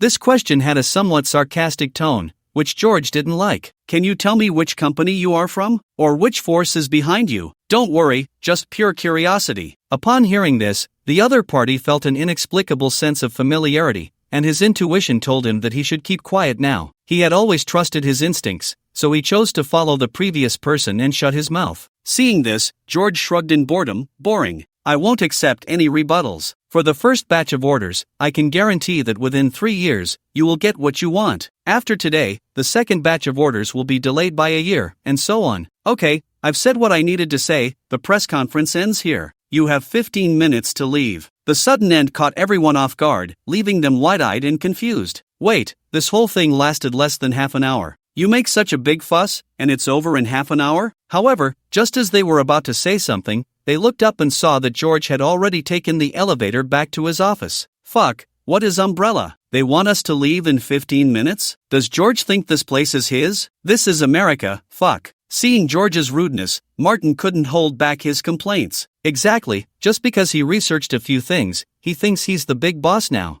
Umbrella is so stubborn. I wonder how long George can be so pleased with himself. The The representatives of the Samsung family echoed an agreement. After all, he and Lot Martin were in the same boat, and since they couldn't openly obtain Umbrella's technology, they had to resort to underhanded methods. So there was no need to give George a good face. In their eyes, there were only two types of people: friends, one of their own, or enemies. Their words didn't receive much response. The pace of their departure just quickened a bit. Damn! This is Umbrella's headquarters, with those 2-meter-tall robots outside and the 12-barreled Gatling guns on their backs. Do you think they're just shooting peanuts? Those are golden bullets that can kill. What if Umbrella goes crazy and starts a massacre? The people from the Samsung family and Martin seemed to realize this too, lowering their heads and quickly heading outside. Fortunately, the armed personnel from Umbrella wouldn't kill indiscriminately without orders. Otherwise, the two who were shouting would have been turned into a beehive long ago. George naturally didn't know what they said after he left, nor did he care to know. If he wanted to kill them, it would be too easy for him.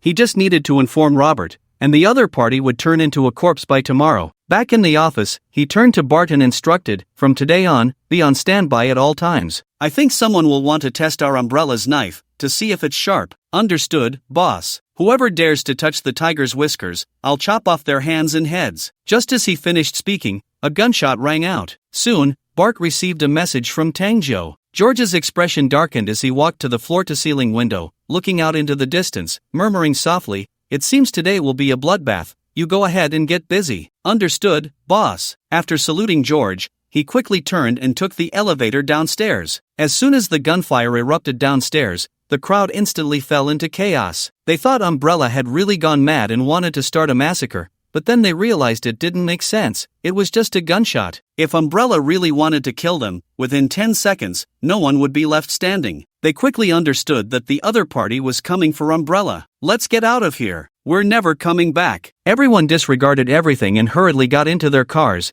urging the driver to floor the accelerator and quickly leave this place of trouble. Meanwhile, Tangjo quickly locked onto the enemy's position as soon as the gun went off. However, the enemy was no longer in place, which infuriated him. Just one shot and they ran. What were they trying to do? But this was just the beginning. 6 armed helicopters flew in from the distance. Sitting in the office, George suddenly received a call from Subei. "George, leave the headquarters immediately. I've received news that the Freemasons are going to make a move against you. Their targets are Dog Egg and the Guardian." George's face darkened upon hearing this. "Understood, thank you. No need for that. It's all for the young master." "Do you need our help?" "No, the young master's subordinates are not useless." "Alright, take care of yourself. If it gets too dangerous, just avoid the spotlight for now. We are doing our best to dig out their lair." After hanging up the phone, George, filled with killing intent, took the elevator straight down. At the moment the elevator began to descend, 2 missiles shot towards the office floor from outside. Bang! The explosion echoed all around, shattering the glass of several floors below, and a large hole was blown in the upper levels of the building. Now, they had truly stirred up a hornet's nest. Tangjo, who was at the top of a distant high-rise, was momentarily dumbfounded by the scene. It was over. The sky had fallen. While others were unaware of the Umbrella Corporation's background, he was all too clear. They thought they had merely provoked the Umbrella, not realizing they had poked 3 hornets' nests in a row. The Dark Web, the Rakshasa, and the Umbrella. Any one of them alone could lead to certain death, and now he truly couldn't fathom a reason for anyone behind this incident to survive. Suddenly, he recalled something. If he remembered correctly, the highest floor was where his boss's office was located. Damn it, it's over. I hope the boss is okay, but the boss should have the protective ring on, so there shouldn't be any problems. Just then, Bart's voice came through the earpiece. "Tangjo, keep an eye on the surroundings. Anyone who dares to approach, kill without mercy." Hearing Bart's voice filled with murderous intent made him feel a bit overwhelmed. "Received, sir. How's the boss? Is he okay?" "No problem." This time it was the Freemasons who acted. Solomon's super soldiers might also be involved. "Understood." Upon hearing the words super soldiers, Tangjo felt no fear at all. He had the protective ring on, and they might not even be able to get close to him. Meanwhile, below the Umbrella building, George looked up at the several armed helicopters in the sky. "Take them down." He didn't need to give the order. After the enemy launched the missiles, Dog Egg had already begun to act. The Gatling gun on his back descended, and what rose up next was an energy cannon. Blue energy gathered at the cannon's mouth. The personnel on the helicopter felt their scalps tingle at the sight. One had to admit, the Freemasons were courting death, daring to act recklessly before they could break through the energy shield. "No, no, get away!" A blue beam of light flashed by, giving them no chance. An armed helicopter exploded in midair. instantly turning into a fireball and plummeting down. Shit! First, take care of those disgusting robots. Several missiles shot straight at Dog Egg, but this time, Dog Egg did not revert to his original state. 5 blue lights lit up, directly intercepting the missiles in mid-air. Brilliant sparks erupted in the sky. Just then, bang! From a distant high-rise, a 12.7mm bullet flew towards George. The sniper was watching George's every move through the scope of his rifle, thinking that George's head would explode as a result. However, the bullet was blocked by a layer of blue energy shield. George looked at the rippling energy shield before him and raised his head to look in the direction of the sniper. The sniper, witnessing this scene, felt as if he was making eye contact with George from afar, sending chills down his spine. Yet, what he didn't know was that he had committed a sniper's taboo. At the moment the gun fired, Tangjo quickly locked onto him, and to his surprise, the enemy did not retreat this time, clearly not taking him seriously. The enemy suddenly felt as if they were being locked onto and was about to get up to leave. Bang! With his head raised high, a bullet pierced through his neck, blowing it apart and splattering blood and flesh everywhere. Half of his head flew off. George had a protective ring, but he did not. Inside a house in Idaho, a representative of the Samsung family watched the footage sent back from the Umbrella headquarters, trembling with rage. You all know very well that you can't break through their energy shield. Why did you still act? Sorry, that's the directive from above. I can't answer you. You can see for yourself now, it's useless. What do we do now? We've provoked them, who will bear the brunt of their wrath? However, what he never expected was that the person in front of him was staring at him intently. This left him in disbelief as he pointed at himself. Me? You want me to bear the wrath of Umbrella? You want me to take the blame for what you did? To his surprise, the other party shook their head repeatedly. Of course not, Umbrella isn't stupid. You definitely can't mobilize these weapons on your own. It's not just you, it's all of you. The person sent by the Samsung family was momentarily stunned, his face filled with disbelief. You're crazy, you want the entire Samsung family to take the blame? Let's not even talk about the rest. Do you think Umbrella would believe that? Don't forget, this is your territory, not Han country. Umbrella isn't foolish, they can mobilize such military force and act recklessly here. How could the other party possibly believe it was the Samsung family's doing? But he was too naive. Sometimes the truth doesn't matter. No, they will believe it. But don't worry, there's still a chance. There's one weapon that hasn't appeared yet, and it's coming. George looked up at the bomber flying in from the sky. His eyes widened. Damn, the other side was truly insane, even sending this thing out. At that moment, perhaps he understood why the Illuminati, knowing he had an energy shield, still dared to strike at Umbrella without hesitation. They wanted to test the depth of the energy shield. At the same time, they were also testing Umbrella's depth. Sube wasn't wrong. The main goal was Dog Egg in the ring. If things didn't go as planned, they could at least know the limits of the energy shield. But did they really think this was a way to test it? The bomber flew over from high above, seemingly aware of the power of the Umbrella robots, not daring to linger too long. It simply dropped its bombs and accelerated away, giving Dog Egg no chance at all. George looked up at the bomb above him, his expression unchanged. At that moment, it seemed like the eyes of the entire world were focused on the Umbrella headquarters. If Umbrella could withstand this, then everything would be fine afterward, and no one would dare to provoke them in the United States again. But if Umbrella was just a paper tiger, then that would be another story. After all, a common man is innocent, but possessing a treasure is a crime. Tangjo, from a distant high-rise, watched this scene, his eyelids twitching, feeling a bit anxious. Beside him, Chen Xiaodao swallowed hard. This was on a completely different level from his previous gang activities. Even bombers were sent out. Compared to the gangsters with handguns, this was truly shocking. Jiu Yi, he didn't know what to say. Seeing this situation, and not fully understanding Umbrella, he didn't think George and the others could survive. However, Tangjo was quite the opposite. Now it's getting interesting. This was indeed poking the tiger's whiskers.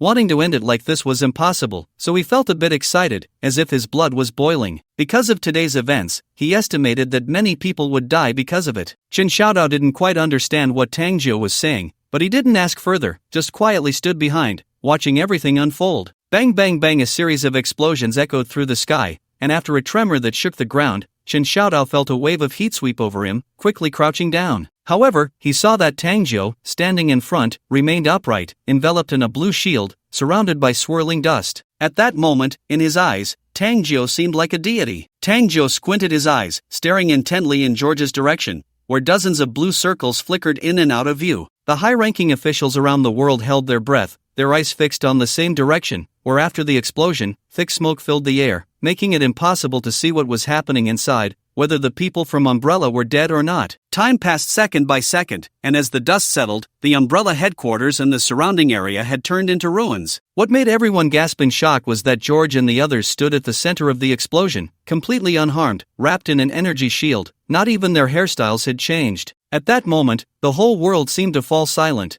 They knew that after this incident, Umbrella would rise to the pinnacle of the world. Aside from nuclear bombs, it was hard to imagine anything that could harm them. Immediately, place an order with Umbrella. We need the first batch of slots. Quick, contact Umbrella. I want to place an order. The more the better, no matter the price. Place the order. This is epic-making technology. Don't they need minerals? Give them to them. Within 3 years, we must obtain the finished product, or we'll be eliminated by the times. The person sent by the Samsung family looked at this astonishing scene, unable to calm down for a long time. He knew they were doomed. The man sitting across from him also had a serious expression. He stood up and said, "The demise of your family is worth it. Fuck you, you better think it through. Even if we die, we won't let you have it easy." However, the other party completely ignored his threat and turned to leave. Fuck, damn it. He knew their family had already become a pawn. The Umbrella headquarters building was already riddled with holes. George looked around at the now calm surroundings. No one had come over again, and the imagined super soldiers had not appeared. No, they had appeared,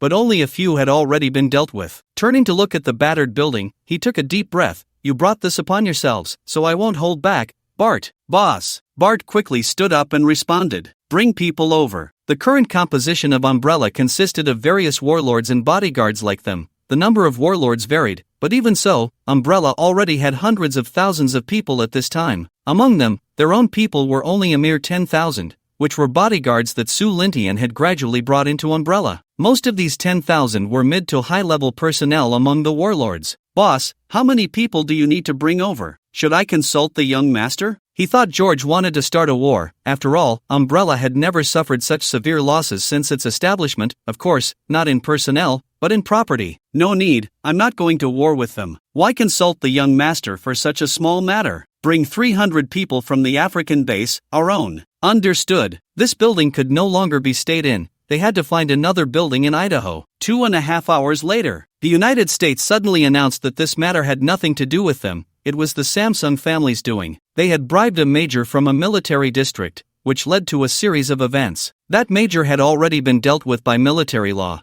and to express their apology, they would compensate Umbrella with a building in Idaho to serve as their headquarters. After that, the matter was left unresolved. They didn't mention their own issues at all, just pushed out a major and called it a day. Just grab a homeless person off the street, put on a military uniform, and give them a rank. Good, now you're a major, your future is limitless, go take the blame. As for the Samsung family, they were just a pawn themselves. George didn't pay attention to them. Compensating with a building was like giving nothing at all. Soon, Umbrella directly moved into that building, which had a total of 72 floors, slightly taller than the previous headquarters. This saved him the trouble of looking for one himself. This incident was neither painful nor itchy for Umbrella. After all, there were no casualties, just a bit of wasted ammunition. In Idaho, Nine Heavens Palace. After hearing about this, Su Lintian was also pleased. Good, the Samsung family was a good pawn. They're not trying to make the Samsung family take the blame, are they? Then there's no reason to disagree. However, one Samsung family isn't enough, we need to add another. The butler long beside him smiled slightly. "Young master, who else do we need to add?" Su Lintian stroked his chin, flipping through his memories in his mind, as if he were turning the pages of a death ledger, thinking of who would die. "That guy, what's his name, Lock something? Aren't they in the same boat? Then it's him. Isn't George supposed to transfer people from the African Umbrella base? Let's leave this matter to him.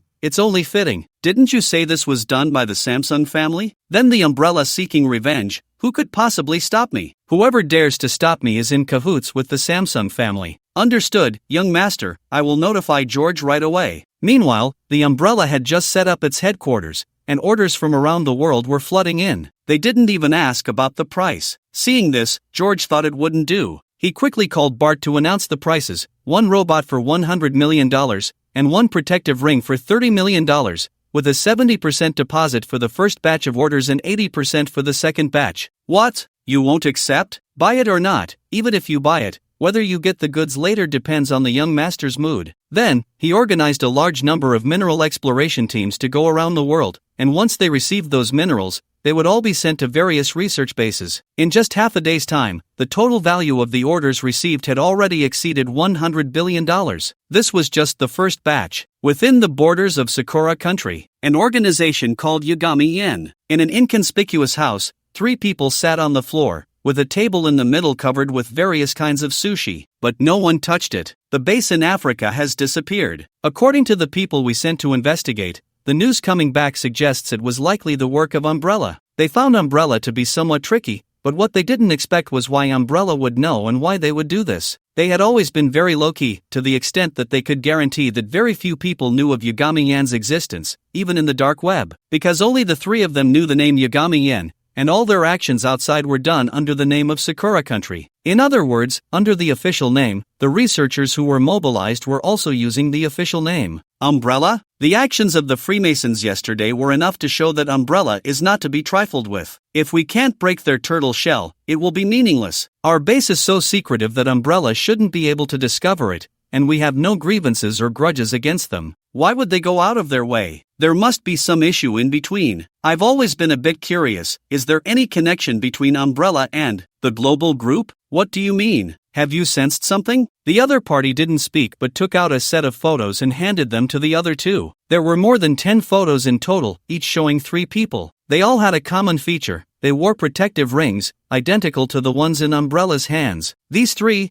are the second miss and third young master of the global group, and one is Su Lingtian's fiancé. Do you see anything? The rings they wear are exactly the same as the ones in Umbrella's hands. The Freemasons focused on the dark web and the Rus, completely ignoring the global group, while they, on the contrary, turned their attention to the Nine Heavens Palace, which is the global group. Their gaze was indeed very sharp, but sometimes, the smarter people die faster than anyone else. What does it matter? It might just be jewelry of the same style. It doesn't mean anything, unless it can be proven that the ring in the other person's hand can also function like the umbrellas. Of course I know that, which is why I'm considering whether to give it a try. The 3 fell silent. Try it? How? What if it is? What should we do then? If it is, then it's simple. Just grab someone at random. They aren't like those from Umbrella. They are much easier to catch, and we won't even need to get our own hands dirty. We can trade a person for a ring or a robot. Then we can research this kind of weapon ourselves. If we manage to develop it, then our cherry blossoms can bloom all over the world. At that point, we Yagami will truly become the gods of cherry blossoms. The 3 became more and more excited, completely lost in their own fantasies. They had no idea that even if they got a robot or a hand ring, without energy crystals,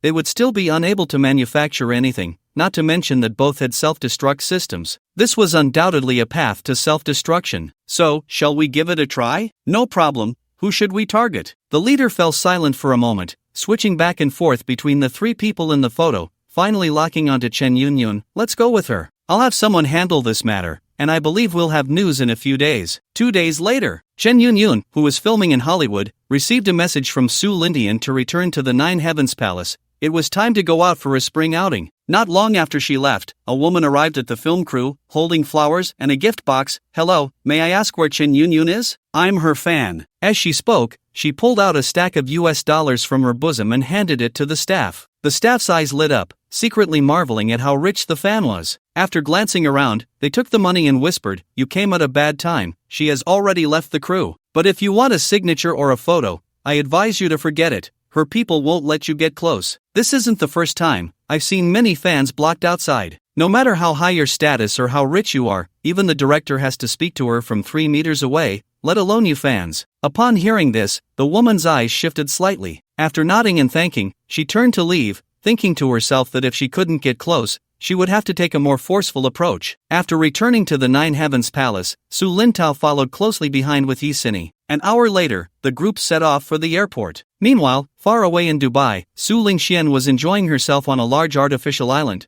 shaped like a giant crab, waving at the livestream camera before turning it off. Their livestream had too many viewers. Since that day, the number of fans had been skyrocketing, now surpassing 100 million, with millions watching each livestream. This made it difficult for her to even see the bullet comments, taking away much of the fun. At that moment, the cloud butler approached and said, "Second miss, it's time to go back. The young master and the others have just left from Ritazu." Su Lingxian checked the time and nodded. "Has my brother returned? Then let's head back. We've seen everything worth seeing, and there's nothing new elsewhere. Is the plane ready?" Back to the second miss, it is ready and can take off at any time. Alright then, let's go straight to the airport. While Su Lintian and the others were returning to the country, a convoy of 300 people at the Umbrella Base in Africa was preparing to set off. The lead vehicle extended a hand and waved. The convoy headed towards the airport, which was already under full military lockdown. It was completely deserted, temporarily taken over by the army. A 747-passenger plane had been waiting at the airport for a long time. Not long after, the convoy from the base arrived at the airport. As they watched the plane disappear into the sky, the military at the airport finally withdrew. Since the Samsung family was abandoned by the Freemasons,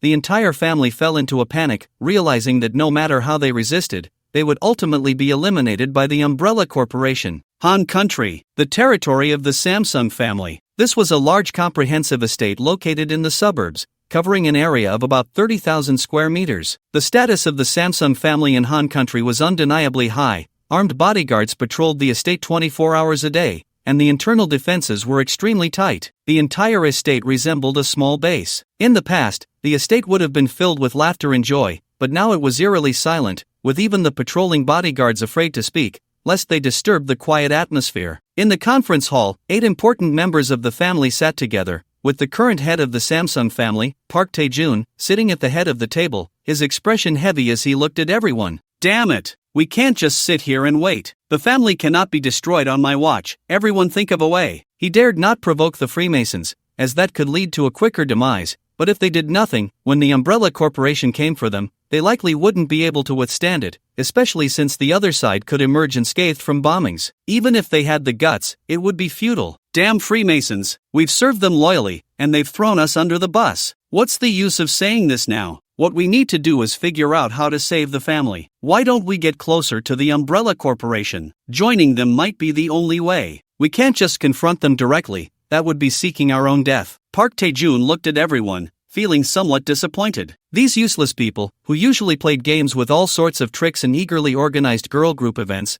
now couldn't come up with any ideas except to complain. At that moment, a bodyguard suddenly approached him and whispered a few words in his ear. Park Tae-jun's expression remained unchanged as he stood up and said flatly, "Let's leave it at that for now." Dismissed. After saying that, he turned and left the conference hall without looking back. He hurriedly entered a room where Dak was pacing back and forth. Seeing his father arrive, he quickly stepped forward. "Father, where are the things? Let me see." Dak took out a few photos from his pocket and handed them over. The photos only showed 2 people, one was Su Lintao, and the other was Yi Xine. Park Tae-jun glanced at them. Not bad. This should be the kind of protective ring from the Umbrella Corporation. No wonder they could suddenly appear. It turns out they have connections with the global group, and their relationship seems quite complicated. Father, what should we do now? Just one Umbrella Corporation had left them helpless, and now there was also the global group, with whom they had previously been at odds. Thinking of this, Park Tae-jun felt a surge of anger. It was all the Freemasons' fault. They had warned the global group, and it seemed that the Samsung family had long been seen as pawns in the eyes of the Freemasons. Here's the plan: your classmates with the other party, go find him. Our family has no substantial conflict with the global group,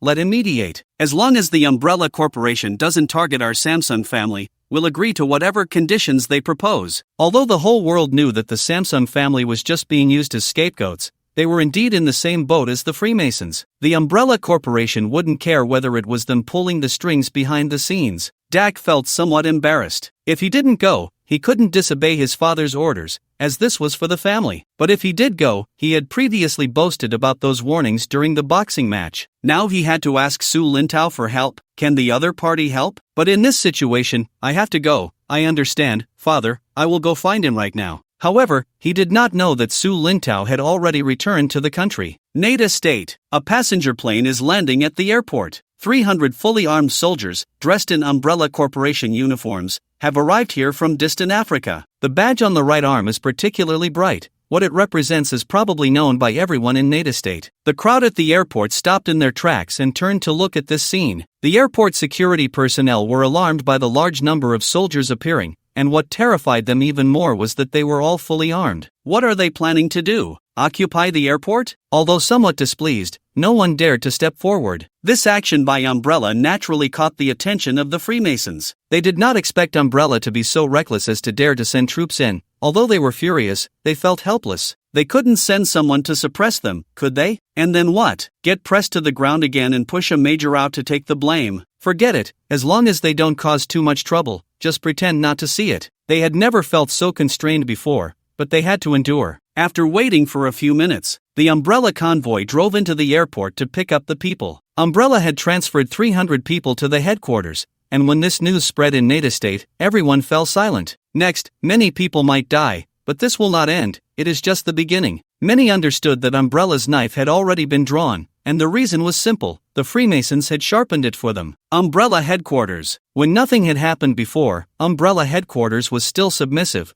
but now it was different. If you don't provoke me, then we can all coexist peacefully, but if you do provoke me, then don't blame me for not giving you face. Therefore, George ordered that within a 10-kilometer radius of the headquarters, Umbrella would take control, and no force could step into this area without his approval. As a result, ordinary people were ecstatic. Just think about it, outside you can shop for free, chased by Phobler, and if you run in here, they wouldn't dare to step in half a step. Of course, this is under the premise that you haven't joined any forces. Otherwise, you wouldn't even need Phobler. Umbrella's people would be the first to twist your head off. This is equivalent to a safe zone. No matter what kind of monsters or demons, those who enter will die. Consequently, the property prices and land prices within this area skyrocketed. Yes, skyrocketed. Even the nearby areas were affected. Freemason headquarters. Bang! Number 2 slammed his palm on the table, his face under the black robe extremely gloomy. Umbrella is too overbearing. That's right. What do they think this place is? Africa? Now it's a 10-kilometer radius, next time will it be 100 kilometers? The others remained silent. Number 1 tapped the table, urging the two to calm down. Alright, is it useful to say these things here? Calm down, it's just 10 kilometers, let them have it, but only that much. Consider it a way to appease them. If they dare to take an inch further, then don't blame us for being ruthless and disregarding civilian safety. Seeing Number 1 say this, the others snorted in agreement,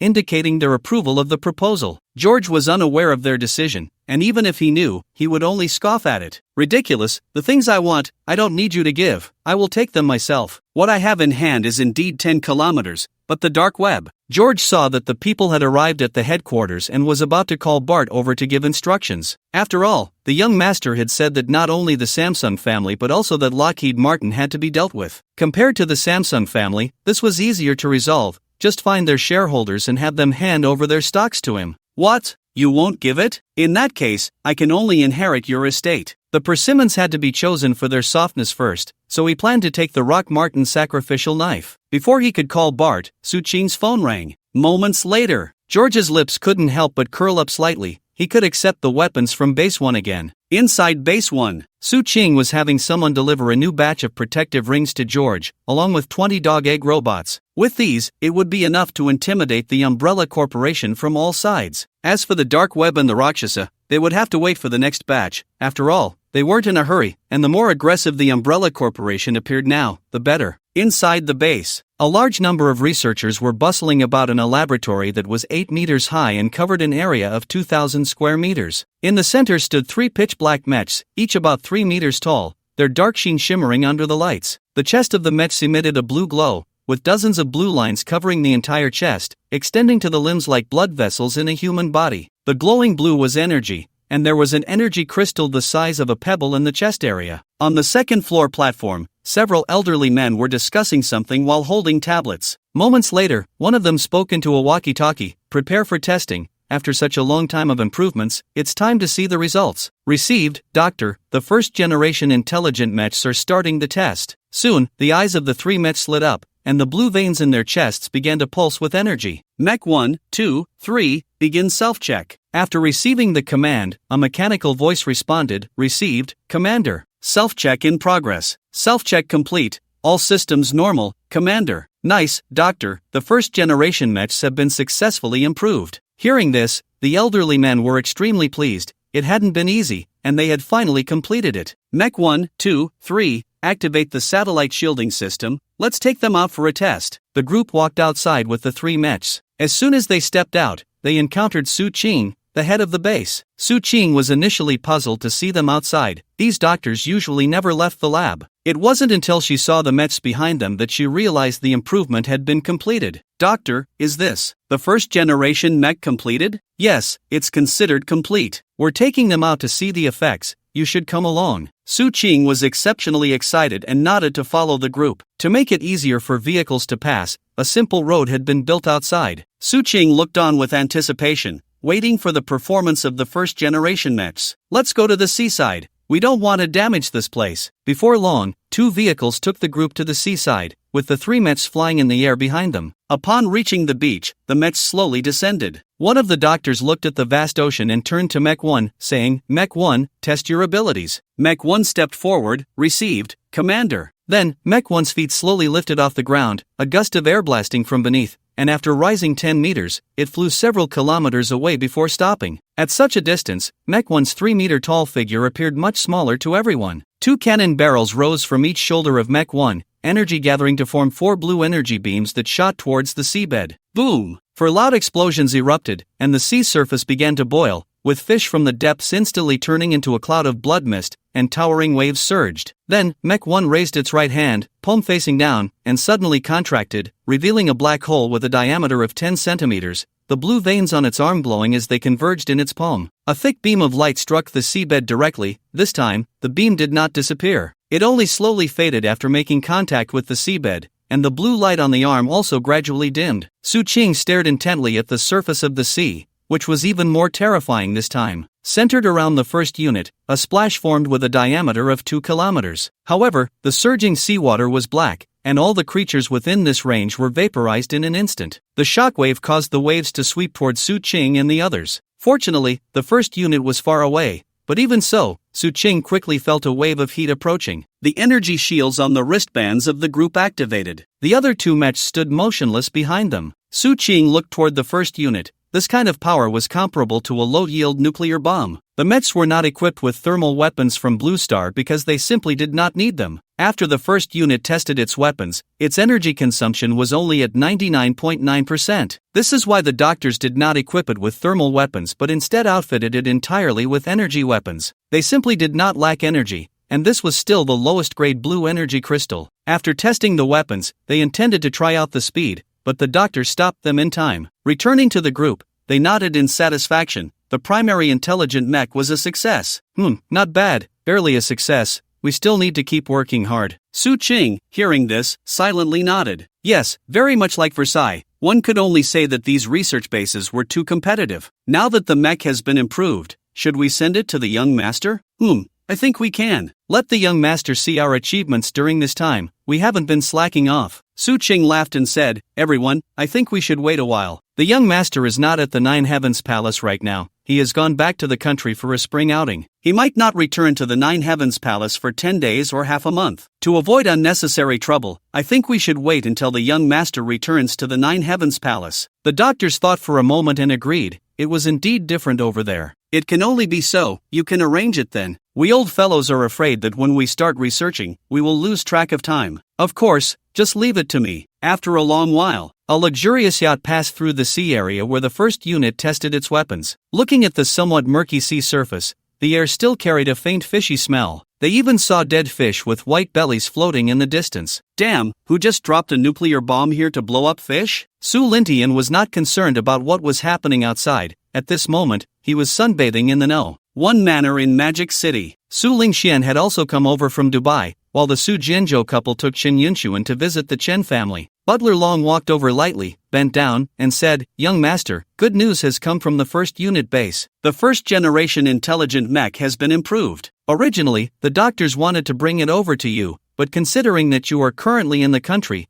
it will temporarily stay at the base. Once you return to the Nine Heavens Palace, they will send it over. Su Lintian, who had been closing his eyes to bask in the sun, slowly opened his eyes upon hearing this, revealing a look of joy. The mech has been improved? That's really good news. I'll give you some energy crystals later. Send someone to deliver them. Let them go all out. Whatever they need, I'll provide. Understood, young master. Su Lintian suddenly thought of something and turned to ask, How's the situation with the umbrella? Why haven't I heard any news? This was not George's character. Moreover, he had given the other party orders. It was still so quiet now. What was this guy up to? Young Master, George is waiting for the weapons from the first unit base. The 300 people sent from Africa have already arrived at headquarters. Seeing this, Su Lintian nodded, said nothing more, and closed his eyes again, enjoying the morning sunshine. At noon, after lunch, the three siblings were drinking tea in the living room. Yi Sini returned to the Yi family on the same day, and when she looked up at Su Lingxian, she seemed to sense the gaze on her. She looked up and saw her brother staring at her, deep in thought. She felt a bit uneasy. Big brother, what kind of look is that? I always feel like something bad is about to happen. Beside them, Su Lintao remained silent, quietly savoring his tea. Linner, I was thinking, you're not a child anymore. Shouldn't we find you a suitable husband? Upon hearing this, Su Lingxian instantly jumped up from the sofa. Stop. No way. I don't want that. What's so good about men? I'm so free and easy right now. You don't want to kick your lovely and understanding beautiful sister out of the house, do you? She plopped down next to Su Lintian, hugging his arm, looking up at him with tearful, pitiful eyes. Seeing her like this, Su Lintian couldn't help but smile wryly. Do you really want to never get married? Don't worry, I won't let you get married. Even if I agree, I doubt Mom and Dad would. With the Su family's current status, it's not that he looks down on anyone. There isn't a single person he would let marry his sister off. If someone wanted to be with his sister, there could only be one way, and that would be to marry into the family. I don't want that either. I think things are great now. Even if I have to find someone, I want to find a man as excellent as you, big brother. At the very least, he should be like my little brother. Su Lintao, who was quietly drinking tea, couldn't help but spit it out upon hearing this. Cough, sis, am I that unworthy? What do you mean by at the very least? Did I say something wrong? Are you more excellent than big brother? This left Su Lintao speechless. He couldn't refute it because it was the truth. Thinking about it, hey, it seems like his sister didn't belittle him at all. She just placed him behind big brother. Su Lintian smiled and pinched Su Lingxuan's little nose. Alright, I don't care whether you want to or not, but within 2 years, you must bring someone back. Of course, the premise is that it must be someone you truly like. Don't just find anyone. I don't want my hands to be stained with blood. Hee, big brother, you're the best. Go away, don't give me that silly grin. By the way, big brother, why 2 years? Hearing Su Lingxuan's question, Su Lintao also put down his teacup, looking over curiously. Su Lintian looked at their curious expressions, picked up the teacup from the coffee table, took a sip, and said, why 2 years? Because, after 2 years, perhaps. Never mind, it's too early to say this now. When the time comes, I will naturally tell you. Su Lingxian and her brother pondered this, and seeing that their big brother didn't elaborate, they wisely chose not to ask further. At that moment, Butler Long walked in from outside. Young master, old master Yi has arrived. Su Lintian frowned. What was Yi Wenjun doing here? He instinctively felt that the other party couldn't possibly be here for a casual chat. Suddenly, his gaze caught the protective bracelet on his wrist, and he immediately understood. He had actually forgotten about this. Since he has come, we can't just ignore him. Butler Long nodded and turned to leave. Su Lingxian seemed to sense something. Brother, should we avoid him? Su Lintian was at a loss whether to laugh or cry, lightly flicking her forehead. Avoid what? You guys are not outsiders. He's here, and it's probably not his own intention. He was sent by the higher-ups. Xiao Tao, what do you think we should do? Su Lintao wasn't foolish either. Big brother, you decide. Alright, I understand. Su Lingxian didn't know what riddle the two were playing,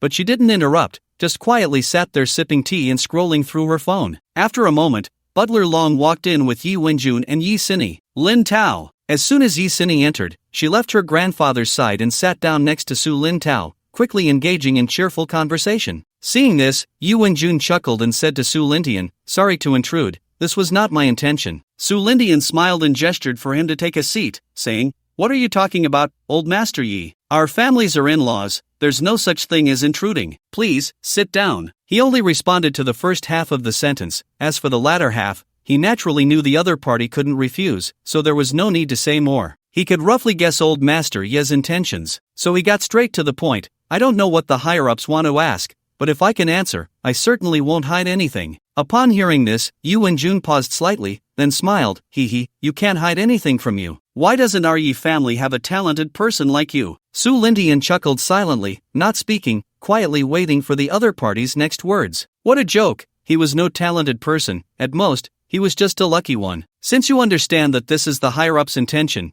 then what I say next may not be to your liking. so please don't take it to heart. Su Lintian nodded, indicating for him to continue. Is your global group connected to the umbrella? After Old Master Yi finished speaking, he didn't forget to glance at the protective ring on Su Lintian's wrist. The meaning was quite clear. It was the protective ring worn by the Su family, which made it hard not to think in that direction. Of course, as they see it, the protective ring worn on the Su family's wrist is the same as the one displayed by the umbrella. He didn't directly mention the relationship with the umbrella, since it was already known that the global group had connections with the umbrella. If they wanted to know more, they could investigate themselves. As for whether they could find out, that would depend on their abilities. He believed that many people had already noticed this. After all, Su Lingxian and Su Lintao often went out, unlike him, who only occasionally strolled outside, spending the rest of the time in the Nine Heavens Palace. Hearing his acknowledgement, Yu Wenjun's heart surged with waves of shock. He didn't expect there to be a connection. With the financial power of the global group, combined with the technological strength of the umbrella, he truly couldn't imagine who the Su family would still regard highly at this moment. At the same time, he felt secretly excited. The Yi family, were stable. As long as Yi Sini was there, as long as the Su family didn't fall, anyone who wanted to touch the Yi family in this world would have to first consider whether they could withstand the Su family's accountability. Thinking of this, his mood lightened. Was this the feeling of having a backing? In the past, the Yi family relied on themselves, but now and in the future, they would probably have to rely on that precious granddaughter. One person ascends, and the whole family rises. Taking a deep breath to calm his emotions, he said, "All right, I understand. They have one last question. I wonder if I can purchase a protective ring from you." They said, no matter the price or conditions, feel free to mention them, and they can agree. By the way, they won't disclose it to the outside. It's just for research, so please rest assured. Su Lintian was somewhat surprised. Any conditions would do? It's just a pity that he really had no conditions. Whatever he wanted, he could just give an order, and someone would naturally bring it to him. Money, he had plenty. Power, he didn't need any more. Fame, what did he need that for? I can give them one protective ring, but as for the conditions, I haven't thought it through yet. I'll let you know once I do. It's just a protective ring, anyway it's not for outsiders. As for whether they can research it, that's not his concern. Even if they do, so what? Without energy crystals, it can't achieve the ideal effect. Without an energy shield, it's just a smart wristband at most. Moreover, by the time they figure it out,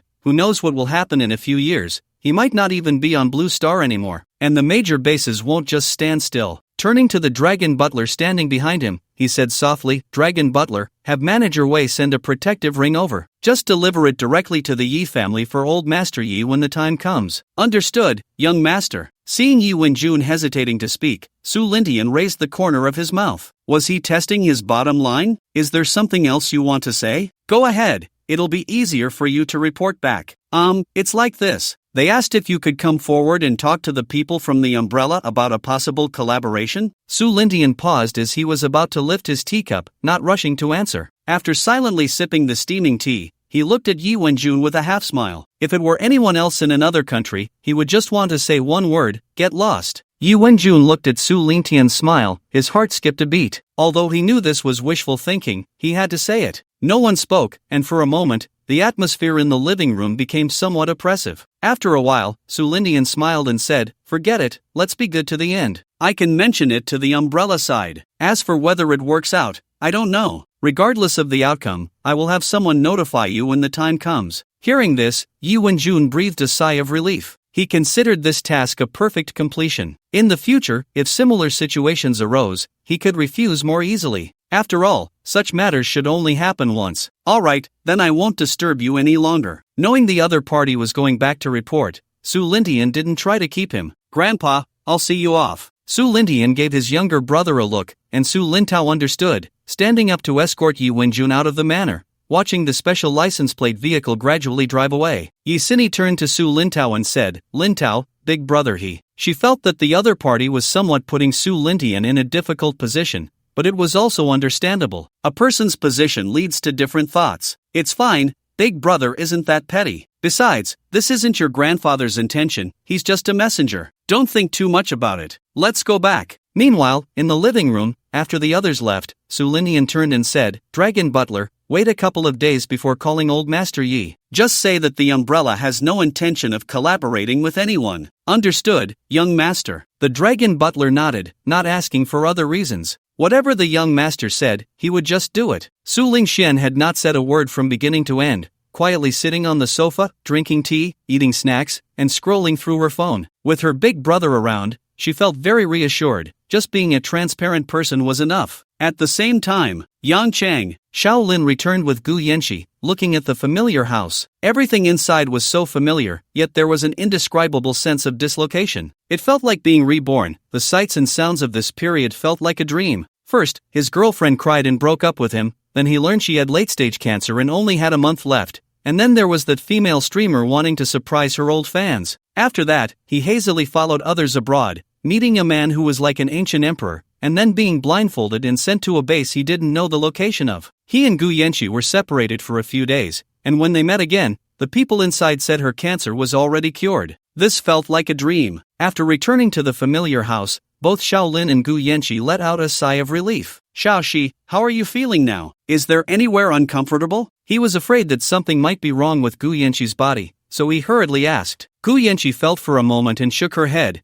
I don't feel uncomfortable. On the contrary, I feel much lighter. Knowing what Shaolin was worried about, she suggested, how about we go to the hospital for another checkup to see if it's really okay? Shaolin thought for a moment and found it reasonable. Okay, but we can't go to the hospital you went to before. Also, from now on, don't mention to anyone that you had cancer. Just in case, he had to remind Gu Yanxi in advance. If she really was better and outsiders found out, it would be a disaster. If he were one of those wealthy people, it wouldn't matter much, but he was poor and an orphan. He was very afraid that someone might harm Gu Yanxi, and he would be powerless to do anything, only able to rage in frustration. Or, find Uncle Hat?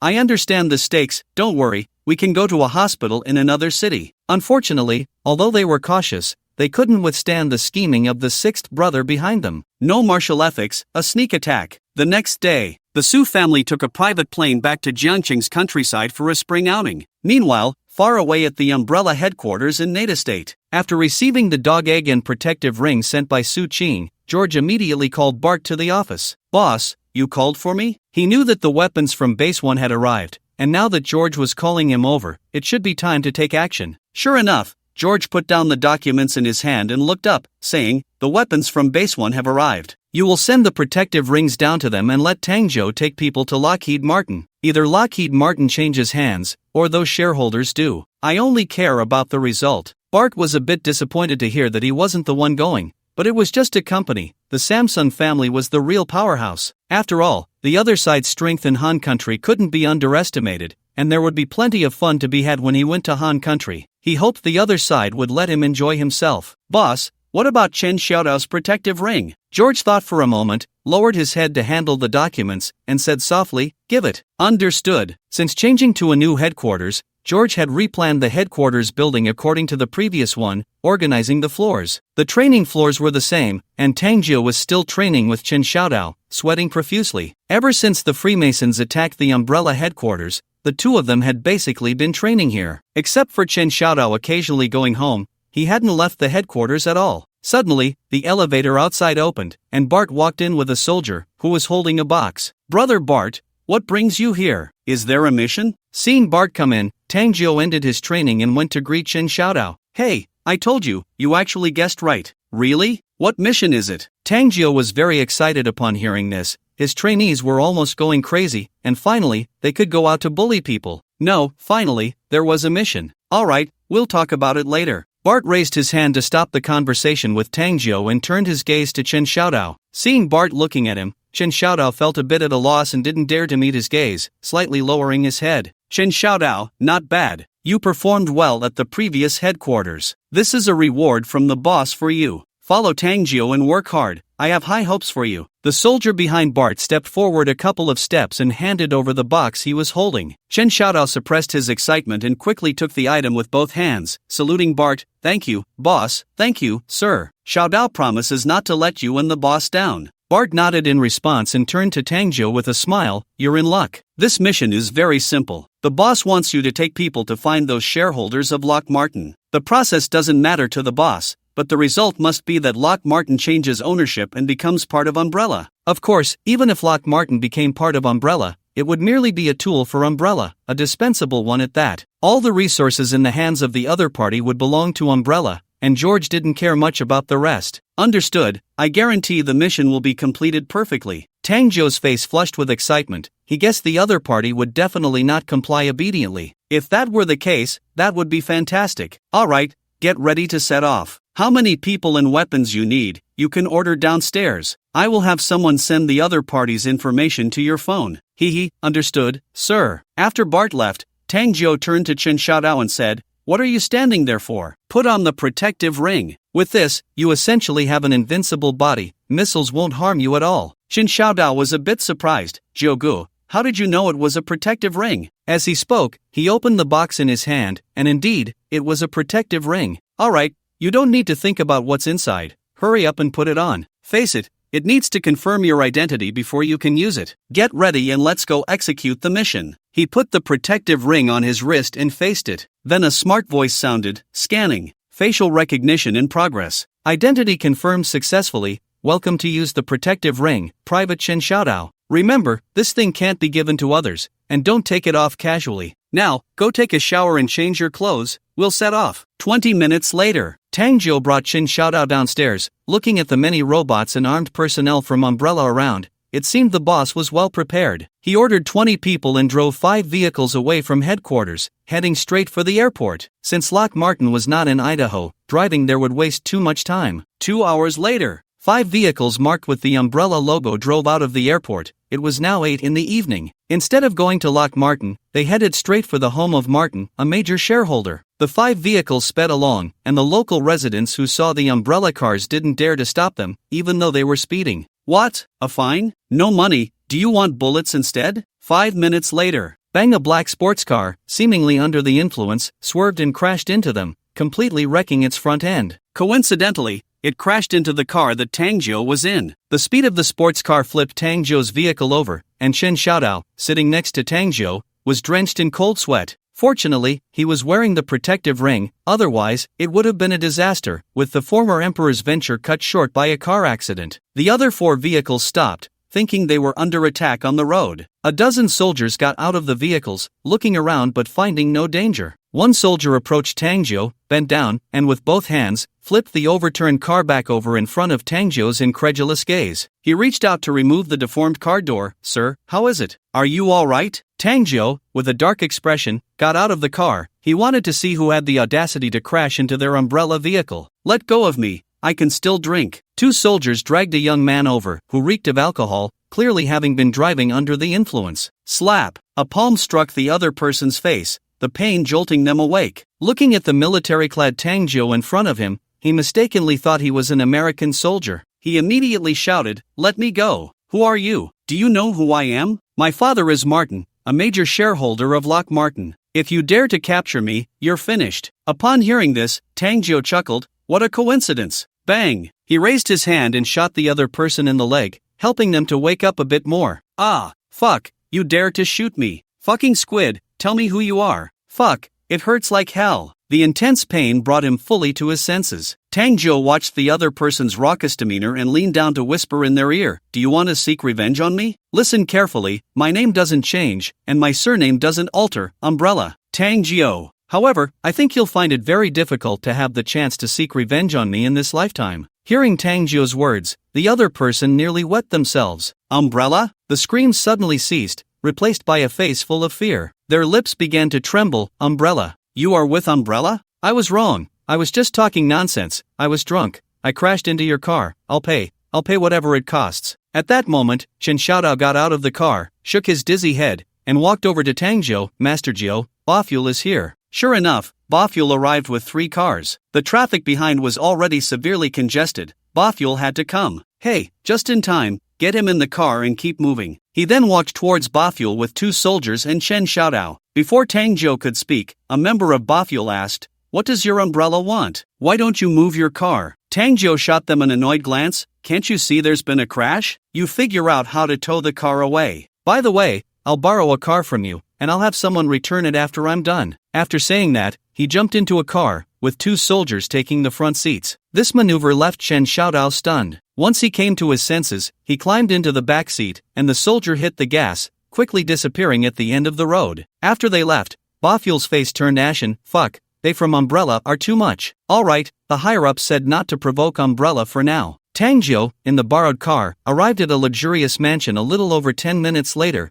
with several bodyguards standing guard outside. Surrounded by green trees, the environment was beautiful and comfortable. Indeed, capitalists know how to enjoy life. "Hey, Xiaohei, look at the car coming over here. Doesn't it have the umbrella logo on it?" One bodyguard rubbed his eyes, somewhat astonished, as it seemed his boss had no connection with umbrella. Why would they come looking for him? Shit, it really is an umbrella car. You watch, I'll go notify the boss. However, Tang Jiu wouldn't be polite with Martin, ordering the car to crash right in. He wasn't there to be a guest, so why bother with pleasantries? Not bringing Dog Egg along was already giving Martin face. In fact, it was to create the illusion that he was not someone to be feared, making the other party feel they had the advantage. Shit, stop. Stop right now, or I'll shoot. The guarding bodyguard, seeing the other party had no intention of stopping, pulled out his handgun and warned, "Don't mind him, just crash the door open. If he dares to shoot, even better, we'll retaliate directly." Bang! The front car crashed through the gate, and after Tang Jiu and the others entered, the bodyguard was drenched in sweat, palms clammy, but he didn't dare to shoot. What a joke! If he shot, no matter the outcome, he would undoubtedly die. Shit,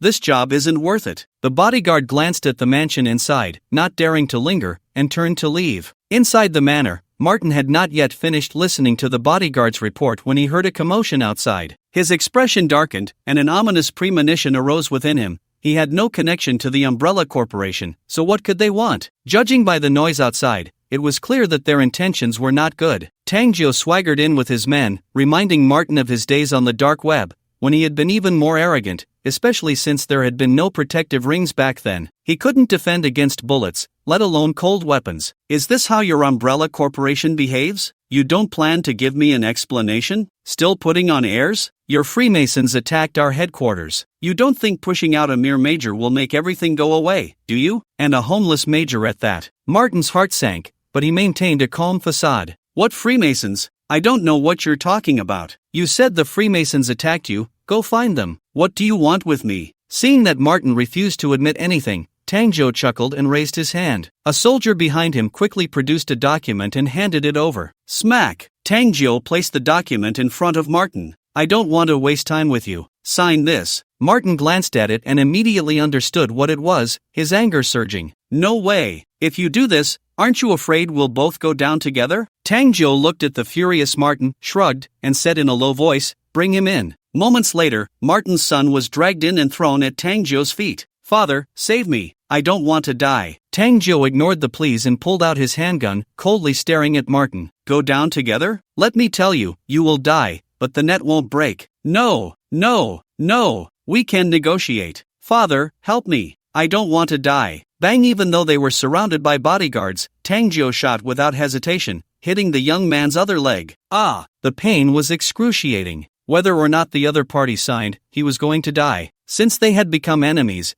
there was no reason to let him live. Martin didn't expect Tang Jiu would actually shoot, but then he realized, who could threaten the Umbrella Corporation now? Seeing that Tang Jiu was about to shoot again, and with his son lying on the ground, a warm stream flowed down from the boy's pant leg. "Stop. Fine, I'll sign." He didn't know how the Umbrella Corporation knew he was with the Freemasons, but at this point, anything he said was unnecessary. He could only pray that the Umbrella Corporation would spare their lives. He picked up the pen and quickly signed the document. A soldier next to Tang Jiu stepped forward to collect it. "The document is signed. Can you release my son now?" Tang Jiu put away his gun, and the smile on his face sent a chill down Martin's spine. "Of course, but before that, there's one more thing to settle. When you came in, your precious son damaged one of our cars. You know our Umbrella vehicles are high-tech and worth a fortune. We're asking for $10 billion in compensation. Is that unreasonable?" Martin was undoubtedly furious at this statement, suppressing his anger and forcing a smile that didn't reach his eyes. "Fine, give me 2 days." He just wanted to get rid of Tang Jiu as soon as possible. The longer the other party stayed, the more uncomfortable he felt. As for the subsequent matters, he could only deal with them later, trusting that the Freemasons would not let this go easily once they learned of it. Seeing Martin remain so composed, Tang Jiu found it somewhat boring, stood up, and patted his backside. "Forget it. I won't trouble you. 2 days is too long. I'll handle it myself." As he spoke, he looked around, seemingly searching for something valuable, and when Martin saw his expression, his heart couldn't help but tighten again. The bodyguards around him were sweating as they gripped their guns, their nerves taut, and the atmosphere became somewhat oppressive. At that moment, if someone accidentally dropped a cup, it would likely trigger a gunfight. Tangzhou raised the corner of his mouth and said nonchalantly, "There's nothing valuable here, so I guess I have no choice but to kill you all." Bang! Bang! Bang! The gunfire rang out once more, and before Martin could react, he saw his son lying on the ground, shot 3 times by Tangzhou, killed as easily as one would kill a chicken. If at that moment the manor was a barrel of explosives, then Tangzhou's gunfire was the ignition switch, instantly igniting this gunpowder-laden estate. Martin watched his son being killed before his eyes and knew that there was no way to resolve this peacefully. The other side had no intention of letting him go. "Kill them for me." The gunfire in the manor erupted, but his bodyguards were like mantises trying to stop a chariot in front of the Umbrella Corporation, utterly powerless. "Shit, what are we even shooting for? We can't hurt them at all." The bodyguard watched as the bullets he fired were blocked by a blue shield, creating only a ripple, and then there was nothing more, because he had already been shot multiple times and lay dead on the ground. Chen Xiaodao wielded a rifle, engaging in a one-sided massacre. Soon, the entire living room was filled with the stench of blood, bodies sprawled in all directions, blood staining the floor. The walls were riddled with bullet holes, and Martin collapsed onto the sofa, staring at the scene before him, his expression calm, his heart like dead ash. The Umbrella Corporation was too strong. With the existence of the shield, no number of people would make a difference. Looking at the mountain of corpses in the living room and then at the Umbrella members, they were merely a bit dirty on their shoe soles. Tangzhou stepped forward, coldly gazing at Martin, who was clearly prepared for death. "Don't worry, many will accompany you in death. You won't be alone." Bang! After finishing off Martin, he turned to Chen Xiaodao, his icy tone sending chills down Chen Xiaodao's spine. "Xiaodao, take people to search the entire manor, leave no survivors." With Martin as an example, the subsequent events went much more smoothly. 2 days later, Tangzhou returned to the Umbrella headquarters,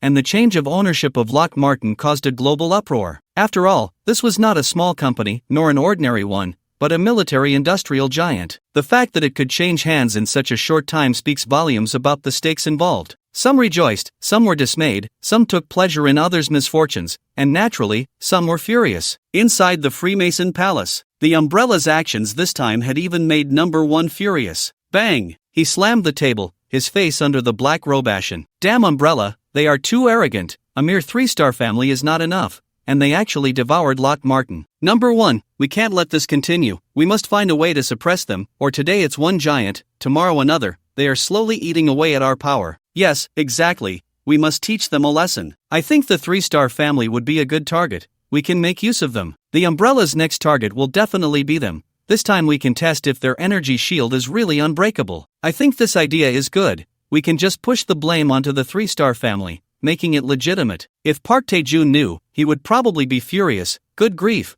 once wasn't enough, and now they wanted to exploit him a second time. "Agreed. I agree too." Several people turned their gazes toward Number 1. After a moment of silence, Number 1 coldly said, "In that case, let's warn the Umbrella. They have already crossed our bottom line. We have endured time and again, and since they are pushing their luck, they shouldn't blame us for being ruthless. Contact the Samsung family. We will fully support them in their fight against the Umbrella. Also, send Bruce over there to keep an eye on things and wrap up any loose ends. If we can get the Umbrella's protective rings or robots, that would be even better. As for the Samsung family, their sacrifice is worth it. No one would have thought that they had become so deranged as to consider using a mushroom bomb." The Su family stayed in the country for a week before returning to the Nine Heavens Palace. As soon as he arrived at the Nine Heavens Palace, 3 figures shot up into the sky from Research Base No. 1, disappearing into the clouds in the blink of an eye. Inside a plane, a young boy sat next to a beautiful woman, boredly looking out the window when suddenly 3 figures broke through the clouds and vanished from his sight. Mom,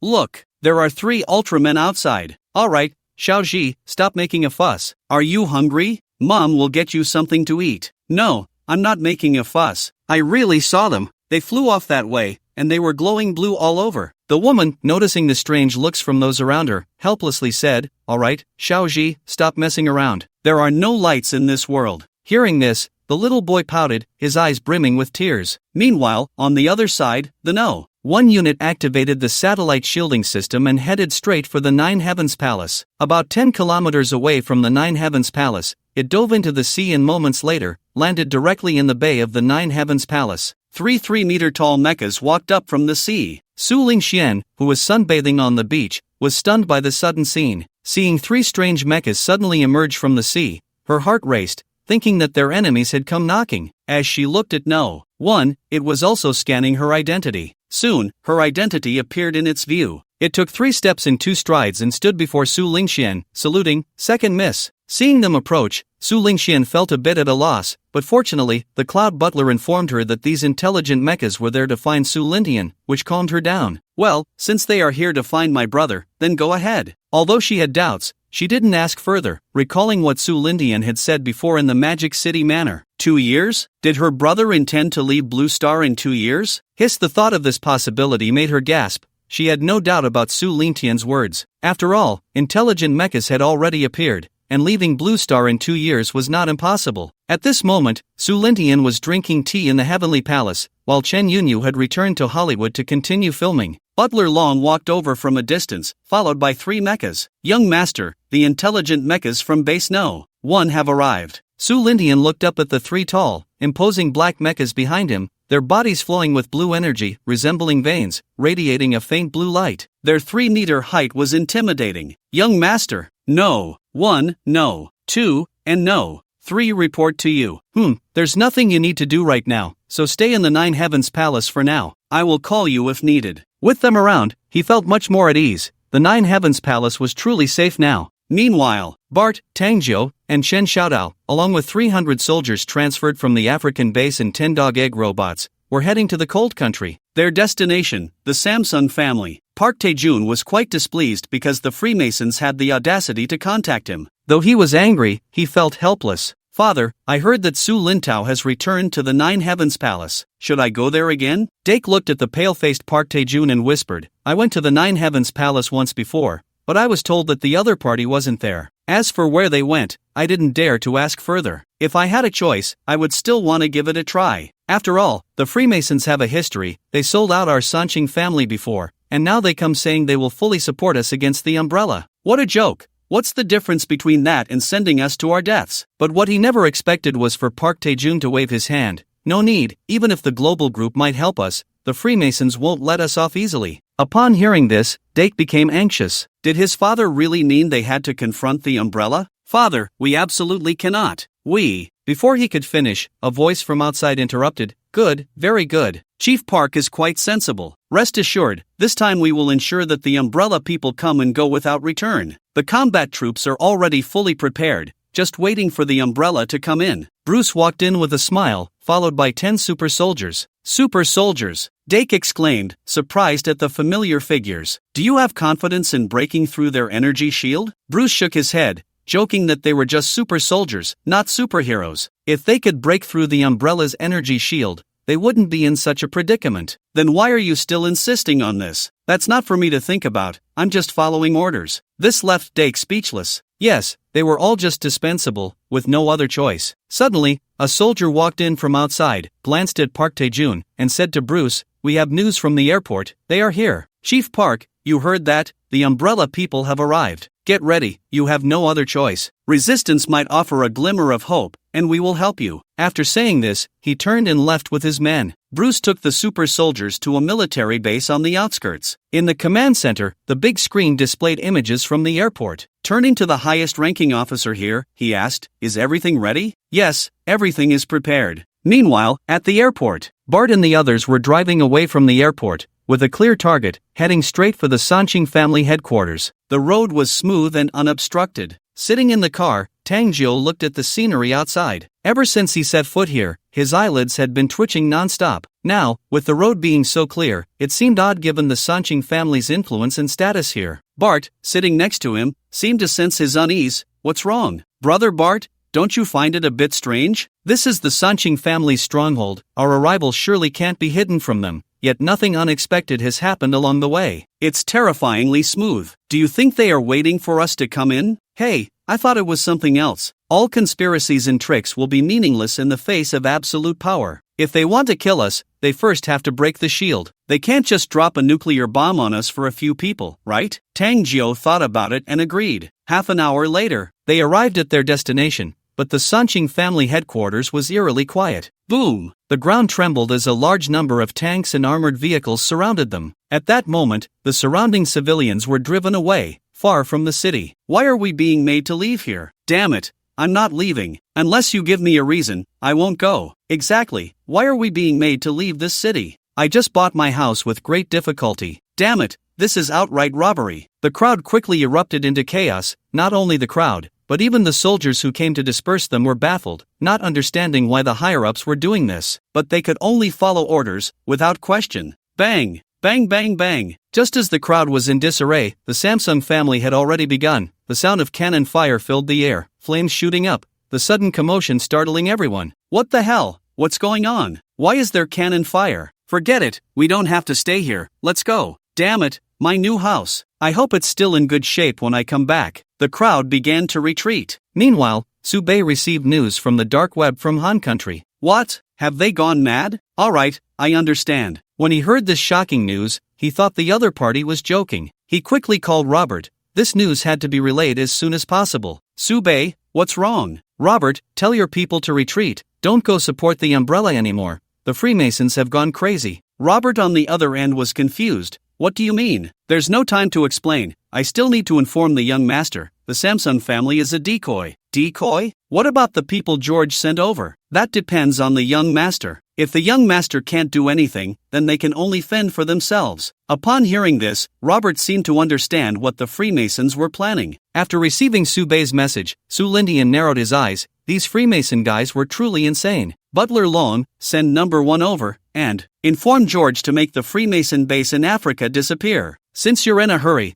I'll give you a little more medicine. Understood, young master. Number 1, who was standing guard in the Heavenly Palace, received the order and shot straight up into the sky, turning in midair and flying towards where Bart and the others were. At the same time, Bart, who was under attack from the Samsung family, also received news from George, and was momentarily taken aback. Bang! A shell exploded nearby, which he ignored. Without time to think, he immediately shouted to Tangjio and the others, Tangjio, retreat immediately. What's going on? What happened? Tangjio couldn't understand why they needed to retreat. There's no time to explain, the Freemasons have gone mad. They want to drop a mushroom bomb here, we need to leave quickly. However, it was too late. At the military base, a bomber carrying tens of thousands of tons of mushroom bombs was flying this way. Upon hearing this, Tangjio's heart trembled. MMP, the other side was using the Samsung family as bait. Not daring to hesitate, he shouted to Chen Xiaodao, let's go. But they wanted to leave, and it wouldn't be that simple. The officers outside saw them trying to retreat and immediately ordered the tanks to intercept. They want to leave, don't let them go, block them immediately. They had no idea what the Freemasons were planning.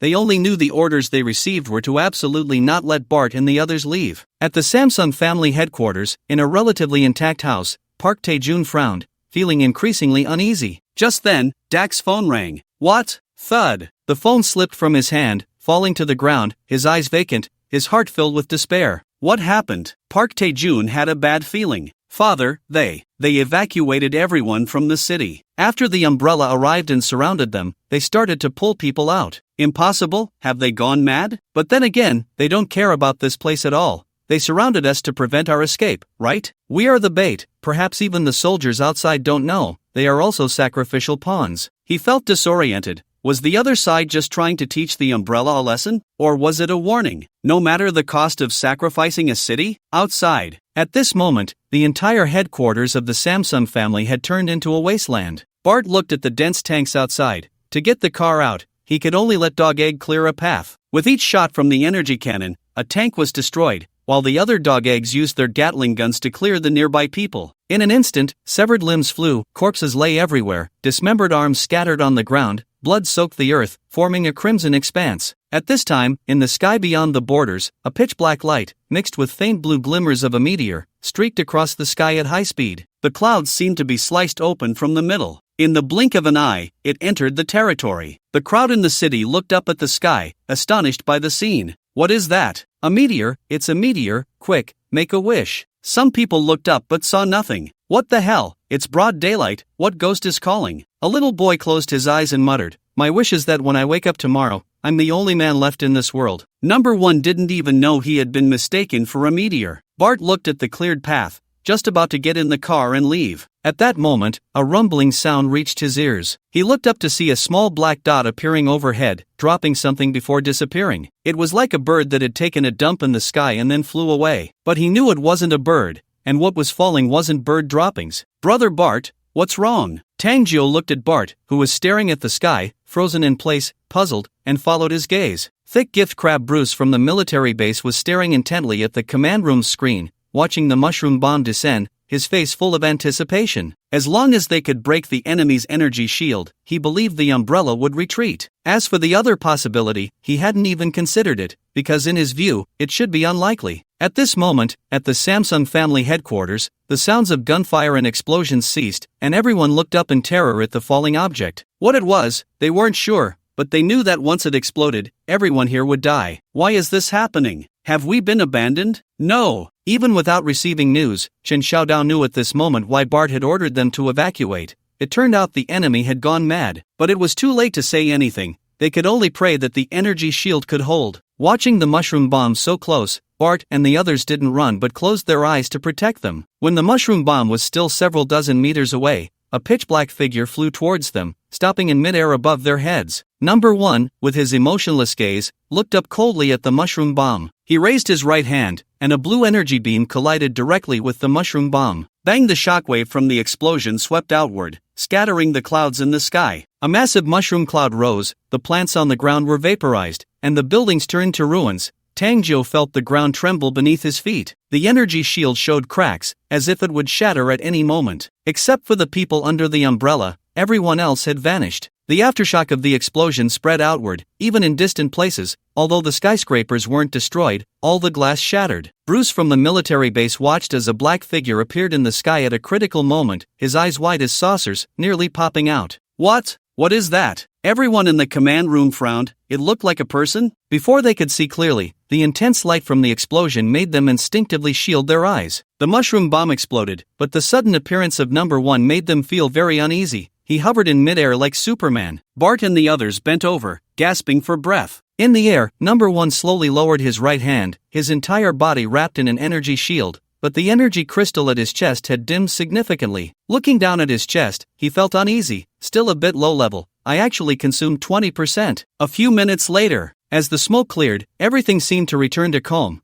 but all that could be seen was ruins. The umbrella members stood atop the debris, gazing up at number 1 hovering in the air. Chen Xiaodao looked at the tall figure, swallowed hard, and felt an overwhelming shock. What kind of existence was Umbrella? He could hardly believe they had survived. Bang! 10 minutes later, Tang Jiu watched as the cracks in the energy shield before him spread, his face instantly turning pale with fear. Retreat! The shield is about to break. Without a moment to think, he jumped into the car, and Chen Xiaodao dove into the driver's seat, flooring the gas pedal and speeding out. The others dared not hesitate, quickly getting into their cars and driving away at high speed. If the shield shattered, the nuclear radiation here would be enough to take their lives. Bruce, at the military base, clearly saw this scene, and his face instantly lit up with excitement. Send people with me. Their energy shield can't hold much longer. This is a once-in-a-lifetime opportunity. We can't let them escape. After saying this, he led all the super soldiers to put on protective suits and boarded helicopters, flying towards Bart and the others. However, it seemed he had forgotten something. Chen Xiaodao glanced at his energy shield from time to time while pressing the gas pedal to the floor. But it was already too late. Bang! The energy shield shattered, and the ring on his wrist turned into an ordinary ring, the blue light dimming to nothing. Sitting in the passenger seat, Tang Jiu saw the shield break and instantly turned ashen.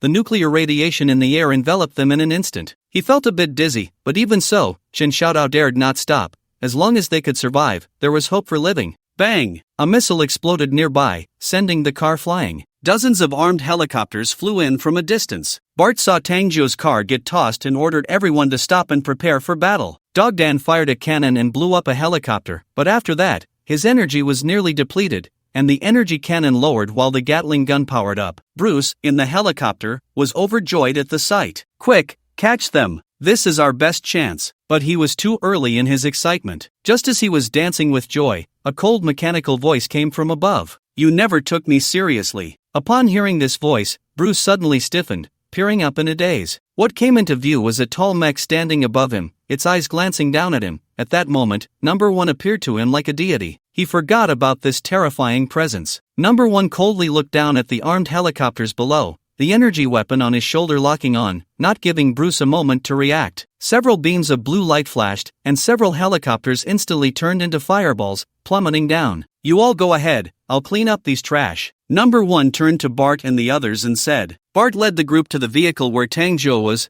The car had flipped over, and Chen Xiaodao and Tang Jiu were lying inside like limp noodles, covered in blood, the pain nearly causing them to pass out. Bart lifted the car, and the others pulled the two out. "Hiss, be gentle, damn it, my legs are broken." "Alright, what's a little injury? As long as we're not dead, without the rings, we need to leave quickly." Barter joked, then turned to the vigilant Dog Egg around him. "Dog Egg, clear the way ahead, we're going to the airport." Outside, they had already been surrounded by soldiers, but when Barter and the others appeared, everyone made way for them. "Damn it, why are you letting them go? Our orders are to capture them at all costs. You're defying military orders, you bastard." One of the two commanders in charge of the operation was furious when he saw no one was stopping them and even giving way. However, the other one clearly did not give him a chance to speak again. In a flash, he shot the other man dead, and the long-suppressed emotions within him erupted completely. "Bastard, haven't we done enough? Look at what it's come to, damn you bastards, damn it." The surrounding soldiers were silent, witnessing the conflict among the commanders. They just watched. When Barter and the others arrived at the airport, it had already been taken over by the military, but upon their arrival, the opposing side directly made way for them, allowing everyone to board the plane back to the Umbrella headquarters smoothly. Meanwhile, after eliminating Bruce, Number 1 glanced at the soldiers outside in midair, paid them no mind, turned in the air, and flew into the clouds, disappearing from sight. The Samsung family vanished, and the place they had occupied turned into a wasteland, the entire city in ruins. Lead Estate, 9 Heavens Palace. Number 1 has returned. Su Lintian looked at his condition, which was not good. The energy crystal in his chest had dimmed significantly. "How was the battle?" Number 1 slightly lowered his head. "Young master, all the people sent by Umbrella survived,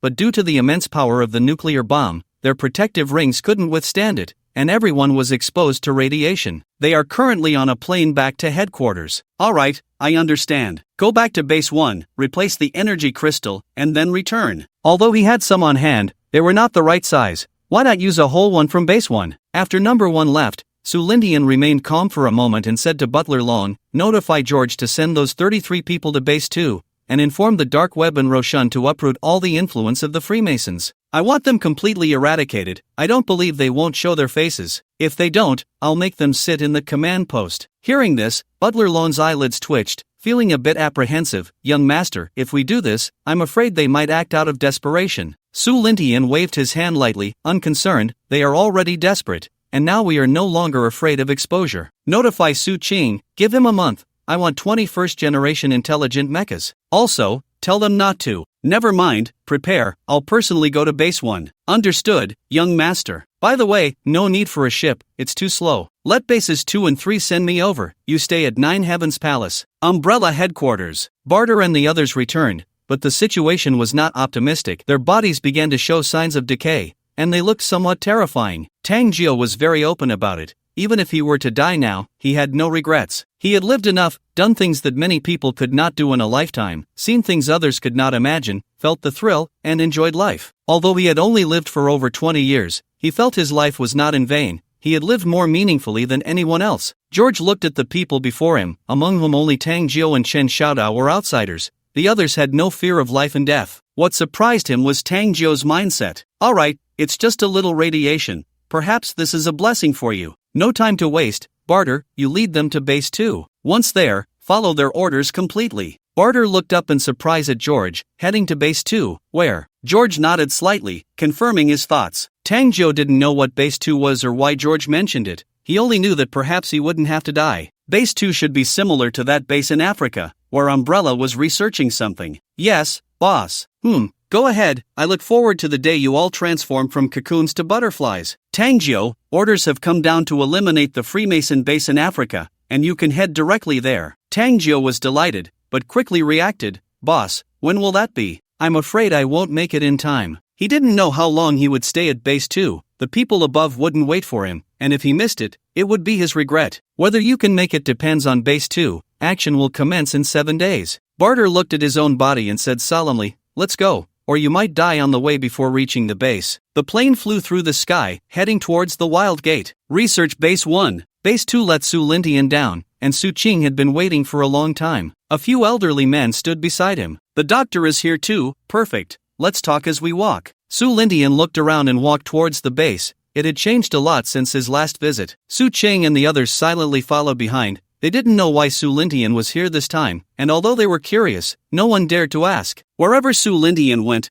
the base personnel stopped and respectfully saluted. "Su Qing, how long will it take to build a first-generation intelligent mech?" Upon hearing this, Su Qing seemed to understand why Su Lindian had come, thought for a moment, and said, "Young master, given the personnel structure of the base, it will take at least 5 days at the fastest." The doctors beside him didn't interrupt, just quietly listened. After all, this was Su Qing's responsibility as the head of the base, while they were only responsible for research. Su Lindian was somewhat dissatisfied upon hearing this, but he could understand, given the current personnel structure of Base 1, Su Qing wasn't wrong, 5 days was already the limit. Seeing Su Lintian's dissatisfaction, Su Qing quickly proposed a way to improve efficiency. "Young master, as long as you provide me with enough specialized personnel, the efficiency can be increased by more than double." "That's fine, I'll provide you with personnel, and not only that, the Dark Weapon Umbrella will cooperate with you. Whatever you need will be prioritized for you. My requirement is 21st generation intelligent mechs within a month. Can you do it?" "Young master, if that's the case, I guarantee the task will be completed 20 mechs in a month, no less." Su Lindian nodded in satisfaction and waved to release 200 specialized technicians. 200, 400, 800, 1000. Su Qing was shocked. Seeing that Su Lindian showed no signs of stopping, he hurriedly waved his hands to stop him. "Young master, that's enough, too many." Su Lindian stopped. "Is that enough? Then you take them to get busy. Let the doctors accompany me for a stroll." Su Qing wiped the cold sweat from his forehead. If he waited any longer, there would be no place to stay, the whole island would be filled with people. After Su Qing left with the personnel, the doctors took Su Lindian to the laboratory. The doctor led him to a transparent box, inside which was a fist-sized colorful energy crystal. One doctor looked at the crystal in the box and helplessly said, "Young master, this energy crystal is too high in grade to be used.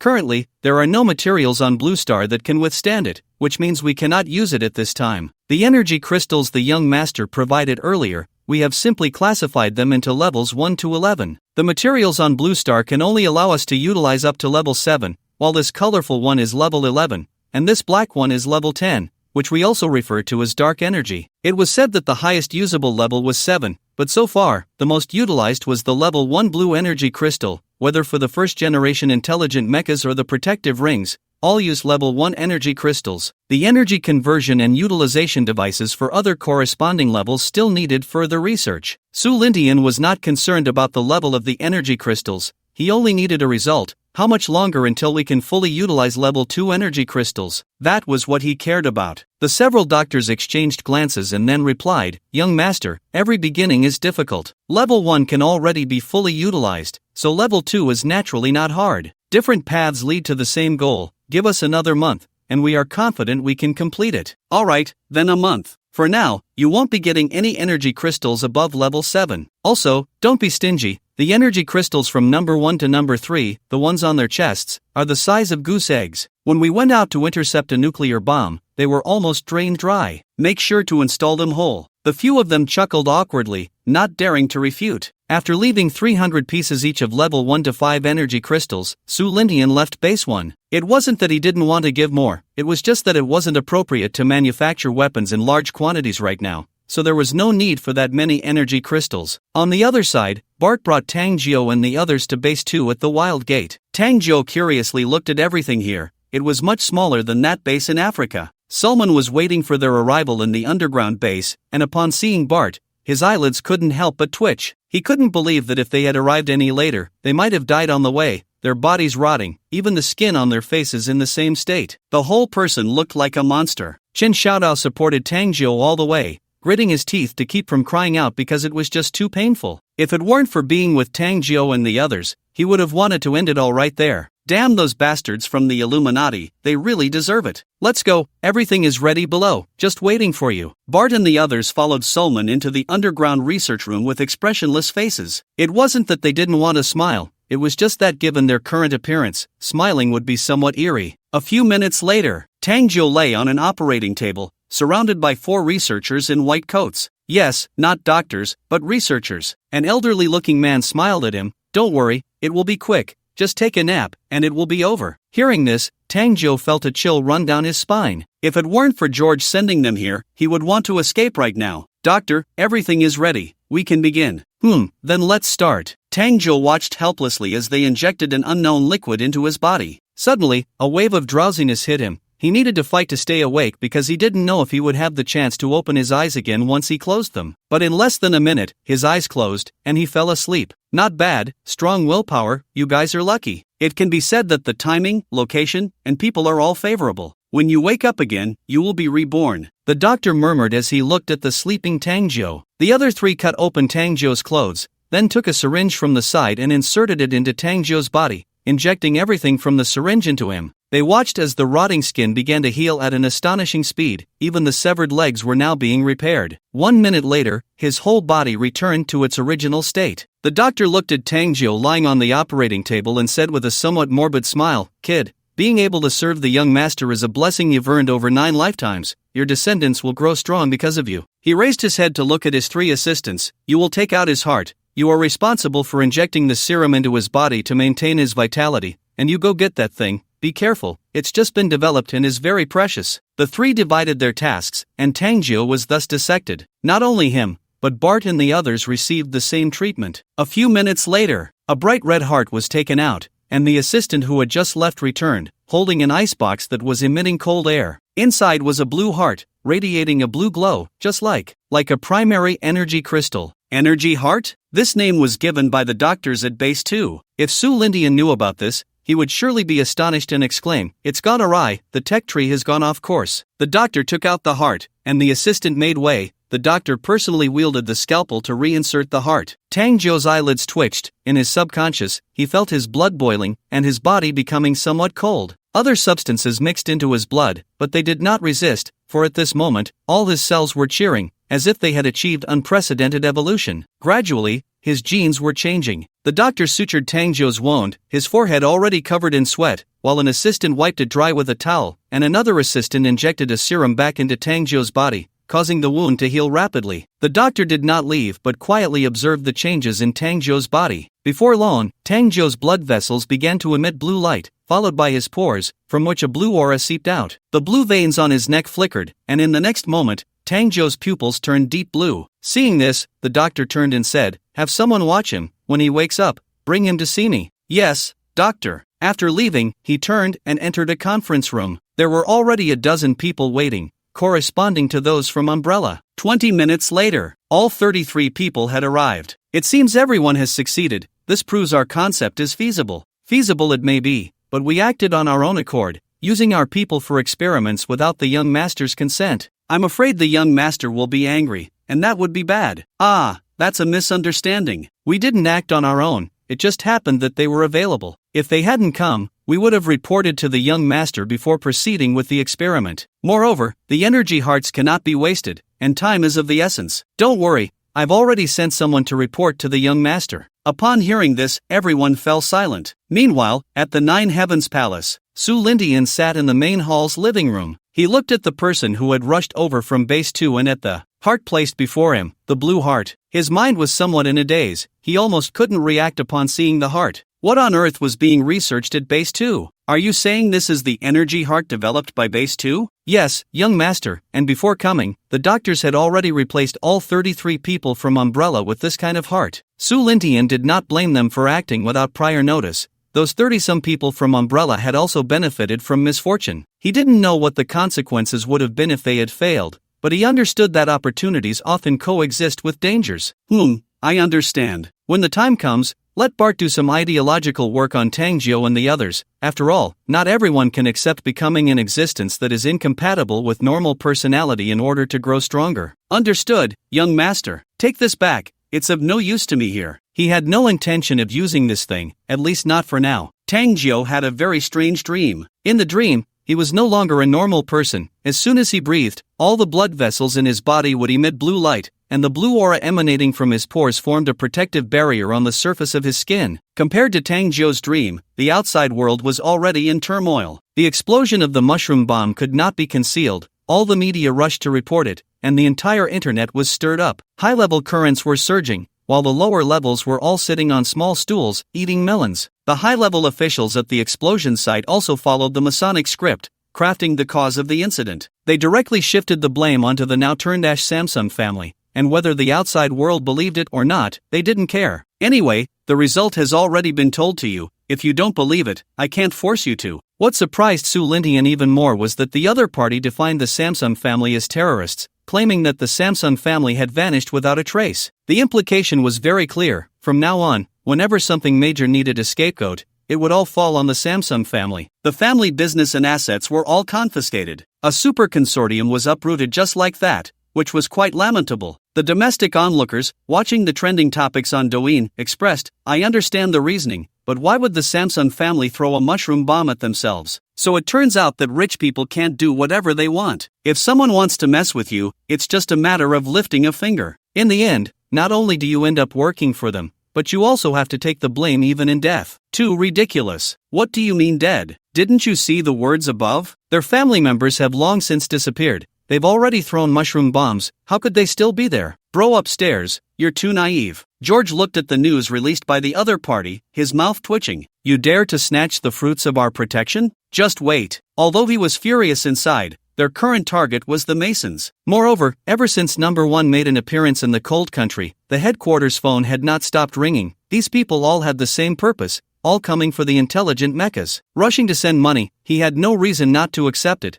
Just like with the protective ring, orders were taken in batches, only accepting mineral settlements. As for whether the other party would receive the goods in the end, to be honest, he didn't know either. Time passed in the blink of an eye. Inside base number 2, Tang Jiao and the others had slept for 3 full days. Dressed only in a pair of white shorts, he lay on the hospital bed, with 2 armed personnel guarding outside. Suddenly, Tang Jiao on the hospital bed felt his eyelashes tremble slightly. He slowly opened his eyes, his deep blue pupils scanning the surroundings. It felt very strange. He felt that his vision was clearer than before, even being able to distinguish whether the mosquito flying past him was male or female. Remembering his previously decayed body, he quickly looked down and was instantly stunned. What did he see? Is this really his body? Why is it like this? His mind went blank as he sprang up from the hospital bed, staring blankly at his body. His entire body was covered in blue stripes, glowing with his breath. He raised his hands, and on the outer layer of his skin, there was a layer of blue membrane, somewhat familiar yet strange, like the energy shield of the protective ring, but not entirely. Looking closely at the blue glowing stripes on his arms, those were blood vessels? It seemed he wanted to verify something. He glanced around and picked up a fruit knife from the table beside him, and without hesitation, he made a cut on his arm. His eyes went blank again, incredulously raising the fruit knife in his hand,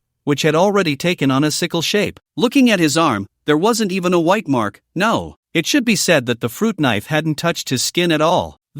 Seeing this scene, he felt a surge of joy in his heart, but also a bit of unease, unsure if he could still be considered human. The commotion inside quickly attracted the guards outside, who turned to see Tang Jiao waking up. Looking at Tang Jiao's appearance, he felt a tightening in his chest, but still walked in, watching Tang Jiao warily, and said, "You're awake? Then come with me to see the doctor." Immediately, Tang Jiao followed the two into a laboratory, where an old man was examining something. "Doctor," the 2 guards respectfully called out before stepping back. The doctor glanced at Tang Jiao and continued to focus on his work. "You're awake, how do you feel? Are you adjusting?" Thank you, doctor, for the gift of rebirth. Everything is fine except for my body looking a bit strange." However, the doctor suddenly burst into laughter. "Ha ha ha, the gift of rebirth? Well, you're not wrong. But you should thank not this old man, but the young master. Alright, as long as you can adjust, you can go out now. Someone is waiting for you outside." Young master? Tang Jiao was puzzled. It was the first time he had heard these 2 words. Could it be that the dark web, the Rakshasa, and the umbrella all belonged to one family? He couldn't imagine how terrifying this family must be. Shaking his head, he decided not to think too much. The stronger the backing, the better. After putting on his clothes and coming out of the underground base, sure enough, just as the doctor had said, Bart and the others were waiting for him. However, each of them looked quite strange, with blue veins like his, especially on their faces, which was quite eerie. "What's wrong? Are you scared by our appearance?" Bart teased as he looked at the stunned Tang Jiao. "No, I just didn't expect that overall. It would look like this. You know, it actually looks pretty cool. If I were to cosplay at a comic convention, it would definitely blow the audience away." I have to say, Tang Jiao was indeed quite open-minded.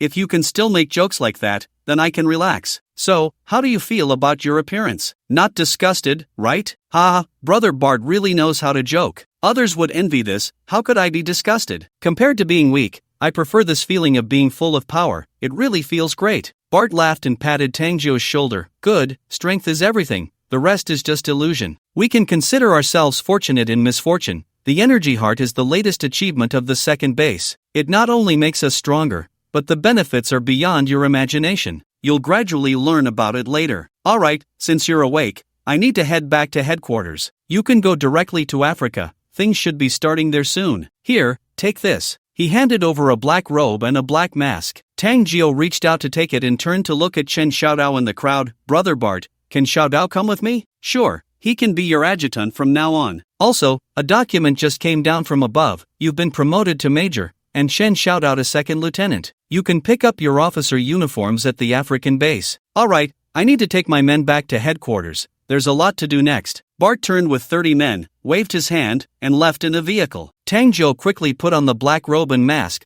taking Chen Xiaodao with him as they left. Africa. At this moment, Wang Yulong was bored out of his mind, scrolling through videos in the base. He felt like he was about to mold away. The base's affairs didn't require him to do anything, just responsible for security. When bored, he either played games or watched some borderline videos, or occasionally checked out live streams. Before coming here, he thought he would be fighting and was a bit scared, but after arriving, he felt that not fighting was more frightening. He was here to enjoy himself, eating, drinking, and having fun every day. Suddenly, he felt a bit envious of Tangzhou. The umbrella had not been peaceful during this time. Suddenly, I stumbled upon a game video where the player was racking up kills, getting 5 kills in a row effortlessly, and I felt a surge of confidence. I closed the video and opened the game. I quickly entered matchmaking, selected a hero, and soon found myself in the game. As I left the fountain, I noticed that on my team there was a supreme treasure, and also, Yao. Looking at the opponent's name, it seemed a bit familiar. This monkey's name feels somewhat familiar. Watching Yao riding on the monkey's head, memories flooded back, and my face turned pale. Well, what a coincidence, it's you. Looking at the monkey and Yao, it was still the same familiar sight, the same familiar combination. However, last time he played as Luban, this time he was playing as Hoi. I immediately turned off the mic and speaker, maxed out my attack speed, and headed straight for the red zone. After securing the red buff, I returned to the lane, cleared the minions, and shot down the little bird. At this moment, the microphone icon next to the monkey's health bar was flashing, indicating that the opponent was outputting damage. After a moment, perhaps realizing that Wang Yulong had turned off the speaker, they started typing. Wang Yulong smiled and said nothing, maxed out his attack speed, and began to dominate the jungle, leaving no grass in his wake, helping the opponent take the dragon, and stealing the monkey's peach. Eventually, the monkey went AFK, and Yao, for some reason, didn't go AFK either. She turned around and wrote on his head, even typing that he should play well, and if they won, she would give him benefits. Upon hearing this, Wang Yulong thought it was great and began to play aggressively, charging into the crowd, intentionally leaving Yao behind. In 3 minutes, Yao had given away 7 kills, with a score of 0-10-1, while he had taken 3 kills, with a score of 5-4. Just because she didn't go AFK didn't mean she wouldn't lose points, right? With Wang Yulong in the game, it was hard not to win. Yao's score was 0-17-4, while he was at 949. Afterward, he even reported them a little. When he exited the page, the monkey's request popped up, and he clicked on it without hesitation. Not giving the opponent a chance to speak, he said,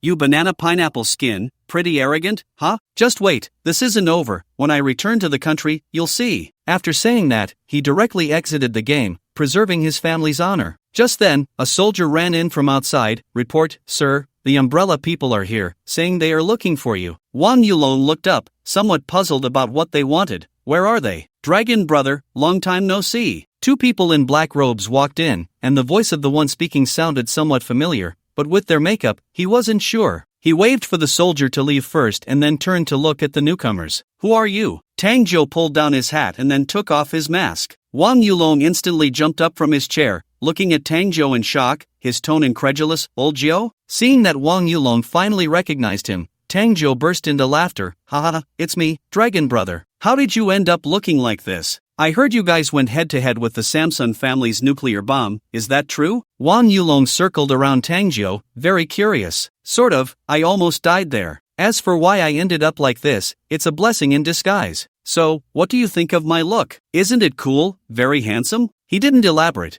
and Wang Yulong understood the implication, so he didn't ask further. They both left it at that. Of course, look at you, glowing blue all over, just like a Super Saiyan, totally awesome. I can't believe if you showed up at a comic convention. Could your kidneys handle it? I'm even envious, huh? Not bad, looks like you've achieved a lot. A lieutenant colonel now, almost catching up to my colonel rank. Hearing Wang Yulong's words, Tang Jiu was quite pleased, looking cool, earned with his life. Tang Jiu waved his hand and smiled. Dragon brother, let me introduce you. This is my adjutant Chen Xiaodao, formerly of 14K. Xiaodao, this is Colonel Wang Yulong. Chen Xiaodao quickly saluted Wang Yulong. Wang Yulong heard Tang Jiu's introduction and realized that the other party was Tang Jiu's capable aide. Alright, have a seat. The two began to chat about the past, while on the other side, in the film crew, Chen Yunyun had just finished her meal. One of her bodyguards received a phone call, and his expression instantly turned grim. What's wrong? Did something happen? Chen Yunyun, not foolish, noticed the bodyguard's expression and knew something was definitely wrong. Madam, someone wants to harm you. I believe we should return to Jiutian Palace immediately. Upon hearing this, Chen Yunyun understood the gravity of the situation. Safety was paramount. Just as she was about to agree, she suddenly covered her mouth and bent over, feeling an urge to vomit. What's wrong with you? Are you feeling unwell? The few female bodyguards nearby changed their expressions. If something happened to Chen Yunyun, the young master would surely be furious. No, since this morning, I've had a bloated stomach and felt like throwing up. Madam, could it be that you are pregnant? The other bodyguards, realizing the seriousness of the matter, quickly picked up their phones to notify Jiutian Palace. Just then, gunfire erupted outside, and a group of people charged in. Damn it! You all take the madam away. We'll hold them off. Don't let her leave. Brothers, grab her. If she escapes, we're all dead. Seeing Chen Yunyun trying to leave, the leading man shouted loudly, clearly aware of what he was doing. If they couldn't capture Chen Yunyun, they and their boss behind them wouldn't survive the night. You're outrageous. Do you know who she is? Humph, you know we're from the mafia, then you definitely can't be spared. Kill them. Besides Chen Yunyun, the others had no protection. In this situation, Chen Yunyun was absolutely safe, but those bodyguards could only look out for their own lives. Fortunately, there was a special presence beside Chen Yunyun. The little dog, half a meter tall, looked at its owner and then turned to the mafia members. Don't be afraid, master. Dog Dan is here. How dare you act recklessly? The dog jumped out, and the weapon on its back rose up. It was a mini Gatling gun, glowing blue. Without saying a word, it opened fire on the mafia members. Instantly, blood and flesh splattered, and the bodyguards took the opportunity to escort Chen Yunyun away. They got into the car and drove out of the film crew, while the director was already dumbfounded. Damn mafia, you don't want our entire crew to live, huh? Brothers, grab your weapons and stop them. Outside, seeing Chen Yunyun's car break through the encirclement and escape the film crew, the mafia members' expressions changed. Shit, that useless lack actually let someone escape. Luckily, we were well prepared. Chase them down, we can't let them get away. Nearby, Director Fobler was sweating profusely as he received a phone call, nearly scaring him to death. Damn bastards, Mafia, you're looking for death. Without time to think, he immediately notified the nearby Fobler, stating that at all costs, they must ensure Chen Yunyun's safety. The entire city of Fobler was on high alert, police cars were everywhere on the roads, and such unusual actions left pedestrians bewildered. All they knew was that on this day, the entrepreneur of zero-yuan purchases was trembling in fear at home, and anyone who showed a gun on the street would die. Jiutian Palace. Su Lindian, upon hearing the words of Butler Long, first felt joy, but then, upon learning the current situation, his face darkened, and anger surged within him. Who did this? Although it appeared to be the mafia's doing, he knew there must be someone else behind them. Butler Long looked at Su Lindian, whose eyes were slightly narrowed and face calm, and didn't dare to say much. Young master, the dark web is investigating. The news from Su Bei indicates that the source may come from Sakura country. Bang! Slamming the teacup down with a face full of anger, it's that potato again. Send number 2 to take a trip.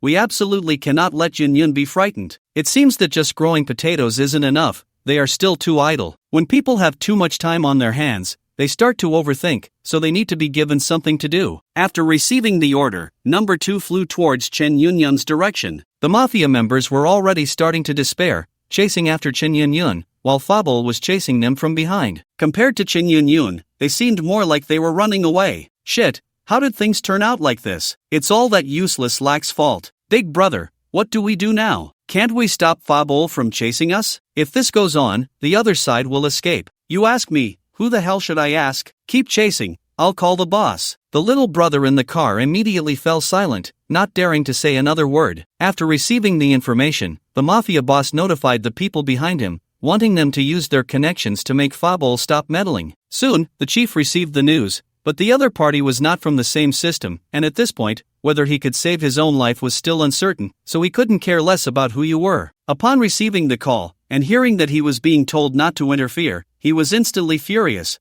What was the difference between that and wanting his whole family dead? Fuck Squid, this matter was planned by you behind the scenes, right? Just wait, soon someone will play the game of exterminating your entire clan, you idiots. As for who the other party was, it no longer mattered, the dark web would take action. Meanwhile, in the film crew, Dog Egg was like a lone warrior holding the line. The scene inside was quite bloody, with body parts scattered everywhere. The staff witnessing this scene were all vomiting, likely to have a psychological shadow for the rest of their lives. Filming a horror movie on site at night probably wouldn't even need actors. The scene didn't need to be deliberately rendered. Of course, the premise was that the photographer had a strong mental fortitude. The enemies have been cleared. Dog Egg looked around, and at that moment, a bodyguard drove a car and stopped in front of it. Dog Egg, get in. Dog Egg looked up, exerted its limbs, jumped onto the car roof, and pierced through the roof with its 4 legs, fixing its body on top, instantly transforming into an armored vehicle, chasing after the car where Chen Yunyun was. Chen Yunyun sat in the car, the energy shield already activated, but even so, she felt a bit uneasy. If it were before, it wouldn't matter, but being reminded by the bodyguard, it seemed she really was pregnant. She was injured, but that was fine. What if something happened to the child in her belly? Madam, don't worry, it's fine. The young master already knows about the situation here. Just as the bodyguard finished speaking, a black and blue streak of light appeared in the distant sky. Number 2 had arrived. It began scanning all the vehicles, and after locating the one Chen Yunyun was in, it no longer hesitated. The mafia's car in the front was about to catch up when suddenly, bang! A shadow fell from the sky, and number 2 directly landed on top of the opponent's car. The entire vehicle was instantly totaled, and of course, no one inside survived, turning into human meat pancakes. Blood flowed out from the car, and the sudden scene left the cars behind with no time to brake, crashing directly into each other. All the cars on the road ended up in a pileup, including Fabol behind. After all, their speed wasn't slow. The mafia members inside the car looked up at number 2 in front of them, instantly dumbfounded, their lips trembling, not knowing what to do. Number 2, about 3 meters tall, stood like a pillar of heaven in front of them, and what terrified everyone even more was that it was standing on the already flattened car. You don't know how to die. After glancing at the mafia members, it stepped forward. No, no, no, it has nothing to do with us, we just. Before they could finish, number 2 raised its foot high and stomped down,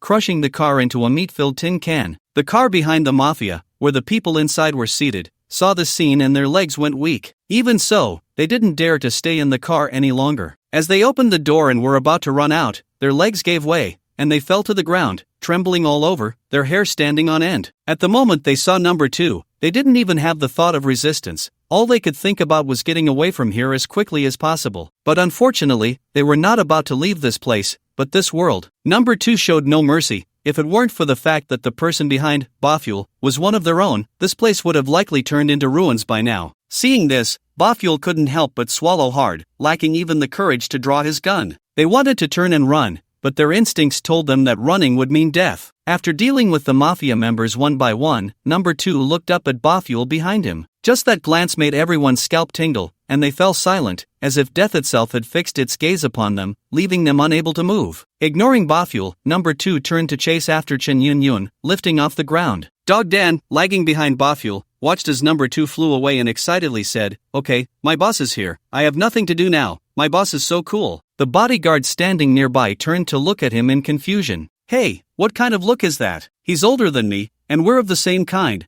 Calling him boss is perfectly reasonable, right? Stop staring. The boss must be taking the master back to the Nine Heavens Palace. Let's go back too. This time, I've really done a great job. The young master should praise me a bit, right? Those bastards wanted to catch my master, but my dog Dan is not made of clay." As it turned out, number 2 took Chen Yunyun directly back to the Nine Heavens Palace. Outside the main hall of the Nine Heavens Palace, Su Jianzhou and his wife were anxiously pacing back and forth, while several female doctors stood respectfully to the side. Even Su Lintao and Yi Sini were there. The whole family was waiting for Chen Yunyun to return. Su Lindian watched his parents pacing in front of him and smiled helplessly. "Mom, it's not certain yet. Besides, I've already sent number 2 over. With his speed, I believe he will be back soon. Li Jiaya glared at him and said, "Humph, how can I not be concerned? That's my daughter-in-law, and she might even be pregnant with my grandchild. I say, as a husband, can't you do a better job of protecting her?" Seeing his wife getting worked up, Su Jinzhou couldn't help but interject, "Exactly, what's wrong with you? Don't you know to nip all dangers in the bud? Or do you think your subordinates are just eating for nothing?" Far away in different parts of the world, Su Bei and the others couldn't help but shiver. George, sitting in his office, shivered slightly, hugging his arms and looking outside, puzzled. Strange,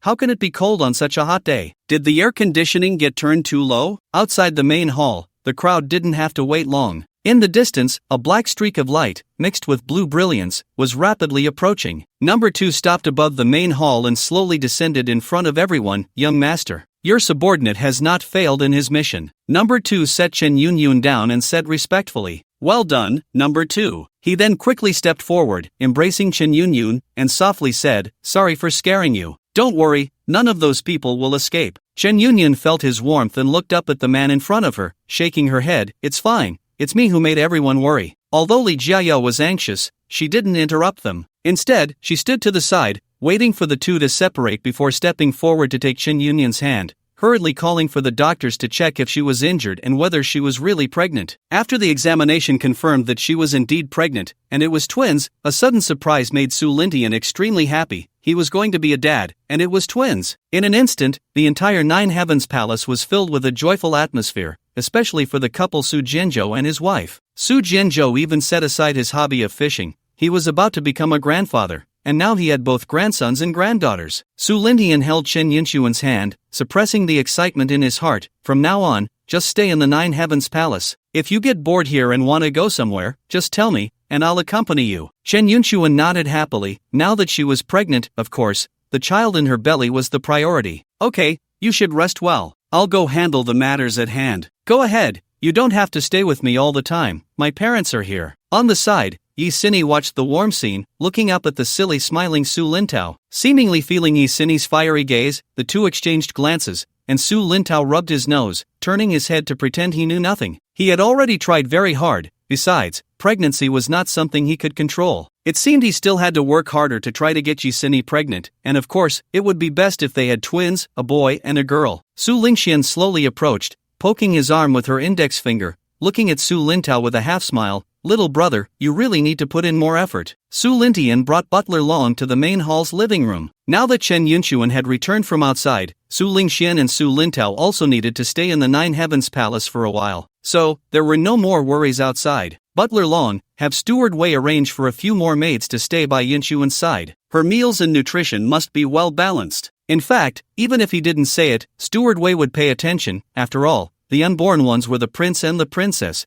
and he couldn't afford to be careless. "Understood, young master. Notify Su Bei, Robert, and George, and all related personnel must die. As for whether it gets chaotic outside, I don't care. Also, tell Base 2 that I need the gene virus. Since you all are restless, let me give you something to do." Upon hearing the latter part, even Butler Long couldn't help but feel his eyelids twitch. "Young master, the gene virus, what gene is it?" Su Lindian picked up the tea brought by the maid, took a gentle sip, and coldly uttered two words, "Cherry blossom." "Understood, I will notify Su Erman and the others right away." When Su Erman received Butler Long's message, he didn't react much. As long as it wasn't related to the young master, it didn't matter whether others lived or died. In their eyes, only the Su family related to the young master mattered, followed by those associated with him. Arriving at the underground base, he found a group of doctors. "Doctors, hold on a moment, the young master has a task." This was the first time Su Lindian assigned them a task, and everyone quickly stopped their actions, quietly waiting for Su Erman's next words. They were eager to know what the young master's task was. Seeing all eyes focused on him, Su Erman finally spoke. "The young master's task is the gene virus, and this gene is Cherry Blossom. Don't worry, the experimental product Umbrella will soon deliver it to us. What we need to do is to complete this task in the shortest possible time, relying on all of you." Su Erman saluted the doctors. "Gene virus? This is a bit challenging.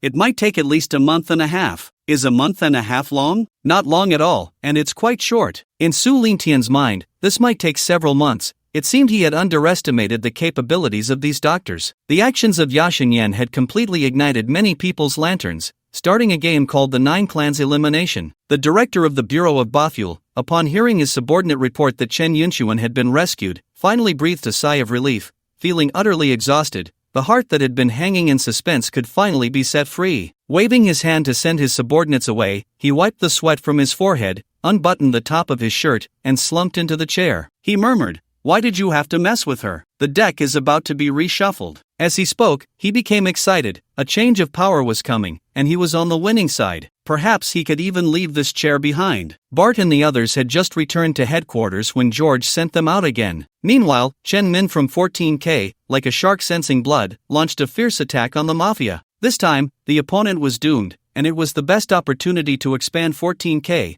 How could he let it slip by? However, he still had to check in with the dark web, and the response he received was to handle it as he saw fit. So what was there to say? The dark web had indirectly indicated that he could go all out. He had their backing. Mafia headquarters. At this moment, the Mafia boss was thinking about fleeing. He couldn't stay here any longer. Just then, a young thug rushed in from outside, looking panicked. "Boss, 14K has gone crazy. We've lost many territories in Nevada. They're not just here to take over, they're here to wipe us out completely. Not a single brother escaped, and whenever our people encounter 14K, they don't say a word and just start hunting us down." The young thug grew more frantic as he spoke. 14K was like a rabid dog, attacking the Mafia without regard for where they were. Even if you hid in a safe place, they would still charge in with guns blazing. It didn't matter, it was either you die or I live. Well, he wasn't wrong, because it seemed that the safe place was also one of their territories. The Mafia boss, not even lifting his head, said, "Give it to them." "But boss, we want to wipe them out." "Give it to them." At that moment, gunfire erupted outside, and another young thug rushed in, covered in blood, already half a foot in the grave, his eyes filled with terror as if he had seen something horrifying.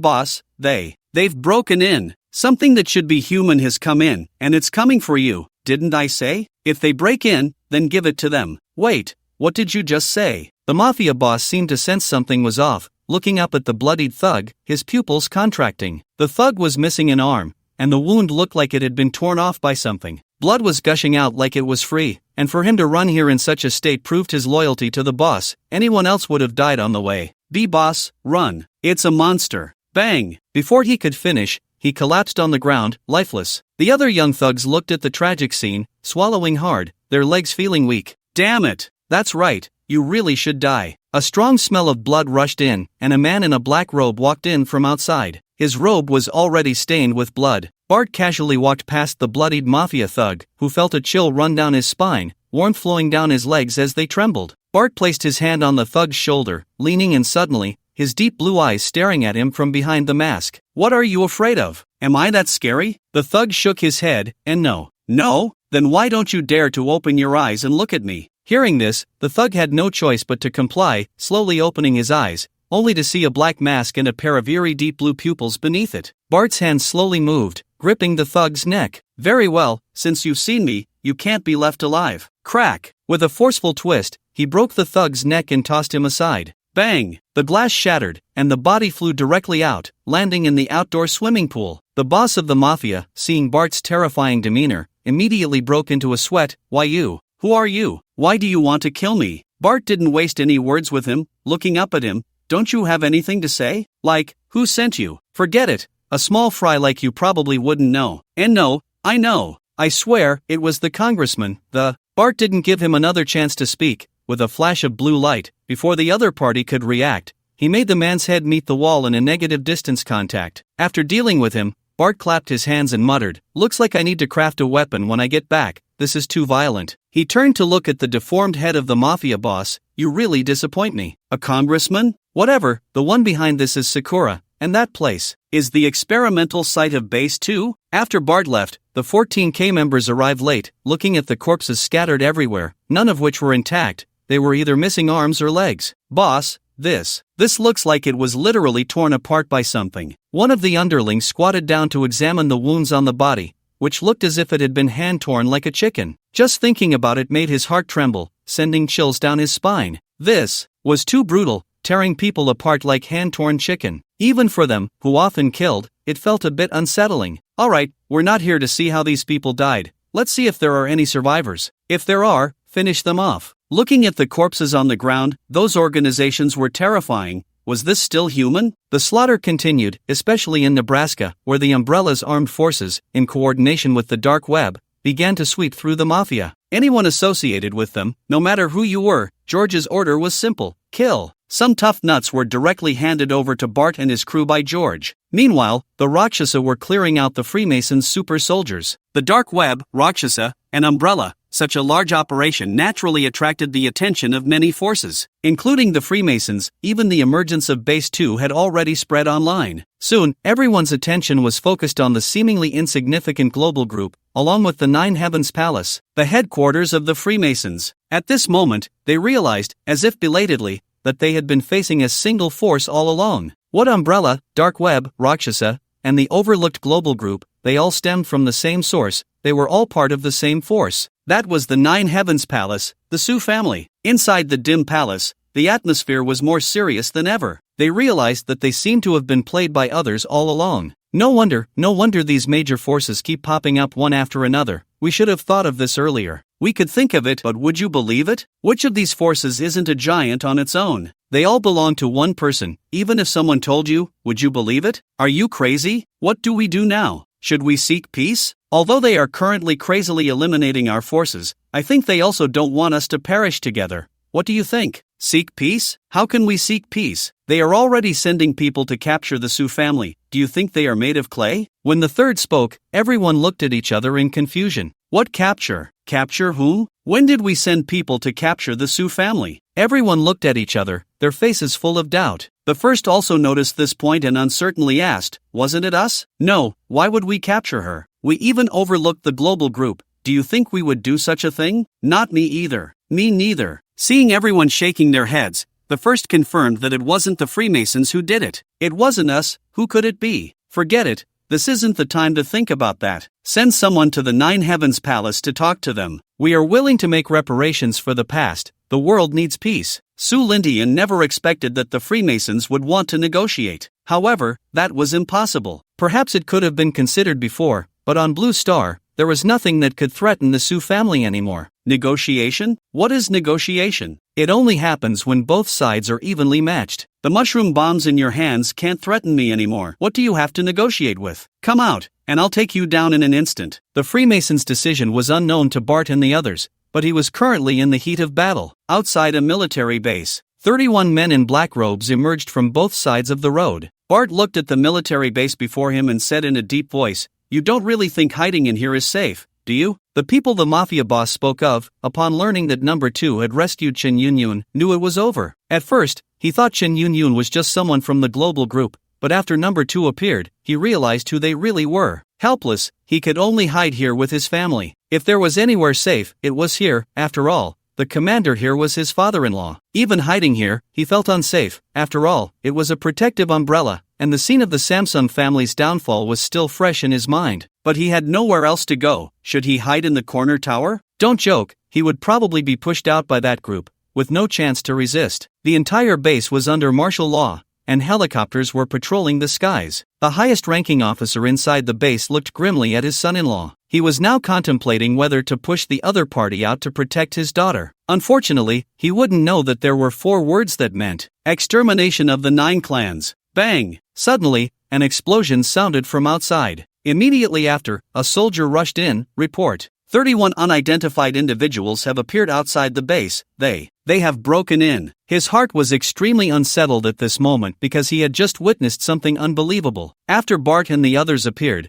they were quickly spotted by the armed helicopter circling above. Seeing their attire, the people in the helicopter immediately shouted, "I don't care who you are, leave immediately, or we will open fire." However, Bart turned a deaf ear and headed straight for the interior of the base. Seeing this, the other side immediately opened fire, and a missile with a white tail flew towards Bart. Bart smiled at this, raised his arm glowing with blue light, opened his palm, and directly reached for the incoming missile. This scene not only stunned the people on the plane but even left the soldiers at the base entrance dumbfounded. Is this world crazy, or am I still not awake? Crushing a missile with one hand? Bang! A loud explosion echoed throughout the base, proving that he was awake, and very much so. The shockwave from the explosion blew off Bart and the others' hats, their masks vanished, and in the breath between, blue veins emitted a faint blue glow, their deep blue pupils radiating an eerie blue light. As the smoke cleared, Bart shook his hand, looked up at the helicopter in mid-air, and revealed a strange smile. This bizarre scene left the people above in shock. Monster! Monster! the entire base was thrown into chaos. Bart waved his hand, and the others did not linger. In a flash, the soldiers outside only saw a flicker of blue light before their necks were snapped. Until death, their pupils still revealed deep fear. Picking up the enemy's weapons, he began to reap. Bart completely ignored the bullets shot at him, as those bullets couldn't even touch his skin. Hearing the commotion outside, the highest commander of the base stepped out with some people. Upon seeing Bart and the others for the first time, his pupils dilated in shock. "Oh, shit. What is this? Aliens?" The nearby councilman, at that moment, felt his mind go blank. He thought he was dealing with humans, but the people coming for him didn't look like normal humans at all. "Stop, everyone cease fire." Hearing the command, the soldiers breathed a sigh of relief.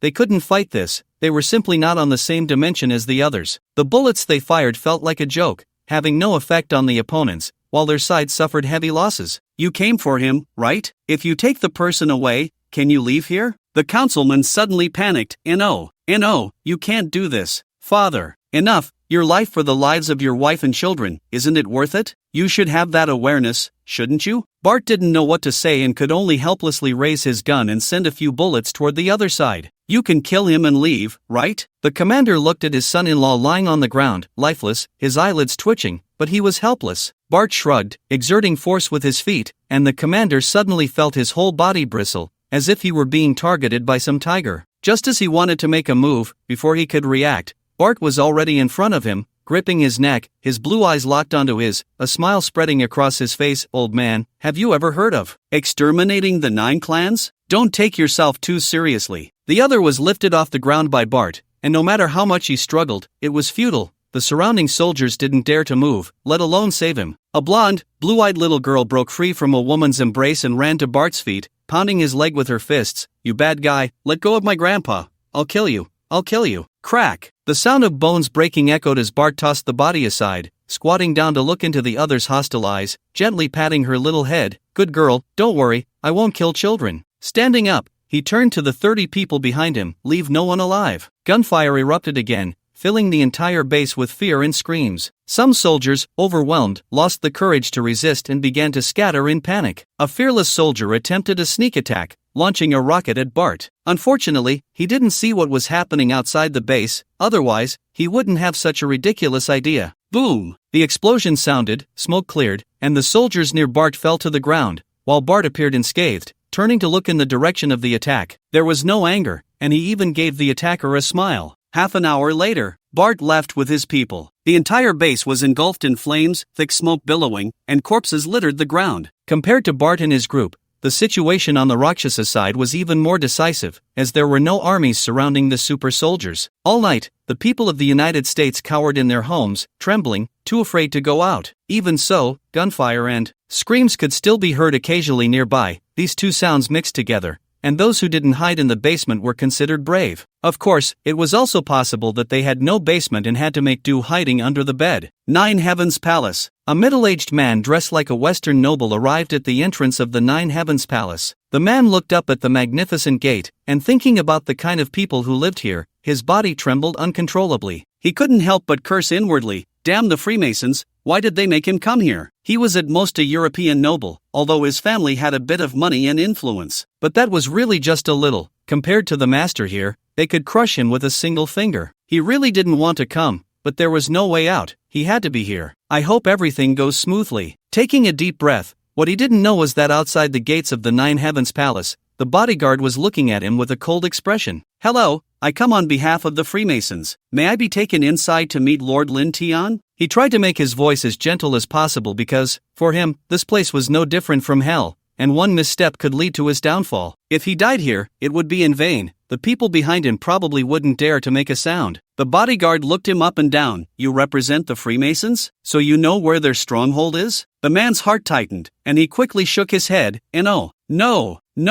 I was just ordered by the Freemasons to come here to negotiate with Lord Lin Tian. As for where the Freemasons' headquarters is, I have no idea." "Negotiate? Wait." After the bodyguard finished speaking, he picked up the communicator to inform Wei Changxian of the situation outside. Naturally, Manager Wei couldn't make decisions for Su Lin Tian, and Su Lin Tian's intention was clear: if they wanted to negotiate, they should send a high-ranking official over, and there was only 3 days' time. After receiving the reply, the bodyguard smiled at the visitor. Our young master said, "If you want to negotiate, let the Freemasons send a high-ranking official over. You can leave now." Upon hearing this, the man realized he couldn't even enter the door. His first reaction was not anger, but for some reason, he felt relieved, repeatedly agreeing, and turned back to the car. He didn't forget to urge the driver to leave. Hurry, let's go." The driver stepped on the gas, drifting away quickly. It wasn't just the man who was scared. Clearly, the driver was also panicking. After the Freemasons received Su Lin Tian's message, none of the 12 spoke first, sending one of them to the Nine Heavens Palace. What was the difference from going to die? They said it was for negotiation,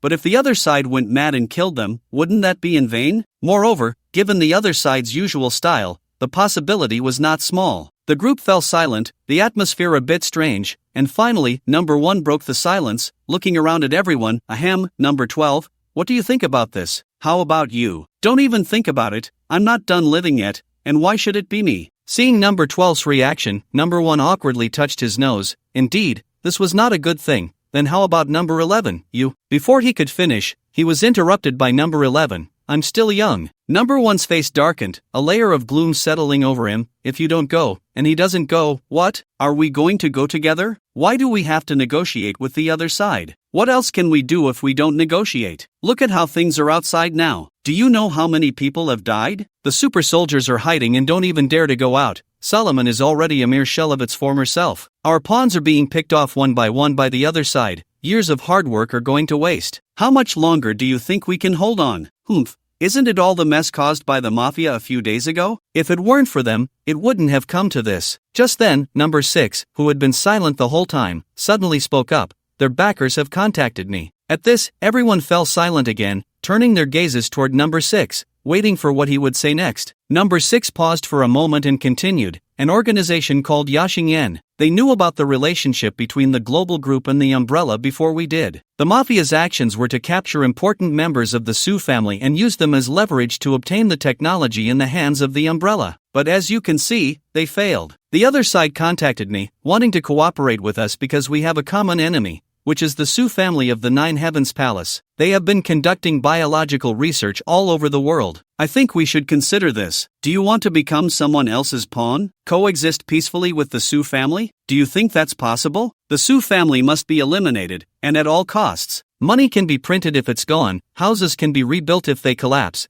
and if the population is lost, it can be replenished. But if we die, then everything is lost. Think about it carefully. They naturally knew that 2 tigers cannot coexist on the same mountain. No one wants to be pulled down from their pedestal, and they were no exception. Peace talks? What coexistence is there? It's just the self-deception of the weak. Bang! Number 3 slammed the table and resolutely said, Number 6 is right, we can't back down. This will only allow the Su family to take more ground. If they push us too hard, we can all die together. Agreed, we can't retreat any further. We can make contact with the 8 gods. After a moment of thought, everyone nodded in agreement, while number 1 looked at number 6 and asked, Have you been exposed? However, number 6 shook his head. No, the dark web doesn't know our true identities, let alone a small figure like the 8 gods. But the forces outside are different. Upon hearing this, number 1 understood. Alright, then the peace talk plan is cancelled. We will cooperate with the 8 gods. But won't the dark web trace this back to them regarding the mafia? That's hard to say. Whether they can trace it, only the dark web knows. But I think it should be similar to us. But that's not important, is it? Number 1 no longer dwelled on this matter. They had already completely stood on the opposite side of the Su family, and that was what mattered. Since you all have no issues, then reply to the 8 gods. We agree to cooperate with them. 3 days later, Su Lindian did not wait for the Freemason people. It seemed the other side was unwilling to take risks, which was somewhat regrettable. 3 days is neither long nor short, and Bart and the others had completely cleansed everything for 3 days. Anyone associated with that incident was eliminated, including some of the Freemasons' influence. For example, those in power, which also allowed the dark web to expand further. The vacant positions were directly filled with their own people, including the director of the Bureau of Buddha, who directly ascended to the corner tower. Su Lindian paid no attention to these matters. The dark web was fully responsible. He no longer valued money and power, at least not on Blue Star. just as the Freemasons were entangled with the 8 gods. Africa. Tang Jiu was ready to set off with Chen Xiaodao, along with 2 dog eggs from the Umbrella's African base, the 2 of them plus 2 robots, while they did not bring the other soldiers. Old 9, without orders from above, I can't fight alongside you. I'll wait for your triumphant return at the base, Wang Yulong said enviously, patting Tang Jiu's shoulder. His task was to protect the base, and without orders, he couldn't take the initiative to follow along. Brother Long, don't worry. If all goes well, we'll be back in a day. Let's go. He waved to Wang Yulong, took Chen Xiaodao, and boarded the helicopter. 4 helicopters carrying 2 dog eggs flew towards the Freemasons' base. Chen Xiaodao was exceptionally excited on the plane. This was his first combat mission since leaving Base 2, and he was eager to know how strong he had become. Before long, the 4 helicopters appeared 1 kilometer from the base. The people left outside the opposing base immediately noticed this strange combination. However, when they saw what was hanging from the helicopters, their pupils shrank. Oh shit, it's the Umbrella's robots. Our base has been discovered. Quick, notify the base. Immediately, 2 anti-aircraft missiles flew towards Tang Jiu and the others. Without needing Tang Jiu to say anything, Dog Egg's energy cannon rose from its back. Bang! 2 anti-aircraft missiles were precisely intercepted, exploding in mid-air and forming 2 trails of fire. Moments later, they were less than 200 meters from the base. The ropes were untied. Bang! Dog Egg fell from the sky. The ground directly caved in, dust flying everywhere. Without hesitation, 2 energy cannons blasted open the location of the base's main gate. The energy cannons retracted, and the Gatling gun was raised. The helicopter descended slightly, and Tang Jiu said to the pilot, "You assist outside while checking if they have any other exits. If anyone escapes, kill them directly. Xiaodao, we're leaving." Saying this, he jumped down from the armed helicopter with Chen Xiaodao, looking at the base gate that had been blasted open by Dog Egg's energy cannon. His heart was filled with mixed emotions. He had almost died here before, and now he was back. However, this time his identity had changed, and the memories involuntarily reminded him of what had happened in the bathhouse back then. Just a little more,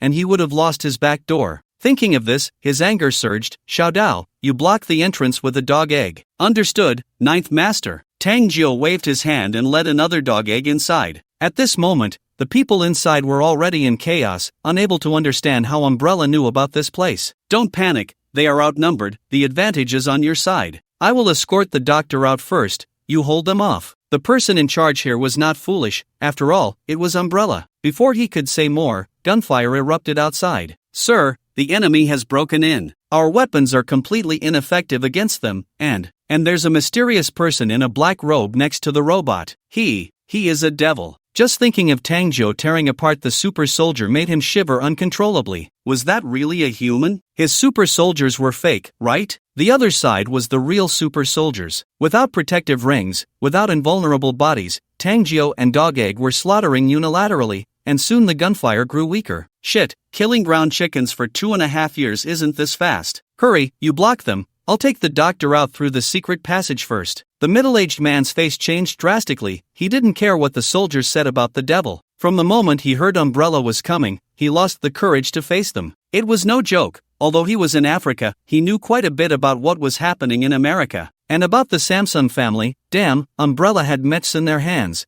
capable of taking on mushroom bombs. Who knew if they would send them over? Unfortunately, before he could run, a familiar voice came. "Why are you running? Isn't it rude to not greet an acquaintance?" Tang Jiu walked over with Dog Egg, the Gatling gun on Dog Egg's back still smoking. Hearing the somewhat familiar voice, the middle-aged man looked at Tang Jiu in terror. You are." Tang Jiu pulled down his black hat and took off the black mask. Although he had changed a lot, the other party still recognized him. Looking at those blue pupils in his entire face, the blue stripes like a spider web, the blue aura flowed slowly like blood. Everyone's pupils widened, fear spreading in their hearts, and they couldn't help but swallow. "It's you!" "That's right, it's me. I'm back. Surprised? Don't worry, you won't die too badly." He raised his head, searching among the crowd, and soon found a few burly men trembling with their heads down. He pointed, "You come out." Everyone wanted to run, but seeing Dog Egg's Gatling gun, they estimated they wouldn't get far before becoming corpses. Resist? How to resist? No,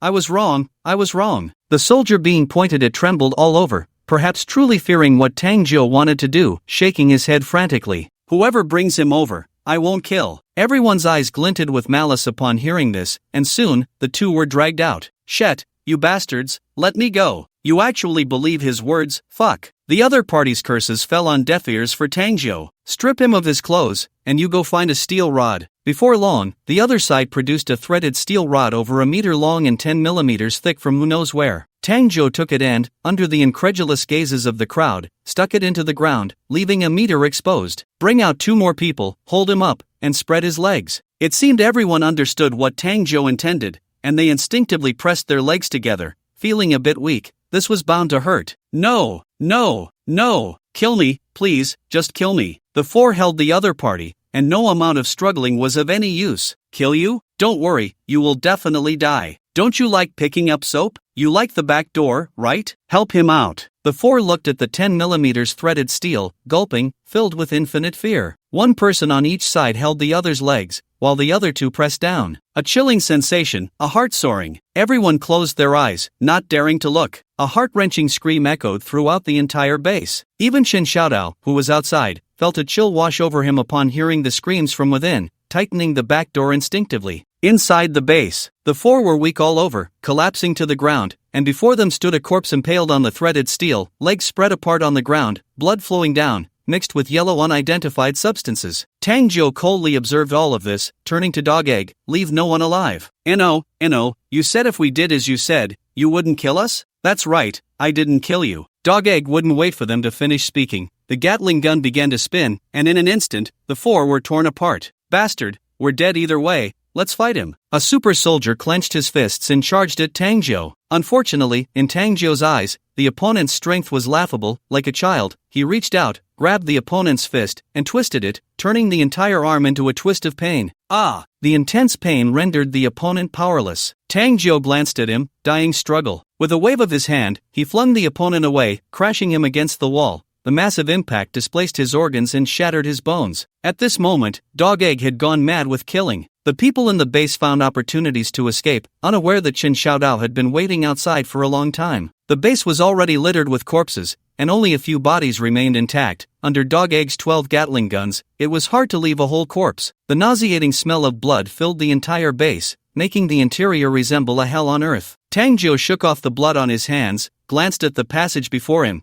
and turned to leave with Dog Egg, not pursuing inside. After coming out, he had Dog Egg fire a few rounds at the base, collapsing it. Not long after, the pilot reported finding the exit of the enemy's secret passage. Kill them all, then seal the exit for me. Even if there are still people inside, they must be buried there. After doing all this, the entire base had turned into ruins, completely transformed into a mound. 9 Heavens Palace. Su Lintian was walking in the garden of the Heavenly Palace with Chen Yunxuan when he learned of the news from Africa. After thinking for a moment, he said, Dragon Butler, have Base 1 send a mech to the African base. With a mech there, it should be very safe. Let Xiaolong and Tangjo come back. When the time comes, the matters on the Cherry Blossom side will still be left to them to handle. Understood, young master. Dragon Butler turned and left, while Su Lintian held Chen Yunyan's hand, sitting on a chair in the courtyard, reaching out to stroke her belly, and smiled. I feel like I can sense the presence of 2 little ones. This made Chen Yunyun both amused and exasperated. It's still too early.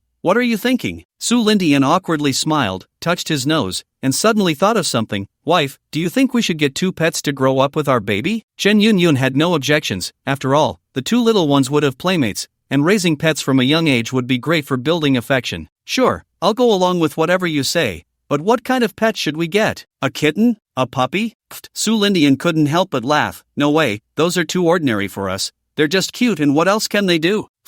Let me think. How about a tiger? A tiger? Yes, I'll have someone find 2 white tiger cubs, and then get 2 leopards and 2 red-tailed hawks, so they each can have one. It's still too early for that. Su Lintian agreed, estimating it would be next year. Meanwhile, after receiving orders from above, Wang Yulong finally breathed a sigh of relief. He wouldn't have to stay here any longer. It had been too boring. A day later, a black smart mech appeared before him, and it was his first time seeing it. The 3-meter-tall figure made him feel as small as a child. He was quite shocked. This kind of mech was probably going head-to-head with the mushroom bomb from the Samsung family, with the energy crystal in its chest. Base 1 had followed Su Lintian's instructions, replacing the energy crystal from the size of a goose egg to the current fist-sized one. After handing over the security work here to the mech, he followed Tangjo back to the Umbrella headquarters. When he returned to the Nata State Airport, 2 black Mercedes with the Umbrella logo were waiting. He got into the car, and as they sped down the road, traffic lights were non-existent. All vehicles on the road yielded when they saw the umbrella car, regardless of who was inside. Even after the green light, when they saw the umbrella car coming from the opposite direction,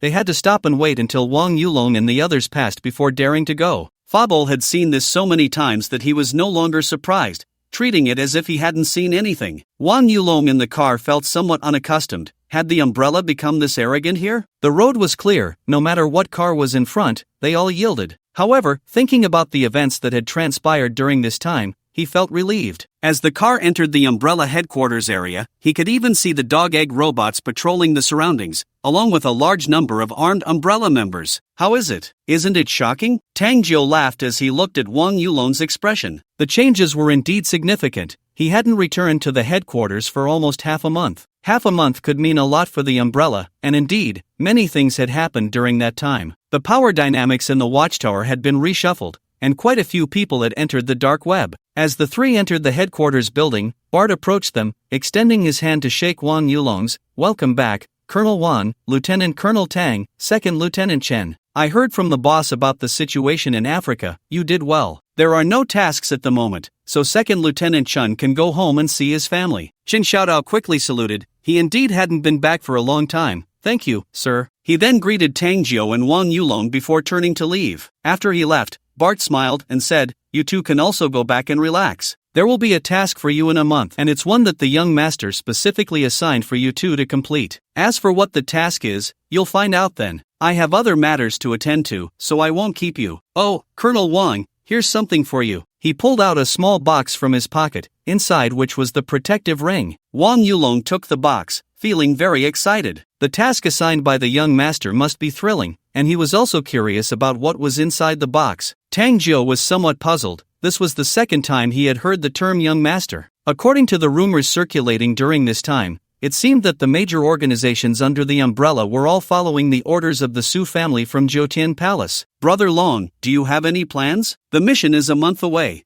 Where do you intend to go?" Wang Yulong replied without thinking, "Back to the country. Modu." Shaolin had been having a tough time lately, bringing Gu Yanqi from Yangcheng to Modu. On the third day after they finished their hospital checkup, he noticed that someone had entered their rented apartment while they were away. At first, he thought it was just a thief. Having just arrived in Modu, there wasn't much to steal anyway, so he didn't pay much attention. But gradually, he sensed something was off. It seemed someone was keeping an eye on them. Just yesterday, a young man dressed in designer clothes came directly to their door. Just as he was feeling confused, the other party asked the question he had been worried about. "Has your girlfriend eaten anything special before?" This seemingly ordinary question made him alert. He couldn't understand, he hadn't said anything, and Gu Yanqi hadn't mentioned her previous condition at all during the hospital checkup, merely using it as a pretext for a health examination. But he didn't know that someone was gossiping behind their backs, and Gu Yanqi had a record at the hospital in Yangcheng. As long as someone paid attention, it could be easily found out. The other party was very polite,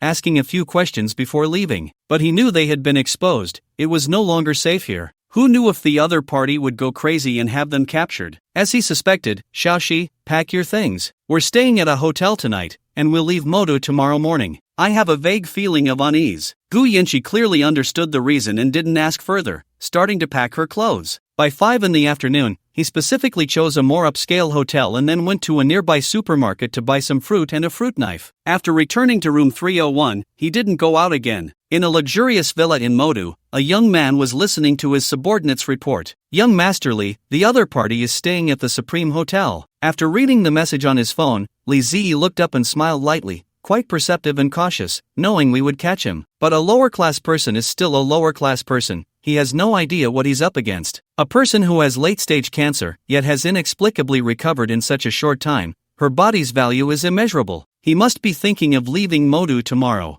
I'll have a word with the hotel owner. You all go and capture them tonight, then send them to the Hutta Pharmaceutical Building, where someone will receive them. The information on the other party showed that both were orphans, which made things easier, saving a lot of trouble. Understood. At 10 o'clock that night, Shaolin was tossing and turning in bed, unable to sleep, his eyelids twitching incessantly. Gu Yanqi, seeing this, worriedly hugged him from behind. "What's wrong?" Before Shaolin could respond, there was a knock at the door. "Open up, police checking the room." Hearing this, Shaolin's face changed dramatically. He picked up his phone and saw it was 10 o'clock at night. What a coincidence. Grabbing the fruit knife from the table, Gu Yanqi quickly picked up the phone to call the police. Just then, the door was suddenly flung open, and 5 or 6 burly men rushed in, clearly organized, immediately stepping forward to snatch Gu Yanqi's phone. Shaolin was surrounded by the others, facing a man with a fruit knife. The opponent clearly did not take him seriously, moving swiftly to snatch the knife from his hand. In less than 3 minutes, he was pinned to the ground by 2 burly men. "Bastards, let her go. What you're doing is illegal." He knew very well who they were and hoped to use his only weapon to protect himself. "Kid, if we're talking about legality, you've already broken the law. Knock him out and take him away." Shaolin panicked. If he passed out, when he woke up again, he would truly be like a fish on the chopping block. But being pressed down by 2 men, resisting was like dreaming in vain. Soon, the others covered their mouths and noses with a sedative. He held his breath, pretended to struggle a bit, and then fainted, while Gu Yanqi, without overthinking, truly passed out. "Take them away." After they left, a middle-aged man knocked on the door of the room across from 301. With a click, a woman opened the door from the inside, and after the man entered, the door was closed again. "My lady." The middle-aged man stood respectfully behind the woman. Alice walked to the balcony outside, looking down, where Shaolin and the other person were being taken to a car, and then softly said, "How did you do with the task I assigned you?" "According to your instructions, everything is ready." "Good, I understand. You can go about your business. I will notify you if there's anything." She came here to monitor Shaolin and the other person, wanting Shaolin to feel the cruelty of the world, to feel despair, his heart like dead ashes, and their final outcome would be sent to base 2. On the other side, Shaolin felt himself being taken to a car. He dared not move an inch. After all, there were so many of them. Now wanting to save someone was a bit difficult, and Gu Yanqi was in another car and had already passed out. He had to find a chance to escape and then call the police. The fact that these people hadn't killed them proved that Gu Yanqi was safe for the time being. Before the car reached the Hada pharmaceutical building, an accident occurred on the way. A van suddenly darted out from an intersection, forcing them to slam on the brakes. The people in the car lurched forward, but even so, the van still crashed into them. The van driver cursed as he opened the door. "Damn it, are you blind? Can't you drive without looking at the road?" Seeing the car had stopped, Shaolin knew this was his only chance. While the people in the car were distracted, he quickly opened the car door, not caring if there were cars on the road, and dashed across the street. He didn't know if it was because they thought he had passed out, but they not only didn't tie him up but also left the car door unlocked. "Damn it, isn't he supposed to be out cold? Hurry up, that kid is running away." The others ignored the van driver and got out to chase after Shaolin. However, the cars on the road were coming and going, making it difficult to catch up. Shaolin didn't dare to stop until he could no longer run. Then he stopped at a small supermarket to borrow a phone to call the police. Half an hour later, at the police station. "Don't worry, take your time. We've already sent someone to investigate, and we believe there will be news soon." "Do you know who they are? Why did they want to capture you?" Before Shaolin could speak, the phone on the table rang. The officer glanced at Shaolin before answering the call. "Okay, yes. Understood. You're Shaolin, right? There's news from the hotel. You can sit for a while." Shaolin breathed a sigh of relief upon hearing this. But 15 minutes later, things seemed to be not as he had thought. 4 people in white coats, marked with a psychiatric hospital insignia, walked in from outside. "Take him away." Shaolin immediately panicked. "What are you doing? Let me go. Why are you arresting me?" But no one paid him any mind. "I'm sorry for the trouble we've caused you. Our nurse wasn't watching him, his condition is quite serious, and he refuses to take his medication. He managed to escape from the psychiatric hospital, and we're all quite troubled by it," a man in white said with a smile. "I understand. It's not surprising for him to run away at this hour. Let me go. I'm not insane. Please, you have to save someone." All right, we'll take you back to save someone right now." It seems the condition has worsened. Shaolin was taken away and locked up in a psychiatric hospital. Being here felt like falling into a pit of yellow mud. It was as bad as it could get. On the other side, Gu Yanqi was sent directly to the Hida Medical Building, which housed a research facility beneath it. Gu Yanqi was taken to a laboratory and locked in a small room. A woman in a white coat, accompanied by 2 assistants, approached and, after glancing at Gu Yanqi, said, "In 8 hours, once the drug's effects wear off, bring her out." Understood. Compared to the unconscious Gu Yanqi, Shaolin, who was now in the psychiatric hospital, was locked in a cramped room, desperately banging on the iron door. "You damned bastards! Why am I being locked up when I'm not insane? Let me out!" No matter how much he shouted, no one came to check on him. The sense of helplessness filled him with despair. He knew his girlfriend was in danger, her life could be at risk at any moment, yet he felt powerless. Leaning against the wall, he buried his head in his hands and cried, "Shaoxi, I'm so useless. I'm sorry. I was too naive. We shouldn't have come back. Why has it turned out like this? Don't our lives matter? Just as he felt deeply powerless, a voice came from next door. Kid, accept your fate. No one who comes in here is normal. Shaolin was taken aback. There were normal people in this psychiatric hospital? After all, wasn't he a normal person? Just as the other person said, there wasn't a single normal person here. The doctors were the ones who were truly abnormal. Accept my fate? I want to, but I'm not alone. My girlfriend has been taken away, and I don't know if she's alive or dead. You want me to accept my fate? Damn fate. Shaolin's eyes turned red with anger, and the thought of Gu Yanqi's current situation felt like a knife cutting through his heart. Oh, your story is a bit interesting. Tell me more, maybe I can help you. Hearing this, Shaolin's heart ignited with hope, but then he thought about the other person's situation. They were both in here, how could they help each other? Nevertheless, he shared everything that had happened to him. He was now grasping at straws. He spoke for about 10 minutes, and after a moment of silence, the person next door said heavily, "You're not wrong." Shaolin felt a bit confused by this response, but soon, the other person continued, "You're really naive. This world has always been one for the strong. Our environment is like nature itself,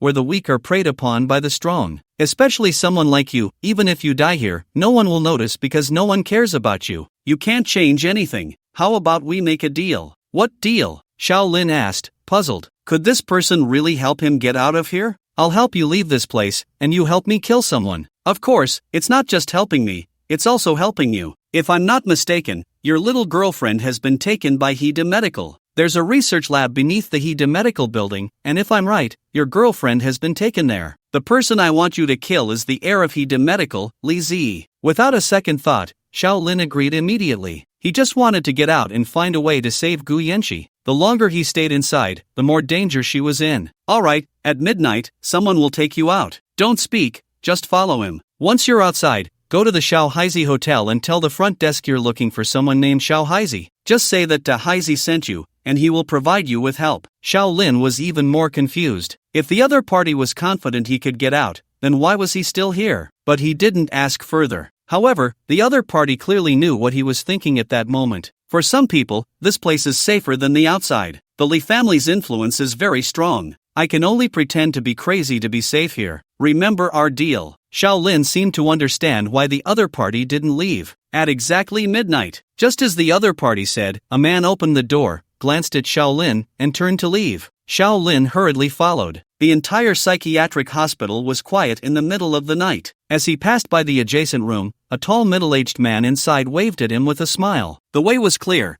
and soon he was taken outside the psychiatric hospital. A white sedan was parked outside. After tossing him the keys, the man turned and went back. Without time to think, Shaolin jumped into the car. The man even thoughtfully prepared a phone for him. He picked up the phone and used the navigation to head straight to the Xiao Haizi Hotel. Half an hour later, he looked up at the sign above the hotel, which was a combination of a basketball and a rooster, with 5 big characters next to it, Xiao Haizi Hotel. Below it was a line of smaller text, Xiao Haizi stays for free. It was clear that the hotel owner was also a person of the underworld. At the front desk, a young man in overalls was watching videos. Genie, Tai, oh, what are you doing? The young man glanced up when someone came in, then continued scrolling on his phone. Single room is 500 a night, with a gift, a set of clothes and a basketball. You can opt out of the gift for 1,000 a night. Shaolin couldn't help but twitch his mouth. No wonder it was called Xiao Haizi Hotel, it was a double entendre. I want to find Xiao Haizi. The young man shook his middle-parted hair, put down his phone, and looked at Shaolin again. Looking for Xiao Haizi? Who sent you? Da Haizi. Follow me. Shaolin followed the young man upstairs. What do you need my help with? Or, what do you want to do? Kill someone? Rob? The young man asked calmly, as if these things were already routine for him. Are you Xiao Haizi? The young man stopped, turned to look at Shaolin. How is this not obvious? This left Shaolin speechless. Alright, I want to save someone, and at the same time, kill someone. The two arrived at a storage room on the 4th floor, which was a bit messy. Xiao Haizi dragged out a black duffel bag from the corner. It looked a bit heavy. He pulled it to Shaolin's feet and smirked. Here, the stuff you wanted. 2 AKs, 2 handguns, 20 fully loaded magazines, and 10 grenades. This should be enough, right? Shaolin stood there in a daze. He thought the other party could at most give him a small handgun. Enough. Shaolin struggled to carry the weapons downstairs. As he stepped out the door, Xiaohaizi suddenly called out to him, "Hey, I see you're one of us. Take this." Shaolin quickly caught it and looked down to see a set of clothes and a trench coat. After thanking him, he took the items and drove away. He searched for the location of Hada Pharmaceutical on his phone and drove straight to the destination. 10 minutes later, the car stopped at a small hotel near the Hada Pharmaceutical building. After entering the room with the weapons, he began to quickly learn about AKs and the use of grenades, along with a series of techniques. At 7 in the morning, Shaolin got out of bed, put on the clothes given to him by Xiaohaizi, and donned a trench coat that was somewhat special, as it had places to hold magazines. He tucked 2 handguns at his waist and hung 2 AKs on either side of the trench coat. He tore the hotel blanket into strips to make 2 thick ropes, which he tied to his handbag, slinging it across his waist. He went downstairs, got into the car, and conveniently bought breakfast from a roadside vendor. Driving to the entrance of the Hada Pharmaceutical building, he didn't rush inside right away, as there weren't many people inside yet, just a few security guards. If he startled the snake in the grass, and the other party knew nothing, it would be counterproductive. Time quietly passed to 8 o'clock. Li Zi didn't want to come to the company so early,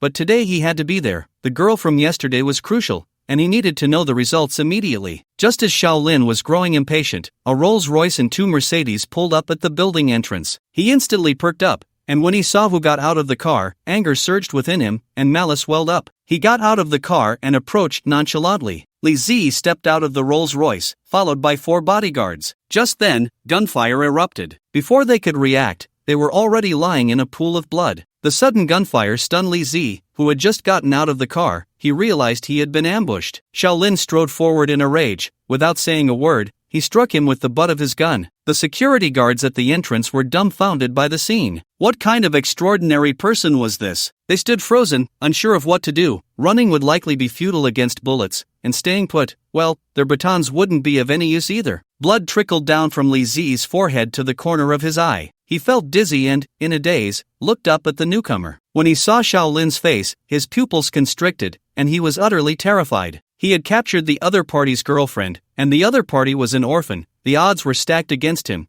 and he had every reason to be afraid. This was a definite death seeker, and the only thing he was thankful for was that the other party's girlfriend was in his hands. But he couldn't understand, hadn't he locked the other party in a mental hospital? How did he get out? Damn it, he shouldn't have let him live. I'll ask you once, where is the girl you captured? Looking at the dark muzzle of the gun, Li Zi nearly wet himself. Trembling, he stammered, in the underground laboratory of the building. Don't worry, she should be, not dead. Should be? Upon hearing this uncertain response, Shaolin's face twisted in rage. Damn it, you bastards. What do you mean should be? If anything happens to her, I'll make sure all of you accompany her to the grave. Don't rush me. I'll take you there. Just don't kill me, we can talk about anything. It was too late. Meanwhile, in the underground laboratory, Gu Yanqi was stark naked, firmly restrained on a research table, being bled and prepared for dissection. Her blood seems to contain special factors. She must have been injected with some special agent before. Great, this is very helpful for us. Let's proceed to the next step, dissection. But we need to keep her alive, at least for an hour. She can't die, or it might affect our research. Understood. At this moment, Gu Yanqi's cheeks were streaked with tears. Hearing those 2 words, she was heartbroken, her heart turned to ashes. She couldn't understand why this was happening. All she wanted was to live, just to survive. Was that so difficult? Then, the woman holding a scalpel cut open her abdomen. Ah, kill me, just kill me. The intense pain stimulated her nerves, nearly making her faint. Don't rush, you can't die now. The woman's low voice and the expression on her face were like a demon whispering. Gu Yanqi opened her eyes wide, staring fiercely at everyone here, as if she wanted to imprint their faces deep in her memory. I won't let you go even as a ghost. This time, no one responded to her words, each busy with their own affairs. Pain made her lose consciousness, and she slowly closed her eyes, feeling life slipping away bit by bit. Blood dripped from the experimental table, her hands hanging in midair. The door to the lab was opened, and Li Zi shouted loudly, "Stop, everyone stop." The security personnel in the lab were shocked to see the weapon in Shaolin's hand and Li Zi being escorted in, instantly terrified. They all drew their guns from their waists, but no one dared to act rashly. After all, their young master was still in the hands of the other side. When Shaolin saw the person on the experimental table, rage surged, his eyes bloodshot, and the nearby Li Zi felt a chill sweep over him. He knew that if they didn't escape now, there would only be a dead end. Quick, kill him. However, just as he was about to leave, gunfire erupted, and in an instant, he was shot to pieces by an AK. The security personnel in the lab were horrified. Shaolin had to die, or the Li family wouldn't let them go. For a moment, gunfire echoed throughout the entire lab. Although Shaolin was blinded by rage, he still knew to use Li Zi's body as a shield. 10 minutes later, the air in the entire lab was filled with the smell of blood, and the bodies on the ground were sprawled in disarray. Li Zi's weight had inexplicably increased by 10 pounds, and he was no longer recognizable. Although Shaolin had Li Zi as a shield, he was still shot multiple times, his body drenched in blood, his face covered in it. Dragging his body, he slowly approached Gu Yanxi, looking at the sleeping beauty before him, reaching out to grasp her cold little hand, tears streaming down his face. He cried out heartbreakingly, Shaoxi, don't be afraid,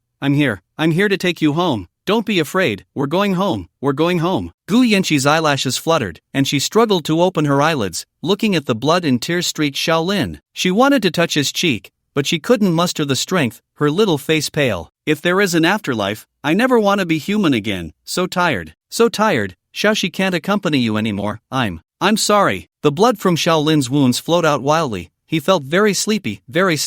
Looking at Gu Yanxi's face, he wanted to say something, but in the end, he couldn't hold on and collapsed to the ground, fainting. At that moment, the door to the lab was opened again. 2 men rushed in with a box, one of them coming to Gu Yanxi's side, stitching up her wounds, taking out a serum from the box, and injecting it directly into her body. Take her away. The commotion caused by He Pharmaceutical created a huge stir, but it was quickly suppressed. Even the Li family had to settle down, they gained nothing and lost a son. Meanwhile, at the headquarters of Longting Shipping, 2 supercars parked one after the other at the foot of the building. Tang Zhou bent down to get out of the Ferrari, stretching lazily. Wow, Longo, this car has such a strong pushback feeling, it's like sitting on the ground. Wang Yulong closed the door of the Bugatti Veyron and patted his shoulder, smiling. It's fine, you'll get used to it. Besides, that's what supercars are all about. Come on, it's been a long time since we came back. Let's go up and greet my dad, then I'll take you to eat, and then go find that arrogant monkey. He had told the other party twice that he would make them pay when he returned. He couldn't go back on his word. The security guard at the entrance saw Wang Yulong coming and quickly smiled respectfully. Young Master Wang. Looking at the person in a black robe and mask following Wang Yulong, he couldn't help but show a strange expression. Those who didn't know would think Tang Zhou was playing cosplay. Tang Zhou looked at the other person's gaze, feeling quite helpless. There was nothing he could do. The mask he used for $0 purchases in the United States was useless now, so he had to settle for this. Wang Yulong, on the other hand, didn't think much of it and brought Tang Zhou to Wang Tang's office, only to find that the other party was in a meeting. Young Master Wang, you're here? President Wang is still in a meeting, the secretary said, surprised by Wang Yulong's arrival. It had been a long time since this young master had appeared, and now he seemed to have changed a lot, losing the previous air of a spoiled rich kid. Yeah, don't mind me, you go ahead with your work. By the way, have someone bring 2 cups of coffee over, he replied. Okay, please wait a moment. Tang Zhou walked to the floor-to-ceiling window, looking at the scenery outside, and sighed. No wonder everyone wants to climb higher. The view from up here really is different. Wang Yulong came to his side, nodding in agreement, and joked, is your status now lower than my dad's? My Colonel Tang. Given the current status of the umbrella, the position of colonel is indeed quite high. But let's not talk about that. I'm quite curious about how you got in touch with the umbrella. Being a spoiled rich kid isn't so bad either. Hey, speaking of which, I have to admire my dad, it's all thanks to him. But I didn't get in touch with the umbrella, it was the global group. Never mind, there's nothing much to say about that. At that moment, a beautiful woman in office attire walked in with 2 cups of coffee. Meanwhile, in the conference room, Wang Tang's secretary leaned in and whispered, President Wang, young Master Wang is here, and he brought someone in a black robe. Wang Tang was taken aback, confused about who was wearing a black robe, thinking it was some kind of cosplay. However, the secretary wouldn't joke about such things. Hearing that his son had returned from abroad made him quite happy. Yulong is back? Where is he? The secretary smiled and nodded, in your office. Upon hearing this, Wang Tang addressed the people in the conference room, let's wrap up today's meeting for now. He hurried back to his office, opened the door, and sure enough, he reached out to close it behind him. Wang Yulong, sitting on the sofa, smiled lightly. Dad, long time no see. When did you come back? Is there a mission? He asked, then slapped his mouth. I forgot. Why am I asking that? There's nothing going on abroad. I just thought I'd come back to see you. By the way, Dad, let me introduce you. This is Tang Zhou, my good brother. Hearing the introduction, Tang Zhou felt a bit flattered, as Wang Yulong's family background and status were significantly higher than his own. Although Wang Tang was curious about Tang Zhou's attire, he didn't ask further. After spending half an hour at Longtum shipping, the two left and went downstairs. Tang Jiu looked up. The sunlight was a bit blinding. Lead the way. Where are we going to eat? Also, what do you mean by finding a monkey? We'll talk while we eat. I'll have someone check where they are, he said, sending a message on his phone before turning to say, let's go eat first. Then, two sports cars sped down the road, and if nothing unexpected happened, something unexpected was about to occur. The car in front suddenly stopped, leaving him no time to brake, and he crashed directly into it, watching the front of the Bugatti crumple. Wang Yulong was furious. The good atmosphere was completely ruined. Hey, I want to see which idiot is driving like this. When he reached the driver's seat, he found a stunning blonde beauty sitting inside. However, she looked like a cold beauty, giving off an unapproachable vibe, clearly not someone to mess with. Tang Jiu parked by the roadside, walked over, and glanced at her, feeling an inexplicable sense of familiarity. Alice glanced at the two of them and coldly said, someone will contact you. They will compensate you then. Speaking of which, I need to restart the car, Tang Jiu thought to himself, feeling a sense of familiarity with the other party's style, a feeling of déjà vu. Damn, isn't this what he often said to others when he was on the dark web? Wang Yulong, seeing the other party's arrogance, was about to speak but was stopped by Tang Jiu. Brother Long, don't be angry, it's our own person. Wang Yulong turned to look at Tang Jiu in confusion. How do you know? Even Alice in the car was looking at him with sharp eyes. Tang Jiu shrugged. Did you forget my previous identity? He turned to the somewhat familiar Alice,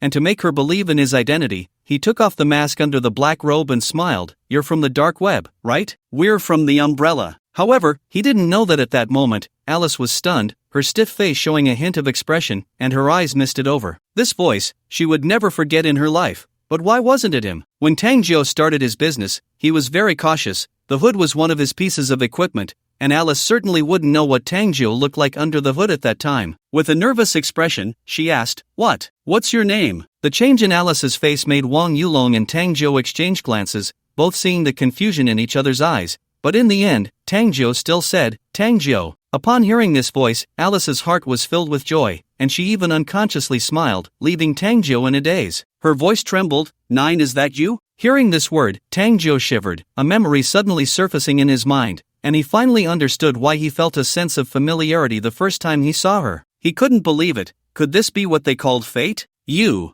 are the girl from Christmas Eve? Seeing that Tang Jiu was indeed the person she was looking for, Alice's tears suddenly streamed down her face, and in a flash, she opened the car door and hugged Tang Jiu. Wang Yulong, standing by, was caught off guard by this sudden scene and froze in place. His current state was like a confused fruit under a confused tree, with only him left under the tree. He felt like he didn't even need to eat, he was already full. In the end, the three of them had a meal together, with Wang Yulong keeping his head down the whole time, afraid that if he looked up, he wouldn't be able to eat anymore. After the meal, Alice reluctantly left. After all, she was from the dark web, and she still had things to do. The dark web wasn't as leisurely as the Umbrella. Alright, stop looking, they've gone far. I have to say, you kid are impressive, targeting such a big beauty when she was still a minor. Any tips? Teach me, maybe I'll try it at kindergarten another day. Tang Jiu looked at Wang Yulong with disdain. Brother, although it's said that an old cow eats tender grass, you can't pick something that hasn't even sprouted yet. Besides, didn't I tell you during the meal? I happened to save her when I was starting my business in the U.S., and at that time, I didn't even know her name. Just as Wang Yulong was about to say something, his phone buzzed with a message. He picked it up and smiled slightly. Forget about the beauty, the monkey has been found. I want to see if the other party can really transform 72 times or if they have the fiery eyes. Tang Jiu's Ferrari headed towards the destination, while his Bugatti was being towed for repairs. Tang Jiu sat in the passenger seat, resting with his eyes closed. At the port of Magic City, a man in his 20s, wearing cool shorts and holding a phone stand, was heading towards a yacht with 4 girls and 1 boy. Clearly, they were live streaming. At that moment, the live stream had 80,000 viewers. Wow, the streamer is really outdoors, and he brought 4 girls out to see. Impressive. No way, Asian, are you serious? The streamer isn't playing games anymore, he's switched to outdoor streaming. Outdoor is great, outdoor is exciting. Brothers, the #1 monkey in the national server, I'm not joking with you. I said I'm going out to sea today, and I mean it. Just watch my performance, all you need to do is like and send some fan light sticks, the man said as he walked around the live stream. At the same time, he couldn't help but show off. Brothers, we don't need to rent a boat to go out to sea, buying one is enough. We have the strength for it. A few million for a cricket. At that moment, a Ferrari drifted to a stop by the roadside, instantly attracting attention. Turning around, they saw Wang Yulong and Tang Jiu getting out of the Ferrari. Tang Jiu looked at the few people live streaming not far away. Is this the monkey you're looking for? Did he steal your girlfriend? You chased him all the way from abroad to here. He wasn't entirely correct. It should be from Africa to here. Not really, but he said my canon isn't accurate. So let him see if my canon is accurate or not. Tang Jiu spread his hands, ready to watch the show. Seeing the other party board the boat, Wang Yulong quickly shouted, "Bro, please wait." The national server monkey turned his head to take a look, curled his lips, thinking, who are you to make me stop? That would be quite embarrassing for me. Host, it seems someone is calling you from behind, and it's a rich second generation driving a Ferrari. What rich second generation? Driving a broken Ferrari, who knows if it's rented? Probably trying to hitch a ride on my boat. Just sail, don't mind him. Seeing the other party ignore him and the boat sail away, Wang Yulong wasn't angry. It seemed he needed to adopt the demeanor of a rich kid. After all, only a rich kid could deal with another rich kid. Dragon bro, what's up? Sailing? Unexpectedly, Wang Yulong smiled. Sailing is too slow. Wait a minute. I'll have someone bring a helicopter over and get some RPGs. He took out his phone and called Wang Tong. In less than half an hour, a helicopter flew in from a distance, and besides the pilot, there was a man in a suit in the cabin. The two boarded the helicopter, looking at the weapons placed beneath them, and exchanged smiles. Tang Jiu was fine, but Wang Yulong was different. He hadn't touched this stuff in a long time. At that moment, the man sitting next to him suddenly reminded him, "Young Master Wang, there's a directive that weapons can only be used in international waters, otherwise, it won't look good." Wang Yulong certainly knew this, understood. Catch up with that yacht. Meanwhile, on the yacht, brothers, let me show you something different. Suddenly, the camera focused on four beauties in bikinis. However, the viewers in the live stream weren't looking at the beauties. Let's put the bikinis aside for now. I'll eat later. There's a helicopter flying over. Wait, I took a look with the Hubble telescope, and the person on the helicopter seems to be that handsome guy who drove the Ferrari earlier, the Amei Mountain Monkey. It looks like he's chasing you. The national server monkey seemed to have noticed as well. After all, it was right in front of him. How could he not see it? What puzzled him was that he didn't seem to have provoked the other party. It couldn't be that just because he didn't stop earlier, the other party would chase him down with a helicopter. Although the other party might have some status, he wasn't lacking either, and he was still live streaming. What could the other party do to him? The yacht was a bit small, and the helicopter couldn't land on the deck. But who were Wang Yulong and the others? This was nothing for them. They threw down a rope ladder and came down. After the two got down, the helicopter didn't leave but circled around the boat. After all, the RPGs were still on the plane. Bro, there's no need for this. We don't seem to know each other, right? The national server monkey planned to take a diplomatic approach first. The viewers in the live stream all grabbed their little stools, ready to watch the drama unfold. However, Wang Yulong stepped forward and patted his face, speaking calmly, "Kid, I've told you twice to wait for me. After I returned to the country, I would come find you. How come you've forgotten so quickly?" The other party finally remembered who he was, but what Wang Yulong didn't expect was that the other party was the first to complain. "Damn, I thought your voice sounded familiar. Turns out you're the bastard stealing my jungle. What's wrong, can't make it abroad?" The fans in the live stream instantly exploded. Wow, is this a fight that has come offline? So powerful. Oh, this is interesting, very interesting. I'm dying of laughter. I was there for those two games. At first I thought the other side was just joking, but I didn't expect them to really come back to find the streamer. Now there's a good show to watch. Did you not notice the person in the black robe and black mask behind? Mysterious big shot? Wang Yulong was clearly taken aback. To be honest, the other party was indeed quite arrogant. And it wasn't over yet, as the other party pointed at Tang Jiu, who was eating melon, and said with a smile, "Oh, coming back from abroad is different. Dressed like this, pretending to be a mysterious big shot? Who are you trying to scare? Come on, take off the mask. Let me see what kind of monster you are." At this moment, Tang Jiu behind Wang Yulong was in a mental breakdown. Wait, how did the melon eating end up involving him? You guys were talking about yourselves. Why drag me into this? Before Tang Jiu could speak, Wang Yulong, in a fit of anger, laughed and turned to look at Tang Jiu. I didn't know how long it had been since I met such an arrogant little loser. Good, very spirited. I hope you're still this spirited later. He stepped forward, grabbed the phone from the other party's livestream, then switched the camera, addressing the livestream. Is Douyin official here? Come out and say something. Hey, damn it, who told you to steal my phone? Is there no law anymore? That official won't really come out, right? From the other party's tone, it seems our monkey has really met a big brother this time. So what? Can they turn the streamer into a kiwi? Great, the monkey is doomed this time. Let me predict, the monkey will use his 72 transformations later, and by the end, even his own mother won't recognize him. I was going to refute the guy upstairs, but after thinking for a moment, no problem, bro. Just when everyone thought the Douyin official wouldn't show up, a comment suddenly became dazzling. Wang Xiao, what's up? You say, I'm listening. The Douyin official naturally knew Wang Yulong's identity, the young master of Longtong Shipping. However, now Longtong Shipping had been acquired by the global group, but his father's status had not diminished. Instead, it had risen to a level that people looked up to. To put it broadly, the boss behind the global group is quite a character, and it has been rumored at the higher levels that he is the overlord of several major forces. To put it simply, the global group is still their own shareholder. Because of this, they also benefited from the huge presence of the global group, reducing quite a bit of trouble. The audience in the live stream almost dropped their jaws to the ground. Wow, am I still asleep? No, this isn't right. It must be the way I came in that was wrong. Let me go out and come back in again. Then they realized that what they were seeing was real. Thick crab, monkey ball. Going to the circus. The streamer is doomed. He has met a real big brother, and the big brother even came back from abroad to find him. How can the streamer not give the big brother a hard time? As we all know, a big brother who can stand firm abroad is definitely a tough character. At least the truth has not been played less. Maybe he has even dealt with a few. Alright.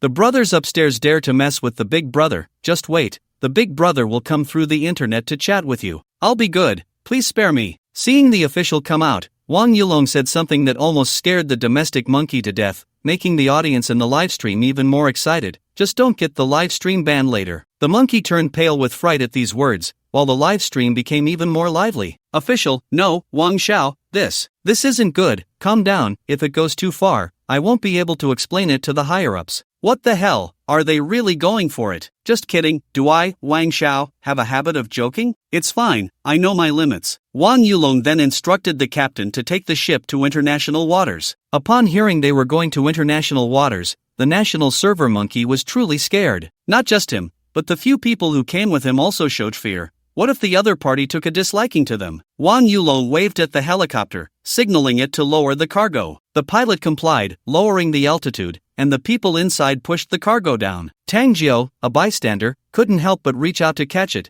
This weight was nothing to him. You all go back first. Seeing what was coming down from the plane, the national server monkey's pupils constricted, thinking, it's over, I've encountered a tough opponent. Having never seen a pig run, how could he know this was an RPG? At that moment, he wanted to jump off the boat and escape. In a panic, he crawled to Wang Yulong's feet, his voice trembling. Big brother, I was wrong. I really know I was wrong. I won't play monkey again. I won't dare anymore. Wang Yulong kicked him away, looking displeased. Just mentioning this makes me angry. By the way, what about that Yao on your head? Is she here? He turned to look at the other 4 women huddled together. Is it one of you? The 4 were so scared they nearly died on the spot, frantically shaking their heads, wishing they could shake their heads off. Seeing that the person wasn't there, he felt a bit regretful. Not here? Guess she's lucky. The audience in the livestream, reveling in the chaos, couldn't stop laughing. This was the most exciting outdoor live broadcast they had ever seen. I'm dying of laughter. Yao Mei successfully escaped from the tiger's mouth. At this moment, a Yao Mei player was hiding under the covers, trembling. The ship soon arrived at international waters and stopped. Wang Yulong joked, now, don't say I didn't give you a chance. You said my cannon can't hit. Here are 6 shells. I'll fire 3, and you have 10 minutes to swim as far as you can. If you're lucky, you might be fine. If you're not, well, who knows, you might not make it. Streamer, give it a try, maybe you won't make it. Monkey, trying means I'm done for. The national server monkey wanted to plead again,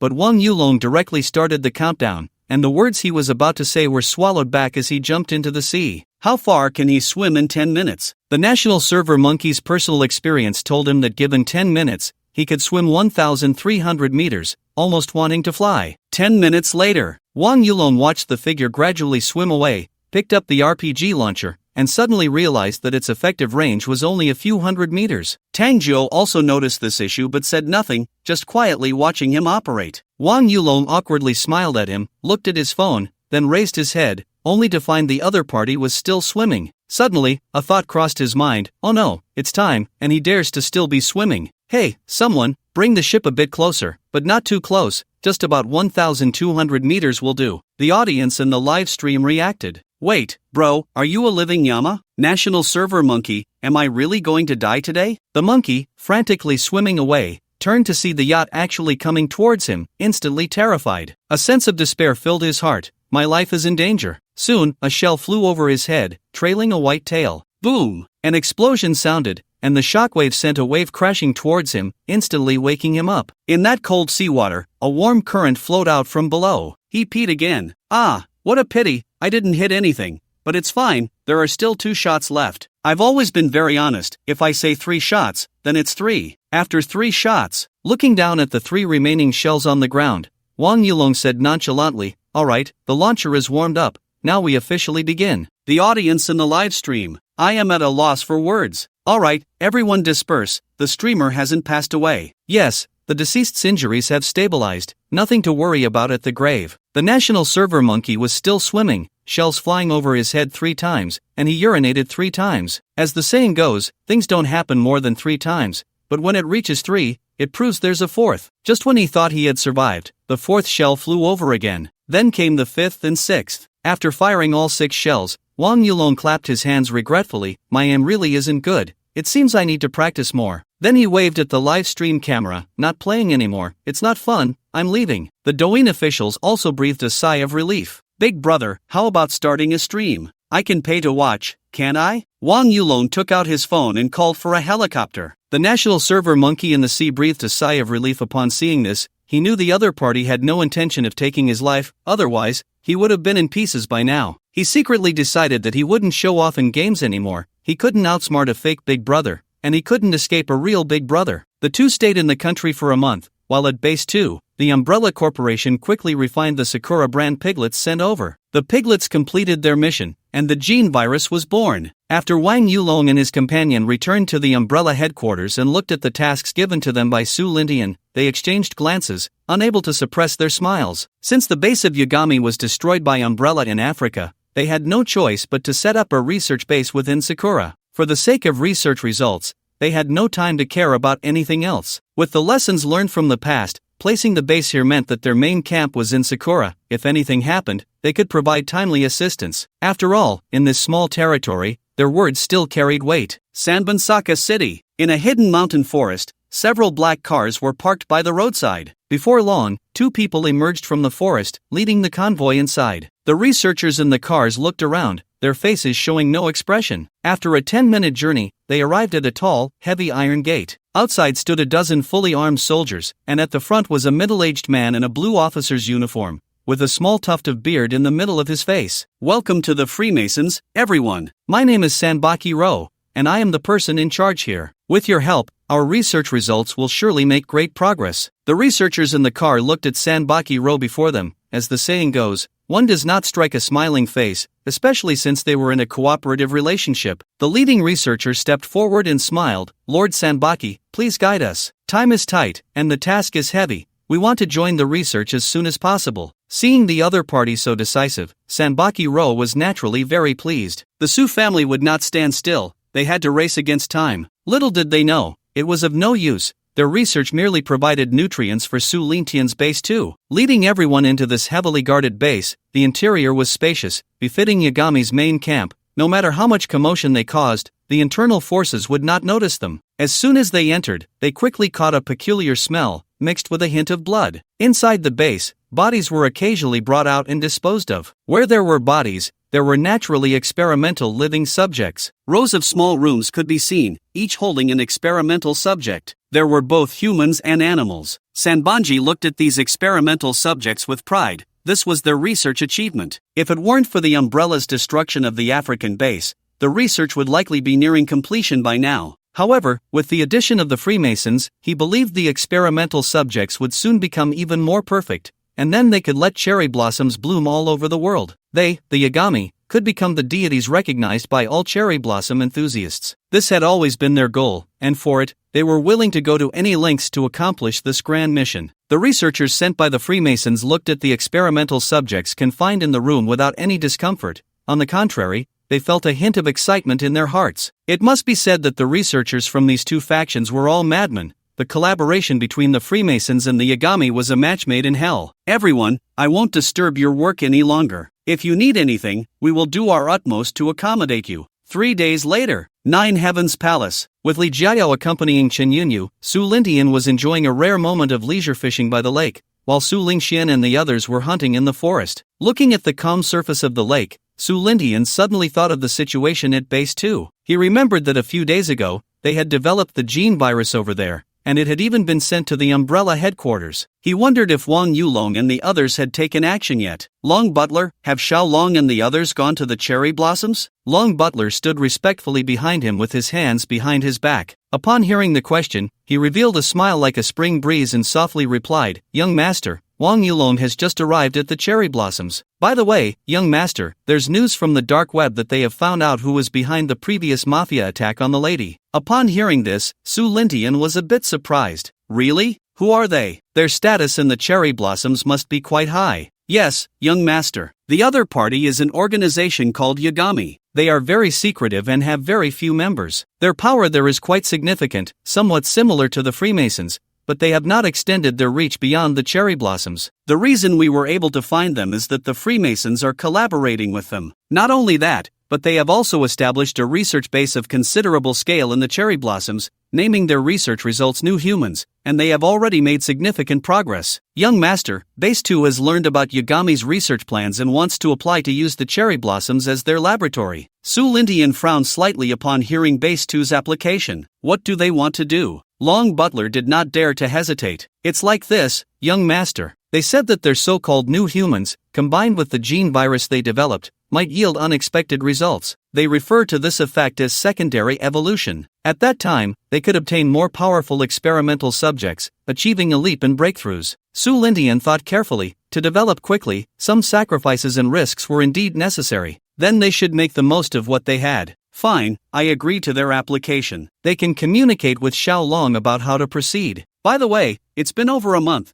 How is Base 1 doing? He hadn't forgotten that over a month ago, Su Qing had promised him that they would produce at least 20 first-generation intelligent mechas within a month. Now, a month and a half had passed. Surely they had at least 25 by now. Young master, they have been manufactured. A total of 28 units are currently undergoing final adjustments. 28? Su Lintian rubbed his hands together. With these, Su Lingxian and the others would have security guaranteed. That way, once the debugging is complete, send 5 units to Sakura. I don't want any unexpected issues on their end. I don't care what experiments Base 2 wants to conduct. We must eliminate uncontrollable factors in the cradle. Then send 6 units to Jotian Palace, and distribute the rest among the major bases. Understood, young master. I will convey your words immediately. Butler Long memorized every word without missing a beat. Meanwhile, at Base 2, after receiving Su Lintian's approval for their application, a group of doctors held a brief meeting. After the meeting, they decided to send a doctor to Sakura. Su Lintian had said to eliminate all uncontrollable factors in the cradle, so they could only send someone to observe the changes there at all times. Dr. Molo, you will go to Sakura. Among the doctors, Molo was the youngest, only 42 years old, and physically strong. With long hair reaching his waist and a robust build, Molo had no objections. Sure,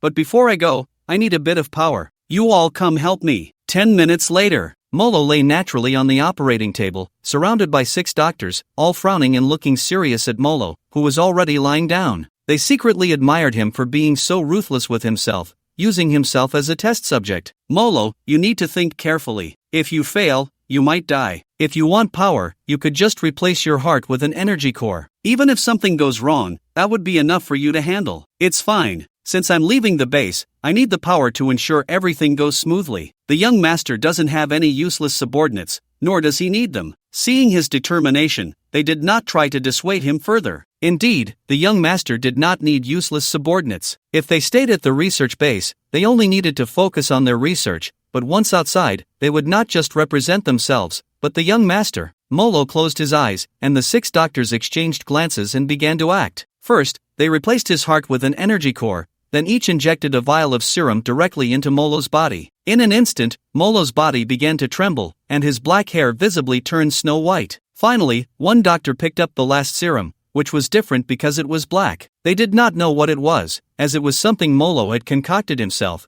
and even he did not know its effects. This was also why they said Molo was using himself as a test subject. According to him, this substance was something he had accidentally created, and he had no idea how to replicate it, so there was only this one dose. He was not very willing to use it on other test subjects. Well, it was actually a discarded serum. It couldn't be called a failure since no one knew its effects. After the black serum was injected into Molo's body, the 6 doctors' faces turned pale with fear. The 6 stared at each other in shock because the veins that should have been blue were now being consumed by black, emitting a chilling black glow. What terrified them even more was that the black aura emanating from Molo's pores, upon touching the operating table, caused it to turn to ashes at a visible speed. However, what they did not know was that at that moment, Molo's heart had also turned black, and even his bones had become black.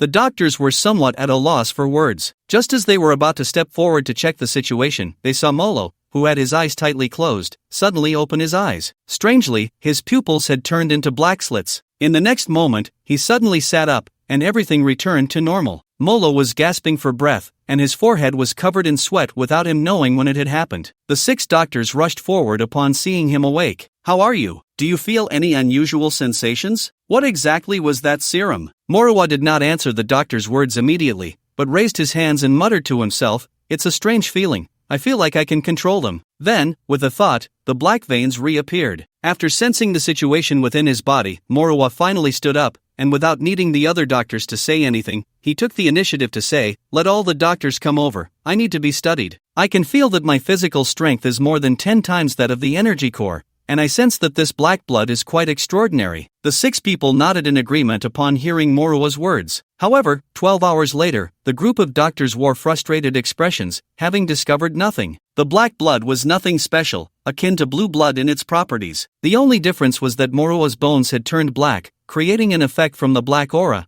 with too many factors involved: body structure, black bones, and the interactions with other agents, among many others. What a pity! If we could mass-produce the black agent, it would be a qualitative leap. Sigh, things born out of coincidence can indeed create miracles. Seeing this, Manhwa stood up and said, "Since there's no way, let's focus on the cherry blossoms for now. The effects there might not be too bad either. I'm leaving now." He turned around, waved his hand, and walked out. He got into a car and headed straight for the airport, destination, Cherry Blossom Country. Meanwhile, at Base 1, 28 streams of black light shot into the sky, 5 heading towards the cherry blossoms, 6 towards the 9 Heavens Palace, and the rest flying to various parts of the world. Watching the mechas disappear into the horizon, Su Qing let out a sigh of relief, finally completing Su Lintian's task. The next day at noon, at the airport in Sanbanchi, Cherry Blossom, Wang Yulong and Tang Jiu were waiting in the car, watching the bustling crowd. Tang Jiu felt a strange emotion. These people might not yet know what fate awaited them. "Brother Long, why the sudden change? The doctor is coming, and we've brought everything. Is there any other task?" Wang Yulong was indeed puzzled. He had received a call from George last night, saying the plan had changed, and a doctor from Base 2 was coming, instructing them to follow the other party's lead. George had not elaborated on anything else. "I don't know." The headquarters didn't specify the reason, just said the plan changed. 5 first-generation mechas have been sent over. Something big is happening. We'll know when the doctor arrives. Here they come. He saw a plane landing on the airport runway, and Manhwa walked down from the plane, looking at the experimental subjects scattered on the ground, a smile appearing on his lips. Then he turned his head to look around and, upon seeing Wang Yulong and Tang Jiu, walked over with steady steps. Wang Yulong did not dare to be negligent. After all, the other party's status was significant, and this time, they were the leaders of the mission. "Hello, Dr. Manhwa." Manhwa kindly glanced at Tang Jiu and the others, smiling, "Thank you for your hard work. Let's head back." Wang Yulong nodded, and Tang Jiu took the initiative to drive, remaining silent as they arrived at a villa. This was their first time at the villa during a mission in Cherry Blossom, which not only had modified vehicles with hidden compartments but also a weapons cache in the basement. The 3 arrived in the living room of the villa, and Wang Yulong couldn't help but ask, "Doctor, when do we take action? Do we need to prepare anything in advance?" Manhwa sat down on the sofa and said meaningfully, "Not yet. We have applied to the young master to turn this place into our experimental site. We have to wait until Yoshiro and the others finish their work. For now, let's just watch the show. I believe it won't be long now. They are more anxious than we are. Turn this place into an experimental site?" Wang Yulong unconsciously swallowed. "Doctor, does this mean?" Manhwa simply replied with 2 words, "Cherry Blossom." Let Wang Yulong and the others gasp in surprise. Compared to me teasing monkeys with an RPG,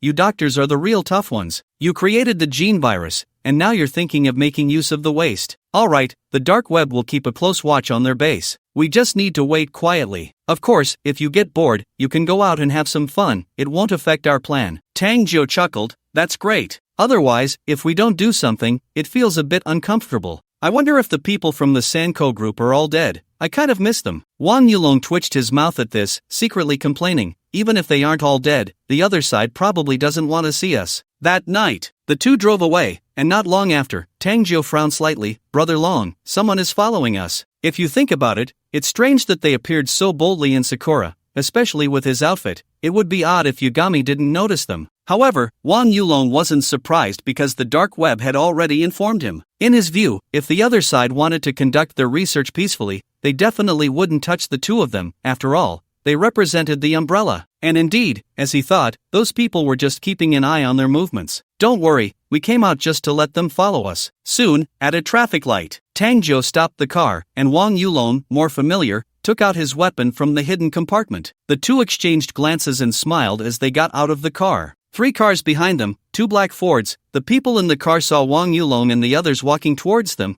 Their expressions changed slightly. Baka, how did they know about us? Looking at the road filled with cars outside, turning around was impossible. They couldn't just abandon the car and run. That would make them look guilty. They could only pretend to be calm. Bang, bang, bang. The car window was knocked on. Don't open it, the green light is coming soon. The people in the car wiped the sweat from their foreheads. They were well aware of the umbrella's style, simple and brutal. No matter who you are, at this moment, even if the emperor himself came, he would probably take a couple of shots. Outside, seeing that the other side was unresponsive, Tang Jiu punched the car window, shattering it, and the person sitting next to it suffered the consequences. Before he could react, a large hand grabbed his neck and pulled him out. Baka, what do you want? Do you know where this is? Let go of me. The car window being shattered was unexpected. Say, are you from Yagami? While asking, he pulled out a grenade from his body and, while the other side was speaking, swiftly stuffed it into their mouth. Pulling the pin, Tang Jiu then shoved the person back into the car. Seeing this, the people in the car were instantly terrified. They thought, not bro, didn't you have questions to ask? This is too direct, catching us off guard. You really are umbrella people. Bang! Before the green light even came, the car exploded, and the surrounding cars, seeing this scene, didn't care about the lights anymore and directly drove away. Tang Jiu and Wang Yulong stood in place. The explosion's power posed no threat to him because he had the protective ring, and Tang Jiu was even less affected. The people in the other Ford looked at the two as if they were monsters, their faces filled with terror. They immediately turned the steering wheel, forcibly changing lanes, and then floored the gas pedal. Hey, running pretty fast. Just right, I'm bored. Let's play a little speed and passion, while also giving Yagami a warning. We give you time, just do your research properly, don't think about anything else. Moments later, the two cars were in a grand escape on the highway. Baka, too arrogant, they are too arrogant. Do they think this is their country? Saying this, they were about to call for support from the Sakura police. Bang! The phone hadn't even been dialed out when the person beside him slapped the phone out of his hand and shouted angrily, "Are you confused? Do you think we are following them for fun? It's because the higher-ups don't want to stir up trouble with the other side. Whether we can survive depends on whether we can escape from their hands. Isn't the Senko group still holding some power? Let them come and block those two from the umbrella, but don't tell them that the other side is from the umbrella." Then, Tang Jiu was chasing when he suddenly saw many more cars around him, even some riding motorcycles. A motorcycle quickly caught up, shouting from outside, "Hey, yellow-skinned rat, dare to be so arrogant on our turf? You're dead tonight." Tang Jiu couldn't help but laugh when he saw the emblem on their clothes. Damn, just as I was talking about them, the Senko group really hasn't been wiped out. Wang Yulong's face lit up as he shouldered an RPG, laughing, "No problem, I'll take care of them." He rolled down the window, extending the RPG out. The other side saw the object sticking out of the car window, their left foot stepping on their right foot, almost taking off on the spot. Wang Yulong had no intention of wasting words with them. It had been a while since he last saw them, and now the Senko group was even more arrogant than before. Bang! A Senko group vehicle was hit, instantly bursting into flames, and the explosion shocked them awake. The other side was not to be trifled with. Gunfire erupted, but when they saw the energy shield on Wang Yulong, a bad memory surfaced in each of their minds. Baka, damn bastards, the other side is from the umbrella, and they kept it from us. Withdraw quickly. Wang Yulong and the car didn't care about anything else. One shot, one car, and soon the road was littered with smoking Senko group vehicles. Damn, these Senko group wastes are really useless. Then, bang, the rear of the car was hit by a shell, losing direction and crashing into the guardrail by the roadside. Tang Jiu parked next to the other side, and Wang Yulong took out 2 grenades. "Hey, brother, open the door, the umbrella is here to bring warmth." He raised his MP5 towards the other side's car window. A burst of gunfire followed by 2 grenades tossed inside. Tang Jiu stepped on the gas and sped away. Just as they left, explosions erupted behind them. After receiving the news, the 3 high-ranking members of the Yagami clan learned that the people tracking the umbrella had been killed. Bang! The umbrella is too arrogant. Alright, they can't tolerate any sand in their eyes, don't send anyone over anymore. The base is almost ready, when the time comes, we'll use those 2 as sacrifices. With the addition of the Freemasons, their progress had skyrocketed, and the things they were researching had already reached the experimental stage. Once successful, they would have an army of citizens. Yes,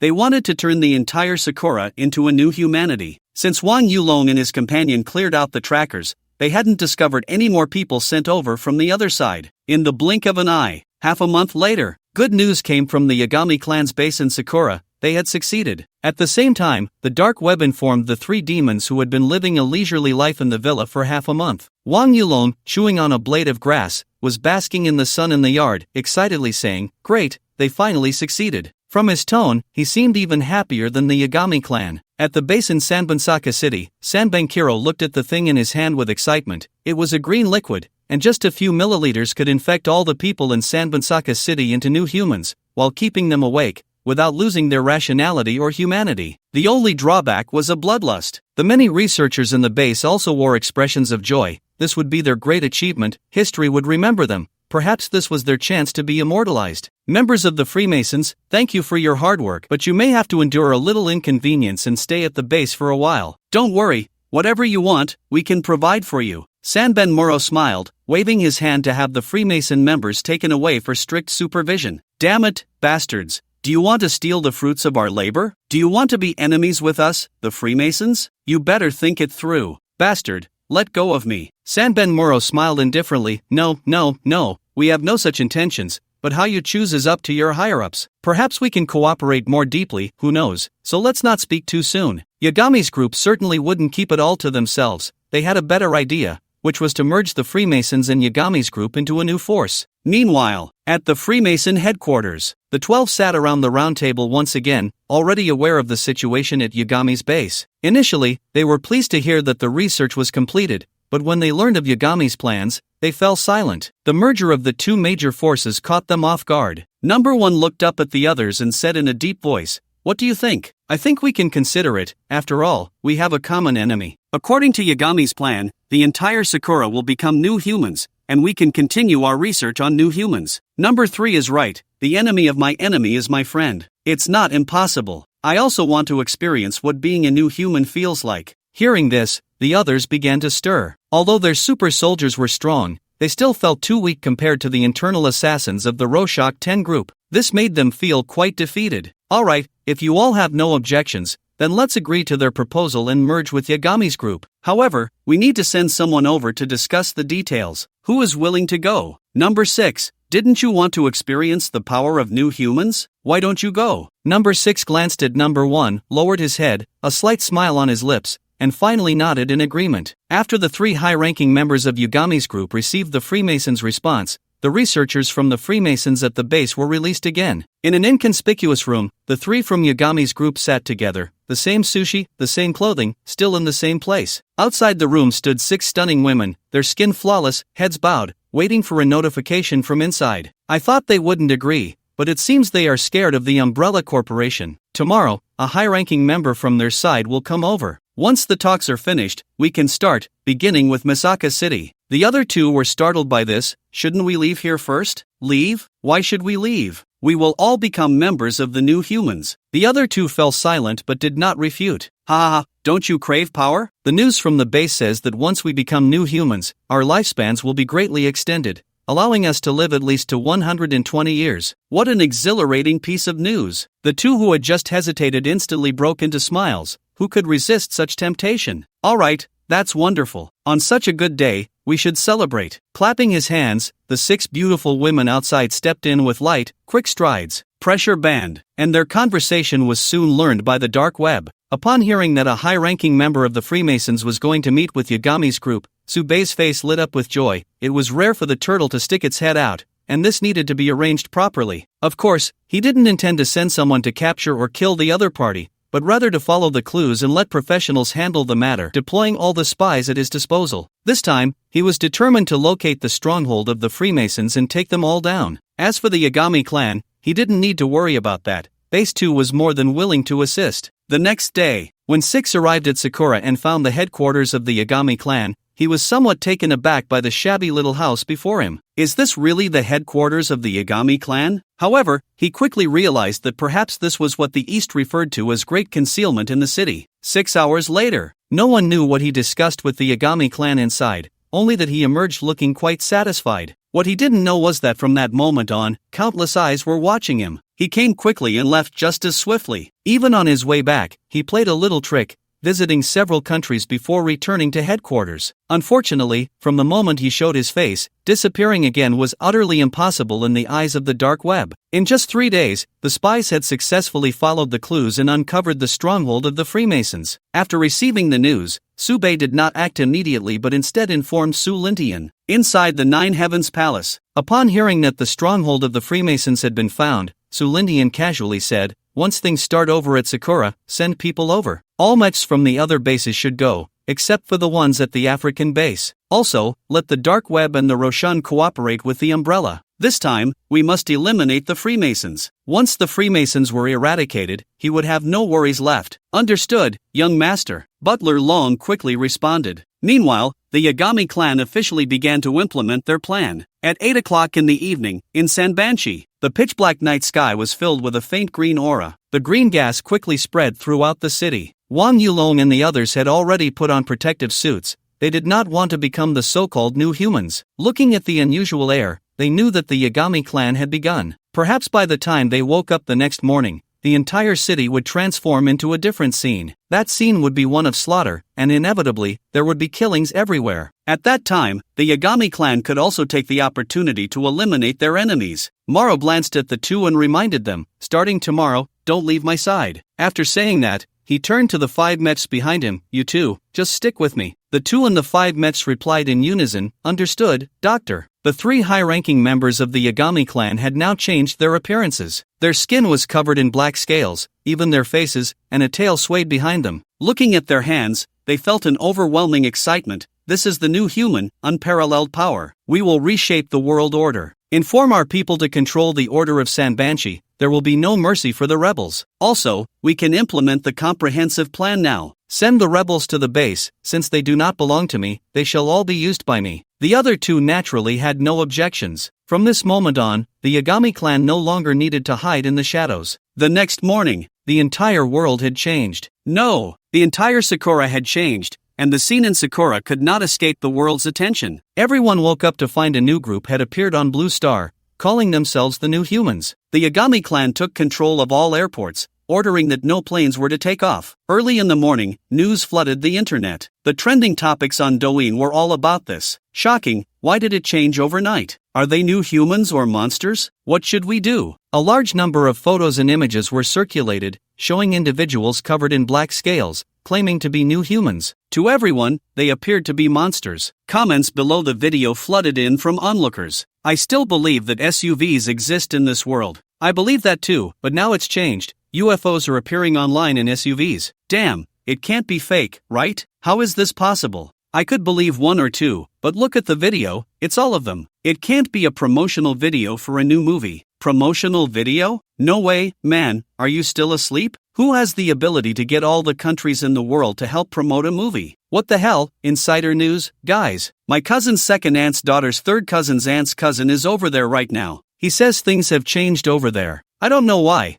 but the people there woke up this morning and found themselves looking like neither human nor ghost. And there's apparently an organization called the Gods that is using the name of God to eliminate dissenters, those who don't join. But he told me that becoming a new human seems to extend life, at least to 120 years. I don't know if it's true. Stop it, I'm an 80-year-old man and I can't hold back anymore. I want to go over there. Forget it, you can't go over now unless you swim. This sudden change caused a stir around the world. They knew more than they let on. Some countries even sent fighter jets over, caught off guard by the sudden event, unable to react in time. Unfortunately, their planes hadn't even entered the airspace when a black figure intercepted them. The world's high-ranking officials watched this scene through satellites, seeing a black intelligent mech raise its right hand and say, "From now on, anyone who enters without our permission will be killed." In the next moment, a beam of energy struck the tail of the plane. The pilot tried to dodge, but it was too late. Everyone watched in silence, knowing that the other side intended to spare the pilot's life, deliberately only hitting the tail. At the same time, everyone understood that the cause and effect of all this might only be known to that one person. After all, only the Umbrella Corporation had mechs,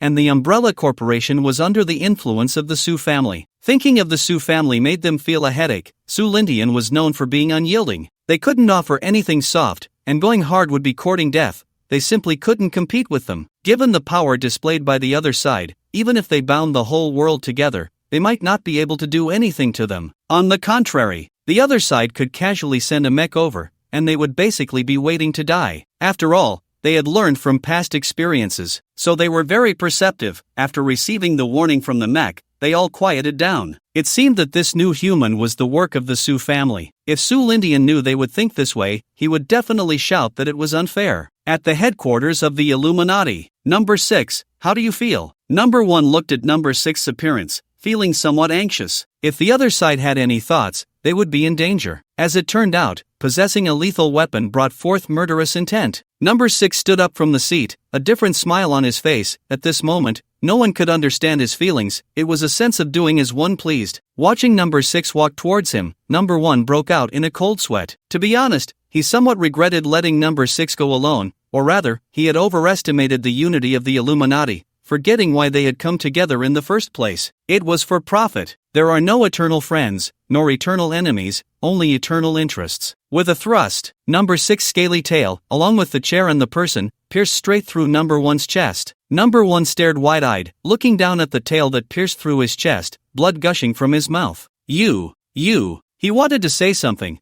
but the words wouldn't come out. Number 6 lifted him into the air, a fierce expression on his face. Old man, I've never liked you. We're all equals here, so why do you act so high and mighty? With a flick of his tail, he tossed Number 1's corpse aside. The other 10 watched in silence, stunned. For them, it was both expected and unexpected that Number 6 would kill Number 1. Clap, clap, clap. At that moment, applause echoed from outside. 10 figures in black robes pushed the door open, and leading them was Bart. As expected of the new humans, killing their own without hesitation. Bart glanced at the corpse on the side and looked up at Number 6. Seeing Bart and his group suddenly appear, Number 6 felt a surge of dread. Who are you? How did you find this place? Why is there no commotion outside? It wasn't just him who felt confused. The other members of the Brotherhood were equally puzzled. They couldn't fathom how Bart had found them, let alone how he had approached them without a sound, especially with so many guards outside. However, they wouldn't realize that they were already surrounded by Umbrella, the Dark Web, Rakshasa, and a host of intelligent mechas. The fact that these people had gathered meant their deaths were well worth it. The guards outside had naturally been dealt with by Rakshasa.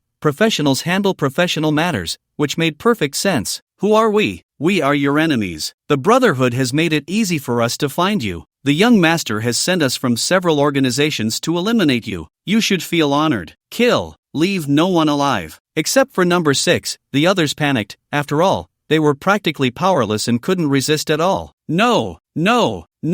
I surrender. Don't kill me. Yes, we can surrender. We surrender. There's a good rule in the East. I think we can follow it. How about surrendering and losing half? Bart ignored them. Their lives were on the line, and they were talking about losing half. The figures behind Bart flickered, blue light flashing, and in a few breaths, only Number 6 remained of the 11. Bart, with his deep blue pupils, looked at Number 6 with interest. I'm very curious about how strong the new humans created by Yagami really are. Number 6's mind raced. They had the numbers, and he had to find a way to escape. He whipped his tail around, throwing a chair at Bart. Bart instinctively raised his hand to block but was then kicked away by Number 6, crashing into the wall. Though Bart was unhurt, his face burned. Number 6 was about to charge out when several figures blocked his path. Don't even think about running, you will definitely die today. Bart's voice came from behind him, a dangerous aura closing in. He quickly turned, but Bart's fist was almost upon him. He reached out to block, but it was useless. Bang! He was sent flying, spitting blood, the pain in his arm suggesting that it might be broken. Bart wouldn't hold back. His strength was the limit of humanity, and after switching to an energy core, it had reached a terrifying level. Boring, I thought you were tougher. You're so weak, you can die now. Number 6 struggled to stand, one arm completely useless, several scales shattered, indicating that he was not on the same level as Bart. Bart stepped forward, intending to finish him off,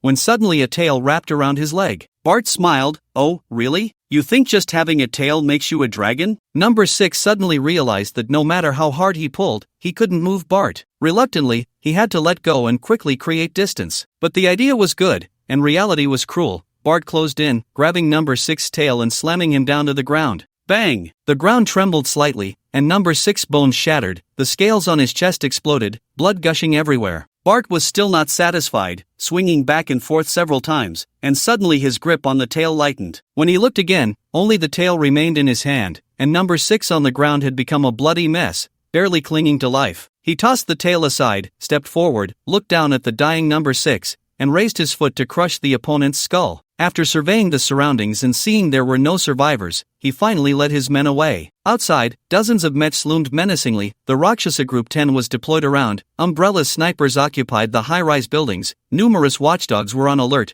and the dark web operatives were scattered in the distance, observing every movement nearby. When Bart and his men emerged, everything outside was still calm, without the imagined army pressing in, or the unwillingness of everyone to see the Illuminati continue to exist. Bart looked at the dark web and Rakshasa personnel, and said indifferently, "The rest is up to you from the dark web and Rakshasa. Root out everyone from that 12-person Illuminati family." The dark web and Rakshasa people smiled in agreement, shrugging as they said, "Of course, that's how we always do it." Yaxing Yen did not know that their partners had already become history. Compared to the calm here, Wang Yulong's side was much more lively. On top of a high building, Wang Yulong and 2 others stood at the top, watching the chaotic crowd below. Although it was chaotic, it was still somewhat rational, not just killing for the sake of killing. Moro squinted his eyes, suddenly turned to the intelligent mech behind him and said, "Go down and grab someone." Wang Yulong did not know what Moro was planning. He just quietly watched, while Tangzhou beside him dared not say anything more. He always felt that Dr. Moro was not as simple as he appeared. It gave him a very dangerous feeling, to the point that he had never dared to make eye contact with him. One of the mechs, upon receiving the order, leaped directly from the top.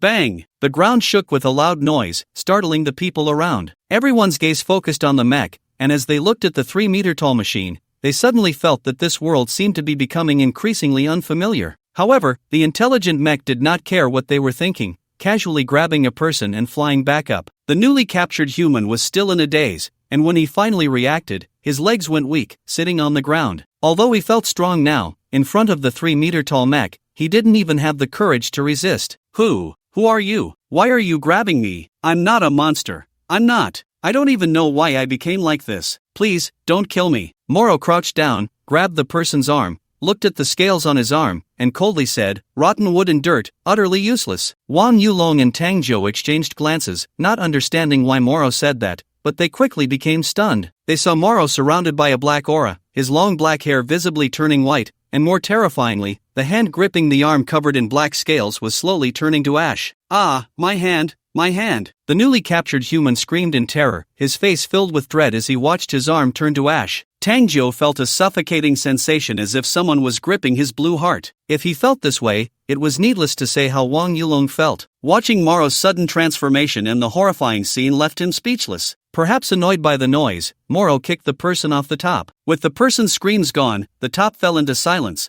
and Wang Yulong suddenly felt a bit awkward. He now had the illusion that he was looking for a boss to fight, only to suddenly realize that the boss had always been right beside him. These so-called new humans, are too weak. Enough, take out the gene virus, our experiment begins now. Wang Yulong came back to his senses, nodded, and turned to open the box behind him. Inside were 3 bullet-shaped objects, but instead of gunpowder, they contained a dark green liquid. Next to it was a launcher. He picked up the launcher, loaded a gene virus bullet, and aimed it at the distant sky to fire. Bang! The bullet exploded in the air, forming green gas that dispersed in all directions with the wind. After firing all the gene viruses, he waited quietly for the changes in the new humans below. The speed of air transmission was extremely fast, unknowingly spreading throughout the cherry blossoms. The new humans created by Yagami were still able to maintain their clarity and rationality. This could not be allowed. The second base did not want such an experimental ground. The 3 stood quietly on the top floor, watching. As the gene virus spread, within a military base, 3 high-ranking officials of Yagami were discussing future matters. Suddenly, the 3 of them simultaneously clutched their heads and rolled on the ground, as if their heads were about to explode. Their eyes turned red, their minds were clouded,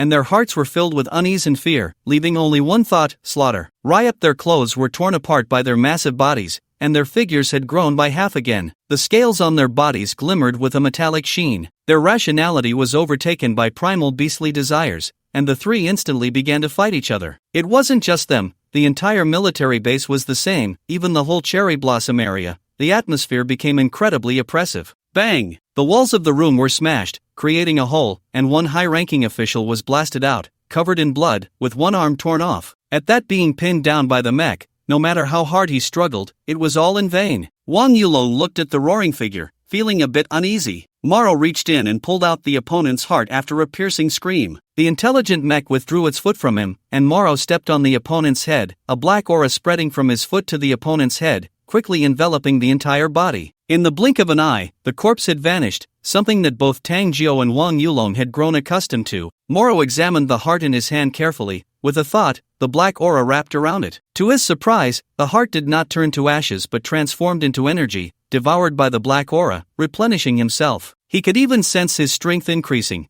even if just a little, and this discovery filled him with ecstatic joy. He suddenly laughed towards the sky. Haha, interesting, so interesting. Truly a blessing from the heavens. He didn't know if the heart would be useful to Base 2, but for him, it was a source of power, and the entire cherry blossom would become his nourishment. Wang Yulong was puzzled and could only watch quietly. Morrow naturally did not forget the research at Base 2, turning to the mechs behind him. You two go down and capture 4 more people, send them to Base 2, let the doctor study their hearts first, and when the results come in, you can return. Make sure to be quick. The 2 mechs did not hesitate. Suddenly, Morrow turned to Wang Yulong, the black vertical slit in his eyes making Wang Yulong feel uneasy. You go to Base 2 to exchange for an energy heart and come back. The protective ring can save your life, but here, you will find it hard to move. Wang Yulong was delighted to hear this. He had long coveted the so-called energy heart, but it was not something he could just have. Thank you, doctor, but what about the young master? Morrow smiled lightly. Don't worry, I will speak to the young master. We are all serving the young master, and even if I don't say anything, the young master will not treat each of you poorly. Go, let the mech take you there, it will be faster. After Wang Yulong left, he instructed Tang Jiao, you stay here and watch,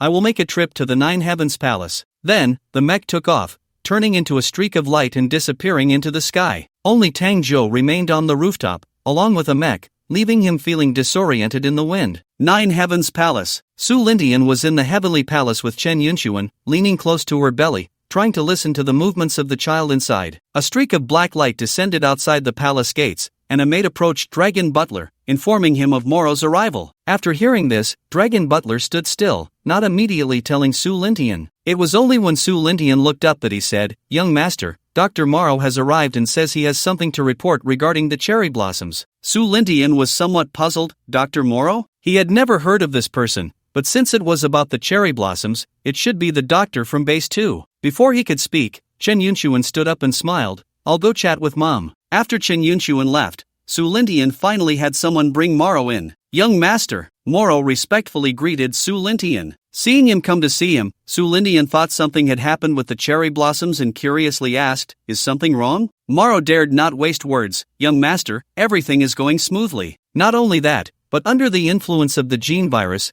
they have become significantly stronger, and their hearts can help me enhance my power. Therefore, I would like to request the Umbrella, the Rakshasa, and also need Base 1 to allocate a batch of weapons to help collect hearts. When the news from Base 2 arrives, we can start harvesting. Even if the heart doesn't mean much to the base, for him, it is a great supplement. Su Lindian was shocked and somewhat puzzled. How could a heart enhance strength? Eating? Naturally, Su Lindian agreed to the request from Maluo, but he was particularly curious about how the heart could enhance the other's strength, or perhaps Base 2 had developed some new gadget? You say the heart can enhance your strength. How does it work? Upon hearing this, Maluo's thoughts shifted, and his entire aura changed dramatically. Long Butler, standing behind Su Lindian, suddenly changed his calm expression, his figure flashing to stand in front of Su Lindian. It wasn't that he was worried about what Maluo would do, it was a natural reaction. Once he sensed danger near Su Lindian, he would instinctively shield him. The dangerous aura emanating from Maluo shocked him. Su Lindian looked at Maluo's current appearance, horrified, as he radiated a black aura, like a Shura crawling out of hell. It was hard to imagine that the other's eyes were black slits, just a single glance filled him with inexplicable fear. What on earth was Base 2 researching? At this rate, would they create artificial gods? Seeing Long Butler's movement, Manhwa showed a look of self-reproach and suddenly knelt on both knees. I am at fault, I have startled the young master. Seeing Manhwa suddenly kneeling, Su Lintian was taken aback, then waved his hand. No need for that, get up. You haven't answered my question yet. It's like this, young master. The black aura on me can devour their hearts and transform them into energy to nourish myself. Upon hearing this, Su Lintian became interested and tossed a level 1 energy crystal over. Let's see if you can devour the energy crystal. If this worked, he would truly be an artificial god. Manhwa's eyes lit up. He hadn't tried this before. He took the energy crystal, and in an instant, it was enveloped by the black aura. Moments later, he shook his head in disappointment, the black aura dissipating, and the energy crystal remained intact. Seeing this, Su Lintian felt a bit disappointed as well, thinking that the cherry blossom heart seemed quite precious. At least to Manhwa, it was a priceless treasure, even more valuable than the energy crystal. Of course, this was just from his personal perspective.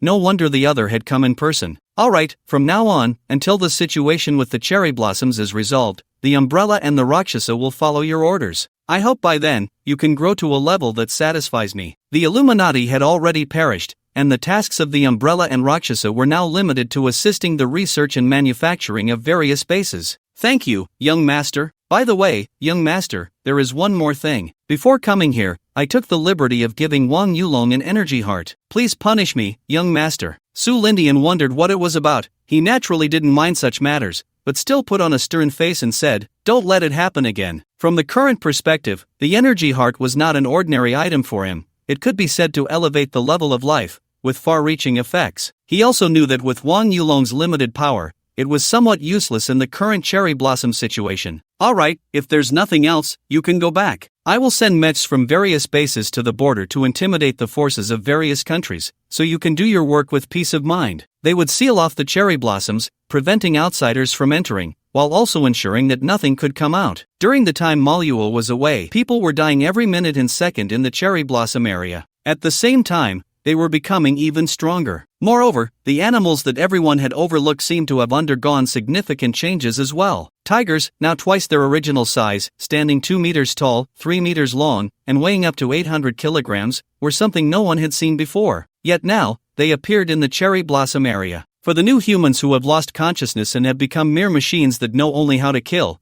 these animals seem to have gained intelligence. They do not attack humans unless they encounter danger, and they even avoid confrontation. After the departure of the demon, Tangjo did not linger on the rooftop for long. Instead, he wandered around in his mech. When he unknowingly arrived at a zoo, the scene before him left him utterly shocked. A massive white tiger was leisurely strolling down the road, even in front of a 3-meter-tall mech. It was equally imposing. He doubted that if it opened its huge mouth, it could easily bite off his head. An ordinary person probably wouldn't survive a single swipe from it. Standing about 2 meters tall, its tail was as thick as his bicep. When he noticed the white tiger, it also became aware of him. The man, the tiger, and the mech fell into a silence for several seconds, and finally, the white tiger looked at Tangjo warily before quickly running away. Despite its large size, it was incredibly fast. Seeing it attempt to flee, Tangjo would not let it have its way, such a precious species, and it seemed that it did not share the same murderous instincts as the new humans. In fact, he sensed a glimmer of intelligence in its eyes. The white tiger, noticing Tangjo following it, was immediately filled with anger. It turned around and roared at Tangjo,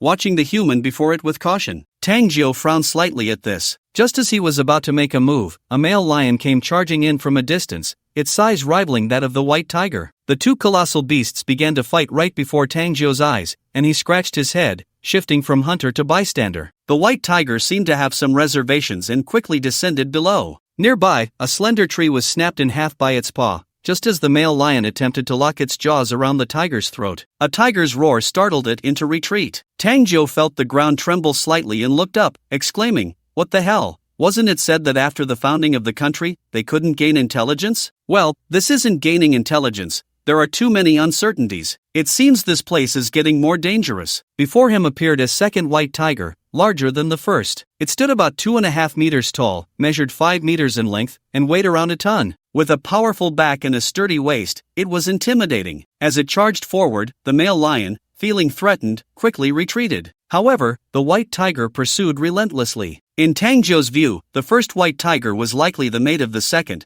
showcasing its fierce protective instincts. He even imagined the inner thoughts of the white tiger. "You little punk, dare to bully my wife, you will surely die today." By the time Tang Jiu processed this, the white tiger returned, bloodied, and the female tiger approached, gently nudging it with her head and licking its bloodied fur with her tongue. The sudden display of affection caught Tang Jiu off guard, making him think of Alice. The male tiger, seeing that Tang Jiu was still there, assumed he was also after his mate, and immediately showed a fierce expression, growling lowly as it prepared to charge at this two-legged creature, believing it could harm him but not his wife. Tang Jiu, seeing the situation, naturally felt no fear. He wasn't intimidated by missiles, let alone a slightly larger cat. Just as tensions rose between them, a figure descended from the sky. Bang! The ground trembled slightly. As the dust settled, the demon returned. Upon seeing the demon, Tang Jiu hurried forward. "Doctor, you're back." The demon, exuding a black aura, glanced at the two massive white tigers and turned to Tang Jiu with a smile. "Not bad, you actually found two exotic species, and one of them is pregnant. The young ones will be born soon, just in time to be a gift for the young master. As for these two little guys, let's take them back as pets for the young master." The male tiger looked at the demon that appeared before him in an exaggerated manner, sensing the smell of death on the other. He turned to glance at the female tiger behind him, letting out a low growl, wanting her to leave first. The demon ignored the low growl and reached out to touch the bloodstains on its fur, which miraculously disappeared. Seeing that the other seemed to have no hostility, the male tiger couldn't help but retract the malice on his face, adopting a harmless demeanor. The demon was quite pleased with his behavior. He had just been thinking about giving the other a good beating, but unexpectedly, the other didn't seem foolish. "Little guy, you wouldn't want your wife and child to starve, would you? I've found you a good place to stay, with food and shelter. Your unborn child won't have to worry about food and lodging in the future, but for now, you two will follow me. Once we resolve the issues here, I'll take you to meet the young master, and in the meantime, we can train you a bit." The male tiger watched the demon in front of him, unsure of what to say, but it seemed that the other truly had no intention of harming him. Moreover, he appeared quite friendly,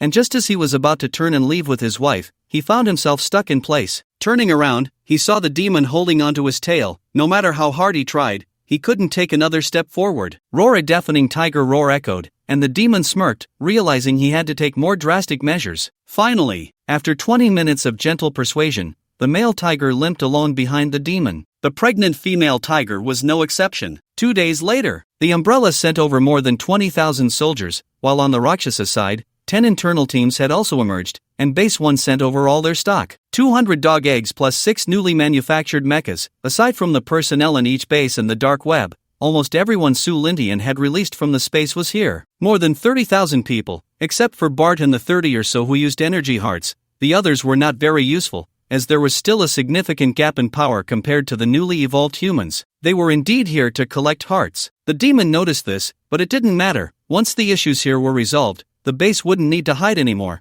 and he would propose to the young master to send them all to base 2. To enhance the individual strength of these people, there weren't too many methods available to them. The mechas from each base were already in position, but their duty was to defend the outside, distributed around the Cherry Blossom Sea area, intimidating outside forces and preventing anyone from sneaking in. In the suburbs, on top of a several-meter-high building, the demon stood with Tangio and Bart. Looking down at the more than 30,000 people below, divided into 3 formations, the Umbrella had the largest number, and standing at the front were 30 black-robed individuals, with the Azura, Lustful Heaven, and the other 8 members from Rakshasa on the right. Further ahead was a formation of robots made of dog eggs, and finally, the smallest number was the intelligent mechas, with only 8 standing in front of the dog eggs. Standing on the high building, Tangio felt a surge of blood boiling within him, watching the imposing crowd below, feeling a sense of war mobilization. He couldn't help but sigh that in this life, being able to stand here, he had no regrets. Just as the demon was about to speak,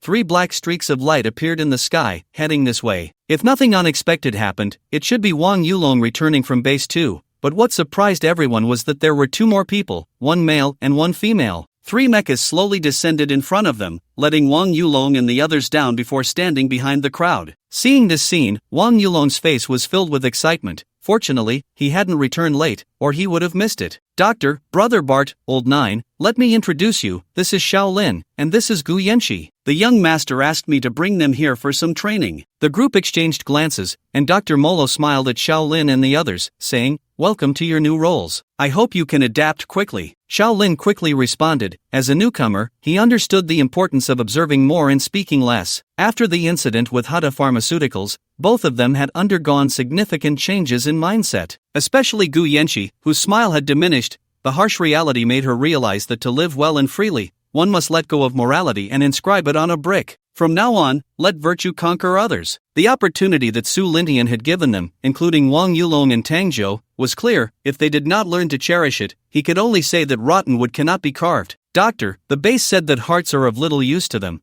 but these new humans are greatly beneficial for their research. They want us to capture stronger new humans as much as possible. Molo looked up at the sky and said softly, "Don't worry, I know what to do even if they don't say it. After all, I am also a doctor. And is there a shortage of people in this place beneath our feet? Not at all, about 130 million, what an exciting number." His expression was manic. 130 million. He could hardly believe it. If he were to devour all their hearts, how powerful would he become? He couldn't even dare to imagine. When he first came out, using the black potion on himself was risky, but the risk was worth it. 130 million, even if they had been killing each other these past few days, there should still be at least 100 million left. Thinking of this, the corners of his mouth couldn't help but rise. 100 million, even that is not a small number. Wang Yulong felt a chill. How many did Bai Qi kill back then? Compared to this Dr. Molo, it was like a small witch meeting a great witch. Then he thought, if that were the case, he would also be remembered in history, right? Wouldn't that mean? Hey, he couldn't dare to think. Things were getting exciting. As Wang Yulong pondered, he couldn't help but smile. Tang Zhou, standing nearby, thought to himself, has Brother Long lost his mind while changing energy hearts? Has he replaced it with one that can't be cured, even if cured, would drool? Molo stood at the front, looking down at the crowd, his voice booming. I won't say much, you should know what to do. More than 30,000 people, spread out into 10 groups. I will wait for you here. Hearts will be delivered once a day. If you find any particularly special new humans, immediately notify me, and set off. Wang Yulong and Bart left one after another, leaving only Molo behind. His task was to train that group of white tigers and then hand them over to Su Lintian. Brother Bart,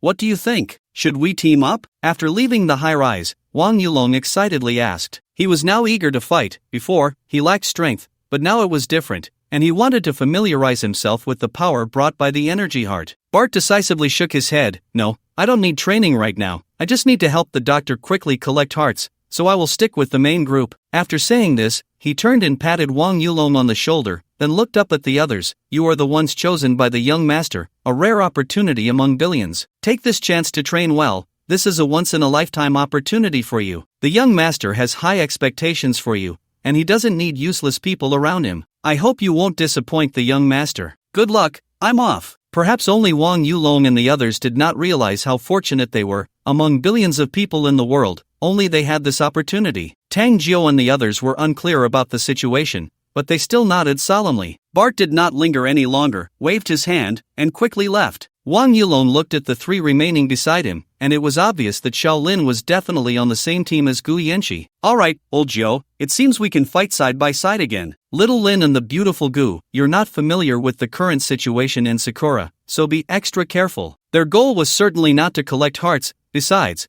the Maro didn't lack for their 4 tools, so their purpose was nothing but fighting. Hearing this, Xiao Lin felt a warmth in his heart, suddenly sensing something called brotherhood. He had been an orphan since childhood and had no concept of family ties, but now, he felt a hint of belonging to a home. Thank you for the reminder, Brother Long. Then we'll take our leave. With Gu Yanqi, he turned and left. As for where to go, it didn't matter, they would go wherever they ended up. Sakura was neither too big nor too small. They could go anywhere. Watching the two leave, Tang Zhou's heart instantly became lively. Brother Long, let's go find some suitable weapons first. The two casually found a car by the roadside, and 15 minutes later, Tang Zhou drove to a retro shop selling Chinese swords and knives. Bang! As soon as the car stopped, a dozen new humans gathered around, which puzzled Wang Yulong. Hadn't the second evolution of new humans lost their consciousness and only knew how to kill? Why did it seem that the dozen or so people who had gathered were getting along so well? Roar! One person charged at Wang Yulong and the others with a roar, quickly attacking. Following that, other new humans swarmed in. The black scales glistened with a metallic sheen under the sunlight. Damn it, is it bullying when there are more people? Don't leave, wait for me to grab something first. Tang Zhou kicked one person away, stepped forward, and directly tore down the storefront, rushing inside without a word, heading straight for the Tang knives on the counter. Breaking the door, he quickly entered the shop with a clear target,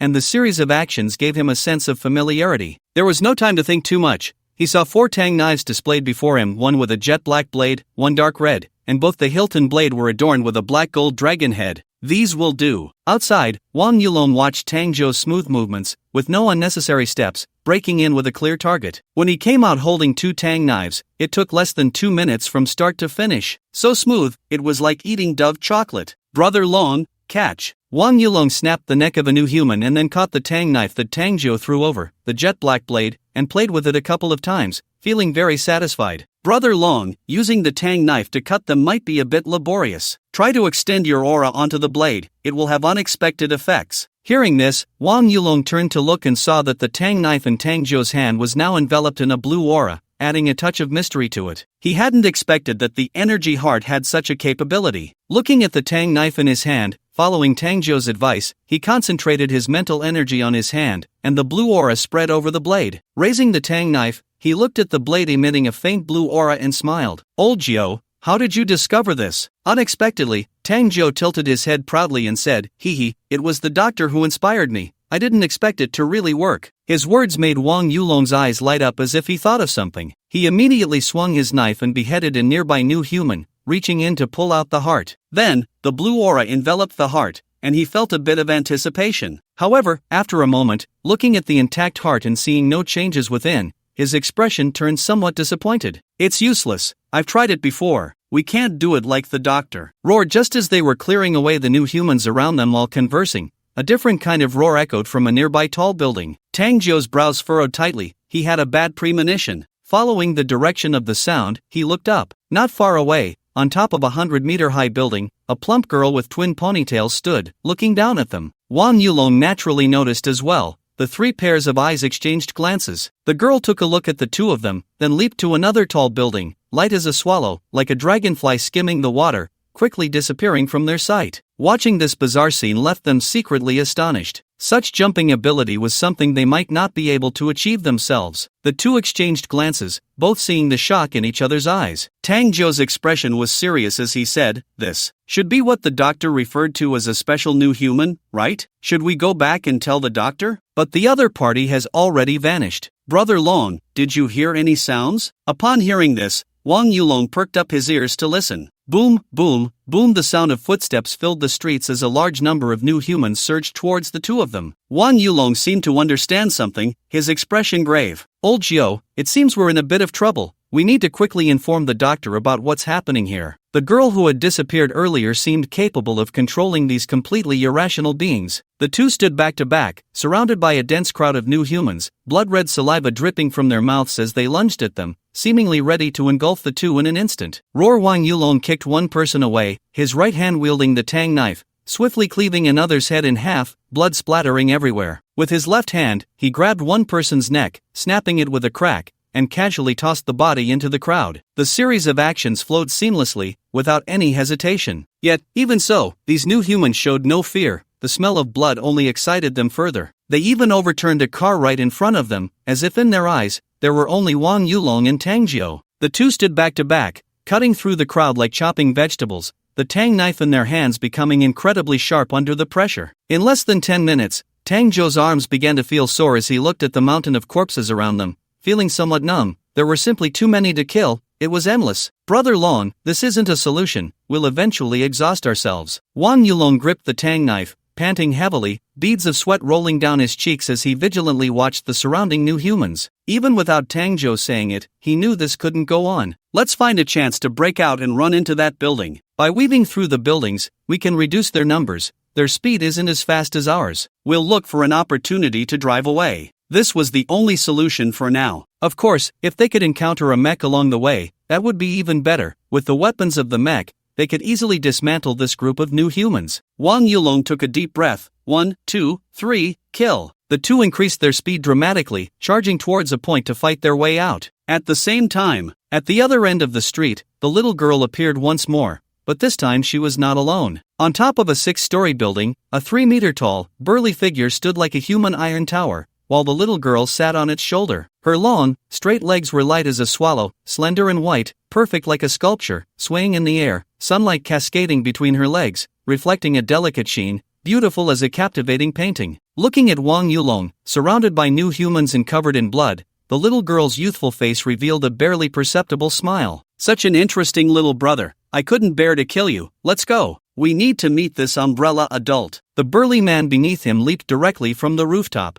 Bang! The moment he landed, the ground shook violently, leaving 2 footprints. Wang Yulong now understood why, in ancient times, some martial arts masters, despite being invincible, still feared the court. No matter how powerful you are, when surrounded by tens of thousands of troops, you will know what despair truly means. At that point, even the knife in your hand will become dull. You might be able to kill 100, 1,000, but what about 10,000? There will always come a time when your strength is exhausted. Wang Yulong was in such a situation now. Though the knife in his hand had not dulled, he was nearly out of strength to even stand. Hard work pays off. Soon, the two broke through the encirclement, feeling as if they had been reborn. With a quick step, they dashed into a room and then exited from another direction. Hurry, get in the car. Tang Jiu waved to Wang Yulong by the car at the roadside. Just as the two were about to drive away, bang! A figure fell from the sky, landing on the roof of their car, completely wrecking it. Wang Yulong looked up at the figure on the car roof, a 3-meter-tall body, especially the person on their shoulder. The moment he saw the little girl, his pupils contracted,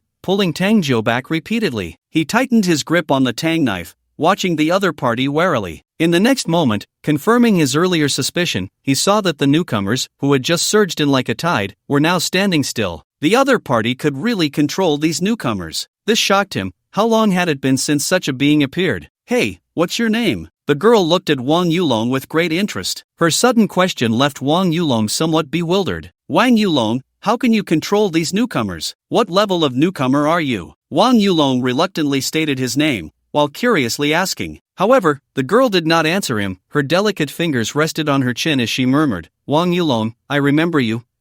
Just as the girl was about to say something, her expression suddenly changed, and even the burly man beneath her began to feel uneasy. It was evident that the other party's body was trembling slightly, as if they had seen something terrifying. The girl glanced behind her, then turned to Wang Yulong and smiled. Oh no, a terrifying guy is coming. I have to go. You need to work hard to get stronger, or next time we meet, I might not be able to resist killing you. Wang Yulong was dumbfounded as he watched her stand up, her delicate feet lightly pushing off, and she soared into the air, light as a swallow, disappearing from sight after a few jumps. Before Wang Yulong and Tang Jiu could react, the newcomers around them retreated like a tide. The burly man, however, appeared much heavier. Damn, you think you can just run after showing off? Coming back to his senses, seeing the burly man trying to flee, he cursed angrily and was about to chase after him. At that moment, a black shadow moved quickly across the rooftop by the roadside, arriving in front of them in just a few breaths, blocking the burly man. When Tang Jiu and Wang Yulong saw the other party clearly, they respectfully said, Doctor. The newcomer was none other than Molo. He exuded a black aura, and as the breeze blew, his white hair danced in the air, his black vertical pupils coldly staring at the person before him. At that moment, the air seemed to freeze, and the 3-meter-tall body trembled like a sieve. After observing for a moment, Molo did not give the other party time to react, severing their limbs, planning to send them back to base 2 with a mech later. Roar roar, the burly man lay on the ground, groaning in pain, as if saying, it's over. I was fine when I came, but now I can't go back. Moro glanced over and then ignored them, walking up to Tang Ji and Wang Yulong. Looking at the two covered in blood, he was somewhat puzzled.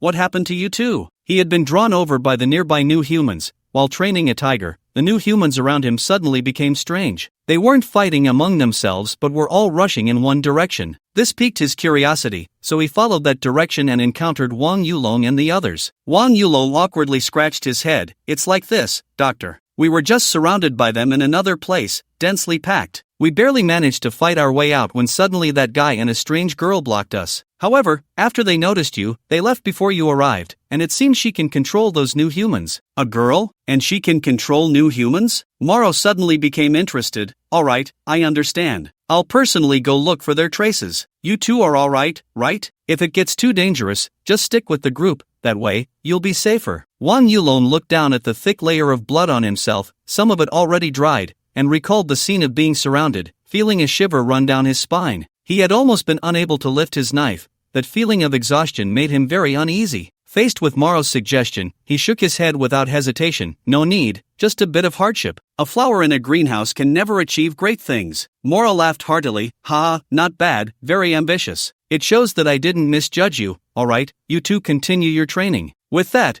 Before Wang Yulong could respond, he jumped a few times and disappeared from sight. After they left, a mech flew in from a distance, picking up the new human whose limbs had been severed and vanishing into the sky in the blink of an eye. Moro arrived at the place where Wang Yulong and Tang Ji had fought, looking at the corpses scattered everywhere, at least a few hundred, staining the ground red. The entire area was practically a river of blood. However, it was mostly dried up by now. Adhering to the principle of not wasting, Moro stood still, his black aura spreading to the corpses on the ground. A minute later, centered around him, a black purgatory with a diameter of 5 meters formed, the black aura permeating this range. Dozens of corpses were instantly refined away. He called this the annihilation domain. The energy from his heart fed back into himself, and he felt the domain expand a bit more. Although it was only a short 2 centimeters, one should not underestimate this small 2 centimeters. If dozens of people only expanded by 2 centimeters, what about hundreds, thousands, millions, or even tens of millions of new humans? Once he devoured all the new humans in the cherry blossom area, it was likely that if he wanted to, no country could withstand even a few minutes. By then, Moro could achieve a state where no bird would fly and no trace of humanity would remain wherever he went. At least, he could do so on Blue Star. Although those things couldn't feed back into himself, it was enough to intimidate others. After dealing with the corpses, he returned the same way, bringing along the 2 white tigers, planning to train them while searching for the girl Wang Yulong mentioned. Outside the Cherry Blossom Sea, a large number of warships were stationed here, with various factions present, but without exception, all had stopped at the edges of the 7 seas. No one dared to take another step forward, not for any other reason, but because in the half-air before them, a pitch-black mech stood like a colossus, towering there. It instilled fear in everyone. They had all seen the terror of intelligent mechs. Anyone who dared to take a step forward now would likely find their ship sunk before they could even set foot forward. One ship sinking was one thing, but what if the protective umbrella came knocking for an account? The events surrounding the cherry blossoms are not fully understood by them. The current internet can be said to have already been controlled by the dark web. They speculate that if the other party did not want to save face for everyone involved, they would probably have control over military satellites by now. At this moment, the dark web has truly become the god of the internet. The major powers sit in the command room of a warship, staring at each other. They want to see if there is any way to enter the cherry blossoms. They are very eager to know the current situation inside. Those new humans still hold significant research value for them. Why don't you tell us how we can get in? Sitting here isn't a solution. Are we just going to wait? What can we do? Why don't you go to the Nine Heavens Palace and talk to the Su family? At this mention, everyone turned their gaze toward an Eastern power. The Su family is their compatriot, so they might be of some use, right? No, what kind of look is that? Are you overestimating me? So, you've tried? What does the Su family mean? No, unclear, don't know. 3 consecutive denials. This left everyone with a grim expression, even suspecting that the other party wanted to monopolize the information. Have they tried? No, they should say they are trying, but without results, who can say for sure? How about we resist? I don't believe the Su family won't budge. As soon as this person spoke, everyone felt an urge to distance themselves from him. Is it that the French bread doesn't taste good anymore? Or do you not want to eat it? Resistance is good,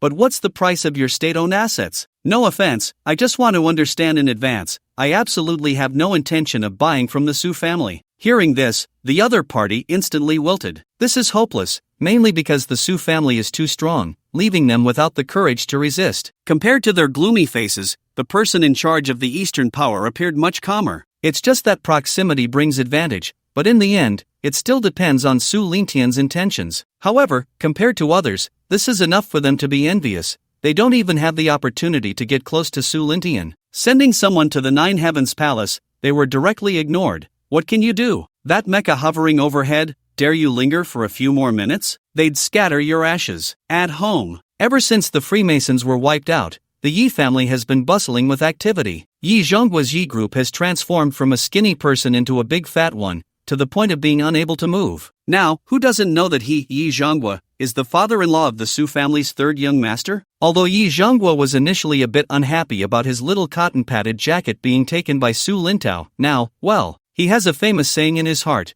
my son-in-law Su Lintao, son-in-law Su Lintao, from now on, walks lightly. Yi Ziliang has also quickly risen to the rank of Major General, and Yi Old Man has aged considerably. It can be said that one person's success brings prosperity to the whole family. However, with fame comes trouble, and Yi Old Man is no exception. If it were someone else, with his status, he could brush it off, but the people and matters coming today have put him in a bit of a dilemma. In the Yi family's tea room, Yi old man is chatting amiably with a man in his 50s. The moment Yi Wenjun saw the old man, he knew the purpose of the visit was nothing more than matters concerning the Su family, and this matter is somewhat unusual. Otherwise, the other party wouldn't have come. The last time regarding the wristband was merely to let his old friends come and discuss it. In the tea room, a unique tea fragrance wafts through the air, fragrant and abundant. The two sit facing each other. After chatting about family matters, the old man picks up his teacup, takes a sip, and then gets to the point. "Old Ji, I heard that your precious granddaughter is engaged to the youngest son of the Su family. I don't know when the wedding will be held, but you must remember to save me a seat. I'd like to join in the fun." Old Master Yi thought to himself, such matters are not for his small Yi family to decide, of course, it should be according to the Su family's wishes. Yet even so, he still wore a beaming smile. "You jest, as long as you come, you are welcome at any time." The old man chuckled lightly. "Ha ha ha, then it's settled. I don't know if you've heard about the current situation with Sakura. There are too many uncertainties now, and we must be cautious. I hope you can understand." Old Master Yi saw that the other party had finally gotten to the point, and he was straightforward, saying whatever came to mind. "Regarding Sakura, I have only learned a little from online sources. As for deeper matters, that's beyond my knowledge. You came this time for the situation over at Sakura, right?" Seeing the old man nod in acknowledgement, he continued, "Although we are in-laws with the Su family, do you think I can interfere in their matters? Would I dare to?" Xiao Xian is indeed the fiancé of the Su family's third young master, but the one currently in charge of the Su family is that person. I believe you have already investigated him. That person is not easy to deal with. Some matters are beyond our reach. What we need to know, we will naturally know, and my granddaughter is no exception. Talking about everything here is not good for her or the Yi family, so what you want to know, I am powerless to help. He was speaking the truth. He really did not know the current situation with Sakura. When Yasini contacted them, they only chatted about family matters, and she never mentioned anything about the Su family. The Yi family would not pry out of curiosity. They only needed to know that the Su family was their in-laws. As long as the Su family did not fall, and Yasini did not have conflicts with Su Lin Tao, the Yi family would stand firm. They did not care about anything else. The old man smiled bitterly. He had anticipated this outcome before coming. "All right, but I have a request. Could you help me pass a message to the one at Jiutian Palace? I hope to meet him." Old Master Yi was silent for a moment, then finally nodded. "Since you have asked, I will do my best, but I cannot guarantee that you will be able to meet him." The old man felt relieved when the other party agreed. 10 minutes later, the old man hurriedly left the Yi family. Old Master Yi looked at the special supply of De Hong Pao on the table and sighed. "This is the last time. Some things, if done too much, are bound to annoy people. I suppose this is a way to repay my red heart." Jiutian Palace. During this time, Su Lin Tao, aside from enjoying himself, was also diligently trying to have children with Yi Sini. He arrived at the Heavenly Palace to find Su Lin Tian, who was having afternoon tea with Chen Yun Yun in the garden. Third young master. Third young master. Upon seeing Su Lin Tao, the surrounding servants all bowed and greeted him. Su Lin Tian, hearing this, was puzzled to see his brother come looking for him, as he rarely did so. "Xiao Tao, you came at the right time, come join us." Hearing his words, Su Lin Tao smiled and walked over, greeting Chen Yun Yun before sitting down opposite the two. Looking at the dozens of exquisite pastries laid out on the table, he sometimes wondered how his elder brother managed to gather so many talented people. Each chef and pastry chef was outstanding, and the dishes and pastries they made were varied and left a lasting impression. "What are you daydreaming about? Is there something on your mind?" Su Lin Tian looked up at Su Lin Tao, who was lost in thought, and asked curiously. It's not a big deal, just that some people from the country want to meet you." Su Lin Tian thought for a moment. Given the current situation with Sakura, it would be akin to seeking death for an ordinary person to go in. However, if they were not allowed in, they would surely be unwilling. "They are coming for the matter regarding Sakura, right? Fine, let's meet them. If we don't, they won't be satisfied." After much consideration, I ultimately decided to meet with them. I turned to Butler Long and said, "Have someone notify the 5 chairs that if they want to see me, they should come to Jiutian Palace tomorrow afternoon at 4. "Understood, young master." Chen Yun Yun, sitting next to Su Lindian, occasionally rubbed her big belly, quietly listening. She wouldn't interfere with outside matters, and of course, she wouldn't allow the women marrying into the Su family to meddle in the family's affairs either. Women are emotional and can easily act impulsively, doing things that are hard to comprehend, which could lead to chaos in the Su family. Su Lintao had heard about the changes in Sakura a long time ago and was somewhat curious about what had happened there. Even the one in the country sought help from the Yi family to meet his elder brother. "Brother, has something happened in Sakura? Why do they insist on investigating?" Su Lindian raised the corner of his mouth and said lightly,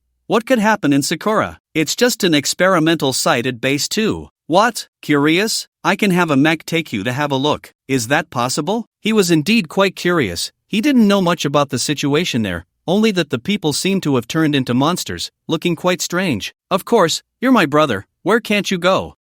Then brother, sister-in-law, I won't disturb you for afternoon tea. I'm heading back. Su Lintian watched the other person's departing figure and smiled, shaking his head. Wife, your belly is getting bigger and bigger. The little one inside is kicking. What do you think we should name them? With such handsome and beautiful parents, our daughter must be a beauty too. She should have a lively name. How about we call her Su Honey, and for our son, let's name him Taidan. Shin Yun Yun, who had just taken a sip of water, couldn't help but spit it out upon hearing the latter name. She took the silk handkerchief from the maid and wiped her mouth, rolling her eyes at Su Lintian. Who names their son Taidan? The robot dog Dan at her feet, upon hearing that name, almost thought it was calling for him. Just kidding, just kidding. How about naming our daughter Suhani and our son Sudi? Chen Yunyun covered her mouth and chuckled. Alright, I'll go with your suggestions, as long as it's not something like Dog Dan or Tai Dan. Dog Dan on the side, so? After receiving Su Lintian's message, the 5 chairs quickly boarded planes heading to Litazu, regardless of the time. Arriving early was better than late. Inside Sakura, more than 30,000 people, with Mechs and Dog Dan working together, moved through the area as if it were uninhabited. Everywhere they passed, there were corpses, all the hearts hollowed out, and the bodies piled up like mountains on the streets, truly piled like mountains. In the past 2 days, Morowa had received no less than 1 million hearts, and the range of his annihilation domain had expanded hundreds of times, with his strength reaching an unprecedented height. At this rate, it wouldn't be long before he wouldn't need the help of the umbrella. He could refine the entire Sakura by himself. While training the white tiger, he was also searching for that girl, but she was very cunning and hard to find, or perhaps she knew Morowa was looking for her and had hidden away. But the fact remained that those searching everywhere couldn't find her, while those he didn't want to see kept appearing one after another. On the edge of a lake in a city, 2 figures were rushing down the road, with dust billowing behind them, and amidst the smoke, a massive serpent was relentlessly pursuing them. Cars by the roadside were swept away, as if the pursuer was enjoying the thrill of the chase, with cars crashing down towards the 2. Gu Yanxi, caught off guard, was struck on the back and flew out. Seeing this, Shaolin's expression changed, and he stopped, disregarding everything else, rushing forward to help her up. Xiaoxi, are you okay? Are you hurt? The giant snake was chasing none other than Shaolin and his companion. After parting ways with Wang Yulong, they had been heading north. In just 2 days, they had no idea how many new humans they had killed. At first, he thought all new humans were equally strong, but as time passed, the new humans they encountered grew increasingly powerful. This made them wary again, wanting to distance themselves from the city and rest in the outskirts. Just as they arrived by a lake, the water began to boil, and a massive creature emerged, poking its head out of the lake. Its head was as large as a small car, and this scene left both of them in shock. The outskirts were even more dangerous. What happened next was self-evident. The snake chased them all the way to the city, and the broken knife in his hand couldn't penetrate the creature's scales at all. Gu Yanxi's face turned pale, and she spat out blood. If it weren't for the energy heart, she would have died from that last blow. I'm fine. She struggled to get up from the ground, but the brief delay had brought the giant snake almost within reach. The snake's head rose high, flicking its tongue, just as it was about to swallow the 2 of them whole. A startled voice came from the top of a nearby building. Whoa, encountering another big guy, huh? Hey, Shaolin, beautiful Gu, what a coincidence. Bang! Wang Yulong slapped Tang Jiu on the head. What coincidence? Can't you see they're being chased? Go save them. Take down this little reptile, and when there's a chance, I'll brag about your bravery in front of Alice. Tang Jiu rubbed his head and retorted, why don't you go? If I run into that girl again, I can brag about your unmatched bravery in front of her. Bang! He was slapped again. I'm telling you, old Jiu, what nonsense are you talking? Didn't you hear what the other side said? They want to kill me. Yes, Dragon brother, I heard them. They want to kill you and billions of people. Wang Yulong was furious. Colonel Tang, I now order you in the capacity of a senior colonel. Go, take it down. Tang Jiu stood at attention, feet together, saluting. Yes, Commander, I guarantee I will complete the mission. Shaolin, hearing those familiar voices below, felt a wave of relief wash over him. Gu Yanxi leaned against him, and they both looked up at Wang Yulong and Tang Jiu, quickly noticing the peculiar knives in their hands. He thought, wait, why are your knives glowing blue? As Tang Jiu spoke, he glanced at the giant snake below, gripping his tang knife, and leaped off the rooftop. Just before jumping, he muttered, "That girl must be interested in Dragon Brother. She probably wants to force him into a corner." His voice was low, but it was deafening in Wang Yulong's ears. Hearing the last 4 words made his mouth twitch. What did it mean to force someone into a corner? Shaolin and Gu Yanqi watched as Tang Jiu leaped down, their faces filled with longing. The other's knife should easily break through the giant snake's defenses, right? In midair, Tang Jiu was contemplating how to land on the giant snake's head in the coolest way when the snake suddenly threw its head back, opening its massive mouth wide, and swallowed the pondering Tang Jiu whole. Oh my god, he didn't know if his pose was cool, but it certainly stunned everyone, especially Shaolin and Gu Yanqi, who watched in disbelief as Tang Jiu smoothly entered the snake's mouth, nearly dropping their jaws in shock. Gu Yanqi stammered, "Brother Lin, he should be fine, right?" Probably. Wang Yulong on the rooftop was momentarily frozen in place at the sight. "Damn it, old Jiu, can you be a bit more reliable? That's not how you throw food." Though he said this, there was no sign of panic on his face. At that moment, a familiar yet strange voice seemed to echo in his ears. This is hilarious. By the way, aren't you going to save him?" Bad memories surged to the surface, and he saw a girl with twin ponytails sitting by his feet, her long, jade-like legs swaying in the air, her delicate pink feet seemingly carved with care, translucent and lovely. Her clear laughter, however, sent a chill through him. He was horrified. When did this little witch appear? "Am I pretty?" The girl propped her chin on her hand and blinked at Wang Yulong. Wang Yulong quickly shook his head. "Not pretty, don't get carried away." The girl clearly didn't believe him, her lips curling up. "Then why are you staring at me like that?" I was thinking about how to kill you." Unexpectedly, the girl suddenly stood up, leaning in close, their noses less than 10 centimeters apart. Wang Yulong looked at the small face so near, a fragrant scent wafting towards him, making him swallow unconsciously. "Kill me? What will you use to kill me?" The girl looked into his eyes and said softly, then took a few steps back and turned to leave. The next moment, her voice came again, "Not bad, you've improved. Keep it up." Wang Yulong watched her retreating figure and muttered, "Little witch." At that moment, if Tang Jiu, who was in the snake's belly, saw this scene, he would probably be heartbroken. "Not my bro, my life and death unknown, and you're up on the rooftop flirting?" The plastic brotherhood you two sparked ignited the plastic between us, burning our brotherly bond. Just as Shaolin was about to go help, a knife suddenly emerged from within. Roar! The intense pain made the giant snake roll on the spot. The small houses nearby collapsed with a crash, and nearby vehicles were swept away, disappearing without a trace. Shaolin quickly pulled Gu Yanqi to hide. At this moment, going up would be of no help and might even make things worse. On the rooftop, Wang Yulong looked down, a slight smile on his lips. Inside the snake's belly, Tang Jiu wiped the slime off his face, gripped the knife handle, and made a strong slash. Minutes later, bang! The giant snake's massive body crashed heavily to the ground, and the surroundings fell silent once more. A head poked out from the snake's belly. Tang Jiu rested his hands on the snake's body, glanced at the ruins around him, then looked up towards Wang Yulong. Seeing him smiling in his direction, he said irritably, "Damn, Longu, you really don't care about my life or death." Wang Yulong leaped down, stepping on the snake's body, shrugging, "Look at what you're saying. I have enough confidence in your strength. See, your current pose is quite cool." Tang Jiu looked down at himself, with only his head and hands exposed, struggling to imagine how Wang Yulong could say he looked cool with a straight face. "Don't, please don't. Your confidence in me could easily turn me into a pile of crap just like now, almost getting pulled out." Tang Jiu wiped the disgusting liquid off his face as he crawled out from the snake's body. At that moment, Shaolin approached with Gu Yanqi, an apologetic look on his face. "Sorry, Jiogu, I couldn't help." Tang Jiu looked up, noticing the broken knife in Shaolin's hand, waved it off, and said pointedly, "Those who can't help wanna help, and those who can help might be busy flirting. Who would pay attention to this single dog of mine, Sai?" Just when he thought Wang Yulong would explain, he picked up his phone. "Hey, Alice? Old Gio, he,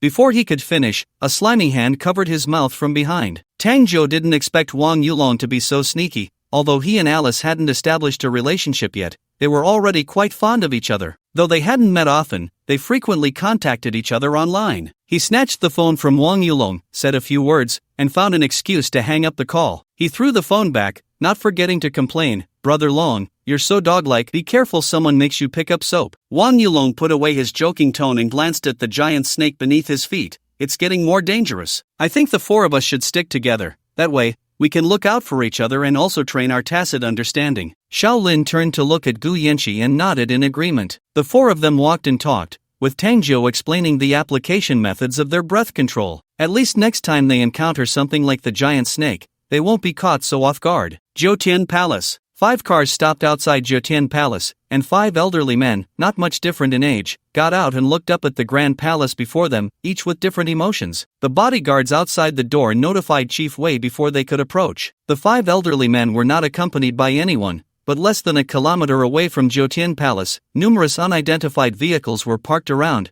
They were all personal bodyguards of the 5 elderly men. In other places, they naturally provided close protection, but here at Jotian Palace, they could only do so. 10 minutes later, Chief Wei led the 5 into Jotian Palace. Looking at the surroundings, even these high-ranking individuals had to admit that it was a place of great enjoyment. It was simply a life fit for an emperor. However, it was understandable, as the Su family now truly deserved it. The group passed through various palaces and soon saw the 2 mechas in front of the main hall. It was their first time seeing the protective mechas up close, which piqued their curiosity. They were quickly captivated by the sci-fi appearance of the mechas, and only reluctantly tore their gaze away when they reached the main hall entrance. Looking up, the magnificent building before them, following Chief Wei inside, they were greeted by the sight of a lifelike golden dragon in the center of the front hall.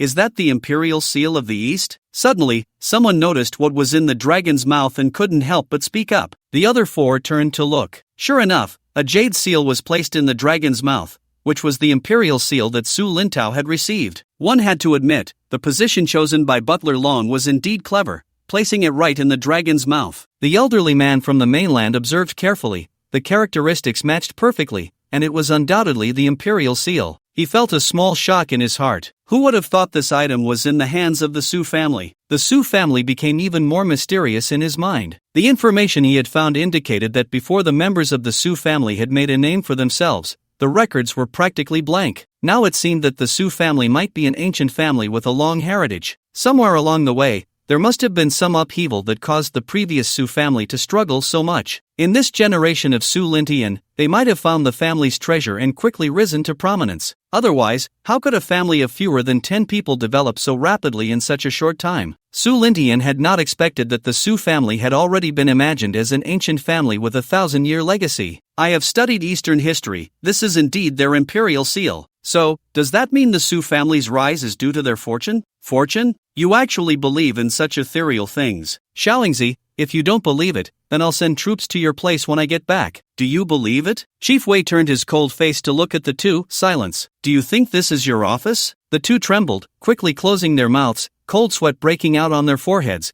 almost forgetting where they were. Chief Wei led the 5 into the living room, had someone serve them tea, and then turned to leave. Su Lindian received the news in the heavenly palace that they had arrived, and only then did he take Butler Long to the main hall. Meanwhile, in the main hall's living room, because of what just happened, they were warned by Manager Wei, and no one spoke, exchanging awkward glances. For a moment, the atmosphere was a bit tense. Fortunately, they were not kept waiting long. Su Lintian entered with Butler Long. The moment they saw Su Lintian, although somewhat reluctant, they all got up from the sofa. In the past, who could make them do this? Who dared to make them do this? But from now on, there was this person, the young man before them, Su Lintian. Once Su Lintian sat down, they felt at ease to sit back down. They looked at each other, quietly waiting for Su Lintian to speak. It dawned on them why many people used to seem so reserved in front of them. They just hadn't expected that they would find themselves in the same position today. Su Lintian glanced at the 5 of them. He naturally had no intention of making small talk. He got straight to the point. I already know your request,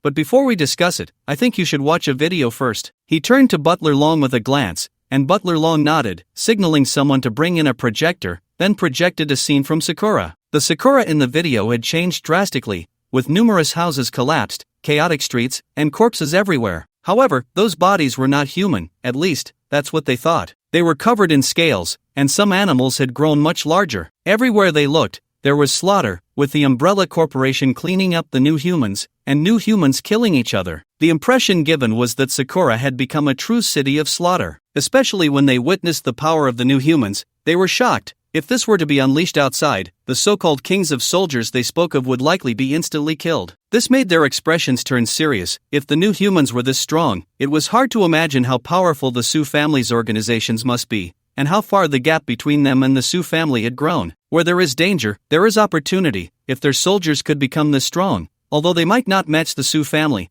at least they would be making progress instead of stagnating. With the chance to catch up, there was motivation to pursue. Is this what the new humans are like? The images circulating online didn't seem to depict them this way. and their power wasn't as terrifying as it is now. Could they evolve, self-evolve, and in such a short time? If they come out of Sakura, wouldn't the world be thrown into chaos? The elder from the mainland remained silent, his face showing some heaviness, but he believed that Su Lintian wouldn't do such a thing. A chaotic world would benefit no one. After everyone finished discussing, Su Lintian continued, "You now know the situation in Sakura. You can enter if you want, but I will only give you 100 slots each. Think carefully, if your people go in, they will face a 9 out of 10 chance of death. I won't concern myself with their lives or deaths, and if you want to take anything out, it must go through our inspection. If you can accept that, you can go back and prepare now. A friendly reminder, the time you have is limited, possibly half a month, maybe 10 days. By then, the entire Sakura will become a dead zone,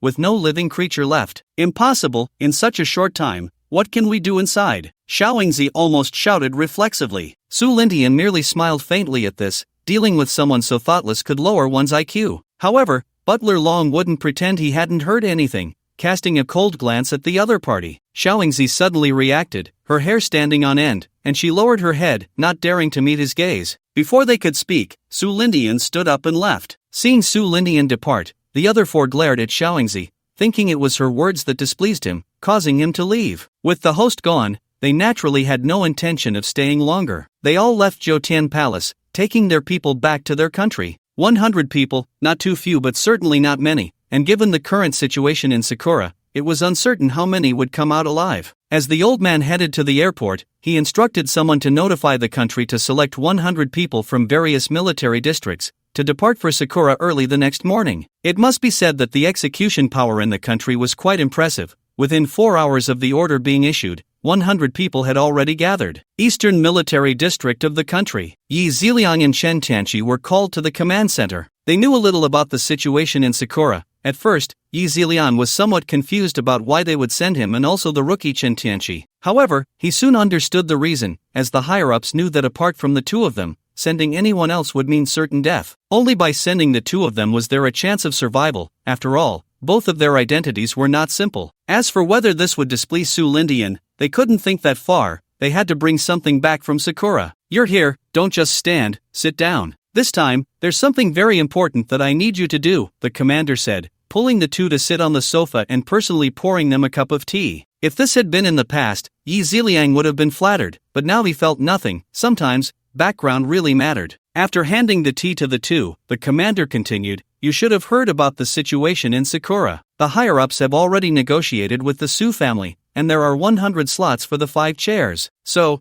I mean to have you two lead the team. Tomorrow morning, take the remaining 98 people to Sakura. Your task is simple. Bring back some experimental subjects, no matter how many, please." Yi Ziliang's expression was blank, and he seemed lost in thought. After a moment, he replied, "Yes, we will ensure the mission is completed." Sending them to Sakura was definitely the higher-ups' intention, but he also understood that if Su Lintian were to blame them later, someone would need to take the heat. As they left the command center, Chen Tianqi scratched his head. "Brother Liang, should we inform the Su family?" "No need, they will naturally know once we arrive in Sakura." The next morning, a transport plane was flying towards Sakura. The other 4 countries were not far behind in their timing. However, they certainly would not land in the same place. Mitsubaka City Airport. The plane carrying Yi Ziliang and the others landed here. As they disembarked, everyone felt a bit nervous. After all, this was no ordinary place. 100 soldiers quickly assembled in formation. Yi Ziliang and Chen Tianqi stood side by side at the front, looking around. The airport was eerily quiet, which was enough to indicate the unusual nature of this place. This place, I believe I don't need to elaborate on. For us, it is an unknown territory. We do not know what dangers lie within. Since I am to lead, I will do my utmost to bring you all back safely. You are not rookies, so I won't go over military regulations. Let's move out. 100 people, fully armed. But once they exited the airport, they realized that not only was the airport empty, but even the streets outside were deserted. There wasn't a single living being in sight, let alone any new humans. Yi Ziliang frowned and ordered the release of drones to check the surrounding situation. Soon, the drone operator told everyone an unbelievable answer. The entire Misaka city is now a deserted city. A city so developed has now turned into a ghost town. It's hard to imagine what happened here before. Arriving in a deserted city, the air instantly became heavy. They did not know that the reason it had become a ghost town was that the Umbrella Corporation had already cleared out all the new humans in the city. Not just the new humans, but even the animals were not spared. Get in the car, we're leaving here, don't recall the drones, keep searching. Compared to the people on Xiaoyingzi's side, they were incredibly lucky. In a northern city, Xiaoyingzi's 100 people had just left the airport and saw the scene outside, as if witnessing the apocalypse. Oh my god, are we going to fight these monsters? Thick crab, let's go die. By the way, how did the cherry blossoms turn into this? What do we do? They don't seem easy to deal with. Shit, watch your identity now. In front of them, a large number of new humans were wandering in the streets, seemingly aimlessly roaming around. The appearance of soldiers quickly attracted their attention. Roar sounded, and like a drop of water falling into a hot oil pot, the new humans on the entire street instantly boiled over. They surged towards them like a tide. Fuck! The soldiers' faces changed drastically, and without waiting for the officer's order, they opened fire. Rat-a-tat-tat in an instant, the previously quiet street erupted in gunfire. When they thought these new humans would fall in droves under their firepower, unfortunately, the reality was not so. They witnessed a scene of despair. Bullets hitting the new humans had no effect, nearly sparking, and soon the formation was scattered. Fuck squid, what the hell is this? Our weapons are completely useless. The scattered crowd, seeing the weapons were ineffective, took out grenades. Bang! Great, it worked. The opponent lost a few scales, but that was negligible. Seeing this, they could only run, cursing the authorities in their hearts. Damn it, I was living well in the country, and now I have to come here to experience the thrill of a great escape. However, they soon realized that this was not a great escape at all, but merely prey toying with food. And the food, of course, referred to their 100 people. Because of their speed, they were caught up after just a few steps. On top of a several-meter-tall building by the roadside, a girl with twin tails stood there, looking down at the hunting scene below, her tall figure and icy cold gaze piercing. What was surprising was that the girl was obviously different from the new humans. She was no different from normal humans, the only difference being her golden pupils and her spotless black princess dress. So outsiders have come here? Didn't the Umbrella Corporation disagree with them coming in? But since you're here, you won't be going out. You're not one of Umbrella's people, so I won't hold back. I wonder how my brother Yulong is doing. The reason she hadn't killed Wang Yulong and Tang Zhou before was naturally for a reason. First, they were Umbrella's people, and second, she certainly wouldn't stay here for a lifetime. But wanting to leave here without the consent of the people behind Umbrella was simply impossible. Moreover, she indeed had her eyes on Wang Yulong. Perhaps it was because of his identity, or maybe it was because of who he was. A mix of various factors made her unsure of what liking someone really meant. In less than half an hour, 100 people who came with Xiaoyingzi were completely wiped out by the new humans. It was truly a case of sending heads from 1,000 miles away, with light feelings and heavy gifts. In the other 3 countries, the situation is not much better. Basically, as soon as they land, they are sent off with half of their forces, as if paying a toll. The people under the protection umbrella, however, are quite the opposite. They sweep through wherever they go. If Bart and the others can't handle it, they just get into their mechs, and with a single energy cannon, the opponent is basically reduced to fragments. From time to time, they send experimental subjects to Base 2. Inside a military base, the blood on the ground has already dried up, and there are remnants of corpses everywhere. But that is not the main issue. The most important thing is that thousands of new humans are gathering here. They are densely packed, filling the entire military base, extending all the way outside. They stand there like a well-trained army, waiting for orders. In the center of the military base, a monster resembling a small mountain lies on the ground, making the new humans appear so small in comparison. Moreover, the scales on the creature are bizarrely golden, and the closer the new humans are to it, the more unique they appear. There are short ones, those indistinguishable from normal people, and others several meters tall. Without exception, they stand there with their heads bowed in utmost respect. What's the situation outside now? Reporting to the king, the protection umbrella is currently slaughtering the king's subjects in large numbers. Not only that, but they are also extracting the hearts of those they kill. My subordinates suspect that among them, there are beings like you, king, who can evolve again by devouring hearts. The king he refers to is the massive creature covered in golden scales. The creature tosses several hearts into its mouth, and its tightly closed eyes open, revealing golden pupils that exude a strong killing intent. Protection umbrella, Su family, this time we will settle both new grudges and old debts. But I must thank you, otherwise, relying solely on Yagami, I don't know when I could have grown to this point. As long as I am here, Yagami will not perish. His identity is one of the 3 high-ranking members of Yagami, and he is currently the only one still alive. The other 2 have long since died. The one who killed them is none other than him. Feeling the power within him, he is intoxicated, and suddenly remembers something, turning his head to say, "Does Huaqing you still disagree?" King, she said to give up on that thought. She also said, what did she say? She said she looks down on monsters. After saying this, his body trembles uncontrollably, his head nearly touching his chest. What are you trembling for? Do you also think I am a monster? Before the other could respond, a giant hand grasped him, bringing him face to face with the enormous mouth. The subordinate panicked completely. No, I didn't mean that, please spare me. However, the creature paid him no mind and simply stuffed him into its mouth. The next moment, the sound of chewing echoed. The new humans around knelt on the ground, silent as the grave. Watching you, since you are so unappreciative, don't blame me for being ruthless. Suddenly, it frowned and looked in a certain direction. A peeping rat dares to spy on the divine. Bring them back to me. 1 kilometer away. Wang Yulong and the others looked on in shock at the scene before them, with new humans densely gathered here, especially the massive creature in the center, which made him feel suffocated. Suddenly, it seemed to sense them, turning its head in their direction. This caused the expressions of the four to change drastically. Damn it, we've been discovered, run! The four, disregarding the shock in their hearts, turned and fled. Not to mention the new humans in the center, even these small karamis outside would take them a day and night to kill.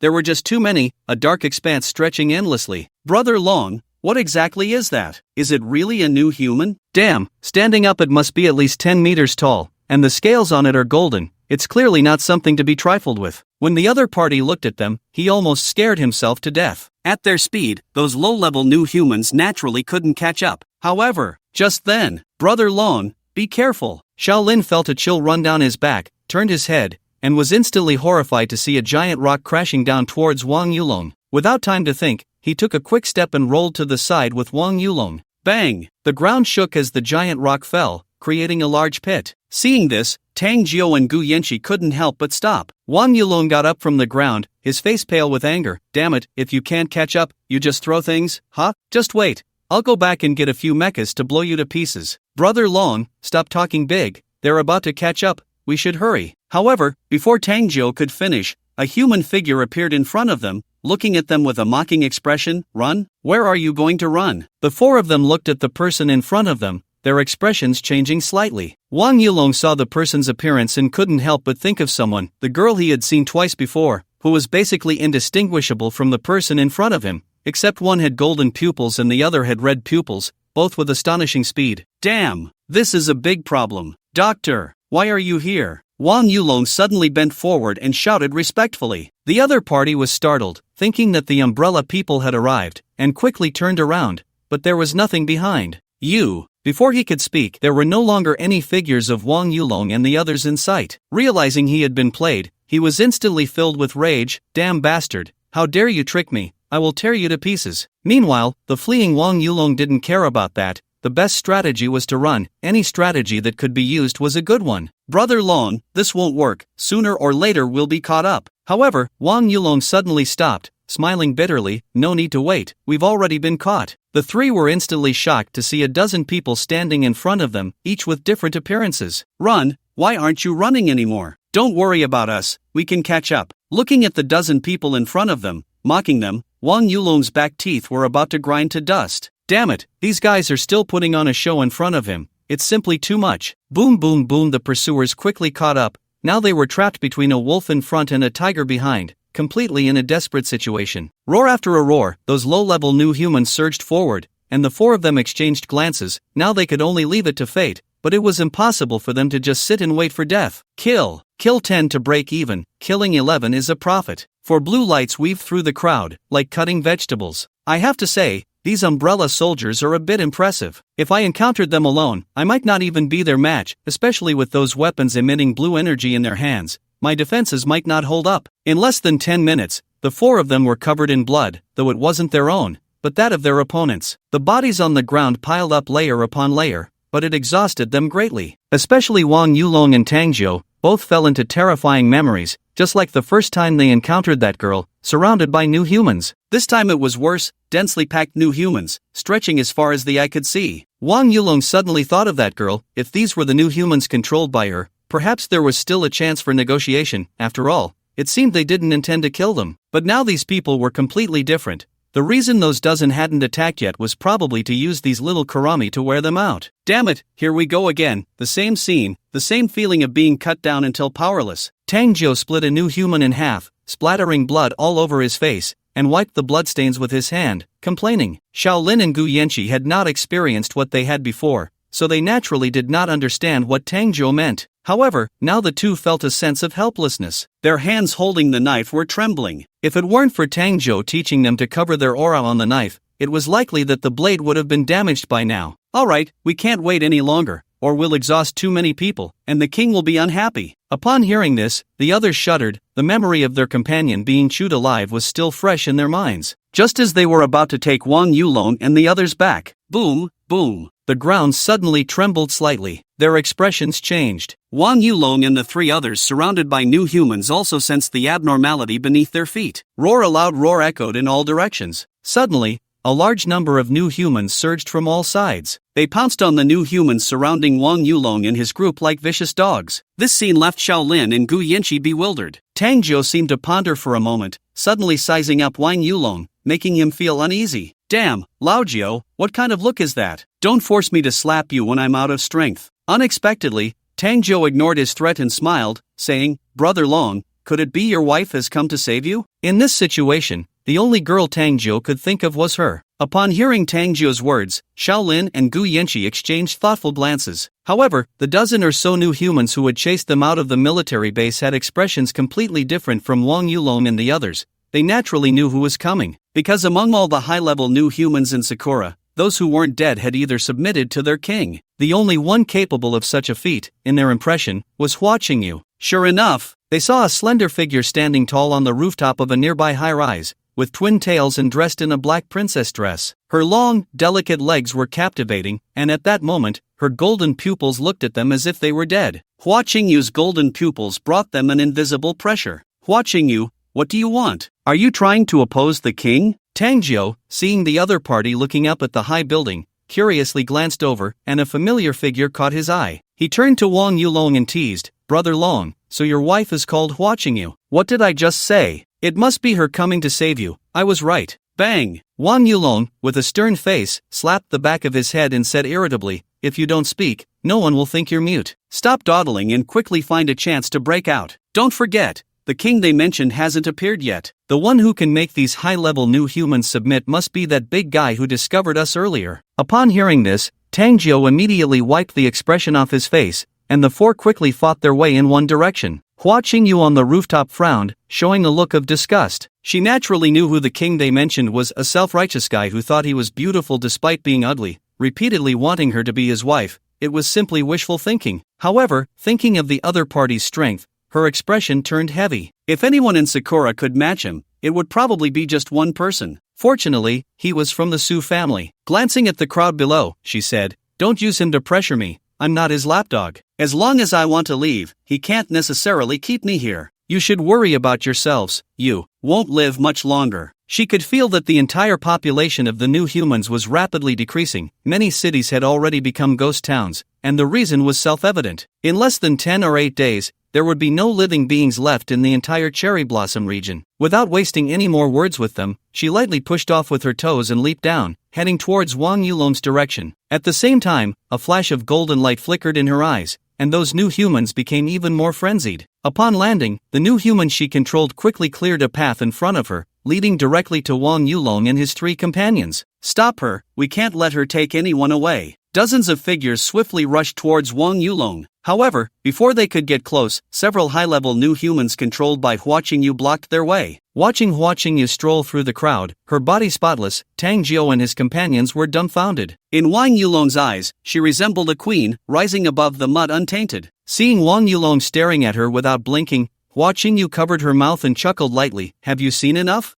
Well, don't get the wrong idea. I wasn't looking at you. By the way, how did you get here? Wang Yulong replied with a somewhat awkward smile, trying to defend himself. Beside him, Tang Zhou lowered his head, covering his mouth, wanting to laugh but not daring to, his face turning red from holding it in. What Wang Yulong didn't expect was that Hua Qingyu suddenly leaned in closer, her breath fragrant. Of course, I'm here to save you, silly. As their eyes met, looking at her delicate face so close, Wang Yulong felt a bit flustered, cursing himself for being useless. After all, he used to be a notorious playboy in the Magic City, yet now he was being held in check by a woman. In the past, he had been a carefree dragon among flowers, untouched by any. Hua Qingyu's words left him momentarily speechless. Suddenly, Tang Jiu couldn't hold back his laughter anymore, glancing at Shaolin and Gu Yanqi, then looking back at Wang Yulong and watching you. Goodness, why did it feel so off? It turned out the clown was himself. Feeling a bit emo, he thought of Alice. Before the group could react, Hua Qingyu's expression suddenly changed. Hurry, that guy is coming. Bang, bang, bang. The ground suddenly trembled again, more violently than before, and an enormous golden figure unconsciously surfaced in Wang Yulong's mind. Without any hesitation, they quickly retreated. Just as they left the encirclement of the new humans, a roar echoed through the sky. Hua Qingyu, you dare to betray the new humans and attempt to save the one under the umbrella? Kill them! Wang Yulong and the others instinctively looked in the direction of the voice,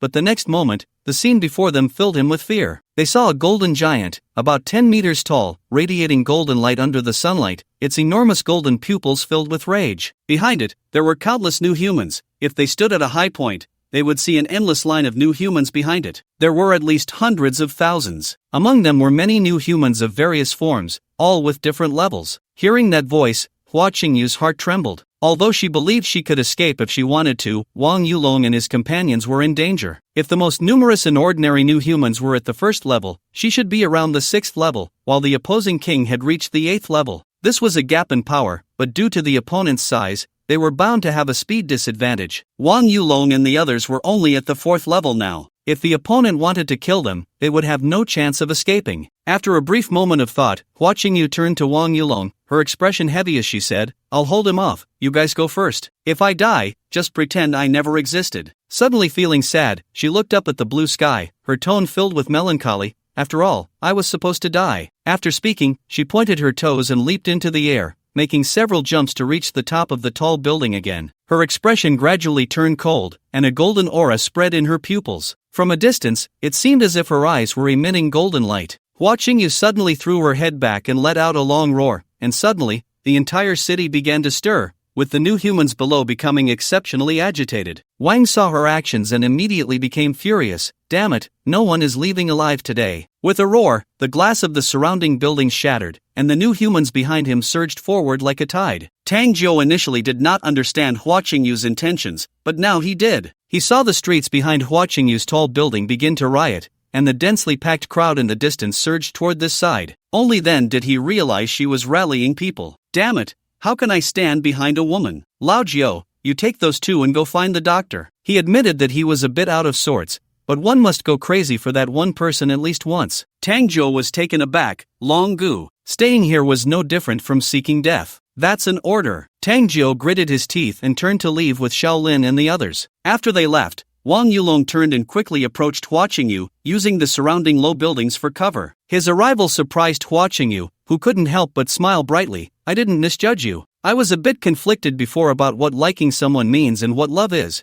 but now I understand. Her words made Wang Yulong's face flush, like a girl's blush, surpassing all sweet nothings. This could be said to a man as well. By the way, why are you called Hua Qingyu? Aren't the girls with cherry blossoms usually named something like Awaneko, Kumiko, or Sakura Gowanana? Just when Wang Yulong thought she would say it was because she liked Eastern culture or something, Hua Qingyu gave an answer that left him both amused and exasperated. She tilted her head, her lips curling up. Because I'm a mixed blood, and I've grown up in the East since I was little. Mixed blood? Yes, how could he have forgotten that? The two exchanged words on the rooftop while below, blood was flowing like a river. A primal battle was unfolding below, with a dark crowd, and those who fell had little chance of standing up again, as they would soon be overwhelmed by the army. On the other side, Bart was leading a large force to another location, looking at the empty streets, which puzzled him. There wasn't a single new human on the street. This was the first time he had seen such a situation. Could it be that this place has already been cleared by another group? That shouldn't be. Cleared cities always have markers. Driven by curiosity, he looked at the nearby mech. Go up and see what's going on. The mech nodded and quickly ascended, soon discovering something unusual. Returning to the ground, sir, we found traces of new humans at the edge of the city. They seem to be gathering in the same direction. Gathering in the same direction? Could it be the kind of anomaly that the doctor mentioned? One that can control new humans? Let's go, let's follow them. Everyone turned their direction and headed toward Wang Yulong. At the same time, the other 9 groups encountered the same situation and followed Bart's approach. Meanwhile, among the 5 chairs, only Yi Ziliang and his group remained. The other 4 countries had long since fallen into the tiger's den. If it weren't for Yi Ziliang's group landing in Sanbanshi, they probably wouldn't fare much better. As they walked, the city was mostly empty, all cleared by the Umbrella Corporation. They had become numb. Before coming, they thought it was a matter of life and death, and they were prepared for sacrifice. Who would have thought that upon arrival, they wouldn't even see a shadow? It's strange. Could it be that there are no cherry blossoms left now? But that doesn't make sense. If that were the case, why would we come here? Just as Yi Ziliang was puzzled, the drone operator suddenly shouted in a trembling voice, "Captain, there's a situation." As soon as these words were spoken, the relief everyone had felt instantly turned into tension. Yi Ziliang and Chen Tianqi hurried forward to look at the images transmitted back by the drone. Upon seeing the scene in the footage, they all gasped, their hearts already stirred into a storm, unable to calm down for a long time. The screen showed a dense mass of new humans, along with some forms that were beyond their comprehension, massive in size, the grand and spectacular atmosphere making them feel as if they were in an ancient battlefield. Just moments ago, they had seen no one, and now they had discovered a battlefield, the countless new humans making their scalps tingle. The group fell silent, they couldn't get any closer. If they were noticed, with just 100 of them, they wouldn't even be enough to fill the gaps in the enemy's teeth. Tianqi, what do you think? Chen Tianqi, hearing Yi Ziliang's words, felt a bit helpless. After all, he was just a rookie, why was he being asked? How about we observe from a distance first? Once they finish fighting, we can collect a few corpses to take back? This was the best plan he could come up with. Yi Ziliang stroked his chin, about to agree, when suddenly a slightly surprised voice reached their ears. "Ziliang, Tianqi, what are you doing here?" The two turned their heads, looking around, but there wasn't a single shadow nearby. They exchanged glances, thinking, could it be a ghost? After all, in this place, it wouldn't be surprising if there were ghosts. Just as they were feeling suspicious, a black figure descended from the sky and landed in front of them. Upon seeing the newcomer, the two exclaimed in unison, "Young Master Lin Tao?" The others, seeing Su Lin Tao arrive, respectfully greeted him, "Young Master." The newcomer was indeed Su Lin Tao, who had come to the cherry blossoms, followed by two mechas. Su Lin Tao waved his hand at everyone, smiling, "No need for that. Especially you two, just call me by my name." Yi Ziliang and Chen Tianqi merely smiled in response, not arguing. Although they were family, their statuses were worlds apart. "How did you manage to bring your two factions over from the mainland, especially you, Tianqi? What's a rookie like you doing here?" The others kept their heads down, not daring to speak. Yi Ziliang awkwardly smiled, "That's a long story, let's talk about it another time. By the way, what brings you here? The cherry blossoms aren't safe right now." Seeing they weren't saying much, Su Lin Tao didn't press further, but he could guess it was likely due to their identities. "Me? I just came out of curiosity to take a look. It's very dangerous here, so you all shouldn't wander around. I'll have someone bring you two corpses to take back later, so you can report back." After saying that, he turned to one of the mechas behind him and said, "Go to that battlefield and bring back two new humans." "Understood, young master." Watching the mecha fly away, everyone looked on with envy, thinking how cool it would be to have one for themselves. In the distant battlefield, it had already reached a fever pitch, with Hua Qingyu using her speed to distract Wang, but the disparity in their strengths was vast, and she had to keep an eye on Wang Yulong as well. After all, those high-level new humans were always watching the situation. Wang Yulong hadn't left precisely because of this, as he couldn't escape. Staying was better, at least there were people to protect him, and the enemy would have to get through the dense protective layer in front of him if they wanted to kill him. Suddenly, Hua Qingyu was sent flying by a punch, crashing into a high-rise building, creating a large hole in the wall. Wang Yulong's face turned pale with urgency. "Qingyu, damn it!" Wang had just wanted to take advantage of the situation to claim his life, but as he took a step forward, he suddenly stopped. In the distance, a black streak rushed towards him at high speed. Wang Yulong was always paying attention to everything, and naturally noticed that black streak of light. Upon realizing it was a mech, his face lit up with joy. "Great, it's finally here." However, before he could celebrate for long, the mech dove into the crowd, casually grabbing two new humans who were fighting each other, and shot up into the sky, disappearing without a backward glance. It wasn't just the mech that vanished, Wang Yulong's smile disappeared along with it. At that moment, his brain was in a state of shutdown. What the hell does this mean? Wasn't it supposed to provide support? Staring at the departing mech, he was dumbfounded. Not just him, even Wan was momentarily stunned. However, after being delayed by the mech, Hua Qingyu returned to Wang Yulong's side, injured. Blood was still on the corner of her mouth, clearly indicating she was hurt badly. Seeing her like this, he hurriedly stepped forward to support her arm, concerned. "How are you? Are you okay? I just saw our protective mech. If you can run, you should go first. The people from the protective umbrella should be nearby." Hua Qingyu wiped the blood from the corner of her mouth and smiled. "Am I still being overly sentimental?" Wang Yulong, feeling helpless, nodded and said, All right, I admit I'm afraid of you, little witch. Let's go together. We can't stay here. The people from the protective umbrella should be arriving soon. On the other side, Yi Ziliang and the others stared in shock at the new humans captured by the mech. It was their first time encountering them so closely. The black scales looked incredibly hard. Fortunately, they had never encountered them before, otherwise, it was hard to imagine if they could have survived until now. Crack! The mech's arm exerted force, snapping the neck of a new human and tossing it to the ground. Su Lintao looked at everyone. Alright, you all take these 2 corpses back home. I'm not trying to scare you, but the guns you have might not even penetrate their defenses. You were lucky. Everywhere you went has been cleared by the protective umbrella. The soldiers exchanged glances, finding it quite reasonable, and turned to look at Yi Ziliang and Chen Tianqi, as they were the captains of this mission. Since Su Lintao had said so, Yi Ziliang naturally wouldn't say much more and was just about to lead the team away when Su Lintao called out to him. Ziliang and Tianqi stay behind, the others can return home. The group received the order and left with the 2 corpses. Let's go, we need to check the battlefield. Tang Jiu, along with Xiao Lin, fled the battlefield at full speed until they encountered Bart and the other members of the 9 groups, over 30,000 soldiers, along with a bunch of dogs and mechs. At the moment they saw Bart,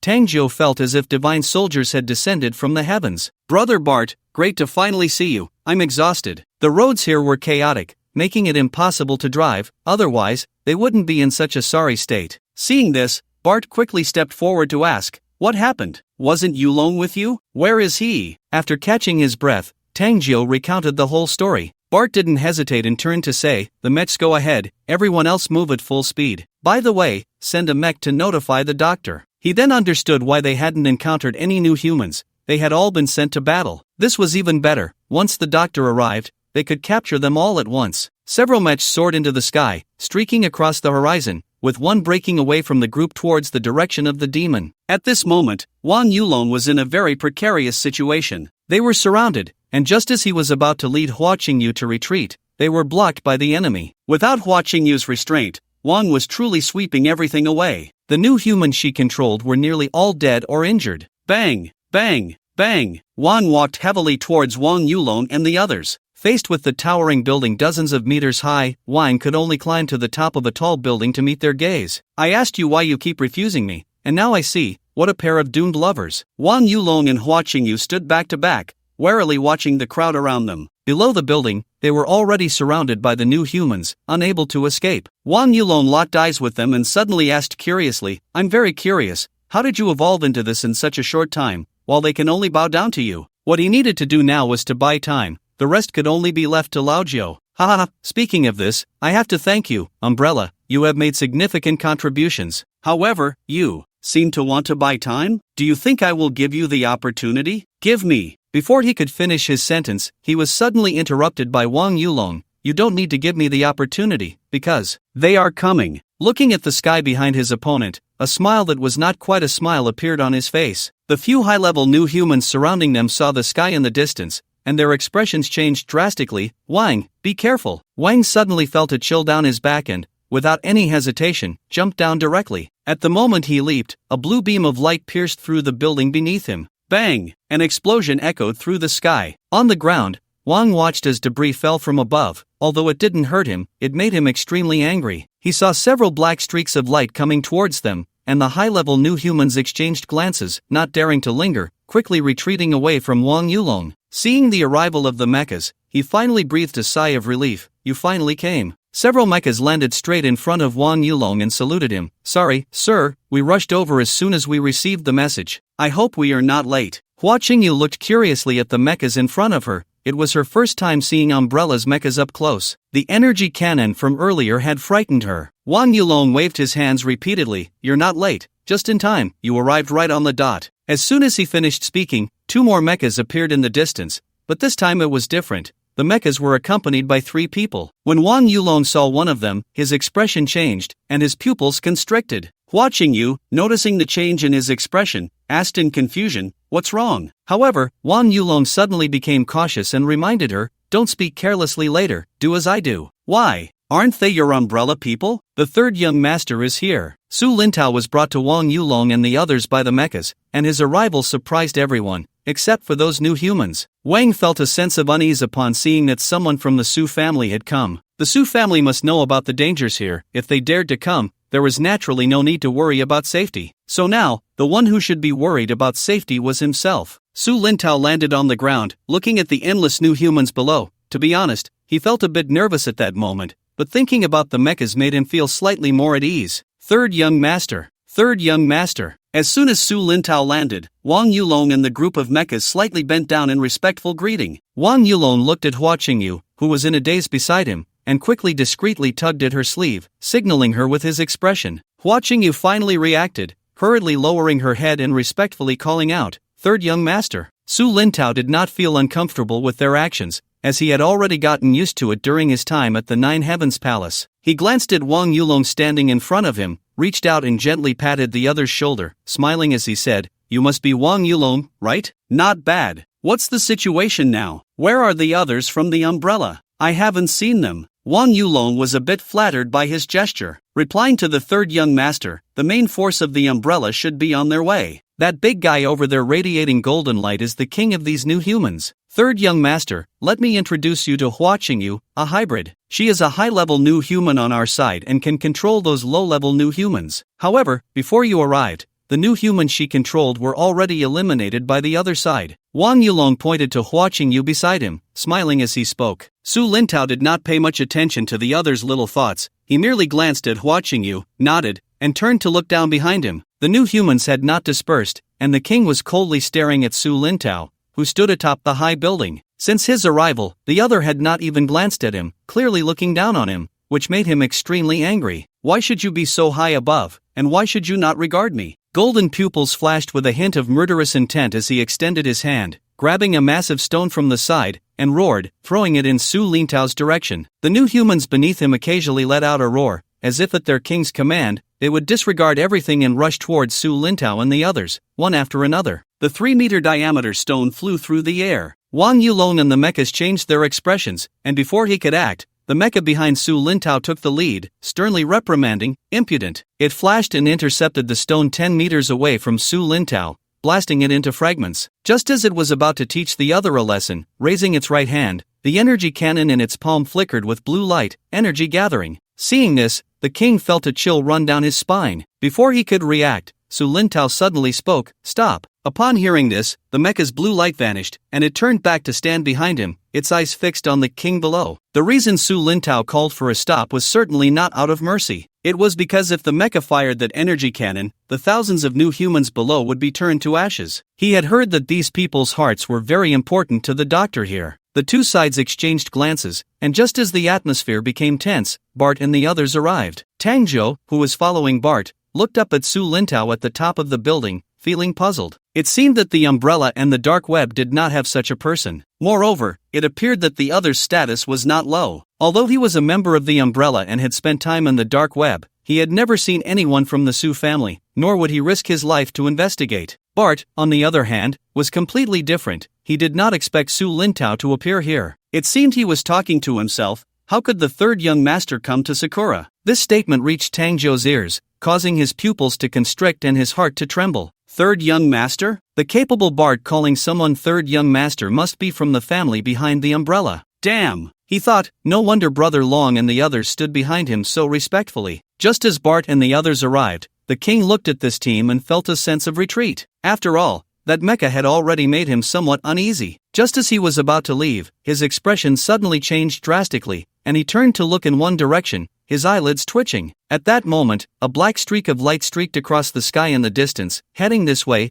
emanating a nearly tangible black aura. A mech arrived with Morrow, and if Morrow were to say it himself, it would have been impossible to arrive in such a short time. Bart naturally knew this, which is why he sent the mech back to find the doctor. Third young master. Su Lintao looked at the imposing middle-aged man before him, with long white hair and an aura of black energy surrounding him, the black vertical pupils making him feel intrigued. You must be Dr. Morrow, right? Su Lintian wasn't very familiar with how many bases he had, but judging by the person in front of him, those bases were probably not simple. Yes, third young master, I am Morrow. Alright, since you're here, I'll leave this to you. Don't mind me, I just came out of boredom and curiosity. Understood, third young master. Morrow slightly bowed, then looked around, his emotions surging. Looking at the densely packed new humans below, especially the king across from him, whose level of evolution was certainly high. He had to capture him and take him back to base 2. Perhaps the other party was the highest crystallization of the Sakura laboratory. Using the nearby low building, he easily descended to the ground. The aura emanating from Morrow instilled fear in the surrounding new humans,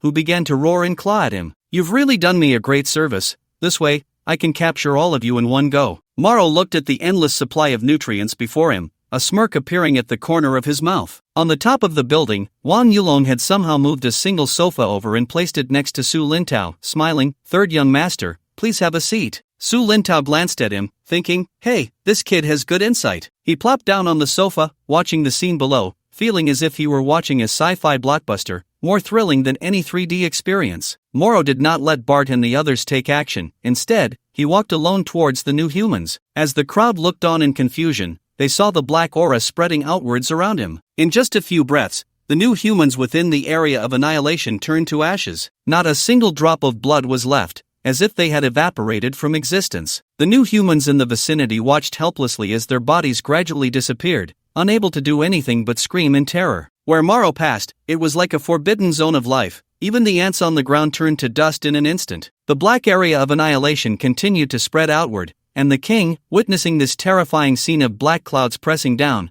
was completely panicked. From his high vantage point, Su Lintao felt a storm rising in his heart. Looking down at the entire battlefield, the scene was even more shocking. Not only him, but Wang Yulong behind him felt the same. Was this still the Morrow he knew? Watching you stared blankly at the scene below, nearly dropping her jaw. She had always known that Morrow was powerful, but she never expected him to be this terrifying. At this moment, Morrow seemed like a true god in her heart. Tangjo watched the black aura spreading beneath his feet, frightened and jumping around, but soon he realized that he seemed to be fine. Turning his head, he saw Bart's strange gaze and awkwardly smiled. There are mosquitoes. Roar, stop, quickly stop. I have no intention of being enemies with your Su family. How about you retreat now, and from now on, we won't interfere with each other. Su Lintao found the other party's words somewhat ridiculous. At this point, he couldn't understand how they had the face to say such a thing. Seeing that Su Lintao did not respond, Morrow naturally had no intention of stopping. The new humans were disappearing in droves, and a large amount of energy was being fed back to him, meaning his strength was changing every minute. Seeing that Morrow had no intention of stopping, the king already knew that the other party wanted to wipe them out completely. Damn bastards, this is Sakura. You invaders are going too far. Roar. The final roar seemed to issue some kind of command, and his golden pupils shone brightly as all the new humans began to riot. At the top of the building, Hua Qingyu suddenly crouched down, holding her head as if it were about to explode, writhing in pain. Qingyu, what's wrong? After a few minutes, she calmed down, her body drenched in fragrant sweat. Grasping Wang Yulong's wrist, she said weakly, It's nothing. He wants to control me too, but fortunately, his strength is still a bit lacking. Hearing this, Wang Yulong was startled. To be on the safe side, he had no choice but to send 2 mechas to keep an eye on her. Below, the new humans had bloodshot eyes, charging fearlessly towards Maluo. Even when only half of their bodies remained, they still rushed forward recklessly. Bart, seeing this, hesitated not at all. Kill. Maluo said nothing about Bart's actions. Even without them, he could quickly eliminate these new humans. The Oblivion field continued to spread outward. Wang looked at the black aura extending towards his feet and quickly retreated. He did not want to be tainted by this strange aura, watching as the new humans visibly decreased in number. Knowing it was not wise to stay here, he turned and left quickly without a moment's hesitation. Those high-level new humans, seeing their king retreat, followed suit. Maluo looked up, his deep eyes fixed on the figure of his opponent, sneering, "Want to leave?" With a push of his toes, he quickly chased after them. As Wang ran, he felt a chill behind him, turned his head, and his pupils widened, coming to a stop. Because it was impossible for him to escape from his opponent, at that moment, Maluo stood behind him, looking at him with a mocking expression. Looking down, he saw a patch of darkness, and to his horror, he realized that at some point, the ground had become completely black. Su Lintao watched this bizarre scene, knowing it was coming to an end. Just moments ago, it seemed Maluo had broken through some kind of limit. In just 2 minutes, the black aura had spread throughout the entire city. If a plane were to fly over the city at that moment, it would find that the city appeared to be swallowed by darkness, completely pitch black. Tangjo had just wanted to solve the new human in front of him with a single strike, but the next moment, he swung at empty air, as the opponent's entire body vanished in just a few breaths. Maluo felt as if his soul had transcended at that moment, slaughtering an entire city in 10 breaths. The city, once filled with screams, had now fallen silent. It seems there's nothing more to see. Ziliang, Tanchi, If you want to stay here, you can follow them. Once the cherry blossom matter is resolved, they will arrange a plane to send you back home. I will return to the Nine Heavens Palace first." Yi Ziliang and Chen Tianqi nodded in understanding, and two mechas took Su Lintao directly into the sky, leaving the cherry blossoms behind. Yi Ziliang and the others stayed behind. This time, they had truly opened their eyes, witnessing scenes that ordinary people could not see, completely refreshing their understanding. Among those present, perhaps only Hua Qingyu was anxious. She was grateful for her initial choice, otherwise, among the now vanished new humans, she would surely have been one of them. In the distance, Maluo and Wang exchanged glances, and Maluo was surprised to find that the golden scales on the opponent seemed somewhat special, able to resist the erosion of the oblivion field. However, he soon realized that he had overestimated his opponent. After only a few minutes of resistance, the other party began to show signs of pain. The scales on his legs gradually lost their luster under the erosion of the oblivion field, eventually turning to ash. Ah, ridiculous, truly ridiculous. I thought that by becoming like this, I could contend with you, but unfortunately, our so-called plan of the 8 gods is just a joke in your eyes, and in the end, it has become your nourishment. The king laughed, but suddenly his expression turned to fury. Why is this happening? If it weren't for your Su family, your protection, our plan would have been flawless. No one could stop me. At that time, the cherry blossoms of my homeland will bloom all over the world, and I will become the god of this world. I am unwilling. His arms shimmered with golden light, and suddenly he threw a punch at the demon, a gust of wind from his fist rushing towards the demon, blowing his long hair. The branches around them creaked under the force. However, the demon did not move at all, watching the scene unfold before him. The shadow of the punch had not yet arrived. Bang! The king suddenly knelt on both knees. His legs had vanished, and his entire body shrank by a segment in an instant, a black aura spreading from his wound, followed by his hands being enveloped in the black mist. The demon slowly stepped forward with a light gait, coldly gazing at the unwilling look in his opponent's eyes. Do not struggle in vain. The reason you have survived until now is not because you are strong, but because you are still of use, that is all. The demon directly severed his limbs, the black aura swirling around the wounds, and at any moment he could take his opponent's life if he wished. Lying on the ground, the king was now utterly desperate, his face ashen. Now he found it hard to even die. Soon, 2 mechas descended from the sky, taking him away from the cherry blossoms. As for where they were going, it was already self-evident. Base 2 was his final destination. The entire city slowly returned to normal. Wang Yulong saw that the battle was over and brought everyone to Bart. Bart glanced at Hua Qingyu but said nothing. "Brother Long, how is it? Are you hurt?" Xiao Lin looked Wang Yulong up and down, finding that he seemed completely unscathed, while Hua Qingyu was seriously injured and bleeding. "Hey, thanks to the timely arrival of the mechas, otherwise you might not have seen me again." After the demon returned, he had ordered their evacuation. The cherry blossoms no longer needed them, he alone was enough. Bart and the others naturally did not oppose this and left the cherry blossoms directly. The eyes of the entire world were focused on the cherry blossoms, especially the warships outside the cherry blossom sea. When they saw the evacuation, they thought they could go in and pick up some leftovers,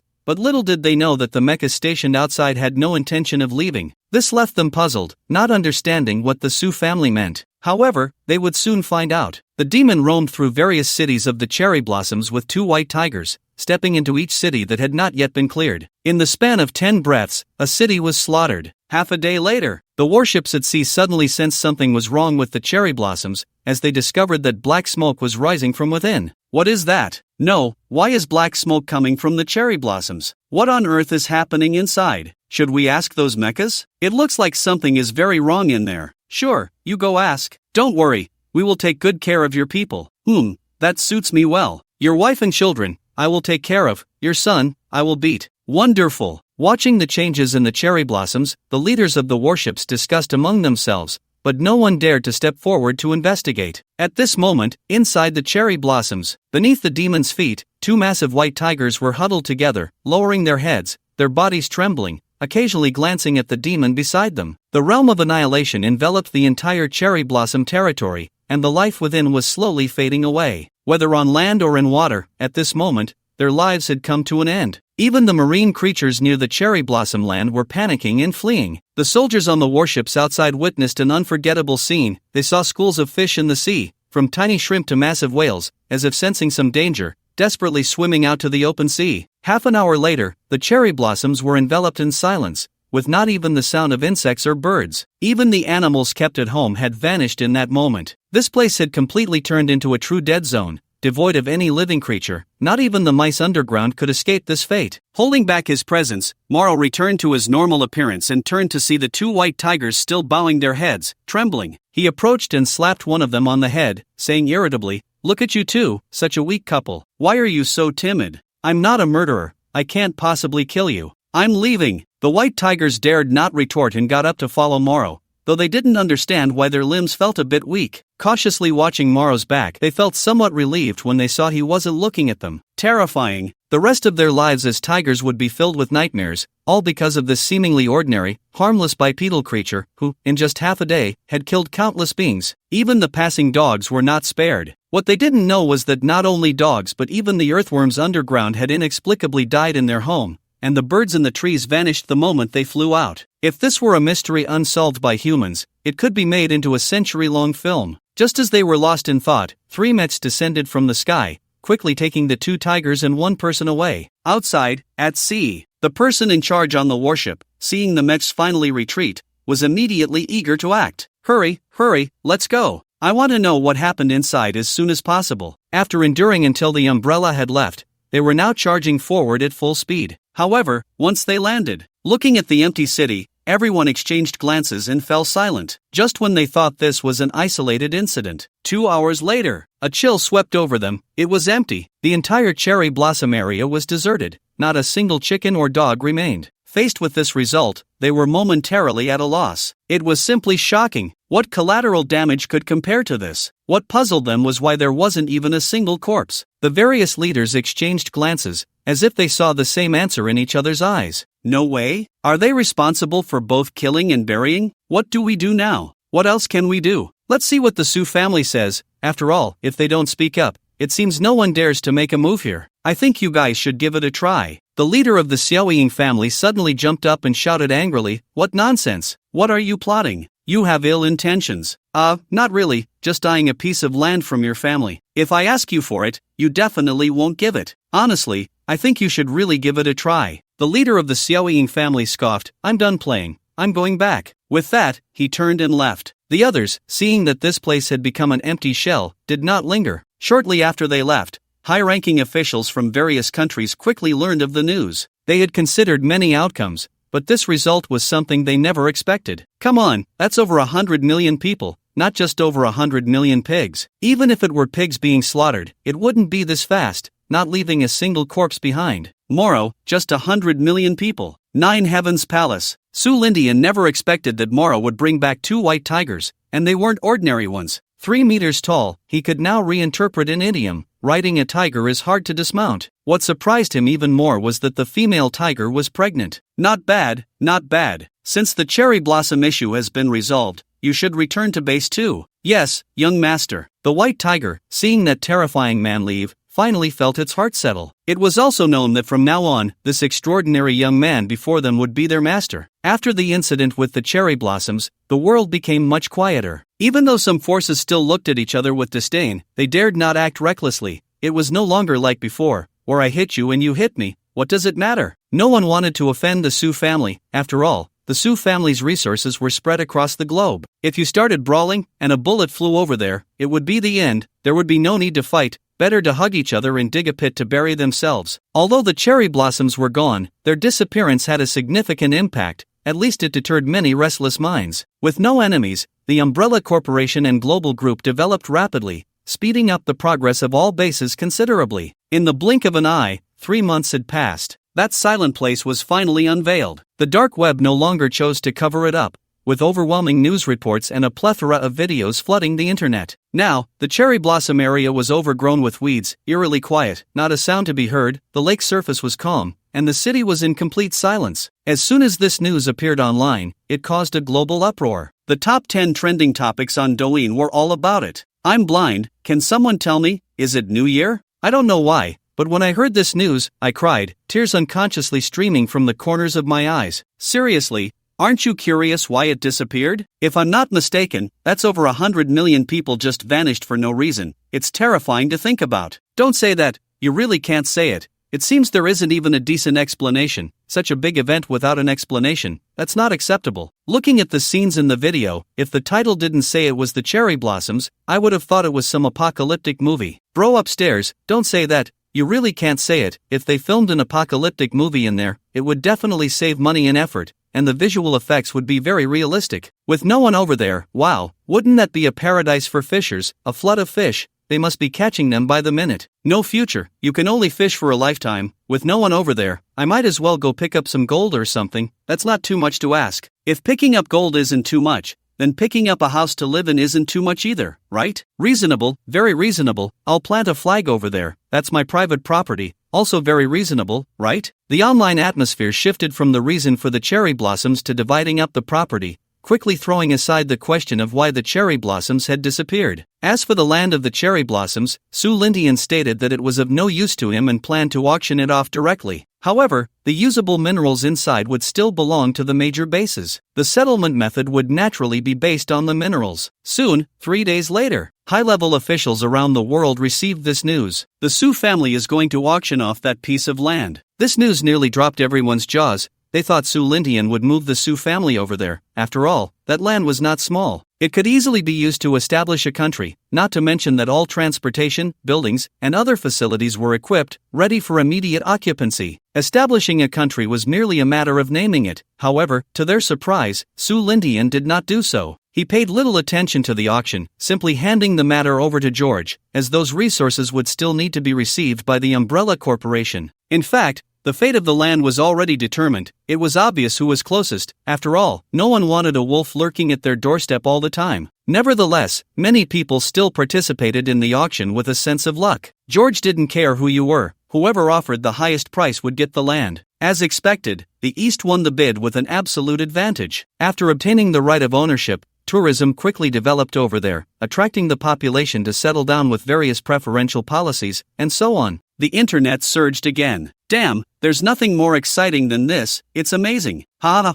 buying a house over there is so cheap. I'm going tomorrow. I'm going too. I want to buy a piece of land by the lake and build a house, fishing, and playing in the water every day. However, his wishes were soon to be shattered. Bro, don't take it for granted. I'm over there right now. Hey, guess what? I've been fishing in the lake all day, and not only did I not catch anything, the fishing float hasn't even moved. I even suspect there are no fish in the lake at all. Bro, just practice more. There are fish in my little ditch, and you're telling me there are no fish in the lake? I said the same thing, but really, the fishing float hasn't moved all day. Wait, I'm going to dive down now and see what's going on. Half an hour later. How's it going, bro? You didn't get stuck down there, did you? Maybe, who knows, there might be sea monsters in the lake. The people from Sakura were probably eaten by monsters. Sorry, this world has no light and no Pokemon. Just when they were getting anxious, that big brother finally commented. Damn, brothers, I came up, and you absolutely won't believe what I saw underwater. Quick, tell us, don't keep us in suspense. Wait, let me calm down. Damn, I didn't see anything underwater. It's terrifying to think about. No wonder I didn't catch any fish all day. Can you believe it? There isn't a single fish in the lake. It's completely silent, no living creatures at all. From then on, Sakura became humanity's first mystery, with 99.99% of people unaware of how that 130 million disappeared. With the demise of the Freemasons and the Eight Gods, the major organizations under Su Lindian had rare downtime. Without obstacles, the major bases began to exert their efforts, with Su Qing from Base 1 starting to crazily manufacture weapons, dog-egg robots, first-generation intelligent mechas, and protective rings, among others. They needed to prepare to leave Blue Star. This protective umbrella was extremely busy, as many things needed their help to be transported to research bases around the world. New Year's Eve, Nine Heavens Palace. Heavy snow fell from the sky. The palace was covered with a thick layer of snow, and the entire Nine Heavens Palace was a vast expanse of white. 2 large white tigers were playing and frolicking at the main hall entrance with 5 little ones. A month ago, the mother tiger gave birth to 5 cubs, 3 males and 2 females. Mountain Lord, stop messing around, hurry and bring the cubs back. They're only a month old. If they get frostbite, the big brother will definitely skin you alive. Su Lingxian stood at the main hall entrance, watching the male tiger in the distance trying to bury the 5 cubs in the snow, feeling furious. The Mountain Lord was the name Su Lindian gave him, while the mother tiger was called Xuaneng. The Mountain Lord looked up at Su Lingxian with a wronged expression and reluctantly led the little ones back to the main hall. Slap. As they got closer, Su Lingxian bent down to pick up a little white tiger and slapped the mountain lord on the head. What were you just trying to do? Trying to bury them? Seeing the drastic change in Su Lingxian, the mountain lord silently lay on the ground, thinking, when I first came here, your attitude towards me wasn't like this. My future life as a tiger will be like walking on thin ice. Love hasn't disappeared, it has just shifted to her children. Seeing him like this, Su Lingxian couldn't help but laugh. Hey, I just said a couple of words to you, and you're getting angry. Saying this, she hugged the little white tiger and turned to enter the main hall's living room. After dinner, the family was drinking tea in the living room, while Su Lingxian was thinking that without obstacles on Blue Star,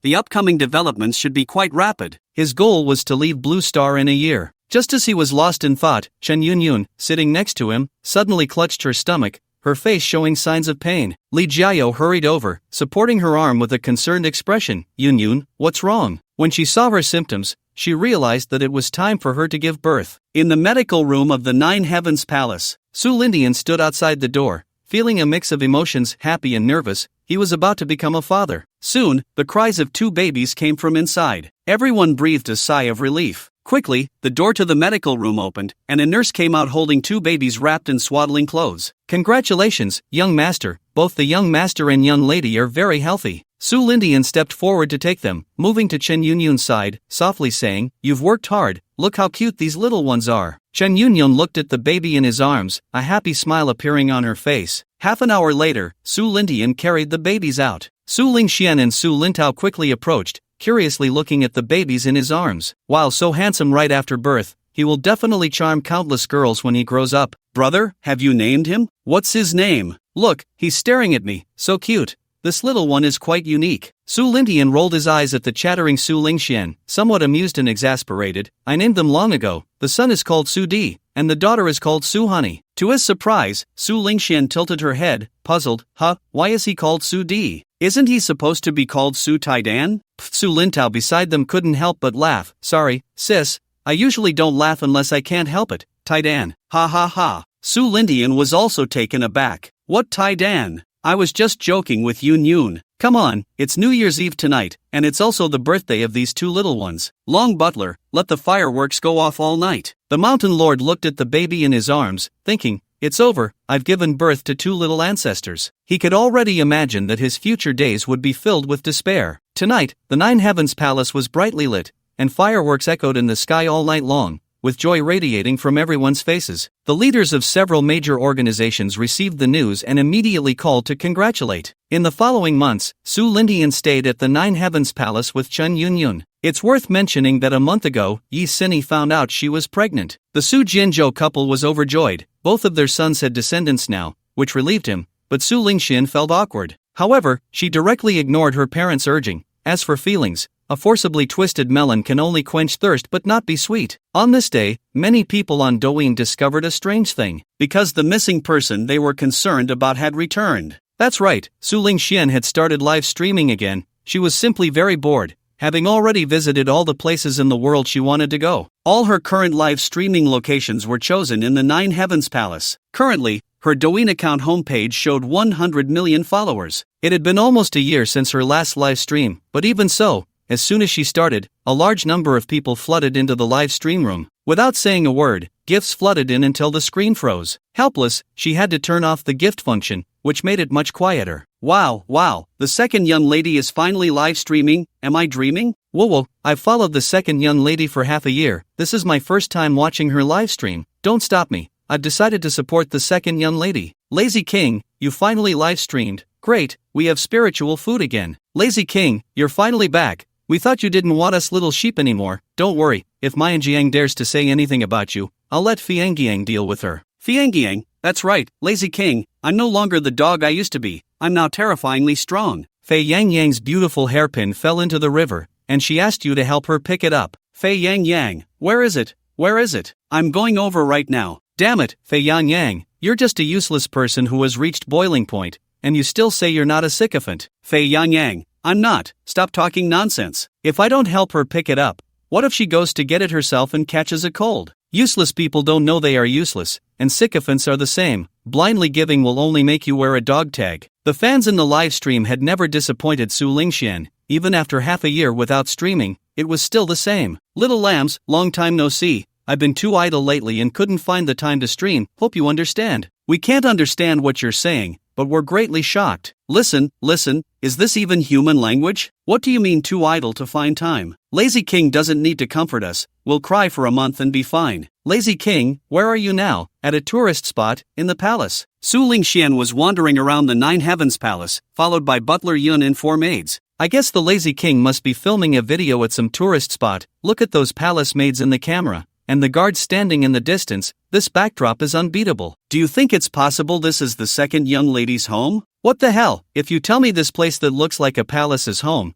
then what do you call the 200 square meter house I live in? With a place as big as yours, at Lazy King's house, it should be called a toilet. Just a suggestion, remember not to turn on the light at night. Su Lingxian looked at these comments and chuckled. You guessed it right, this is my home. That palace is my bedroom. As soon as she said this, everyone was shocked and envious to the point of madness. I said it a long time ago, I don't want to say envious things anymore. If only I could go to Lazy King's house and be a dog. Just then, the Mountain Lord walked past the camera. What the hell was that just now? If I'm not sick, it looked like a white tiger, but I'm really sick now. How could there be a tiger as big as an elephant? Seeing the Mountain Lord walk past, Su Lingxian quickly called out to it, Mountain Lord, come here. The Mountain Lord, who had just walked past, turned back to look at her, a bit unwillingly lowering its head to come back. Lie down, take me to hunt in the forest. Seeing that it was really a tiger, the audience in the live stream's eyes widened in shock, jaws dropping. They thought they were seeing things. What the hell? This thing can't be real, right? As we all know, live streaming can't be edited, because according to the Pythagorean theorem, all of this is real.